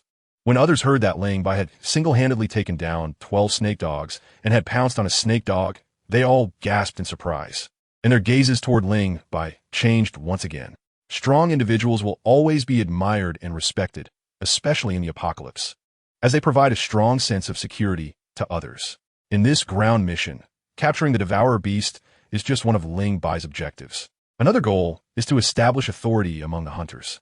The 5 people he brought are all elites from the younger generation of hunters, and winning them over can influence more hunters. As the most powerful military force of the lighthouse, controlling the hunters is almost equivalent to controlling the lighthouse itself. As for the city defense army, the law priests and their pathetic fighters are hardly a threat. Chapter 205. Core Data Library according to the custom of the hunters. There is no need for training on the day they return from a mission. Why jump into this iron contraption as soon as you get back? Don't you plan to relax a bit? Jessica crossed her arms, and the already grand scale seemed even more towering under this gesture. Ling Bai excitedly fiddled with the heavy mech, completely uninterested in Jessica's mention of relaxing. The lighthouse is this big, apart from the council hall and the Lord's residence. I've been everywhere else and seen enough. I really have no interest. There's south one place you definitely haven't been. What is it? The Dawn Hall. The heavy mech suddenly went out of control, staggering forward a few steps. Lingbai quickly shut it down and looked speechlessly at Jessica's smiling face. I didn't get to the battle supply station, so I can't go to the Dawn Hall. Jessica asked, do you want to go? Lingbai shook his head. No, I don't like that kind of place. Jessica sighed. The breeding mission is the top of the 3 survival laws. Those who refuse to carry out breeding missions will be executed. As she spoke, a complex look appeared in Jessica's eyes. It should be your turn soon. According to the gene optimization law, the battle supply station will select genetically excellent upper-class individuals for pairing to breed a stronger and wiser next generation. You defeated Mark and led the team to capture the Devourer Beast. You are already recognized as the most powerful man in the lighthouse. Those people at the battle supply station won't let you off easily. Do you know about Xiafeng? The hunter Xiafeng? Jessica nodded. That's him. He was quite a famous breeding model in the lighthouse when he was young. Breeding model? Lingbai twitched his lips, more like a stud horse. There's something I don't understand. Although the lighthouse's technology has gaps due to the catastrophe and has been trying to catch up with the old world. From what I know about the lighthouse's medical standards, there shouldn't be any problem replacing natural breeding with artificial breeding, right? Produce. The success rate of artificial breeding is higher than that of natural breeding. Jessica looked around, walked over to the heavy mech, and lowered her voice, Lingbai. Don't mention artificial breeding in front of others. It will cause unnecessary trouble. As for your question, I can answer it. Yes, the success rate of artificial breeding is indeed higher than that of natural breeding. But have you considered that artificial breeding requires stricter conditions? It might be fine once or twice, but if artificial breeding is implemented for a long time, the lighthouse's medical supplies and personnel simply can't handle it. Natural breeding is simpler and more economical. Just sending people to the Dawn Hall gets the job done. In fact, although the lighthouse's population supply is mainly through natural breeding, there are still some babies born through artificial breeding. When the lighthouse suffers severe population losses, the battle supply station will activate the artificial breeding mode. I see. Lingbai couldn't help but joke. No wonder you're a part of the management that can enter the council hall. You know so much. Jessica shot him a glance and warned, just listen to these things, don't spread them around. It took the lighthouse over 20 years to establish the Dawn Hall, and most people have already adapted. Don't casually shake its foundation. I believe the Lord must have reasons we don't know about for doing this. Lingbai nodded in agreement. From the original version, it can be seen that Morgan is a competent Lord. He always puts the continuation of humanity first and has devoted his life to the lighthouse, even willing to sacrifice his own son. It's hard to explain why someone like him would painstakingly formulate the 3 anti-human survival laws without a reason, unless the 3 survival laws are beneficial to the lighthouse. In terms of population supply, neither natural nor artificial breeding is the optimal solution. Only by mastering the technology of artificial wombs can the foundation for the continuation of humanity be established. It's not that easy. Jessica sighed. The lighthouse used to be a floating fortress, relatively independent. The catastrophe occurred too suddenly and rapidly, leading to a gap in technology between the lighthouse and the old world. Many mature technologies from the old world are still being explored and researched by the lighthouse. Take the flying heavy mech you mentioned, for example. It could be easily realized in the old world, but not here. We need more efficient energy to power the heavy mech and solve the problems of firepower output and integration with the heavy mech. Materials and industrial levels are all limiting factors. Lingbai said, take it slow. At least the lighthouse has survived the most difficult period. Seeing Lingbai jump out of the heavy mech cockpit, Jessica asked in surprise, aren't you going to continue training? No more training. I want to relax a bit. Do you want to take a walk in the aerial farm? Jessica was momentarily tempted, but quickly shook her head. You go ahead. I need to supervise the heavy mech modification workshop in a bit. Then let us schedule another time. Jessica happily agreed. Okay. After leaving the armory, Lingbai didn't go to the aerial farm. For him, the best way to relax was to cultivate. He didn't return to his residence to train. Instead, he went straight to where Ranbing and Mark were quietly talking while leaning on the railing. Ahem, hunters Mark and Ranbing. You two come with us to the Law Institute for a bit. Mark and Ranbing were startled, turning to see that it was Lingbai speaking. Ranbing was immediately furious. Lingbai, you're so boring. Scared? If you Haven T violated lighthouse law, why fear the law priests? Who violated lighthouse law? Lingbai glanced at the two of them, illegal close contact. Mark and Ranbing exchanged glances, both looking a bit awkward. Mark quickly shifted to the side and explained, Ling Bai, don't misunderstand, Ran Bing and I. An explanation is a cover-up. I'm not a law priest. You don't need to explain to me. As he spoke, Ling Bai couldn't help but laugh. All right, I'm just teasing you. Look how nervous you are. Captain, is there a way to enter the core data library? Mark and Ran Bing exchanged glances. What they had just discussed was precisely the core data library. Isn't that a coincidence? Is it a coincidence? It's not a coincidence. Mark looked at Ling Bai and asked in a low voice, What do you want to check? Ground humans. Mark nodded slightly, seemingly not surprised at all. That day, both he and Ling Bai saw the silver-haired girl standing on the back of the giant Devourer beast. I asked Jing Nan to help me get access to the core data library. Add me in? Mark looked at Ran Bing, then at Ling Bai, and reluctantly said, Just now, Ran Bing wanted to go with me too, so adding you is no extra burden. Let us go. In the original version, Mark and Ran Bing saw the origin of the lighthouse in the core data library, but not much was revealed. Ling Bai planned to see it for himself. Having been in the spirit cage world for 3 days, his understanding of this world was extremely limited, which is a very dangerous sign. Why did the catastrophe happen? Was the lunar phase anomaly a natural disaster or man-made? What exactly is the mana ecology? The essence of life? There are too many questions that cannot be resolved. Relying solely on Dr. Carey's research is not enough. Exploration must also be conducted from other aspects. Today there is no update, no need to wait. Just know that my previous Weibo only had friends, and the attention was just from friends. Don't worry, I'm not the only one who is your friend. You are also my friend, Li Tianfeng said warmly. The appearance of Yu Ling had already been foreshadowed, and with the elevator doors opening, everything was further confirmed. The power of the witch demon forcibly breaking the formation fell to the ground, and he disdainfully snorted at the sign of the temple hanging at the door, raising a hand to shatter the sign. Aura turned back to look into Ji Yijuan's eyes. Her lips moved slightly, but she couldn't say anything. I'm back. Qin Huan smiled lightly, embracing Lin Xinyue, who was still hesitating in front of him. Although his expression revealed extreme fatigue, he had persisted until this place, the place where everything would end. He knew that more people would come behind, and to avoid attracting too much attention, he should change into normal clothes. There were no conditions on the mountain, so he could only wrap various animal skins around himself. Although warm, they were not proper clothing. Brother Yu, are you really going to fight him in 3 days? Why not let Miao Ling give up the competition, and we can upgrade the plaque next month, okay? After seeing Fang Ji and Long Kong spar, Miao Ling frowned slightly, seeming still a bit worried.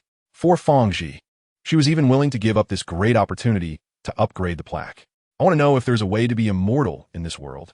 Fang Lang said playfully. There are naturally more efficient methods. One is the loose cultivator market, and the other is to join a spiritual cultivation sect. I've thought about it. I'll cook the meals from now on, so Lin doesn't have to work so hard, Li Mengqi said to me. I'm almost at the second stage of the Ghost General. How can I say I have no savings? But then I thought it really is like that. My Taoist cultivation has been stuck at the peak of the Taoist child for a long time. Do you know why Shi Mingxian is so eager to find them? Xiao Yao asked.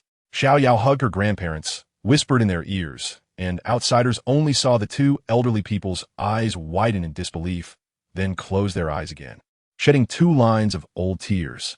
Just like those living at the bottom of society, despite their poverty, they can still live happily and contentedly.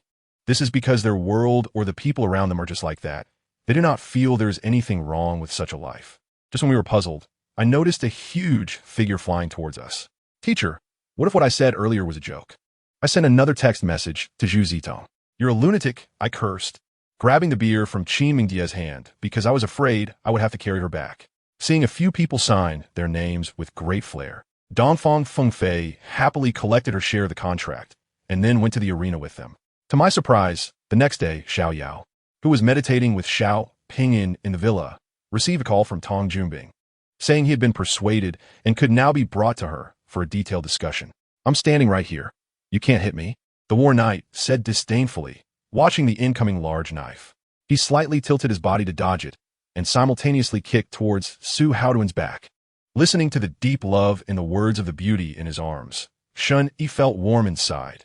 Any words were already redundant. He lowered his head and kissed her cherry lips again, expressing his feelings with a passionate kiss. Let's not talk about the car. The owner of the car died on the spot. They need to pay some money out of sentiment and reason. At first, Lu Wei didn't know, but later he heard that his mother was selling the house, which was when he realized what had happened. Wu Meng saw Bai Shui glance at the soup and immediately looked lost. She had never seen Bai Shui like this, and her heart raced. She couldn't help but look into the bowl, only to find it was just a clear soup, like a bowl of plain water, nothing special. At this moment, outside Chang'an City, Zhao Yun floated in the air, his cold face looking down at the fallen guards, his expression showing no signs of change. But this feeling was also very unreal, illusionary. The consciousness detached from the body was equivalent to completely exposing oneself in the void. Losing constraints and limits also meant losing protection. Once consciousness exceeded the bounds of the spiritual temple, there was a danger of being driven mad by the overwhelming amount of information. The unicorn giant wolf smiled, then its size grew again. Now towering at 20 or 30 meters tall, its wolf eyes fixed firmly on Yang Jian. If you're too scared to go, just point me away, and I can go myself, Jiang Tianchun said again. Her heart trembled slightly as she suddenly realized that she seemed to have made a wrong choice. Lu Shengchuni was about to say that imitation is also a discipline when suddenly a sharp meow rang out. Following the sound, he saw a cat kneeling on the cart carrying the bronze coffin. Ever since being shot at on the steel beam, this potential enemy had become Yun Feng's biggest taboo. Guyu, this isn't you. This isn't you I know. You used to be so loyal and righteous. How can you have changed like this? Stop it. Dou Shi, breaking from his usual indifference, shouted at Guyu. Chu Yunqi's gaze froze. What mistake had she made? Could it be that her identity had been discovered by the great Qin Emperor? She had made an agreement with Nuo to set off 3 days later to find by Lai Qingfeng, Nuo as father. He stared coldly at her, exuding a kind of arrogant and solitary malice, a kind of arrogance that could destroy everything with a flip of his hand. Seeing such a scene, the elder in the primordial spirit state was stunned. He never expected Guyu's strength to reach such a level. The Gao family deeply regretted this, having previously taken care of everything related to Yan Shiqi, to the point where no capable person was trained around her. After ordering the dishes, Yang Ding and Chun Tao chose a corner inside the tent to sit down, waiting for the dishes to be cooked and served. Han Yiqian understood that during this time, to help her stabilize her emotions, he agreed to everything she asked except for leaving. Even when she asked him to let Gu Ningjuan go, he agreed without a second thought, just to help her stabilize her emotions. Meanwhile, the Star General again blocked with one hand, stopping Huang Xuanling's 2 sword lights. Chapter 206, The One Who Approaches the Abyss. Jingnan was in charge of the navigation control room, overseeing 80 of the equipment operation of the lighthouse, and the core data room was also under its supervision. She easily dispatched the guards, granting Mark access to the core data room, allowing Mark, Ran Bing, and Ling Bai to reach their destination without obstruction. Wow, this place is huge. Upon entering the core data room, Ran Bing couldn't help but exclaim. Keep it down, Ling Bai reminded, stepping towards the storage rack to search for the data he needed. Mark and Ran Bing were also busy searching separately. While looking, Ran Bing asked, Captain, why do you think the Lord of the city wants you to forget the humans you saw on the surface? Are there really humans living on the surface? Both Ling Bai and I saw them. One person could be mistaken, but it's impossible for 2 people to see it wrong simultaneously. I'm certain it was a person. Ran Bing was puzzled. She stood on the back of the devouring beast, and didn't T attack her. How did she do that? Can she control the devouring beast? Mark said nonchalantly. The devourer beast crawled out from underground, just like marine life washed ashore by the wind and waves. As long as it's a creature on Earth, it can potentially be tamed by humans. At that moment, Ling Bai suddenly said, I found it. The medium for recording data isn't paper, but a scroll-like storage device that requires special equipment to read the information inside. Fortunately, the core data room has such a reading device. Ling Bai inserted the storage device into the reader, and a screen interface like a self-service terminal popped up with a wealth of graphic and textual information.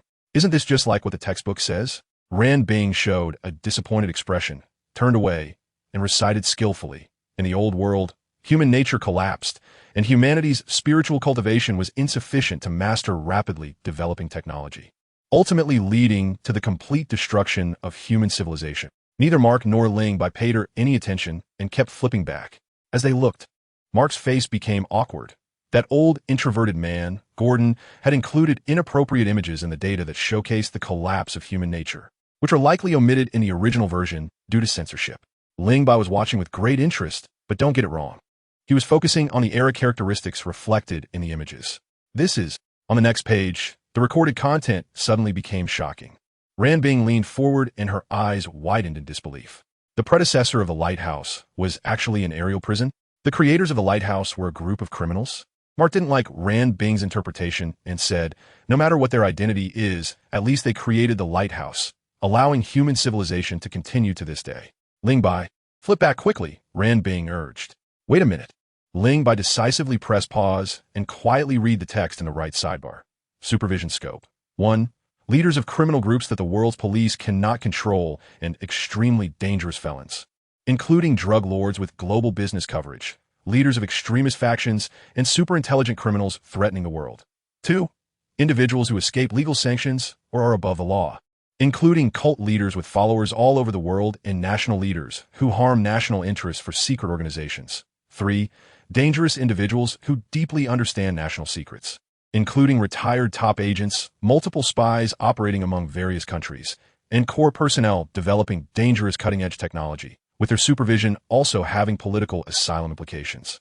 4. Individuals conducting significant research in the field of consciousness, including hypnosis masters, etc. It is said that prisons produce talents. Looking at the types of criminals supervised by the aerial prison Tartarus, Ling Bai couldn't help but exclaim that if these people escaped, they would turn the world upside down. No wonder a special aerial prison was built to hold them. The first 3 points were nothing, but the fourth made Ling Bai think deeper. Those conducting significant research in the field of consciousness clearly weren't politicians or philosophers. They should be scientists or other professionals studying human consciousness. In terms of harm, they seemed less dangerous than the first 3 types of criminals. Life source quality is akin to something like a soul or energy. In the original version, Corey had a large amount of life source quality absorbed by the devourer beast, severely reducing his cognitive ability and subconscious neural activities. Is there a connection between the two? The information at the back recorded what happened after Tartarus was renamed to the lighthouse, designating the year of renaming as the first year of the lighthouse, constructing suspended living areas and accommodating survivors from the surface, etc. In the 12th year of the lighthouse, the scavengers faced a devastating blow. Rand Bing's voice suddenly rose in surprise, and only one person? Ling Bai swiped his finger, and an image suddenly appeared in front of the 3. It was a ground-level photo with a large number of scavengers in the background, while the main focus was a silver-haired young lady in a strange humanoid construct. The silver-haired young lady stood at a height, holding a tang knife with the tip pointed at the humanoid construct. Rand Bing asked curiously, what model of construct is this? I've never seen it before. Mark stared intently at the silver-haired young lady in the picture, murmuring, it's her. The one we saw that day is her. 39 years had passed since the 12th year of the lighthouse, and she hadn't aged at all. Below there were words stating that the First City Lord and Lord Morgan combined to kill the warrior who instigated the incident. Was that warrior her? Rand Bing instinctively looked at Mark. Mark was in turmoil. Without waiting for Ling Bai to act, he flipped to the next page. But a few large words jumped out. Data missing. It's gone?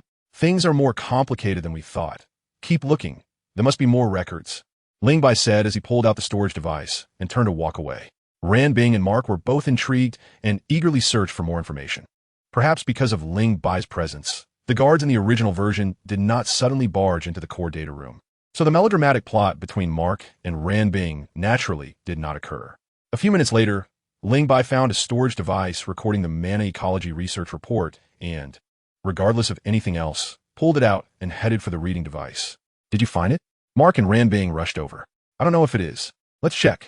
The storage device was inserted, and soon various mana ecology research materials popped up, including spine worms, pungent substances, mana flowers, breath soil, mana spores, snake dogs, etc. Ling Bai had a disappointed expression and patiently flipped back. Suddenly, a line of small text caught his eye, almost instantly grabbing his attention. This small line was mixed in a 300 to 400 word research report, and at first glance, there seemed to be nothing extraordinary about it, just a plain description. While conducting mana ecology research, the Lighthouse also initiated the Lurker Project. A simple line of text. If Ling Bai didn't know the plot, he might not have paid it any mind. The Lurker, a super pitfall buried in the cage. When Ling Bai was chosen by the game, the cage had only updated to the 6th episode and the mid-chapter, and it was unclear whether the later plot uncovered the secret of the Lurker. However, combining the previous and subsequent plots, the so-called Lurker Project was presumably the Lighthouse's mysterious research to deal with the Devourer Beast. As the commander of the City Defense Army, personally delivered a frozen suit of armor to the Ecological Research Institute. And that armor looked exactly like the humanoid construct in front of the silver-haired young lady in the picture. From this perspective, the Lurker seemed to be inextricably linked to the silver-haired young lady. Great data, Officer Gordon. I hope you can solve my doubts. What exactly is the Lurker Project? Chapter 207. The Ferocious Dr. Carey Dam. It's gone? You show me this after I've stripped down? Ling Bai, with superhuman self-control, resisted the urge to curse the now-absent data, Officer Gordon. This wasn't his fault. He was just a small data officer, and his arms couldn't twist against the thighs of the city lord. Even if he recorded everything he knew, he couldn't escape the city lord's scissors. It seems that there won't be any useful information in the core data room. Ling Bai sighed inwardly and put the storage device back in its place. After looking through a few more documents, they were all worthless or completely incomprehensible. After exiting the core data room, Ran Bing and Mark discussed the events that occurred during the 12th year of the lighthouse as they walked. After 0591's departure, 0609 is now the oldest citizen of the dust. Does he know anything? Mark nodded slightly. Ran Bing, Ling Bai, you two go back first. I will go to the Dust Citizen residential area to find 0609 and inform you if there is any news. Okay. Ling Bai had watched the original anime, and he knew everything that 0609 knew. He had no intention of sightseeing in the pigeon cage. After separating from the two, he went straight back to his residence to practice the Xiantian skill. As he reached the third level of the Xiantian skill, the training speed slowed down considerably. Although he still had an upgrade card, Ling Bai did not plan to use it in the spirit cage world. Of course, if it came down to a life-and-death situation, he would have to use it. Pressure is the catalyst for a Soul Master-esque training. This saying applies not only to Soul Masters, but also to internal force training. As the mana ecosystem continues to expand, the area of human activity will become smaller and smaller. Ling Bai didn't care what the Lighthouse humans thought. He was focused on how to enhance his own strength and strengthen the Lighthouse's armed forces to strive for an early counterattack against the Devourer beasts. The ground was the most suitable for him. At 6:50 a.m. the next day, Ling Bai arrived at the armory 10 minutes early and exercised on his own. He did pull-ups and couldn't stop once he started, causing nearby scavengers to mutter pervert under their breath. Soon, a large crowd gathered around him. Seeing the crowd, Jessica approached with a smile. I'm exercising, not showing off, Ling Bai said as he released his grip and landed on the ground with a thud. As he stopped doing pull-ups, the onlookers quickly dispersed, each returning to their own tasks related to piloting heavy mechs or familiarizing themselves with firearms. Ling Bai lay back on the mat, hand behind his head, knees bent, and shouted at Jessica, Hey, you idler, if you have nothing to do, help me out. I have something to do, Jessica said, but still walked over and placed her foot on Ling Bai's instep. Ling Bai broke out in a sweat. He had wanted Jessica to help hold his feet for sit-ups, but he didn't expect her to be too lazy to even use her hands. However, remembering the 3 survival rules of the lighthouse, he said nothing. Jessica, wearing tight jeans, had long, smooth legs that initially kept the distance from Ling Bai's knees. But as Ling Bai moved, that distance completely disappeared. The warmth from her knees and shins felt like fire, giving Jessica an electric shock sensation, prompting her to instinctively pull her legs back. Her small movement did not escape Ling Bai's notice, and he subtly adjusted his position to increase the distance between them. To Ling Bai's surprise, this time Jessica actively moved closer. Her elastic legs trembled as they inched closer, cautious and hesitant. Ling Bai looked at Jessica, who was also gazing at him, her eyes revealing a struggle, as if she were ensnared by a web of suppressed emotions. The 3 survival rules loomed over the lighthouse humans like the sword of Damocles, with death following any transgression. They deprive humanity of love and family ties, suppressing their humanity. The scene of Scavenger Commander Hong Ko and Dawn being executed by fire for illegal intimate contact 15 years ago was still vivid.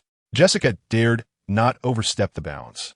But when faced with a man who made her heart race, she found it hard to control her feelings, yearning for closeness. It was quite contradictory. Ling Bai secretly smiled bitterly. He had only been in the spirit cage world for a few days, and already a woman was interested in him. His charm was indeed too great. He was loved by all. However, it was not the right time for romance. Ling Bai's foundation was too shallow. Even if he rebelled, not many would respond. It would be unwise to rashly challenge the 3 survival rules. As for Jessica, Ling Bai was unclear whether her strong feelings were the result of long-term suppression or she had truly fallen for him. It was best to let things cool down for now. The game space allowed for internal force and skill training, which gave Ling Bai a glimmer of hope. Perhaps one day he would be strong enough not only to escape the game space, but also to bring Nana, Shui, Binger, and BB Dong out of the Dolua world. He would strive for that. That's enough for now. Thank you, Jessica. Ling Bai seemed to lose all his strength and lay still on the mat. Jessica reluctantly moved her legs away and asked calmly, "Will you need help again tomorrow?" "Of course." Jessica smiled, biting her lip, and absent-mindedly brushed her wine-red hair. Her allure making Ling Bai's eyes light up. "Erica, Feishue, Jeff, Abu, Afu, gather your mechs here." At that moment, Mark's voice rang out in the armory. Ling Bai and Jessica exchanged glances, and a thought surged in their minds. Something big was happening. "Mark, what is the gathering for?" Ling Bai strode over. Mark nodded at him and said, "We just received a notice from Jing and that Dr. Carey wants to dissect 2 snake dogs. The medical machinery team over there may not be able to control the snake dogs. For safety reasons, Jing then wants us scavengers to send heavy mechs to assist Dr. Carey at the Ecological Research Institute. Dissect snake dogs?" Ling Bai and Jessica exchanged glances, impressed by Dr. Carey's ruthlessness. In no time, all 5 heavy mechs were activated, and Mark jumped into the cockpit of White Shark No. 4, maneuvering the mech toward the Ecological Research Institute. Dr. Carey's research on the mana ecosystem was crucial for Ling Bai to complete the game mission, so he accompanied them. Jessica hesitated for a moment, but then followed. Jing Nin was already waiting at the entrance of the biochemical lab, standing next to the commander of the City Defense Army, Victor. 20 armed soldiers surrounded the area, standing guard.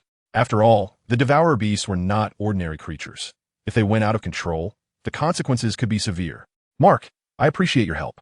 Seeing Mark, Jingnan couldn't help but smile with relief. "What trouble is this?" Mark replied, "Where's Dr. Carey?" "She's in the biochemical lab." Chapter 208. Death of the Snake Dog. The lighthouse has trained you for so many years. How much have you contributed to the lighthouse? That is why I say you're all pests, idiots. Ling Bai, Mark, and Erica arrived at the entrance of the biochemical lab and heard Dr. Carey's voice. Several junior researchers hung their heads, being scolded like grandchildren. When Dr. Carey saw Ling Bai and the others enter, she immediately stopped a reprimand and ordered, "Although you're pests and idiots, you still have some use. I'll be relying on you for the upcoming dissection experiment. Get ready." Yes, the researchers, as if granted amnesty, hurriedly prepared the dissection tools. While they were preparing, Ling Bai couldn't help but ask, "Dr. Carey, has there been any progress in the research on the snake dogs?" Dr. Carey glanced at him and, considering the 2 snake dog specimens, decided to chat a bit longer. "We have studied the cell samples of experimental subjects number 4 and number 5, and we've indeed made some very interesting discoveries. First, the feeding organ cell samples of the snake dogs, which are the tentacles. The glowing tissues on the tentacles consist of a type of macrophage cell, which I call devourer cells. Due to the short time frame, the structure of the devourer cells is very unique and has never been seen in any species on Earth. Our understanding of it is quite limited, and further research is needed. In addition to the devourer cells, we also discovered a second type of special cell in the tentacles, which seems to play a role in transporting life essence. The cells of the snake dogs have a structure similar to cell walls. The chromosome telomeres are much longer than those of humans. The mitochondria in the cells completely lack genetic material, and the number of cells in the analogous position is double that of humans, with hemoglobin levels dozens of times higher than those of humans. Who am I? Where am I? Ling Bai listened in confusion. He was a liberal arts student, and he had returned all his biology knowledge to the teacher after the high school entrance exam.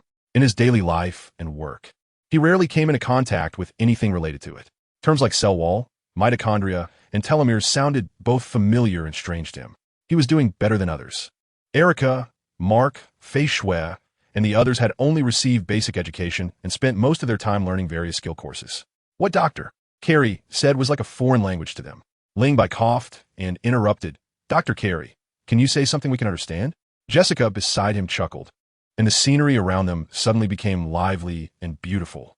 The cool and composed Jing then couldn't help but smile, glancing at Ling Bai with curiosity. Erica, Jeff, Abu, and Afu nodded vigorously, showing their agreement with Ling Bai. Feishue, wearing a mask, had an unreadable expression but probably felt similar to them. Dr.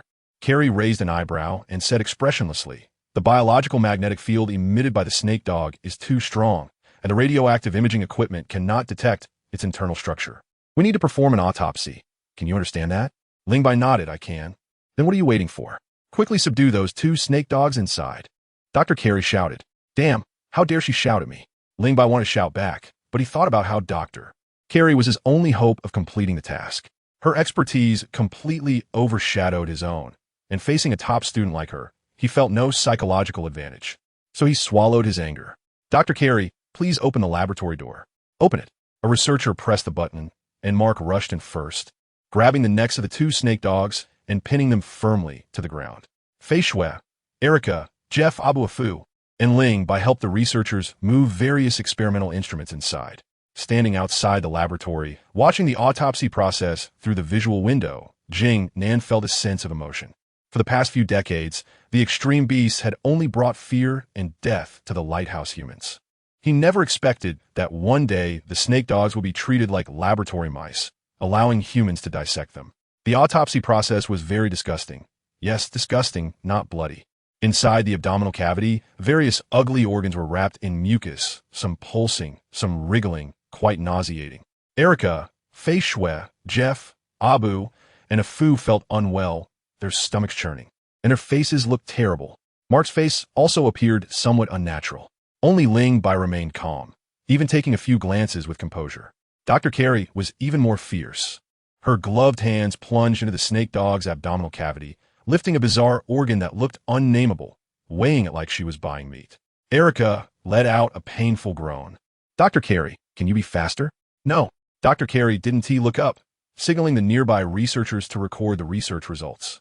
A series of professional terms and hypotheses spilled from her mouth, leaving Ling in a daze. After an hour, her hands remained steady, full of energy, operating medical machinery to continue cutting the skin of the snake dog. Meanwhile, the snake dog displayed terrifying vitality, showing no signs of dying. Suddenly, a soft gasp escaped from Dr. Carey, which invigorated the weary group, and they all turned to look. Inside the snake dog's chest cavity, where the front limbs connected to the body and neck, a strange biological structure appeared. It resembled a heart, a constantly beating heart. However, unlike a heart, it was flat, connected to the surrounding flesh, resembling a fist-sized sapphire. Blue vein-like structures extended from the sapphire in all directions, emitting a flickering blue light. When the sapphire contracted clockwise, the blue light disappeared. When the sapphire expanded counterclockwise, the blue light appeared. Dr. Carey, what is this? Ling asked. Dr. Carey didn't answer. Her eyes fixed on the sapphire inside the snake dog's chest, her expression showing hesitation for the first time. The next second, without warning, she grabbed a scalpel and plunged it hard into the sapphire. The snake dog's mouth was bound with steel cables, and its 6 legs and tail were firmly restrained, unable to escape. But the moment the scalpel pierced the sapphire, the snake dog suddenly erupted with an extremely terrifying force, nearly breaking free from Erica and the other's hold. Focus, Ling shouted, slamming his palm onto the snake dog's body, unleashing a quadruple lightning force to paralyze the snake dog's body and prevent it from escaping. At that moment, the snake dog's muscles tensed, like a fat pig with a knife plunged into its throat, exerting all its strength before dying.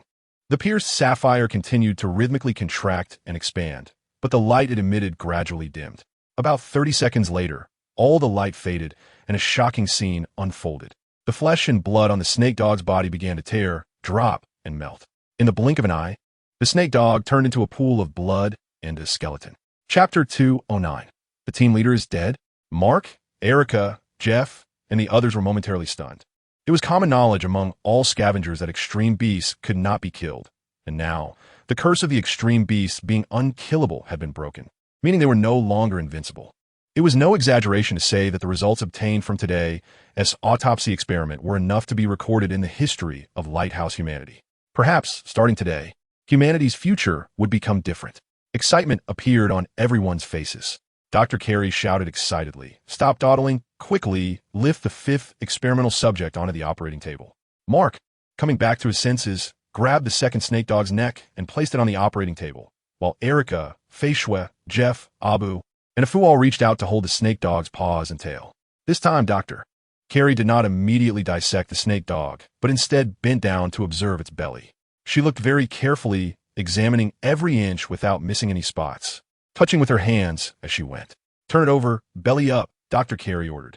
Mark and the others complied, flipping the snake dog over, with 6 heavy restraints. The snake dog was like a newborn baby, completely at the mercy of the 6 people, showing no power to resist. Dr. Carey repeated her previous actions, her gaze and hands lingering on the snake dog's tentacles, forelimbs, and the connection between its neck and body. If Ling was not mistaken, this part just happened to be where the sapphire organ was located. Once again, Dr. Carey raised her scalpel and thrust it down fiercely. With a light clang, the scalpel penetrated about 2 centimeters before being blocked by something hard. It was the spine. Ling Bai quickly made a judgment, drew out the slashing knife from his back, and said to Dr. Carey, "Dr. Carey, step back, let me do it." Dr. Carey retreated while saying, "Pay attention to the place I just stabbed. If there is a faint blue light beneath the skin, similar to human blood vessels, the convergence of blood vessels is the core of the snake dog." Ling Bai focused closely, and indeed, as Dr. Carey said, numerous blue veins were distributed beneath the skin, and due to their lighter color, they were not easy to spot. Moreover, the core was located beneath the spine, protected by the forelimbs, making it difficult for an ordinary person to hit its vital point. He gripped the knife with both hands, the blade angled downward, infusing quadruple lightning force into the slashing knife. The 200-pound alloy slashing knife seemed unable to bear the pressure, emitting a slight vibrating sound, accompanied by the sounds of a knife entering flesh and bones breaking. The entire blade completely sank into the snake dog's body, the tip emerging from its abdomen. One can only imagine how terrifying the power of Ling Bai's strike was just now. "I can't comprehend it." Mark's gaze sharpened as a thought of self-deprecation emerged in his mind. The skin and muscles of the snake dog have strong resilience. Piercing through the flesh is already challenging. And yet Ling Bai not only pierced through the flesh, but also broke the snake dog's even harder spine at the same time. Such strength is simply astonishing. The tip of the cutting blade isn't sharp enough. It needs improvement. Outside the laboratory, Jessica thought to herself. Ling Bai fixed his gaze on the snake dog and saw its flesh and blood beginning to melt, excitement evident on his face. This was because the task progress on the game task panel had changed. Current world, spirit cage completion tasks. Kill 100 spine worms. 0-100, kill 30 different kinds of devouring beasts, at least 5 types. 130. 15. Lead the human faction to counterattack the devouring beasts and re-establish a human civilization centered around the faction. Not completed. Note, completing any of the completion tasks allows you to leave the current world. Overall evaluation.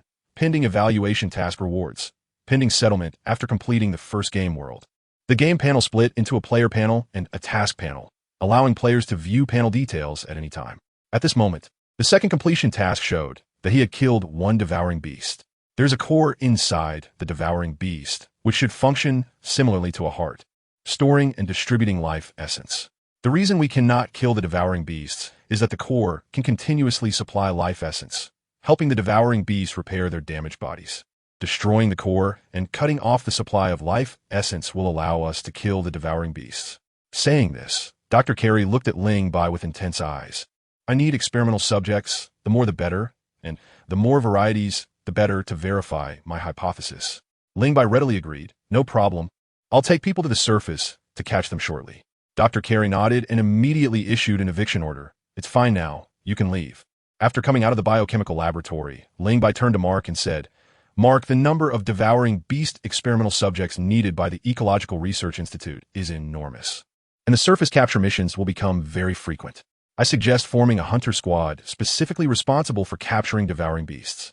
In the past, Mark would have thought this was a waste of time, joking with the lives of his brothers, but after seeing Dr. Carey and Ling Bai successively kill the snake dog, he realized the importance of ecological research work, which to some extent determines the fate of the lighthouse humans. "I agree to establish the capture team. Since you suggested it, you could be the team leader." Ling Bai had proposed this suggestion with the intention of gaining power, and given his impressive past performance, the chances of Mark making him team leader were very high. Sure enough, the team leader position fell to Ling Bai. Although the hunter squad was not numerous, it was the most powerful military force of the lighthouse, with excellent individual qualities, advanced equipment, and fierce combat capabilities. On the surface, everyone appeared friendly, like brothers and sisters, but there was a strict hierarchy. New recruits, ordinary soldiers, hunter elite reserve, hunter elite, hunter squad leader, hunter deputy, hunter commander. Each level represented differences in strength, status, prestige, authority, and equipment. As a squad leader, commanding a hunter squad, he was already considered a leader within the hunter squad system, on par with another squad leader, Xiefeng, and only subordinate to the deputy, Ran Bing, and commander, Mark.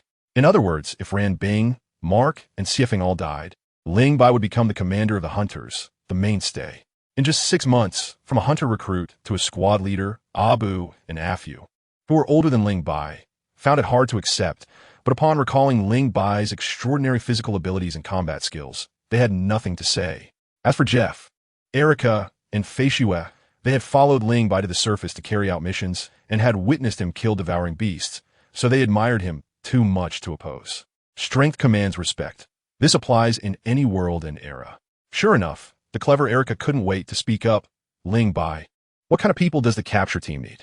The little girl looked at Ling Bai eagerly, almost directly saying pick me, making her intentions very clear. Ling Bai deliberately pretended not to see and asked, where's Ran Bing? I haven't seen her all morning. Chapter 210, Reminder Penny has sacrificed, and her residence will be reclaimed. The Residential Area Management Office has notified Ran Bing to go receive it. Ling Bai's gaze flickered slightly. If he remembered correctly, in the original version, after Ran Bing received Penny's room, she would receive a breeding notification from the War Law Supply Office. Subsequently, Mark forced his way into the Dawn Hall, entering berserk mode, severely injuring the strongest combat power of the Light Shadow Society, the Big Dog Shalif, and fainting the City Lord. To help the City Lord retrieve medicine, Mark led the entire Hunter squad deep into the Mana Ecological Dense Zone. What happened afterward?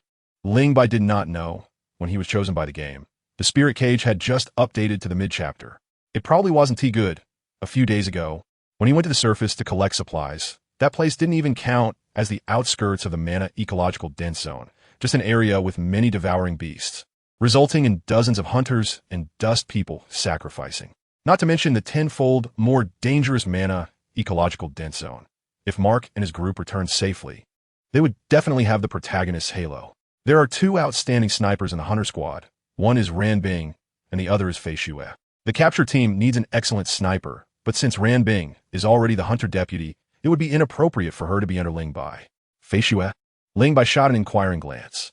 Fei Xue replied, I have no problem. Valen, Mina, Fong Ning, Feng Wu, Abu, Aso Bol.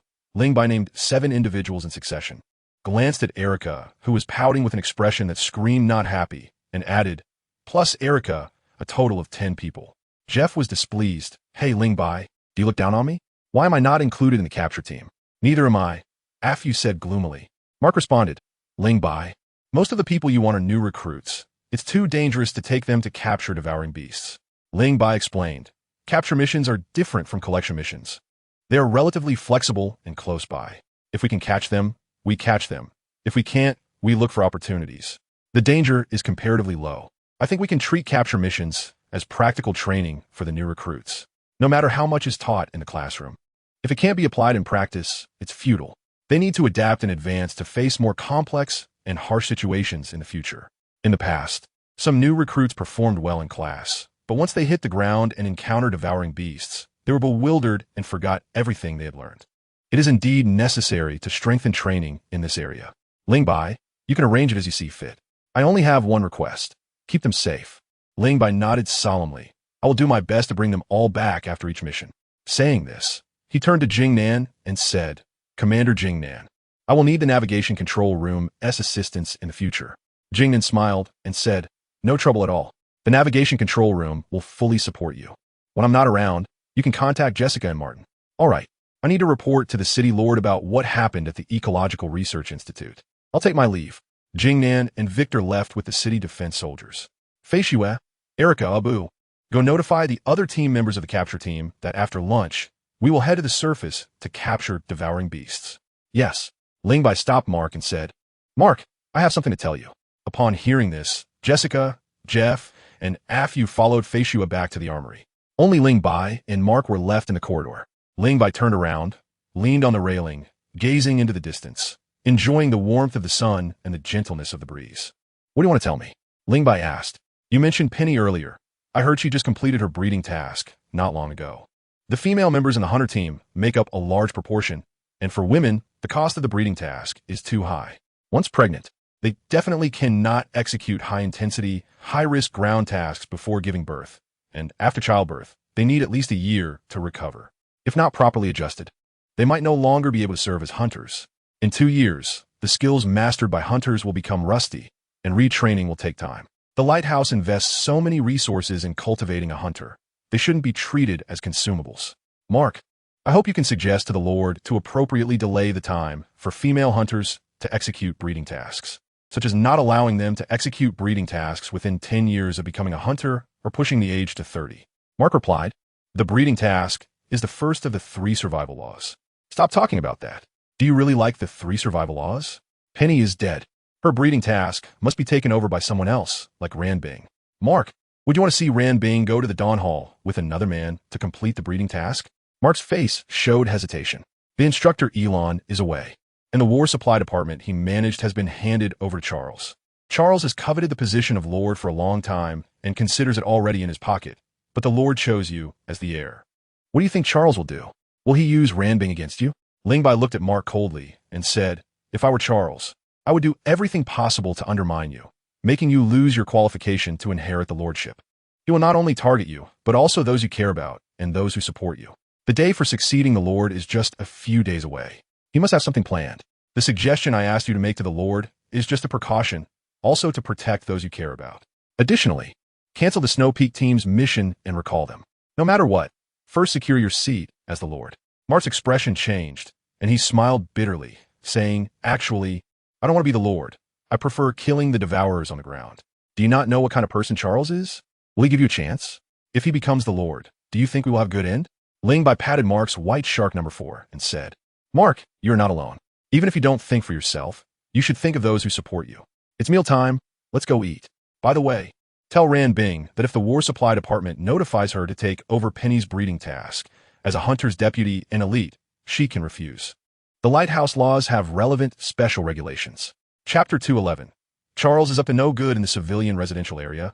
In Penny's former room, Ranbing stood by the window, holding Penny's diary with both hands, her heart racing, her eyes fixed on the conspicuous word love in the diary. Penny's feelings for Donnie were love, while my feelings for Mark. Ranbing held her breath, not daring to think further. The emotional law, one of the 3 survival laws, abolished the family relationships of the old world and prohibited intimate contact, effectively extinguishing human love. In the Lighthouse, love is a forbidden word.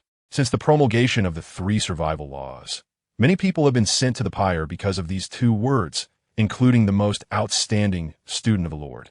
The previous hunter commander, Hong Ko. Beep beep. At that moment, the communicator in her ear rang, startling the guilty Ranbing.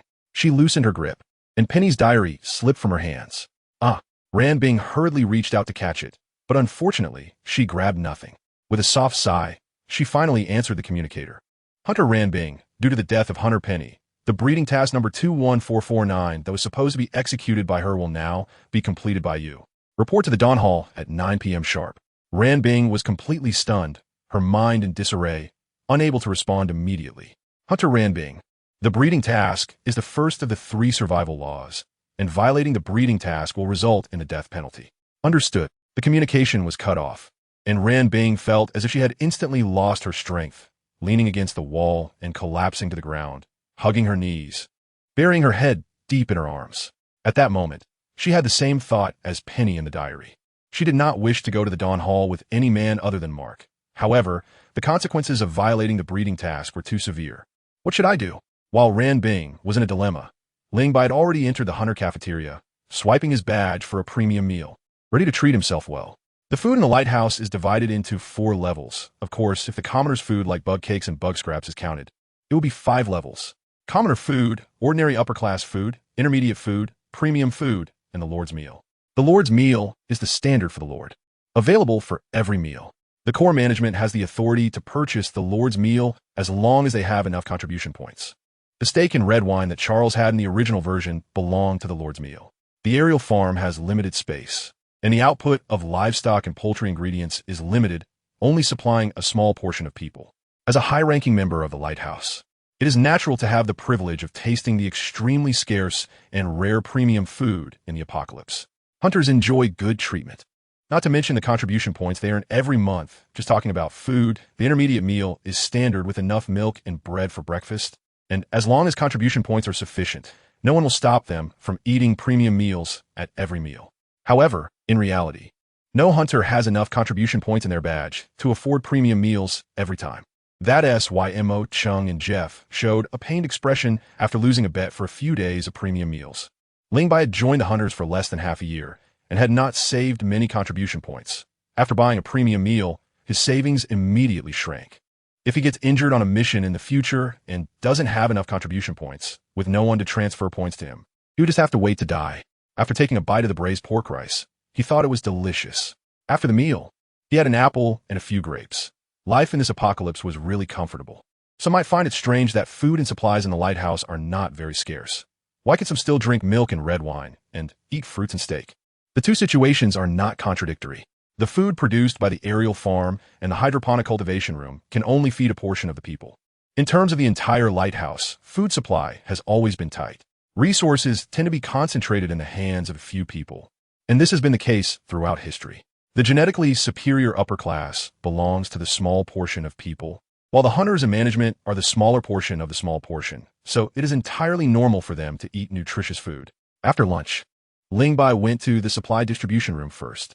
Jessica was already there, directing the supply administrators, commoners, and engineers to move weapons and ammunition.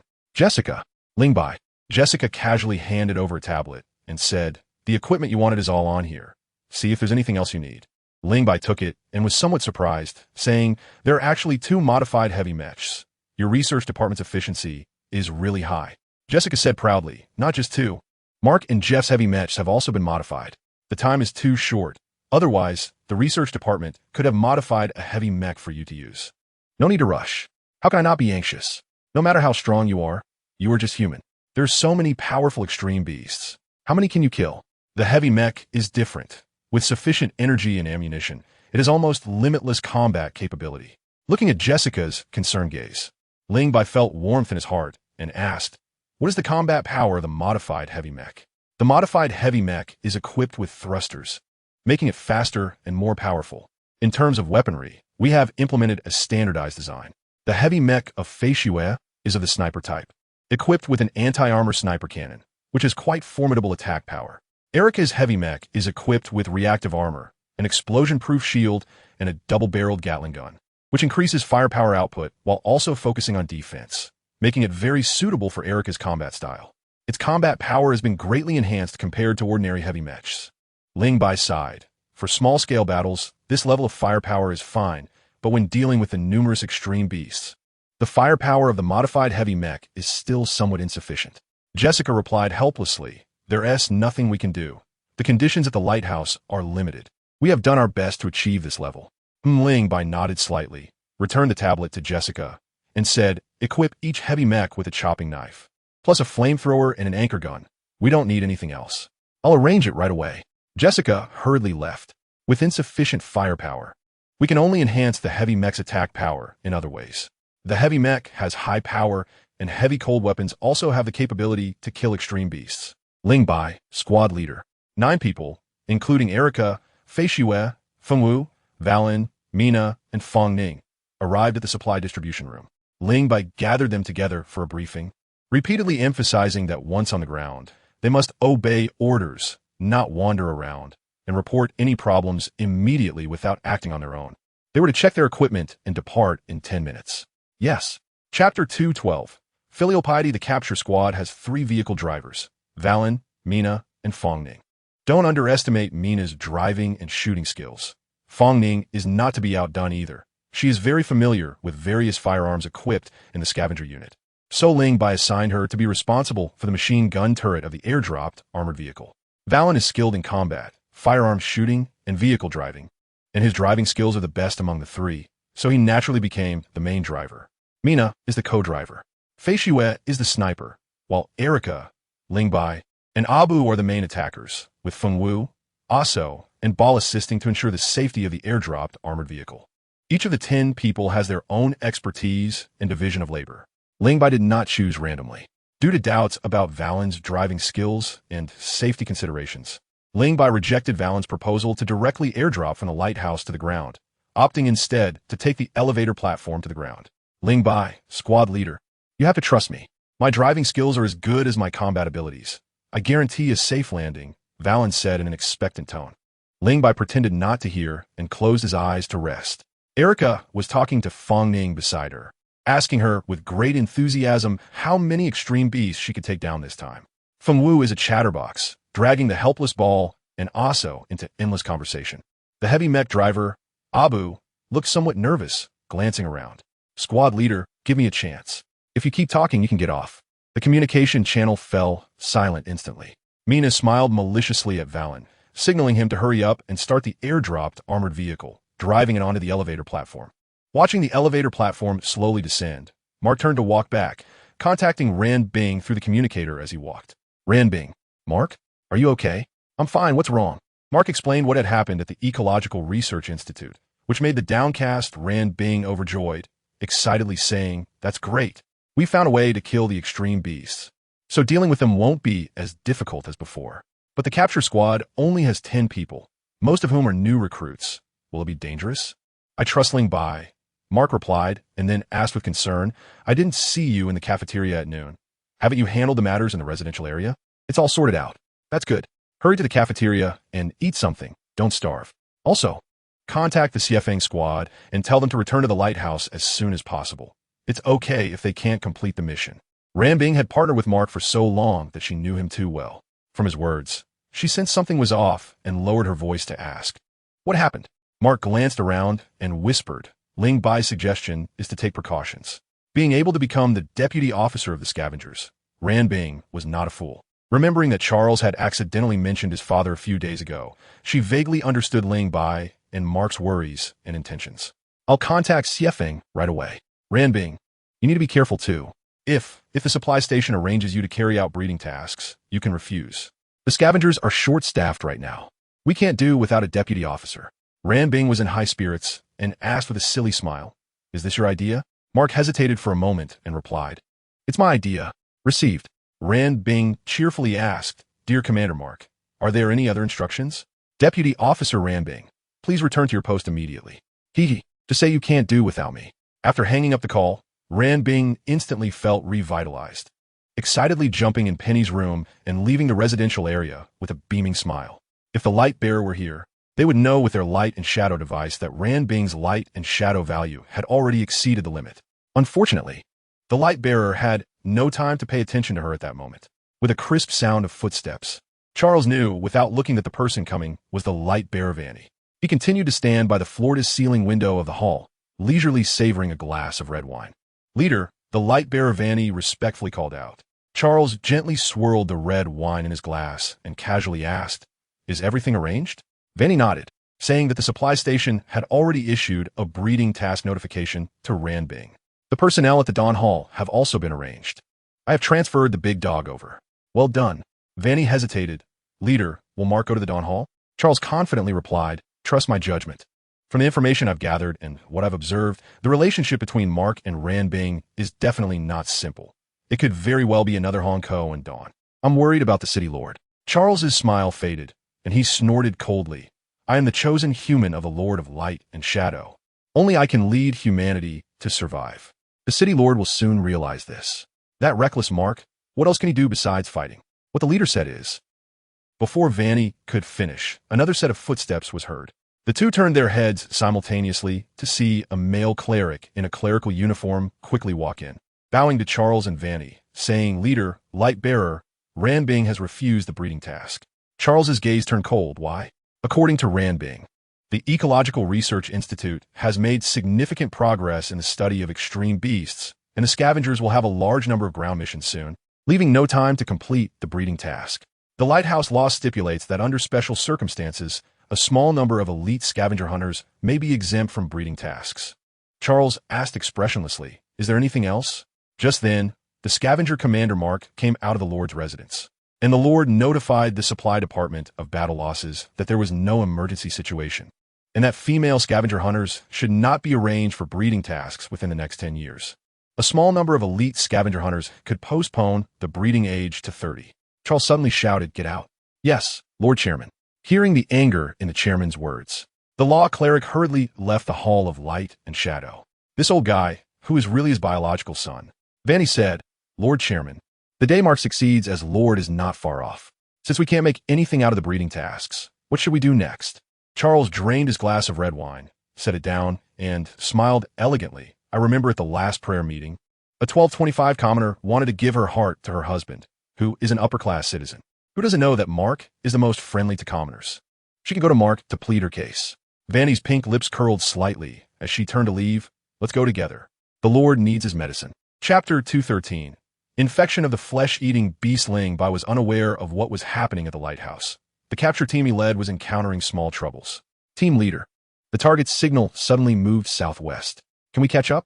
Warren replied. We can catch up, but the target's direction is approaching the Mana ecological dense area, where the signals of flesh-eating beasts are very strong.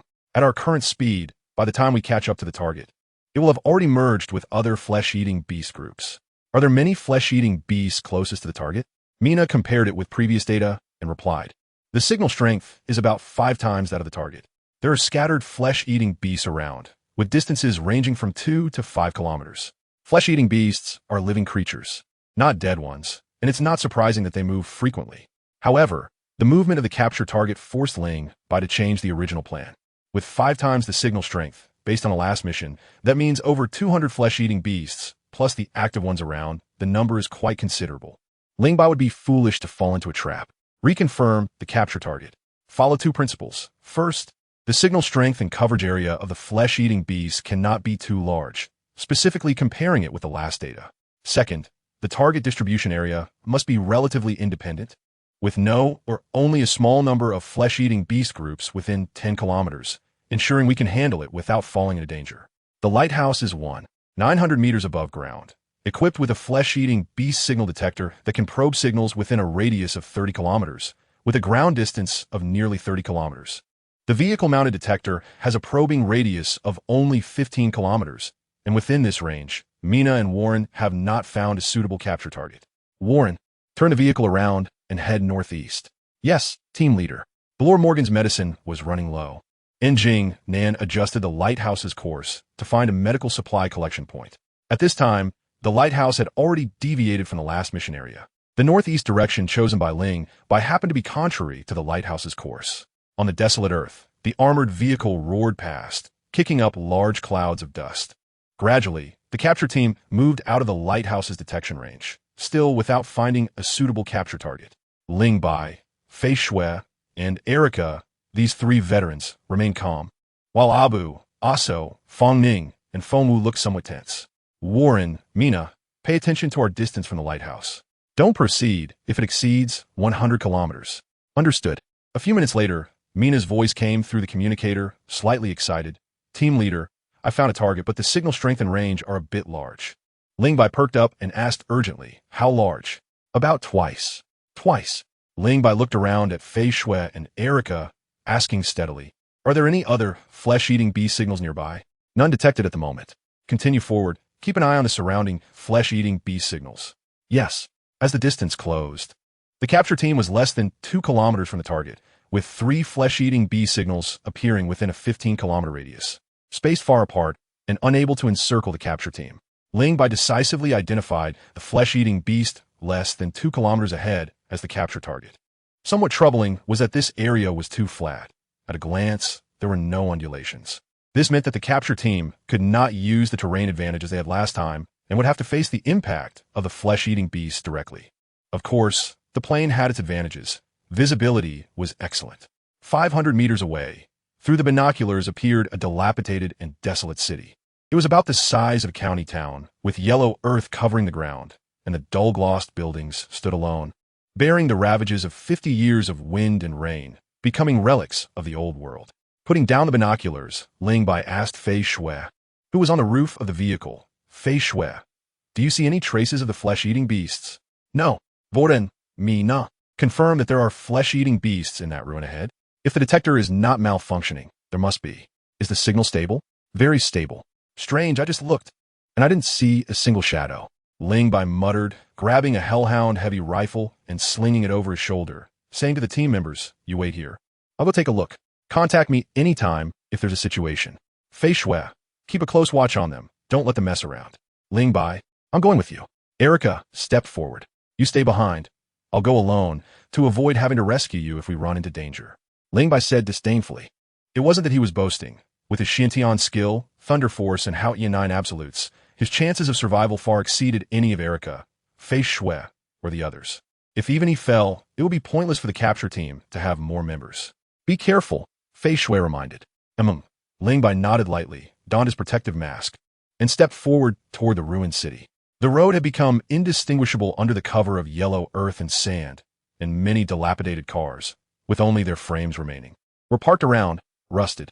50 years had passed, and it seemed like the entire planet had undergone tremendous changes. In an instant, humanity, once the ruler of the planet, was nearly extinct. Once prosperous cities turned to ruins, existing as witnesses to humanity's glorious past on desolate and silent land. Looking at the ruined city, so close, Lingbai felt a bit dazed. Had humanity's era already passed? Could humanity really survive on this already strange planet? History tells people that humanity keeps repeating its past. Even if humanity returns to the ground, if not restrained, perhaps tragedies will occur again in a few years. Lingbai shook his head, putting away these chaotic thoughts, and proceeded cautiously. Suddenly, a faint sound entered his ears, and Lingbai suddenly drew the pistol from his thigh, pointing the muzzle to the right and shooting without hesitation. "What's going on?" came Fei Shue's inquiry from the communicator. "A spine bug," Lingbai replied casually, glancing at the various meat soil around him. Although no other spine bugs crawled out, he still tried to keep his distance. The spine goo is easy to deal with, but the Xinghongsu is not to be trifled with.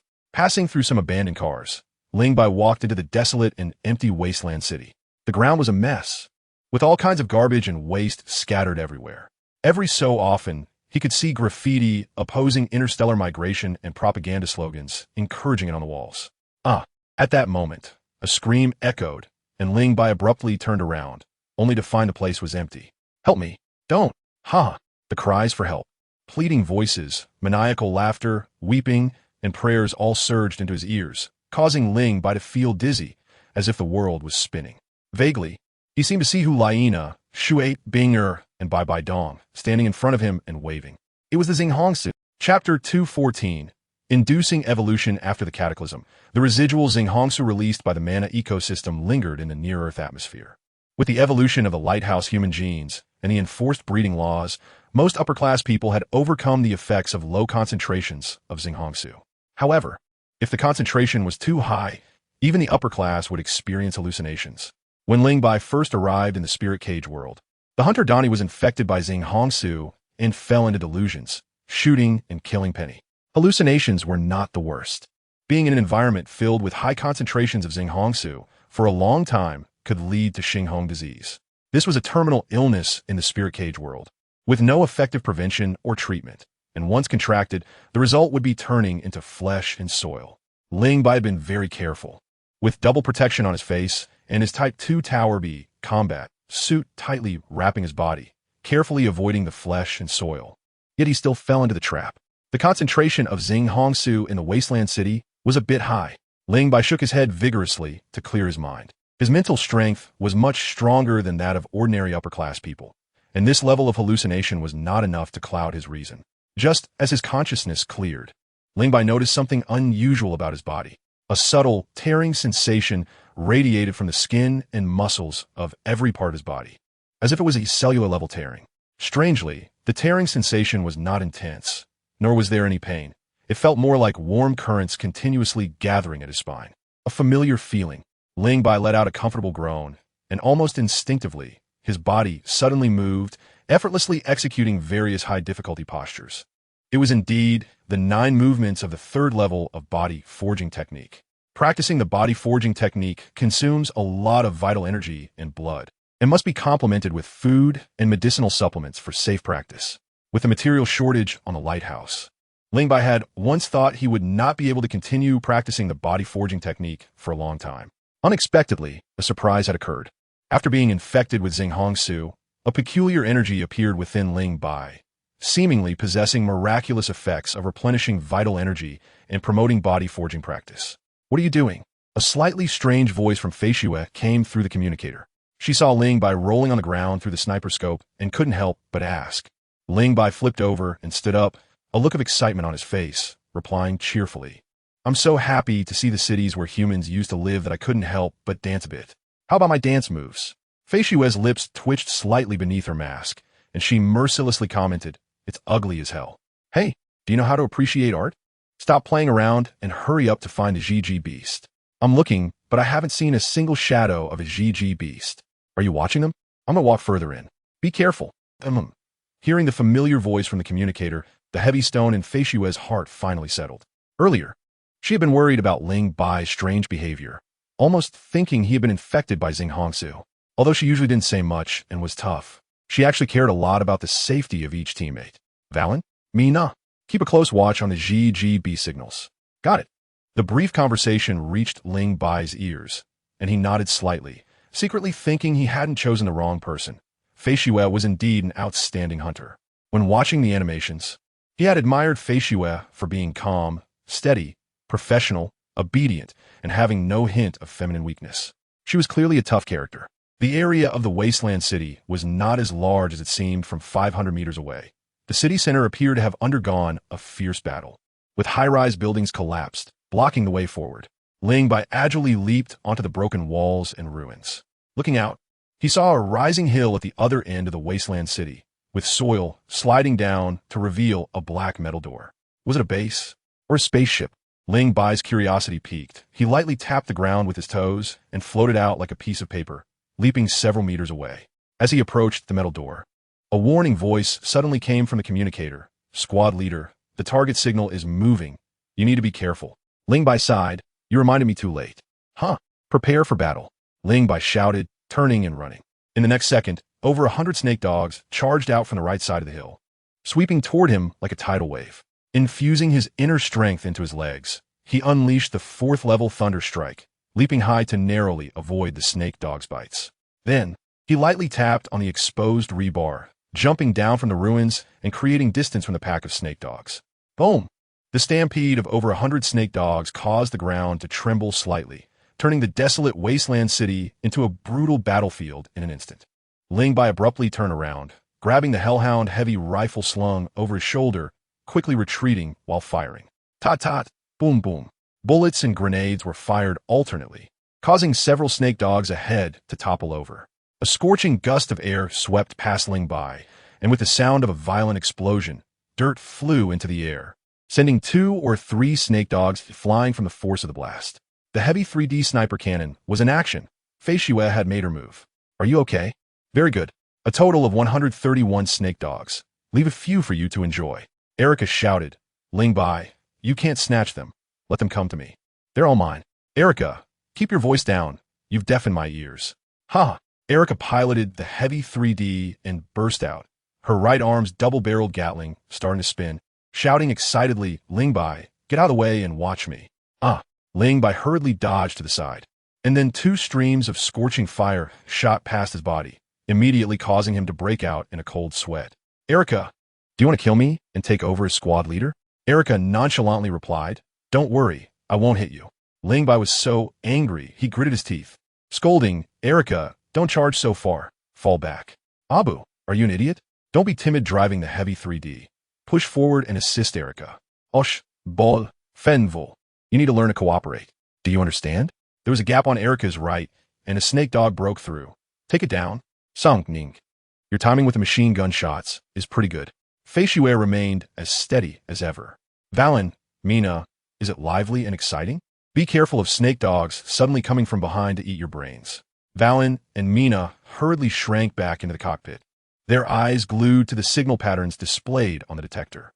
Outside, the gunfire was intense, and Valen, feeling restless, said, Squad leader, let Mina keep watch. I'm going down to help. Come on, this might be your last time executing a capture mission with us. Valen was taken aback. Last time? What did I say before we came? Obedience, you must obey orders. Remember, once on the ground, you do whatever I say, no bargaining. If you disobey, you can go back to the lighthouse. I will not allow any irresponsible team members in my squad. The stern voice poured out from the communicator, rendering Valen silent, as the dense gunfire outside seemed to be temporarily suppressed. Chapter 215. Trouble at the lighthouse. The ground mission was fraught with danger, and any slight mistake could lead to irreparable losses. Before coming, Ling Bai specifically called a meeting with the squad members, repeatedly emphasizing the importance of obeying orders and not acting independently. During the last ground supply collection mission, Civilian 4068 acted on his own to pry off a watch from the wrist of a meat soil, alarming the spine worm swarm, indirectly causing the deaths of Donnie and Penny. The bloody lesson was fresh in memory. Ling Bai placed great importance on team obedience, with a formidable enemy at hand. Valen was not focused on doing his part, but wanted to switch positions with Fong Ning, being half-hearted, which was quite dangerous. Valen would be excluded from the next capture operation. Lingbai meant what he said. He had to make an example of Valen to let the team deeply understand the importance of obedience. The modified heavy unit was indeed formidable, with significant improvements in power, speed, and maneuverability. Moreover, the attack-type heavy unit driven by Erica unleashed an astonishing power with its dual-barreled Gatling gun, without concern for ammunition consumption. 2 lines of fire fanned out under Erica's precise control, and with a series of popping sounds, the snake dogs ahead fell like wheat being cut down. The snake dogs were extremely fast and aggressive. When the one in front suddenly fell, it tripped the ones behind, creating a domino effect. Erica, get in the car. Understood. The scorching dual-barreled Gatling stopped firing, and under Erica's control, the heavy unit suddenly turned, its rear thrusters spewing flames, propelling the heavy unit onto the armored vehicle. Ling, by exerted force in his legs, jumped up and followed Erica onto the vehicle, reminding everyone hold tight.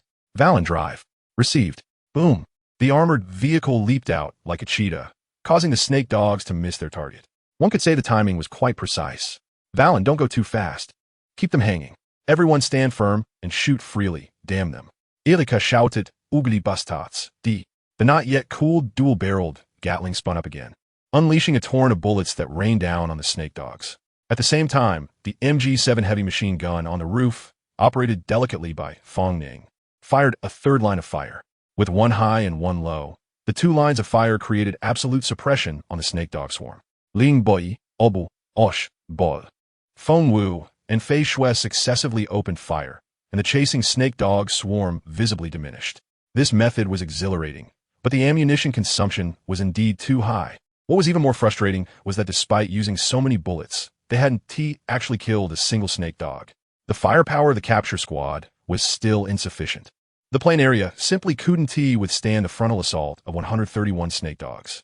In the future, they should try to find softer targets, adopting a small-scale combat approach. Depending on the combat conditions and types of extreme beasts, if there were more than 50 extreme beasts in the plain area, they would change targets. After all, capture missions were different from collection missions. They were not necessary to complete, and there could not be too severe losses, or it would be not worth the cost. The chase lasted for 3 minutes, and over half of the 131 snake dogs were dead, with the rest injured. Stop shooting.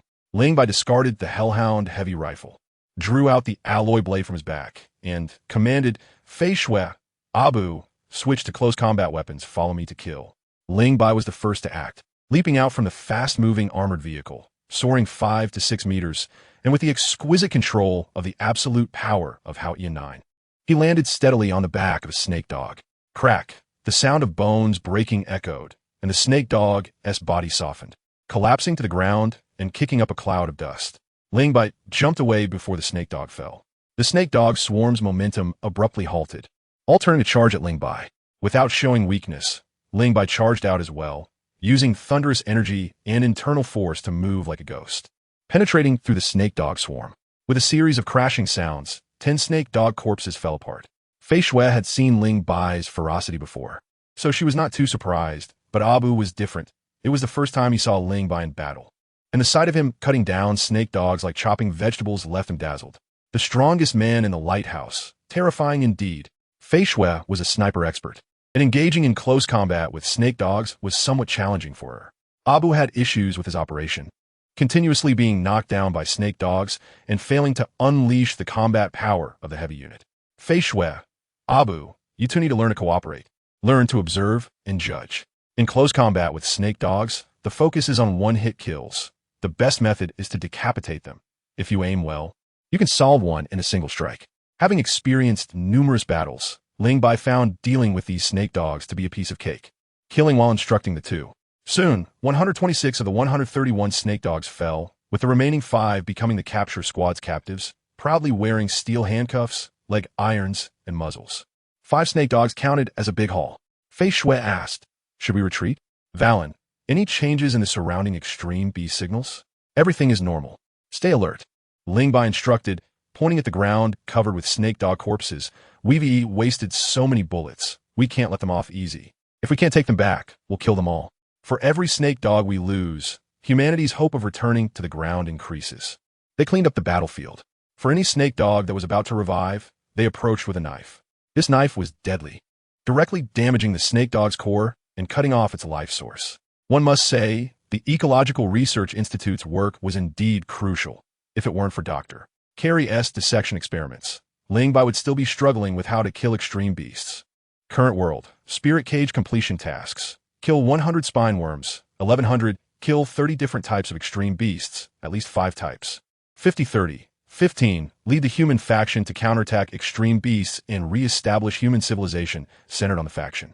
Not completed. Note: completing any of the completion tasks allows exit from the current world. Overall evaluation. To be evaluated task rewards. To be settled looking at the numbers jumping on the task panel. Ling Bai was overjoyed. He did not return to the lighthouse immediately, but led the squad back to the abandoned city, killing the resurrected snake dogs one by one along the way. This was a rare opportunity. He wanted to take advantage of it to complete the first completion task and find out what was behind the metal door in the abandoned city. Additionally, he wanted to verify his hypothesis about the fishy essence. Unfortunately, things did not go as planned. The armored vehicle was still some distance from the abandoned city when Ling Bai suddenly received a message from the lighthouse. The messenger was Jessica, and the first thing she said made Ling Bai's expression change slightly. Ling Bai, something happened at the lighthouse. After hearing Jessica's account, Ling Bai could no longer pay attention to the nearby abandoned city, ordering Valen to turn the vehicle around and rush back to the lighthouse.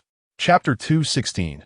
Acting Commander. An hour later, the capture team returned to the lighthouse. After receiving the medical personnel's drug spray, Ling Bai gestured to Chunmin. The city defense army and Dr. Carey, who was moving the snake dog samples, nodded and walked straight to Jessica, who was waiting at the lift platform. Corey, who should have stayed in the hospital, was also there. Behind them stood more than a dozen fully armed scavenger soldiers. Upon seeing Ling Bai striding over, the anxiety on their faces instantly disappeared, and they quickly approached. Ling Bai scanned the area and first asked, "Is the scavenger team down to just you few?" Corey nodded. 40 minutes ago, Mark took most of the scavengers and equipment to the Mana Ecological Zone to fetch medicine for the Lord, including you guys. There are now only 25 scavengers left at the lighthouse. After a pause, Corey continued, "Before Mark left, he told me to inform you that in his absence, you would act as the scavenger commander. Ling Bai, give the orders." Ling Bai wondered what orders. Corey replied, "Of course, the order to rescue Mark and the others." Erica chimed in, "Ling Bai, let's set off immediately. Maybe we can catch up with the captain." Fei Xue, Warren, and others also turned their attention to Ling Bai, seeming ready to charge into the Mana Ecological Zone at his command. Ling Bai sighed internally and asked Jessica, "Jessica, where are Mark and the others now?" Jessica expressed her concern. "They have lost contact with the lighthouse. According to the schedule, they should have already entered the outer perimeter of the Mana Ecological Zone by now. The strong biological magnetic field is interfering with communications. We can't catch up." Ling Bai said to Corey and the others, "Mark took most of the team and equipment. If they cannot return safely from the Mana Ecological Zone, then us few scavengers without experience or equipment would just be sending ourselves to death. Let's leave some hope for the scavengers. Trust Mark." Corey turned to the scavenger soldiers behind him. Their youthful and anxious faces indicated that they were still new recruits who had not been in the scavenger group for long. Sending such a group of new recruits into the Mana Ecological Zone is indeed akin to sending them to their deaths. Erica bit her lip and said, "Is there nothing we can do? What if the captain and the others don't come back? Wait. Let us wait until Mark and the others restore communication with the lighthouse and understand the situation before making a decision. Corey, Fei Xue, take everyone back to the armory to rest up quickly and be ready to support Mark and the others at any moment." Understood. As they watched the scavengers leave, Jessica quietly asked, "Do you think Mark and the others will return safely?" "I don't know." Ling Bai shook his head slightly. The lighthouse has always prohibited scavengers from operating in the Mana Ecological Zone due to its dangerous nature. To be honest, Mark's action this time was somewhat reckless. But he can't really be blamed. After all, he was trying to save the Lord. "Jessica, tell me in detail what happened." "Okay." Not long after the capture team left the lighthouse, Mark instructed Ran Bing to recall the Xiefeng team that was on an external mission, while he advised the Lord to postpone the breeding age of female scavengers. Everything was going well until an incident involving a dustman named 1225 occurred. She shot herself in front of Mark to save her past husband, which greatly affected Mark. Ignoring the laws of the lighthouse, he rushed her into the upper-class medical area, forcing the doctors to give her heart to her husband, who was of upper-class status. This incident could have serious consequences, especially happening just before Mark was about to take over as Lord, which disappointed Lord Morgan, who summoned Mark for a reprimand. The death of his sister Hong Co 15 years ago had always been an unshakable nightmare in Mark's heart. In 1,225's words, led him to a different understanding of the value and meaning of life. In a fit of emotion, he said, "The lighthouse is a cage," which caused Morgan to faint on the spot. Mark, filled with guilt, decided to go to the Mana ecological zone to fetch medicine to save Lord Morgan. He insisted on going, and Ran Bing vowed to follow him to the death. Xie Feng and the others, who had lost Hong Co 15 years ago, would not stand by and let Mark take risks, leading to nearly the entire scavenger group heading out. Fortunately, Mark remained rational and left some new scavenger recruits behind. When Jessica notified Ling Bai, Mark and the others had already set out. Mark didn't want his actions to affect the capture team, or perhaps he had other intentions.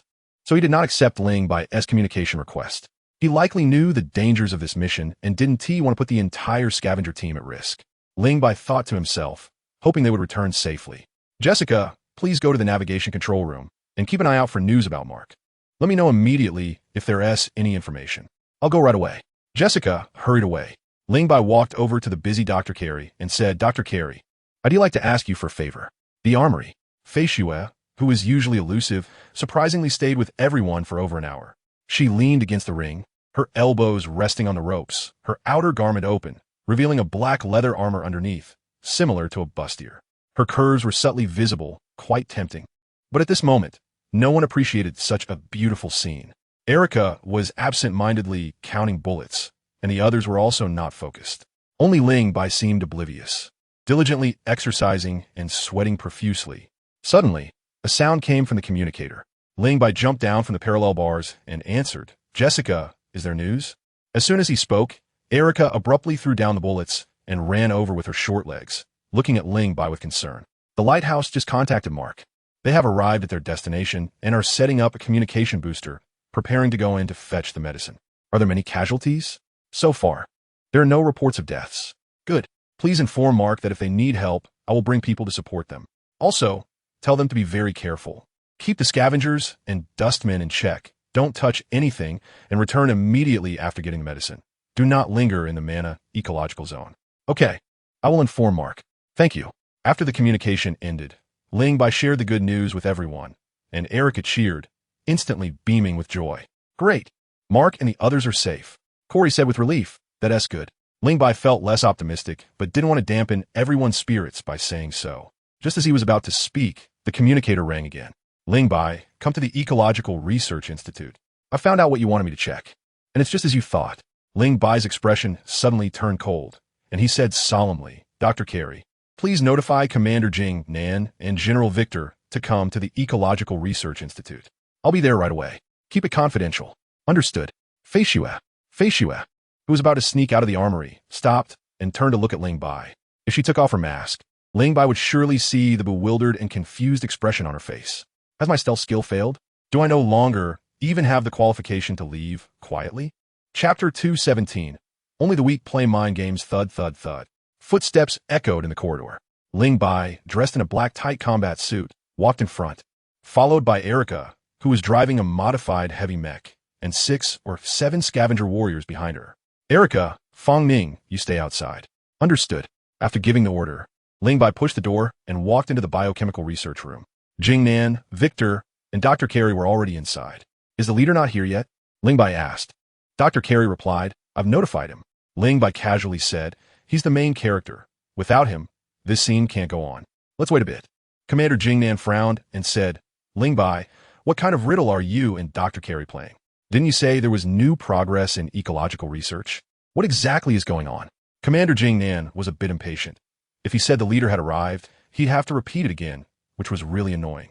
"If it weren't something particularly significant, I wouldn't have let Dr. Carey notify you and General Victor to come here." Jing Nan and Victor exchanged glances and fell silent. Ling Bai turned to Dr. Carey and said, "Dr. Carey, I have some special thoughts about the fishy hormone."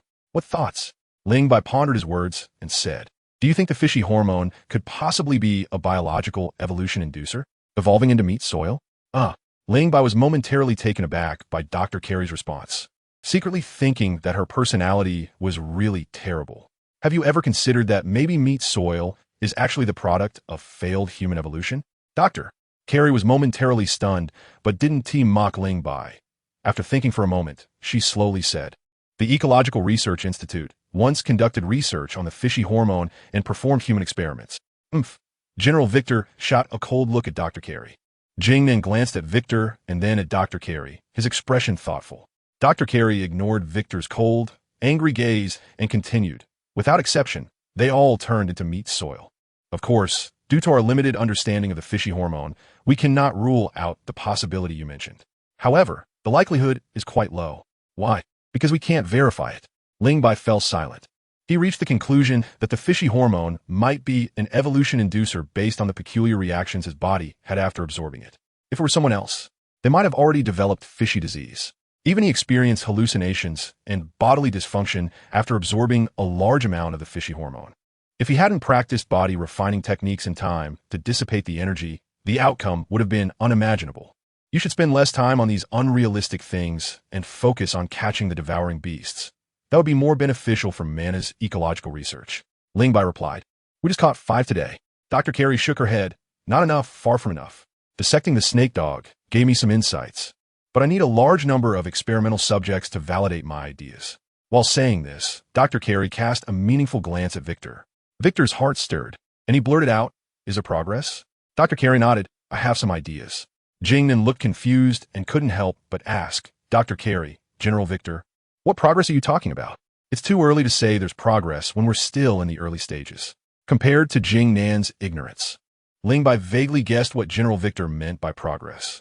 If he was not mistaken, it should refer to the Deep Abyss project, a mysterious plan that did not exist in the core data room files and was not clearly explained in the previous 6 episodes. Deep Abyss? Ling Bai silently repeated the term, his gaze shifting back and forth between Dr. Carey and General Victor. Since he couldn't get answers from Morgan for now, perhaps he could pry some information from these two. Just then, the sound of the door opening came, and all 4 in the biochemical room looked over to see Leader Charles enter, followed by the alluring luminary Vanny and the gold medal enforcer, Dog Sharif. Charles wore a fitted custom suit. His tall and upright figure, golden long hair, and fair face stood out distinctly, exuding an elegant aristocratic aura. He glanced at the 4 and asked, "Is it just us?" "That's enough," Ling Bai replied lightly and smiled at Dr. Carey. "Dr. Carey, should I say it, or you?" Dr. Carey said expressionlessly, "Let the young ones take the spotlight. I'm too old and afraid of the wind blowing my back out." Ling Bai chuckled softly, suddenly feeling that Dr. Carey wasn't so annoying after all. Her words hinted at her caution. If this matter wasn't handled well, it could really trigger a storm. And those caught in the storm would face dire consequences. Just a bunch of small fry, they can't stir up any waves. Charles, hidden in the shadowy hall, was somewhat troublesome for Ling Bai to deal with. In the biochemical room, he was like a toothless tiger. No, saying he's a tiger is too flattering. This matter is related to Leader. Me? Charles looked at Ling Bai in confusion, thinking, "Didn't you say there was new progress in Mana's ecological research? How does this relate to me?" It was indeed discovered by Dr. Carey.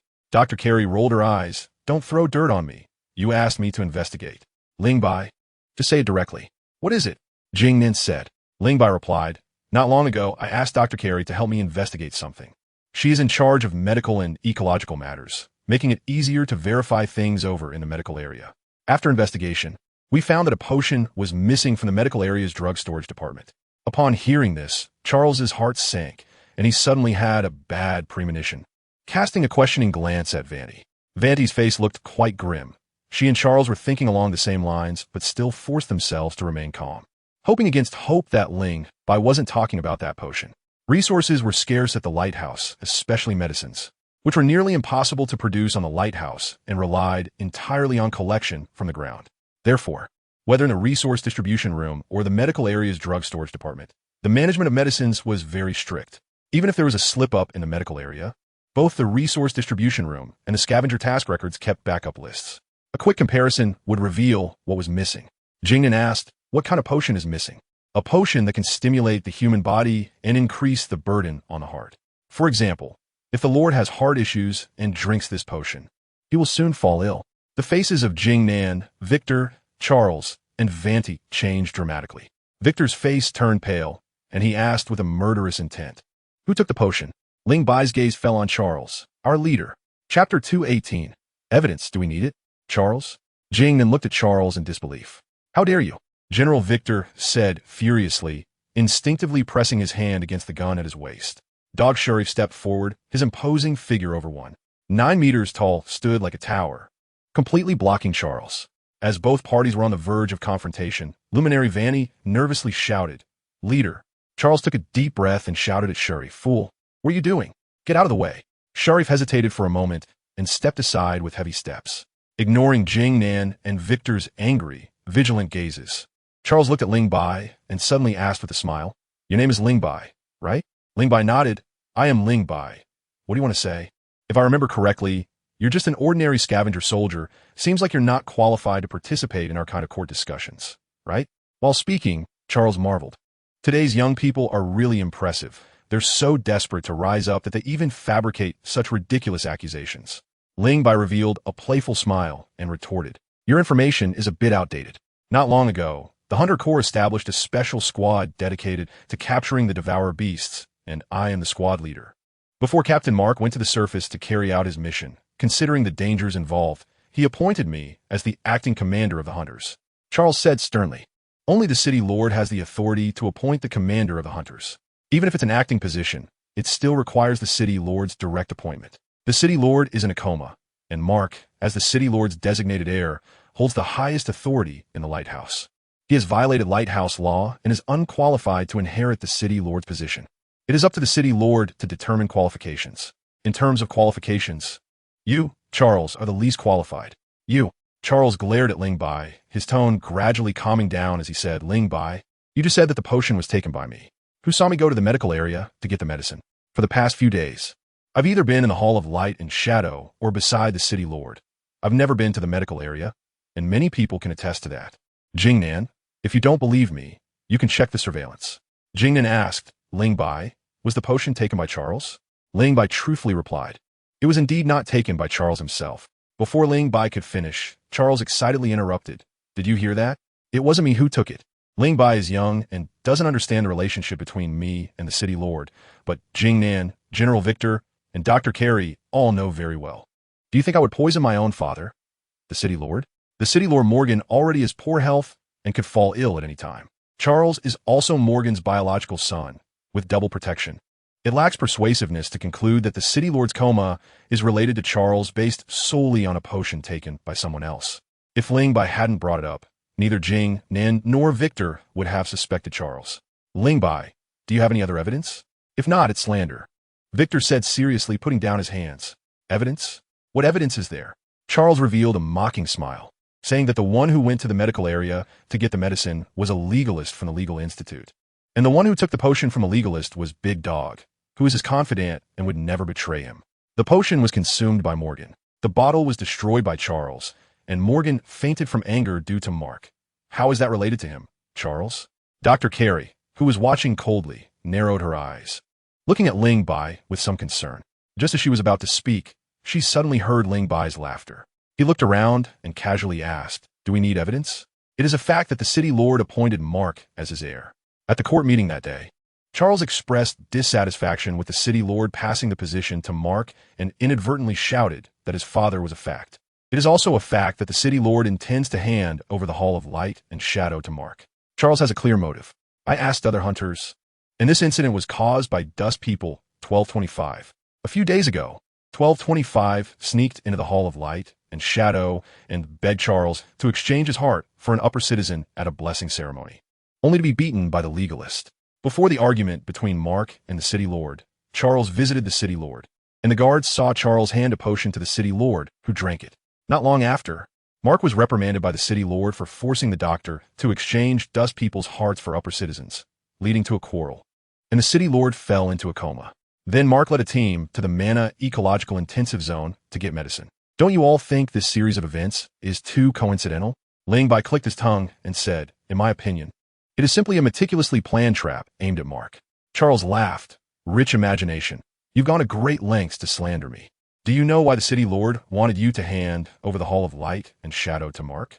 Ling Bai suddenly asked. Charles's smile froze, and he coldly asked, "What do you want to say?" "Because in the City Lord's heart, you do not have the ability to take on the heavy responsibilities of a lighthouse. A person without ability holding too much power. The Hall of Light and Shadow encompasses most upper citizens, controls the Legal Institute, the War Supply Office, gathers faith, legislative power. law enforcement power, breeding rights, some administrative authority, and core management authority, which has already posed a threat to the City Lord. In the past, the City Lord tolerated you due to your special relationship, but now it's different. The City Lord wants to pass the position to Mark, and anything that poses a threat to Mark must be eliminated. Ling Bai sighed. Unfortunately, at the critical moment, the City Lord softened.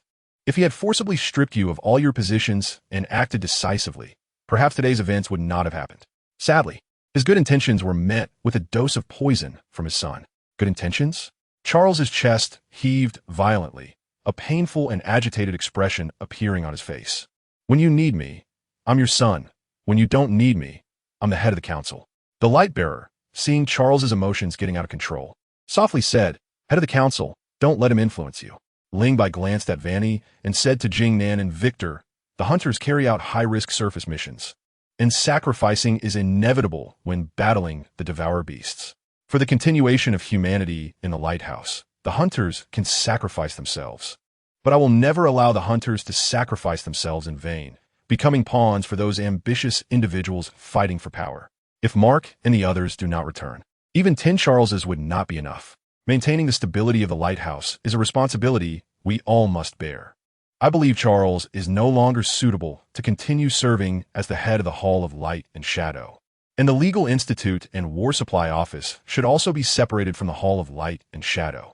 Commander Jing Nan, General Victor, what do you think? Chapter 219.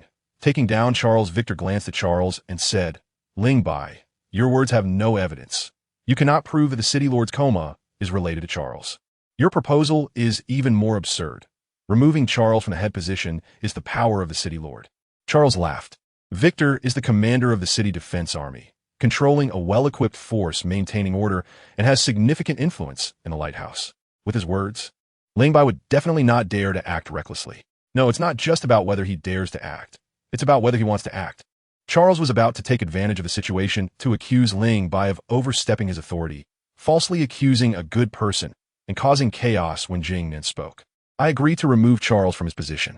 Victor, Dr. Carey, Charles, and the light bearer Vanny all looked at Jing Nan in surprise. And even Ling Bai showed a hint of unexpected expression, secretly putting away what he had been holding. Jing Nan said, General Victor, Ling Bai is right. Maintaining the stability of the lighthouse is a responsibility everyone must fulfill. She is the adopted daughter of the City Lord Morgan from the old era and has a very special relationship with Charles. Given her character of valuing family, she couldn't possibly so openly support Ling Bai. As one of the 5 core personnel of the lighthouse, her influence is not much weaker than Victor's. Once she expressed her stance, hesitation immediately appeared on Victor's face. Jing Nan's support for Ling Bai is mainly based on 3 considerations. First, whether Charles has secretly harmed the City Lord. Because Ling Bai cannot provide conclusive evidence, she is skeptical but has some inner wavering. Second, political considerations. Ling Bai just made it very clear. His proposal to remove Charles from his position is not only because of Charles's suspicion of harming the City Lord, but also because of his power. The Shadow Council has become the largest department of the lighthouse, and the concentration of power poses a threat to the position of the next City Lord. City Lord Morgan indeed intends to have Charles' hand over the Shadow Council. Since it will have to be done sooner or later, why not do it sooner?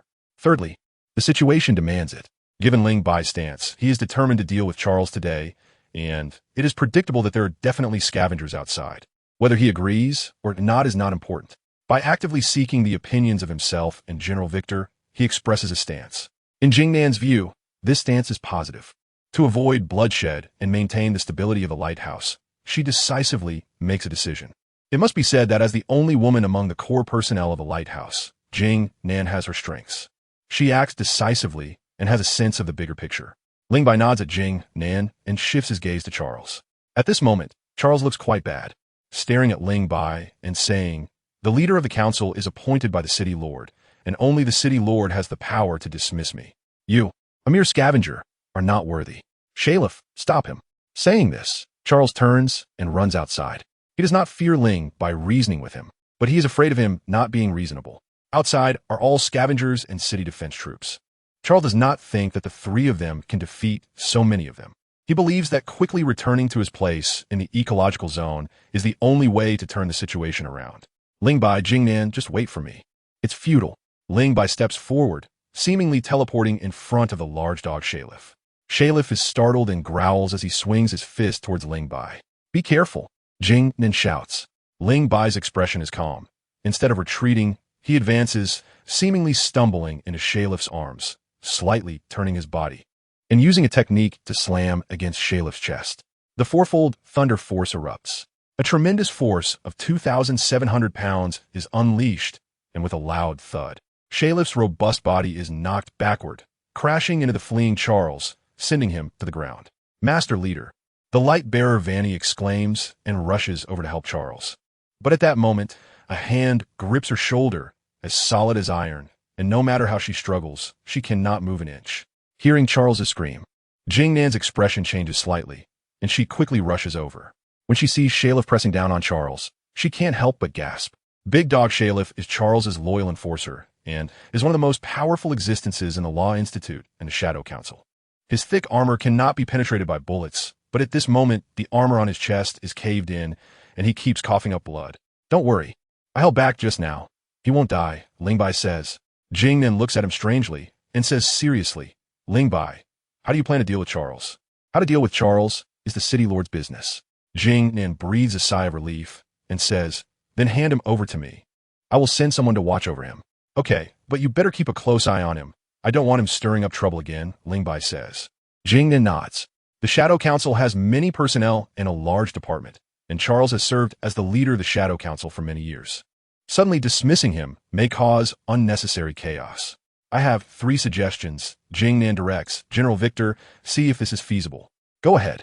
The City Lord is unconscious, and Mark is temporarily unreachable. The lighthouse cannot be without a person in charge. I suggest that Commander Jing Nan, General Victor, and I form a temporary leadership group for the lighthouse, and all major matters will be decided by the 3 of us. When Mark returns, or the City Lord wakes up, the leadership group will disband itself. I agree. Seeing that Jing Nan has agreed, Victor reluctantly agrees as well. Split the Shadow Council. The Battle Damage Supply Department will temporarily belong to Commander Jing Nan's Navigation Control Room.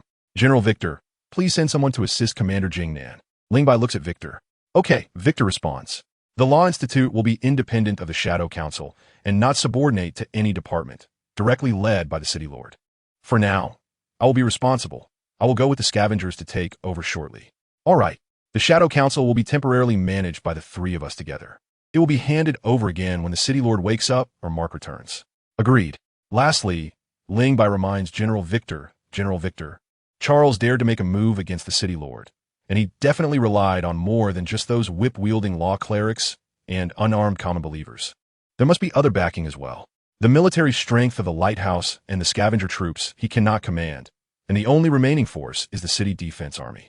Victor's expression tightens, and he instinctively looks at Charles, who is glaring at Ling Bai with gritted teeth, feeling a twinge of unease within him.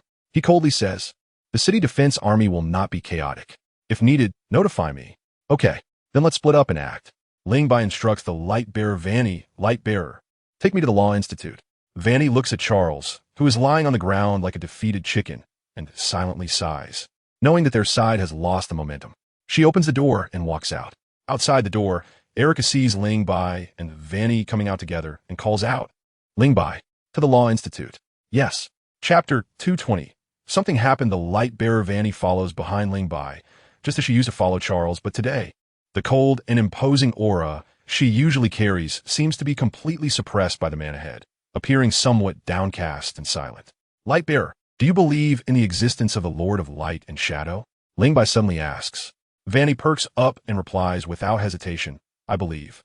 It is the Lord of Light and Shadow who saved humanity and led us to the lighthouse. Oomph. Erica scoffs, showing a look of disdain. Ling Bai does not comment and continues to ask, do you believe in the Lord of Light and Shadow more, or do you believe in Charles more? Vanny falls silent. If you believe in Charles more, perhaps I would be more trustworthy than he is. Erica, what do you think? Erica nods her small head in agreement. He is not completely out of danger yet. If you want to save him, it depends on your performance. Of course, you can also choose not to cooperate.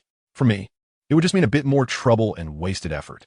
Completely eliminating hidden dangers is not a bad thing. Vanny becomes increasingly silent, as if even her breathing and footsteps have softened, following Ling Bai silently toward the Law Institute. She is a smart woman and understands the meaning behind Ling Bai's words. He needs her, but she is not too important to him. On the contrary, to protect Charles, she must cooperate with him wholeheartedly in taking over the Law Institute. Silence is an attitude. Ling Bai gets what he wants from Vanny's silence. In fact, from the perspective of struggle, eliminating all threats is the wisest course of action. However, reality does not allow it. Ling Bai lacks personnel and prestige. This is the main reason he actively seeks to build good relations with Jingnan and Victor, even when he clearly holds the upper hand. Politics is a process of constant compromise. Ling Bai's compromise has earned him the support of Jingnan and Victor, binding the two most powerful individuals in the lighthouse to a ship and successfully dealing with Charles. Although Ling Bai seems to gain little, in reality, he is the biggest winner. He has risen from scavenger squad leader to one of the members of the lighthouse's temporary leadership group, elevating his status and showcasing his abilities to the core personnel of the lighthouse. The influence expanded from the Hunter Corps to the Law Enforcement Institute. Even if he cannot take control of the Law Enforcement Institute in the future, he plans to take the opportunity to plant a nail in it. Vanny is undoubtedly the most suitable candidate because there is no one at the lighthouse who can replace her for the time being. Those with outstanding abilities may not possess her kind of proficient law enforcement skills. Those with enough prestige may not have her kind of deterrent power. With Charles's downfall, her position in the management has become quite delicate, not belonging to Jingnan, Victor, or any side, isolated and extremely weak. A wise move is merely to find a strong new backing. Of course, using her has a prerequisite, which is that she must be useful to him. If Vanny fights back to the end, her fate will definitely be worse than Charles's. The takeover of the Law Enforcement Institute went very smoothly. With Vanny's cooperation, Ling Bai used the excuse of testing the law enforcement abilities of the law enforcers to openly question the lighthouse laws, removing all of Charles's confidence and sending them to the Hunter Corps to study the law. If they do not improve, they will be taken on the next ground mission. Due to Ling Bai's swift actions, the news of Charles's downfall had not yet spread, and Jingnan's takeover of the war supply station encountered no issues. After handling all the affairs, Jingnan came to the Law Enforcement Institute to find Ling Bai. Upon reaching the door, he saw dozens of law enforcers reciting the lighthouse laws under Vanny's guidance. Ling Bai, what are they doing?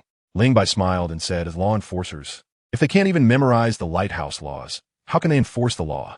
I asked Vanny to organize everyone to study and recite together. You're really something. Jingnan glanced at Ling Bai and said quietly, I need to discuss something with you. Let's step outside. Okay.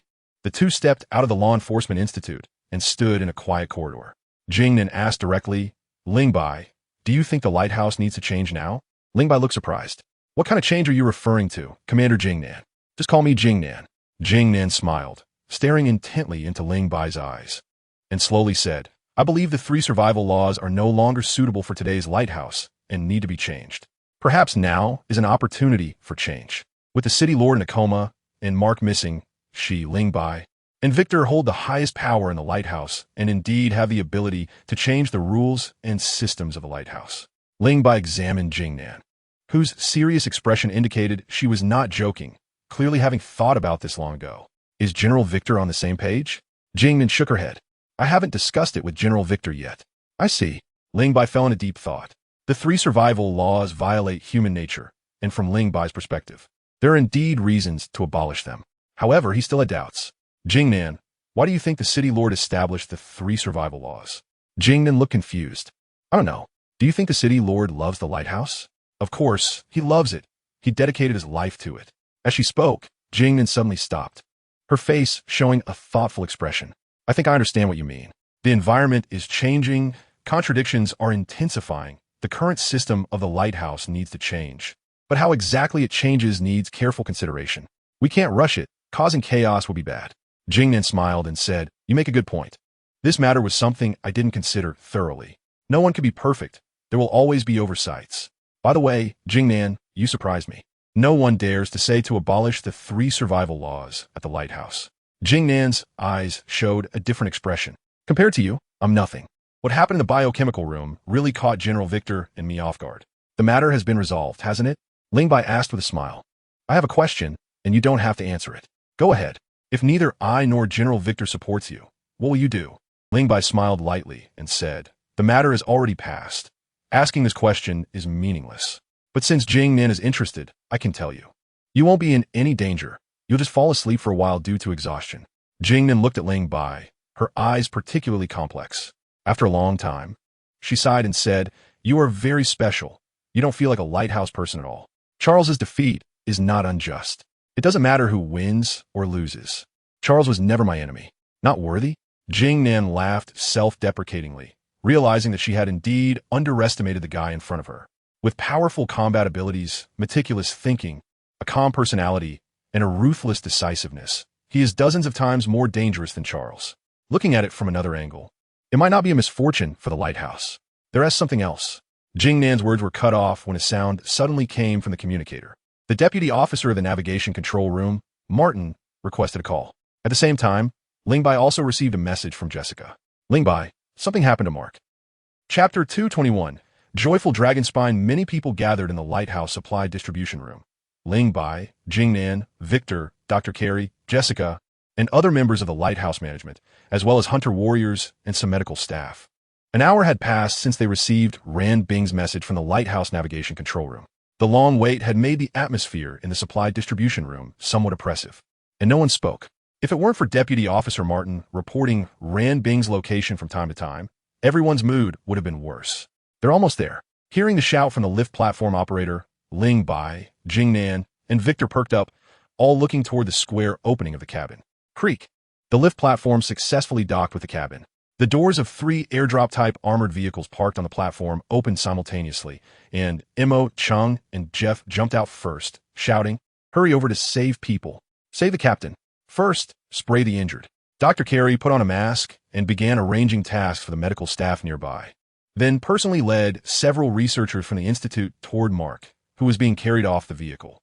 At this moment, Mark was in a very miserable state, eyes tightly closed, face pale, the heavy and sturdy exoskeleton suit resembling a cold steel coffin, with Mark trapped inside, unaware of life or death.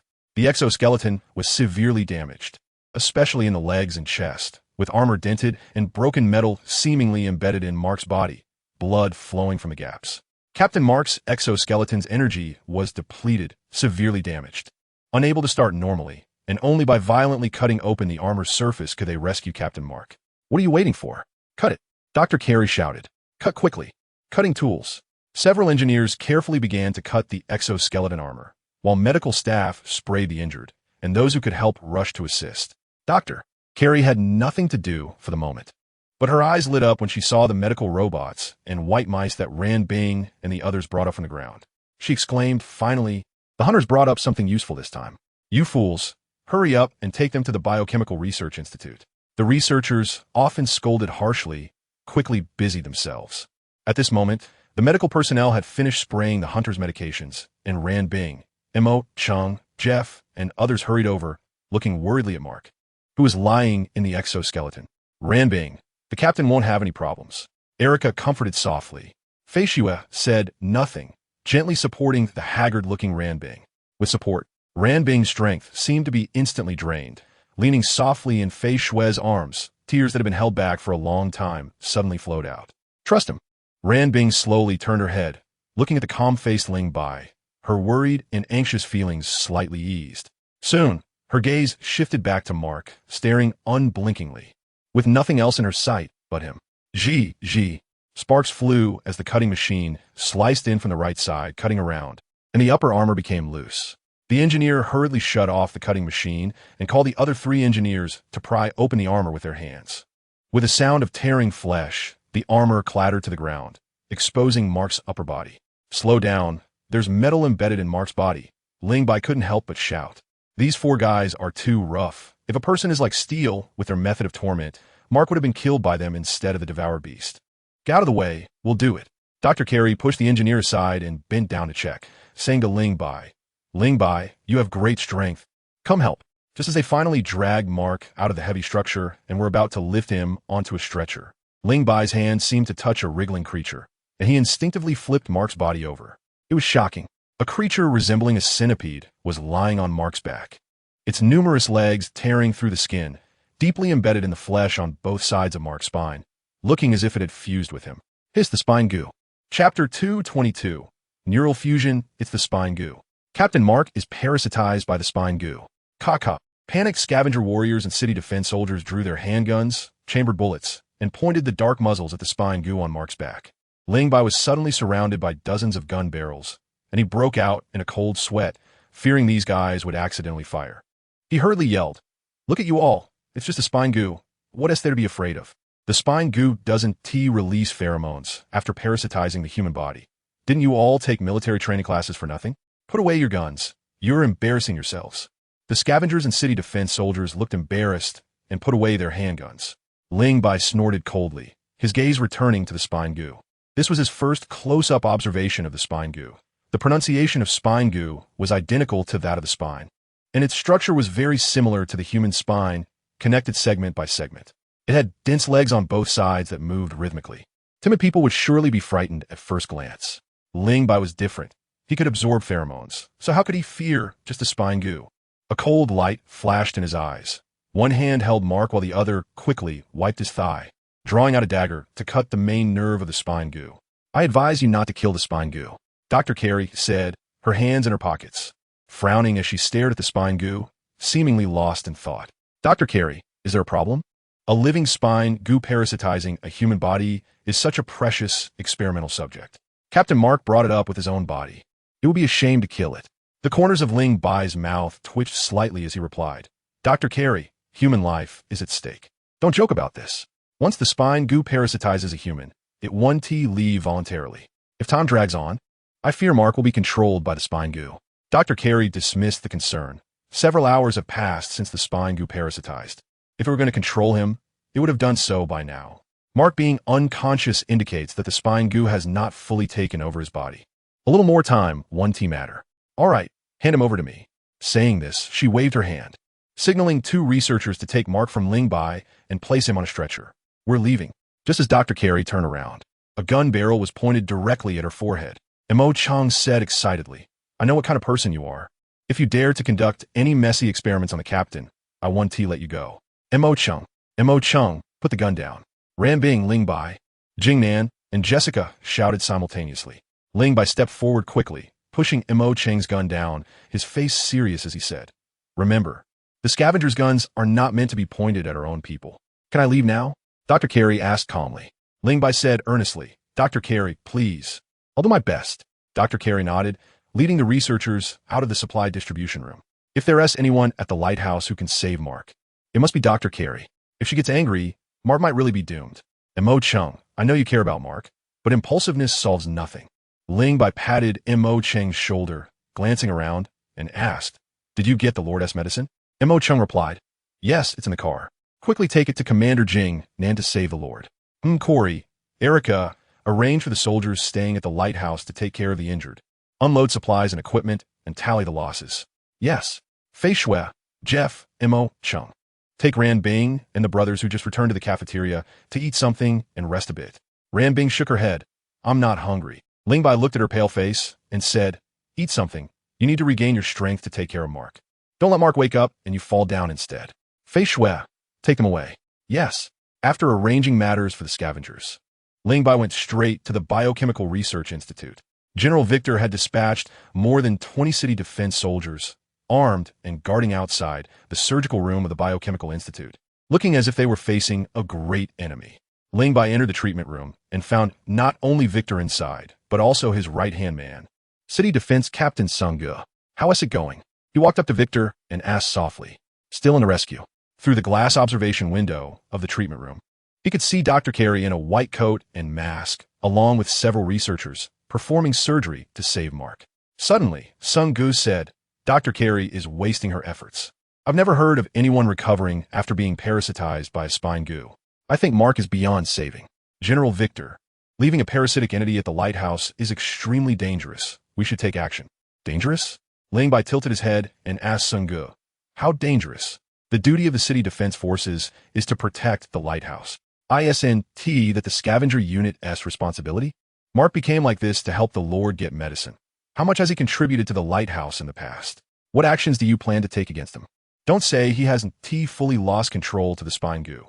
Even if he becomes a parasitic entity, we scavengers will handle it ourselves." "When did it become your city defense forces' place to meddle?" Victor frowned. Ling Bai, Sung Ge is also responsible for the lighthouse. Ling Bai scoffed. "The scavengers are responsible for their own people.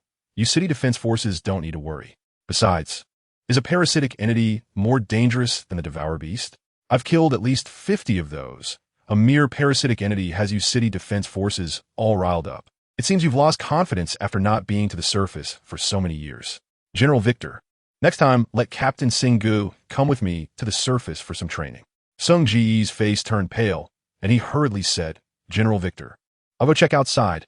Call me if you need anything. Ling Bai didn't even glance at Sunggu and said to himself, humans at the lighthouse are really cold. Mark was a hero when he risked his life to bring back supplies from the surface.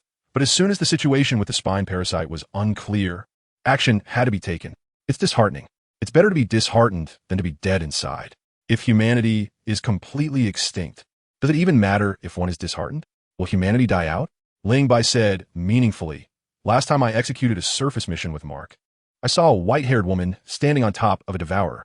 Is she human? Victor's gaze sharpened, and just as he was about to speak, the door to the examination room was suddenly pushed open, and Jessica and Ranbing walked in. At the same time, the surgical room's gate opened, and Dr. Carey entered the examination room with a serious expression. Carey, is there still hope for Mark? Victor asked. Dr. Carey replied, Mark? Looking anxiously at Dr. Carey. The spine parasite's nerves are merging with Mark's nerves. Dr. Carey's words made everyone's hearts sink. Victor pressed on. Can they be separated? Chapter 223, Madness. Separate? How to separate? In the past, the spine parasite cells invaded the human body unilaterally to control consciousness. But now it's Mark cells that are devouring the spine parasite cells. Mark has multiple fractures in his bones. And most critically, the spinal cord injury has damaged his central nervous system. Generally, a person with such severe injuries would not have survived to this point. Yet Mark has survived thanks to the spine parasite's nerves. It's truly a miracle. Dr. Carey had a look of astonishment. Ranbing boldly suggested, Dr. Carey, since Mark has survived thanks to the spine parasite, if we can't separate them, could we leave the spine parasite and Mark? A clever and bold idea. Dr. Carey expressed her appreciation and pondered. If we can suppress the main nerve of the spine parasite, it will lose its ability to move. The old world already had brain transplant technology, and replacing the spine isn't difficult. However, there has never been a medical case where a spine parasite and a human body became one. Even if the surgery is successful, it could produce unforeseen consequences. Victor asked, Carey, what do you mean by consequences? Dr. Carey replied, an uncontrollable rejection phenomenon may occur between the two sides. The surgery could succeed, but the person may not survive. Or Mark's cells may not completely devour the spine parasite cells and instead be devoured by the spine parasite cells. What would happen then? Muscle activity would increase, strength would grow, speed would far exceed that of a normal person, and he would become a parasite, Dr. Carey said calmly. Not just that, the lighthouse records show that parasites can use firearms and operate heavy machinery, a female researcher added. Victor said sternly, letting the spine parasite become Mark's spine is too fanciful. As the commander of the City Defense Army, I absolutely cannot allow any safety hazards at the lighthouse. But if we don't do it this way, Mark will die, Ranbing urged. Ranbing, Jessica said as she hugged Ranbing's shoulders, momentarily indecisive, her eyes involuntarily looking at Ling Bai. Sensing her gaze, Ling Bai asked Dr. Carey, Dr. Carey, is there any other way? There is. What is it? Please have the Lord of Light and Shadow come to save Mark. Ling Bai broke into a sweat. He didn't know whether the Lord of Light and Shadow existed. But he only knew one thing. If the Lord of Light and Shadow wanted to save Mark, he wouldn't allow him to end up like this. In other words, the only way to save Mark right now was this one. The examination room suddenly fell silent, and at that moment, a female researcher shouted, Dr. Carey, the spine parasite is waking up from a hypothermic state. Dr. Carey, the life signs of the spine parasite are rapidly increasing. Dr. Carey was taken aback, quickly stepping forward to look at the microscopic image for a while, then turned to Ling Bai and the others and said, once the spine parasite parasitizes the human body, it won't leave voluntarily. The devouring effect of Mark cells has caused the spine parasite to develop a defense mechanism. I estimate that in another 20 minutes, once the spine parasite fully awakens, it will detach from Mark. You need to decide whether to proceed with the surgery quickly. Carey, I disagree, Victor said firmly. Do it. Just as Victor finished speaking, a similarly resolute voice rang out. Ranbing stared blankly at Mark in the surgical room and said softly, this is the only way to save him. No matter what, I won't give up. Ling Bai said, Dr. Carey, prepare for the surgery. Ling Bai, General Victor, I will enter the surgical room shortly to ensure Dr. Carey and the other researchers' safety. You don't need to worry. You. Victor sighed. I will coordinate the city defense army to assist you and ensure the surgery goes smoothly. Thank you. Ling Bai followed Dr. Carey out of the examination room to carry out some pre-surgical disinfection work, then entered the surgical room with 2 armed city defense soldiers. The surgical room was a large circular space filled with medical equipment, surgical beds, and intelligent medical machinery. The sealed glass dome was surrounded by a terrace where Victor, Jessica, and Ran Bing stood watching the surgery. Temperature normal. Spine parasite state normal. Continue monitoring. Dr. Carey took off the ring from her right hand's ring finger, placed it on a nearby table, and began her routine briefing. I've always thought of you as bookworms, pests, and fools. But we only have 20 minutes, so please, let's get to work. The researchers, all looking embarrassed, replied in unison, Yes, Dr. Carey. Start the surgery. Ling Bai instructed the 2 city defense soldiers to guard the door and move closer to the surgical bed. Of course, to avoid interfering with Dr. Carey's work. He kept a distance, but was still close enough to assist in case of an emergency. With Dr. Carey's command, the lighthouse's only intelligent medical machinery system began its calibration, extending its claws to grip the body of the spine parasite and lifting it off Mark's back, establishing support for its numerous toes to prevent damage to the integrity of the spine parasite's toes and to avoid interfering with the surgery. The subsequent surgical process was extremely bloody and brutal. Dr. Carey used an ultrasonic bone knife to cut through Mark's spine, and each time a section of broken bone was extracted, the unconscious Mark would involuntarily let out a painful groan. It was clear how much pain he was in.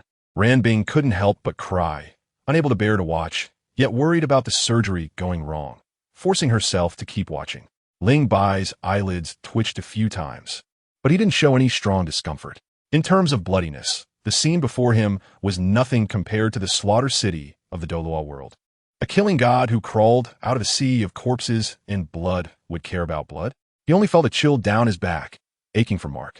Ling Bai's gaze suddenly sharpened. As Mark's spine was cut away, the spine parasite, which had been stable, seemed to be greatly stimulated and became restless. Dr. Carey, the spine parasite's stress response is rising. Dr. Carey, Mark's life essence is beginning to deplete. Dr. Carey. The urgent voices made the atmosphere in the surgical room suddenly tense. Ling Bai's expression turned serious. Jessica and Victor leaned forward with concern, and Ran Bing pressed her hands tightly against the glass cover, staring intently at Mark on the surgical bed, silently praying for him. Faced with the critical situation, Dr. Carey remained unfazed, as steady as a rock, her hands showing no signs of trembling, calmly continuing to cut away Mark's spine. With a clang, the last bloody piece of spine fell into the container, and Dr. Carey calmly ordered begin the electroshock. The researchers pressed the button, and the current flowed through the medium into the spine insect. The spine insect's body suddenly arched, and its previously slightly blurred facial features instantly expanded and became exceptionally clear, appearing somewhat cute at first glance. A cry resembling a baby's wail echoed from the spine insect's mouth, and faintly, Ling Bai seemed to hear something incredible, his expression strange. Dr. Carey, Captain Mark's life source material loss is accelerating. 80%, 70%. Hurry. Doctor. Carey looked at the instrument, displaying the fusion progress of the spine insect cells in Mark's cells, the calm expression on her face long gone. It's almost there. 50%. Carey, stop. Victor shouted. The fusion rate increased, and the spine insect sensed a strong threat, reacting more violently. A toe suddenly detached from Mark, piercing into Dr. Carey's abdomen like a steel needle. Dr. Carey. It was too sudden and too fast. Ling Bai didn't react in time. Seeing Dr. Carey injured, he rushed forward, intending to break the spine insect's toe. Don't damage the spine insect's toe. It will naturally retract when stimulated. Hearing this, Ling Bai changed his grip to pressing. Using the Jin move from the 9 absolutes of Hao Yin, the spine insect's toe instantly retracted as if electrified. Dr. Carey, Captain Mark can't hold on any longer. What? Doctor? Carey pushed Ling Bai, who was supporting her, aside, looking at the fusion rate and the remaining percentage of life source material, her heart shaken, and shouted loudly, "Increase the current output." But no one among the researchers dared to move. In this situation, increasing the electric shock intensity would only lead to Mark's quicker death. Carey, give up. A weary voice came. Ling Bai looked up and saw Jing Nan, and Lord Morgan had arrived at the terrace. Morgan's face was haggard, his eyes revealing a hint of sorrow. It's not over yet. I won't give up. A manic look appeared on Dr. Carey's face as she lunged at the instrument, turning the electric shock button to the maximum.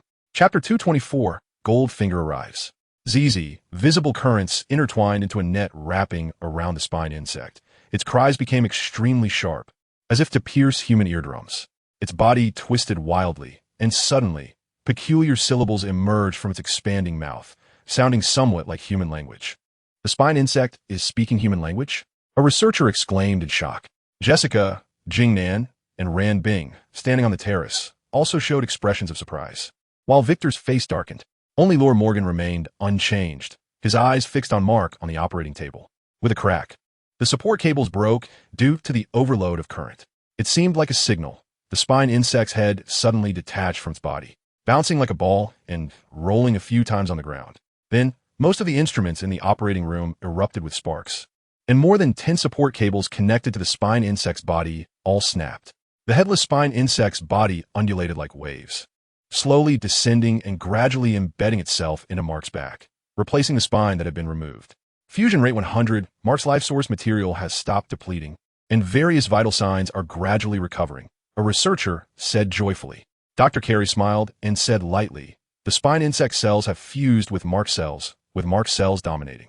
A never-before-seen chimera of mana, ecology, and humanity has been born. The miracle of life is truly incredible. Dr. Carey was relaxed. The operation should be successful.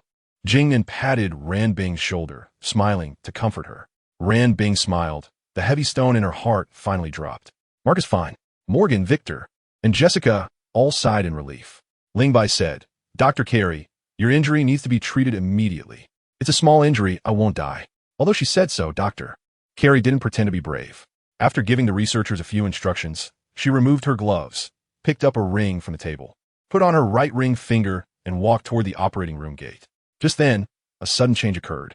The panicked voices of researchers rang out. Dr. Carey, Captain Mark's heart rate is decreasing. Dr. Carey turned sharply, seeing the curve displayed on the electrocardiogram. Her face changed drastically as she rushed over. Before reaching the operating table, the electrocardiogram had already turned into a straight line. She checked Mark's body and began to shout for emergency aid. The wound on his abdomen was bleeding continuously, staining large areas of her white coat with crimson. A researcher, concerned about her condition, was roughly pushed aside by Dr. Carey, who frantically tried to save Mark. No one expected the situation to change so rapidly. Just moments ago, Mark's condition had stabilized, and in an instant, his life signs rapidly disappeared. Ran Bing watched the researchers bustling around, her vision blurred, and she felt as if the world was spinning, causing her to involuntarily fall backward. So much had happened in this day. Ran Bing experienced the pain and anxiety of Mark being gravely injured, then the joy of his successful surgery and survival. And just as her tense nerves relaxed, Mark was once again in danger. Great sorrow and great joy and great sorrow, great ups and downs. An ordinary person truly couldn't bear it. Ran Bing, the terrace was also in chaos. He's dead? Dr. Carey stared blankly at Mark lying on the operating table, momentarily unable to accept it. She thought Mark had created a miracle, believed she had discovered the secrets of mana ecology, only to find it was all in vain. Those unable to accept this outcome were not just Ran Bing and the others. Ling Bai was also bewildered. Mark was the protagonist of the Ling Cage world. How could he so easily meet his end? Was it because I changed the plot, thus altering Mark's fate? Damn it. I've only been here a few days. It can't have a significant impact, right? Ling Bai furrowed his brow, feeling somewhat troubled. He hadn't finished watching the Ling Cage animation and didn't know the plot direction after the middle chapters, leaving him in the dark, which made it difficult to act in the face of the dangerous situation surrounded by the Devourer Beast. He originally hoped Mark would help him, but he never expected. No. Ling Bai shook his head, muttering to himself. Based on the plot in the middle chapters, Mark must have taken people into the mana ecological dense area to get medicine. Why didn't he change that? So the changes must have occurred after Mark entered the mana ecological dense area. I didn't act with them, so it shouldn't affect Mark's fate. After all, he is the protagonist with a cheat. If the plot hasn't changed, Mark's injury was destined to happen. Spine insect? Spine. Ling Bai's eyes lit up as a segment of a PV video he had once seen floated in his mind. This video was beneath the main animation, and he had thought it was a promotional advertisement for Ling Cage when he watched it. After all, it was a promotion, showcasing everything in the most eye-catching way. The image of a seductive female doctor and the scene of Mark's spine burning at the end left a deep impression on Ling Bai. Perhaps Mark is not dead. Is it the arrival of a gold finger? After all, he is the protagonist. Who doesn't have some sort of cheat? Ling Bai decided to check carefully and approached the operating table. At this time, Dr. Carey's emotions had calmed down, and she was instructing researchers to handle Mark's remains. She glanced at Ling Bai, but said nothing. Gripping Mark's wrist with his right hand, a flash of white light appeared, and a faint internal energy was injected into Mark's body. After a person dies, their vital energy will gradually deplete, and the meridians will be completely blocked, making it impossible to circulate internal energy. However, the internal energy injected by Ling Bai can still flow briefly within Mark's meridians, indicating that he is not dead. Dr. Carey. Meeting Dr. Carey's inquisitive gaze, Ling Bai said, Mark's body is temporarily stored in the observation room of the biochemical lab. There should be some things on him worth your research. But I hope you won't damage Mark's body and that no one else besides you gets close to him. I will send someone to guard him. Ling Bai couldn't explain the truth to Dr. Carey. It's hard to clarify that a person who has been declared dead is actually not dead. It's better for Dr. Carey to discover this herself through her research. Dr. Carey looked at Ling Bai in surprise, her face showing excitement and hesitation. The Lord wouldn't agree. I'll talk to the Lord about it, Ling Bai replied. Also, be careful during your research. Mark might suddenly sit up and scare you. Watching Ling Bai's retreating figure, Dr. Carey scoffed. In my lab, there's several flesh samples that I see every day. How could I be afraid of corpse? Sit up and scare me? Is that even possible? Dr.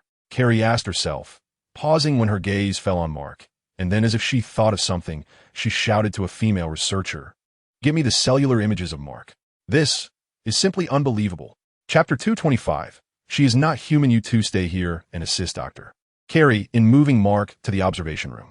If Dr. Carey asks, just say what I said. Hey, Feishua, are you asleep? With the captain in that condition, who can sleep? Everyone is waiting for news in the armory. Is Captain Mark all right? Can't say for sure. Have Corey bring a few people to the biochemical lab to protect Mark. If you and Erica are not tired, come to the medical area. Ran Bing has fainted. Is it serious? I just came out of the operating room. I'm not too sure. Hey, that was quick. Ling Bai smiled bitterly and prepared to check on Ran Bing in the medical area. What happened in the operating room was too sudden and urgent. He couldn't focus on Ran Bing for the time being, especially with Jingnan, Jessica, and the others present. Not far along, sudden footsteps and the sound of wheels rolling against the ground came from ahead. Jingnan was pushing Lord Morgan, who was sitting in a wheelchair, toward him, followed by 4 armed city defense soldiers. Ling Bai hurried over, asking with concern, "How is Ran Bing?" Jingnan sighed. "It's nothing serious, just too fatigued and overly saddened. The doctor said a period of rest will be fine. The hunters have already lost one commander. We can't lose another officer, or the entire department will be paralyzed," Ling Bai said with a headache. Suddenly, a dejected Morgan spoke up. "How many hunters have we lost this time?" Ling Bai's gaze shifted to Jingnan, who nodded slightly, understanding Ling Bai's intention. So, Ling Bai no longer concealed it. Excluding Mark, 28 were sacrificed, 13 were injured, 4 heavy mech were lost, and 1 was damaged, which the research department should be able to fix. 29. Morgan's face turned pale, feeling a sharp pain in his chest, as if he aged 10 years in an instant. His back hunched, and deep sadness and despair appeared on his face as he said in a weary, hoarse voice, "It was my fault that they died." Ling Bai replied calmly, "As hunters, sacrifices are inevitable. If they believe that what they did was worth their lives, even in death, they will feel a sense of supreme glory. The deceased are already gone. The living should cherish the future they exchanged their lives for. Mourning and self-blame are of no benefit to the lighthouse." Morgan lifted his head and stared blankly at Ling Bai. "Mark's body is temporarily stored in the observation room of the biochemical lab. I've already arranged for hunters to guard it. We'll discuss how to handle it tomorrow." Jingnan. Morgan nodded slightly. "It's getting late. The Lord has just recovered, and it's not suitable for you to overwork yourself. You should go back and rest early." Jingnan said softly. "Lord, what Ling Bai said makes sense. You should go back and rest." Morgan waved his hand, saying, "Jingnan, Ling Bai, walk with me for a bit. I have something to say to you. You all stay here." The 4 city defense soldiers responded, "Yes, Lord." The lighthouse is located near the equator, and in September, the night air at a height of 1,000 meters has turned a bit chilly. Although the moon in the night sky is now a waning crescent, it still emits a bright glow. Ling Bai couldn't help but feel that the moon in the spirit cage world is larger than any moon he has seen before, giving him the impression that the moon is very close to the planet beneath his feet. It is said that over 50 years ago, the Great Catastrophe was triggered by abnormal lunar phases leading to intense geological changes. Is the size of the moon related to this? Jing then told me everything that happened at the lighthouse while I was unconscious. You all did very well. Morgan's voice interrupted Ling Bai's thoughts. Charles. Morgan's face was filled with disappointment and anger. I really didn't expect him to do such inhuman things. If my heart had been stronger, maybe Mark wouldn't have died. He's the hope of our lighthouse. The teacher left him at the lighthouse, and I failed to protect him. Lord, from Morgan's words, Ling Bai and Jing Nan sensed some unusual implications. While Jing Nan might hesitate, Ling Bai had no reservations and asked straightforwardly, Lord, does Mark have a secret? Morgan smiled bitterly. He is dead. Discussing this now is meaningless. Lord, compared to Mark's death, I believe concealment is the most meaningless thing. In fact, there's a question I have wanted to ask you for a long time.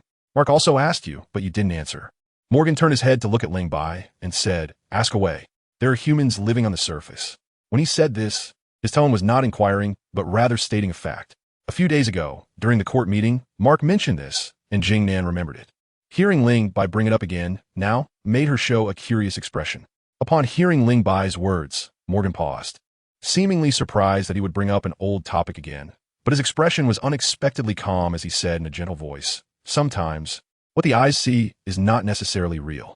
Decades ago, the surface was already uninhabitable for humans. Ling Bai suddenly interjected, so, she is not human. Not human?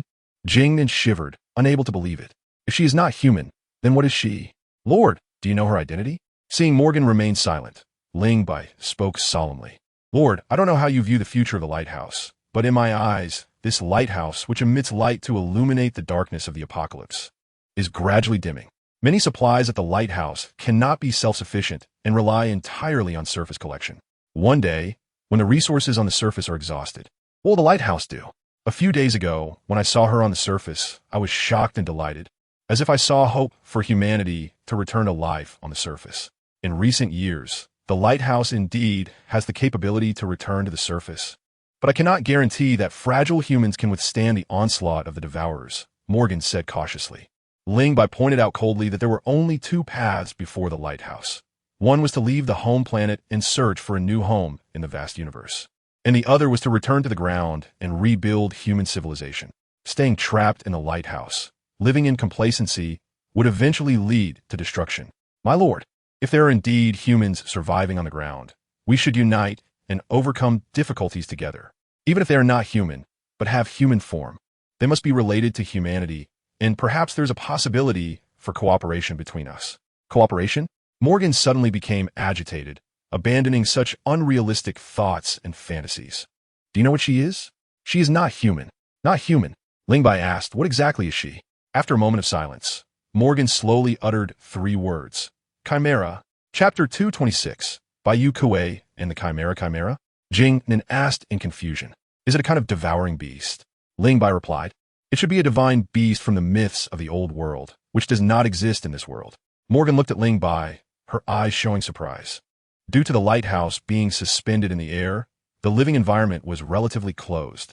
Combined with the lighthouse's educational model and the large-scale extinction of ground organisms during the cataclysm, young humans born in the lighthouse like Ling Bai had limited knowledge and had never seen many things from the old world. For example, rats were everywhere in the old world. If you asked Erica to identify one, she would definitely call it a devouring beast. Since waking up, the name Ling Bai had been mentioned the most by Morgan, and even a usually steady and capable Jing Nan praised him a lot, which made Morgan feel a strong curiosity. Hearing him mention the origin of the Chimera at this moment surprised her greatly. Ling Bai was right. The Chimera was a mythical beast from the old world with a lion's head, a goat's body, and a serpent's tail. However, the Chimera I just mentioned has nothing to do with divine beasts. It is a genetic chimera. In the old world, scientists named organisms composed of cells with different genotypes as chimeras. These organisms can arise spontaneously or be artificially produced. The silver-haired woman you and Mark saw on the ground is a chimera, a monster that is a fusion of human and mana ecology. Ling Bai and Jing then exchanged glances, both somewhat stunned by Morgan's words. The silver-haired woman was actually a chimera, or a fusion of human and mana ecology. How did she achieve that? Jing then had a look of disbelief. Although she was not a researcher specializing in ecology and biology, she knew that the difficulty of fusing 2 species was no less than creating a new species. Strictly speaking, Mark is also a chimera now, Ling Bai pondered. Morgan's lips moved as if he wanted to say something, but never spoke. After a moment of silence, he said with a complex expression, "She saved my life." That was something that happened 12 years ago at the lighthouse, right? Ling Bai suddenly spoke up. Morgan blurted out, "How do you know?" Ling Bai. Jing Nan looked at Ling Bai in surprise. She had never heard anyone mention this before. In terms of status and authority, she was much higher than Ling Bai. Ling Bai smiled and said, "Jing Nan, do you remember a few days ago when Mark asked you to help divert the guard from the core data room?" "I remember." Jing Nan quickly reacted. "You also entered the core data room?" "That's right." The data officer, Gordon, was very diligent. He recorded some useful information. However, this information was tampered with and deleted, and we did not find the truth. As he spoke, Ling Bai looked intently at Morgan. Morgan met his gaze and nodded. "It was I and the first city lord who instructed Gordon to record it that way. We did not want too many people to know about that woman. After 39 years, I never expected her to appear again. I saw her photo from 39 years ago. It looks exactly the same as what we saw on the ground, with no changes in hairstyle or age." Ling Bai joked, "She looks quite beautiful." Morgan chuckled, agreeing. "She is indeed very beautiful." Jing Nan was speechless, thinking, 39 years ago. This secret was something Morgan did not intend to reveal. He originally planned to tell only the next city lord. Now that the city lord's heir, Mark, had sacrificed himself, and he was suffering from illness, possibly on the brink of death, keeping the secret hidden might mean it would truly remain unknown. There were two other reasons. One was that Mark's death left Morgan feeling guilty. He thought it was his failure to tell him the truth that led Mark to this point. The other reason was that he trusted Jing Nan and was willing to believe Ling Bai. At that time, the scavenger brigade had just been formed for a short while, and I was still the commander of the scavenger brigade. At that time, I led the scavengers to the ground to collect materials needed for the lighthouse, and unfortunately encountered a large number of devouring beasts. At this point, a painful expression appeared on Morgan's face. It was undoubtedly a painful memory. One by one, comrades fell, and the scavenger brigade suffered the heaviest blow since its establishment. Those who could fight around me were all sacrificed, and soon it was my turn. At that time, I thought I was doomed, and just then, she appeared. Sighing, Morgan continued. She was wearing a set of armor we had never seen before, appearing suddenly without any warning. I will never forget that day. The once incredibly powerful devouring beasts seemed like paper in front of her, cut down by her with ease. When she stepped out of the armor, all of us who were still alive were stunned to find it was an 18 or 19-year-old girl, a very beautiful girl. To thank her for saving my life, and to understand the situation of humans on the ground, I invited her to the lighthouse as a guest. No one expected that she was not human. Ling Bai asked meaningfully. Really no one thought so? Morgan glanced at Ling Bai, showing a hint of embarrassment. For 11 years at the lighthouse, when it was confirmed that humans could not survive on the ground and began to build the aerial fortress with all their might, suddenly a human appeared. It would be hard to believe that Morgan had no thoughts about it. After all, he was the commander of the scavengers, and becoming the first commander was no small feat. Smart people know when to stop. Morgan did not continue, and Jing Nan and Ling Bai did not press further, as they could roughly guess what had happened next. Was she alone? Morgan knew what Ling Bai wanted to ask and shook his head. Even if she is a chimera fused with mana ecology, one person absolutely cannot survive on the ground. She has companions. The lighthouse calls them groundwalkers. How many groundwalkers are there? The lighthouse rarely interacts with the groundwalkers and is not clear about their numbers, Morgan replied. Jing Nan quietly digested this shocking news, remaining silent. Ling Bai's eyes flickered as he quietly asked, "My lord, is there no possibility of cooperation between the lighthouse and the groundwalkers?" Morgan regained the dignity and coldness of the city lord. "We are humans. They are chimeras produced from mana ecology, two different races, which naturally creates a barrier. Their thoughts are very dangerous. If the humans of the lighthouse listen to their ideas, there will be no humans left in this world." Jing Nan, Ling Bai, you two must remember that the humans of the lighthouse are the last humans in this world. No matter what, we must preserve the last spark of humanity and do everything possible to keep the lighthouse, this iron lump, continuing to float in the sky. The contradiction is deep. Ling Bai frowned slightly, his intuition telling him that Morgan was hiding some important information. Just as he was about to ask, the communicator emitted a beep-beep sound. Stepping aside to connect the communication, Ling Bai's expression quickly turned serious as he instructed, "Fei Shue, block Mo Chong. I'll be there shortly." Chapter 227, Morning Hall Invitation. Jing Nan asked, "What happened?" A few dust citizens rushed into the medical area, carrying a seriously ill little girl, and a doctor who volunteered to treat her was blocked by the city defense forces. Just then, Mo Chung and Fei Shue arrived at the medical area to see Ran Bing, leading to a conflict between both sides. It's not a big deal. I'll handle it. Looking at Morgan, Ling Bai felt a bit regretful.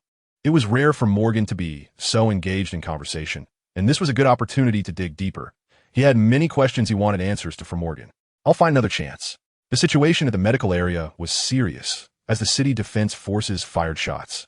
If Mo Chang's violent temper flared up, it could lead to disastrous consequences. Fortunately, there were no casualties, and the matter could be downplayed. Morgan nodded and reminded him, don't let emotions cloud your judgment. Handle it according to the lighthouse laws. Understood. Jingnan, I want to see Mark. Jingnan hesitated. My lord, your health is still weak. You need to rest. Let's visit Mark tomorrow. I'm fine. Unable to dissuade him, Jingnan could only greet Ling Bai and push Morgan towards the observation room of the Ecological Institute. Mark's body had already been moved there. Under Ling Bai's hint, Dr. Carey discovered some valuable things from Mark, but due to the worsening injuries, she couldn't conduct in-depth research and had not yet uncovered the secret of Mark's fake death. The observation room was built extremely solidly. The snake dogs captured earlier were kept inside, and none managed to break through the walls and escape, making it very secure. Corey and several scavengers were stationed outside the observation room to ensure everything was safe. After resolving the conflict between Mo Chung and the city defense forces, it was already midnight. So much had happened that day, and Ling Bai felt somewhat fatigued, returning directly to his residence in the living area and falling into a deep sleep. The next morning at 8 o'clock, in the lighthouse's top-level council hall, Ling Bai, as the acting scavenger commander, stood side by side with Jing Nan at the forefront, with Ran Bing, the light bearer Vandy, Jessica, the navigation control room's deputy officer Martin, and the Research Institute's deputy officer stood behind them. Dr. Carey was absent due to injury. Directly in front, Morgan sat on a chair on the platform above the steps, with a notebook on his right side, displaying the work logs of various lighthouse departments. Let's begin, Morgan said. Victor stood on Morgan's left side and announced loudly, departments. Please report. Jing Nan was the first to speak. While the Lord was unconscious, the chairman of the Shadow Council, Charles, also fell seriously ill and was hospitalized, unable to govern. For the stability of the Shadow Council and the smooth operation of the lighthouse, I, General Victor, and Commander Ling Bai have formed a temporary lighthouse leadership group to take over the Shadow Council.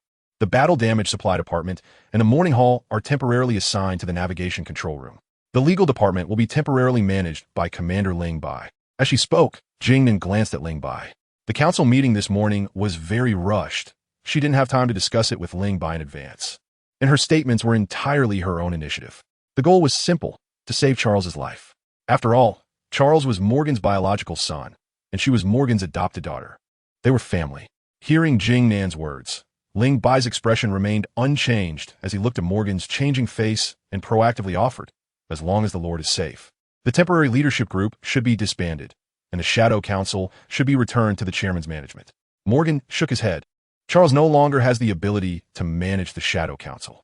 From now on, the Shadow Council will be under my control. The Battle Damage Supply Department and the Morning Hall will officially merge into the Navigation Control Room. As for the Legal Department, it will continue to be managed by Ling Bai. As soon as Morgan finished speaking, Ling Bai felt several gazes fall upon him, including that of the light bearer Vandy. As a die-hard supporter of Charles, she couldn't escape judgment now that he had fallen, but Morgan hadn't even mentioned her. It was clear she had been spared by Ling Bai. Continue with the report. Jingnan took a deep breath and said, Dr. Carey is still injured, so I will report on the work of the Ecological Research Institute on her behalf. During this period, the ecological research work of the lighthouse has made breakthrough progress. After dissecting the snake dogs, we successfully discovered the core of the devourer beast and killed the snake dogs by destroying the core. According to statistics, over 100 snake dogs have died in the laboratory and at the hands of the scavengers. This was an encouraging piece of news, breaking the myth that the devourer beast couldn't be killed. Very good, Morgan smiled slightly. Scavengers. With a sorrowful expression, Ran Bing stepped forward and said in a low voice. Yesterday, the scavengers carried out 2 ground missions. The capture team successfully brought back a devourer beast without any casualties. Another team, led by Mark, entered the Mana Ecological Intensive Zone to collect medicine. Although the medicine was retrieved, the losses were severe. 4 heavy units were lost, 1 was damaged, and 29 people sacrificed, including Scavenger Commander Mark. The atmosphere in the council hall suddenly became tense. Morgan suddenly felt a sharp pain in his chest and had difficulty breathing. instinctively placing his right hand over his heart. "My lord." Victor quickly approached. Morgan waved his hand, urging them to continue the report. Ling Bai signaled for Ranbing to step back and continued, apart from some emergency medicines. The scavengers also brought back an experimental subject, a white mouse from the old world, and an intelligent medical robot, which will contribute positively to ecological research and the lighthouse's medical development. The scavenger forces have suffered significant losses in recent ground missions, and the experienced scavenger elites are now scarce. I hope the battle damage supply department can prioritize replenishing us as soon as possible. Sensing Morgan's gaze, Jingnan said, "The high-quality population supply chain is functioning normally. However, due to the recent high casualties among the scavengers, there is a shortage of eligible population, making it impossible for the battle damage supply department to replenish in the short term. We have already initiated the artificial breeding mode and can lower the supply age if necessary to prioritize the needs of the scavengers." "Understood." Morgan nodded slightly, scanning the room as he said, "The scavenger forces have been established for 40 years since the lighthouse's inception. They undertake the most dangerous tasks, battling death on the ground. If it weren't for the materials they risked their lives to collect, the lighthouse wouldn't have survived to this day. They are all heroes, including Mark." "Yes, Mark sacrificed himself. Although we have lost a powerful and reliable scavenger commander, the legacy of the scavengers, the spirit of the scavengers, and Mark's wishes will live on forever. Starting today, Ling Bai will succeed Mark as the new scavenger commander." The surprise came a bit unexpectedly. Not only did Morgan let Ling Bai manage the legal department, but he also removed the title of acting commander, allowing him to lead the lighthouse's most elite military force, the scavenger unit. This latter appointment was within Ling Bai's expectations, as he was currently the most powerful man in the lighthouse. His performance in several ground missions had been excellent. He had toppled Charles to maintain the lighthouse's stability, and he acted decisively and prudently. He was a talent worth reusing. However, there was one point. Ling Bai was too young, having joined the scavengers for less than half a year, which made his foundation too shallow. It was indeed surprising to place such responsibility on his shoulders in a key and core department. Ling Bai looked at Morgan with some surprise and found that Morgan was also looking at him. A kind expression appeared on his tired face. His eyes filled with hopeful light. He was getting old. This old man, who had dedicated his life to the lighthouse, was now weary and in need of a successor to protect the lighthouse for him. Once, his favorite student was sent to the stake by him for violating the laws of the lighthouse. He had pinned his hopes on Mark, but Mark sacrificed himself. The footsteps of death were closing in, and he had little time left. He had to choose an heir before death arrived. Ling Bai was not the only option. Jingnan might be quite suitable, but Morgan knew Jingnan too well. She lacked a certain ruthlessness and coldness. Yet in Ling Bai, he saw qualities that satisfied him. He wanted to give Ling Bai a chance, to keep his eyes open and avoid producing a second Charles. Entrusting someone unworthy would be fatal for the lighthouse. After all departments had reported their work, the council meeting came to an end. There was no rush to handle Mark's funeral. Ling Bai secured a few more days for Dr. Carey. Ling Bai, Jingnan caught up from behind, and Jessica, seeing they seemed to have something to discuss, left first. "Jingnan, is there something? I have a favor to ask you." "Go ahead." Jingnan said, "The population gap at the War Supply Department is quite large, and you are the strongest man in the lighthouse." Ling Bai's expression changed.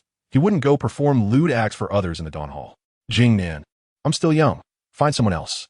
Chapter 228, dedicated to 5 sisters, the 3 major laws of the lighthouse: the genetic optimization law, the emotional law, and the value law. Among them, the genetic optimization law is the most important. The breeding task is the most crucial part of the genetic optimization law. Hence, it is regarded as the foremost among the 3 laws.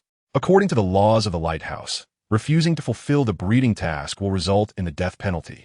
Wise people would never openly defy the 3 major laws. However, Ling Bai outright refused to perform the breeding task in front of Jingnan. If Charles were here, he would be overjoyed.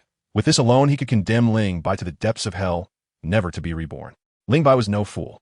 Daring to refuse Jingnan meant he had confidence in avoiding any punishment. As the head of the War Supply Department, Jingnan was responsible for the population supply of the lighthouse and could directly issue orders to anyone to perform the breeding task in the Dawn Hall. There was no need for her to seek Ling Bai personally. Her coming in person was, in itself, a sign of weakness, respect, and negotiation, without any coercive implication. Indeed, Jingnan showed no surprise at Ling Bai's refusal, lightly smiling as she said, "Don't be too quick to refuse. Let me finish." I really have something to discuss. You and T need to go to the Dawn Hall. Huh? Ling Bai looked at Jing Nan in surprise, confirming, I don't need to go to the Dawn Hall? Yes. Jing Nan nodded, explaining, recently, the casualties among the citizens and the upper class in the lighthouse have been too high, and we urgently need to replenish the population. The natural breeding rate is too slow, so the War Supply Department has decided to temporarily initiate artificial breeding mode. However, since artificial breeding consumes a large amount of limited resources each time it is initiated, we must select the best men and women from the upper class genes to ensure the next generation is stronger and smarter. You are the strongest man in the lighthouse, and the War Supply Department has chosen you to carry out this breeding task. Seemingly worried that Ling Bai might overthink, Jing Nan continued. You just need to come with me to the breeding corridor for a physical checkup and cooperate with the doctors. During this time, you won't have any contact with other upper-class women. I see. Ling Bai's resistance diminished significantly, and he couldn't help but ask, who is the upper-class woman I'll be performing the breeding task with? Jing Nan glanced at him and reminded, you shouldn't ask, nor should you know. When do we go to the breeding corridor? Now. Ling Bai turned to the side. Is it that urgent? Jing Nan told Ling Bai that artificial breeding was not as simple as everyone imagined. Technically, it wasn't difficult, but the preliminary preparations were extremely complicated. Take the initial stage of artificial breeding, in vitro fertilization, for example. The implantation process could be completed in 10 minutes, but the preliminary preparation took 2 to 3 months, and the success rate was only around 20. What Ling Bai was to do was a slightly more advanced version of in vitro fertilization, with no technical difficulty, but still a long preparation time. Population is the foundation for the continuation of the lighthouse, which has always placed great importance on breeding tasks. To cope with the population reduction caused by unforeseen circumstances and ensure human survival, the lighthouse has established a strict health examination system for upper-class women, closely monitoring the health status and physiological cycles of certain genetically excellent women to shorten the preparation time for artificial breeding and try to complete the breeding task in the shortest time possible. Certain physiological changes in women exhibit periodic characteristics, and Jing Nan was in a hurry not because she was impatient, but rather because missing this opportunity would mean waiting a month or even longer, wasting medical resources. For Ling Bai, this was his first time participating in the artificial breeding mode, and he was quite curious. However, once Jing Nan sent him into the breeding corridor, he realized that the technical aspects had nothing to do with him. He felt like a puppet, manipulated at will by the doctors in the breeding department. Half an hour later, Ling Bai walked out of the examination room with a strange expression. Jing Nan, arms crossed and leaning against the wall, stood straight when she saw him come out and asked, "Are you done?" "Yes." "Why do you look strange?" The first donation since entering the spirit cage world was dedicated to the 5 sisters. How could it not be strange? Such words were not for outsiders. Ling Bai asked Jing Nan, "I've done what you asked me to do. There is nothing else now, right?" "Not for now." "That's good." Ling Bai sighed in relief and left the breeding corridor alongside Jing Nan, asking as they walked, "Did you find out about what I asked you to check yesterday?" Jing Nan replied, "We've only been in the new world of Australia for a few months. We haven't conducted a comprehensive survey of this continent yet. The coordinates you provided yesterday, I had Martin check. We've never been there, and it's not one of the known mark points. I think there's something wrong with that place, so I'll take people to check it out later." Jing Nan warned, "The lighthouse has already drifted far from that place. You must be careful when you go to the surface." "Understood. You get busy. I'm leaving." "Ling Bai, thank you." Ling Bai didn't turn around, waved his hand behind him, and walked away. He knew why Jing Nan thanked him. It was simply because he spared Charles. In reality, Ling Bai didn't take Charles seriously at all. Meanwhile, the Charles they mentioned was brought before Lord Morgan by 2 tall soldiers from the City Defense Army. Morgan sat in a wheelchair, set down his notebook, and quietly looked at Charles. Victor stood beside Morgan, clearly seeing the content displayed on the notebook screen. It was Ling Bai's medical report, 10 copies in total, covering most key age stages from infancy to now, and it was very detailed. These things could be summarized in one sentence. Ling Bai was undoubtedly a genetically excellent individual with outstanding physical qualities as an upper-class citizen of the lighthouse. "Charles," Morgan called softly. Charles's body trembled as he slowly raised his head to gaze at his father. He no longer had the previous vigor. His golden hair was disheveled, his face pale, his beard unkempt, and his voice dry and hoarse. "Lord Mayor, I'm so glad to see you safe." Morgan asked sadly, "Are you really happy?" Charles's lips moved, and after a long pause, he asked, "Do you not believe me either? From today on, stay here with me." After saying this, Morgan gestured for Victor to push him away. Charles was momentarily stunned, and a flicker of excitement appeared on his dejected face. He thought he was doomed this time. But unexpectedly, Morgan had no intention of punishing him. As long as he could keep his life, he could eventually make a comeback. I'm a chosen one.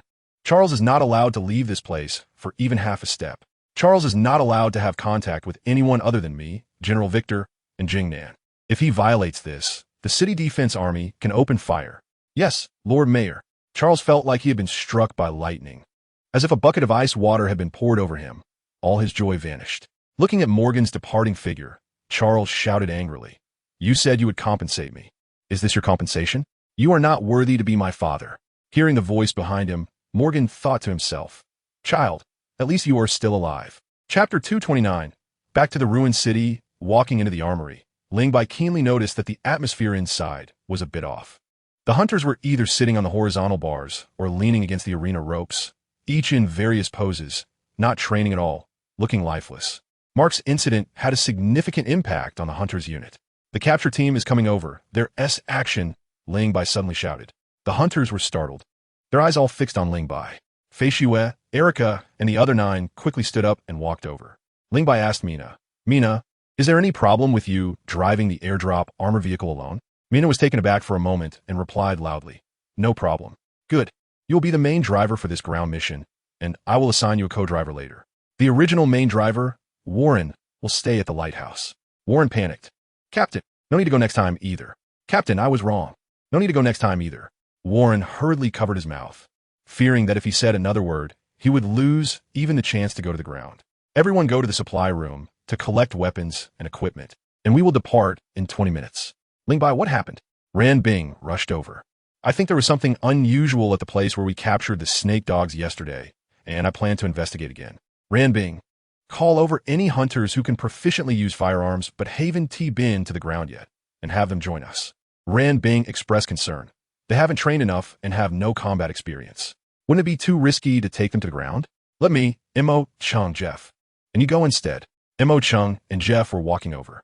Ling Bai shook his head. No one is born a fighter. The danger level of the capture mission is relatively low. It's a good opportunity for training. In the last 2 missions, with the sacrifice of experienced elite hunters like Xiefeng and Gao Gu, the hunters seem to be on the verge of collapse, and there are no real elites left. If we don't cultivate new people who will execute ground missions in the future, Mo Chung retorted.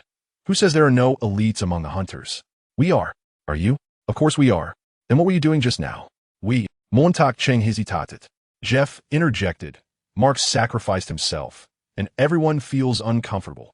It's normal to feel sad when a brother close as family is gone. I understand. But what I can't understand is your behavior. Just because Mark is gone, does that mean the hunters no longer exist? Not training and being lifeless for whom? Don't forget, you are hunters and so is Mark. How much did he invest in the hunters? Can you live up to his expectations like this? His wishes, the unfinished things, only we can help him complete. Are you planning to give up?" Ling Bai's gaze swept over Ran Bing, Mo Chung, Jeff, and the others, and he declared firmly, "I will not give up. Remember, Mark is not dead. He lives on in our hearts, silently watching us. Unless you forget him." After saying this, Ling Bai ignored the silent Jeff, Mo Chung, and the others, and turned to leave the armory. Just as he stepped out the door, Jeff's angry shout suddenly came from behind. "What are you all standing there for? Don't you need to train? 200 pull-ups for each of you. If you can't finish, go to the kitchen and stew yourselves." Ling Bai's lips curled into a smile, and without lingering, he headed straight for the supply room. The lighthouse appeared calm, but was actually fraught with contradictions and hidden dangers. They had been in the Ling Cage world for several days without completing a single clearance mission. Ling Bai didn't want to expend energy on the trivial matters of the lighthouse and decided to work at his own pace. Returning to the ground to eliminate the Devourer beast would naturally resolve all difficulties. Before long, Ran Bing brought 14 new hunters to the supply room. They were all new recruits supplemented from the last battle loss supply, had not met training standards, and had never been to the ground. Fortunately, they had received military training for the apocalypse, so they weren't entirely devoid of combat capability. However, whether this little combat power could be unleashed in the face of the ferocious Devourer beasts remained uncertain. Therefore, practical combat was very important. Only through the baptism of blood and fire could they quickly grow into qualified hunter warriors. Ling Bai's earlier comment about the lack of elites among the hunters was not entirely sarcastic. It was indeed a problem with the hunters' existence. In the medicine retrieval mission yesterday, A batch of older, experienced elite hunters like Xiefeng, Gao Gu, Haji, and Gavin were all sacrificed, and there were not many elites left. Ling Bai counted himself as one. Corey is one, Jeff as one, Emo Chung as one, Ranbing as one, Fei Xue as one, and Erica. Erica counted as half. Aside from that, the other hunters were either elite reserves, ordinary hunter warriors, or new recruits, none of whom had the capability to stand alone. The battle law supply station couldn't replenish too many personnel, and with insufficient manpower, they could only focus on cultivating a few elite soldiers, one at a time. Ling Bai, the multidimensional armored vehicle is ready. Please drive the vehicle to the designated position, a supply administrator shouted. Mina, received. Hydraulic fixing bolts, electromagnetic locks have been released. The cold electronic prompt sounded, and Ling Bai felt his body tighten slightly, firmly secured to the seat. The armored vehicle beneath him slowly moved and parked on the lift platform. With a series of clicks, the lift platform descended steadily under the control of the ratchet. Be careful, Jessica's voice came through the communicator. Don't worry. Soon, the lift platform reached the ground. Ling Bai, Erica, Fei Xue, and the other 9 veterans maintained their usual expressions. While the 14 new recruits looked less composed, their bodies tense and their expressions anxious, with a few little ones trembling. Just as Ling Bai was about to ease their emotions, Mina's voice suddenly came through the communicator. Captain, Devourer Beast signals detected. The people in the vehicle immediately became alert. Ling Bai calmly asked, "What is the signal strength?" A small group of Devourer Beasts, about 10 to 20, located 15 kilometers to the northeast. Wait, there are also some in the north, about 25 to 35, with the 2 groups of Devourer Beasts 5 kilometers apart. Ling Bai frowned slightly. The 2 groups of Devourer Beasts appeared right on the mandatory route. He turned to look at the hunters, his eyes filled with killing intent. Mina, go meet them and take them out. Be mindful of the surrounding terrain and choose a battlefield that is advantageous to us. Yes, Captain. Others, get ready for battle. Fong Ning, take your position at the machine gun. Fei Xue, as soon as the vehicle stops, seize the sniper point. Erica Abu, you 2 suppress the attack of the Devourers with heavy firepower. 20 or so Devourers aren't too many. Let's aim to resolve the battle in 3 minutes. Chapter 230, Starship. The battle ended earlier than expected. The 17 snake dogs fell within just over a minute. Mina chose a very advantageous position for us. A 6 or 7 meter wide ravine. Such ravines became commonplace after intense geological movements decades ago. They can still be easily found. 24 people guarded the narrowest part of the ravine, focusing all weapons. Hellhounds, submachine guns, double-barreled Gatlings, grenades, sniper cannons on the snake dogs. They couldn't withstand it at all. Too easy, Erica said as she put away her double-barreled Gatling. Ling Bai glanced at the 14 new recruits. They easily wiped out 10 snake dogs, and their faces shifted from tension and anxiety to shock and excitement, reducing their fear of the Devourers somewhat. Not enough. Ling Bai wanted them to understand that the Devourers were not invincible and could be killed. Obu. Osh, Bol. Take them to clean up the battlefield. Yes, Captain. Feng Wu said confidently. Newbies, follow me. You're the newbie. I just killed a snake dog. The Devourers aren't as scary as those guys say. Walker, you go too. Walker, one of the 14 new recruits skilled in vehicle driving, was assigned to Mina as a co-driver by Ranbing. Hearing Ling Bai's voice, Walker couldn't contain his excitement and jumped off the armored vehicle, running over to finish off the snake dogs. Destroying the core of a Devourer is the only way to truly kill it, to facilitate the hunters in killing the Devourers. The research department specifically customized military daggers for them. The daggers were made of top-grade metal materials, very tough and sharp, with a precise thrust. They could pierce the core of a snake dog. Mina, how far are the other group of Devourers from us? Less than 5 kilometers. Ling Bai shouted. Feng Wu, don't dawdle, hurry up. The newbies are too clumsy and keep missing. Can't you do it yourself? After finishing off the snake dogs, Feng Wu and the others hurried back, preparing to face the second wave of Devourers. This group had more snake dogs, totaling 29. If not for deliberately training the newbies, Ling Bai could have handled it alone. 5 minutes later, the armored vehicle charged out of the ravine like a sand wolf, kicking up dust like a yellow dragon. The blood in the ravine had not yet dried. Beast bones littered the ground, and smoke filled the air. During the following 200 kilometers, Ling Bai and the others encountered 5 or 6 groups of snake dogs, all small in scale, none exceeding 50, and they were all eliminated by the capture team. Zila. The armored vehicle stopped, and the roof, along with the rear door, slowly opened.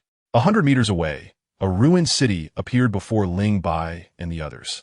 We've arrived at the destination. Mina, are there any devourers in the city? No devourer signals detected in the city. Ling Bai nodded slightly and said to Fei Xue, you all stay here and watch your safety. I'll go in and take a look. Be careful. While I'm gone, you must obey Fei Xue's commands. Yes, Captain. Be careful.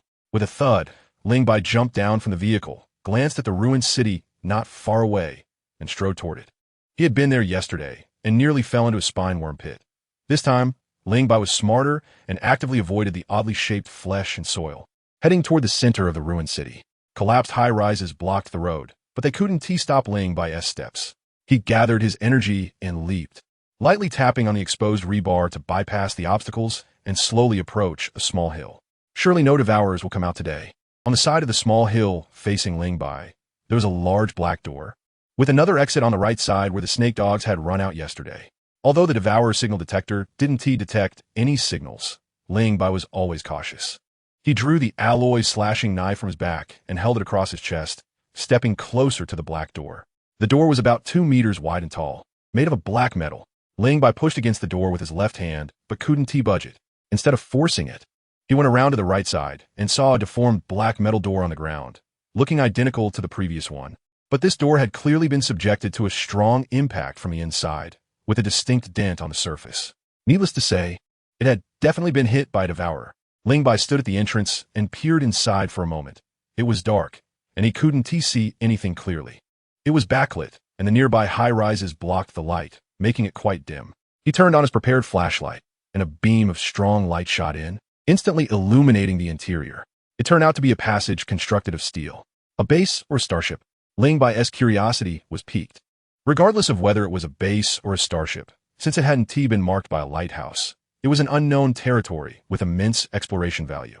Ling Bai, bold and skilled, stepped into the passage without hesitation. The passage wasn't very long and didn't seem to be a main exit. After walking a short distance, he encountered a corner. Turning the corner, he found another straight passage ahead. There was a door in front. The twisted and deformed door was violently knocked off, falling to the sides and landing desolately on the ground. The flashlight beam probed into the dark depths, and behind the door was an enormous space.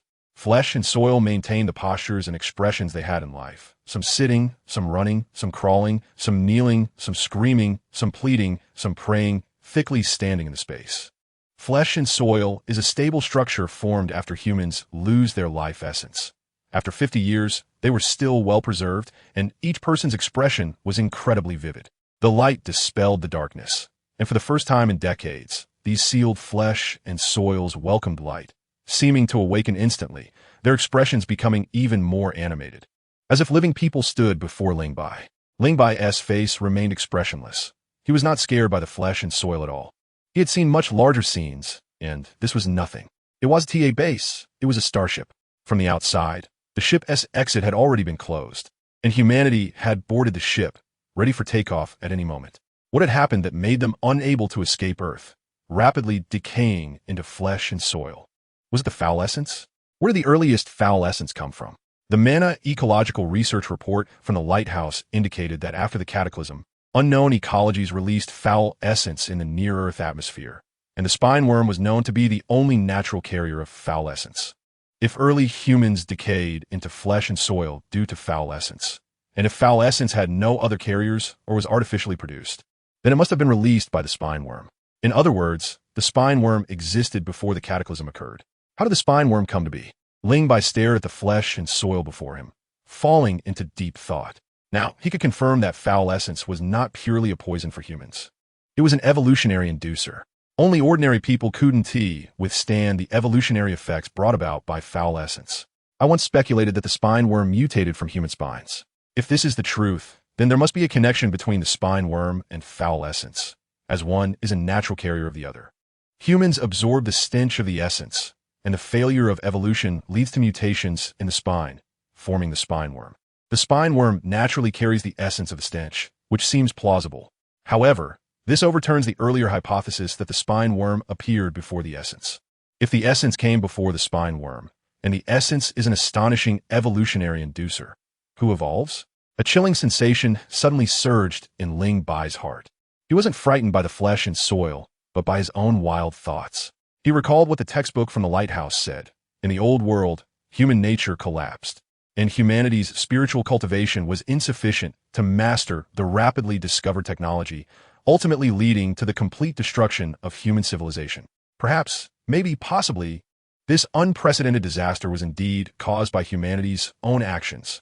The powerful devouring beasts, intense geological changes, and lunar phase anomalies. Did the humans of the old world have such abilities? Lingbai found no answers and didn't want to think too much. He continued to explore forward. Just then, a rustling sound came from the darkness.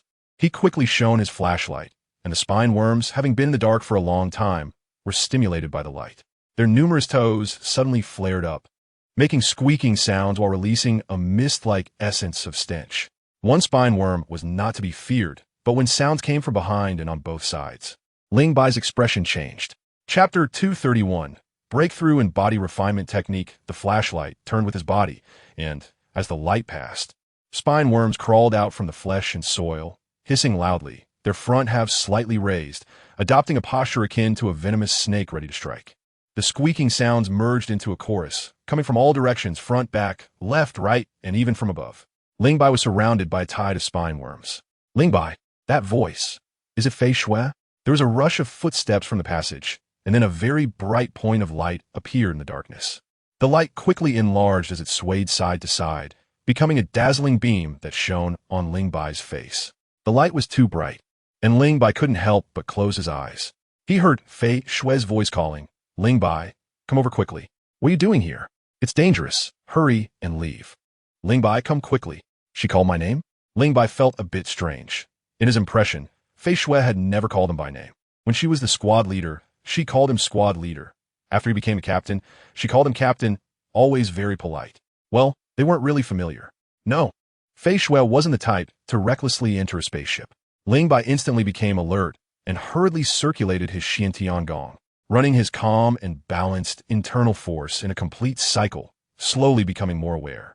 He realized that the flashlight had unknowingly changed direction, and the beam was shining directly on his face. The point of light he saw earlier was actually the light emitted by the flashlight. A faint red mist under the illumination looked like tiny, crystal-like dust clouds, hazy and enchanting, possessing a breathtaking beauty. The concentration of the essence of stench was too high. Lingbai shone his flashlight around and was shocked to find that the surrounding air had turned a pale red color, indicating that the concentration of the essence had reached an extremely terrifying level. No wonder, with Lingbai's mental strength, he could so easily fall into an illusion. Of course, the terror of the essence of stench went far beyond this. Prolonged exposure to high concentrations of the essence could lead to a disease called stench syndrome. This was a terminal illness in the world of the spirit cage, with no cure. I've been infected. This time was different. The feeling was 20 times stronger than last time. The energy coursing through his body was no longer warm, but scorching, like boiling magma, continuously burning his cells, organs, and bones. His skin felt a strong burning sensation, as if being roasted by flames, gradually charring. It recklessly damaged Lingbai's body, leaving chaos in its wake, and then rushed toward the intact spine, like a hungry wolf spotting a delicious prey. Tearing, weakness, dizziness, numerous negative states emerged.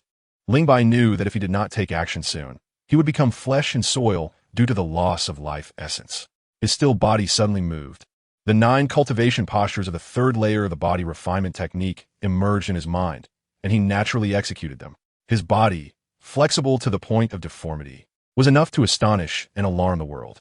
As the energy of blood and qi was transported and consumed, the destructive energy seemed to encounter its nemesis, losing its ferocity and transforming into an extremely pure, nourishing energy that supported Lingbai in continuing to practice the body refinement technique. The first movement was executed perfectly, and he smoothly transitioned into the second posture without any pause or stiffness, flowing extremely naturally. A terrifying scene unfolded. The essence of stench continuously emitted from the spine worms seemed to be attracted, converging toward Lingbai in a steady stream. Strands of the essence were pulled into thin red threads, wrapping Lingbai in a cocoon woven from the red threads. The essence of stench, which made humans tremble in fear, was being crazily absorbed by Lingbai. Even the spine worms were startled, emitting urgent hisses, crawling restlessly on the flesh and soil. Moments later, they very tacitly left the flesh and soil, launching an attack on Ling Bai, wanting to control this anomaly before them. There were simply too many spine worms, densely covering the ground, making one's scalp tingle. They surged like a tide. Float! Ling Bai's voice suddenly came from the red mist, and the spine worms within a 1-meter radius seemed to lose the effect of gravity, floating up like feathers. The spine worms crawling in from behind also floated uncontrollably as they entered this range, as if under a spell, looking very magical. This was, of course, not magic, but a technique of power application. The float technique from the 9 ultimate techniques of Hao Yin. The 9 ultimate techniques of Hao Yin. Shock, split, stick, rush, float, protect. Press, settle, spin. Shock, split, and stick are the lower 3 techniques, the easiest to practice. Rush, float, and protect are the middle 3 techniques, requiring the practitioner's strength to exceed 1,000 pounds and a high level of control over power to practice. The difference between the lower 3 and the middle 3 techniques lies not only in the techniques of power application, but also in the distance of power control. The former requires contact to exert power, while the latter can attack from a distance. For example, the float technique creates a buoyancy field around the body using power, making enemies entering this area unable to stand firm. In the past, Ling Bai's strength was insufficient to use the middle 3 techniques. But after absorbing a large amount of the essence of stench, his body refinement technique broke through to the 3rd layer, and his strength surged, allowing him to perform it now. The essence of stench is truly a great thing. Ling Bai took a deep breath, inhaling the residual essence of stench in the air. His expression satisfied, yet somewhat regretful. Unfortunately, the concentration was too low, having broken through to the 3rd layer of the body refinement technique. He had developed a strong resistance to the essence of stench, and the concentration of the essence in the spaceship could no longer affect him. It wasn't enough to practice the 4th layer. With a cold glance sweeping over the floating spine worms, the alloy chopping knife in his hand suddenly raised. Sealing and closing off, the shadows of the knife overlapped, and the spine worms fell like rain. In no time, all the spine worms attacking Ling Bai were killed. Just as the alloy chopping knife fell, the mission panel quietly appeared before Ling Bai. Current world. Spirit Cage mission objectives. Kill 100 spine worms, 131-100. Completed. Kill 30 different types of devouring beasts, at least 5 types. 7730. Lead the human faction to counterattack the devouring beasts and re-establish a human civilization dominated by the faction. Unfinished. Note: completing any level completion task allows you to leave the current world. Comprehensive evaluation. Pending evaluation task reward. Pending settlement whether to leave the current world. No, yes, completing a level completion task allows one to leave the game world. But Ling Bai did not leave immediately. From the last game task, it was evident that the completion level of the task determined the final evaluation. The higher the evaluation, the more generous the rewards. Ling Bai did not know how many game worlds he would have to go through or the danger level of each world. In this situation, it was wise to accumulate survival capital as much as possible. The rewards for a 4-star evaluation and a 5-star evaluation were certainly different. Since he could achieve a 5-star evaluation, why settle for a 4-star? Anyway, he could leave the Linglong world at any time. His life was guaranteed. So he might as well take a chance and turn a bicycle into a motorcycle. With that thought, Ling Bai continued to explore forward. Stepping out of the area where the flesh and soil were located, he found a sealed large door ahead, and it seemed impossible to get in without tools. Ling Bai shone his flashlight around and saw several tall figures in the open cabin on the left. This is U7 type transport robots? Wow, so many. Armory. After wandering around the places he could explore, Ling Bai couldn't stop smiling. He opened the communicator and said, "Lighthouse, this is Ling Bai. Hurry and send someone, we struck it rich." Chapter 232. Mark awakens in the observation room of the lighthouse at the Ecological Research Institute. Ran Bing stood beside the operating table, gazing down at Mark, gently stroking his colorless face with her palm. The 2 scavengers guarding the door glanced at Ran Bing inside, hesitating to speak several times. Suddenly, a greeting voice came from outside, and then Jing Nan, tall and with a commanding presence, walked in. The scavengers hurriedly saluted. "Commander Jing Nan, I'm looking for Ran Bing." Hearing the voice, Ran Bing turned to glance at Jing Nan, whispered something to Mark, and quickly walked toward the door. "I knew you were here." Jing Nan smiled, her gaze passing over Ran Bing and landing on Mark. A trace of sorrow immediately appeared on her face. "I advised him to switch to a civilian position. He definitely wouldn't agree." Ran Bing looked back at Mark and said with a faint smile, If Mark wanted to switch to a civilian position, he would have done it long ago. He likes being a scavenger. No, no one likes being a scavenger. He hopes to end the apocalypse through his efforts and let humanity return to living on the surface. Ranbing. Let's not talk about Mark. Jingnan, do you have something to discuss with me? Jingnan repressed her sadness and said, the navigation control room just received a message from Lingbai. He has confirmed that there is an interstellar spaceship at the target location. This spaceship does not belong to the lighthouse's material marking point. It should be an undamaged, undiscovered ship. According to past experiences, such ships definitely store a large amount of urgently needed materials for the lighthouse and are highly valuable for collection. Lingbai has found 29 U-7 transport robots on the spaceship. 29? Ranbing was taken aback. The U-7 transport robot could be considered a strategic weapon for the lighthouse. Although it does not possess strong destructive power or attack capabilities, after modification, it could turn into the scavenger's most prized weapon, heavy three-dimensional. That's right. Heavy three-dimensional is modified from U-7 transport robots. After several consecutive missions, the heavy three-dimensional equipment used by the scavengers have been severely depleted, and there were hardly any intact ones left. Now that Lingbai had discovered 29 U-7 transport robots. Bringing them back would not only replenish the depleted heavy three-dimensional, but also arm more scavengers. This news reached the lighthouse, and Jessica, the head of the research department, was overjoyed. If Lingbai were present, she would probably ignore the 3 survival rules and rush to hug him. Ranbing, who understood the importance of the U-7 transport robots, quickly said, Lingbai and the others only brought back 1 airdrop armor vehicle. They can't transport all 29 U-7 transport robots. I will take people over immediately. Ranbing, wait. Jingnan stopped Ranbing and said, looking as if she had planned this all along, there are more good things on the spaceship than just 29 U-7 transport robots. Lingbai also discovered a relatively large armory, and there should be plenty of energy as well. I have adjusted the lighthouse's course, but because it's too far away, controlling the lighthouse's navigation will consume a lot of energy. I plan to have the lighthouse sail to a safe and appropriately distanced location, and then you scavengers can go to the surface to transport the materials back. Ranbing nodded. That works too. The shorter distance will make the material transportation much safer. Ranbing, you go organize the personnel, and I will notify you to act when we arrive. Understood. Ranbing glanced at Mark through the observation window and quickly left the observation room.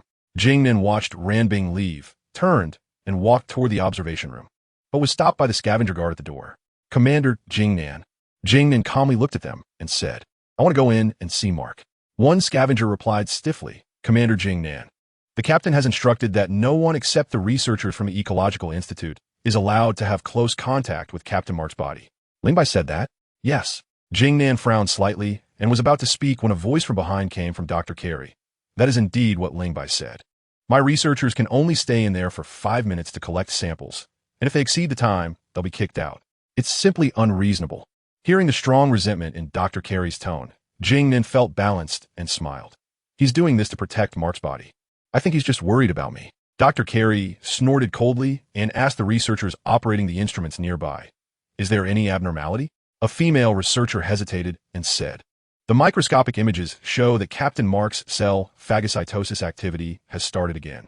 When did it start? Not long after you left last night. Doctor. Carey was so angry that her wound hurt and shouted, why didn't you notify me? The researcher hurriedly said, it was too late and you were injured. We were afraid to disturb your rest. You fools. Dr. Carey cursed loudly, her eyes fixed on the female researcher, looking as if she wanted to eat her alive, and shouted, quick, bring up the images. Yes. The researchers fumbled to operate the instruments, and soon, the microscopic cell images appeared on the screen. Dr. Carey stared at the screen, whispering in disbelief, incredible, simply incredible, a miracle. Jingnan, not understanding, asked Carey what's happening.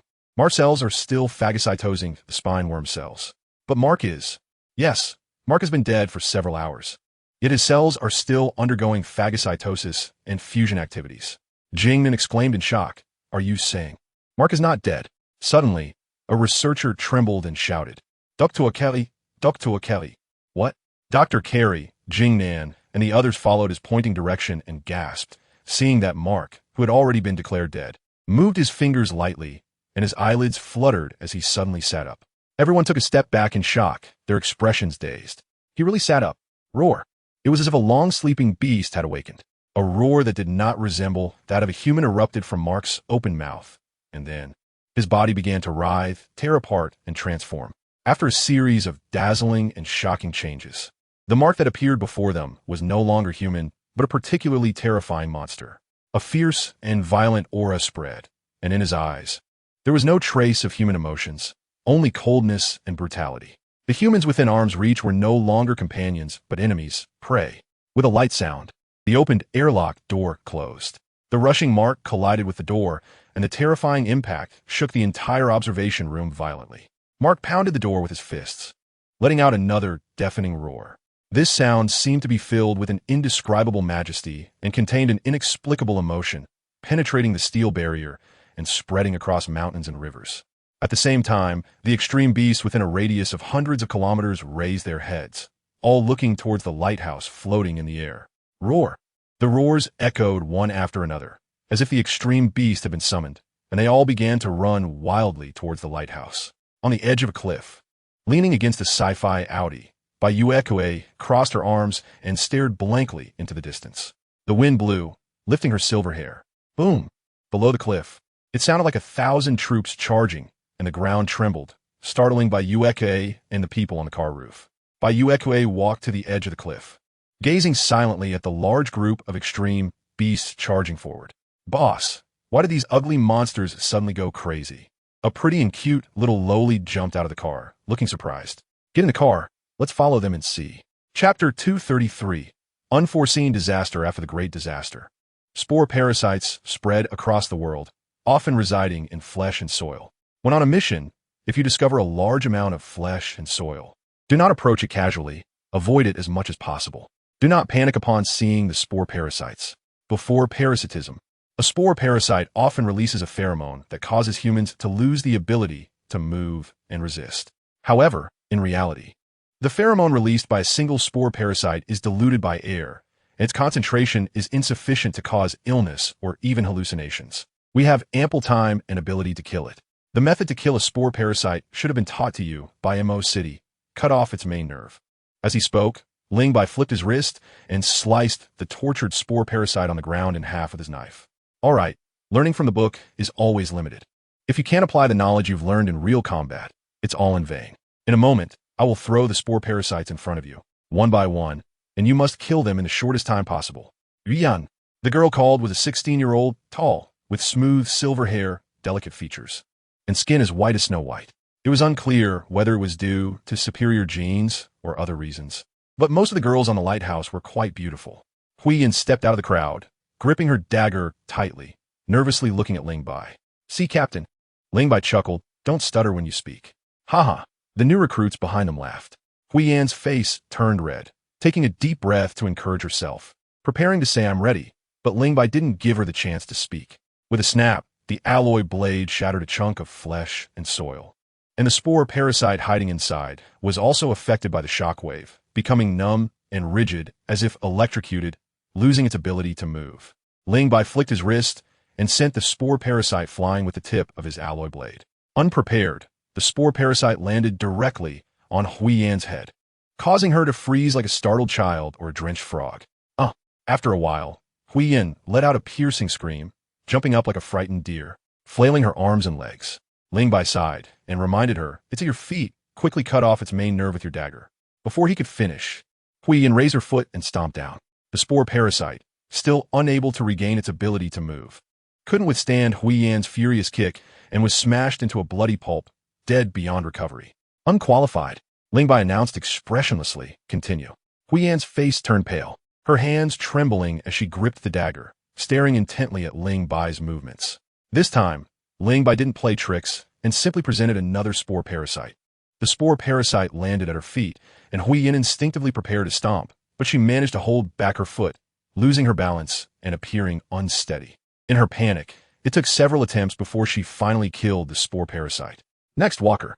Walker, who had been laughing the most moments ago, now had no smile on his face and walked out like a robot. Are you playing baseball, holding the dagger with both hands, and lifting it so high? Captain, slow down. Aye, Abel. Soon, all 14 new recruits had killed a spore parasite. Don't think that the on-site training would end there. The second round began. Just like killing extreme beasts, after personally killing spore parasites, the new hunters were no longer as fearful of them as before. Their movements became faster and more decisive. Ling Bai gradually increased the difficulty, shortening the time for the spore parasites to regain their ability to move, and suddenly, screams echoed inside the spaceship.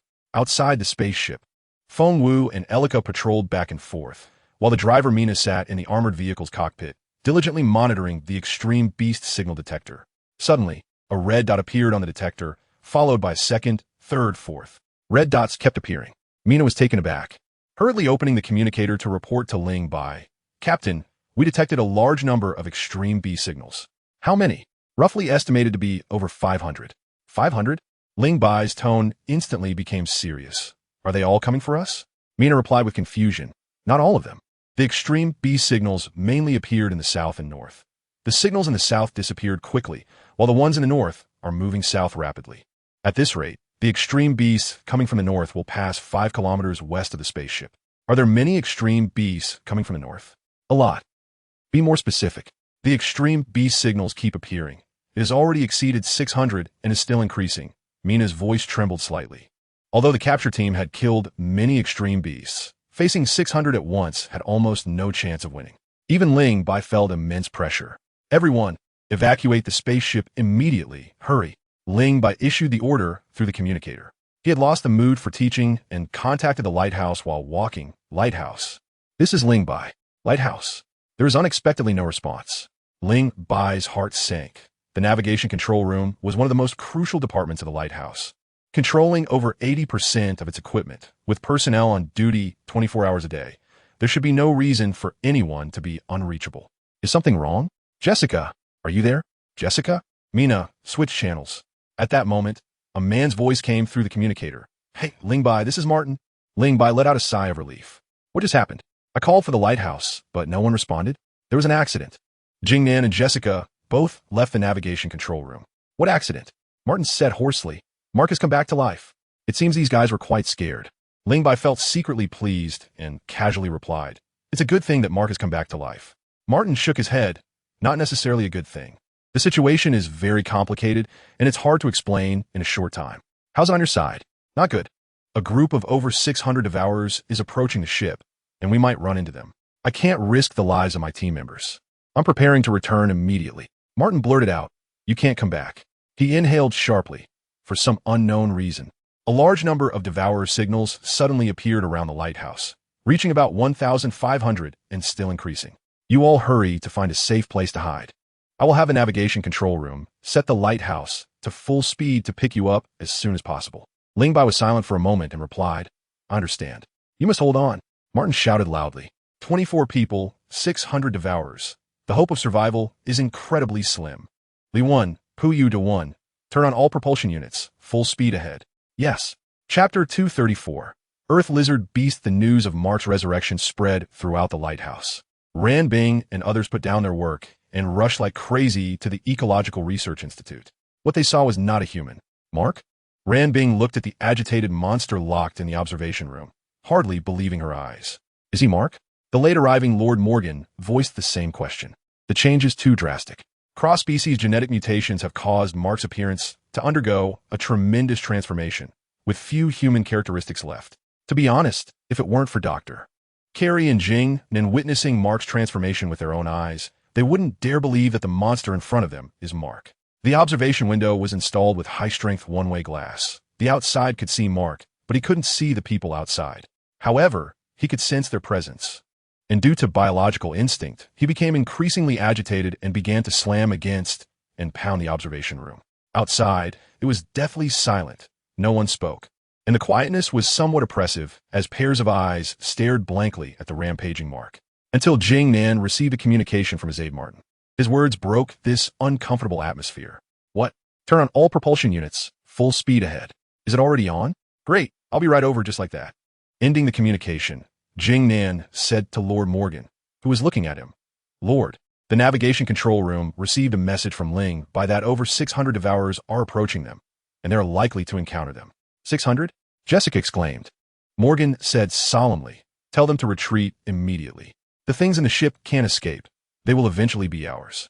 The lighthouse cannot lose another scavenger commander. They can't retreat for the time being." "How so?" Jing Nan revealed a despairing message. A large number of devourers are gathering around the lighthouse and continuously converging from all directions.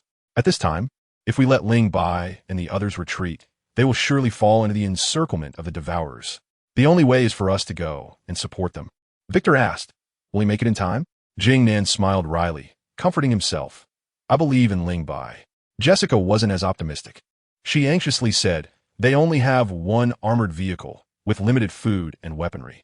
More than half of the 24 people are new recruits. They probably can't withstand even the charge of 100 devourers. We must find a way to help them. It's too far." "Glide wings," Jessica shouted. After modification, the glide wings have propulsion systems installed. They should be able to fly long distances. We can pilot the glide wings to pick them up. Jing Nan. He called Jessica's name to signal her not to be too excited. There are only 2 modified glide wings on the lighthouse, excluding the pilot. They can carry at most 2 people with very limited weight capacity, and the distance is too far. Piloting the glide wings is very dangerous. Jing Nan. Morgan said. Everyone looked at Morgan in unison, and he said, "We will do everything possible to rescue Ling Bai and the others. As long as there are people, there is hope." "Yes, Lord." At the end of the undulating low hills below the lighthouse, a yellow giant dragon suddenly rose, accompanied by the roar of engines. And a vehicle sped out from the yellow sand, coming to a steady stop after a beautiful drift. Bang, the car door opened, and 2 large and 1 small figures tumbled out, running a short distance away to vomit violently. The 2 strange figures sitting on the roof of the car held each other tightly, looking weak and terrified. The driver, Bai Yukue, remained unchanged in expression and got out of the car. The first to step onto the ground had long, white thighs, smooth and delicate under the sunlight like mutton fat jade. She looked up at the lighthouse in the sky and whispered, "The devourers are coming for them." "Ugh," the little lowly said while gagging. "Boss, but those people up there have no emotions and won't provoke those ugly creatures. Look at their course." "Huh, they went north. Didn't they just come from the north?" "Spending a lot of resources, full firepower." On the roof, a man dressed like a Mongolian strongman exclaimed in awe at the lighthouse. "But unfortunately, he seems to be foolish. That guy is possessed by a big bug, and rescuing him can only go to the wrong street canyon. Master Lai wouldn't be drunk and talking nonsense, would he? They don't look like they're going to the wrong street canyon." Bai Yukue said, "Master Lai has never made a mistake. Get in the car. We're heading north." "Ah, here it comes again." The other 5 groaned in pain simultaneously, and the little lowly pitifully begged, "Boss Xiao Ao can drive automatically. Just let us go. Automatic driving is too slow. Hurry, hurry. Seatbelts. Hold tight, hold tight." The vehicle shot out like a wild horse, and the deafening screams seemed to echo from far away behind them.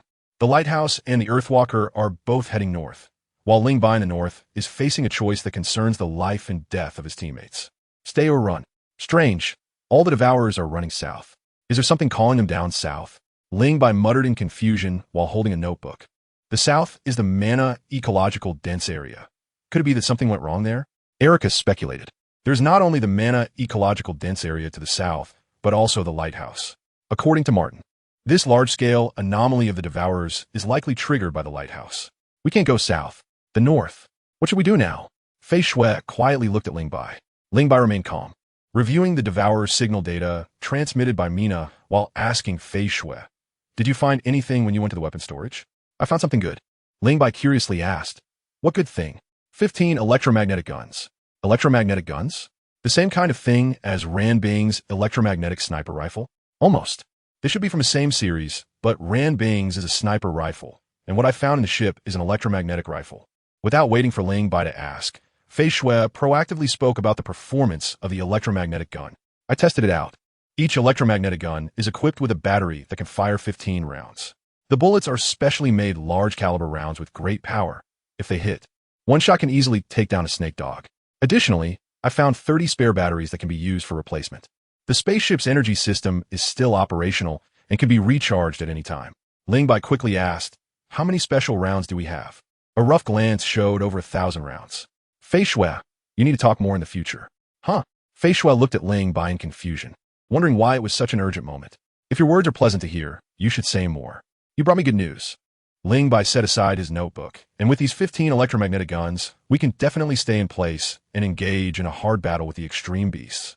Replacing all the scraping weapons with 15 electromagnetic guns has already given the capture team considerable firepower.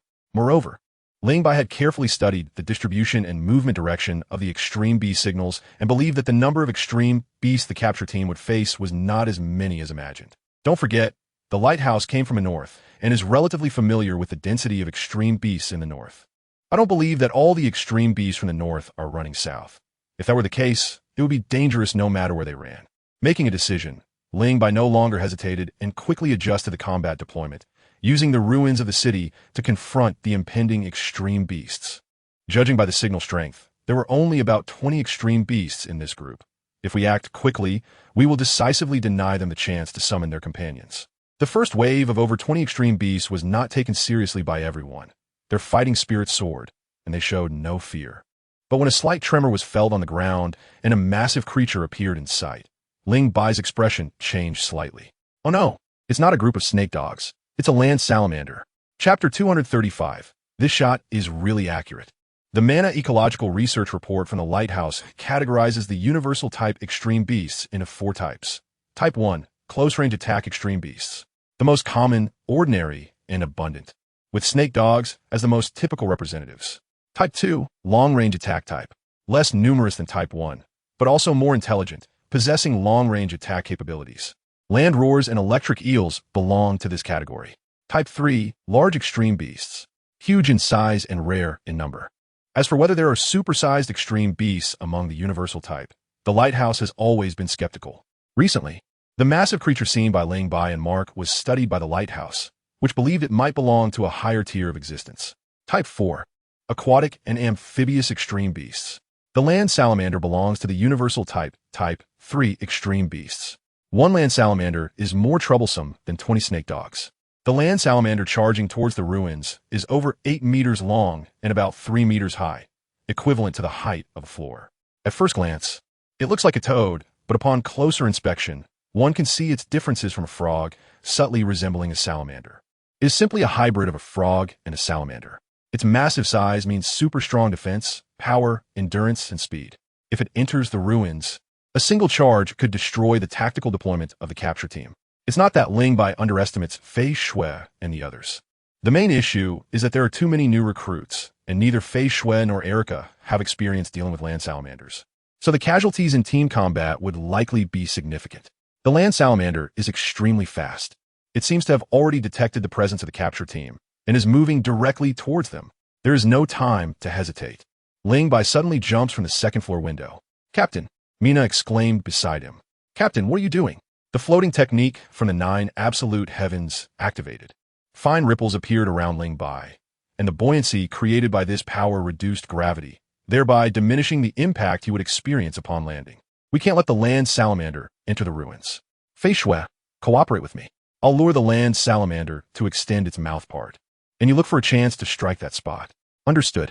On the roof of a 5-story building, Fei Shui set up the anti-armor sniper cannon at the edge of the rooftop, responding steadily and powerfully to Ling Bai. "Captain, be careful," Erica shouted worriedly. "You all keep an eye on the extreme B signals. Leave this land salamander to me and Fei Shui." Watching the rapidly approaching land salamander, a flicker of heat slowly rose in Ling Bai's eyes.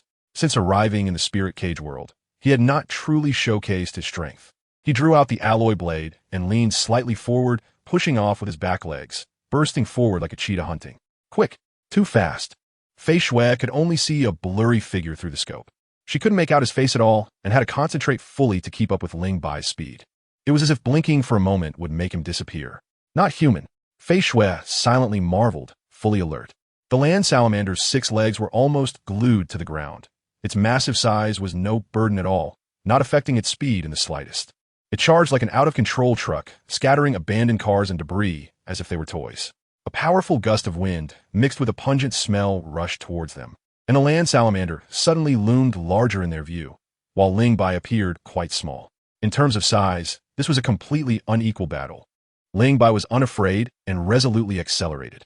10 meters, 5 meters, 3 meters. The land salamander suddenly opened its huge mouth. "Now, Fei Shui."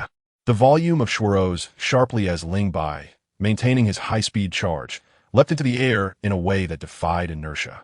The land salamander's mouth was simply too large.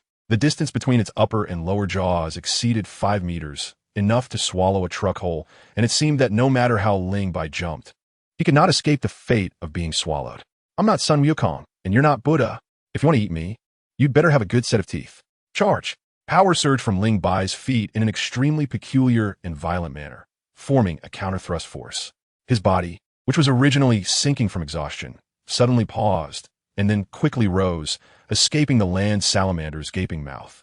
The land salamander, unwilling to give up on the prey so close, dug its front claws into the ground, and its massive body swept out, due to inertia, its head turning to keep its mouth aimed at Ling Bai. The next second, a terrifying scene unfolded as another massive mouth shot out from the open mouth of the land salamander, several meters long, quickly catching up with Ling Bai and gaping wide open.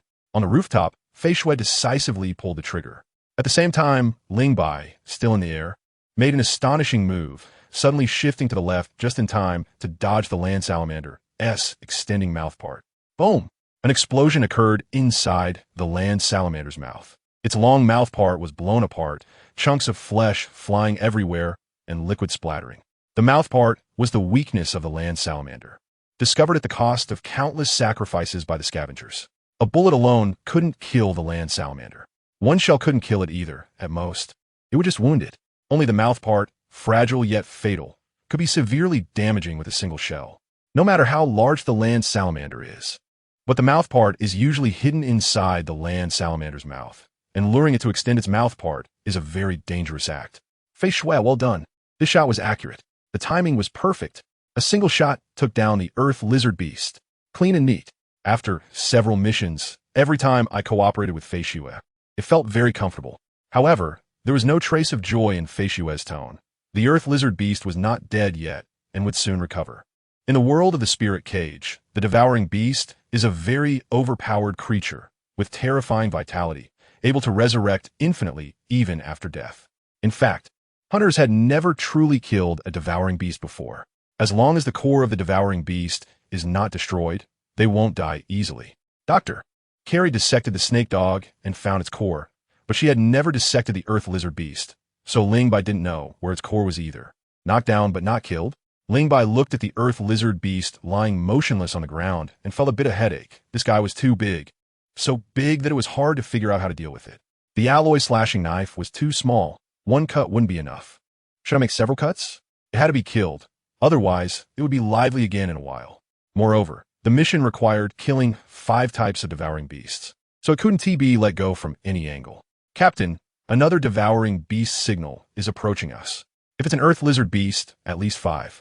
If it's snake dogs, then over 100, Mina reported anxiously. Ling Bai's heart sank. He turned to look into the distance. The combat strategy remained unchanged. Quick battle. Quick resolution. I will find a way to separate the devouring beasts. You assist from the side. However, the priority was to deal with this earth lizard beast. Chapter 236. Encounter on-site dissection. Time was tight. Ling Bai didn't want to make the entrance of the ruined city a bloody mess. What to do? Step on it. Breaking through the 3rd layer of body forging technique, his physical quality and strength doubled. The muscle strength that was originally over 800 pounds was now increased to over 1,600 pounds.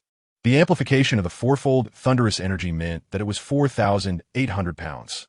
Then, using the split technique from the 9 absolute techniques of Hao Yin, the earth lizard beast would feel extremely comfortable, since he was unclear about the location of the earth lizard beast's life source core.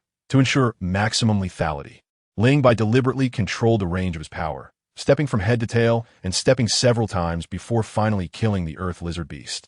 It turned out that the life source core of the earth lizard beast was not in the same position as that of the snake dog. The snake dog's feeding organ is external, with the core relatively forward, beneath the spine at the neck and body connection. The earth lizard beast's feeding organ is internal, absorbing and storing the life source core hidden quite securely, and it was rather peculiar. Equivalent to a human's anus. Eat and then excrete. That was convenient. The snake dogs are coming. Fei Shui's voice came through the communicator. Ling Bai dodged the blood water formed from the melting flesh of the earth lizard beast, raised his eyes to the end of the plain, which was empty. He didn't see any sign of the snake dogs. Coming so slowly, they probably didn't realize we were in the ruined city. The sensory organs of the devouring beasts are quite sharp. Their eyes can see far beyond, and they are particularly sensitive to life source materials. Besides that, they seem to possess a very peculiar but unknown perception ability. There were records in the lighthouse data of devouring beasts detecting hunters from a distance. Of course, the sensory range of the devouring beasts also has a limit. If there was no limit, hunters would be surrounded by devouring beasts as soon as they reached the surface, and what mission could they execute then? Not being discovered was a good thing.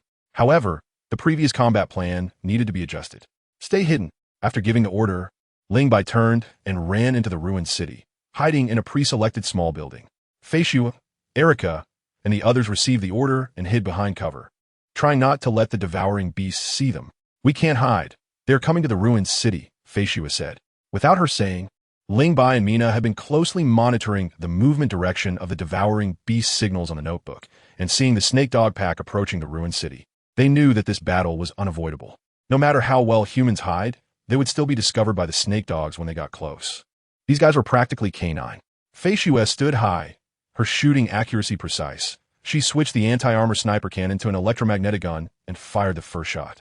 The electromagnetic gun is a kinetic weapon that uses electromagnetic acceleration to shoot bullets at terrifying speeds, inflicting damage on enemies. It is not the laser weapons seen in sci-fi movies, nor is it ion weapons that shoot colorful beams. Therefore, the blue beam shot by Ran Bing's electromagnetic sniper rifle in the animation is a mistake. The animation production team likely confused electromagnetic rail weapons with particle weapons. At least, Ling Bai had not seen an electromagnetic gun emit blue light. In fact, most laser weapons emit lasers that are invisible to the naked eye. Sometimes, a white translucent beam can be seen, caused by the heating of air and dust along the light path. The bullet hit a snake dog squarely on the back. The terrifying kinetic energy from the high speed easily broke the snake dog's spine, damaging the life source core below, and the running snake dog fell to the ground, its flesh quickly turning into blood water, leaving only a skeleton. The death of their companion stunned the other snake dogs, causing chaos in the pack. They even forgot to attack the nearby humans at first. So you guys are also afraid? Ling Bai revealed a mocking smile. Shoot. Ah, ugly monsters, D. Erica could no longer hold back. She stood up, smashed the glass with a Gatling gun, and opened fire on the snake dog on the ground. Gunfire erupted from two other directions. Although others did not have shooting skills as excellent as Fei Xue's, the power of the electromagnetic guns and hellhounds was sufficient. As long as they hit, they could inflict damage. Besides Fei Xue and Ling Bai, the other 22 people were divided into 3 small teams, hiding in 3 nearby backstreet buildings, able to attack simultaneously from 3 directions. In a short moment, 1/3 of the 100 snake dogs had fallen. Fei Xue, from her high vantage point, pulled the trigger like a robot, meticulously precise and rhythmic, continuously shooting down those snake dogs attempting to rush into the small building to attack her companions. She carried 5 spare batteries, so she didn't have to worry about the electromagnetic gun running out of energy. For the next few hours, the ruined city completely turned into a graveyard for devouring beasts. Anyone who intruded was ruthlessly shot down. 20 kilometers south of the ruined city, an Audi SUV sped across the barren land, leaving the lighthouse far behind. From a distance, it looked like a small black dot in the azure sky. For drones flew around, providing real-time traffic detection. Bai Kue leaned lazily against the backrest, her long, fair legs resting on the steering wheel. Having already switched the driving mode to autopilot, she had to adjust. If she kept driving, the people in the car would vomit everything they had eaten the day before yesterday. Don't be fooled by Bai Kue's beautiful appearance. She drove fiercely. Hey, boss, there's a city up ahead. The little girl sitting in the passenger seat suddenly exclaimed. Bai Kue opened her eyes, lowered her legs, and looked at the city standing on a vast plain ahead. It was so scarred, so lonely, like an abandoned child. Boss, we've run so far. Where are we actually going? Bai Kue tilted her head to glance at the lighthouse behind them, saying, wherever they go, we go. But we haven't finished our own business yet. There's still time.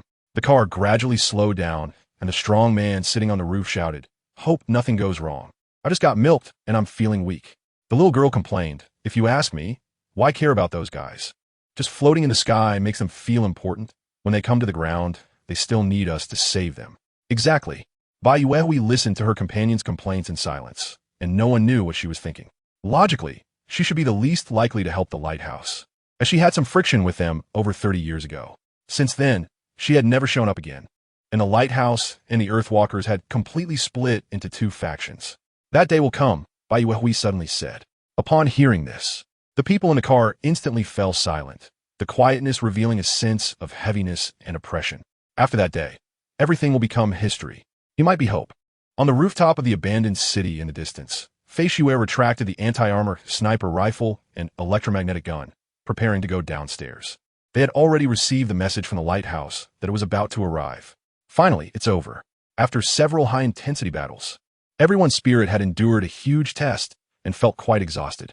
Fortunately, although some were injured, no one sacrificed their life. The captain is just too strong, Fei Xue admired. As she approached the edge of the rooftop, just about to jump down, she suddenly saw a car appear in the distance on the plain. Captain, there's a situation. Chapter 237. First contact passing through the abandoned city. Bai Yuehui had no intention of stopping. She just wanted to figure out the reason why the lighthouse was heading north at all costs. The off-road vehicle moved slowly across the plain, waiting for the lighthouse behind them.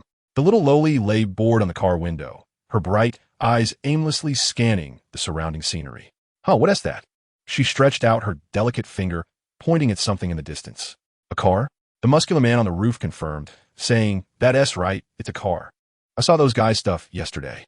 Bai Yuehui gazed thoughtfully at the armored vehicle rushing out of the abandoned city and said, "The lighthouse must be heading at full speed for the people in the abandoned city.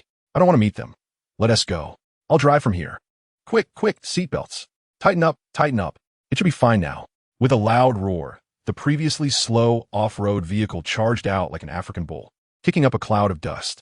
Sitting in the passenger seat, Ling Bai saw that they were about to run and hurriedly said to Mina, "Increase speed. Don't let them escape. The Earthwalkers come and go without a trace. It's too hard to find them."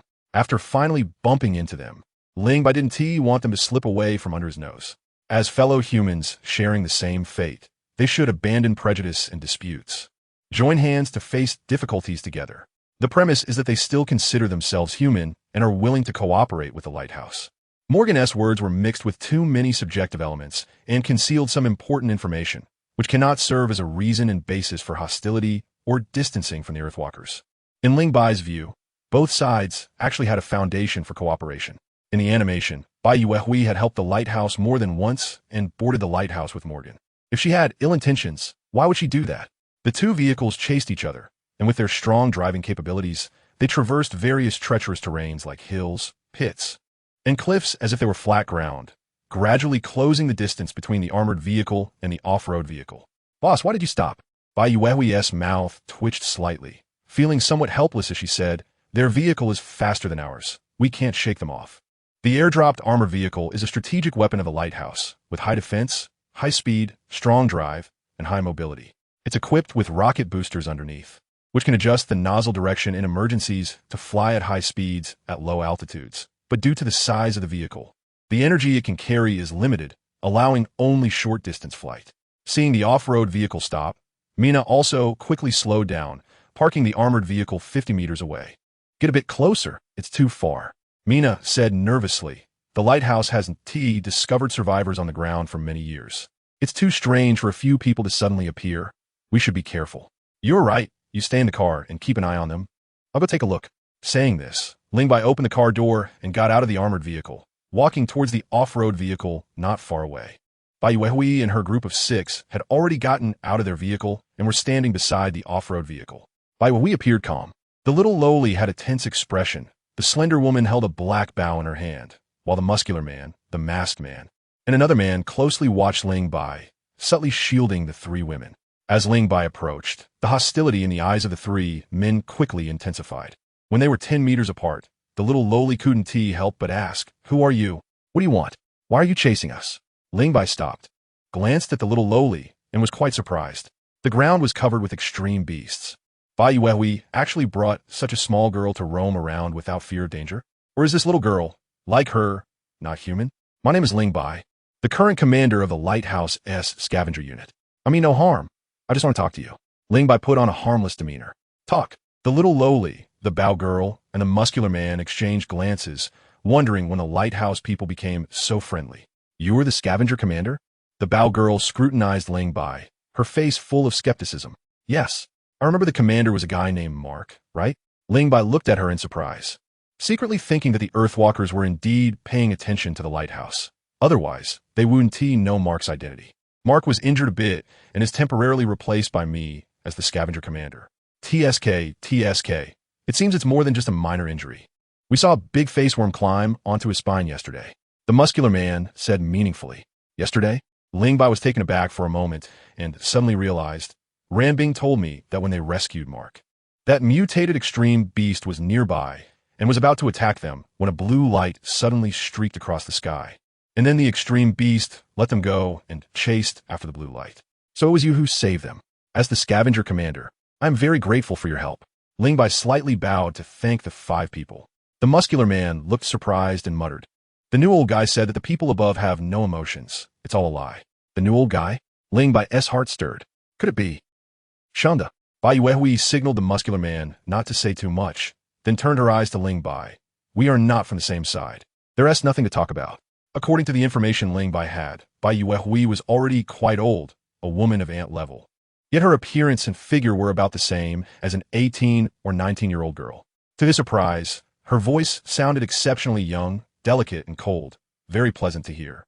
Wait, Ling Bai called out to Bai Yuehui, who was turning to leave, and said solemnly, I know you came to the lighthouse over 30 years ago, and I know you have helped us many times over the years, and I also know you are a chimera. Bai Yuehui suddenly turned her head, staring intently at Ling Bai, and said, Since you know I'm a chimera, you should know I'm not human. Aren't you afraid of being punished by the laws of the lighthouse by meeting and talking to me? Ling Bai smiled, his expression confident and unrestrained. I am the scavenger commander. If I don't want to, no one can punish me. To some extent, I can represent the lighthouse. Back then, what you did at the lighthouse and what happened with the first city lord of Morgan, I don't know, and you probably don't care otherwise. You and T have helped Ran Bing and the others. Both sides have goodwill, which is the foundation of cooperation. Cooperation? Bai Yuekui's fair face showed a look of astonishment for the first time. The 4 from Shando were also quite shaken. Ling Bai nodded and reiterated, Yes, cooperation. Genetically speaking, you and we are 2 different species, but in terms of thought, consciousness, and logic, we belong to the same human civilization. Humanity is now on the brink of destruction. Division, prejudice, disputes, and struggles will only accelerate humanity's extinction. Our enemy is the devourer beast, the mana ecology. Only by joining forces can we reclaim our homeland from the devourer beast. Shanda snorted. It's easy to say. You've been floating in the sky for too long and don't know how powerful those ugly creatures are. Moreover, the devourer beast and the mana ecology are your enemies, not ours. After hearing so much from you, you just want us to help you fight the devourer beast, right? After a pause, Shanda said, No way. When that day comes, there will be no humans left in this world. Your hope lies in the lighthouse. Let Mark go to the wrong street canyon. We have other things to do. After saying that, Bai Yuekue ignored Ling Bai and got into the car. Ling Bai did not stop them and watched them leave. Just as the off-road vehicle started, Shanda, who was sitting on the roof, suddenly spoke. Hey, you are different from the legendary lighthouse man. Let me tell you some bad news. The mana ecology on this continent is about to evolve. Yesterday, you sent so many heads at once. Maybe flying devourer beasts will evolve. Be careful. Chapter 238, Stealthy and Cautious. Flying devourer beasts? Ling Bai's face changed slightly, and his expression became serious. The reason the lighthouse has remained stable for 50 years is mainly because the devourer beasts do not have flying capabilities. Once the devourer beasts can fly, the sky will become as dangerous as the ground. With the current defensive power of the lighthouse, it simply cannot hold up. Indeed, it is bad news. Ling Bai sighed lightly, looking at the off-road vehicle that was about to disappear from sight, and his thoughts became clearer. The Earth walkers and humans are not enemies. At least not for now. There is indeed a possibility of cooperation. The lighthouse facing the devourer beast alone has a very slim chance of success. It is necessary to unite all possible forces to get through this difficult time. My attitude has already been made clear. I just don't know what Bai Yuekue and the others will think. Such things cannot be rushed. Trust takes time to establish, so it should be done slowly. The most urgent thing right now is to move the supplies from the spaceship to the lighthouse. With this in mind, Ling Bai turned and walked towards the armored vehicle. Just as he opened the door and sat in the passenger seat, the communicator relayed a command from the navigation control room. Ling Bai, a group of over 100 snake dogs has been following the lighthouse. If they are not eliminated, the transportation personnel of the lighthouse cannot safely reach the wasteland city. So we can only trouble you. Ling Bai, unconcerned, said, 100 snake dogs? A small matter. Leave it to us. Be careful. Okay. On the desolate land. The off-road vehicle sped past, suddenly rushing up a high ground and stopping abruptly. Bai Yuekue opened the car door, stepped down with her fair and long legs, and stood in front of the car, gazing at the distant lighthouse. "Boss, why aren't we leaving?" the little lowly asked curiously. Bao girl said, "The boss is troubled." "I'm not troubled." Bai Yuekue gently shook her head and said in a soft voice, "He is a very special person, different from any lighthouse person I have met before." Sitting on the roof, Shanda asked, "Are you planning to cooperate with them?" "I don't want to cooperate with those self-righteous guys." The little lowly complained. Shanda is right. They don't really want to cooperate. They just want to use us to deal with those ugly creatures. "Boss, you must not fall for their trick." Bao girl suddenly said, "Actually, we have been helping them. This time, Master Lai sent us out, and the target is that guy named Mark. If the lighthouse people are willing to cooperate, it might be a good thing." Shanda disdainfully said, "The wrong street canyon is so dangerous. They are too weak to help at all. I don't think cooperation is necessary. They go their way, and we go ours. Haven't we been doing well all these years?" "Exactly." The little lowly nodded vigorously. Bao girl reached out from behind and rubbed the little lowly's head, laughing. "What do you know, you little brat?" The little lowly bumped Bao girl's hand away with her head, roaring, "If you touch my head again, I swear I'll smash you to pieces." Rupture Star provocatively said, "You have to hit me first to say that." I'm really angry. Shanda encouraged. "Little Dodo, go for her. I support you."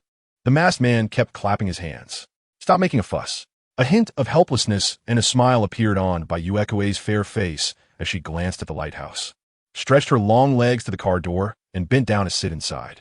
"Xiao Ao, activate the autopilot mode." "The autopilot mode has been activated. We need to finish our tasks before they evolve. As for cooperation, it will never be easily achieved because we and humans are two different races. There were many supplies stored in the spaceship. Just the 29 transport robots made several trips. It took a full hour to transport all the supplies. And this was with the lighthouse flying directly over the wasteland city. If it were long-distance transport, it would take even more time." "Captain Ling Bai, all the supplies have been moved." "Very good. Capture team, withdraw."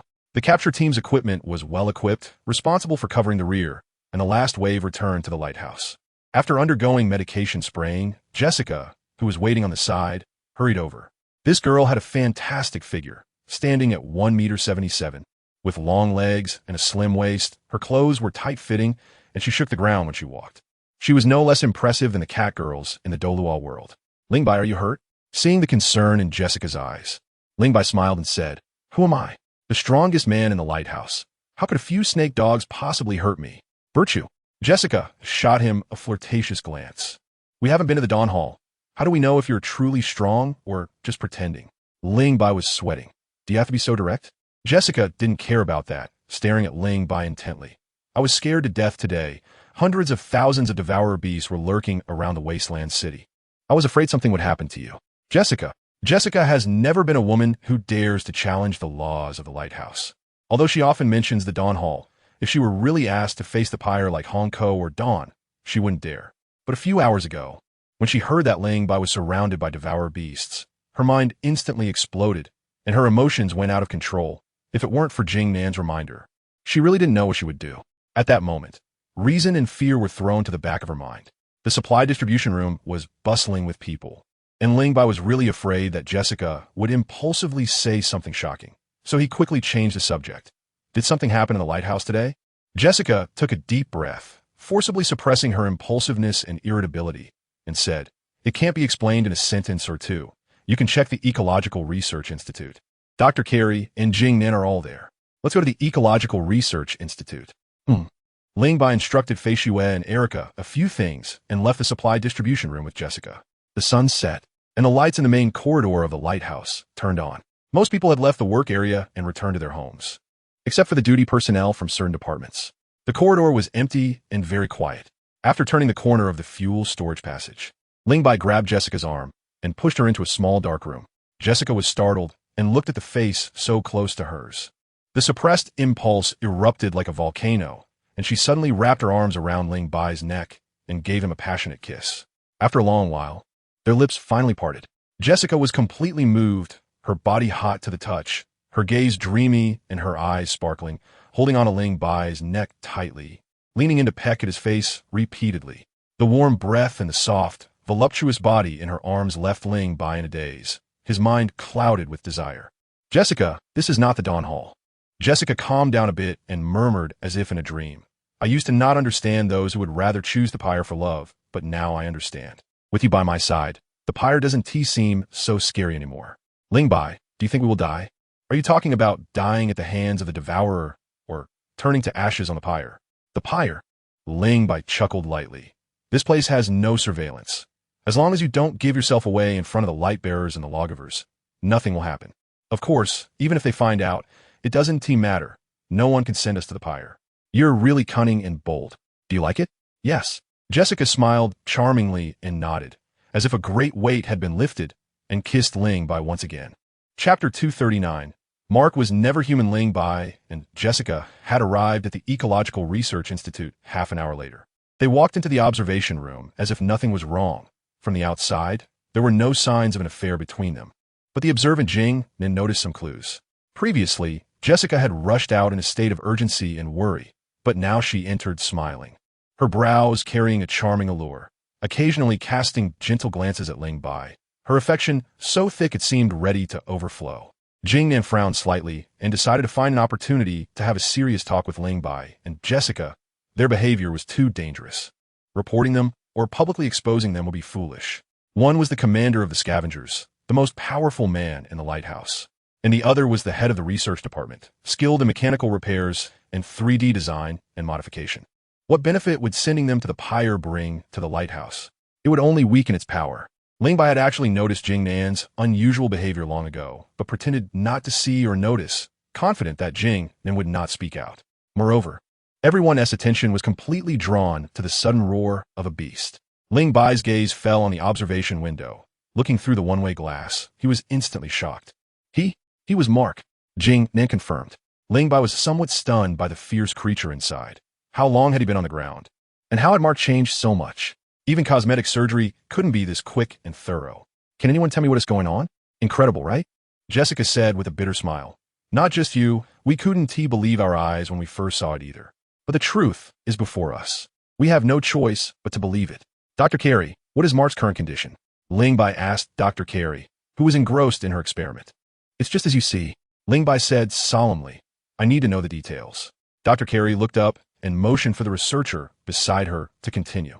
Speaking calmly, after Mark's cells absorbed the spineworm cells, they underwent a cross-species genetic mutation. His form, appearance, cell structure, and genetic similarity have all changed drastically. We collected samples of his cells and found similarities with the devourer.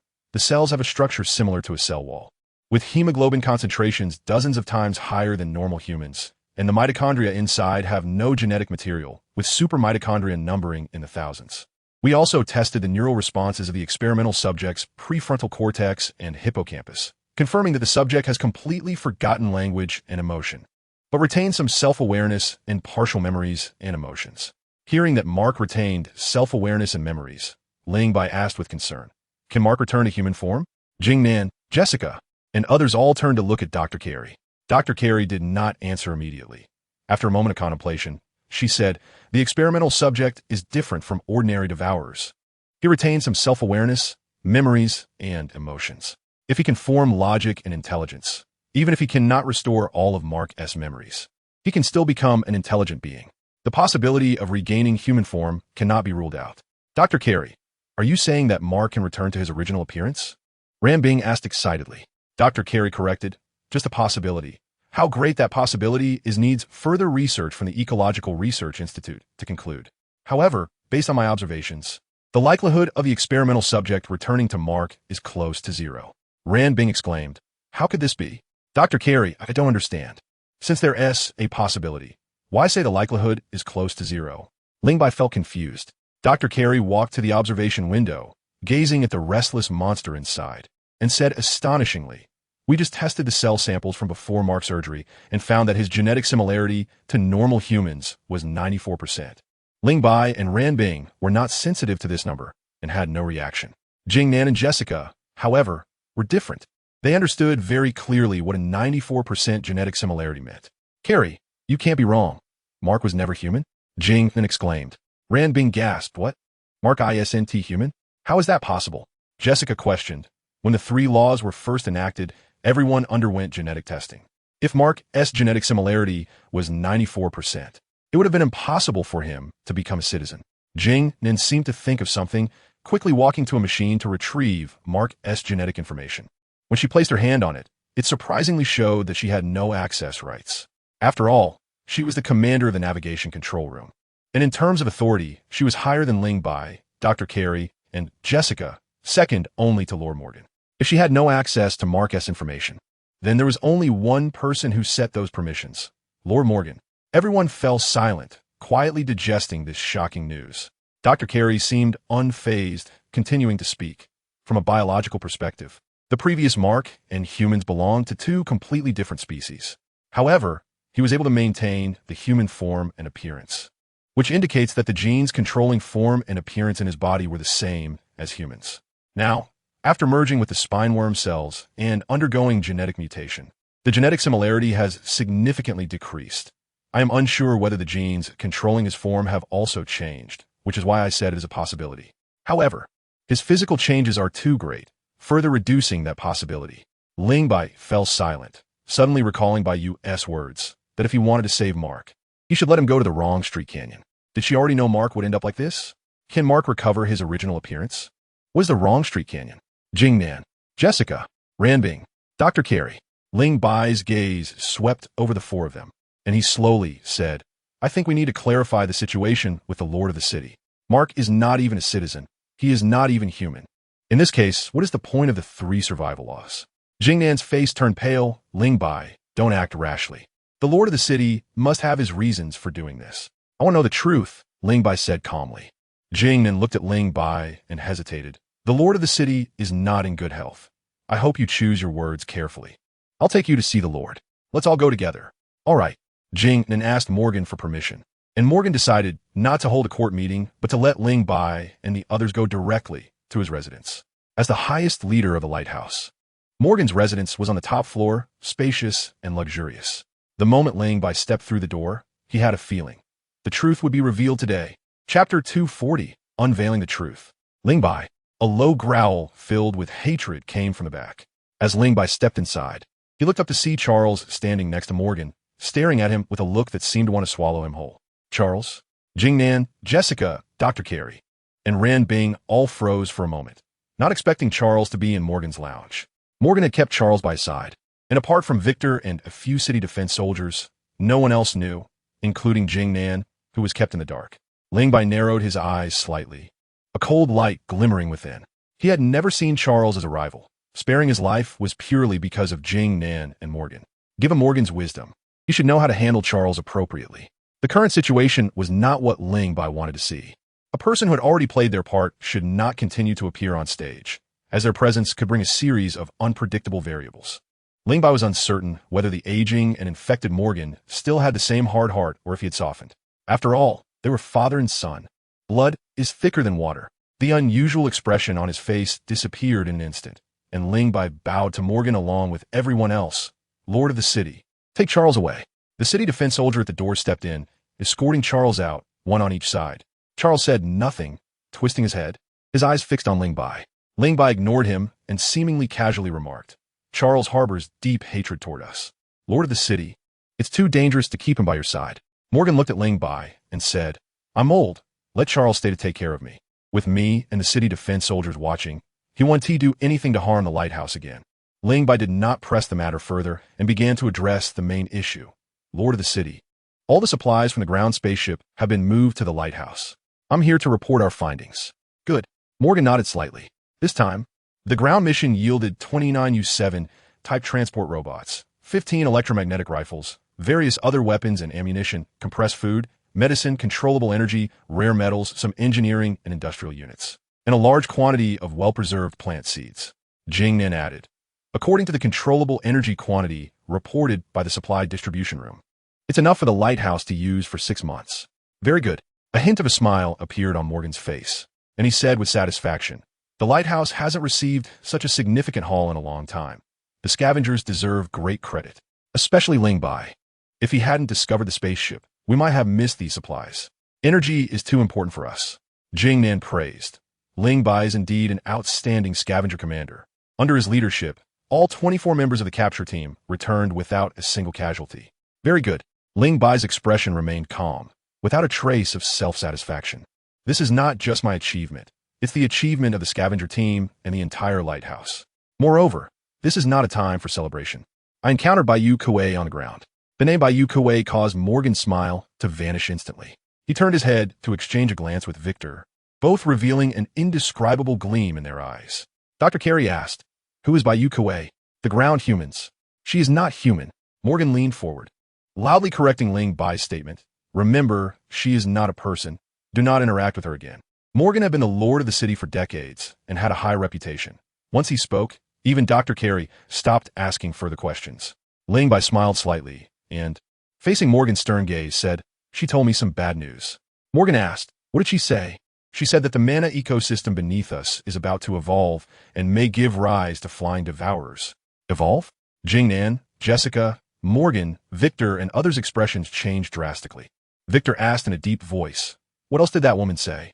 "She said that if we want to save Mark, we should let him go to the wrong street canyon." After a pause, Ling Bai shared his speculation. Mark, Ran Bing, and the others went to the mana ecosystem dense area to fetch medicine. It was Bayou Kuei who diverted the devourers. She saw the parasite take over Mark, and I think she anticipated that Mark would end up like this, and she has a way to restore him to his former self. Ran Bing exclaimed, "Ling Bai, is what you said true?" Ling Bai tilted his head and smiled. "This is just my speculation. It's best not to hold out too much hope. The greater the hope, the greater the disappointment. As long as there is a glimmer of hope, I will not give up." Ran Bing's gaze was firm. Then she asked with confusion, "But what is the wrong street canyon? I've never heard of it." Ling Bai turned the question to Morgan, lord of the city. "Do you know?" Morgan shook his head. "I have not heard of it. And it seems we can only find Bayou Kuei." Ling Bai. Morgan's expression was serious. "She is not one of us. The lighthouse will do its utmost to treat Mark, and I believe we have that capability. Do not seek her out again." "Lord of the city, what are you worried about?" Ling Bai stared at Morgan and asked, "Is it just because she is not human? If that is the case, I think you should be worried about Mark, not Bayou Kuei, because Mark is not human either, and he has lived in the lighthouse since childhood." "What did you say?" Victor showed a look of surprise. From his expression, it seemed he also did not know Mark's true identity. It was understandable. The confidentiality level of Mark's genetic information was extremely high, and even Jing Nan and Dr. Carey did not have the authority to access it, let alone General Victor, who had similar authority to the other two. What surprised Ling Bai was that Morgan even kept this from his closest allies. This further underscored Mark's importance. "How did you know?" Morgan asked hoarsely. Ling Bai glanced at Dr. Carey and said honestly, "Dr. Carey collected cell samples from Mark before his surgery and found that his genetic similarity to humans is only 94. Who else knows about this? We few, along with the researchers from the Ecological Research Institute. Before we came, I issued a gag order to them and instructed the scavengers to temporarily seal off the Ecological Research Institute." "Well done," Morgan said quietly. Seeing he was still hesitating, Ling Bai spoke frankly. "Lord of the city, you are truly getting old. You have completely lost the coldness and decisiveness of the past. The former Lord Morgan, who forcefully established the 3 survival laws, is no longer visible in you. Mana ecological evolution, the conflict between the people of the lighthouse and the dust people, is intensifying, with crises lurking everywhere. You clearly know many secrets, yet you choose to conceal them. This is not saving the lighthouse, but harming it." Victor scolded Ling Bai. "You must not speak to the Lord of the city like that. The Lord has devoted all his efforts to the lighthouse and would never harm it. His choice to conceal must have its reasons." "Then let's hear the reasons." "One person's plan is short, but many people's plans are long. We are willing to share the burden for the Lord. Or is it that the Lord does not trust us? If I can't trust even you, who else can I trust?" Morgan smiled bitterly, feeling cornered by Ling Bai, and sighed. "I am indeed getting old, increasingly indecisive. I've already harmed Mark once. I can't make another mistake. Ask whatever you want to know." Chapter 241. Mark's background. Seeing Morgan relent, Ling Bai, Jing Nan, and the others immediately perked up and asked the question everyone was curious about. "What is Mark's background?" "Mark is my teacher who was brought to the lighthouse from the surface," Morgan said. "My teacher said he is very important and is the hope of the lighthouse. If we can uncover the secrets hidden within him, humanity might find a way to fight against the extreme beasts." "Have you found it?" Morgan shook his head. "No. We conducted many experiments and studies, copying some of Mark's genes into other children. These children did grow up to be stronger than average, but only to a limited extent. We spent a lot of resources but didn't find much of value for Mark, due to the lack of materials in the lighthouse. We had to temporarily shelve this plan and seal the research data related to Mark. Only I know about Mark's situation now. Mark is indeed very special, Doctor. Carrie suddenly spoke up, drawing everyone's attention. Ran Bing, do you remember what you said when you accompanied Mark to the medical area to treat his wounds? Huh? What did I say? Ran Bing was taken aback. Dr. Carrie reminded her. You said Mark heals too quickly. Yes, I did say that. Doctor. Carrie's reminder made everyone realize there was indeed something unusual about Mark. Jessica pondered. Mark heals from injuries very quickly, regardless of how severe. Within 2 or 3 days. He is fine, and there are no scars left. I used to think he had a good constitution, but now it seems his recovery and self-healing abilities are extremely strong. This ability is very useful for us. Unfortunately, Mark's genetic mutation has turned him into a monster, and without the original sample, there may be deviations in the research, Doctor. Carrie said somewhat disappointedly. At this moment, Ran Bing showed a hesitant expression and stammered. Actually, I've concealed something about Mark. What is it? Lingbai asked. Ran Bing said, during the process of retrieving medicine from the Mana ecological dense area, we found many children in nutrient bags. Xiafeng said, they are all organ containers cloned from the old world and are commodities, not considered humans. It's not surprising that the old world had such technology, Doctor. Carrie dismissed. But they look exactly like Mark when he was young. What? Upon hearing this from Ran Bing, everyone felt a chill run through their minds, and chaotic thoughts flooded in. Is Mark a clone? Dr. Carrie asked excitedly. Ran Bing, are those children still there? They should be. We must bring them back. They are too important. That place in the Mana ecological area is also very important. It must contain a lot of experimental research data, which is crucial for us to uncover the secrets of Mark. Dr. Carrie exclaimed loudly, her eyes fixed on Ling Bai. Among those present, only Ling Bai had the capability and courage to help her obtain those extremely important things. Dr. Carrie, please don't get too excited, Ling Bai said, his lips twitching slightly in an attempt to calm her down. That area is the Mana ecological dense area and is very dangerous. For Mark and Ran Bing to return alive, they had help from a benefactor. If we rashly barge in, we will definitely not return. This matter must be considered carefully. Jessica. Jessica looked at Ling Bai. How long will it take to modify the 29 robots we brought back in a heavy constructs? Jessica frowned and calculated for a while, replying, if we hurry, about 3 months. 3 months. Jing then interjected. The energy stored in the fuel chamber is enough for the lighthouse to use for 9 months. We could stay on this continent for 3 months without any problem. Ling Bai nodded and continued to ask Jessica, Jessica, do we have the capability to produce electromagnetic rifles? Jessica hesitated. There are no relevant production lines in the lighthouse. I need to redesign the production process and assess the current industrial production capacity to answer you. I estimate it will be difficult. Just the high-energy batteries on the electromagnetic rifles exceed our technological level. Of course, we can conduct research. Ling Bai, an outsider, understood that scientific research was not a simple matter and would not yield results in short time. Then let us not focus our energy on electromagnetic rifles. Let us prioritize modifying the robots into heavy constructs. Also, reduce the production scale of small-caliber weapons and focus more on developing and producing large-caliber weapons. Only then can we inflict damage on the extreme beasts and reduce casualties. Jessica couldn't help but seek help from Jing Nan, who managed the research department and knew its situation well, and said helplessly, the materials for manufacturing weapons have always been in short supply. Ling Bai waved his hand. I will find a way to solve the materials. Your research department just needs to focus on research and production. The records indicate that the resources of the old world are depleted, but the so-called depletion is relative. For the old world, which faced population explosion and massive industrial scale, resources were certainly insufficient. But for the lighthouse, they were more than adequate. Intense geological changes had shifted the positions of continental plates, and some resources previously buried under the sea were now exposed on land. Careful exploration would surely yield the resources the lighthouse needed. The scavenger team, led by Xiafeng, was primarily doing this. With your words, the research department will have no problem, Jing Nan smiled. While Jing Nan and the others were talking, Morgan remained silent, quietly watching them with a smile of satisfaction, although there was a hint of loneliness in that smile.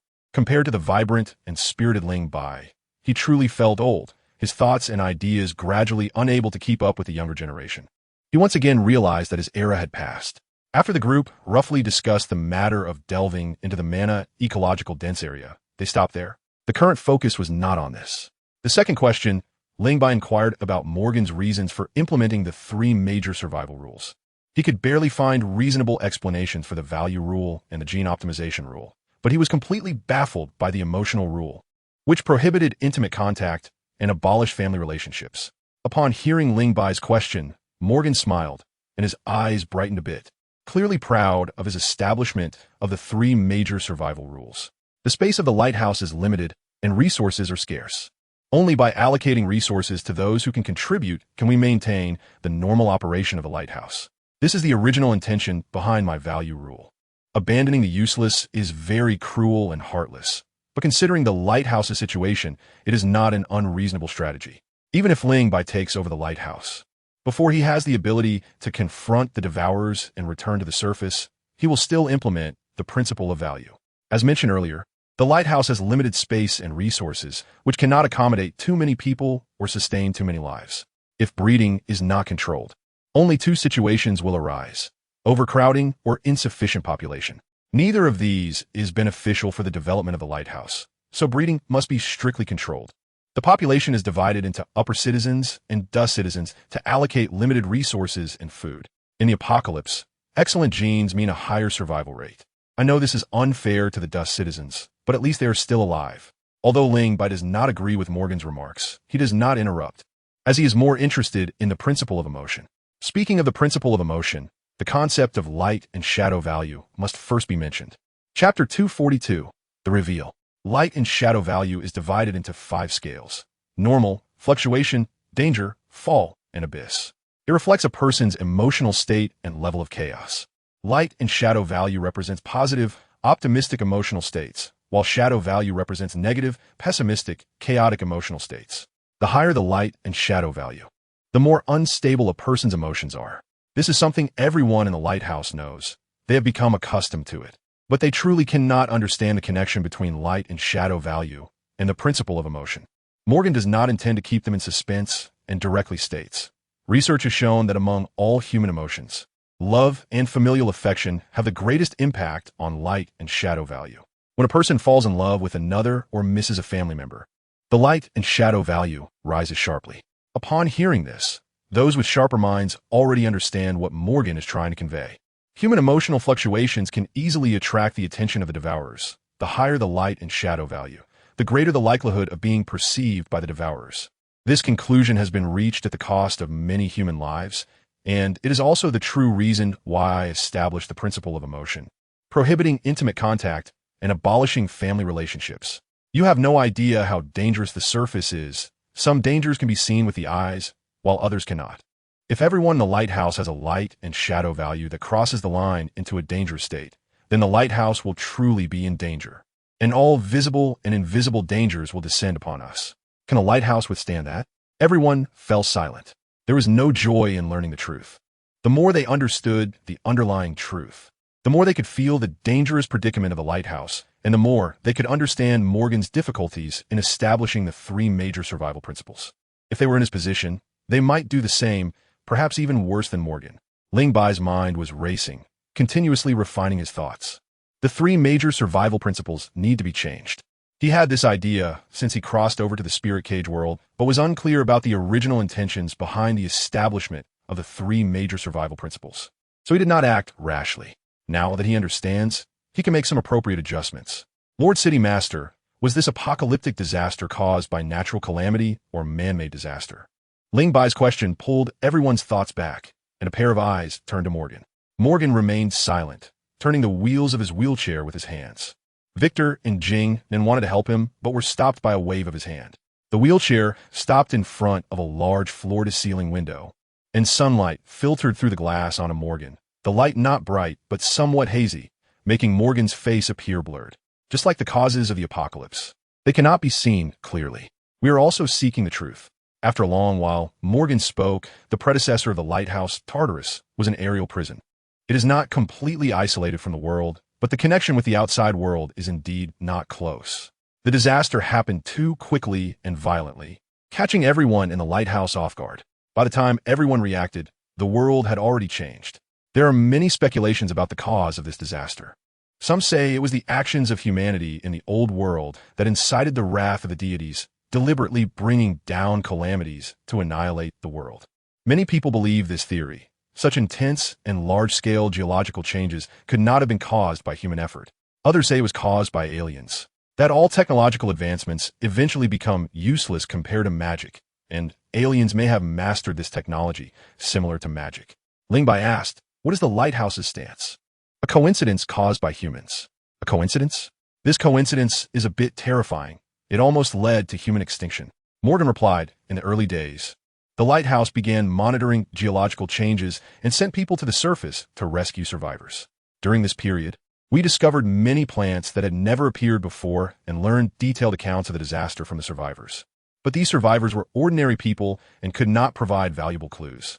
It wasn't until a terrifying creature appeared at the lighthouse, named the Devourer, that we found too many traces of humanity on it.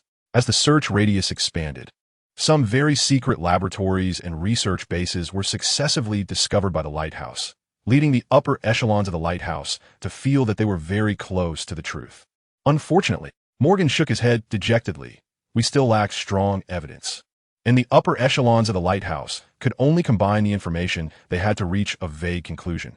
The cause of the disaster was the excessive use of technology by humanity in the old world, coincidentally exacerbated by a sudden natural disaster. Lingbai was speechless. "That's too casual, like playing around." Morgan chuckled and agreed. "It is very casual, but it can be understood. First, there's a lack of evidence, and second, there are many conflicting opinions. Whether it's the theory of deities annihilating the world or the alien theory, both exceed what humanity can bear, easily causing panic and chaos. To calm everyone's emotions, the lighthouse chose a narrative that everyone could accept, which is conducive to stabilizing order. Lord City Master, is there really a deity in this world?" Ranbing suddenly asked. "Perhaps there is, perhaps there isn't. Who knows? With the technology level of the old world, creating a deity, as we imagine, seems not impossible. In a way, the Devourers can already be considered gods. Gods can be categorized into theological gods and scientific gods. Lingbai did not believe that there were theological gods in the spirit cage world. Why?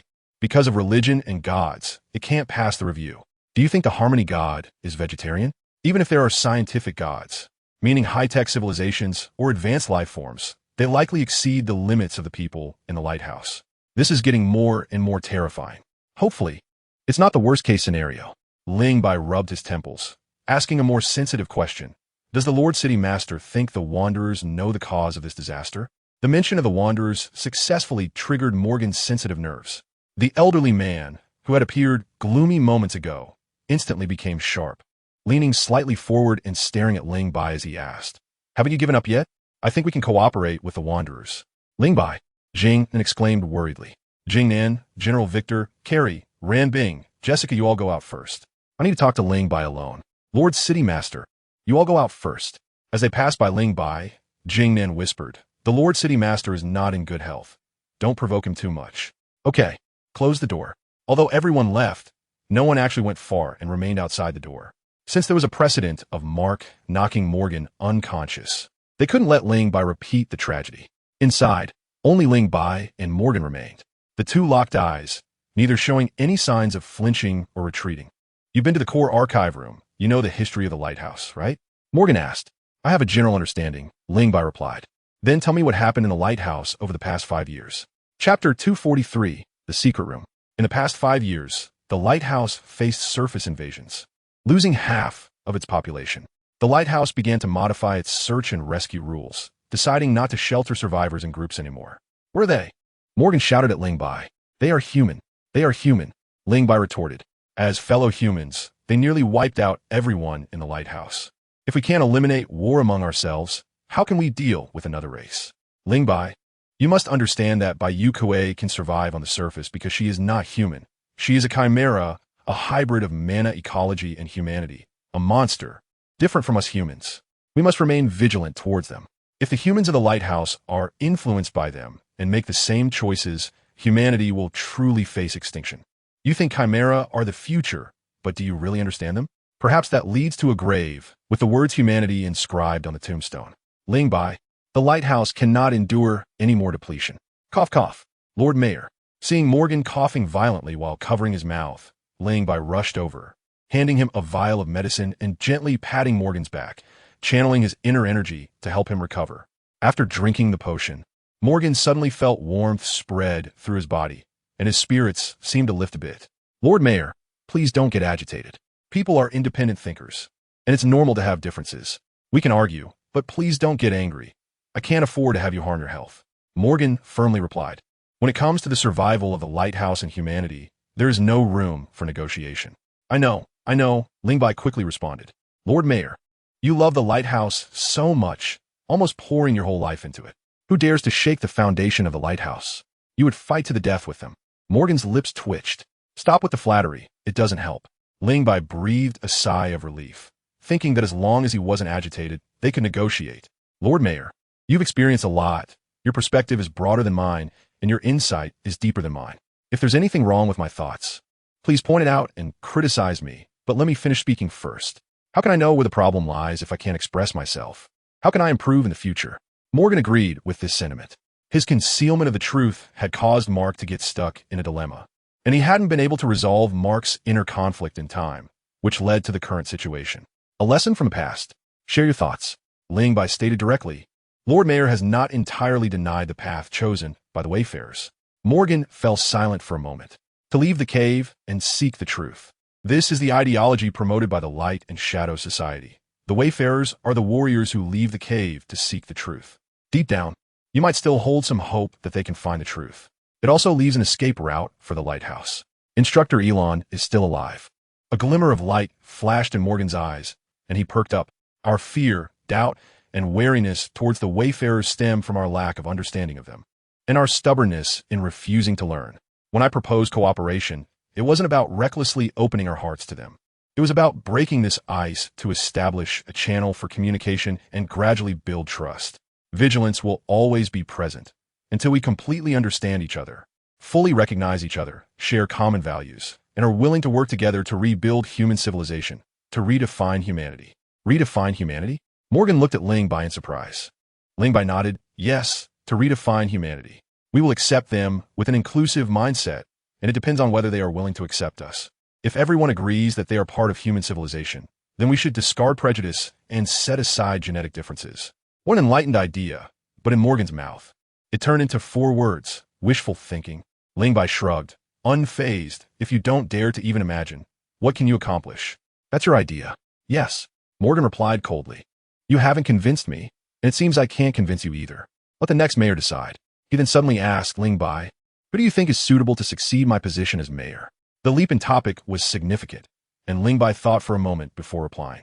Jingnan acts steadily, is resourceful, and makes sound decisions. If Lord Mayor truly cannot find a satisfactory candidate, you might consider her. Why choose her last? Lingbai replied candidly. Jingnan is excellent, but unfortunately, she is too emotional and attached, not cold-blooded enough, not decisive enough.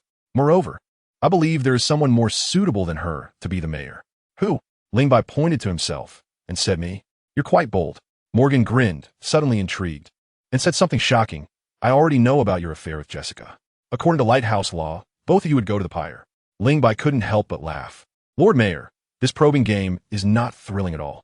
Among all the solutions, eliminating all those in the know is the most primitive. Oh, the best solution is for me to do nothing. Lord Mayor will naturally keep my secret. I believe he will do so. Morgan smiled, a particularly kind smile, as he wheeled himself forward. Follow me. He opened a secret room and led Lingbai inside. Half an hour later, Jessica glanced at the time, her pretty face revealing a hint of impatience.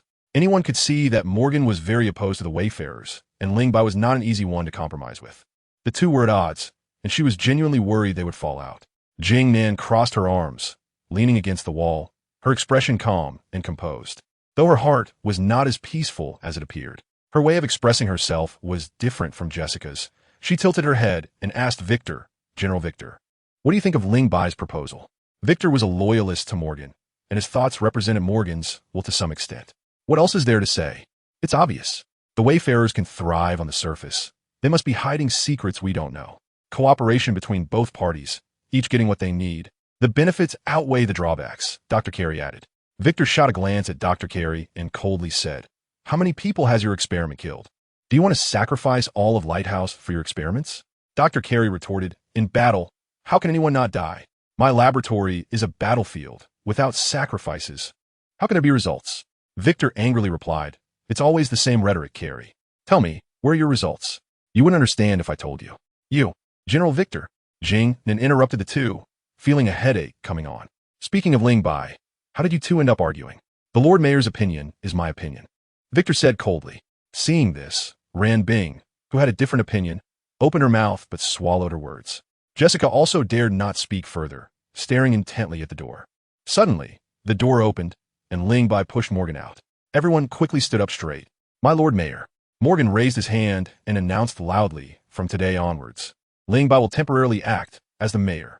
Chapter 244. Attempt to return to the surface. Have you heard? Captain Ling Bai has become the acting mayor. Who said that? It's all over the place.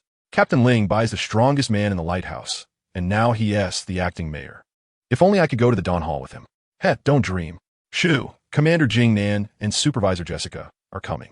Jing Nan and Jessica walk side by side towards the central elevator shaft, preparing to attend the upcoming council meeting. Jing Nan looked around and wondered. The mayor just announced this news to us last night. How did everyone know overnight? Jessica smiled. It must have been the City Defense Forces who spread the word. When the mayor announced it, there were soldiers from the City Defense Forces nearby. They must have heard it. Although Ling Bai has not been the commander of the hunters for long, it seems everyone supports him. Jessica proudly said, because he is the strongest man in the lighthouse. Jessica, what? From now on, Ling Bai will be the mayor.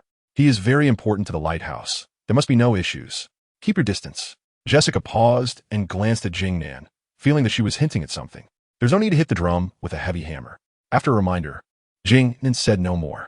In the spacious and bright council hall, Ling Bai stood with his hands clasped, eagerly admiring the view outside the window. With a change in status, the scenery before him seemed to give him a completely different feeling. Victor stood beside Ling Bai like a guard as always. In the past, he was Morgan's guard.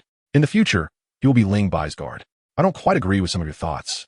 But since Mayor Morgan has appointed you as the acting mayor, I will respect his decision, and the entire City Defense Force will follow your command, Victor said solemnly. That's good news. Ling Bai smiled, turning to Victor and said, I don't need to replace the City Defense Commander. To be honest, it's quite difficult to find someone among the current City Defense soldiers to replace you. Victor replied expressionlessly, Thank you for your compliment, my Lord Mayor. Hood, hood, hood. A sound of footsteps came from the entrance of the council hall. Ling Bai and Victor turned to see Jing Nan, Jessica, Dr. Carey, Ran Bing, and other members of the lighthouse management entering. Victor stepped down the stairs and stood in line with Jing Nan. Ling Bai stood alone on the steps, looking down at everyone, instantly feeling the power in his hands.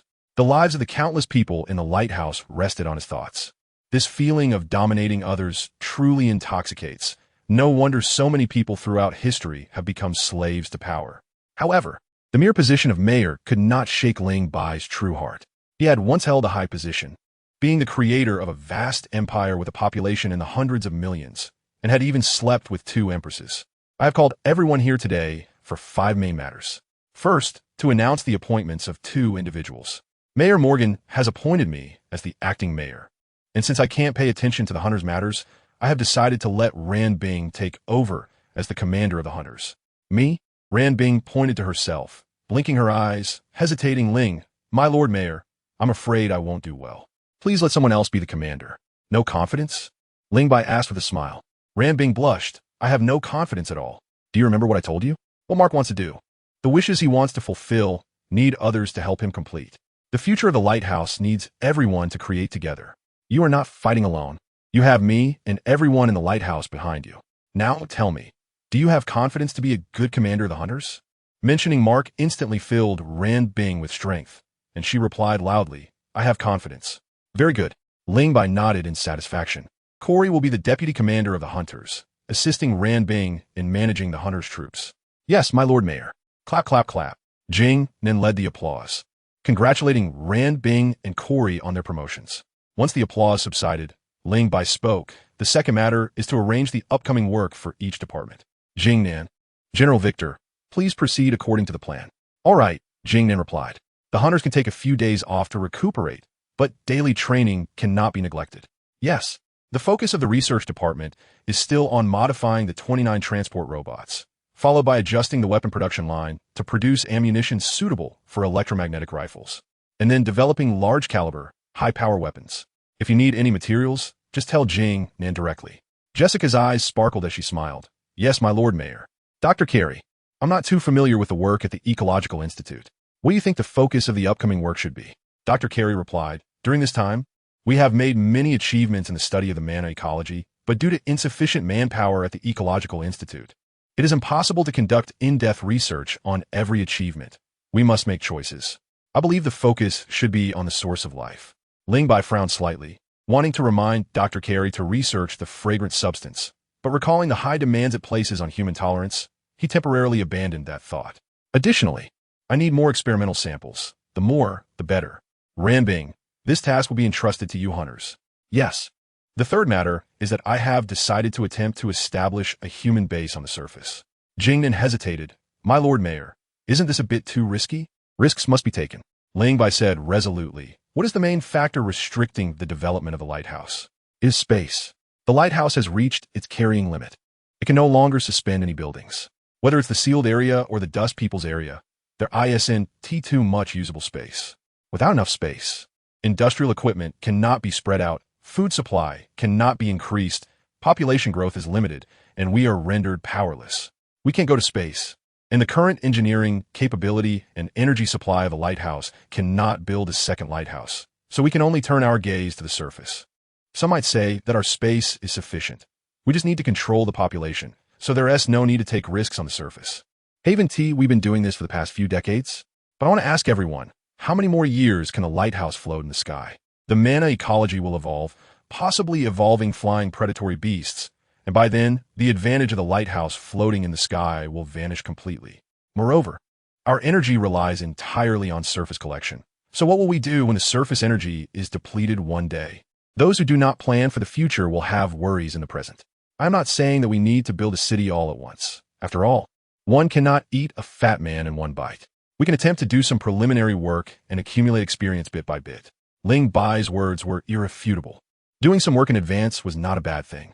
Jingnan asked, My Lord Mayor, what do you plan to establish the human base?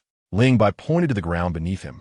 Jessica expressed her doubts, but the mana ecosystem of the Australasian New World is about to evolve. If the Earthwalker isn't lying, the mana ecosystem of the Australasian New World is indeed close to evolving, but I thought evolution takes time. Also, I don't know if anyone has noticed since the lighthouse entered the Australasian New World. Aside from the giant devourer controlled by Bayou and the areas densely populated with mana ecosystems, we haven't encountered any particularly powerful devourers. Well, the snake dogs and the earth lizard beasts were ignored. Furthermore, as long as we kill quickly and kill a lot, even if the mana ecosystem evolves, it won't have much impact. I believe we have this capability.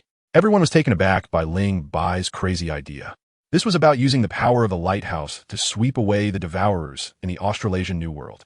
Jingnan considered for a moment and said, in the past, we adopted a relatively conservative strategy, and the situation of the lighthouse did not improve because of it. Now our weapons and equipment have made significant progress, and we can take some proactive offensive actions. If things become unmanageable or the situation spirals out of control, we will leave immediately. I agree. Ling Bai concluded decisively. The fourth thing is, I plan to reform the lighthouse education system. According to the outline, there are still more than 30 chapters left in the Ling Cage volume, approaching 100,000 words, all personal creations by the author regarding the follow-up plot of the animation. Due to the sharp decline in subscriptions to the Ling Cage volume, Heibai plans to end this volume after reforming the lighthouse system and start the next volume. Tianxing Jiuge and Qin Shimingyu. I wonder what everyone thinks. Chapter 245, Contribution Level System. The problems with the lighthouse education system are significant. Common child education essentially refers to social public nurturing. Social public nurturing is a relatively ideal model for future society. Infants enter the common child education system as soon as they are born, cared for and nurtured by specialized infant caregivers. In the early childhood stage, the lighthouse has done relatively well, fully absorbing the nutrients from the old world, and after decades of operation, it has formed a scientific and mature system. However, in the elementary education phase, especially in the secondary education stage, the problems are very prominent. The proportion of technical courses is too high, while cultural theory courses are very few. What kind of consequences can this lead to? A weak theoretical foundation, learning skills solely to master skills, severely restricts children's potential and plasticity. If this continues, the development of the lighthouse will lose vitality and fall into a state of stagnation. There is already a tendency in this direction. The older generation has passed away, the far travelers have gone far, and the younger generation's abilities cannot keep up, leading to a disconnect. Just take the Ecological Research Institute as an example. Such an important department has only Dr. Carey as a pillar. Dr. Carey's age is already considerable. When she goes far, who will carry on the work of the Ecological Research Institute? At any time and in any place, knowledge is an extremely valuable asset. A lighthouse humanity armed with knowledge is the wealth of the entire lighthouse. I believe knowledge should not be kept out of reach, nor should it be left to gather dust in the core data room. It should be passed on to the children of the lighthouse. Ling Bai said, the elementary and secondary education of common child education must undergo reform. We can draw on the educational models of the old world to increase cultural foundation courses. Language, mathematics, biology, chemistry, physics, and doomsday military training must all be included. The proportion of skill-based courses can be appropriately reduced, but they must not be eliminated. Ran Bing felt a chill run down her spine, her mouth twitching, secretly relieved that she had already graduated. Otherwise, it would be disastrous in the future. Jessica gleefully remarked, the children will have a hard time. Ling Bai actually wanted the children to learn happily and easily, but now we are in the damned apocalypse. Who can be happy and relaxed? In Ling Bai's world, the so-called happy education is also a topic worth discussing. On top of the existing education system, higher education should be added, establishing Lighthouse University to cultivate high-quality talent. The assessment methods, venues, faculty, and course arrangements will be the responsibility of Jingnan, and other departments must cooperate fully. Yes, Lord City Master. No one raised objections, partly because the City Master had absolute authority, and partly because those with insight saw the talent gap in the lighthouse, recognizing the necessity for reform. The last thing is, I believe that some aspects of the 3 survival rules implemented by Lord Morgan are somewhat unreasonable, and I intend to make some adjustments. Victor's expression changed slightly as he stepped forward and said, Lord City Master, the 3 survival rules relate to the safety of the lighthouse. It's best not to change them if possible, and if changes are necessary, we should consult Lord Morgan. Jing then had previously suggested changing the 3 survival rules to Ling Bai, a firm reformist, but after hearing the original intention behind the implementation of the 3 rules, his attitude became less resolute. Lord Morgan implemented the 3 survival rules for the continuation of Lighthouse humanity. I believe it would be inappropriate to make hasty adjustments. Before he could finish, he was met with opposition from 2 heavyweight figures. Ling Bai's expression remained unchanged, and he felt no turmoil inside, as he had anticipated this. Otherwise, he wouldn't have left this matter to the last. Jingnan, General Victor, please don't be anxious. Let me finish. Before we have completely returned to the surface and expanded our living space, the value rule and emotional rule will continue to be implemented. And a large part of the gene optimization rule will also remain the same. What I want to adjust is the division of citizens and dust citizens based on genes. Jingnan felt relieved and couldn't help but ask, are we abolishing the gene identity system? Not abolishing, but adjusting, Ling Bai emphasized. The purpose of Lord Morgan implementing the gene identity system is to allocate resources relatively reasonably, and the original intention is good. Dust citizens have inherent genetic flaws and are not as excellent as citizens. Excellent genes mean a higher survival rate, so it is reasonable to allocate limited resources to citizens. So where does the problem lie? Lord Morgan has overused the means of resource allocation, completely erasing the contributions of dust citizens to the lighthouse and entirely blocking the upward channel for dust citizens, forcibly creating 2 opposing classes. Let us ask ourselves, are dust citizens really worthless? No one spoke. Dust citizens do the hardest and most exhausting work, eating the cheapest food. Without them, could citizens live so comfortably? Genes do not determine everything. At least human intelligence is not completely determined by genes. It is also influenced by later education and experience. Dust citizens can contribute to the lighthouse in many ways, and we cannot turn a blind eye to this. We are all human. Who is nobler than the other? The contribution level system. This is the system I want to implement, dividing levels based on the total accumulated contribution points, linking positions to it, and limiting the benefits and rights that each level can enjoy. The higher the level, the better the benefits and the higher the rights. Ways to earn contribution points are not limited to existing methods, such as work remuneration and childbirth. They can also be earned through improving education, learning skills, participating in skill ratings, and any means that are beneficial for enhancing one's capabilities, realizing self-worth, and contributing to the continuation of lighthouse humanity and development. The identities of dust citizens and citizens will still exist, but dust citizens can earn the rights enjoyed by citizens through their efforts. Similarly, if some citizens are complacent and degenerate, contributing little to the lighthouse, what qualifications do they have to occupy most of the resources? Even so, the treatment enjoyed by citizens is still better than that of dust citizens. There is no way around it. The genes of citizens indeed have a higher survival rate than those of dust citizens, and dust citizens may even suffer from scarlet syndrome in a lighthouse. Furthermore, class has always existed and cannot be eliminated at this stage, only alleviated. Additionally, after the new system is implemented, all newborns will enter the communal education system. Genetic information will be retained and revealed when they turn 16. This can be seen as society's first harsh lesson for them. It serves as both a punishment and an incentive. Even if they become commoners, there are countless ways to obtain treatment equivalent to that of the upper class. If they choose to sink into despair, then there's nothing to be done. They will live their lives as commoners. The rations saved should be used to support a few more children. This is my preliminary idea. We will hold a court meeting for review once Jingnan and I have developed a specific plan. Ling Bai reminded, before the new system is officially implemented. This matter must remain confidential and not be disclosed externally. Yes, Lord City Master. As it was merely a verbal proposal, everyone had no strong opinions. They decided to wait for the detailed plan to be presented. I have finished discussing my matters. If there is nothing else to report, everyone can return to their work. Jingnan, Jessica, and the others slightly bowed to Ling Bai and turned to leave the court hall. The light bearer Vandy remained. In Morgan's secret chamber, Ling Bai obtained a lot of confidential information, including details about the light bearer Vandy. This woman was clearly holding something back. She was in the Chow camp, but had her heart in the Han. If Ling Bai wanted to fully control the lighthouse, he had to eliminate her unrealistic ideas. I will write another chapter tomorrow to conclude the Spirit Cage volume. Chapter 246. The Spirit Cage ends. Vandy, the light bearer, was secretly puzzled about why Ling Bai kept her behind. As time passed, she began to feel anxious. 5 or 6 minutes had gone by, and Ling Bai stood silently on the steps, just watching her without saying a word. The silent pressure was more oppressive to Vandy than any spoken intimidation. She suddenly felt the court hall was extremely quiet. Her heart beat clear in her ears, and the surrounding air seemed to freeze. She could hardly take it anymore and spoke up, Lord City Master. Ling Bai raised his hand to stop her from speaking and stepped down the stairs one by one. Despite being alone, he gave Vandy an overwhelming sense of pressure, as if a towering mountain were bearing down on her. As he approached, it seemed even breathing became difficult. Lord City Master, Vandy stammered.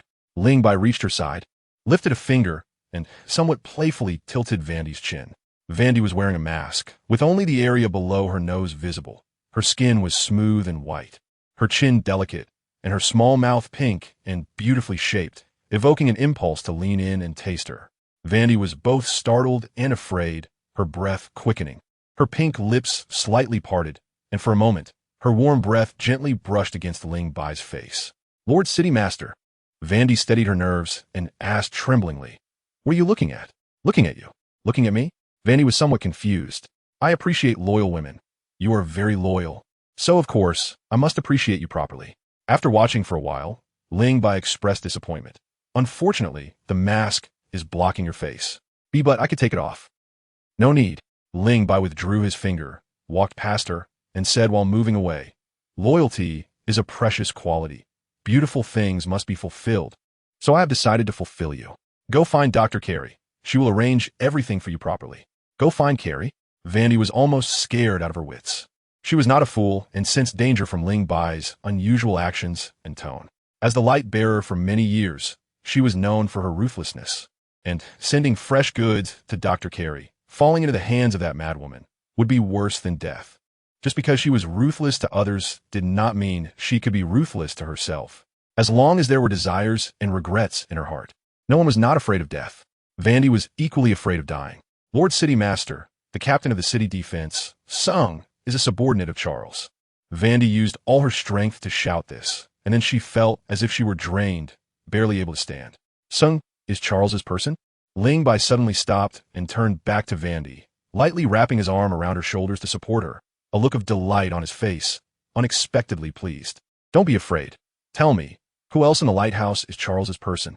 Vandy revealing Sung meant her psychological defenses had completely collapsed. All laws and prohibitions were thrown out the window, and she leaned against Ling Bai, spilling everything about Charles without reservation. Annette caught quite a few big fish. The biggest, of course, was the captain of the city defense, Sung.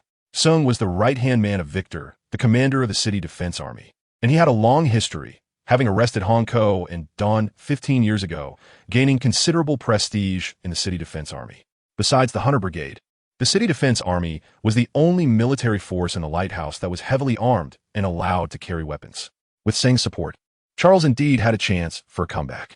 In fact, Seng's influence in the City Defense Army far exceeded Ling Bai's imagination. Victor was Morgan's loyal confidant, occupying the position of City Defense Commander for decades without moving. And if Sung wanted to rise, he had to bring Victor down. When Charles made his move, Sung could hardly contain his excitement, envisioning Charles becoming the city master and appointing him as the commander of the City Defense Army. He was already halfway there, but unexpectedly, Charles suddenly fell. In an instant, it felt like a bucket of ice water had been poured over him, chilling Sung to the bone. At first, he was anxious and restless, but later realized that Charles had not exposed him, and neither Victor nor Ling Bai had come looking for trouble, allowing Seng's heart to finally settle. He knew that Charles's purpose in protecting him was simply to use his power for a comeback. While both were supports, Ling Bai appeared to be the more formidable mountain. Vandy, being unharmed, gave him another option.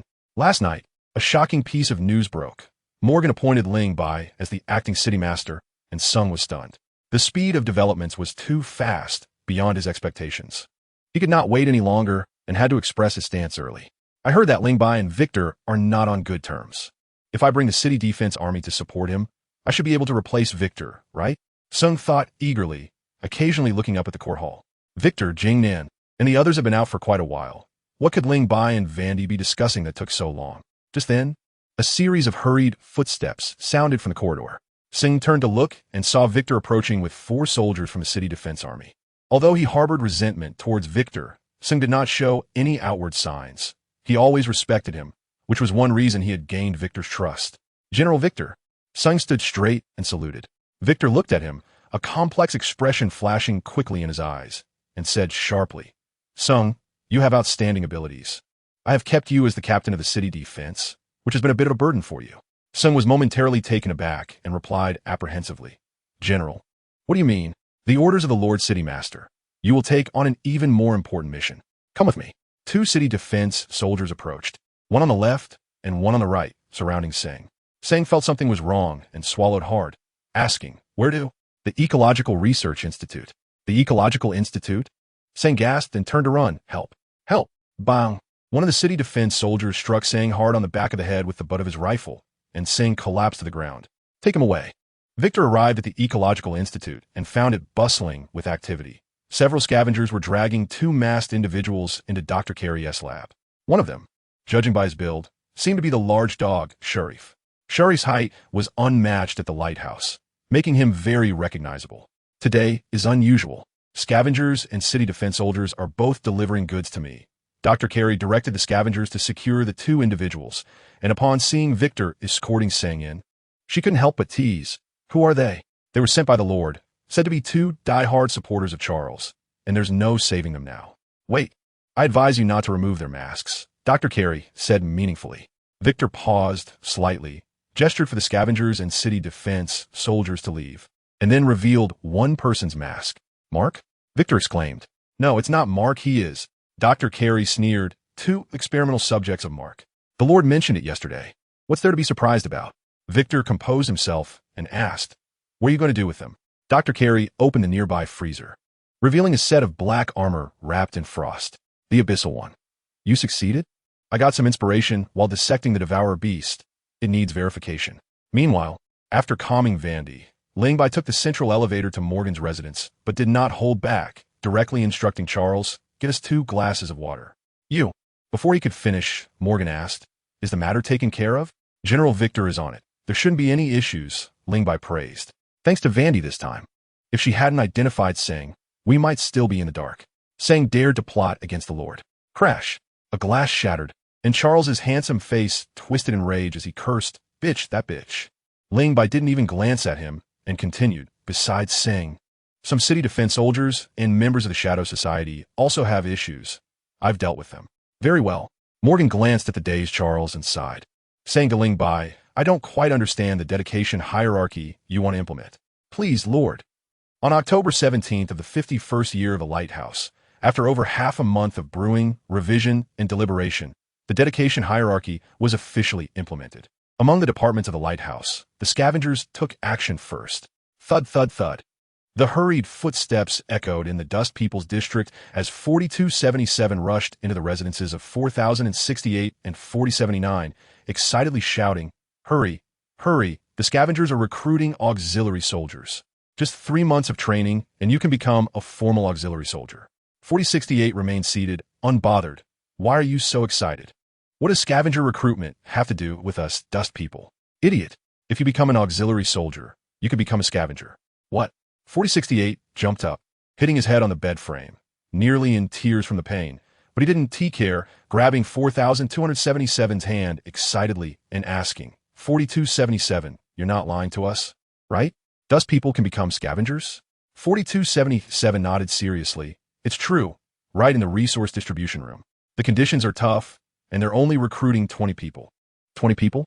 4068 panicked, grabbing 4277 and 4079, rushing outside. What are we waiting for? Let's go. 4277 felt both helpless and happy. The Dust People were finally getting a chance. Slow down. I want to be a scavenger. I want to pilot the heavy, three-dimensional combat against the Devourer Beast. I want to become an upper-class citizen.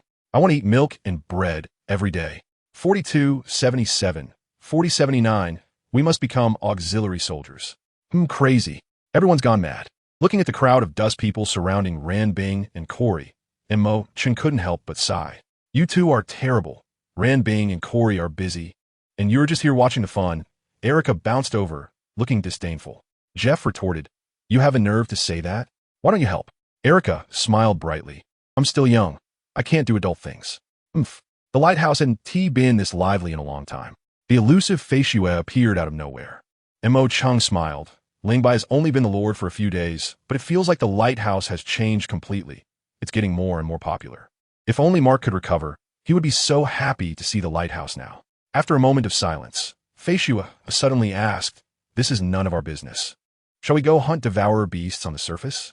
Hunt again? The ones we caught a few days ago were all killed by Dr. Carey. That pervert. Fei Xue. Hey, Fei Xue, is Ranbing calling you? Fei Xue quickened her pace. Erica, you're still young. Your ears haven't developed well. You must have misheard. Oh, Montauk Cheng. Jeff, come help. Erica, lacking the thick skin of the previous few, turned her head to look, but couldn't see Ran Bing and Corey at all. There were just too many people. It's too noisy. I can't hear. At the end of October, in the 51st year of the lighthouse, scavengers discovered an unmarked ruined city on the southwest side of the new continent of Alia. The main structure of the city was well preserved, and its geographical location and basic conditions met the requirements for establishing a human base. In November, Dr. Carey successfully awakened biological armor using life source materials, and Ling Bai became the Abyssal One.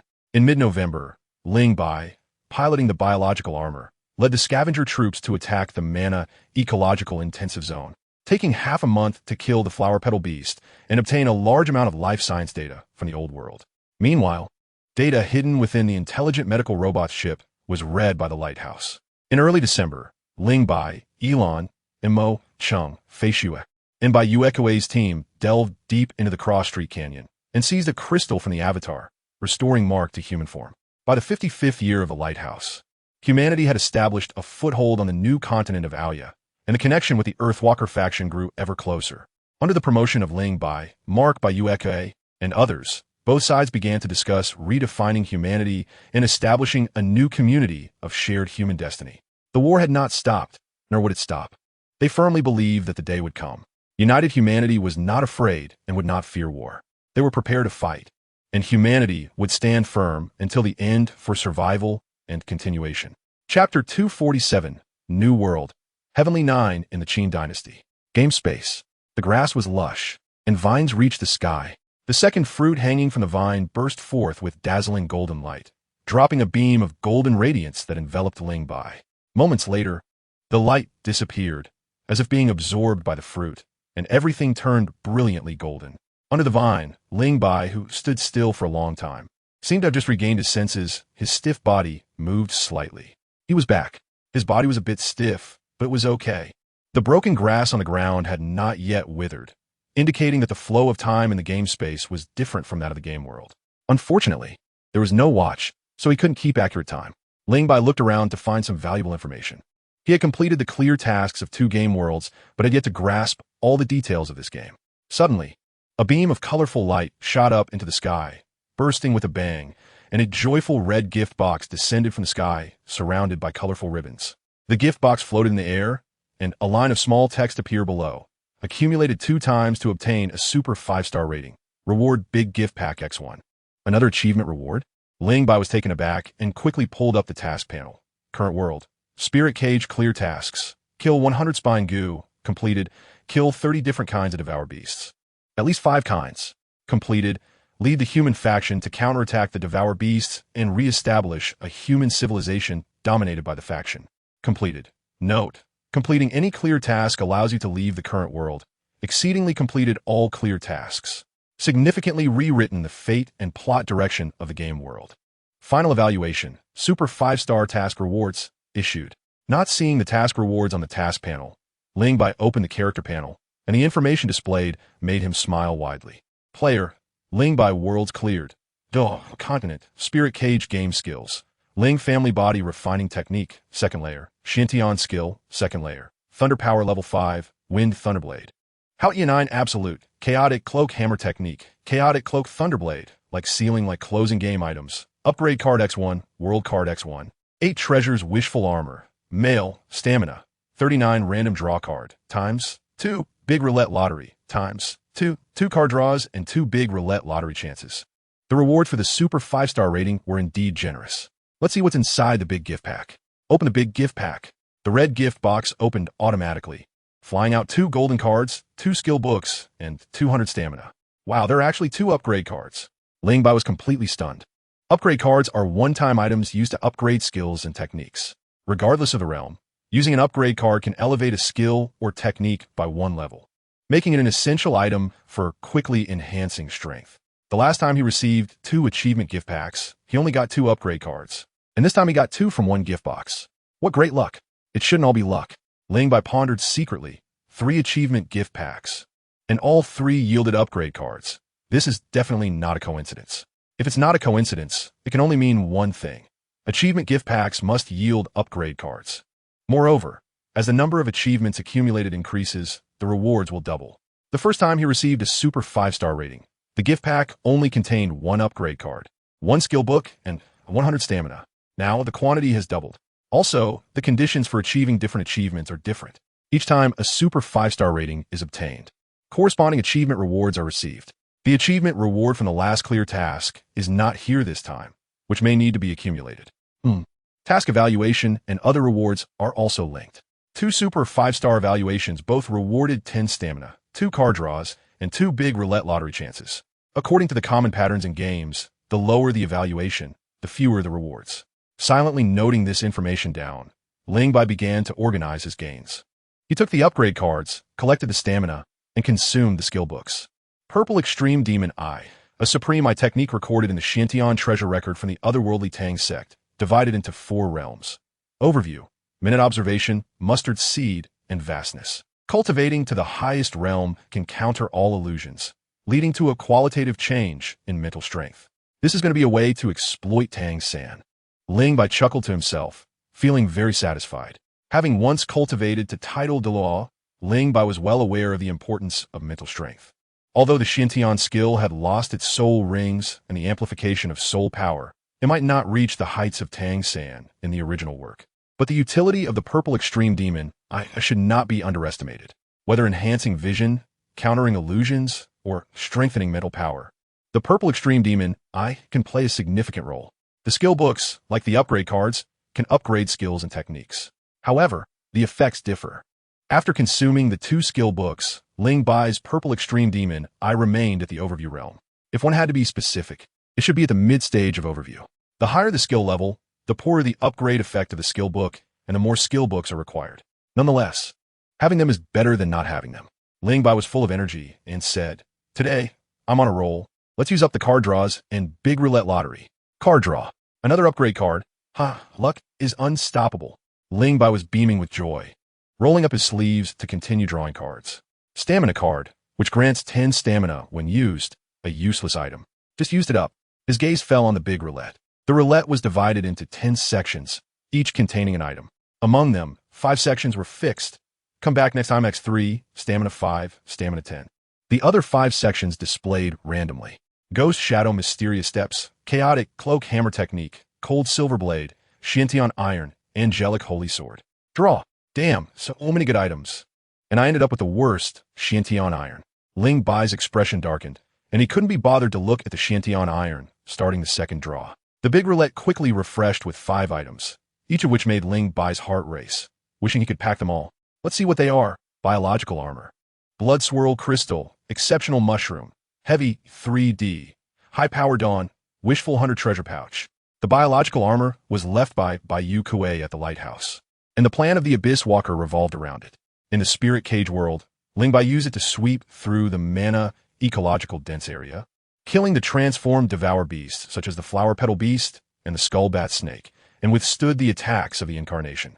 Most importantly, it can evolve. The Blood Swirl Crystal, a crystal containing terrifying energy, was the key for Mark to restore his human form. When Ling Bai snatched the Blood Swirl Crystal from the Incarnation chased him all over the world, showcasing its preciousness. The Exceptional Mushroom is a divine-grade herb that is quite compatible with Ling Bai. The Wishful Hunter Treasure Pouch was a soul guide device given to Tang San by Dugu Bo in the original work, capable of holding living creatures. In comparison, the High Power Dawn Heavy 3D is somewhat lackluster, but it has extremely strong combat capabilities and can come in handy at critical moments. Draw. Last chance. Ling Bai focused intently on the rapidly spinning pointer, and when it landed on the Exceptional Mushroom, he couldn't help but let out a long breath, feeling as refreshing as eating ice cream on a hot day. Over 200 stamina, 3 upgrade cards, 1 divine-grade herb, and the purple Extreme Demon Eye. The harvest was enormous. There was no rush to consume the Exceptional Mushroom. Let us check the next game world first. Placing his palm on the emerald green vine, the third fruit sparkled, and the task panel quietly emerged. Current world, Skywalk 9 songs, Qin Shiming Yu comprehensive clear task. Learn and master 20 martial arts. Unfinished, obtain the names of 7 sword manuals. Unfinished, defeat 10 famous sword masters. Unfinished, note, completing any one of the tasks allows you to leave the current world. Overall evaluation, pending evaluation task rewards. Pending settlement, the martial power value in the Tianjiuqin world is not too exaggerated. The plot is familiar, and finally I can let loose and have some fun. In the Doluo continent, Ling Bai lives a tiring life. In Linglong, he is overly cautious. There is no choice, as he doesn't understand the situation, and the lighthouse is almost finished, so caution is necessary. Bruce, I have 4 upgrade cards left from last time. I'll keep 1 as a backup. Using 3 can upgrade the Xiantian skill to the 5th level, or fully upgrade the purple Extreme Magic Eye in one go, or upgrade Thunder Force and Body Refinement Technique. I have many choices. Let us stabilize first and eat the strange mushroom of the sky to see the effect. Ling Bai sits cross-legged under the sky vine, takes the strange mushroom of the sky from his game backpack, and eats the stamen and petals one by one. The strange mushroom of the sky is a celestial grade herb. Consuming it enhances luck in the limbs, clears the 8 meridians, and can cultivate an indestructible body. In the original work, Dai Mu Bai quickly broke through level 40 using this celestial product, laying a solid foundation for the future, benefiting him for a lifetime. Ling Bai's cultivation is low, and the quality of pure Xiantian skill internal energy is inferior to soul power. The effect of the strange mushroom of the sky may be better. The fact is, after refining the medicinal power of the strange mushroom of the sky, Ling Bai's Xiantian skill rose from the 2nd to the 3rd level, and his physical quality doubled, which was the result of mobilizing a large amount of energy to unblock the Ren and Du meridians. Moreover, a significant portion of the medicinal power remains in his body. In the blink of an eye, 6 months have passed, and the surging internal power has stabilized. Ling Bai uses the upgrade cards to upgrade the Body Refinement Technique and Xiantian skill, preparing to enter the New World. Chapter 248, Misunderstanding south of Jixian, Chu State. In the Tombai mountain area, the rain falls lightly, like stars falling from the sky, dense and heavy, like waves crashing at a harbor. The ground is soaked, and the duckweed is green, while the mountains wash out a Buddhist head of blue. But. Water splashes on the ground, and lotus flowers bloom. A graceful figure darts through the forest. The form-fitting metallic combat suit outlines her nearly perfect figure, while the fishscale armor clings to her legs, highlighting the soft lines of her long and straight legs, exuding a hint of unusual temptation. Her speed is incredibly fast, her demeanor cold, and the falling rain seems unable to approach her body. Electric snakes dance wildly, illuminating the dark forest as bright as day.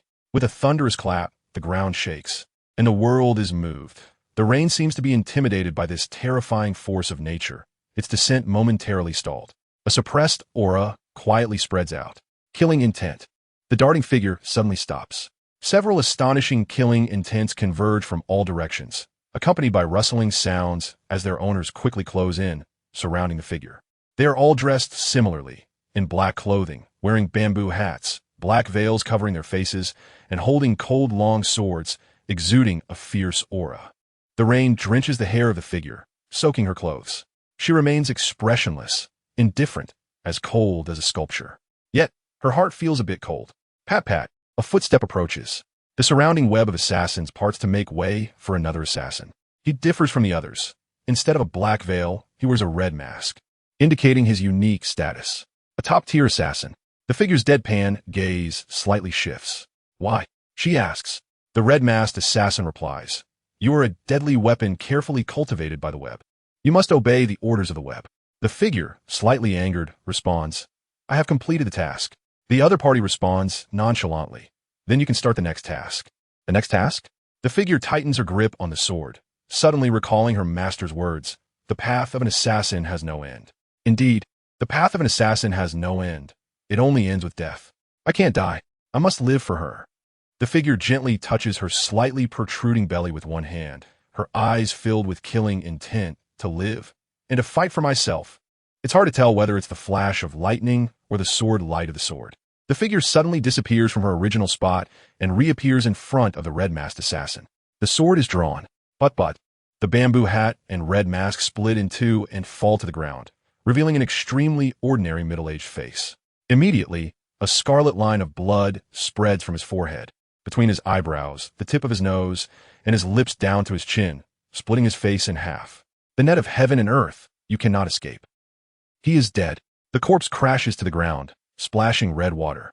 The sound awakens the remaining assassins, who are somewhat shocked by the figure's speed and decisiveness, exchanging glances. However, after all, they are top-tier assassins trained by the web. After a brief moment of panic, one shouts, attack together. More than 10 top-tier assassins strike. Even in her prime, the figure would have to take them seriously, let alone now, when she is pregnant and her strength has greatly diminished. But she is unafraid, advancing instead of retreating. Swift as an arrow released from the bow.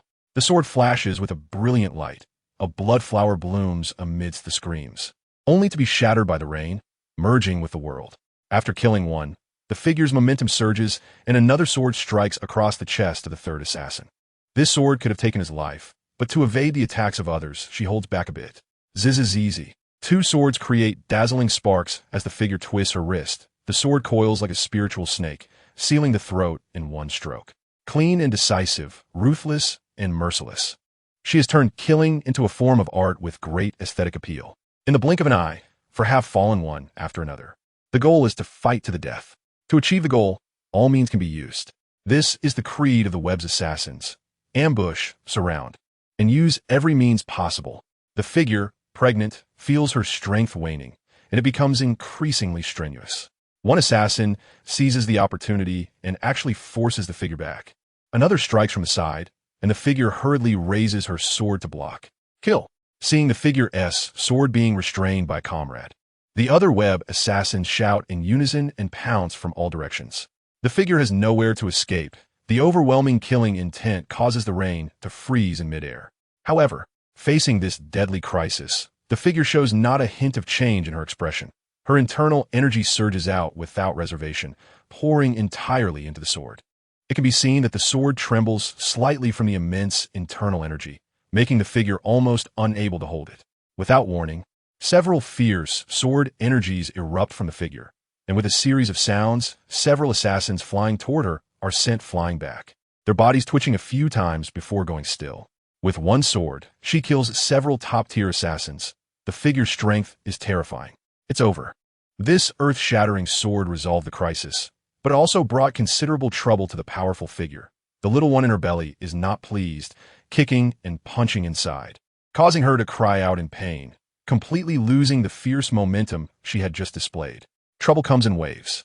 Hearing a slight sound, the figure turns to see a web assassin lying on the ground, slowly getting up. A fish that slipped through the net. The figure's heart sinks, her silver teeth clenched. She walks over with great difficulty. Eradicate the roots. The rising assassin of the web had no idea about the Jingwan, as he had no time to think about anything else. He was dying. Ling Bai was anxious. He knew that the dog game could be unreliable at times. Last time, during the Spirit Cage World mission, he was thrown onto a hunter soldier who was tackled by a devouring beast. If it weren't for his decent strength, he would have been buried under several feet of grass. And this time, he found himself in the body of someone who was close to death. Pain was irrelevant to Ling Bai. What truly terrified him was the continuous loss of life within him and the gradual blurring of his consciousness, making him realize he was not far from death. Damn it, was he going to die before he could achieve anything? Having cleared 2 worlds, Ling Bai had a strong mind and excellent psychological quality. He quickly suppressed the instinctive fear and panic, hurriedly operating the Xiantian Gong's internal power to heal his injuries. With such severe injuries, an ordinary person would undoubtedly die. But Ling Bai was different. He had inherited all the abilities of his original body, possessed a strong physique cultivated through body refinement techniques, and had consumed the celestial-grade Qirong Tantian chrysanthemum, along with the healing effects of the Xiantian Gong's internal power, which meant he could be saved. Effective. Life seemed to have hit the pause button, stopping the loss. Under the nourishment of the Qirong Tantian chrysanthemum's medicinal power, vitality, and internal energy, a trend of improvement and healing began to appear. Phew, he had survived. With a splash, it was like a big stone hitting the pond, and a large spray of water splashed onto Ling Bai's face, instantly waking him up. Opening his eyes, a pair of beautiful legs and fishnet stockings came into view. Looking up, past the slightly protruding abdomen and towering peaks, he saw a stunning face filled with murderous intent. She was Jingwan? Ling Bai's expression changed slightly, and he couldn't help but gasp. This was not good. Jingwan looked at him coldly, her eyes devoid of any emotion, slowly raising her Jingwan sword. Misunderstanding. Before he could finish his words, the Jingwan sword had already stabbed towards him. Chapter 249. Shadow Sword Technique. The sword didn't stab into Ling Bai. It fell to the ground instead, as Jingwan clutched her stomach in pain, fainting from the agony. Her delicate body splashed into the water, lying motionless in the muddy water. That scared me to death. Ling Bai let out a sigh of relief. There was a scare, but not to the point of death. The 8 treasures Rui soft armor he wore could defend against frontal attacks from a level 60 strong attack system Soulmaster. In Jingwan's current state, even if she stabbed him with hundreds of swords, she wouldn't be able to harm Ling Bai in the slightest. Ling Bai feared she would linger and complicate matters. A fatal wound should not be delayed.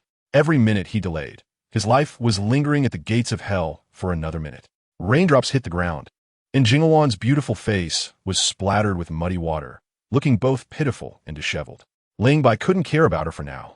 He carefully crawled up and sat cross-legged in the muddy water, operating the Xiantian Gong's internal power to further nourish his wounds with his remaining vitality and the medicinal effects of the Qirong Tantian chrysanthemum. Although the Qirong Tantian chrysanthemum was a celestial-grade herb, its healing effects were far inferior to the water of life, which could revive the dead and heal severed limbs, allowing even the gravest injuries to quickly heal. Half an hour later, his injuries stabilized completely, and he wouldn't be on the brink of death at any moment. Ling Bai stood up, took out a bottle of corpse-dissolving liquid from his body, and destroyed the bodies of the web assassins scattered around. He played a clever trick.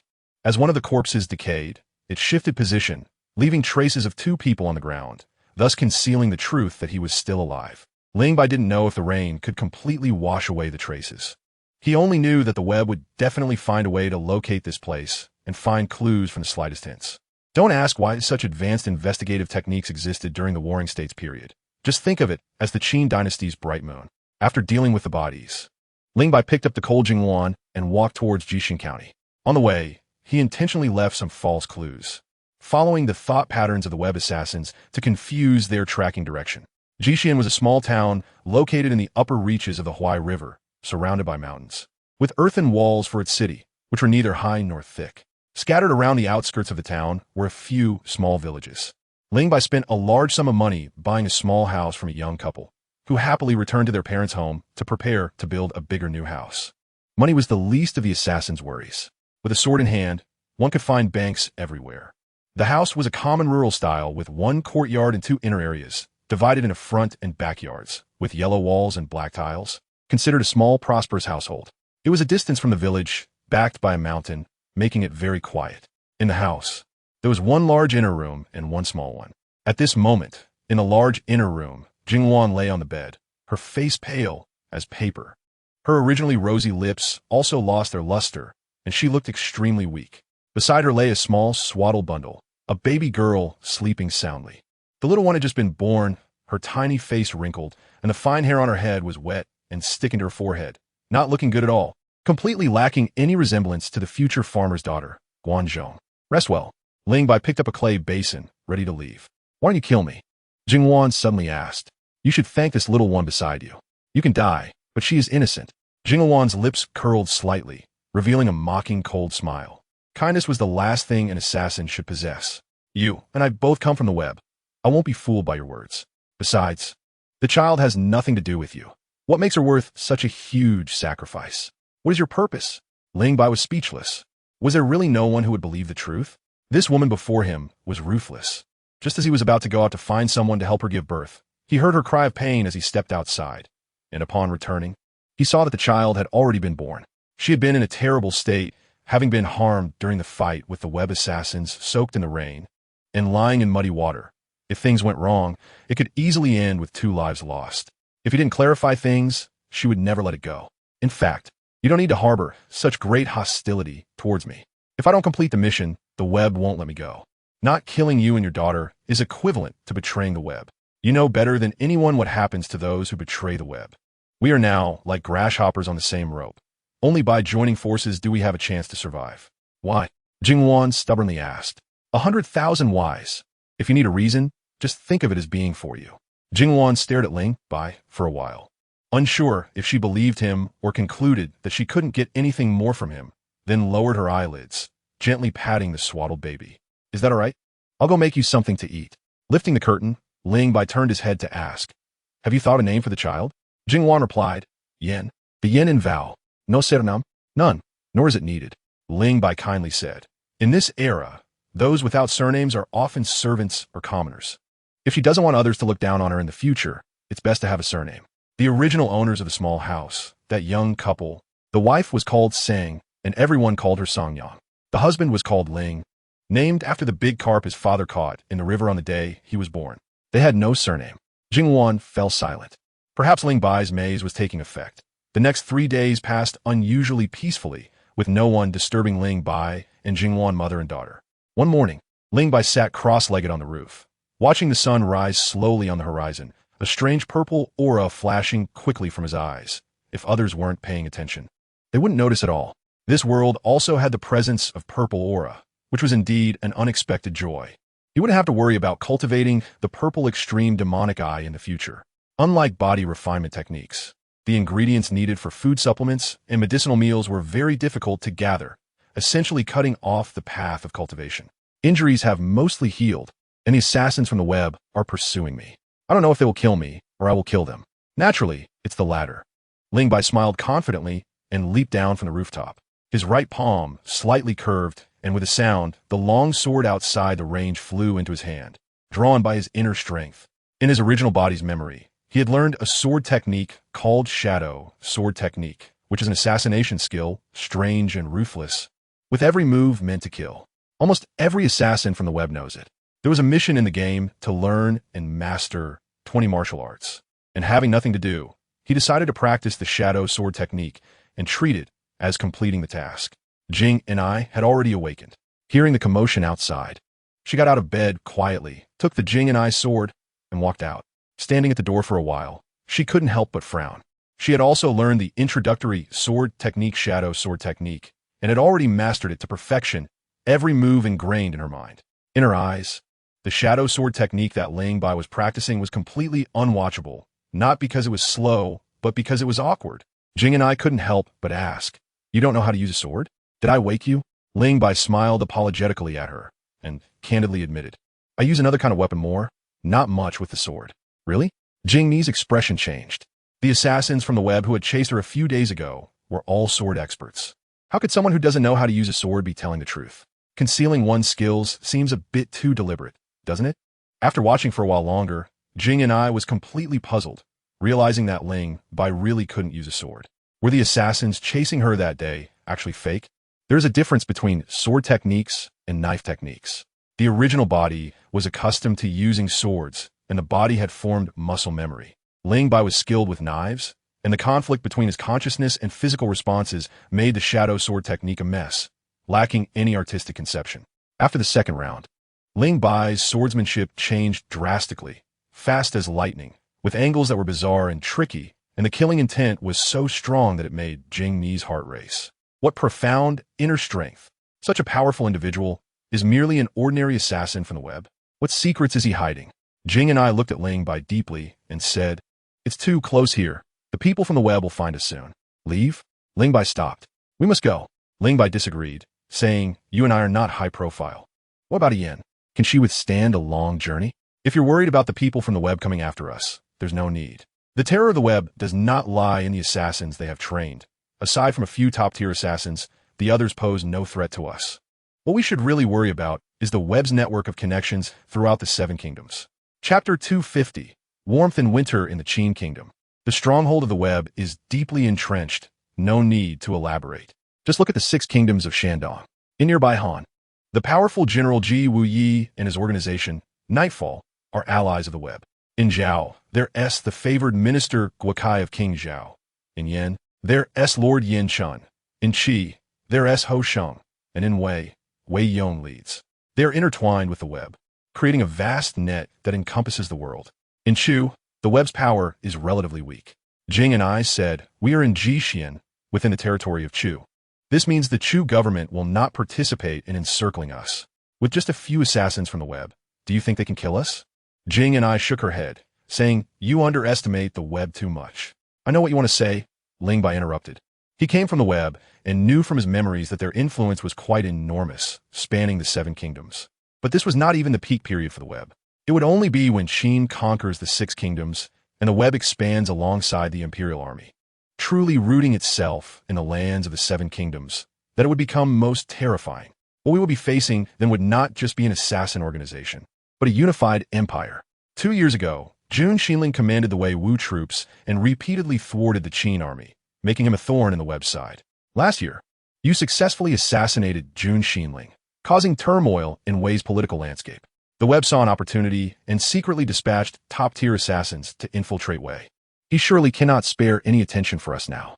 As for the other top-tier assassin Xin Jian, his situation is special, burdened with heavy responsibilities, and he cannot free himself. "Have you heard of Lord Cheng'an Jiao?" Jing and I asked. "Is he the brother of King Zheng of Qin?" "That's right, it's him. Some time ago, King Zheng of Qin sent him to lead troops against Zhao. Cheng Jiao rebelled against Qin and surrendered to Zhao, enraging King Zheng." Jing Ni's eyes lit up as she thought of many things in an instant. As a noble of Qin, Cheng Jiao's rebellion would have a disastrous impact, and King Zheng would definitely kill him. The assassination task would surely fall on the web. Based on what Jing and I knew about the web, they would have to send a top-tier assassin to ensure the task is completed. Xian Jian's assassination of Cheng Jiao and his infiltration into Wei mean that the 2 top-tier assassins are too preoccupied to care about us, which is indeed good news. The 6 sword slaves are still hiding in some corner watching Yan's move. Zhao Gao is not yet the Zhao Gao who would climb to the highest position in later generations. The current leader of the web is Elba Wei, the Prime Minister of Qin. Ling Bai said mysteriously, "There will be a major event next year." Jing and I instinctively asked, "What is it?" "Next year, King Zheng of Qin will hold his coronation ceremony and take back what is rightfully his from certain authorities. A bloody storm is inevitable. As a weapon in Elba Wei's hand, the web will not waste most of its efforts on us. This means that the pursuit from the web will not stop, but the intensity will not be as terrifying as you imagine. For the next year or 2, we can live peacefully. What about a year or 2 later?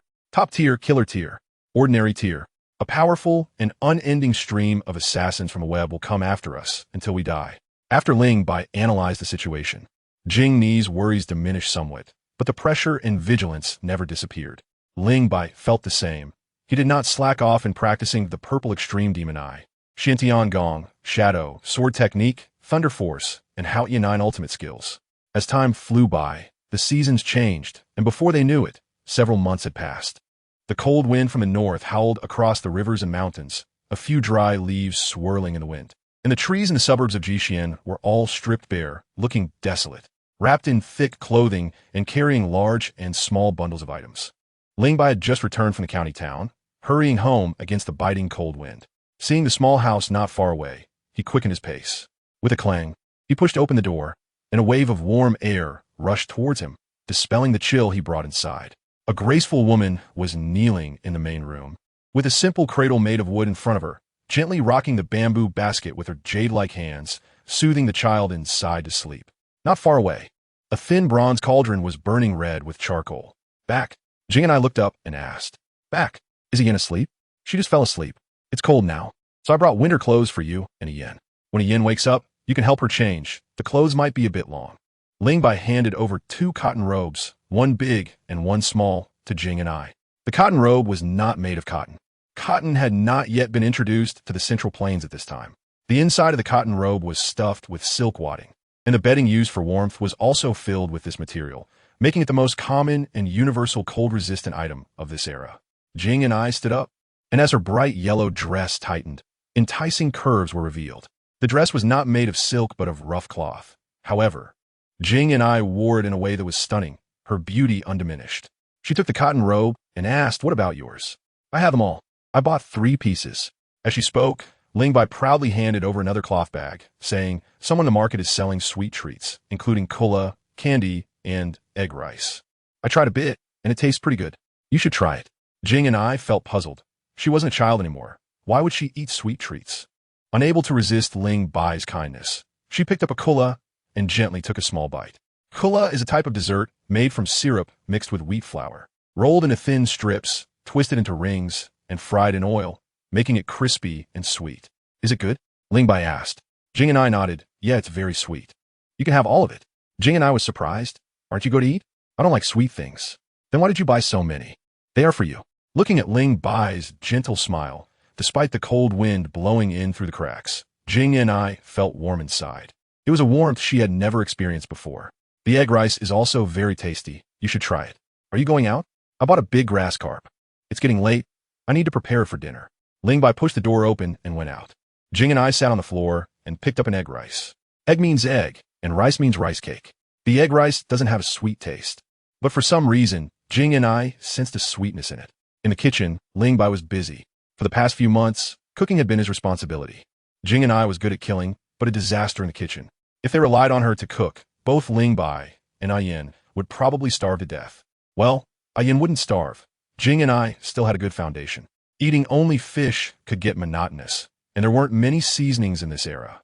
In animations, there are dishes like mapo tofu, kung pao chicken, and chopped pepper fish head, but Ling Bai couldn't find any chili peppers in Jixian. Don't ask how there could be chili peppers in the Warring States period. Just think of it as a story from Qin's Moon. He cut a piece of cured meat and put it in the pot to render oil. There shouldn't be too much cured meat, as it would affect the taste of the fish, just a little to enhance the aroma. The snow-white fish fillets went into the pot, along with some dried scallions and mushrooms that had been collected and dried in the summer, drizzled with cured meat oil and sprinkled with a bit of salt. It smelled pretty good. He also made a soup with winter okra, 2 portions of fish, some sauce sent by the couple Sangyang, and some pickled vegetables, which became the dinner for Ling Bai and Jing and I. The dishes Ling Bai made and his cooking methods were things Jing and I had never seen before. But after seeing them often, she got used to it. No matter how extraordinary the dishes Ling Bai created, Jing and I wouldn't be surprised. In fact, Ling Bai only had these few tricks. Sometimes, Jing and I thought Ling Bai should be a chef instead of a killer. Hurry and eat while Ayin is asleep. When she wakes up, it will be impossible to eat properly. Ling Bai kept serving food into Jing Ni's bowl. Despite the future Lady Tian being graceful and beautiful, she was just as mischievous as most children when she was young. As she grew older, she became increasingly troublesome when she sat at the table. She wanted to turn everything upside down, grabbing anything she saw, having already broken several ceramic bowls, which made her mother angry enough to spank her. It's cold at night, and your room is empty. Sleeping alone is chilly. Come over at night. A grain of rice got stuck in Ling Bai's throat, and he coughed 2 or 3 times before managing to clear it, looking at Jing and I in surprise. Jing and I lowered her head, silently eating, as if the previous words hadn't come from her. Over the past few months, the two had been under the same roof, and their communication had increased. But Jing Mi's attitude towards Ling Bai seemed unchanged, remaining lukewarm. Unexpectedly, she suddenly said such things. Chapter 251, Nameless for Assassins. Love is a very luxurious thing. Something to be yearned for, but unattainable, sometimes even beyond reach. Jing and I fell in love with Lord Xinling and also killed him with her own hands. She couldn't really say she loved Ling Bai. The term acceptance would be more accurate. After spending some time together, Ling Bai gained Jing Mi's acceptance through his actions, sincerity, and thoughtfulness. His displayed strength gave Jing and I a sense of security, just like in animations where she relied on Tianming to protect herself and her daughter. Of course, Ling Bai was different from Tianming. Tianming was a choice Jing and I made out of various calculations and desperation, having never met him before marrying him. On the other hand, Ling Bai was someone she genuinely accepted. In this era, most people worked from sunrise to sunset. As soon as it got dark, Jing and I held Ayin and went back to rest. Ling Bai locked the door behind them, using ash to cover the charcoal, sealing it tightly so the fire wouldn't go out for several days. He lifted the curtain to the inner room and found Jing and I already lying down. She was lying on her side with her back to the curtain, and the thick quilt seemed unable to conceal her alluring figure. Her legs and upper body formed a right angle, creating a perfect arc at her hips, making anyone who glanced at her lose themselves in endless imagination. Ya. Ayin, are you awake? Jing Mi's voice revealed a hint of helplessness. She had slept too much during the day and couldn't sleep at night. She would only fall asleep once she was tired from playing. Ling Bai walked to the bedside, lifted a corner of the quilt, and lay down. Jing and I felt a chill on her back, just about to shift closer to give the man some space when suddenly a pair of strong arms wrapped around her waist. The arms tightened slightly, and Jing Mi's back and hips quickly pressed against Ling Bai's body. She stiffened and didn't dare to move, and, after a while, realizing Ling Bai wasn't making any excessive moves, she relaxed and softly said, "Tomorrow I will teach you swordsmanship." "All right." "Ouch. What happened?" Ayin grabbed my hand. Jing and I gently lifted the quilt and saw Ayin climbing onto her, grabbing at Ling Bai's hand with both little hands as if to say, "Mom is mine." "Let her go." The little one had tender hands, and Ling Bai was afraid she would get hurt, quickly releasing Jing and I. Of course, he didn't let go of this little light bulb and picked her up, placing her between them. In a new position, Ayin still wouldn't give up, climbing toward Ling Bai as if trying to steal a tower or grab his face. Ling Bai was amused by her fierce little appearance, gently pinching her small face and teasing. "At such a young age, you already know how to protect your mother. That's commendable. But you need to distinguish right from wrong. I didn't bully your mother just now. It was your mother who allowed it. Do you understand what bullying means? You're so little, you definitely don't understand. It means in the future, you'll have a brother or sister, maybe more than one." The more he spoke, the more absurd it became. And Jing and I couldn't listen any longer, saying, "I'm going to sleep." "You sleep. I'm going to have a good chat with Ayin." The murmuring voice of the man and Ayin's cheerful sounds behind her didn't disturb Jing and I at all. Instead, she felt an indescribable tranquility within. She closed her eyes and soon fell into a deep sleep. It had been a long time since she had slept soundly after taking care of the child every night. "Shoo, be quiet. Your mother is asleep." Ya. "Oh, getting excited, huh? The more I talk, the louder you get." Ya. "All right. You're impressive. Let me give you a philosophy lesson. That stuff is hypnotic. Matter determines consciousness." After an hour and a half of tossing and turning, the little one finally played enough, got tired, and fell into a stable sleep. The next day, the weather cleared up, and Ling Bai practiced the purple extreme demon eyes and Xiantiangong while facing the rising sun, lazily stretching before leaping down from the roof. Returning to the inner room, he saw Jing and I had also gotten up and was kneeling in front of the dressing table, using a comb to tidy her hair in front of the bronze mirror.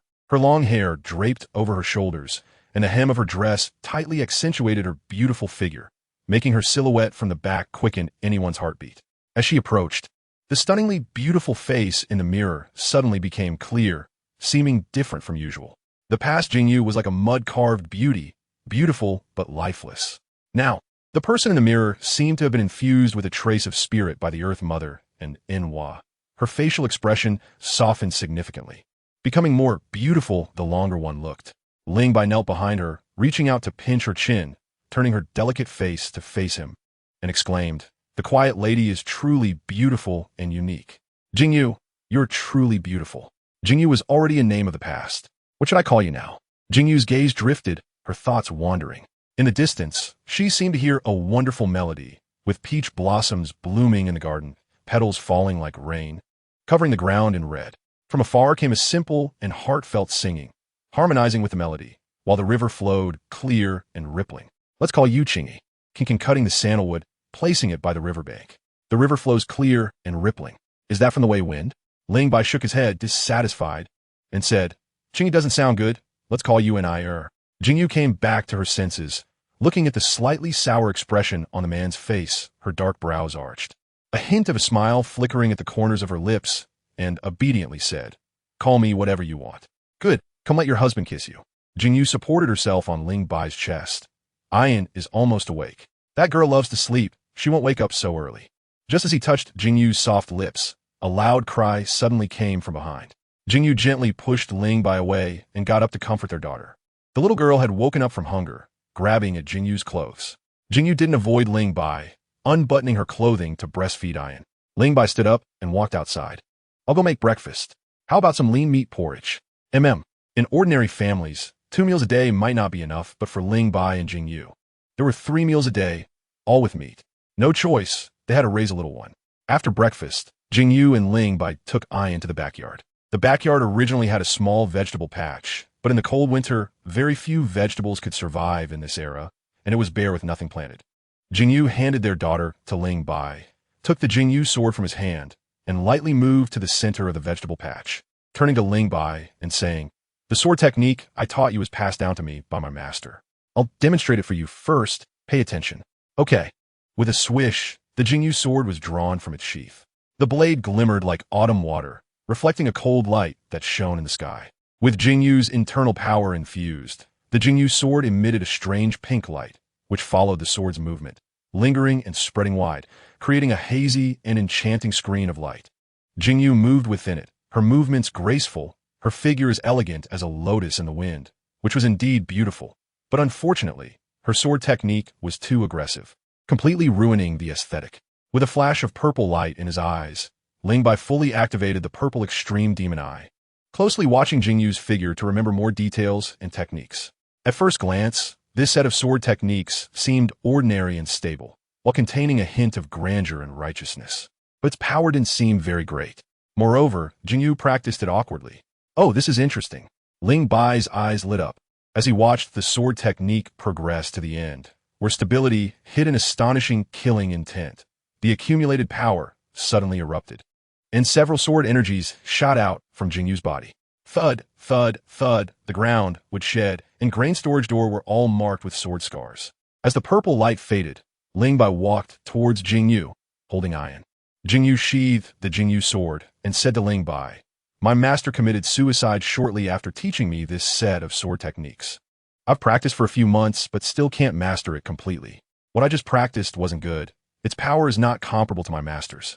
Ling Bai pondered and said, "It's not your fault. This sword technique simply isn't suitable for you." "Not suitable?" Jingyu was puzzled. "What I saw earlier was that this sword technique follows a straightforward path. Every move carries its own momentum. Your killing intent is too strong. The sword deviates from its path, sacrificing momentum for killing intent. The last move is extremely aggressive, and you excel at using it. In the future, you don't need to practice the entire set. Just focus on a few moves that suit you. Otherwise, it will do more harm than good. Wait until your killing intent has faded before practicing again." Jingyu glanced at Ling Bai, thinking he was just saying her realm wasn't sufficient, and found his roundabout explanations unnecessary. "By the way, what is that last move called?" "Nameless." Ling Bai praised. "Nameless is a good name." That move didn't have a name, nor did the entire set of sword techniques. Ling Bai felt slightly awkward and quickly said, "This move releases sword energy that can attack enemies from all directions, which is very mysterious. It didn't have a name in the past, but it can't be nameless in the future. Let's give it a name. What should we call it? Combining the 6 directions. Let's call it Sword Destroying the 6 Directions." Ling Bai handed Ian to Jingyu. eagerly drawing out the long sword and walking to the center of the vegetable patch to practice the moves. Remembering the moves is useless. It requires a matching method of exerting power and unique techniques. While he practiced the sword, Jingyu was beside him, explaining in detail where he went wrong and personally correcting him. Time flew by, and in the blink of an eye, several months had passed. Ian was over a year old now, could talk, call people, and walk, even brandishing a wooden sword Ling Bai carved for her, often chasing Ling Bai around the yard, wildly swinging. Since 3 months ago, Ling Bai had been using his Xiantian Gong internal power to nourish her body every night. Her physique was excellent, but unfortunately, the little one was too young and her mind not mature enough. Otherwise, she could have directly cultivated Xiantian Gong based on this foundation. Just this single step surpassed many people's years of hard work. Only someone as bored as Ling Bai would go to such lengths. Xiao Ming defeated the 6th elder of Tianzong at 8 years old. We can also have high hopes for our Ian. One day, Ling Bai was in the yard teaching Ian to practice swordsmanship, and the little girl was following along quite seriously, enthusiastically shouting, "Hua hua." "Ling, brother." A somewhat anxious voice called from outside the yard, followed by a series of knocks on the door. "Ian, you practice by yourself? I'll go open the door." Ian obediently replied. Opening the door, a dark, ordinary face came into view, dressed in a brown robe and calf-length trousers. Seeing Ling Bai, he said, "Ling, brother, I saw someone in the market inquiring about my sister-in-law." Chapter 252. A new journey. Ling Bai was taken aback for a moment and greeted, "Brother Ling, come in for a drink of water. We can talk slowly."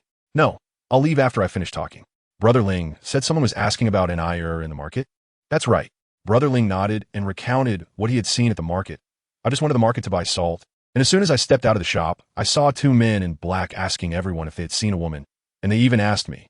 From their description, she was wearing the same clothes as your sister-in-law did when you came.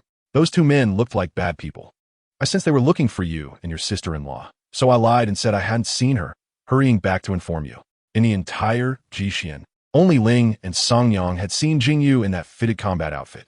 Later, when they settled in Jixian, Jingyu stayed at home to care for Ian, rarely going out, so no one in the market had seen her. But they couldn't let their guard down. Since the people from the web had already found Jixian, it was only a matter of time before they found them. Ling Bai's expression remained unchanged as he bowed and said, "Thank you, Brother Ling, for the reminder. This matter must not be disclosed to anyone, not even to my sister-in-law. If others ask, just say you have never seen me and an ayur." I understand. Brother Ling said somewhat uneasily. "Ling, brother, you and your sister-in-law must be careful. I will leave now. Brother Ling, take care." Ling took a few steps, turned back to look at Ling Bai, as if he wanted to say something, but ultimately didn't. He suddenly quickened his pace to leave this place of trouble. In fact, over this period, Ling had already seen that Ling Bai and his wife were not ordinary people. Ordinary people wouldn't avoid farming, wouldn't do farm work, and would run to the market every day, as if the money in their hands was endless. Although the 2 families got along well, Ling himself was just a commoner and didn't want to get involved in these troubles. "Sai, my son is not lucky. I was originally thinking that when the 2 kids grow up, the 2 families could form a bond, but now it seems there is no hope. I hope Brother Ling Bai and his sister-in-law can escape this disaster." Ling Bai, who was watching Ling leave, was still unaware that Ling had already set his sights on his own yen. If he knew, he would definitely say, "Your pig wants to push my tender cabbage." No way. After closing the courtyard door, Ling Bai turned around and saw Jingyu standing at the entrance. She had changed out of her usual coarse cloth dress and put on that sexy, tight metal battle suit again. One hand held the Jingyu sword, and the other gently stroked a Yan's little head. Her beautiful eyes quietly gazed at him. "They're coming." Her voice was calm, without a trace of fluctuation, because she knew this day would come sooner or later. Ling Bai said softly, "We should go." Jingyu's delicate body trembled slightly, and ripples appeared in her still eyes, suddenly filled with a sense of reluctance. It must be admitted that the past year was the most relaxed, peaceful, and happiest time she had lived until now. Xian Ling Jun had awakened her dead heart. Wu Ming had given her another choice, and Ling Bai had given her a new life. Although the small house was shabby compared to the luxurious Xian Ling Jun mansion, it carried too many precious memories of life. Suddenly leaving, Jingyu found herself a bit reluctant. Ling Bai walked over, bent down to pick up a yen, and gently wrapped one arm around Jingyu's shoulder, softly saying, "Life will get better and better, believe me." Jingyu took a deep breath, cast aside her feelings of parting, and asked, "Where are we going next?" "First to Han Country, and then..." Ling Bai's gaze turned northward, then landed on a yin. Then find a yin, a real home. Home. Yes, our home. After packing their things, the three of them walked out of the courtyard, heading into the distance. A yin turned back to look at the increasingly distant courtyard. Suddenly raised both hands, holding Ling Bai and Jingyu's hands. The child's momentary, inexplicable sadness was instantly replaced by various new and curious questions. Uncle, is Han Country far? Far. How far? If you walk, it will take several days and nights. Several days and nights. The girl exclaimed. The farthest place I've been to is the Jixin market. Why are we going to Han Country? Because Han Country is very big, with many fun things. A yin will definitely like it. Is it bigger than Jixin? Silly child. Han Country is one of the 7 states. Jixin is just a small county in the Chu state among the 7 states. Just the capital of Han Country, Xianzhong, is about 4 or 5 times the size of Jixin. Wow, it's so big. Will we leave after we go? We will. That's not our home. Oh, is our new home bigger than Han Country? Well, it might not be as big as Han Country, but it will definitely be bigger than Xianzhong. There's a big mountain there, many, many people, and our yin will become their young lady. What is a young lady? It means a young lady. Hee. I got it, even Uncle doesn't know. Ling Bai rolled his eyes and said to the silent Jingyu, Jingyu, are you really not considering letting a yin take my surname? A yin is of the Ji surname Wei lineage, carrying a certain mission since birth. This is an oath. The identity of the daughter of Xian Ling Jun is too sensitive. In the animation, Jingyu did not fully trust Tian Meng and initially did not tell him her daughter's true identity. Ling Bai was different. He knew everything about himself and had no need to hide it. A Yan surname Ji Wei cannot be changed no matter what. Do as you wish. Ling Bai knew that Jingyu was hiding some things from him. He didn't blame her. He and told her that the original body was dead and that the one in front of her was another soul, right? Everyone should have their own little secrets. From what Ling Bai knew about Jingyu, her silence must have its reasons. As long as this secret Wu and hurt each other, Ling Bai would not dig deeper. Of course, even if Jingyu didn't say anything, he could roughly guess it had to do with the 7 stars of the Azure Dragon. The 7 stars of the Azure Dragon was the biggest suspense during the Tian Juqin period, with many people flocking to it and various forces vying for it. Mission? 7 stars of the Azure Dragon. Ling Bai smiled. He had come, and everything would change. Let us start with Han Country. Air Zhuangzi, Ji Wuyi, Blood Row Marquis by Yifei, Black and White Xianjian, Tianxia, a group of worthy opponents to fight. You must not let me down. Jixin is surrounded by mountains, with rugged mountain roads, mostly desolate wilderness along the way. In early summer, the green grass is like a carpet, the trees are lush, and flowers bloom everywhere, with countless beautiful sceneries. While rushing on the road, they enjoyed the scenery and didn't feel tired at all. Again, seeing the world outside Jixin for the first time was full of vitality, feeling novelty in everything with endless questions. Just as they were about to exit the forest, Ling Bai and Jingyu both stopped in their tracks. Killing intent. Chapter 253. Xiongdu Xianzheng. Finally, they have come. Ling Bai handed a yin to Jingyu and said, Jingyu, take a yin away first, leave them to me. Uncle. Ling Bai reached out to rub the little guy's head gently, saying softly, Uncle will catch up with you soon, very quickly. A yin said worriedly, then Uncle must be quick. Okay, be careful. After leaving this sentence, Jingyu swiftly carried a yin away. Swish, swish, swish. The sound of breaking air rang out, and figures flashed through the woods like mountain spirits or wild ghosts, moving faster than lightning, arriving just a few feet away from Ling Bai in the blink of an eye. 3 first-class assassins from the Killing Organization and 15 first-class assassins from the Earth Organization. The Net Organization really thinks highly of us, Ling Bai said with a glimmer in his eyes, chuckling. One of the first-class assassins from the Killing Organization asked, Who are you? Why are you blocking the Net from pursuing the traitor? You don't know who I am? Ling Bai was taken aback for a moment, quickly realizing that his ghost trick had worked. The Net Organization assumed the original body had died during the last mission, chasing Jingyu. Most of his superiors and colleagues in the Net were killed by Jingyu, leaving only one Yin-Ri. Perhaps the leader of the Net had his information, but they obviously wouldn't come to carry out the assassination mission. This meant that the 18 assassins from the opposite side did not recognize him. That's fine. Those destined to die don't need to know my identity. Well said. A first-class assassin from the Killing Organization praised, his voice cold and bone-chilling, making people break out in goosebumps. Those destined to die, does it matter who you are? Be a smart person in your next life. Don't block anyone's way. Heavenly Net everywhere. You can't provoke it. Kill. One of the top assassins issued a command, and 18 people shot toward Ling Bai like arrows released from a bow. The sword light flickered, and the killing intent surged. Are they this eager to die? Ling Bai lowered his head, ignoring the 18 assassins of the Luo network. His eyes were solely on the sword in his hand. Gripping the hilt, a light sound echoed as the long sword was unsheathed. This was a very peculiar sword. The blade was palm-width and entirely black. Even the edge was the same color, not shiny and sharp like ordinary long swords. The entire sword looked less like a weapon and more like a common black iron rod. Compared to the beautiful, sharp Jing Yin sword, it was far too ordinary. So ordinary that it could be discarded by the roadside without anyone picking it up. Xuanyang, its name was Xianyang, forged from mysterious iron that Ling Bai had drawn from a lottery while in Jixin.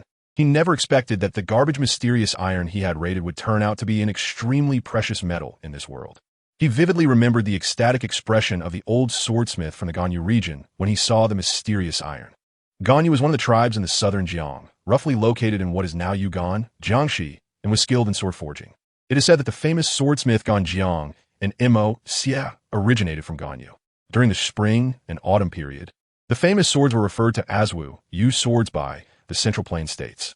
While Wu and Yu called them Ganyu swords, the mysterious iron was hammered using the chaotic cloak hammering technique and forged into two swords by the Ganyu sword-making method. One sword had a narrow blade and was slightly lighter, named Xianyin, which was given to Jingyan. The other sword had a wide blade, named Xianyang, and became Ling Bai's accompanying sword. Mysterious iron is 10 times heavier than fine iron, so the Xianyang sword forged from it weighed over 100 pounds. In terms of materials, the Xianyang sword surpassed most famous swords listed in sword manuals, with only a few swords made from special metals ranking above it. Nevertheless, the Xianyang sword still couldn't be considered a famous sword because it lacked renown. Today, I will use your blood to unseal the Xianyang sword. As the powerful inner energy of the Xian Tiangong continued to pour in, the black blade gradually emitted a white light, as if the sword spirit sleeping within had been awakened, and the white light suddenly became blazing. Sword extinguishes the 6 realms.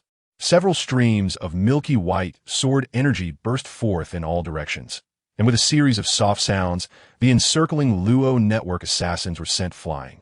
Blood splattering across the sky. The flying grass leaves and debris slowly descended. Only 2 people remained standing in the arena. One was Ling Bai, and the other was a top assassin of the Luo network. Not bad, still standing. Ling Bai glanced in surprise at this assassin, whose strength far exceeded the others, then gathered his legs to sprint. Under the urging of the Hao Tian 9 Absolute's CH character, he transformed into a shadow and shot out. The strength of the top assassin was indeed formidable. Although his body had been injured by the sword energy, he still had the power to fight. Unfortunately, his movements were simply too slow. When the shadow flashed past him, the battle was already declared over. The Xianyang sword was sheathed again, and Ling Bai focused his energy to pursue Jing Yin and Yen. He had no intention of dealing with the corpses on the ground. Firstly, nature would take care of it, and secondly, it served as a warning, a deterrent, a provocation to the Luo network. After this battle, Ling Bai had a clearer understanding of his own level of strength. Unless the likes of Yan Ri and Xianjian appeared, assassins of other ranks were simply no match for him, not even able to touch the corners of his clothes. If Yan Ri and Xianjian came, perhaps he could withstand a few more sword strikes. A few days later, Ling Bai, Jing Yin, and Yen arrived at the capital of the Han Kingdom, Xianzhong. Xianzhong was originally the capital of the Zheng state, which was relocated there after the Han Kingdom destroyed Zheng.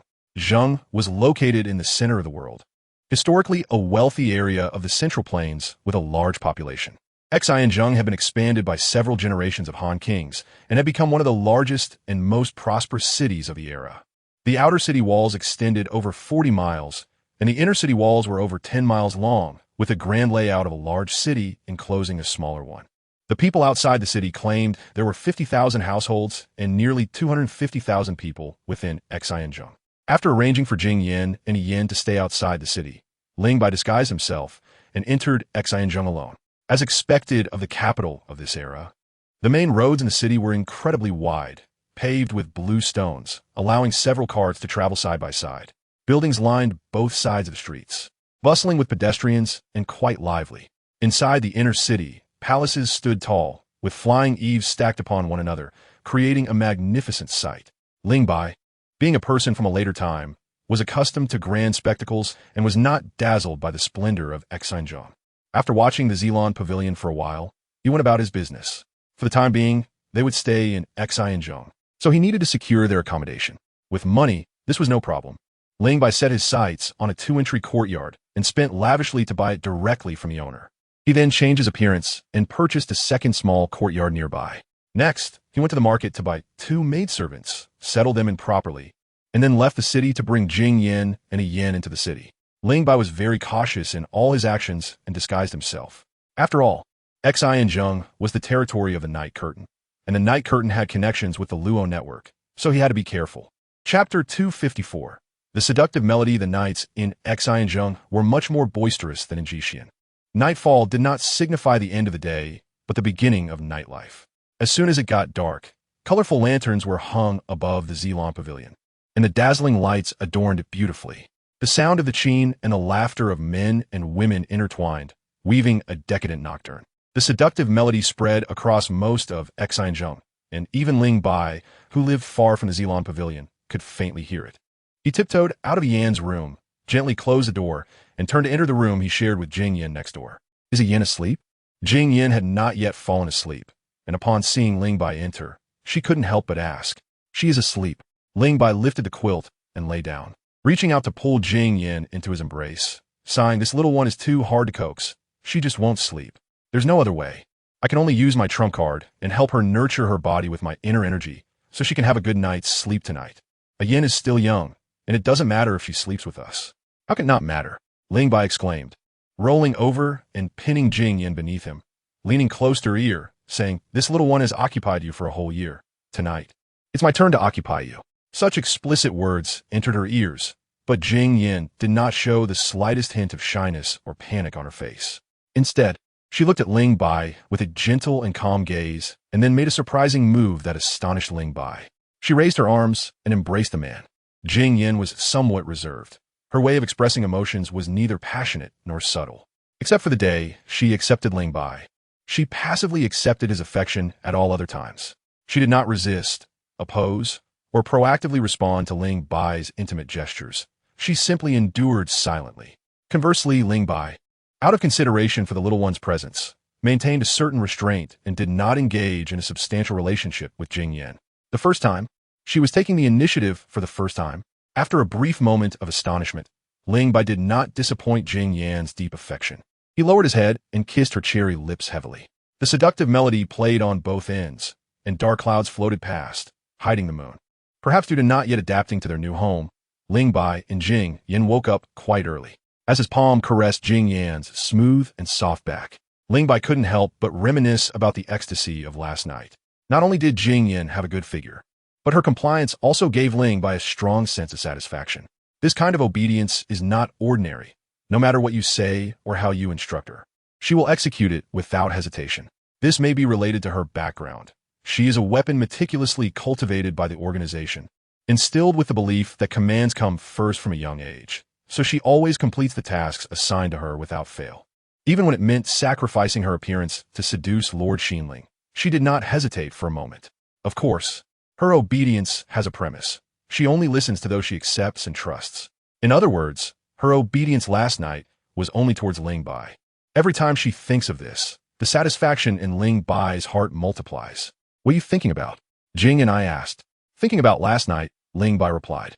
Jing Ni's delicate body stiffened, her face slightly unnatural, feeling weak. The man beside her was too strong. The storm-like impact was something even she, a top assassin of the organization, could not withstand. She felt like a small boat caught in raging waves. At any moment, it could be swallowed by the sea. Feeling scared, satisfied, and somewhat expectant. The man's voice suddenly became strange. Jing and I sensed danger, and with a quick thought, asked, we've arrived in Xinjiang. What do you plan to do? This is serious. Ling Bai's attention was indeed diverted by her.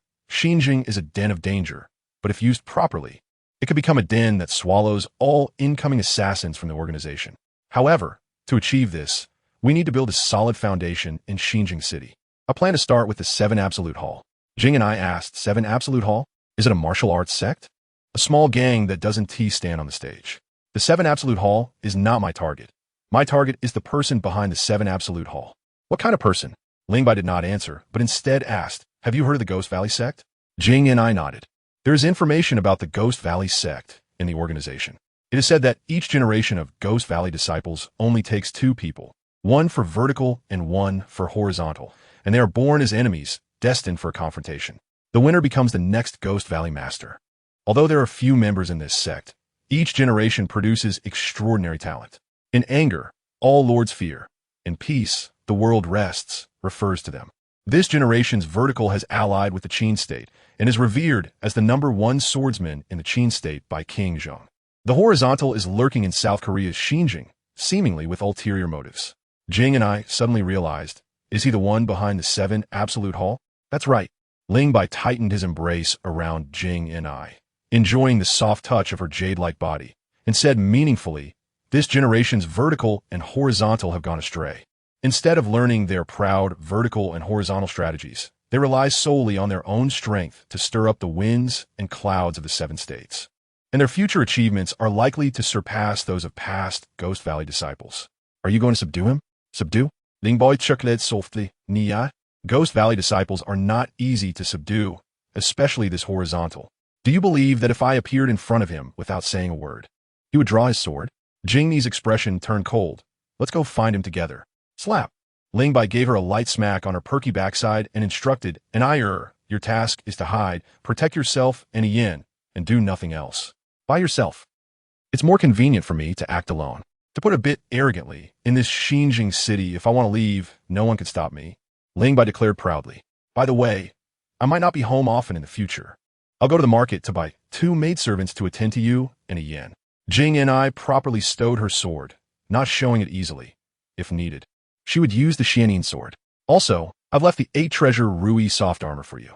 The blue male version of the soft armor can also be worn by women, but it's a bit troublesome to put on. In fact, the female version is even more troublesome. With the 8 treasure Rui soft armor for protection, combined with Jingni's strength, there are few people in Xinjiang City who can harm her, undoubtedly greatly increasing her safety. Get up, I hear the little one crying. After waking up, Ayen found that her mother and uncle were not by her side. Panic, fear, and loneliness surged in her heart. At her young age, she could hardly bear it. Tears streamed down her big eyes like a broken string of pearls, and she sat on the bed, crying sorrowfully. Seeing Ling Bai and Jing and I, the little one ran over and hugged their legs, refusing to let go, leaving the two of them both amused and helpless. I will never dare to do bad things behind a Yan's back again.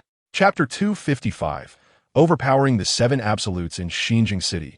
There is a Ma River, which flows through residential areas and is named for the water that drains into the Zhenma pool outside the city. On the Ma River, there is a bridge called the Fively Bridge, also known as the Two Gang Bridge.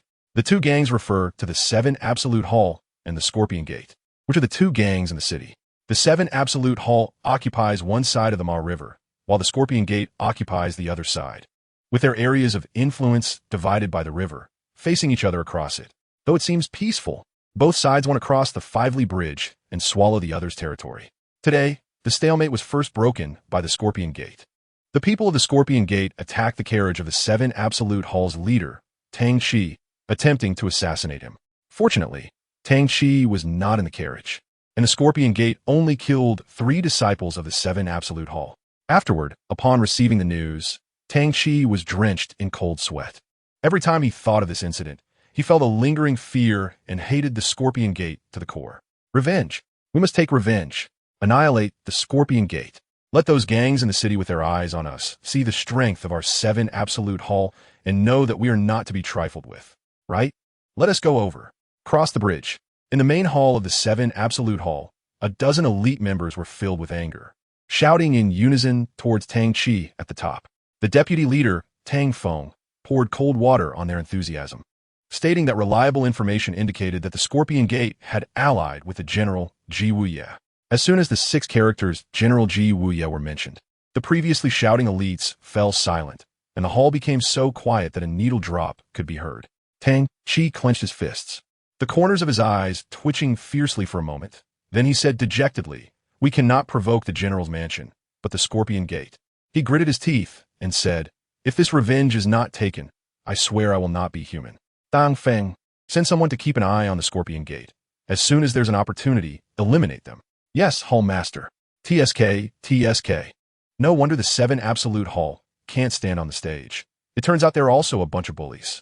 A voice filled with sarcasm suddenly rang out. Who is speaking? What kind of hero is hiding behind a mask? Get out here.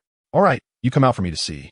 As soon as the voice fell, the heavy wooden door instantly shattered into pieces, and a door panel flew in the hall, crashing into the elite of the 7 Absolute Hall who had just spoken fiercely, sending him flying and rolling on the ground before falling silent. Old Shun, Tang Feng, and the others were greatly shocked, with clear footsteps accompanying it. An ordinary-looking black-clad swordsman slowly walked into the hall. He held a completely black sword and casually tapped it on the ground, causing the entire hall to seem to shake, with the tiles within 6 feet around him cracking completely. Hiss! Seeing this scene, the elites of the 7 Absolute Hall gasped, their eyes showing awe. Even Tang Chi, sitting at the top, was startled and jumped up as if his backside was on fire. Sir, have you come to kill me in the middle of the night? Tang Chi, having been a soldier and tasted blood, quickly calmed down and spoke, testing the black-clad man's intentions. Fight him? Unless I have water in my head. The black-clad man replied, whether I kill you or not depends on your attitude. Tang Chi asked again, is the gentleman sent by the Scorpion sect? The black-clad man did not hide the disdain on his face. What is the Scorpion sect? They have no right to assign me. I'm here for one purpose only. As long as you're not from the Scorpion sect or the General's mansion, everything is negotiable. Tang Chi breathed a sigh of relief and politely said, please, sir, go on. I want the 7 Absolute Hall. The 7 Absolute Hall? Exactly. Starting today, the 7 Absolute Hall will submit to me. The elites of the 7 Absolute Hall exchanged glances, and a few were slightly moved. With such a powerful ally, would the 7 Absolute Hall still fear the Scorpion sect? Tang Chi's expression turned angry as he patiently asked, what if the 7 Absolute Hall is unwilling to submit to you? You should be asking what benefits there are in submitting to me. The 7 Absolute Hall is my hard work. I do not wish to hand it over to others. Very well, I will give you an answer. If you do not submit to me, the only outcome for the 7 Absolute Hall is destruction. After saying this, the black-clad man lifted his black sword and vanished from the hall in a flash. I will give you one more day to consider. By this time, tomorrow night, I want a definite answer. You can run or escape, but you must be faster than the sword in my hand. The hall fell into dead silence. Given the power and speed demonstrated by the black-clad man, the crisis facing the 7 Absolute Hall was far greater than the threat posed by the Scorpion sect. They might truly face destruction. Damn it, what is this? Do they think the 7 Absolute Hall is a soft persimmon that anyone can squeeze? Why not say it when he left? Why didn't anyone say anything earlier? Hall Master, what should we do now? Tang Chi's expression changed, and he sighed. For now, we can only ask him to take action. In a hidden corner outside the hall, the black-clad swordsman, who was actually Ling Bai in disguise, heard Tang Chi wanted to ask him for help. The corners of his mouth slightly curled up as he leaped onto the rooftop, quickly disappearing into the night. The black-clad swordsman was Ling Bai in disguise. He used force to oppress the 7 Absolute Hall, and indeed intended to take the 7 Absolute Hall for himself. Additionally, he wanted to use the 7 Absolute Hall to draw out Wei Zhuang. The shark tooth, known for its ferocity and called the Demon Sword, was not included in the sword spectrum.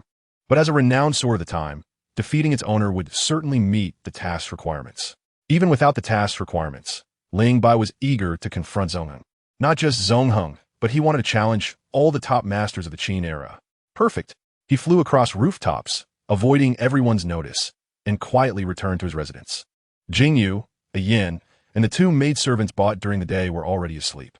However, Jingyu was highly alert. Even the slightest rustle would disturb her. Without opening her eyes, her jade hand grasped her sword.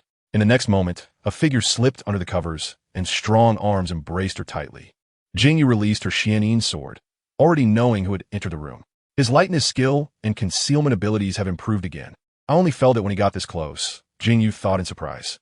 For an assassin, allowing the enemy to get close was extremely dangerous. However, Jingyu was not the least bit flustered. She was even happy because all of Ling Bai's lightness skills, disguise techniques, and various assassin skills were taught by her. She was pleased to see her husband grow stronger. In the dark, the man's lips continuously brushed against her delicate face, and both their bodies began to heat up. Jingyu hurriedly reminded, don't wake again. Ling Bai paused, but did not withdraw his hand from inside Jingyu's clothes. Should I take the little one to the next room to sleep? Jingyu felt a bit afraid of him. She did not want to experience that feeling of her body almost falling apart again. She firmly rejected Ling Bai's suggestion. Ling Bai did not insist.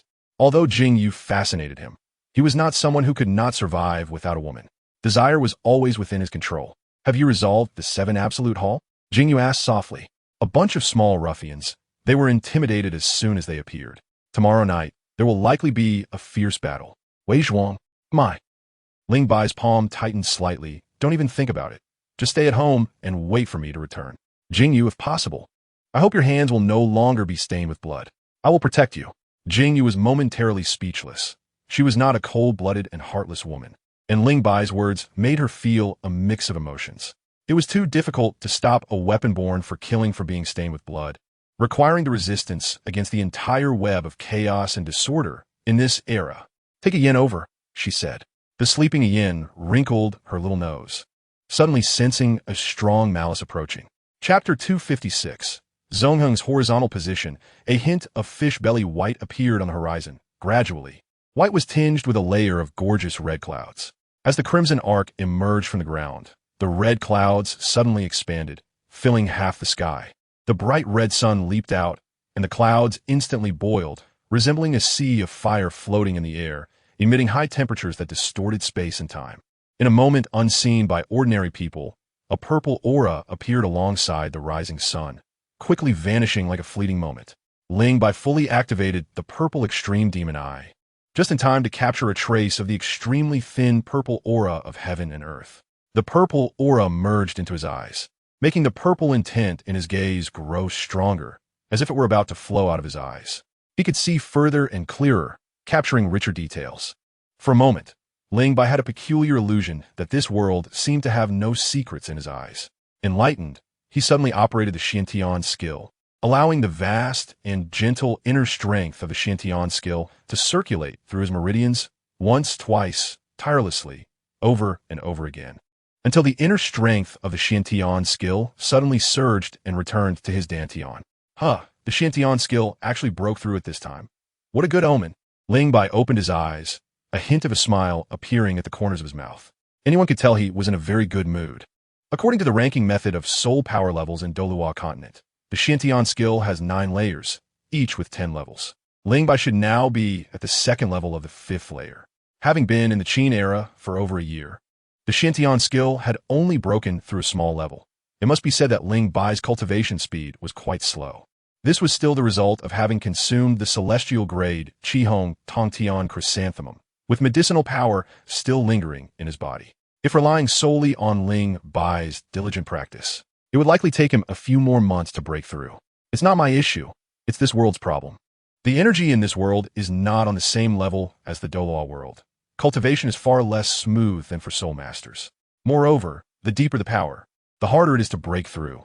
I am only at the 5th layer, yet it feels like carrying a mountain while walking, quite strenuous. The 6th and 7th layers will only be more difficult. Ling Bai sighed softly, his figure swaying before landing back in his yard, striding towards the front hall. My lord. Seeing Ling Bai enter, the maidservants busy tidying up the hall, sweeping the floor, and wiping the table, stepped forward with graceful movements to greet him. They wore deep red garments, their figures graceful, skin fair, and their looks beautiful, with elegant demeanor. Living under the same roof, it wouldn't do to bring back 2 ugly ones to ruin the mood. One was named LVY, and the other was named Hongyan. They were originally daughters from a peasant family in Nanyang, South Korea. The Emerald Tiger, relying on the power of the great General Jiwiye, had greedily swallowed the farmers' fields, leaving them with no land to cultivate, no grains to eat, and no clothes to wear.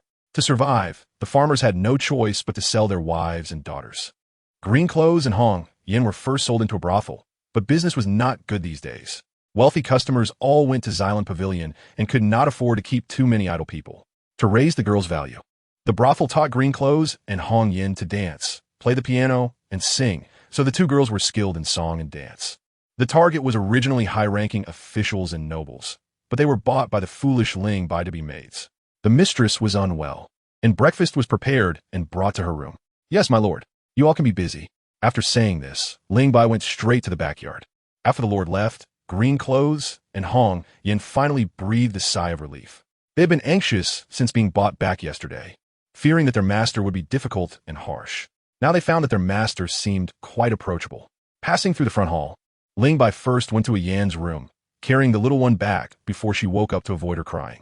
Jingyu was still fast asleep, and Ling Bai carried the little one into the room without any reaction, showing no alertness of a top assassin. She was really exhausted, thanks to someone, and probably wouldn't get out of bed today. This showed how intense last night had been. Jingyu had this charm. Her obedience was a kind of indulgence, an irresistible impulse that made one want to melt her into their body. Uncle, just as he placed the little one on the bed, she suddenly woke up and lazily raised her little hands to hug Lingbai's neck. Lingbai had no choice but to pick her up again. Mom, is Lazy in bed? Yin said with a grin. Exactly. Our Yin is so small and already up, and your mom is still asleep, really too lazy. Let her sleep for now, and Uncle will teach her a good lesson tonight. Let's go. I'll take you to wash your face. As the two left, Jingyu slowly opened her eyes, a rare flicker of annoyance showing in her eyes, but it was quickly replaced by helplessness, and finally, she simply closed her eyelids and fell back into a deep sleep. Lingbai stayed home all day, accompanying the weak Jingyu. When he got bored, he taught a Yin sword practice or watched Green Clothes and Hong Yin dance, feeling quite content. The night draped over Xinjiang, not as noisy as during the day, but the shadows hidden in the darkness were no less than during the day. Some people preferred to act at night. Night was their time. A figure leaped onto the rooftop, light as a weasel, fast as a ghost, disappearing in a few flashes. At the headquarters of the 7 Absolute Hall, the torches outside flickered like dragons, with the Hall Master Tang Chi, Deputy Hall Master Tang Feng, and other heads of various halls all present, leading a large group of brothers waiting at the door. Will he come? Tang Feng asked softly. Before Tang Chi could answer, clear and heavy footsteps suddenly sounded. Tang Chi and the others looked in the direction of the sound and saw a black-clad swordsman appear out of thin air in the alley ahead. Among the dozens of people present, not a single one noticed when he had appeared. Tang Chi felt uneasy, but the arrow was on the string, and he had to release it. He stepped forward and cupped his fists, saying, "Sir, you have arrived as promised. On behalf of all the brothers of the 7 Absolute Hall, I inform you of our decision. The 7 Absolute Hall absolutely. Lingbai raised his hand to stop Tang Chi from speaking and walked past the people of the 7 Absolute Hall as if they were invisible. The decision that concerned the survival of the 7 Absolute Hall should be taken cautiously by Hall Master Tang Chi. I said I want a definite answer tonight. There is still a long time until tonight ends. There is no need to rush into a decision. A faint yet very powerful aura? Is this your alliance? Very well. I will dispel all your unrealistic thoughts. With a burst of strength in his legs, the floor tiles shattered inch by inch.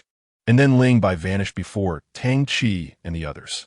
The next moment, the reinforced wooden door seemed to be hit by a bomb, shattering with a loud bang and turning into flying wood chips. Lingbai walked slowly into the hall, his gaze fixed on the person in front of him. He was very young, sitting in Tang Chi's position, yet there was no sense of incongruity. It even made one feel that the position did not suit him. Dressed in luxurious clothes, with shoulder-length gray hair tightly bound by a similarly extravagant headband, it fell across his face. His face was cold, looking proud and ruthless. There are only 2 types of people who can talk to you from that position, he began. Oh, Lingbai stopped and asked, what 2 types of people? One is someone I trust, and the other will be killed. You're mistaken. There are not 2 types, but 3. Oh, and what is the third? The one who will kill you. Wei Zhuang seemed to become a bit interested, his gaze that had been focused on Shark Tooth shifting to Lingbai. I hope your strength is as strong as your words. Do not disappoint me. Lingbai smiled faintly and said, that is what I want to say to you. I have been waiting for you for a long time, Ghost Valley Wei Zhuang.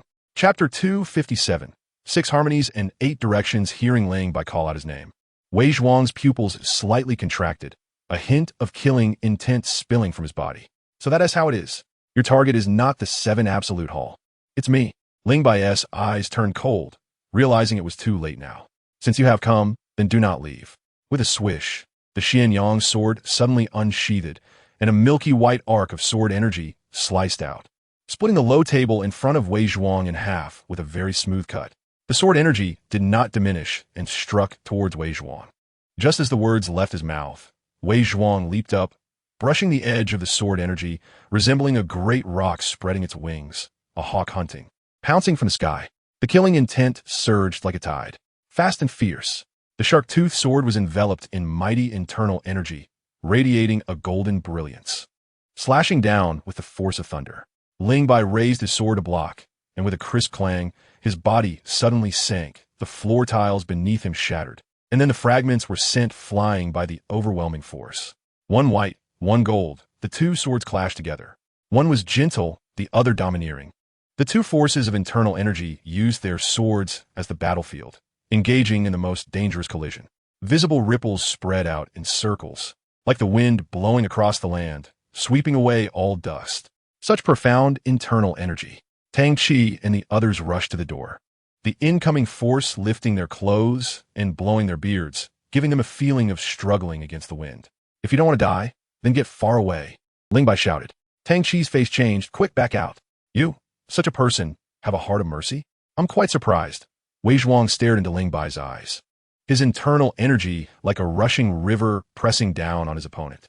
Your strength is good, but you're still not qualified to become the third type. Heh. What are you laughing at? I laugh at you for being too pretentious. Your internal energy is no match for mine. In a contest of internal energy, the one who loses will definitely be you. Wei Zhuang fully activated his internal energy, his expression still cold, but inside he was somewhat shaken. This person in front of him was not wrong. His internal energy was indeed stronger than his own. If his internal energy was a rushing river, then the other's internal energy was a vast ocean. The ocean can contain all rivers, so in the end, the one who loses can only be himself. I'm just testing your strength. Do you really think that deep internal energy represents everything? Naive. Wei Zhuang's wrist sank. The shark-toothed sword jerked down fiercely, creating dazzling sparks as it scraped against the Xianyang sword, his body circling around Ling Bai, the shark-toothed sword cutting out in a follow-up motion. He changed moves very quickly, not only skillfully ending the contest of internal energy, but also launching a fatal attack in the next moment. If Ling Bai did not dodge in time, this sword could completely cut him in half. He is really not giving his opponent a chance to breathe at all. Ling Bai smiled faintly, not dodging or avoiding, slightly swaying his upper body, and an astonishing scene appeared before Wei Zhuang's eyes. Ling Bai's upper body was actually misaligned with his lower body, and the shark-toothed sword cut through the misaligned space without any obstruction. How is that possible? Wei Zhuang could hardly believe his eyes, his heart surging with waves. But after all, he was a cold-blooded swordsman with strong psychological qualities. He forcibly suppressed his shock and continued his attack rhythm. Wild as the wind, fierce as the waves, fast as lightning, his sword moves changed unpredictably, swirling around Ling Bai like a strand of golden light, the clanging sounds ringing incessantly.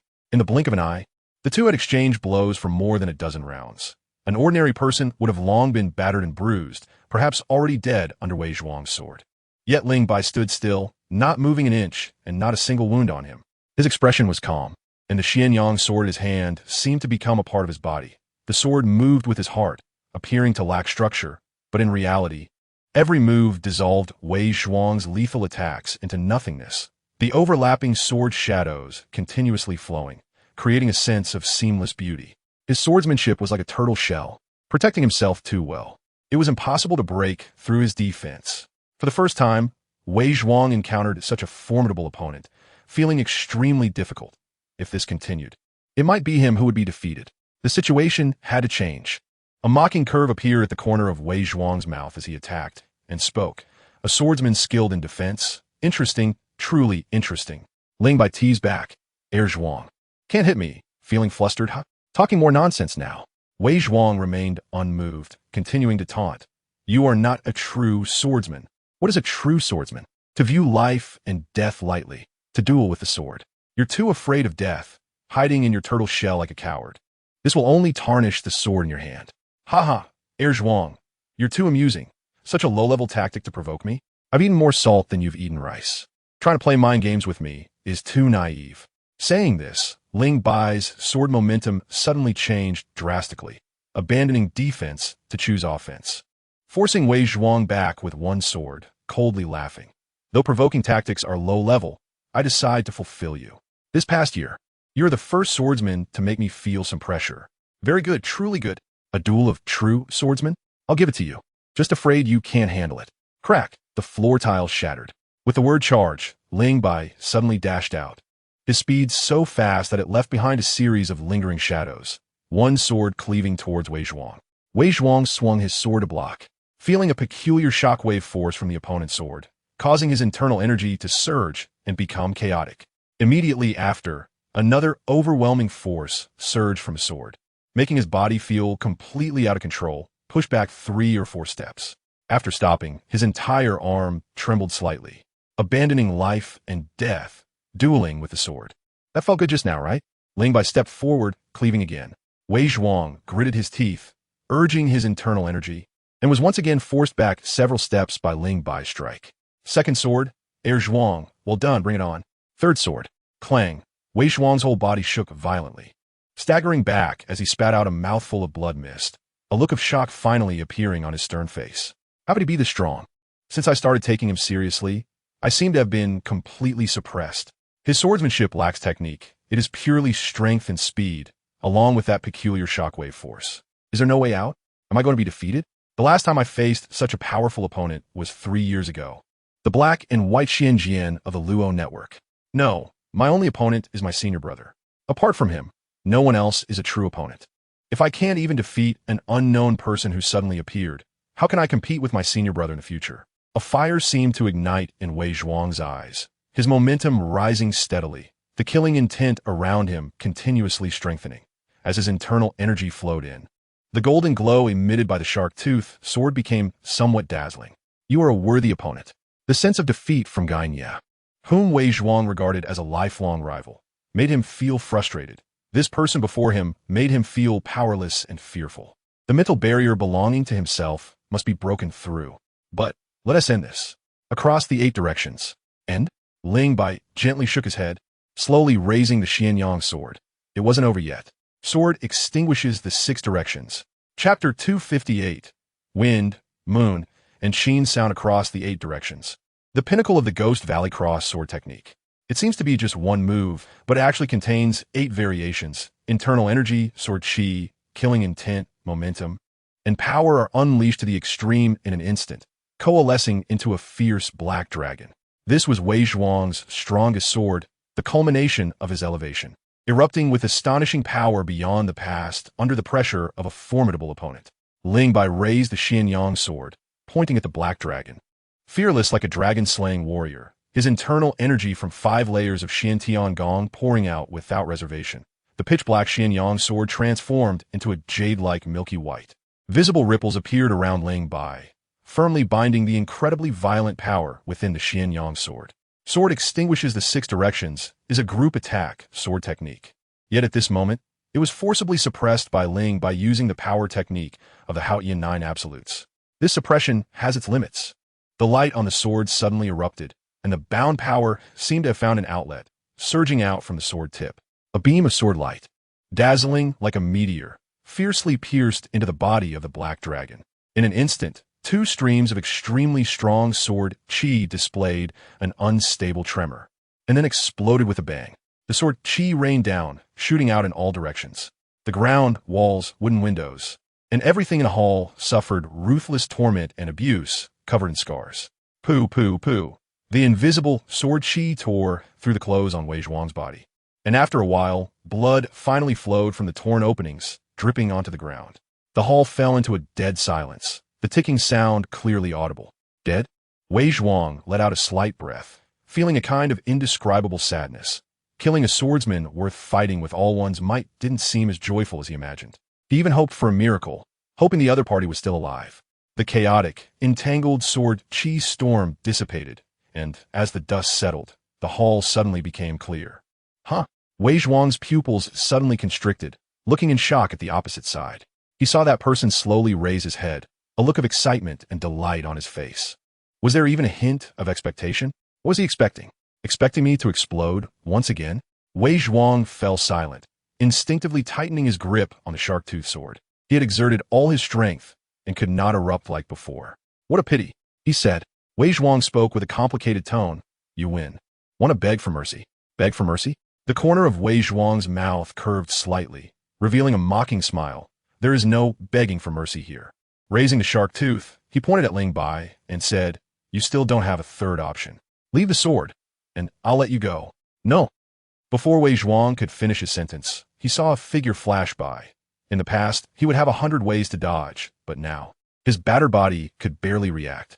With a gentle press of his palm, Wei Zhuang spat out blood again, his body flying out like a piece of paper, leaving Ling Bai with an angry, unwilling, and cold gaze. Silly child, don't hate me. This is for your own good. Without refining jade, one cannot become a vessel. Without tempering iron, one cannot make steel. If you can get through this setback and blow, your swordsmanship will surely reach new heights. I look forward to my second uncle going online soon. The current Wei Zhuang is too weak. Ling Bai withdrew his gaze, looking at the shark-toothed sword in his hand. As expected of a demon sword, it indeed has a sinister aura. With a swift motion, the shark-toothed sword was placed against Tang Chi's neck as he walked in. How do you feel about being killed with this sword, Home Master Tang Chi? Tang Chi's body stiffened as he said, "To die under the shark-toothed sword is my honor. But I know you want to kill me. Overestimating yourself. With your last support gone, you want to beg for mercy? To beg for mercy, one must have the appearance of begging for mercy. Kneel down. Just now, you're not him. You have no right to enjoy the same treatment." Tang Chi's eyes were filled with anger. A soldier can be killed. As you wish. Ling Bai walked towards the door. Tang Chi's face turned pale. His legs bent, and he knelt on the ground. This kneel took away his spirit, dignity, and pride, as if it also took away his anger. Looking at the dejected and lost Tang Chi, Ling Bai said lightly, "The Scorpion Gate tried to assassinate you, and you didn't dare to retaliate. By then, your once hard bones had already softened. Don't you find this absurd performance in front of me laughable?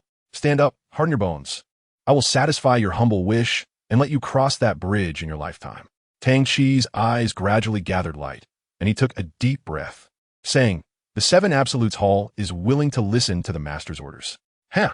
Ling Bai sneered. "The Seven Absolutes Hall was like this before, and it will remain the same in the future. Your position as Hall Master will not change. Thank you for your forgiveness, Master. First, let the Scorpion Gate enjoy a few days of freedom and help me with two things." Tang Chi respectfully said, "Master's orders. First, find a few young, skilled, loyal, and reliable disciples for me. I will personally train them, as there are too few experts in the Seven Absolutes Hall. I will definitely comply," Tang Chi said happily. "The second thing is to investigate a secret prison that may not even exist." Tang Chi hesitated. "Master, it may be difficult to find a prison that doesn't exist, right?" Ling Bai glanced at him and said, "What I mean by not existing is not that it truly doesn't exist, but that it is very secretive, with very few people knowing about it.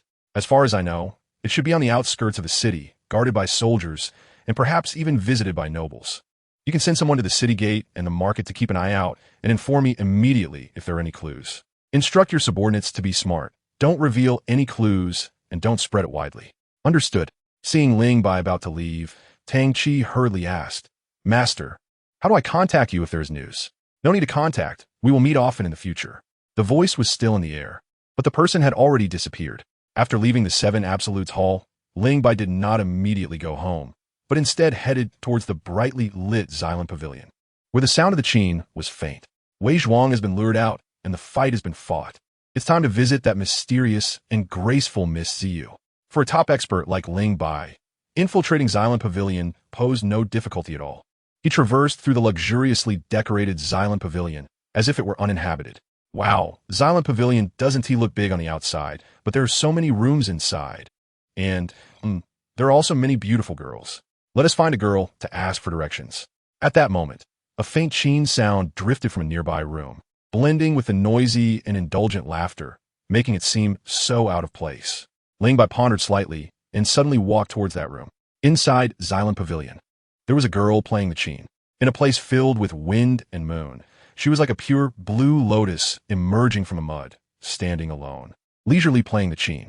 In an elegant dress, with a face as exquisite as jade, her starry eyes focused on the qin, her slender fingers plucking out a moving melody. Without the need for ink, paper, or brush, she was a beautiful painting in itself. When the piece ended, Ling Bai couldn't help but applaud. The lingering sound surrounds the beams, an unparalleled celestial sound. I have long heard that Miss Nongyu from Xylem Pavilion has extraordinary qin skills, comparable to Master Guangxiu. What I see today, indeed, lives up to its reputation. Chapter 259. Thousands of birds greet the sound.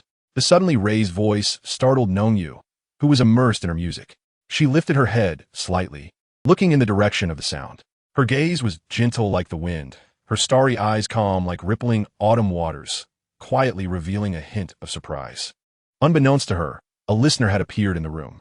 He was dressed in black, with an ordinary appearance, sitting cross-legged on the left seat in a rather impolite manner, smiling at her. "When did he arrive? I didn't notice at all. Was I too absorbed?" A trace of doubt crossed Nongyu's eyes as she nodded to Ling Bai and said, "You flatter me, sir." Master Guangxiu is the saint of Qin, and my Qin skills are shallow. How dare I compare with Master Guangxiu? Oh, Ling Bai dismissed her modesty, saying, Miss Nong Yu has underestimated herself. I have not heard Master Guangxiu play, but I have heard you play, and I find this to be the most beautiful sound in the world. Nong Yu smiled, amused by his shameless words, and raised her jade fingers again, saying, Since you like to listen, Nong Yu is willing to play for you. That would be wonderful. Ling Bai was overjoyed and suddenly asked, May I choose the piece? Nong Yu, being clever, replied, You may, but I haven't been learning the Qin for long, so I don't know many pieces. Ling Bai confidently said, You must know this piece. Please, sir.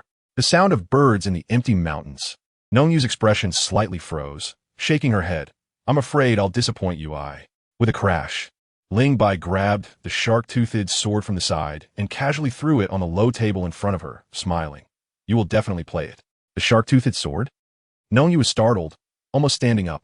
This sword is Lord Wei Zhuang's sword, rarely leaving his side. Apart from him, even Miss Ziyu cannot touch it. How could it end up in this person's hands? Could it be? No way. Lord Wei Zhuang is highly skilled and would never have an accident. But why is his shark-toothed sword with this person? Nong Yu's mind was in chaos, but she was not an ordinary woman. In the animated story, she was perceptive, quick-witted, and composed, having once spun a lie to deceive the blood-clothed Marquis. After escaping, she infiltrated the Marquis' secret chamber to obtain the Mother of Gu. Such a clever and adaptable woman would not easily be flustered by Ling Bai.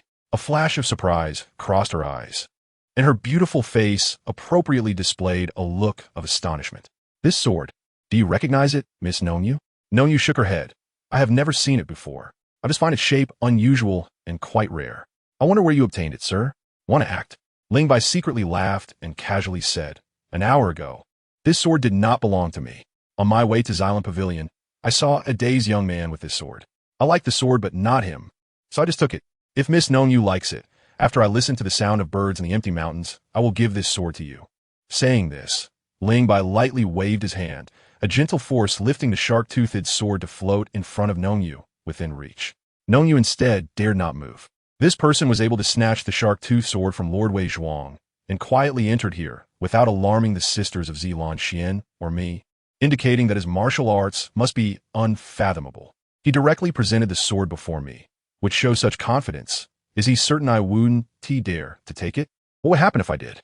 Wait, he stole the shark-toothed sword and entered my room specifically to hear the birds of Empty Mountain. Not many in Zilan Xian know that I can play this piece. So before he came, he must have researched me and probably knows the relationship between Zilan Xian and Lord Wei Zhuang. Therefore, his purpose, perhaps I've already guessed it.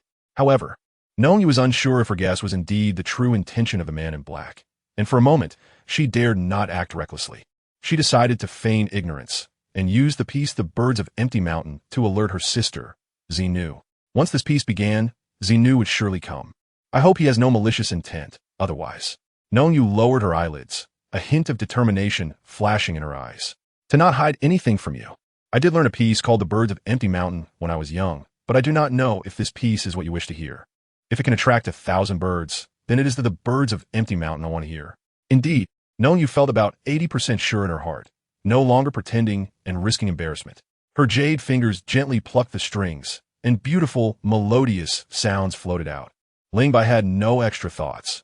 He simply wanted to return the shark-toothed sword to Wei Zhuang through Nong Yu, meet with Xinu, and casually listen to this world-shattering music that allowed Bai Feng to be reborn and helped Nong Yu break the shackles of fate, leading to her fragrant demise. As the music began, Ling Bai's body jolted, his back straightening suddenly, looking at Nong Yu in shock. Nong Yu seemed unaware, her expression focused and absorbed, as if there were no other things in her world besides the zither. Until the music played, her world gained an incredibly beautiful sound. Ling Bai's astonishment deepened, the purple light in his eyes flourishing, and his purple extreme demon eyes seemed to activate automatically, his mental energy in his mind swaying gently with the notes. He withdrew his gaze from Nong Yu and slowly closed his eyes. The sound of the zither entered his ears. He did not hear the sound, but rather envisioned a beautiful, tranquil, harmonious forest world. Although Nong Yu's figure was not present, Ling Bai knew she remained here, sitting leisurely in the forest playing the zither. Suddenly, the tranquility of the forest world was broken by a flurry of sounds. As if a cloud made of birds floated down from the distant sky. They landed within the forest, filling the branches and chirping incessantly. One little white bird was the most mischievous and daring. It suddenly spread its wings and flew to Ling Bai's side, landing on his shoulder and nuzzling his face with its beak. This feeling was very wonderful. Ling Bai could sense the little white bird's curiosity, closeness, and joy. And the little white bird seemed to feel Ling Bai's goodwill as well. Goodwill radiated from him, attracting more and more birds to land on him. Look, there are so many birds perched on the upper floor of Zilan Xian. How can there be so many birds at this late hour? How spectacular! Indeed, soon, a large crowd of onlookers gathered outside Zilan Xian, pointing and discussing. In a quiet room moments before, a graceful, seductive woman stood by the window, staring blankly at the vast city of Xianzheng, with an indescribable sadness reflected in her alluring purple eyes. At that moment, a gust of wind blew into the room. The sadness in Zinu's eyes was quickly replaced by sharpness as a peculiar sword suddenly appeared in her hand. How did you get into my room? Upon seeing the appearance of the person in the room, Zinu sheathed the chained snake sword and asked curiously. The response was a light cough, blood splattering on the floor, tarnishing the originally immaculate room and making it filthy and bloody. You're injured? Zinu was taken aback, quickly rushing over to support Wei Zhuang, her eyes scanning him, and her heart sank when she saw he was covered in wounds, blood dripping onto the floor. Wei Zhuang said nothing. He was usually taciturn, but Zinu had never seen him so silent, so repressed, carrying a hint of despair as if he had encountered a significant setback. Zinu said nothing and asked no questions, helping Wei Zhuang to sit down, carefully cleaning and bandaging his wounds. I was defeated. Wei Zhuang did not want to speak, but at this moment, he felt an overwhelming urge to vent. He had always been competitive, and this devastating defeat had indeed impacted him greatly. Zinu gently asked, is the opponent very strong? Strong enough to bring despair. Seriously, I could only withstand 3 strikes. What? Shokflashid in Zinusayis. She had always trusted and believed in Wei Zhuang, thinking there were few in the world who could surpass him. It took her a while to digest this shocking news. Who is he? The 7 Absolute Hall is a trap set to lure me. Did the Night Curtain make a move? He is not one of Night Curtain's people. Oh, what do you feel? Wei Zhuang's gaze flickered, a peculiar feeling. Zinu asked, do you have a feeling about him? Wei Zhuang glanced at her. A topic that was clearly heavy and serious was disrupted by her words, diffusing the atmosphere. In this way, Wei Zhuang's pent-up frustration eased a little. After finishing with the wounds, Zinu, not knowing when to stop, asked, what about the shark-tooth sword? Wei Zhuang shot her a glance, his mood souring again. At that moment, a flock of birds flew past the window, continuously gathering from afar. Zinu quickly walked to the window, listened for a moment, and murmured softly, the birds of Empty Mountain? Why did Nong Yu suddenly play this piece? Yes, here. Wei Zhuang stood up. Huh, what do you feel? Chapter 260. Expressions of affection. The birds of Empty Mountain had ended, but the birds gathered at the window did not disperse, chirping happily. Nong Yu withdrew her jade hands from the zither strings and elegantly placed them on her abdomen, her starry eyes looking at Ling Bai, her pretty face suddenly showing a look of astonishment. She saw Ling Bai sitting cross-legged on the mat, his eyes tightly closed, his face calm, his aura harmonious, as if he had merged with the world around him, indistinguishable from it. 6 or 7 birds of various colors landed on his shoulders, legs, and the low table around him, chirping and walking about, showing no fear of him at all. Instead, they were very close to him, treating him as one of their own. Nong Yu was very surprised. She knew that birds were sensitive and alert. Even she could only gather 1,000 birds by playing the birds of Empty Mountain, but once they got close, they would be startled and fly away. Who on earth is he? Nong Yu grasped the shark-tooth sword, her eyes fixed firmly on Ling Bai. He seemed to be in a wondrous state, completely unresponsive to the outside world. It was a perfect opportunity to strike. A person who even birds are not afraid of should not be a bad person, right? He had the ability to harm me, but did not act directly, treating me with courtesy in his words. How could Nong Yu take advantage of him? Nong Yu hesitated for a moment and slowly loosened her grip on the shark-tooth sword. Just then, the door was forcefully burst open, and Zinu and Wei Zhuang rushed in. Nong Yu, are you all right? Zinu asked with concern. Sister, I'm fine. It really is him. Wei Zhuang's expression darkened instantly upon seeing Ling Bai, raising his hand to grasp in midair, and the shark-tooth sword flew from the zither table into his hand. Nong Yu's expression changed in alarm, and she hurriedly said, Lord Wei Zhuang, please don't harm him. Wei Zhuang decided to do what he wanted, regardless of whether it was necessary or not, and he didn't take Nong Yu's words to heart at all. The shark-toothed sword let out a soft hum and lunged toward Ling Bai. You lack respect and reverence for life. Just as the shark tooth was about to stab Ling Bai, the birds on Ling Bai's body suddenly took flight, and a shadow darted out, blocking the shark tooth with a pitch-black sword. Wei Zhuang sneered. People like us wouldn't care about the life of a bird. Ling Bai gently waved his hand, sending a bird that was held by their inner force out of the window, retorting, "Don't confuse me with you. We are different. I have compassion. I have humanity. I understand cherishing beauty, while you are destined to be alone for life. Besides, you are too weak to be compared with me." Those words were quite hurtful. Zini, Nongyu subconsciously glanced at Wei Zhuang, whose cold expression twitched violently, his eyes filled with overwhelming anger and murderous intent. Ling Bai provocatively said, "You saw me again? And you weren't scared to death. You still want to fight? You can try to see if you can scare me to death. Does not boasting mean you will die? The sword in your hand is one I willingly return to you." Wei Zhuang mocked. Returning a sword to a swordsman who wants to kill you is indeed a foolish act. Foolish? I don't think so.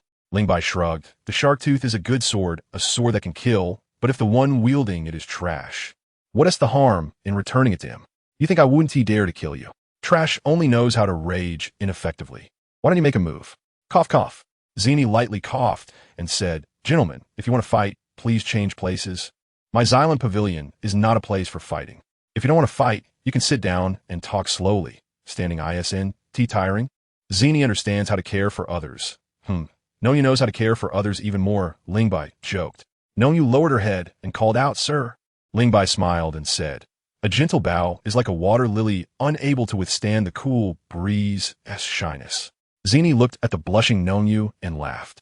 Sir not only has exceptional sword skills, but his ability to tease women is also impressive.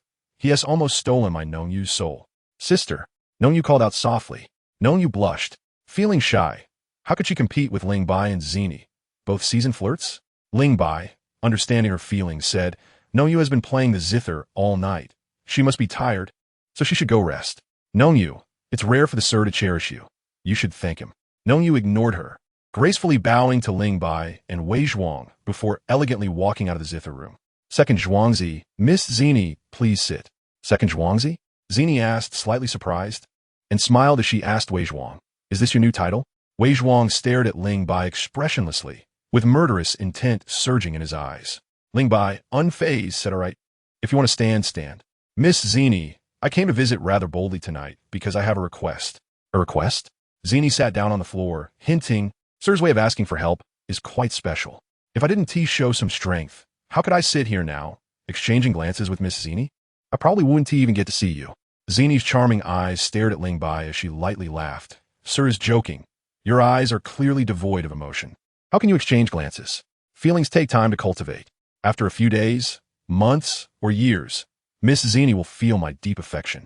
Zini's eyes flickered lightly as she said, "Sir just mentioned having a request." Ling Bai knew Zini understood the meaning behind his words and nodded. "Miss Zini, you have your connections in this Xinjiang city. I would like to ask you to help me inquire about a place." "What kind of place?" "A very secretive prison. In some ways, it might not even exist." "A non-existent prison?" Zini's smile deepened, intrigued. "This prison is on the outskirts of the city, guarded by soldiers." Zini laughed. "Sir is heartless, so I can't help you for free. Naturally, I wouldn't ask Miss Zini for help without compensation. I have rewards." "Oh," Ling Bai said, "Miss Nongyu's parents are still alive, and soon her father will fall into my hands." Zini's smile froze for a moment, a cold light flashing quickly in her purple eyes, and she sighed. "Men, just a moment ago, you were sweet-talking, and in the blink of an eye, you're using someone as parents as a bargaining chip. How cold and heartless. How would Miss Zini know that I'm not protecting him?" Zini said seriously, "Is he in danger?" He wasn't in danger, but now that he has come to Xinjiang City himself, he is in peril. Zini pondered for a moment, glanced at Wei Zhuang, and said to Ling Bai, "I will ask someone to inquire about the place you want, but I can't guarantee I'll find it. Miss Zini, just do your best. Regardless of whether or not you find it, I will ensure Nongyu reunites with her family in a month. Before that, please keep this a secret from her, and also, protect her well. Notify Chijua Hall of any news. I will take my leave now." Zini only felt a flash of light before the person opposite her left. "He is very dangerous. Cooperating with him is even more dangerous." Wei Zhuang suddenly spoke. Zini smiled and asked, "Is this also your feeling?" Wei Zhuang remained silent. Zini said solemnly, "He seems to have appeared out of nowhere. I also don't want to cooperate with someone so completely inscrutable and whose background is unknown. But he has shown strength, demonstrated sincerity, and knows our situation well. I cannot refuse this cooperation. I can only accept it. Moreover, you didn't object just now. I didn't object? Your silence is agreement. I have nothing to say to him. A charming smile appeared on Zini's lips, who was just arguing with him like a fighting cock. Wei Zhuang seemed not to have heard her, muttering to himself, "No one appears out of nowhere in this world. Living people will always leave traces, and he is no exception. Who are you, really? What is your purpose?" Chapter 261. The Art of Bird Control in the Night. A shadow weaved through Xinjiang City, moving carefully along the eaves and walls, making a large detour. After confirming that no one was following and that no one was paying attention, it slipped into a house with a front hall and back room. Ling Bai quietly opened the door to the bedroom and asked the woman sitting in the dark, "Why are you still awake so late?" "Waiting for you." She wore a fitted metallic combat suit, her hair pinned up with the Jingyu sword at hand, ready to defend herself at any moment. A warm feeling suddenly surged in Ling Bai's heart as he quickly walked over, casually placing the sword on the table, pulling her into his embrace and showering her with affection. After a long while, their lips parted, and Jingyu suddenly said, "You smell of another woman's perfume." "Jealous?" Jingyu gently shook her head. She didn't care if Ling Bai had other women outside. This wasn't just casual talk. She genuinely didn't care. In this era, it's common for wealthy and powerful families to have numerous concubines, and women have long since become accustomed to it. Jingni is not an ordinary woman. She is a weapon cultivated by the Luo network, never having valued chastity, loyalty, or love, perhaps not even having such concepts. When she attempted to assassinate Lord Xinling, she became one of his many concubines. She straightforwardly expressed her simple desire to know where Ling Bai went tonight, and if he encountered any danger. That was all. "I went to Xylan Pavilion." Entering the realm of pleasure, surrounded by flirtatious women, it's inevitable that he picked up some of their makeup scent. Ling Bai didn't mind, and openly shared all his activities from the night with Jingni. After listening, Jingni kindly reminded him, "Xinjiang is a mixed bag, filled with high-ranking officials and nobility. That purple woman who runs Xylan Pavilion must have some skills to thrive in such a place. You need to be careful." "I know." As night deepened, "Near, let your husband help you change and rest." Before dawn the next day, Ling Bai woke up, kissed Jingni's forehead, tucked the little one in, and then got up to practice Xiantian Gong and the Purple Extreme Demon Eye. After listening to Nong Yu's performance of the birds in the empty mountains last night, his mental power suddenly surged, miraculously allowing the Purple Extreme Demon Eye to break through from the broad observation level to the subtle observation level. Although he had persisted in practicing the Purple Extreme Demon Eye back in the game space during his time in Jixian, he still needed some time to break through. Nong Yu's piece shortened that time, which left Ling Bai puzzled. Was it due to the person or the music? Or perhaps both? A unique piece and a skilled musician together produced an astonishing sound. Ling Bai activated the Purple Extreme Demon Eye and found that after entering the subtle observation realm, his vision became clearer, capturing more details, and he could present previously seen movements in slow motion. Additionally, he produced a miraculous effect that even Tang San had not possessed. Ling Bai's figure flashed as he dropped from a height into the yard. A little bird wandering around got startled and flapped its wings to fly away. At that moment, Ling Bai's eyes were suffused with purple energy, and the intimate connection he had with the bird from last night reappeared. The little bird showed a look of confusion in its eyes, circled around Ling Bai a few times, and landed on his palm without fear, gently pecking at his hand. Bird control. Unlike Bai Feng's bird control technique in the animation, Ling Bai's technique was more about communication than control.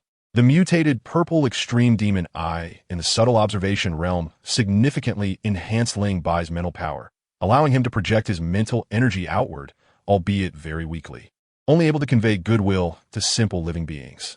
If it were a human, he could not exert any mental influence at all. Moreover, the range of his mental energy was quite limited, only about 10 meters.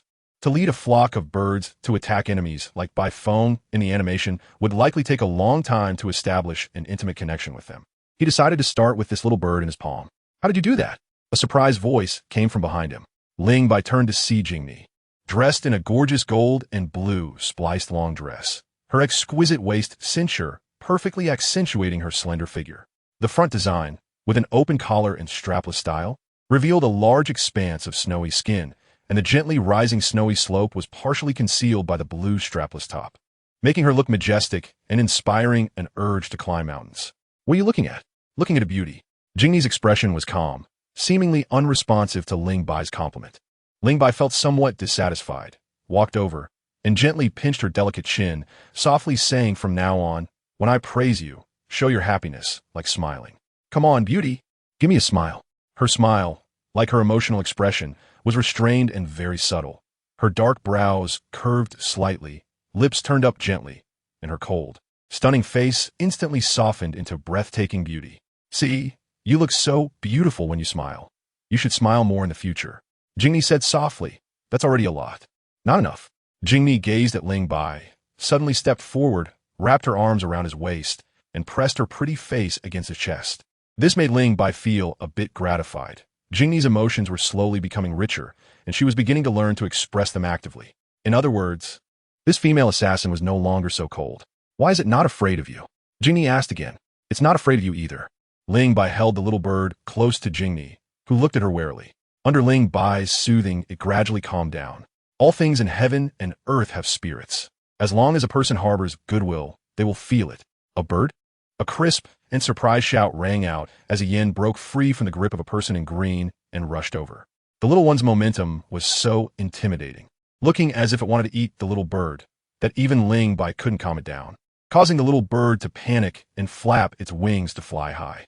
Jingni pondered, "Do the yin not have goodwill?" Ling Bai felt embarrassed. How could such a little one have any bad intentions? It was just overly excited and scared the bird away. He couldn't say that aloud, as it would be a slap in his own face. All right, whatever spirit or goodwill, for now, it only works on him. After having breakfast at home, Ling Bai disguised himself as a black-clad swordsman and entered the main hall of the Seven Absolute Hall openly. Tang Chi received the report from his subordinates and hurriedly came out to greet him, leading Ling Bai into the main hall while reporting, "Master, I've arranged the personnel you wanted overnight. They are all the most loyal and skilled disciples of the hall." "Good, call them in. I want to meet them personally." "Yes," Tang Chi replied and continued, "I've also instructed the brothers to secretly investigate the place you're looking for, and we should have news soon." Ling Bai nodded in satisfaction and suddenly said, "Bring someone back for me. The quieter, the better." Chapter 262. The Dead Man, the Seven Absolute Hall acted swiftly. Within an hour, they had brought back the person Ling Bai had requested. In a dark underground chamber, Ling Bai, Tang Chi, and several disciples of the Seven Absolute Hall holding torches descended the stone steps. They saw a ragged lower servant lying on the ground, motionless, his life or death unknown. Tang Chi angrily said, "What happened? I told you to catch him alive. How did it end up like this?" One disciple of the Seven Absolute Hall hurriedly replied, "Boss, this guy was too strong. Our brothers were no match for him. We were worried that delaying would attract attention, so we used a tranquilizer on him. In half an hour, he will wake up. A bunch of useless fools." Tang Chi felt somewhat embarrassed. "It's fine. Let him suffer a bit." Ling Bai did not blame the disciples of the Seven Absolute Hall. Before they were subdued, they were just a bunch of small-time thugs. And the man on the ground was a former Right Sima of the Korean military, not weak at all, so it was reasonable that they couldn't handle him. "You all can leave now." "Yes, master." Tang Chi waved his hand, leading the disciples of the Seven Absolute Hall out of the underground chamber, leaving only Ling Bai and Li Kai. Ling Bai approached, crouched down beside Li Kai, and quickly patted him a few times. Li Kai let out a soft moan, slowly waking up, and upon seeing the black-clad swordsman beside him, he instinctively shrank back and warily asked, "Who are you? Why did you capture me?" "Guess." Li Kai shook his head. "I can't guess. I only know you are not some of my enemies sent." "Oh," Ling Bai asked curiously, "how do you know?" "The person who grabbed me was too weak. They didn't intend to hurt me at first, probably wanting to capture me alive. That's not their style." "Exactly." Ling Bai clapped his hands and praised, as expected of the former Right Sima of Korea. "After more than 10 years of hiding, you still possess such insight and vision." Hearing the words Right Sima, Li Kai's pupils suddenly shrank, panic and fear evident in his eyes. He forced himself to calm down and said, "You mistaken me for someone else. I'm not the Right Sima of Korea." Ling Bai skotet Li Kai. Li Kai felt utterly hopeless. The person in front of him knew him inside out, and hiding was futile. Li Kai was already dead. "Then who are you?" "A nameless person. A spirit consumed by revenge." Ling Bai sneered. "So the hatred in your heart outweighs the safety of your wife and daughter?" Li Kai argued loudly. "I never wanted to hurt them. Your very presence is the greatest harm to them." A dead man suddenly comes back to life. A memory deliberately erased by many has resurfaced because of you. You may not fear death, but what about your wife and daughter? They could be targeted, even killed. Is that what you want to see? Li Kai opened his mouth, speechless, and after a long silence, he despondently said, "Maybe you're right. I shouldn't have come back. It's just that I can't let go of my hatred. Every day I live, I want to kill him. You've returned. That's a fact. You went to the theater to see Madame Hu. That's a fact. You lingered outside Xylem Pavilion. That's also a fact. Your actions have drawn the attention of those with ulterior motives." Ling Bai approached Li Kai, enticing him like a demon. "Right now, in the whole of Xianzhong City, only I can help you. Only I can protect your wife and daughter.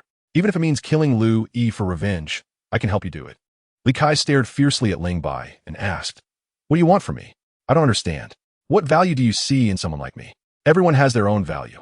You may not see yours, but I can. The premise is that you still consider yourself a person." Li Kai stubbornly asked, "What do you want? You yourself? Me?"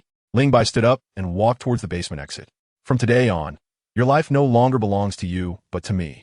Change out of those tattered, filthy clothes, take off that ugly cloth from your face, shave, take a bath, stand tall, and manage the 7 Absolute Hall well for me. By the way, the name Li Kai cannot be used for now. You'll need to change it." Li Kai was surprised. "Aren't you afraid of attracting their revenge?" "Revenge?" A cold, proud smile appeared on Ling Bai's lips. "I look forward to their revenge. The more intense, the better. Fire Absolute. A new name?" "Yes." Ling Bai walked out of the basement and instructed Tang Chi, "Take him to bathe, change his clothes, and then bring him to see me. Today's events must not be leaked. They all stay buried in your hearts.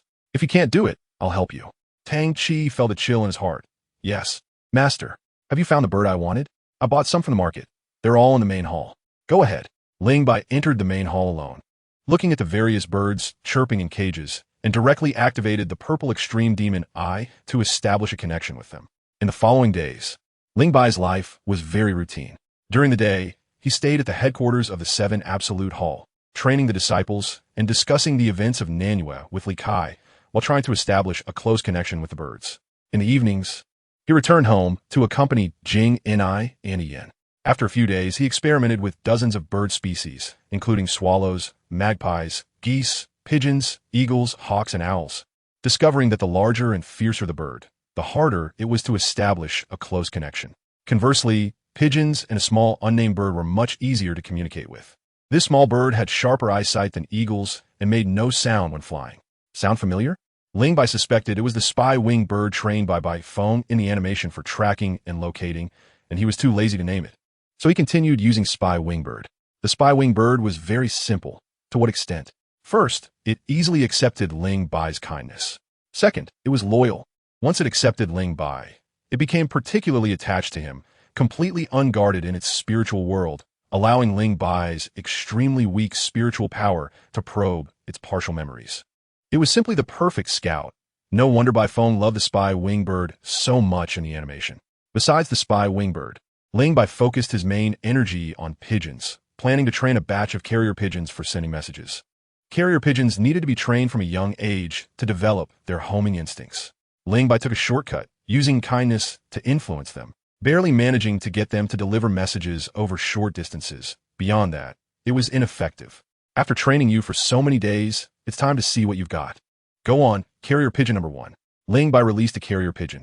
At Xylem Pavilion, Noni was playing the piano in the music room when a pigeon fluttered and landed on the window, cooing insistently at her. Noni was quite surprised and walked over. The carrier pigeon seemed a bit nervous, and as Noni approached, it suddenly spread its wings a few times, relaxing once it sensed no malice from her. Huh. The carrier pigeon had a small bamboo tube tied to its leg, which seemed to contain something. Nonyu gently caught the carrier pigeon, took out the silk strip from the bamboo tube, and read the small writing on it. The bird song in the empty mountains is very pleasant. Please reply. Is it him? The figure of the swordsman in black immediately appeared in Nonyu's mind. After pondering with the silk strip in hand, she turned back to write 2 words, received. After sending off the carrier pigeon, Nonyu continued playing the piano. In a short while, the carrier pigeon returned, bringing new information. Your handwriting is really beautiful. Please reply. Nonyu felt both amused and speechless, finding it quite novel and fun, and wrote, Sir's handwriting is also very special. After being interrupted twice in a row, Nonyu lost interest in playing the piano and simply stood by the window waiting for the carrier pigeon, believing the other party would send more messages. Buffed. Known you. What's making you so happy? The voice of Z Nu came from behind, startling Known you, who hurriedly hid the silk strip behind her and composed herself, saying, Sister, when did you arrive? Z Nu smiled slyly. I've been here for quite a while. Known you, what are you hiding in your hand? Let me see. It's nothing. Really?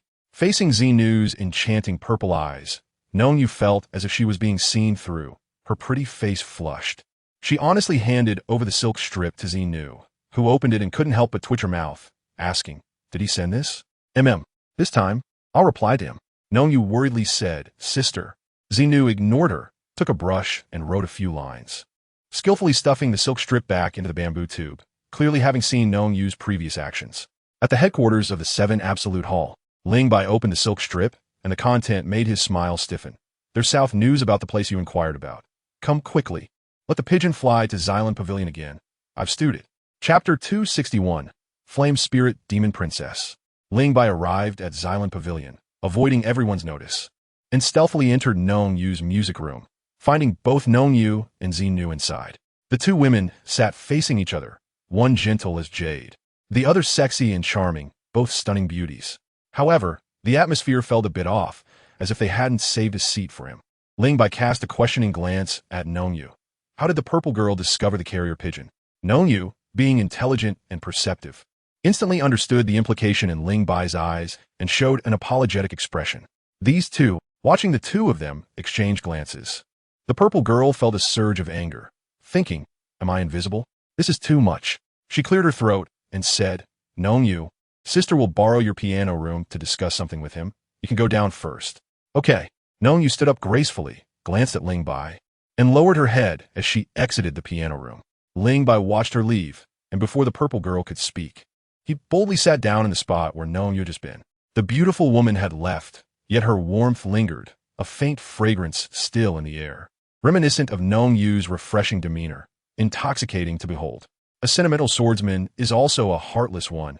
This phrase describes the gentleman perfectly, the purple girl said meaningfully. Ling Bai laughed. If I remember correctly, when we first met a few days ago, Miss Purple Girl didn't say that. You call me heartless. As the gentleman said, it takes days, months, or even years to truly understand someone's character.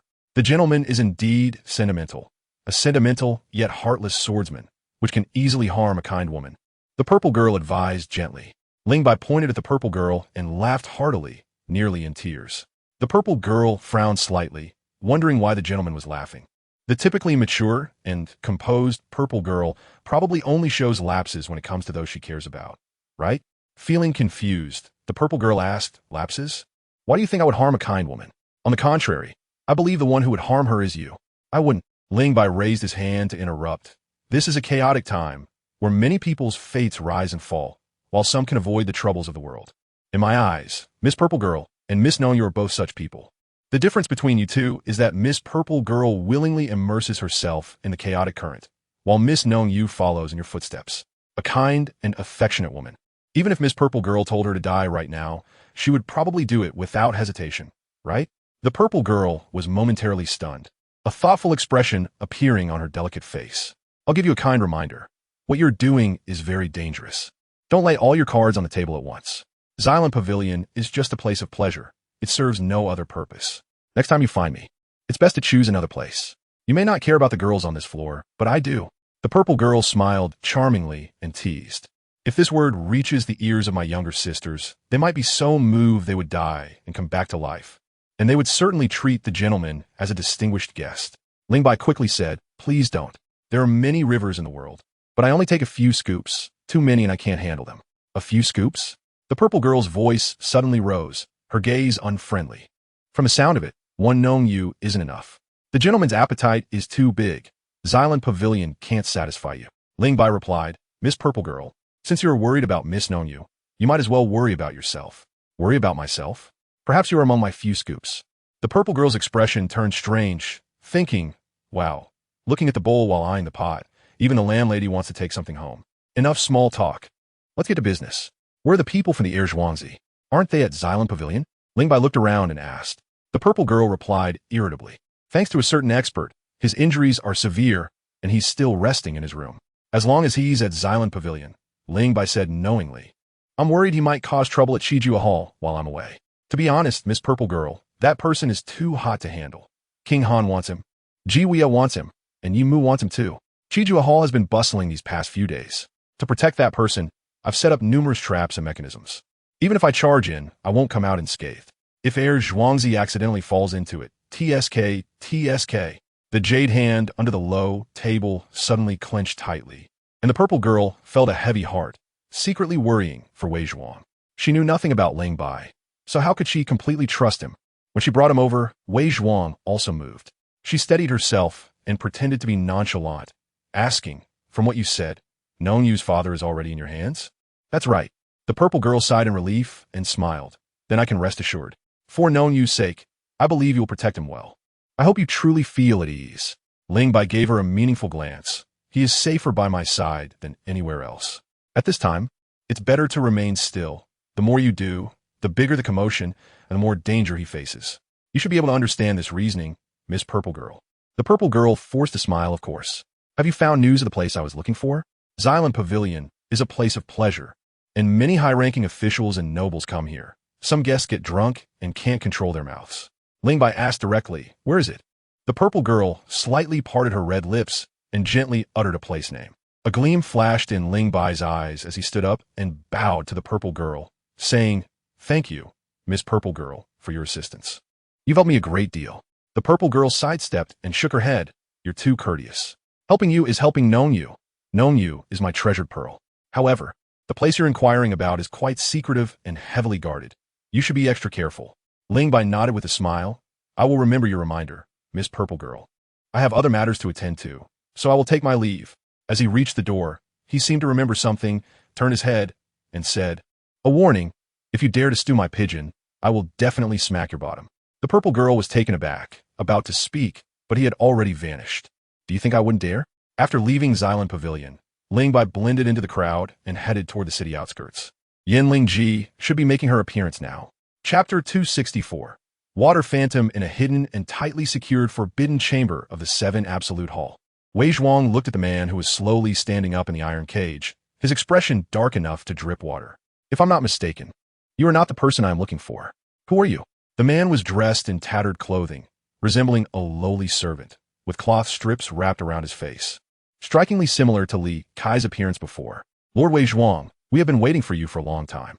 "Waiting for me? This prison has been specially renovated by the master for you and those who dare to trespass into the 7 Absolute Hall. The surrounding walls have been thickened and are very sturdy. Once the exit is closed, no one inside can think of getting out, unless you possess the master's strength." Wei Zhuang's gaze was icy. That bastard Ling Bai had truly gone to great lengths to set him up, not only having the disciples of the 7 Absolute Hall act, but also creating 3 detention locations to confuse people. Wei Zhuang, clever as he was, had fallen into the trap right from the start. He did not doubt Ling Bai's abilities. The person before him claimed that it was impossible to escape the forbidden chamber, and it was likely true. However, it was not completely hopeless. "I can't get out, and neither can you. Have you thought about your own fate?" Wei Zhuang drew his shark-toothed sword with a whoosh. The cold light flashed, blinding the disguised man. By the time the other party's vision recovered, the shark-toothed sword was already pressed against his neck. "This is your fate," Wei Zhuang said, filled with killing intent. The disguised man remained calm, seemingly unafraid, and replied calmly, "The master has a message for you. No message can save your life. We are 23 people. If one dies, you will be imprisoned for a year. If all die, you will never think of getting out in this lifetime. If one is seriously injured, you will be imprisoned for a year, and if all are seriously injured, you will be unable to see the sunlight for 10 years. Wei Zhuang slightly tilted his head and saw 22 people emerging from the darkness, all dressed in black with masked appearances. One stepped forward, cupping his fists, and said, "Sword Guard Leader Jian E, please instruct Lord Wei Zhuang. Jian Air, please instruct Lord Wei Zhuang. Jian 23, please instruct Lord Wei Zhuang." The disguised man bowed in greeting while being held at sore point. Wei Zhuang's mouth twitched violently. He had been drafted by that bastard Ling Bai, actually demanding him, a dignified disciple of the Ghost Valley, to train his subordinates. Who gave him such audacity? Ling Bai was too busy, overwhelmed with time management. He had to train birds during the day, deal with Dong Yu and Xin Nu to cultivate relationships, and at night had to pay tribute to Jing and I. With so many tasks, he had to let Wei Zhuang, this idle person, help train a group of little brothers. Moreover, with him stationed at the 7 absolute hall. Those restless fellows had to think twice. Swish, swish, swish. 23 swords simultaneously drew from their sheaths and charged towards Wei Zhuan. Outside the forbidden chamber, Tang Qi listened closely, faintly hearing the sounds of battle, which seemed quite intense. He couldn't help but praise. The master's plan is brilliant. I doubt anyone would expect that the real Li Sima will be placed in plain sight while all the bait is in the secret chamber. What surprises me is that the first one to fall into the trap would actually be him. Li Kai, who had changed his name to Huiju, stood nearby, surprised and asked, "Does the hall master know the person in the forbidden chamber?" Tang Qi smiled bitterly. "Not only do I know him, but he was also the former backing of the 7 absolute hall. He came here for me." Huiju sighed lightly. "Tang Qi, don't think too much. With the master here, they can't threaten your safety. Instead, they should be wary of the master's schemes. By the way, how is the tunnel to the new headquarters coming along? Almost finished digging it through. Tell the brothers to speed up and maintain confidentiality." "Yes, hall master." On the outskirts of Xinjiang City, Ling Bai stood on the edge of a cliff, raising his hand to catch a flying spy wingbird. His eyes sparkled with purple light, which disappeared moments later. A smile appeared at the corner of his mouth. Indeed, in this place, Xinu was not up to any tricks. Xinu did not trust him, and he similarly did not trust Xinu. Despite the highly ambiguous conversations they had, there was hardly any genuine emotion involved. Even if there were, that would be a matter for the future. They were still in the stage of mutual testing and building trust. He would have to be gentler with her in the future. Things like spanking could happen occasionally. Before his low voice was carried away by the wind, the speaker had already disappeared from the spot, vaguely seen as a faint figure flashing into a cave. This cave was in a remote location, with a concealed and unremarkable entrance. Even if someone passed by, they would not pay attention and would never think that there was a hidden world inside. Ling Bai used brute force to lift the 1,000-gene boulder, sealing the entrance, and slipped past it. Before the soldiers in the tunnel could react, he sent them on their way to the afterlife. Walking through the rugged, damp passage, he encountered another heavy iron gate blocking his path. If Ling Bai guessed correctly, Huolingji was locked inside. Creak, creak. The sudden noise startled the soldiers inside the prison, and they all looked towards the mechanism controlling the iron gate. Finding the drum turning by itself, the leading soldier shouted, "Who opened the mechanism?" One soldier panicked and replied, "Sir, no one opened the mechanism. It was opened from the outside." Ah! Amidst the soldiers' exclamations, the 1,000-gene iron gate was held high by a black-clad swordsman. His expression calm, as if lifting the iron gate required no effort at all. "Who are you?" the leading soldier shouted. Swish! The word charge gathered power and shot out. The Xianyang sword was drawn and sheathed, and several soldiers' weapons broke into two. Thud, thud, they fell to the ground. Then came a loud bang as the iron gate crashed heavily to the ground. Ling Bai scanned the surroundings and finally focused on the stone platform ahead. On the platform was a massive crystal box made entirely of precious 1,000-year crystal, more solid than granite. It seemed that there was nothing inside the box except water. However, as Ling Bai approached, a shadow appeared in the deep, hazy water. Suddenly, she swam out from the depths, swaying her enchanting figure like a mermaid, moving closer to an unseen feeling. Through a thin layer of crystal, Ling Bai could clearly see the graceful figure in the water. She had a stunningly beautiful face that took one's breath away. With long black hair floating gently in the water, she stirred up. Her upper body was bare, skin as white and delicate as snow, with two towering peaks subtly visible among her disheveled hair. A fleeting glance revealed an infinitely beautiful scene that was intoxicating. Although Huolingji could not see Ling Bai outside, she could feel his presence. Over time, too many had stood in that position to watch her, and she had grown weary and disgusted, no longer inclined to display her watery tenderness to others. A fierce expression suddenly appeared on her charming face. But in Ling Bai's eyes, it completely transformed, appearing both alluring and fierce, not frightening at all. Ling Bai raised his palm and pressed it against the crystal box, gazing at Huolingji, and softly said, "Don't worry, I will release you soon." Chapter 265. The Daughter of Great Misfortune with a gentle press of his palm. 5 layers of thunderous energy erupted from the crack technique of the 9 absolute techniques, producing a series of cracking sounds. The surface of the 1,000-year crystal box, harder than granite, began to show a dense web of cracks. The cracks multiplied, spreading like a spider web across the entire water box. With a loud bang, the water box burst under the pressure of the water, completely shattering. The water inside surged out instantly. Ling Bai's figure flickered lightly. easily avoiding the impact of the water flow, his eyes fixed on the figure inside the water box. A charming face, with cascading black hair like a waterfall. Long and straight legs, smooth and delicate, slightly reflecting light. Barefoot, her crystal-clear toes seemed to be meticulously crafted, flawless. A soft and alluring sigh escapes her lips, entering the ears, making one's bones feel weak all over. Yin Lingji's eyes are slightly closed. Her delicate face tilts back, greedily breathing in fresh air, revealing an expression of immense enjoyment, and that bone-softening soft and charming voice rings out again. Since you saved me, I won't let you enjoy my fiery passion. She raises her jade hand, and suddenly a ball of fierce flames bursts forth from her palm, the intense heat distorting the surrounding space. With a step of her jade foot, her long hair flowing, her posture is light and beautiful. As she passes by Ling Bai, the flames in her palm have disappeared. Her jade hand is placed at her lips, sending a playful kiss from afar, and she even winks mischievously with her right eye. Goodbye. This fairy. Ling Bai exerted great effort to release her, but he wouldn't let her leave easily, saying, I saved you, and you're just going to leave without saying thank you? I already thanked you before. Insincere, I don't want you to leave. Yin Lingji said softly, I've been here for a long time, and I don't want to stay for even a moment now. If you don't let me leave, do you want to witness my fiery passion? Tianza. Yin Lingji suddenly stops at the door, slowly turns to look at Ling Bai, a dangerous light flashing in her charming eyes. Do you know the whereabouts of my master? Ling Bai smiles lightly. I released you, so you owe me a favor. My favor is quite special. How special? My favor. You have to take whether you want to or not, and you have to repay it, even if you don't want to repay it. If you still want to leave, be my guest. Ling Bai points to the exit. That's right. I owe you a favor. How can I leave without repaying it? Yin Lingji steps lightly, gracefully walking toward Ling Bai, flames burning in her palm, a brilliant red fire appearing behind her. Fire charm technique, activate. Yin Lingji walks in front of Ling Bai. The distance between them is close enough to hear each other's breath, and she seems to feel it's still too far. Her charming face leans forward, her soft pink lips nearly pressing against Ling Bai's. Is this how I repay your favor? Are you satisfied? Ling Bai number deeply, satisfied. As long as you're satisfied, quickly tell me the whereabouts of my master. Can I ask after putting on some clothes? Yin Lingji's expression stiffens, a hint of surprise appearing in her eyes, her soft and gentle demeanor instantly replaced by fierceness and killing intent. Her burning jade palm fiercely slams into Ling Bai's chest.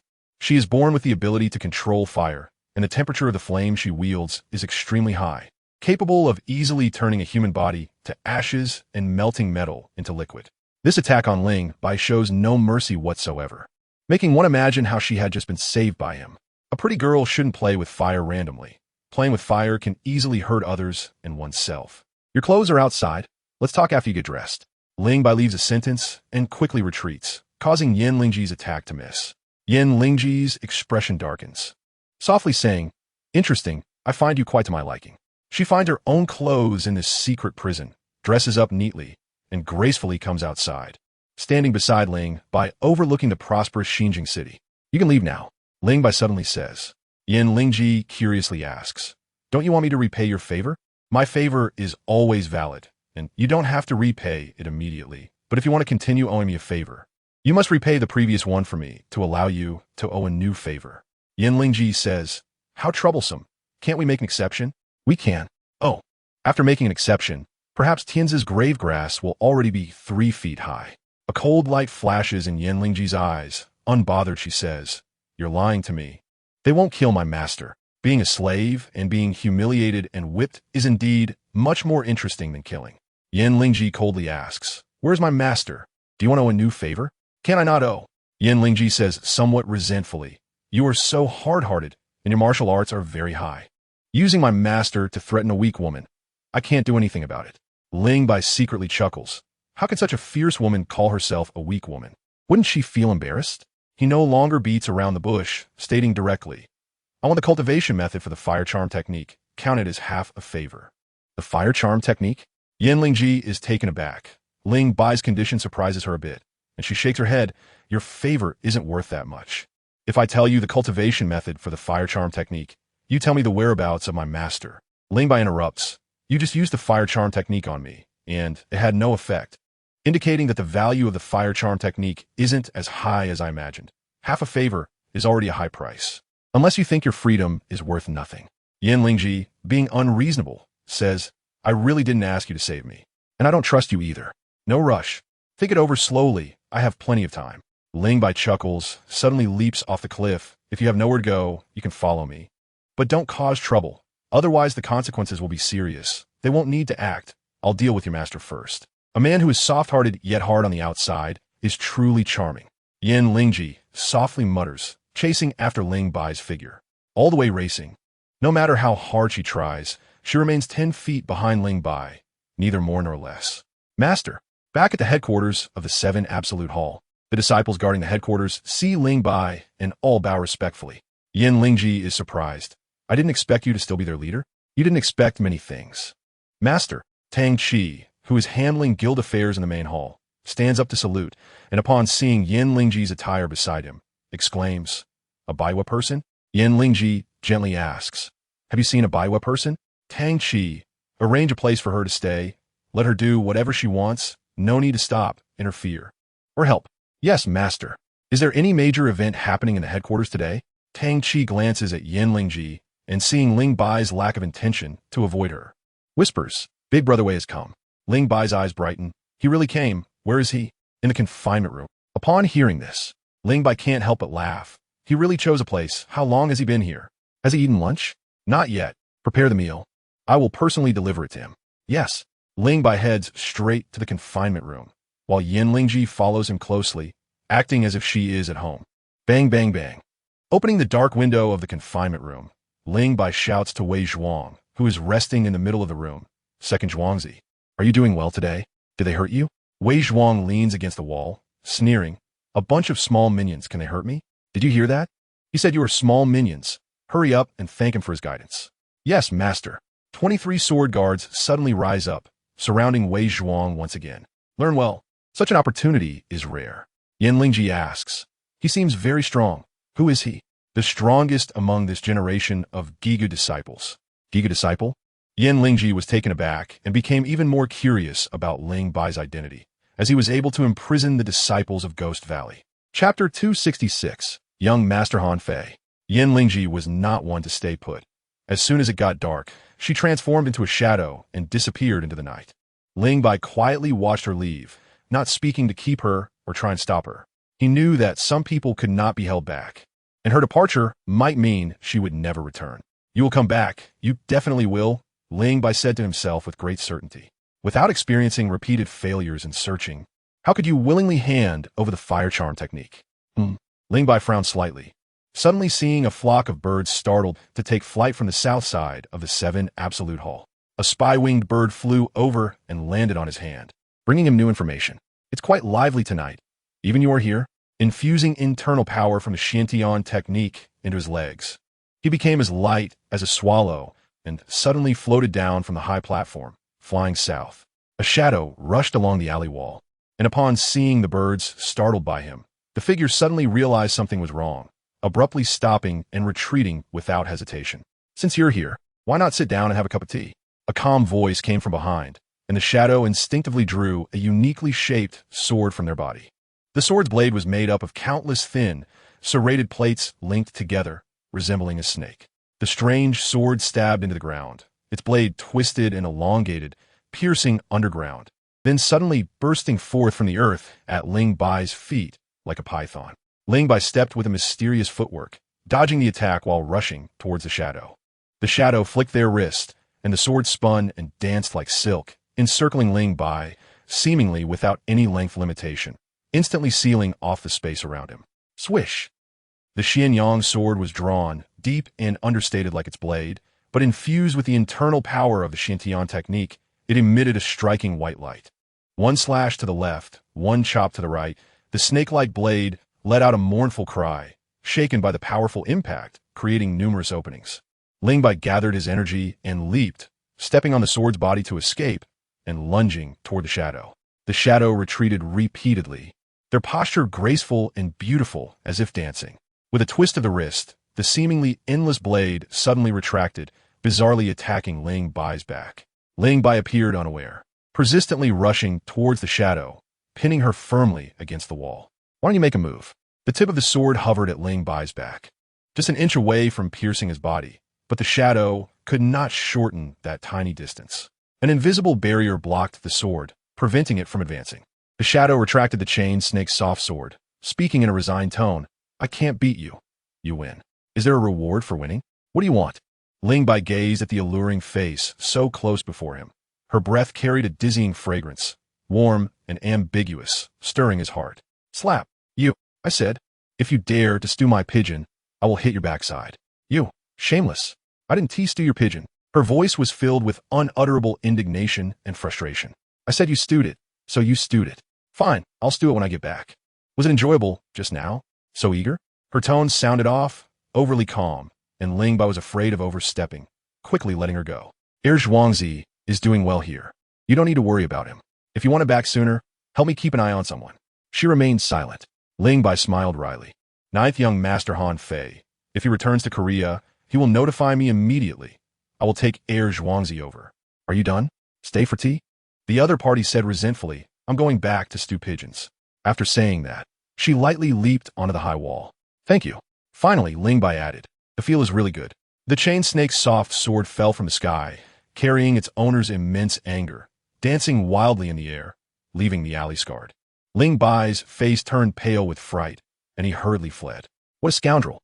The scoundrel she referred to returned to the 7 Absolute Hall, savoring the wonderful feeling from just now, instructing Tang Chi and Zhuangzi a few words before going home to accompany Jing and I to sleep. In the following days, nothing significant happened in Xinjiang City. It was unusually calm, but beneath this calm surface, a storm was brewing. Until one day, a huge military payment bound for the border was robbed by ghost soldiers, and the officials responsible for investigating the case died, mysteriously one after another. The calm waters of Xinjiang began to ripple. The undercurrents also stirred with the arrival of a certain person. That morning, Ling Bai did not go to the 7 Absolute Hall, staying home to accompany Jing and I and Yen. As he had been busy outside, and the little one had complaints, she woke up with a frown, her little mouth pouting enough to hang an oil bottle, just short of writing, I'm not happy on her face. In the backyard, Ling Bai gently held Jing and I, smiling as he watched a Yen swing on the swing. And starting tomorrow, I will teach a Yen internal skills. Jing and I frowned slightly. ISNT a bit too early? The internal skills I practice are very gentle. It's fine for children. Moreover, a Yen has accumulated too much internal power from the Shantian technique while nurturing her body. If not contained in time, it would be a pity to let it dissipate. I'll listen to you. A Yen called out, Uncle, what is it? Come on me push. I want to fly. Okay. Ling Bai pulled Jing and I over, and they pushed a Yen on the swing for both sides. I'm flying, hee hee. Uncle, higher. Ling Bai replied with a hint of annoyance. Do you want to go to the sky? After having lunch with a mother and daughter, Ling Bai received a message from the 7 Absolute Hall via the spy-winged bird and hurried over. Creak. The dark door of the sealed forbidden chamber opened after several days, and Ling Bai stepped inside slowly, casually blocking the incoming Wei Zhuang. I'm not here to fight you. Are you scared? Wei Zhuang coldly stared at Ling Bai, his somewhat haggard face openly revealing killing intent. Even a clay Buddha has some anger, let alone a furious Wei Zhuang, who had been pent up for so many days, filled with malice. Someone who might change the fate of Korea, someone who could change your life has returned. Wei Zhuang said coldly, none of that matters anymore. What I want to do most now is to kill you. Half an hour later, in a street-facing elegant room of Xylan Pavilion, Ling Bai, Wei Zhuang, and Xinu stood quietly by the window, watching Han Fei and Princess Hong, Lien chatting and laughing as they departed. You two really have big egos. You couldn't be bothered to show up for such a big event as 9th young Master Han Fei's return, Xinu said with a charming voice. Ling Bai shrugged, it's not my business. Zhuangzi is too attached to the 7 Absolute Hall to want to come back. Shut up, Wei Zhuang said. Miss Xinu, look at him. Shut up. Ling Bai smiled awkwardly, returning to his seat to leisurely drink tea. After a while, Wei Zhuang and Xinu also came over. Xinu poured tea for Wei Zhuang, but didn't pour any for Ling Bai. Ling Bai, dissatisfied, said, it's been a few days since we last met. Miss Xinu has become increasingly rude, not pouring tea for guests. Is this how you treat guests at Xylan Pavilion? Xinu laughed. Of course, we should be polite to guests, but we don't need to be polite to enemies. Have I become an enemy? At least not friends. Ling Bai, full of his own feelings, said, I thought we were already friends. Xinu asked unceremoniously, have you ever seen someone who hides their identity make friends? She was skilled in disguise and had seen through Ling Bai's facade long ago, but wisely chose not to expose it. Wei Zhuang was more direct. Who exactly are you? Well, at this point, I can't avoid laying it all out. I know everything about you, and you know nothing about me. Anyone would feel uncomfortable in such a situation. Saying this, Ling Bai raised his hand and tore off the human skin mask made of special materials from his face, revealing the true form of a net killer. Let me reintroduce myself. My name is Ling Bai. Xinu couldn't help but ask, is that it? That's it.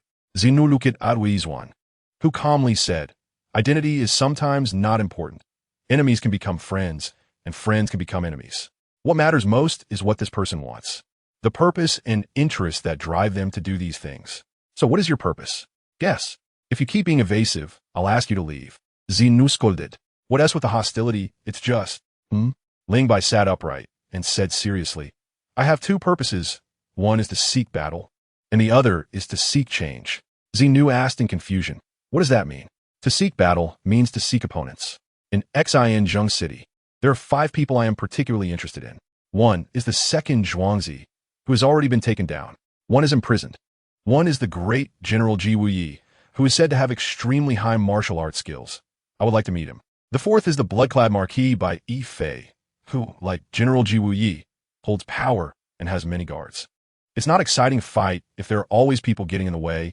It would be great if those people could be kept outside. Xinu asked with a smile. The fifth one wouldn't be the young Master Han Fei, would it?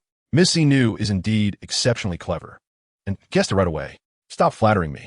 Xinu rolled her eyes at Ling Bai and curiously said, from what I see, isn't he just an ordinary person? Is he ordinary? Ling Bai retorted. As the 9th prince of the Korean royal family, he was extraordinary from the moment he was born. Wei Zhuang looked at Ling Bai and asked, what is your other purpose, to seek change, mean? Ling Bai's eyes were deep. I have seen the conclusion for Korea, but you, Miss Xinu, and the emergence of Han Fei have introduced some variables to the predetermined outcome. I want to see what kind of changes you few dehydrated fish can bring to Korea. Xinu's gaze turned sharp. Are you saying we're dehydrated fish? The trend is like a great river, flowing powerfully. You voluntarily jumped onto the riverbank, wanted to open up a new river. What else could you be but dehydrated fish? We are dehydrated fish, and what are you? Wei Zhuang's lips curled in a hint of sarcasm, clearly unhappy with Ling by describing him as dehydrated fish. Me? Ling Bai chuckled leisurely. My strength allows me to jump out of the great river without dying. My choices allow me to stay away from conflicts and watch the outcome. So, I'm a fisherman, watching the small river merge into the great river, watching the great river flow eastward, watching the hundreds of rivers return to the sea. Carefree and unrestrained. I enjoy fishing by the riverside and picking up a few of you foolish fish that are about to die of thirst.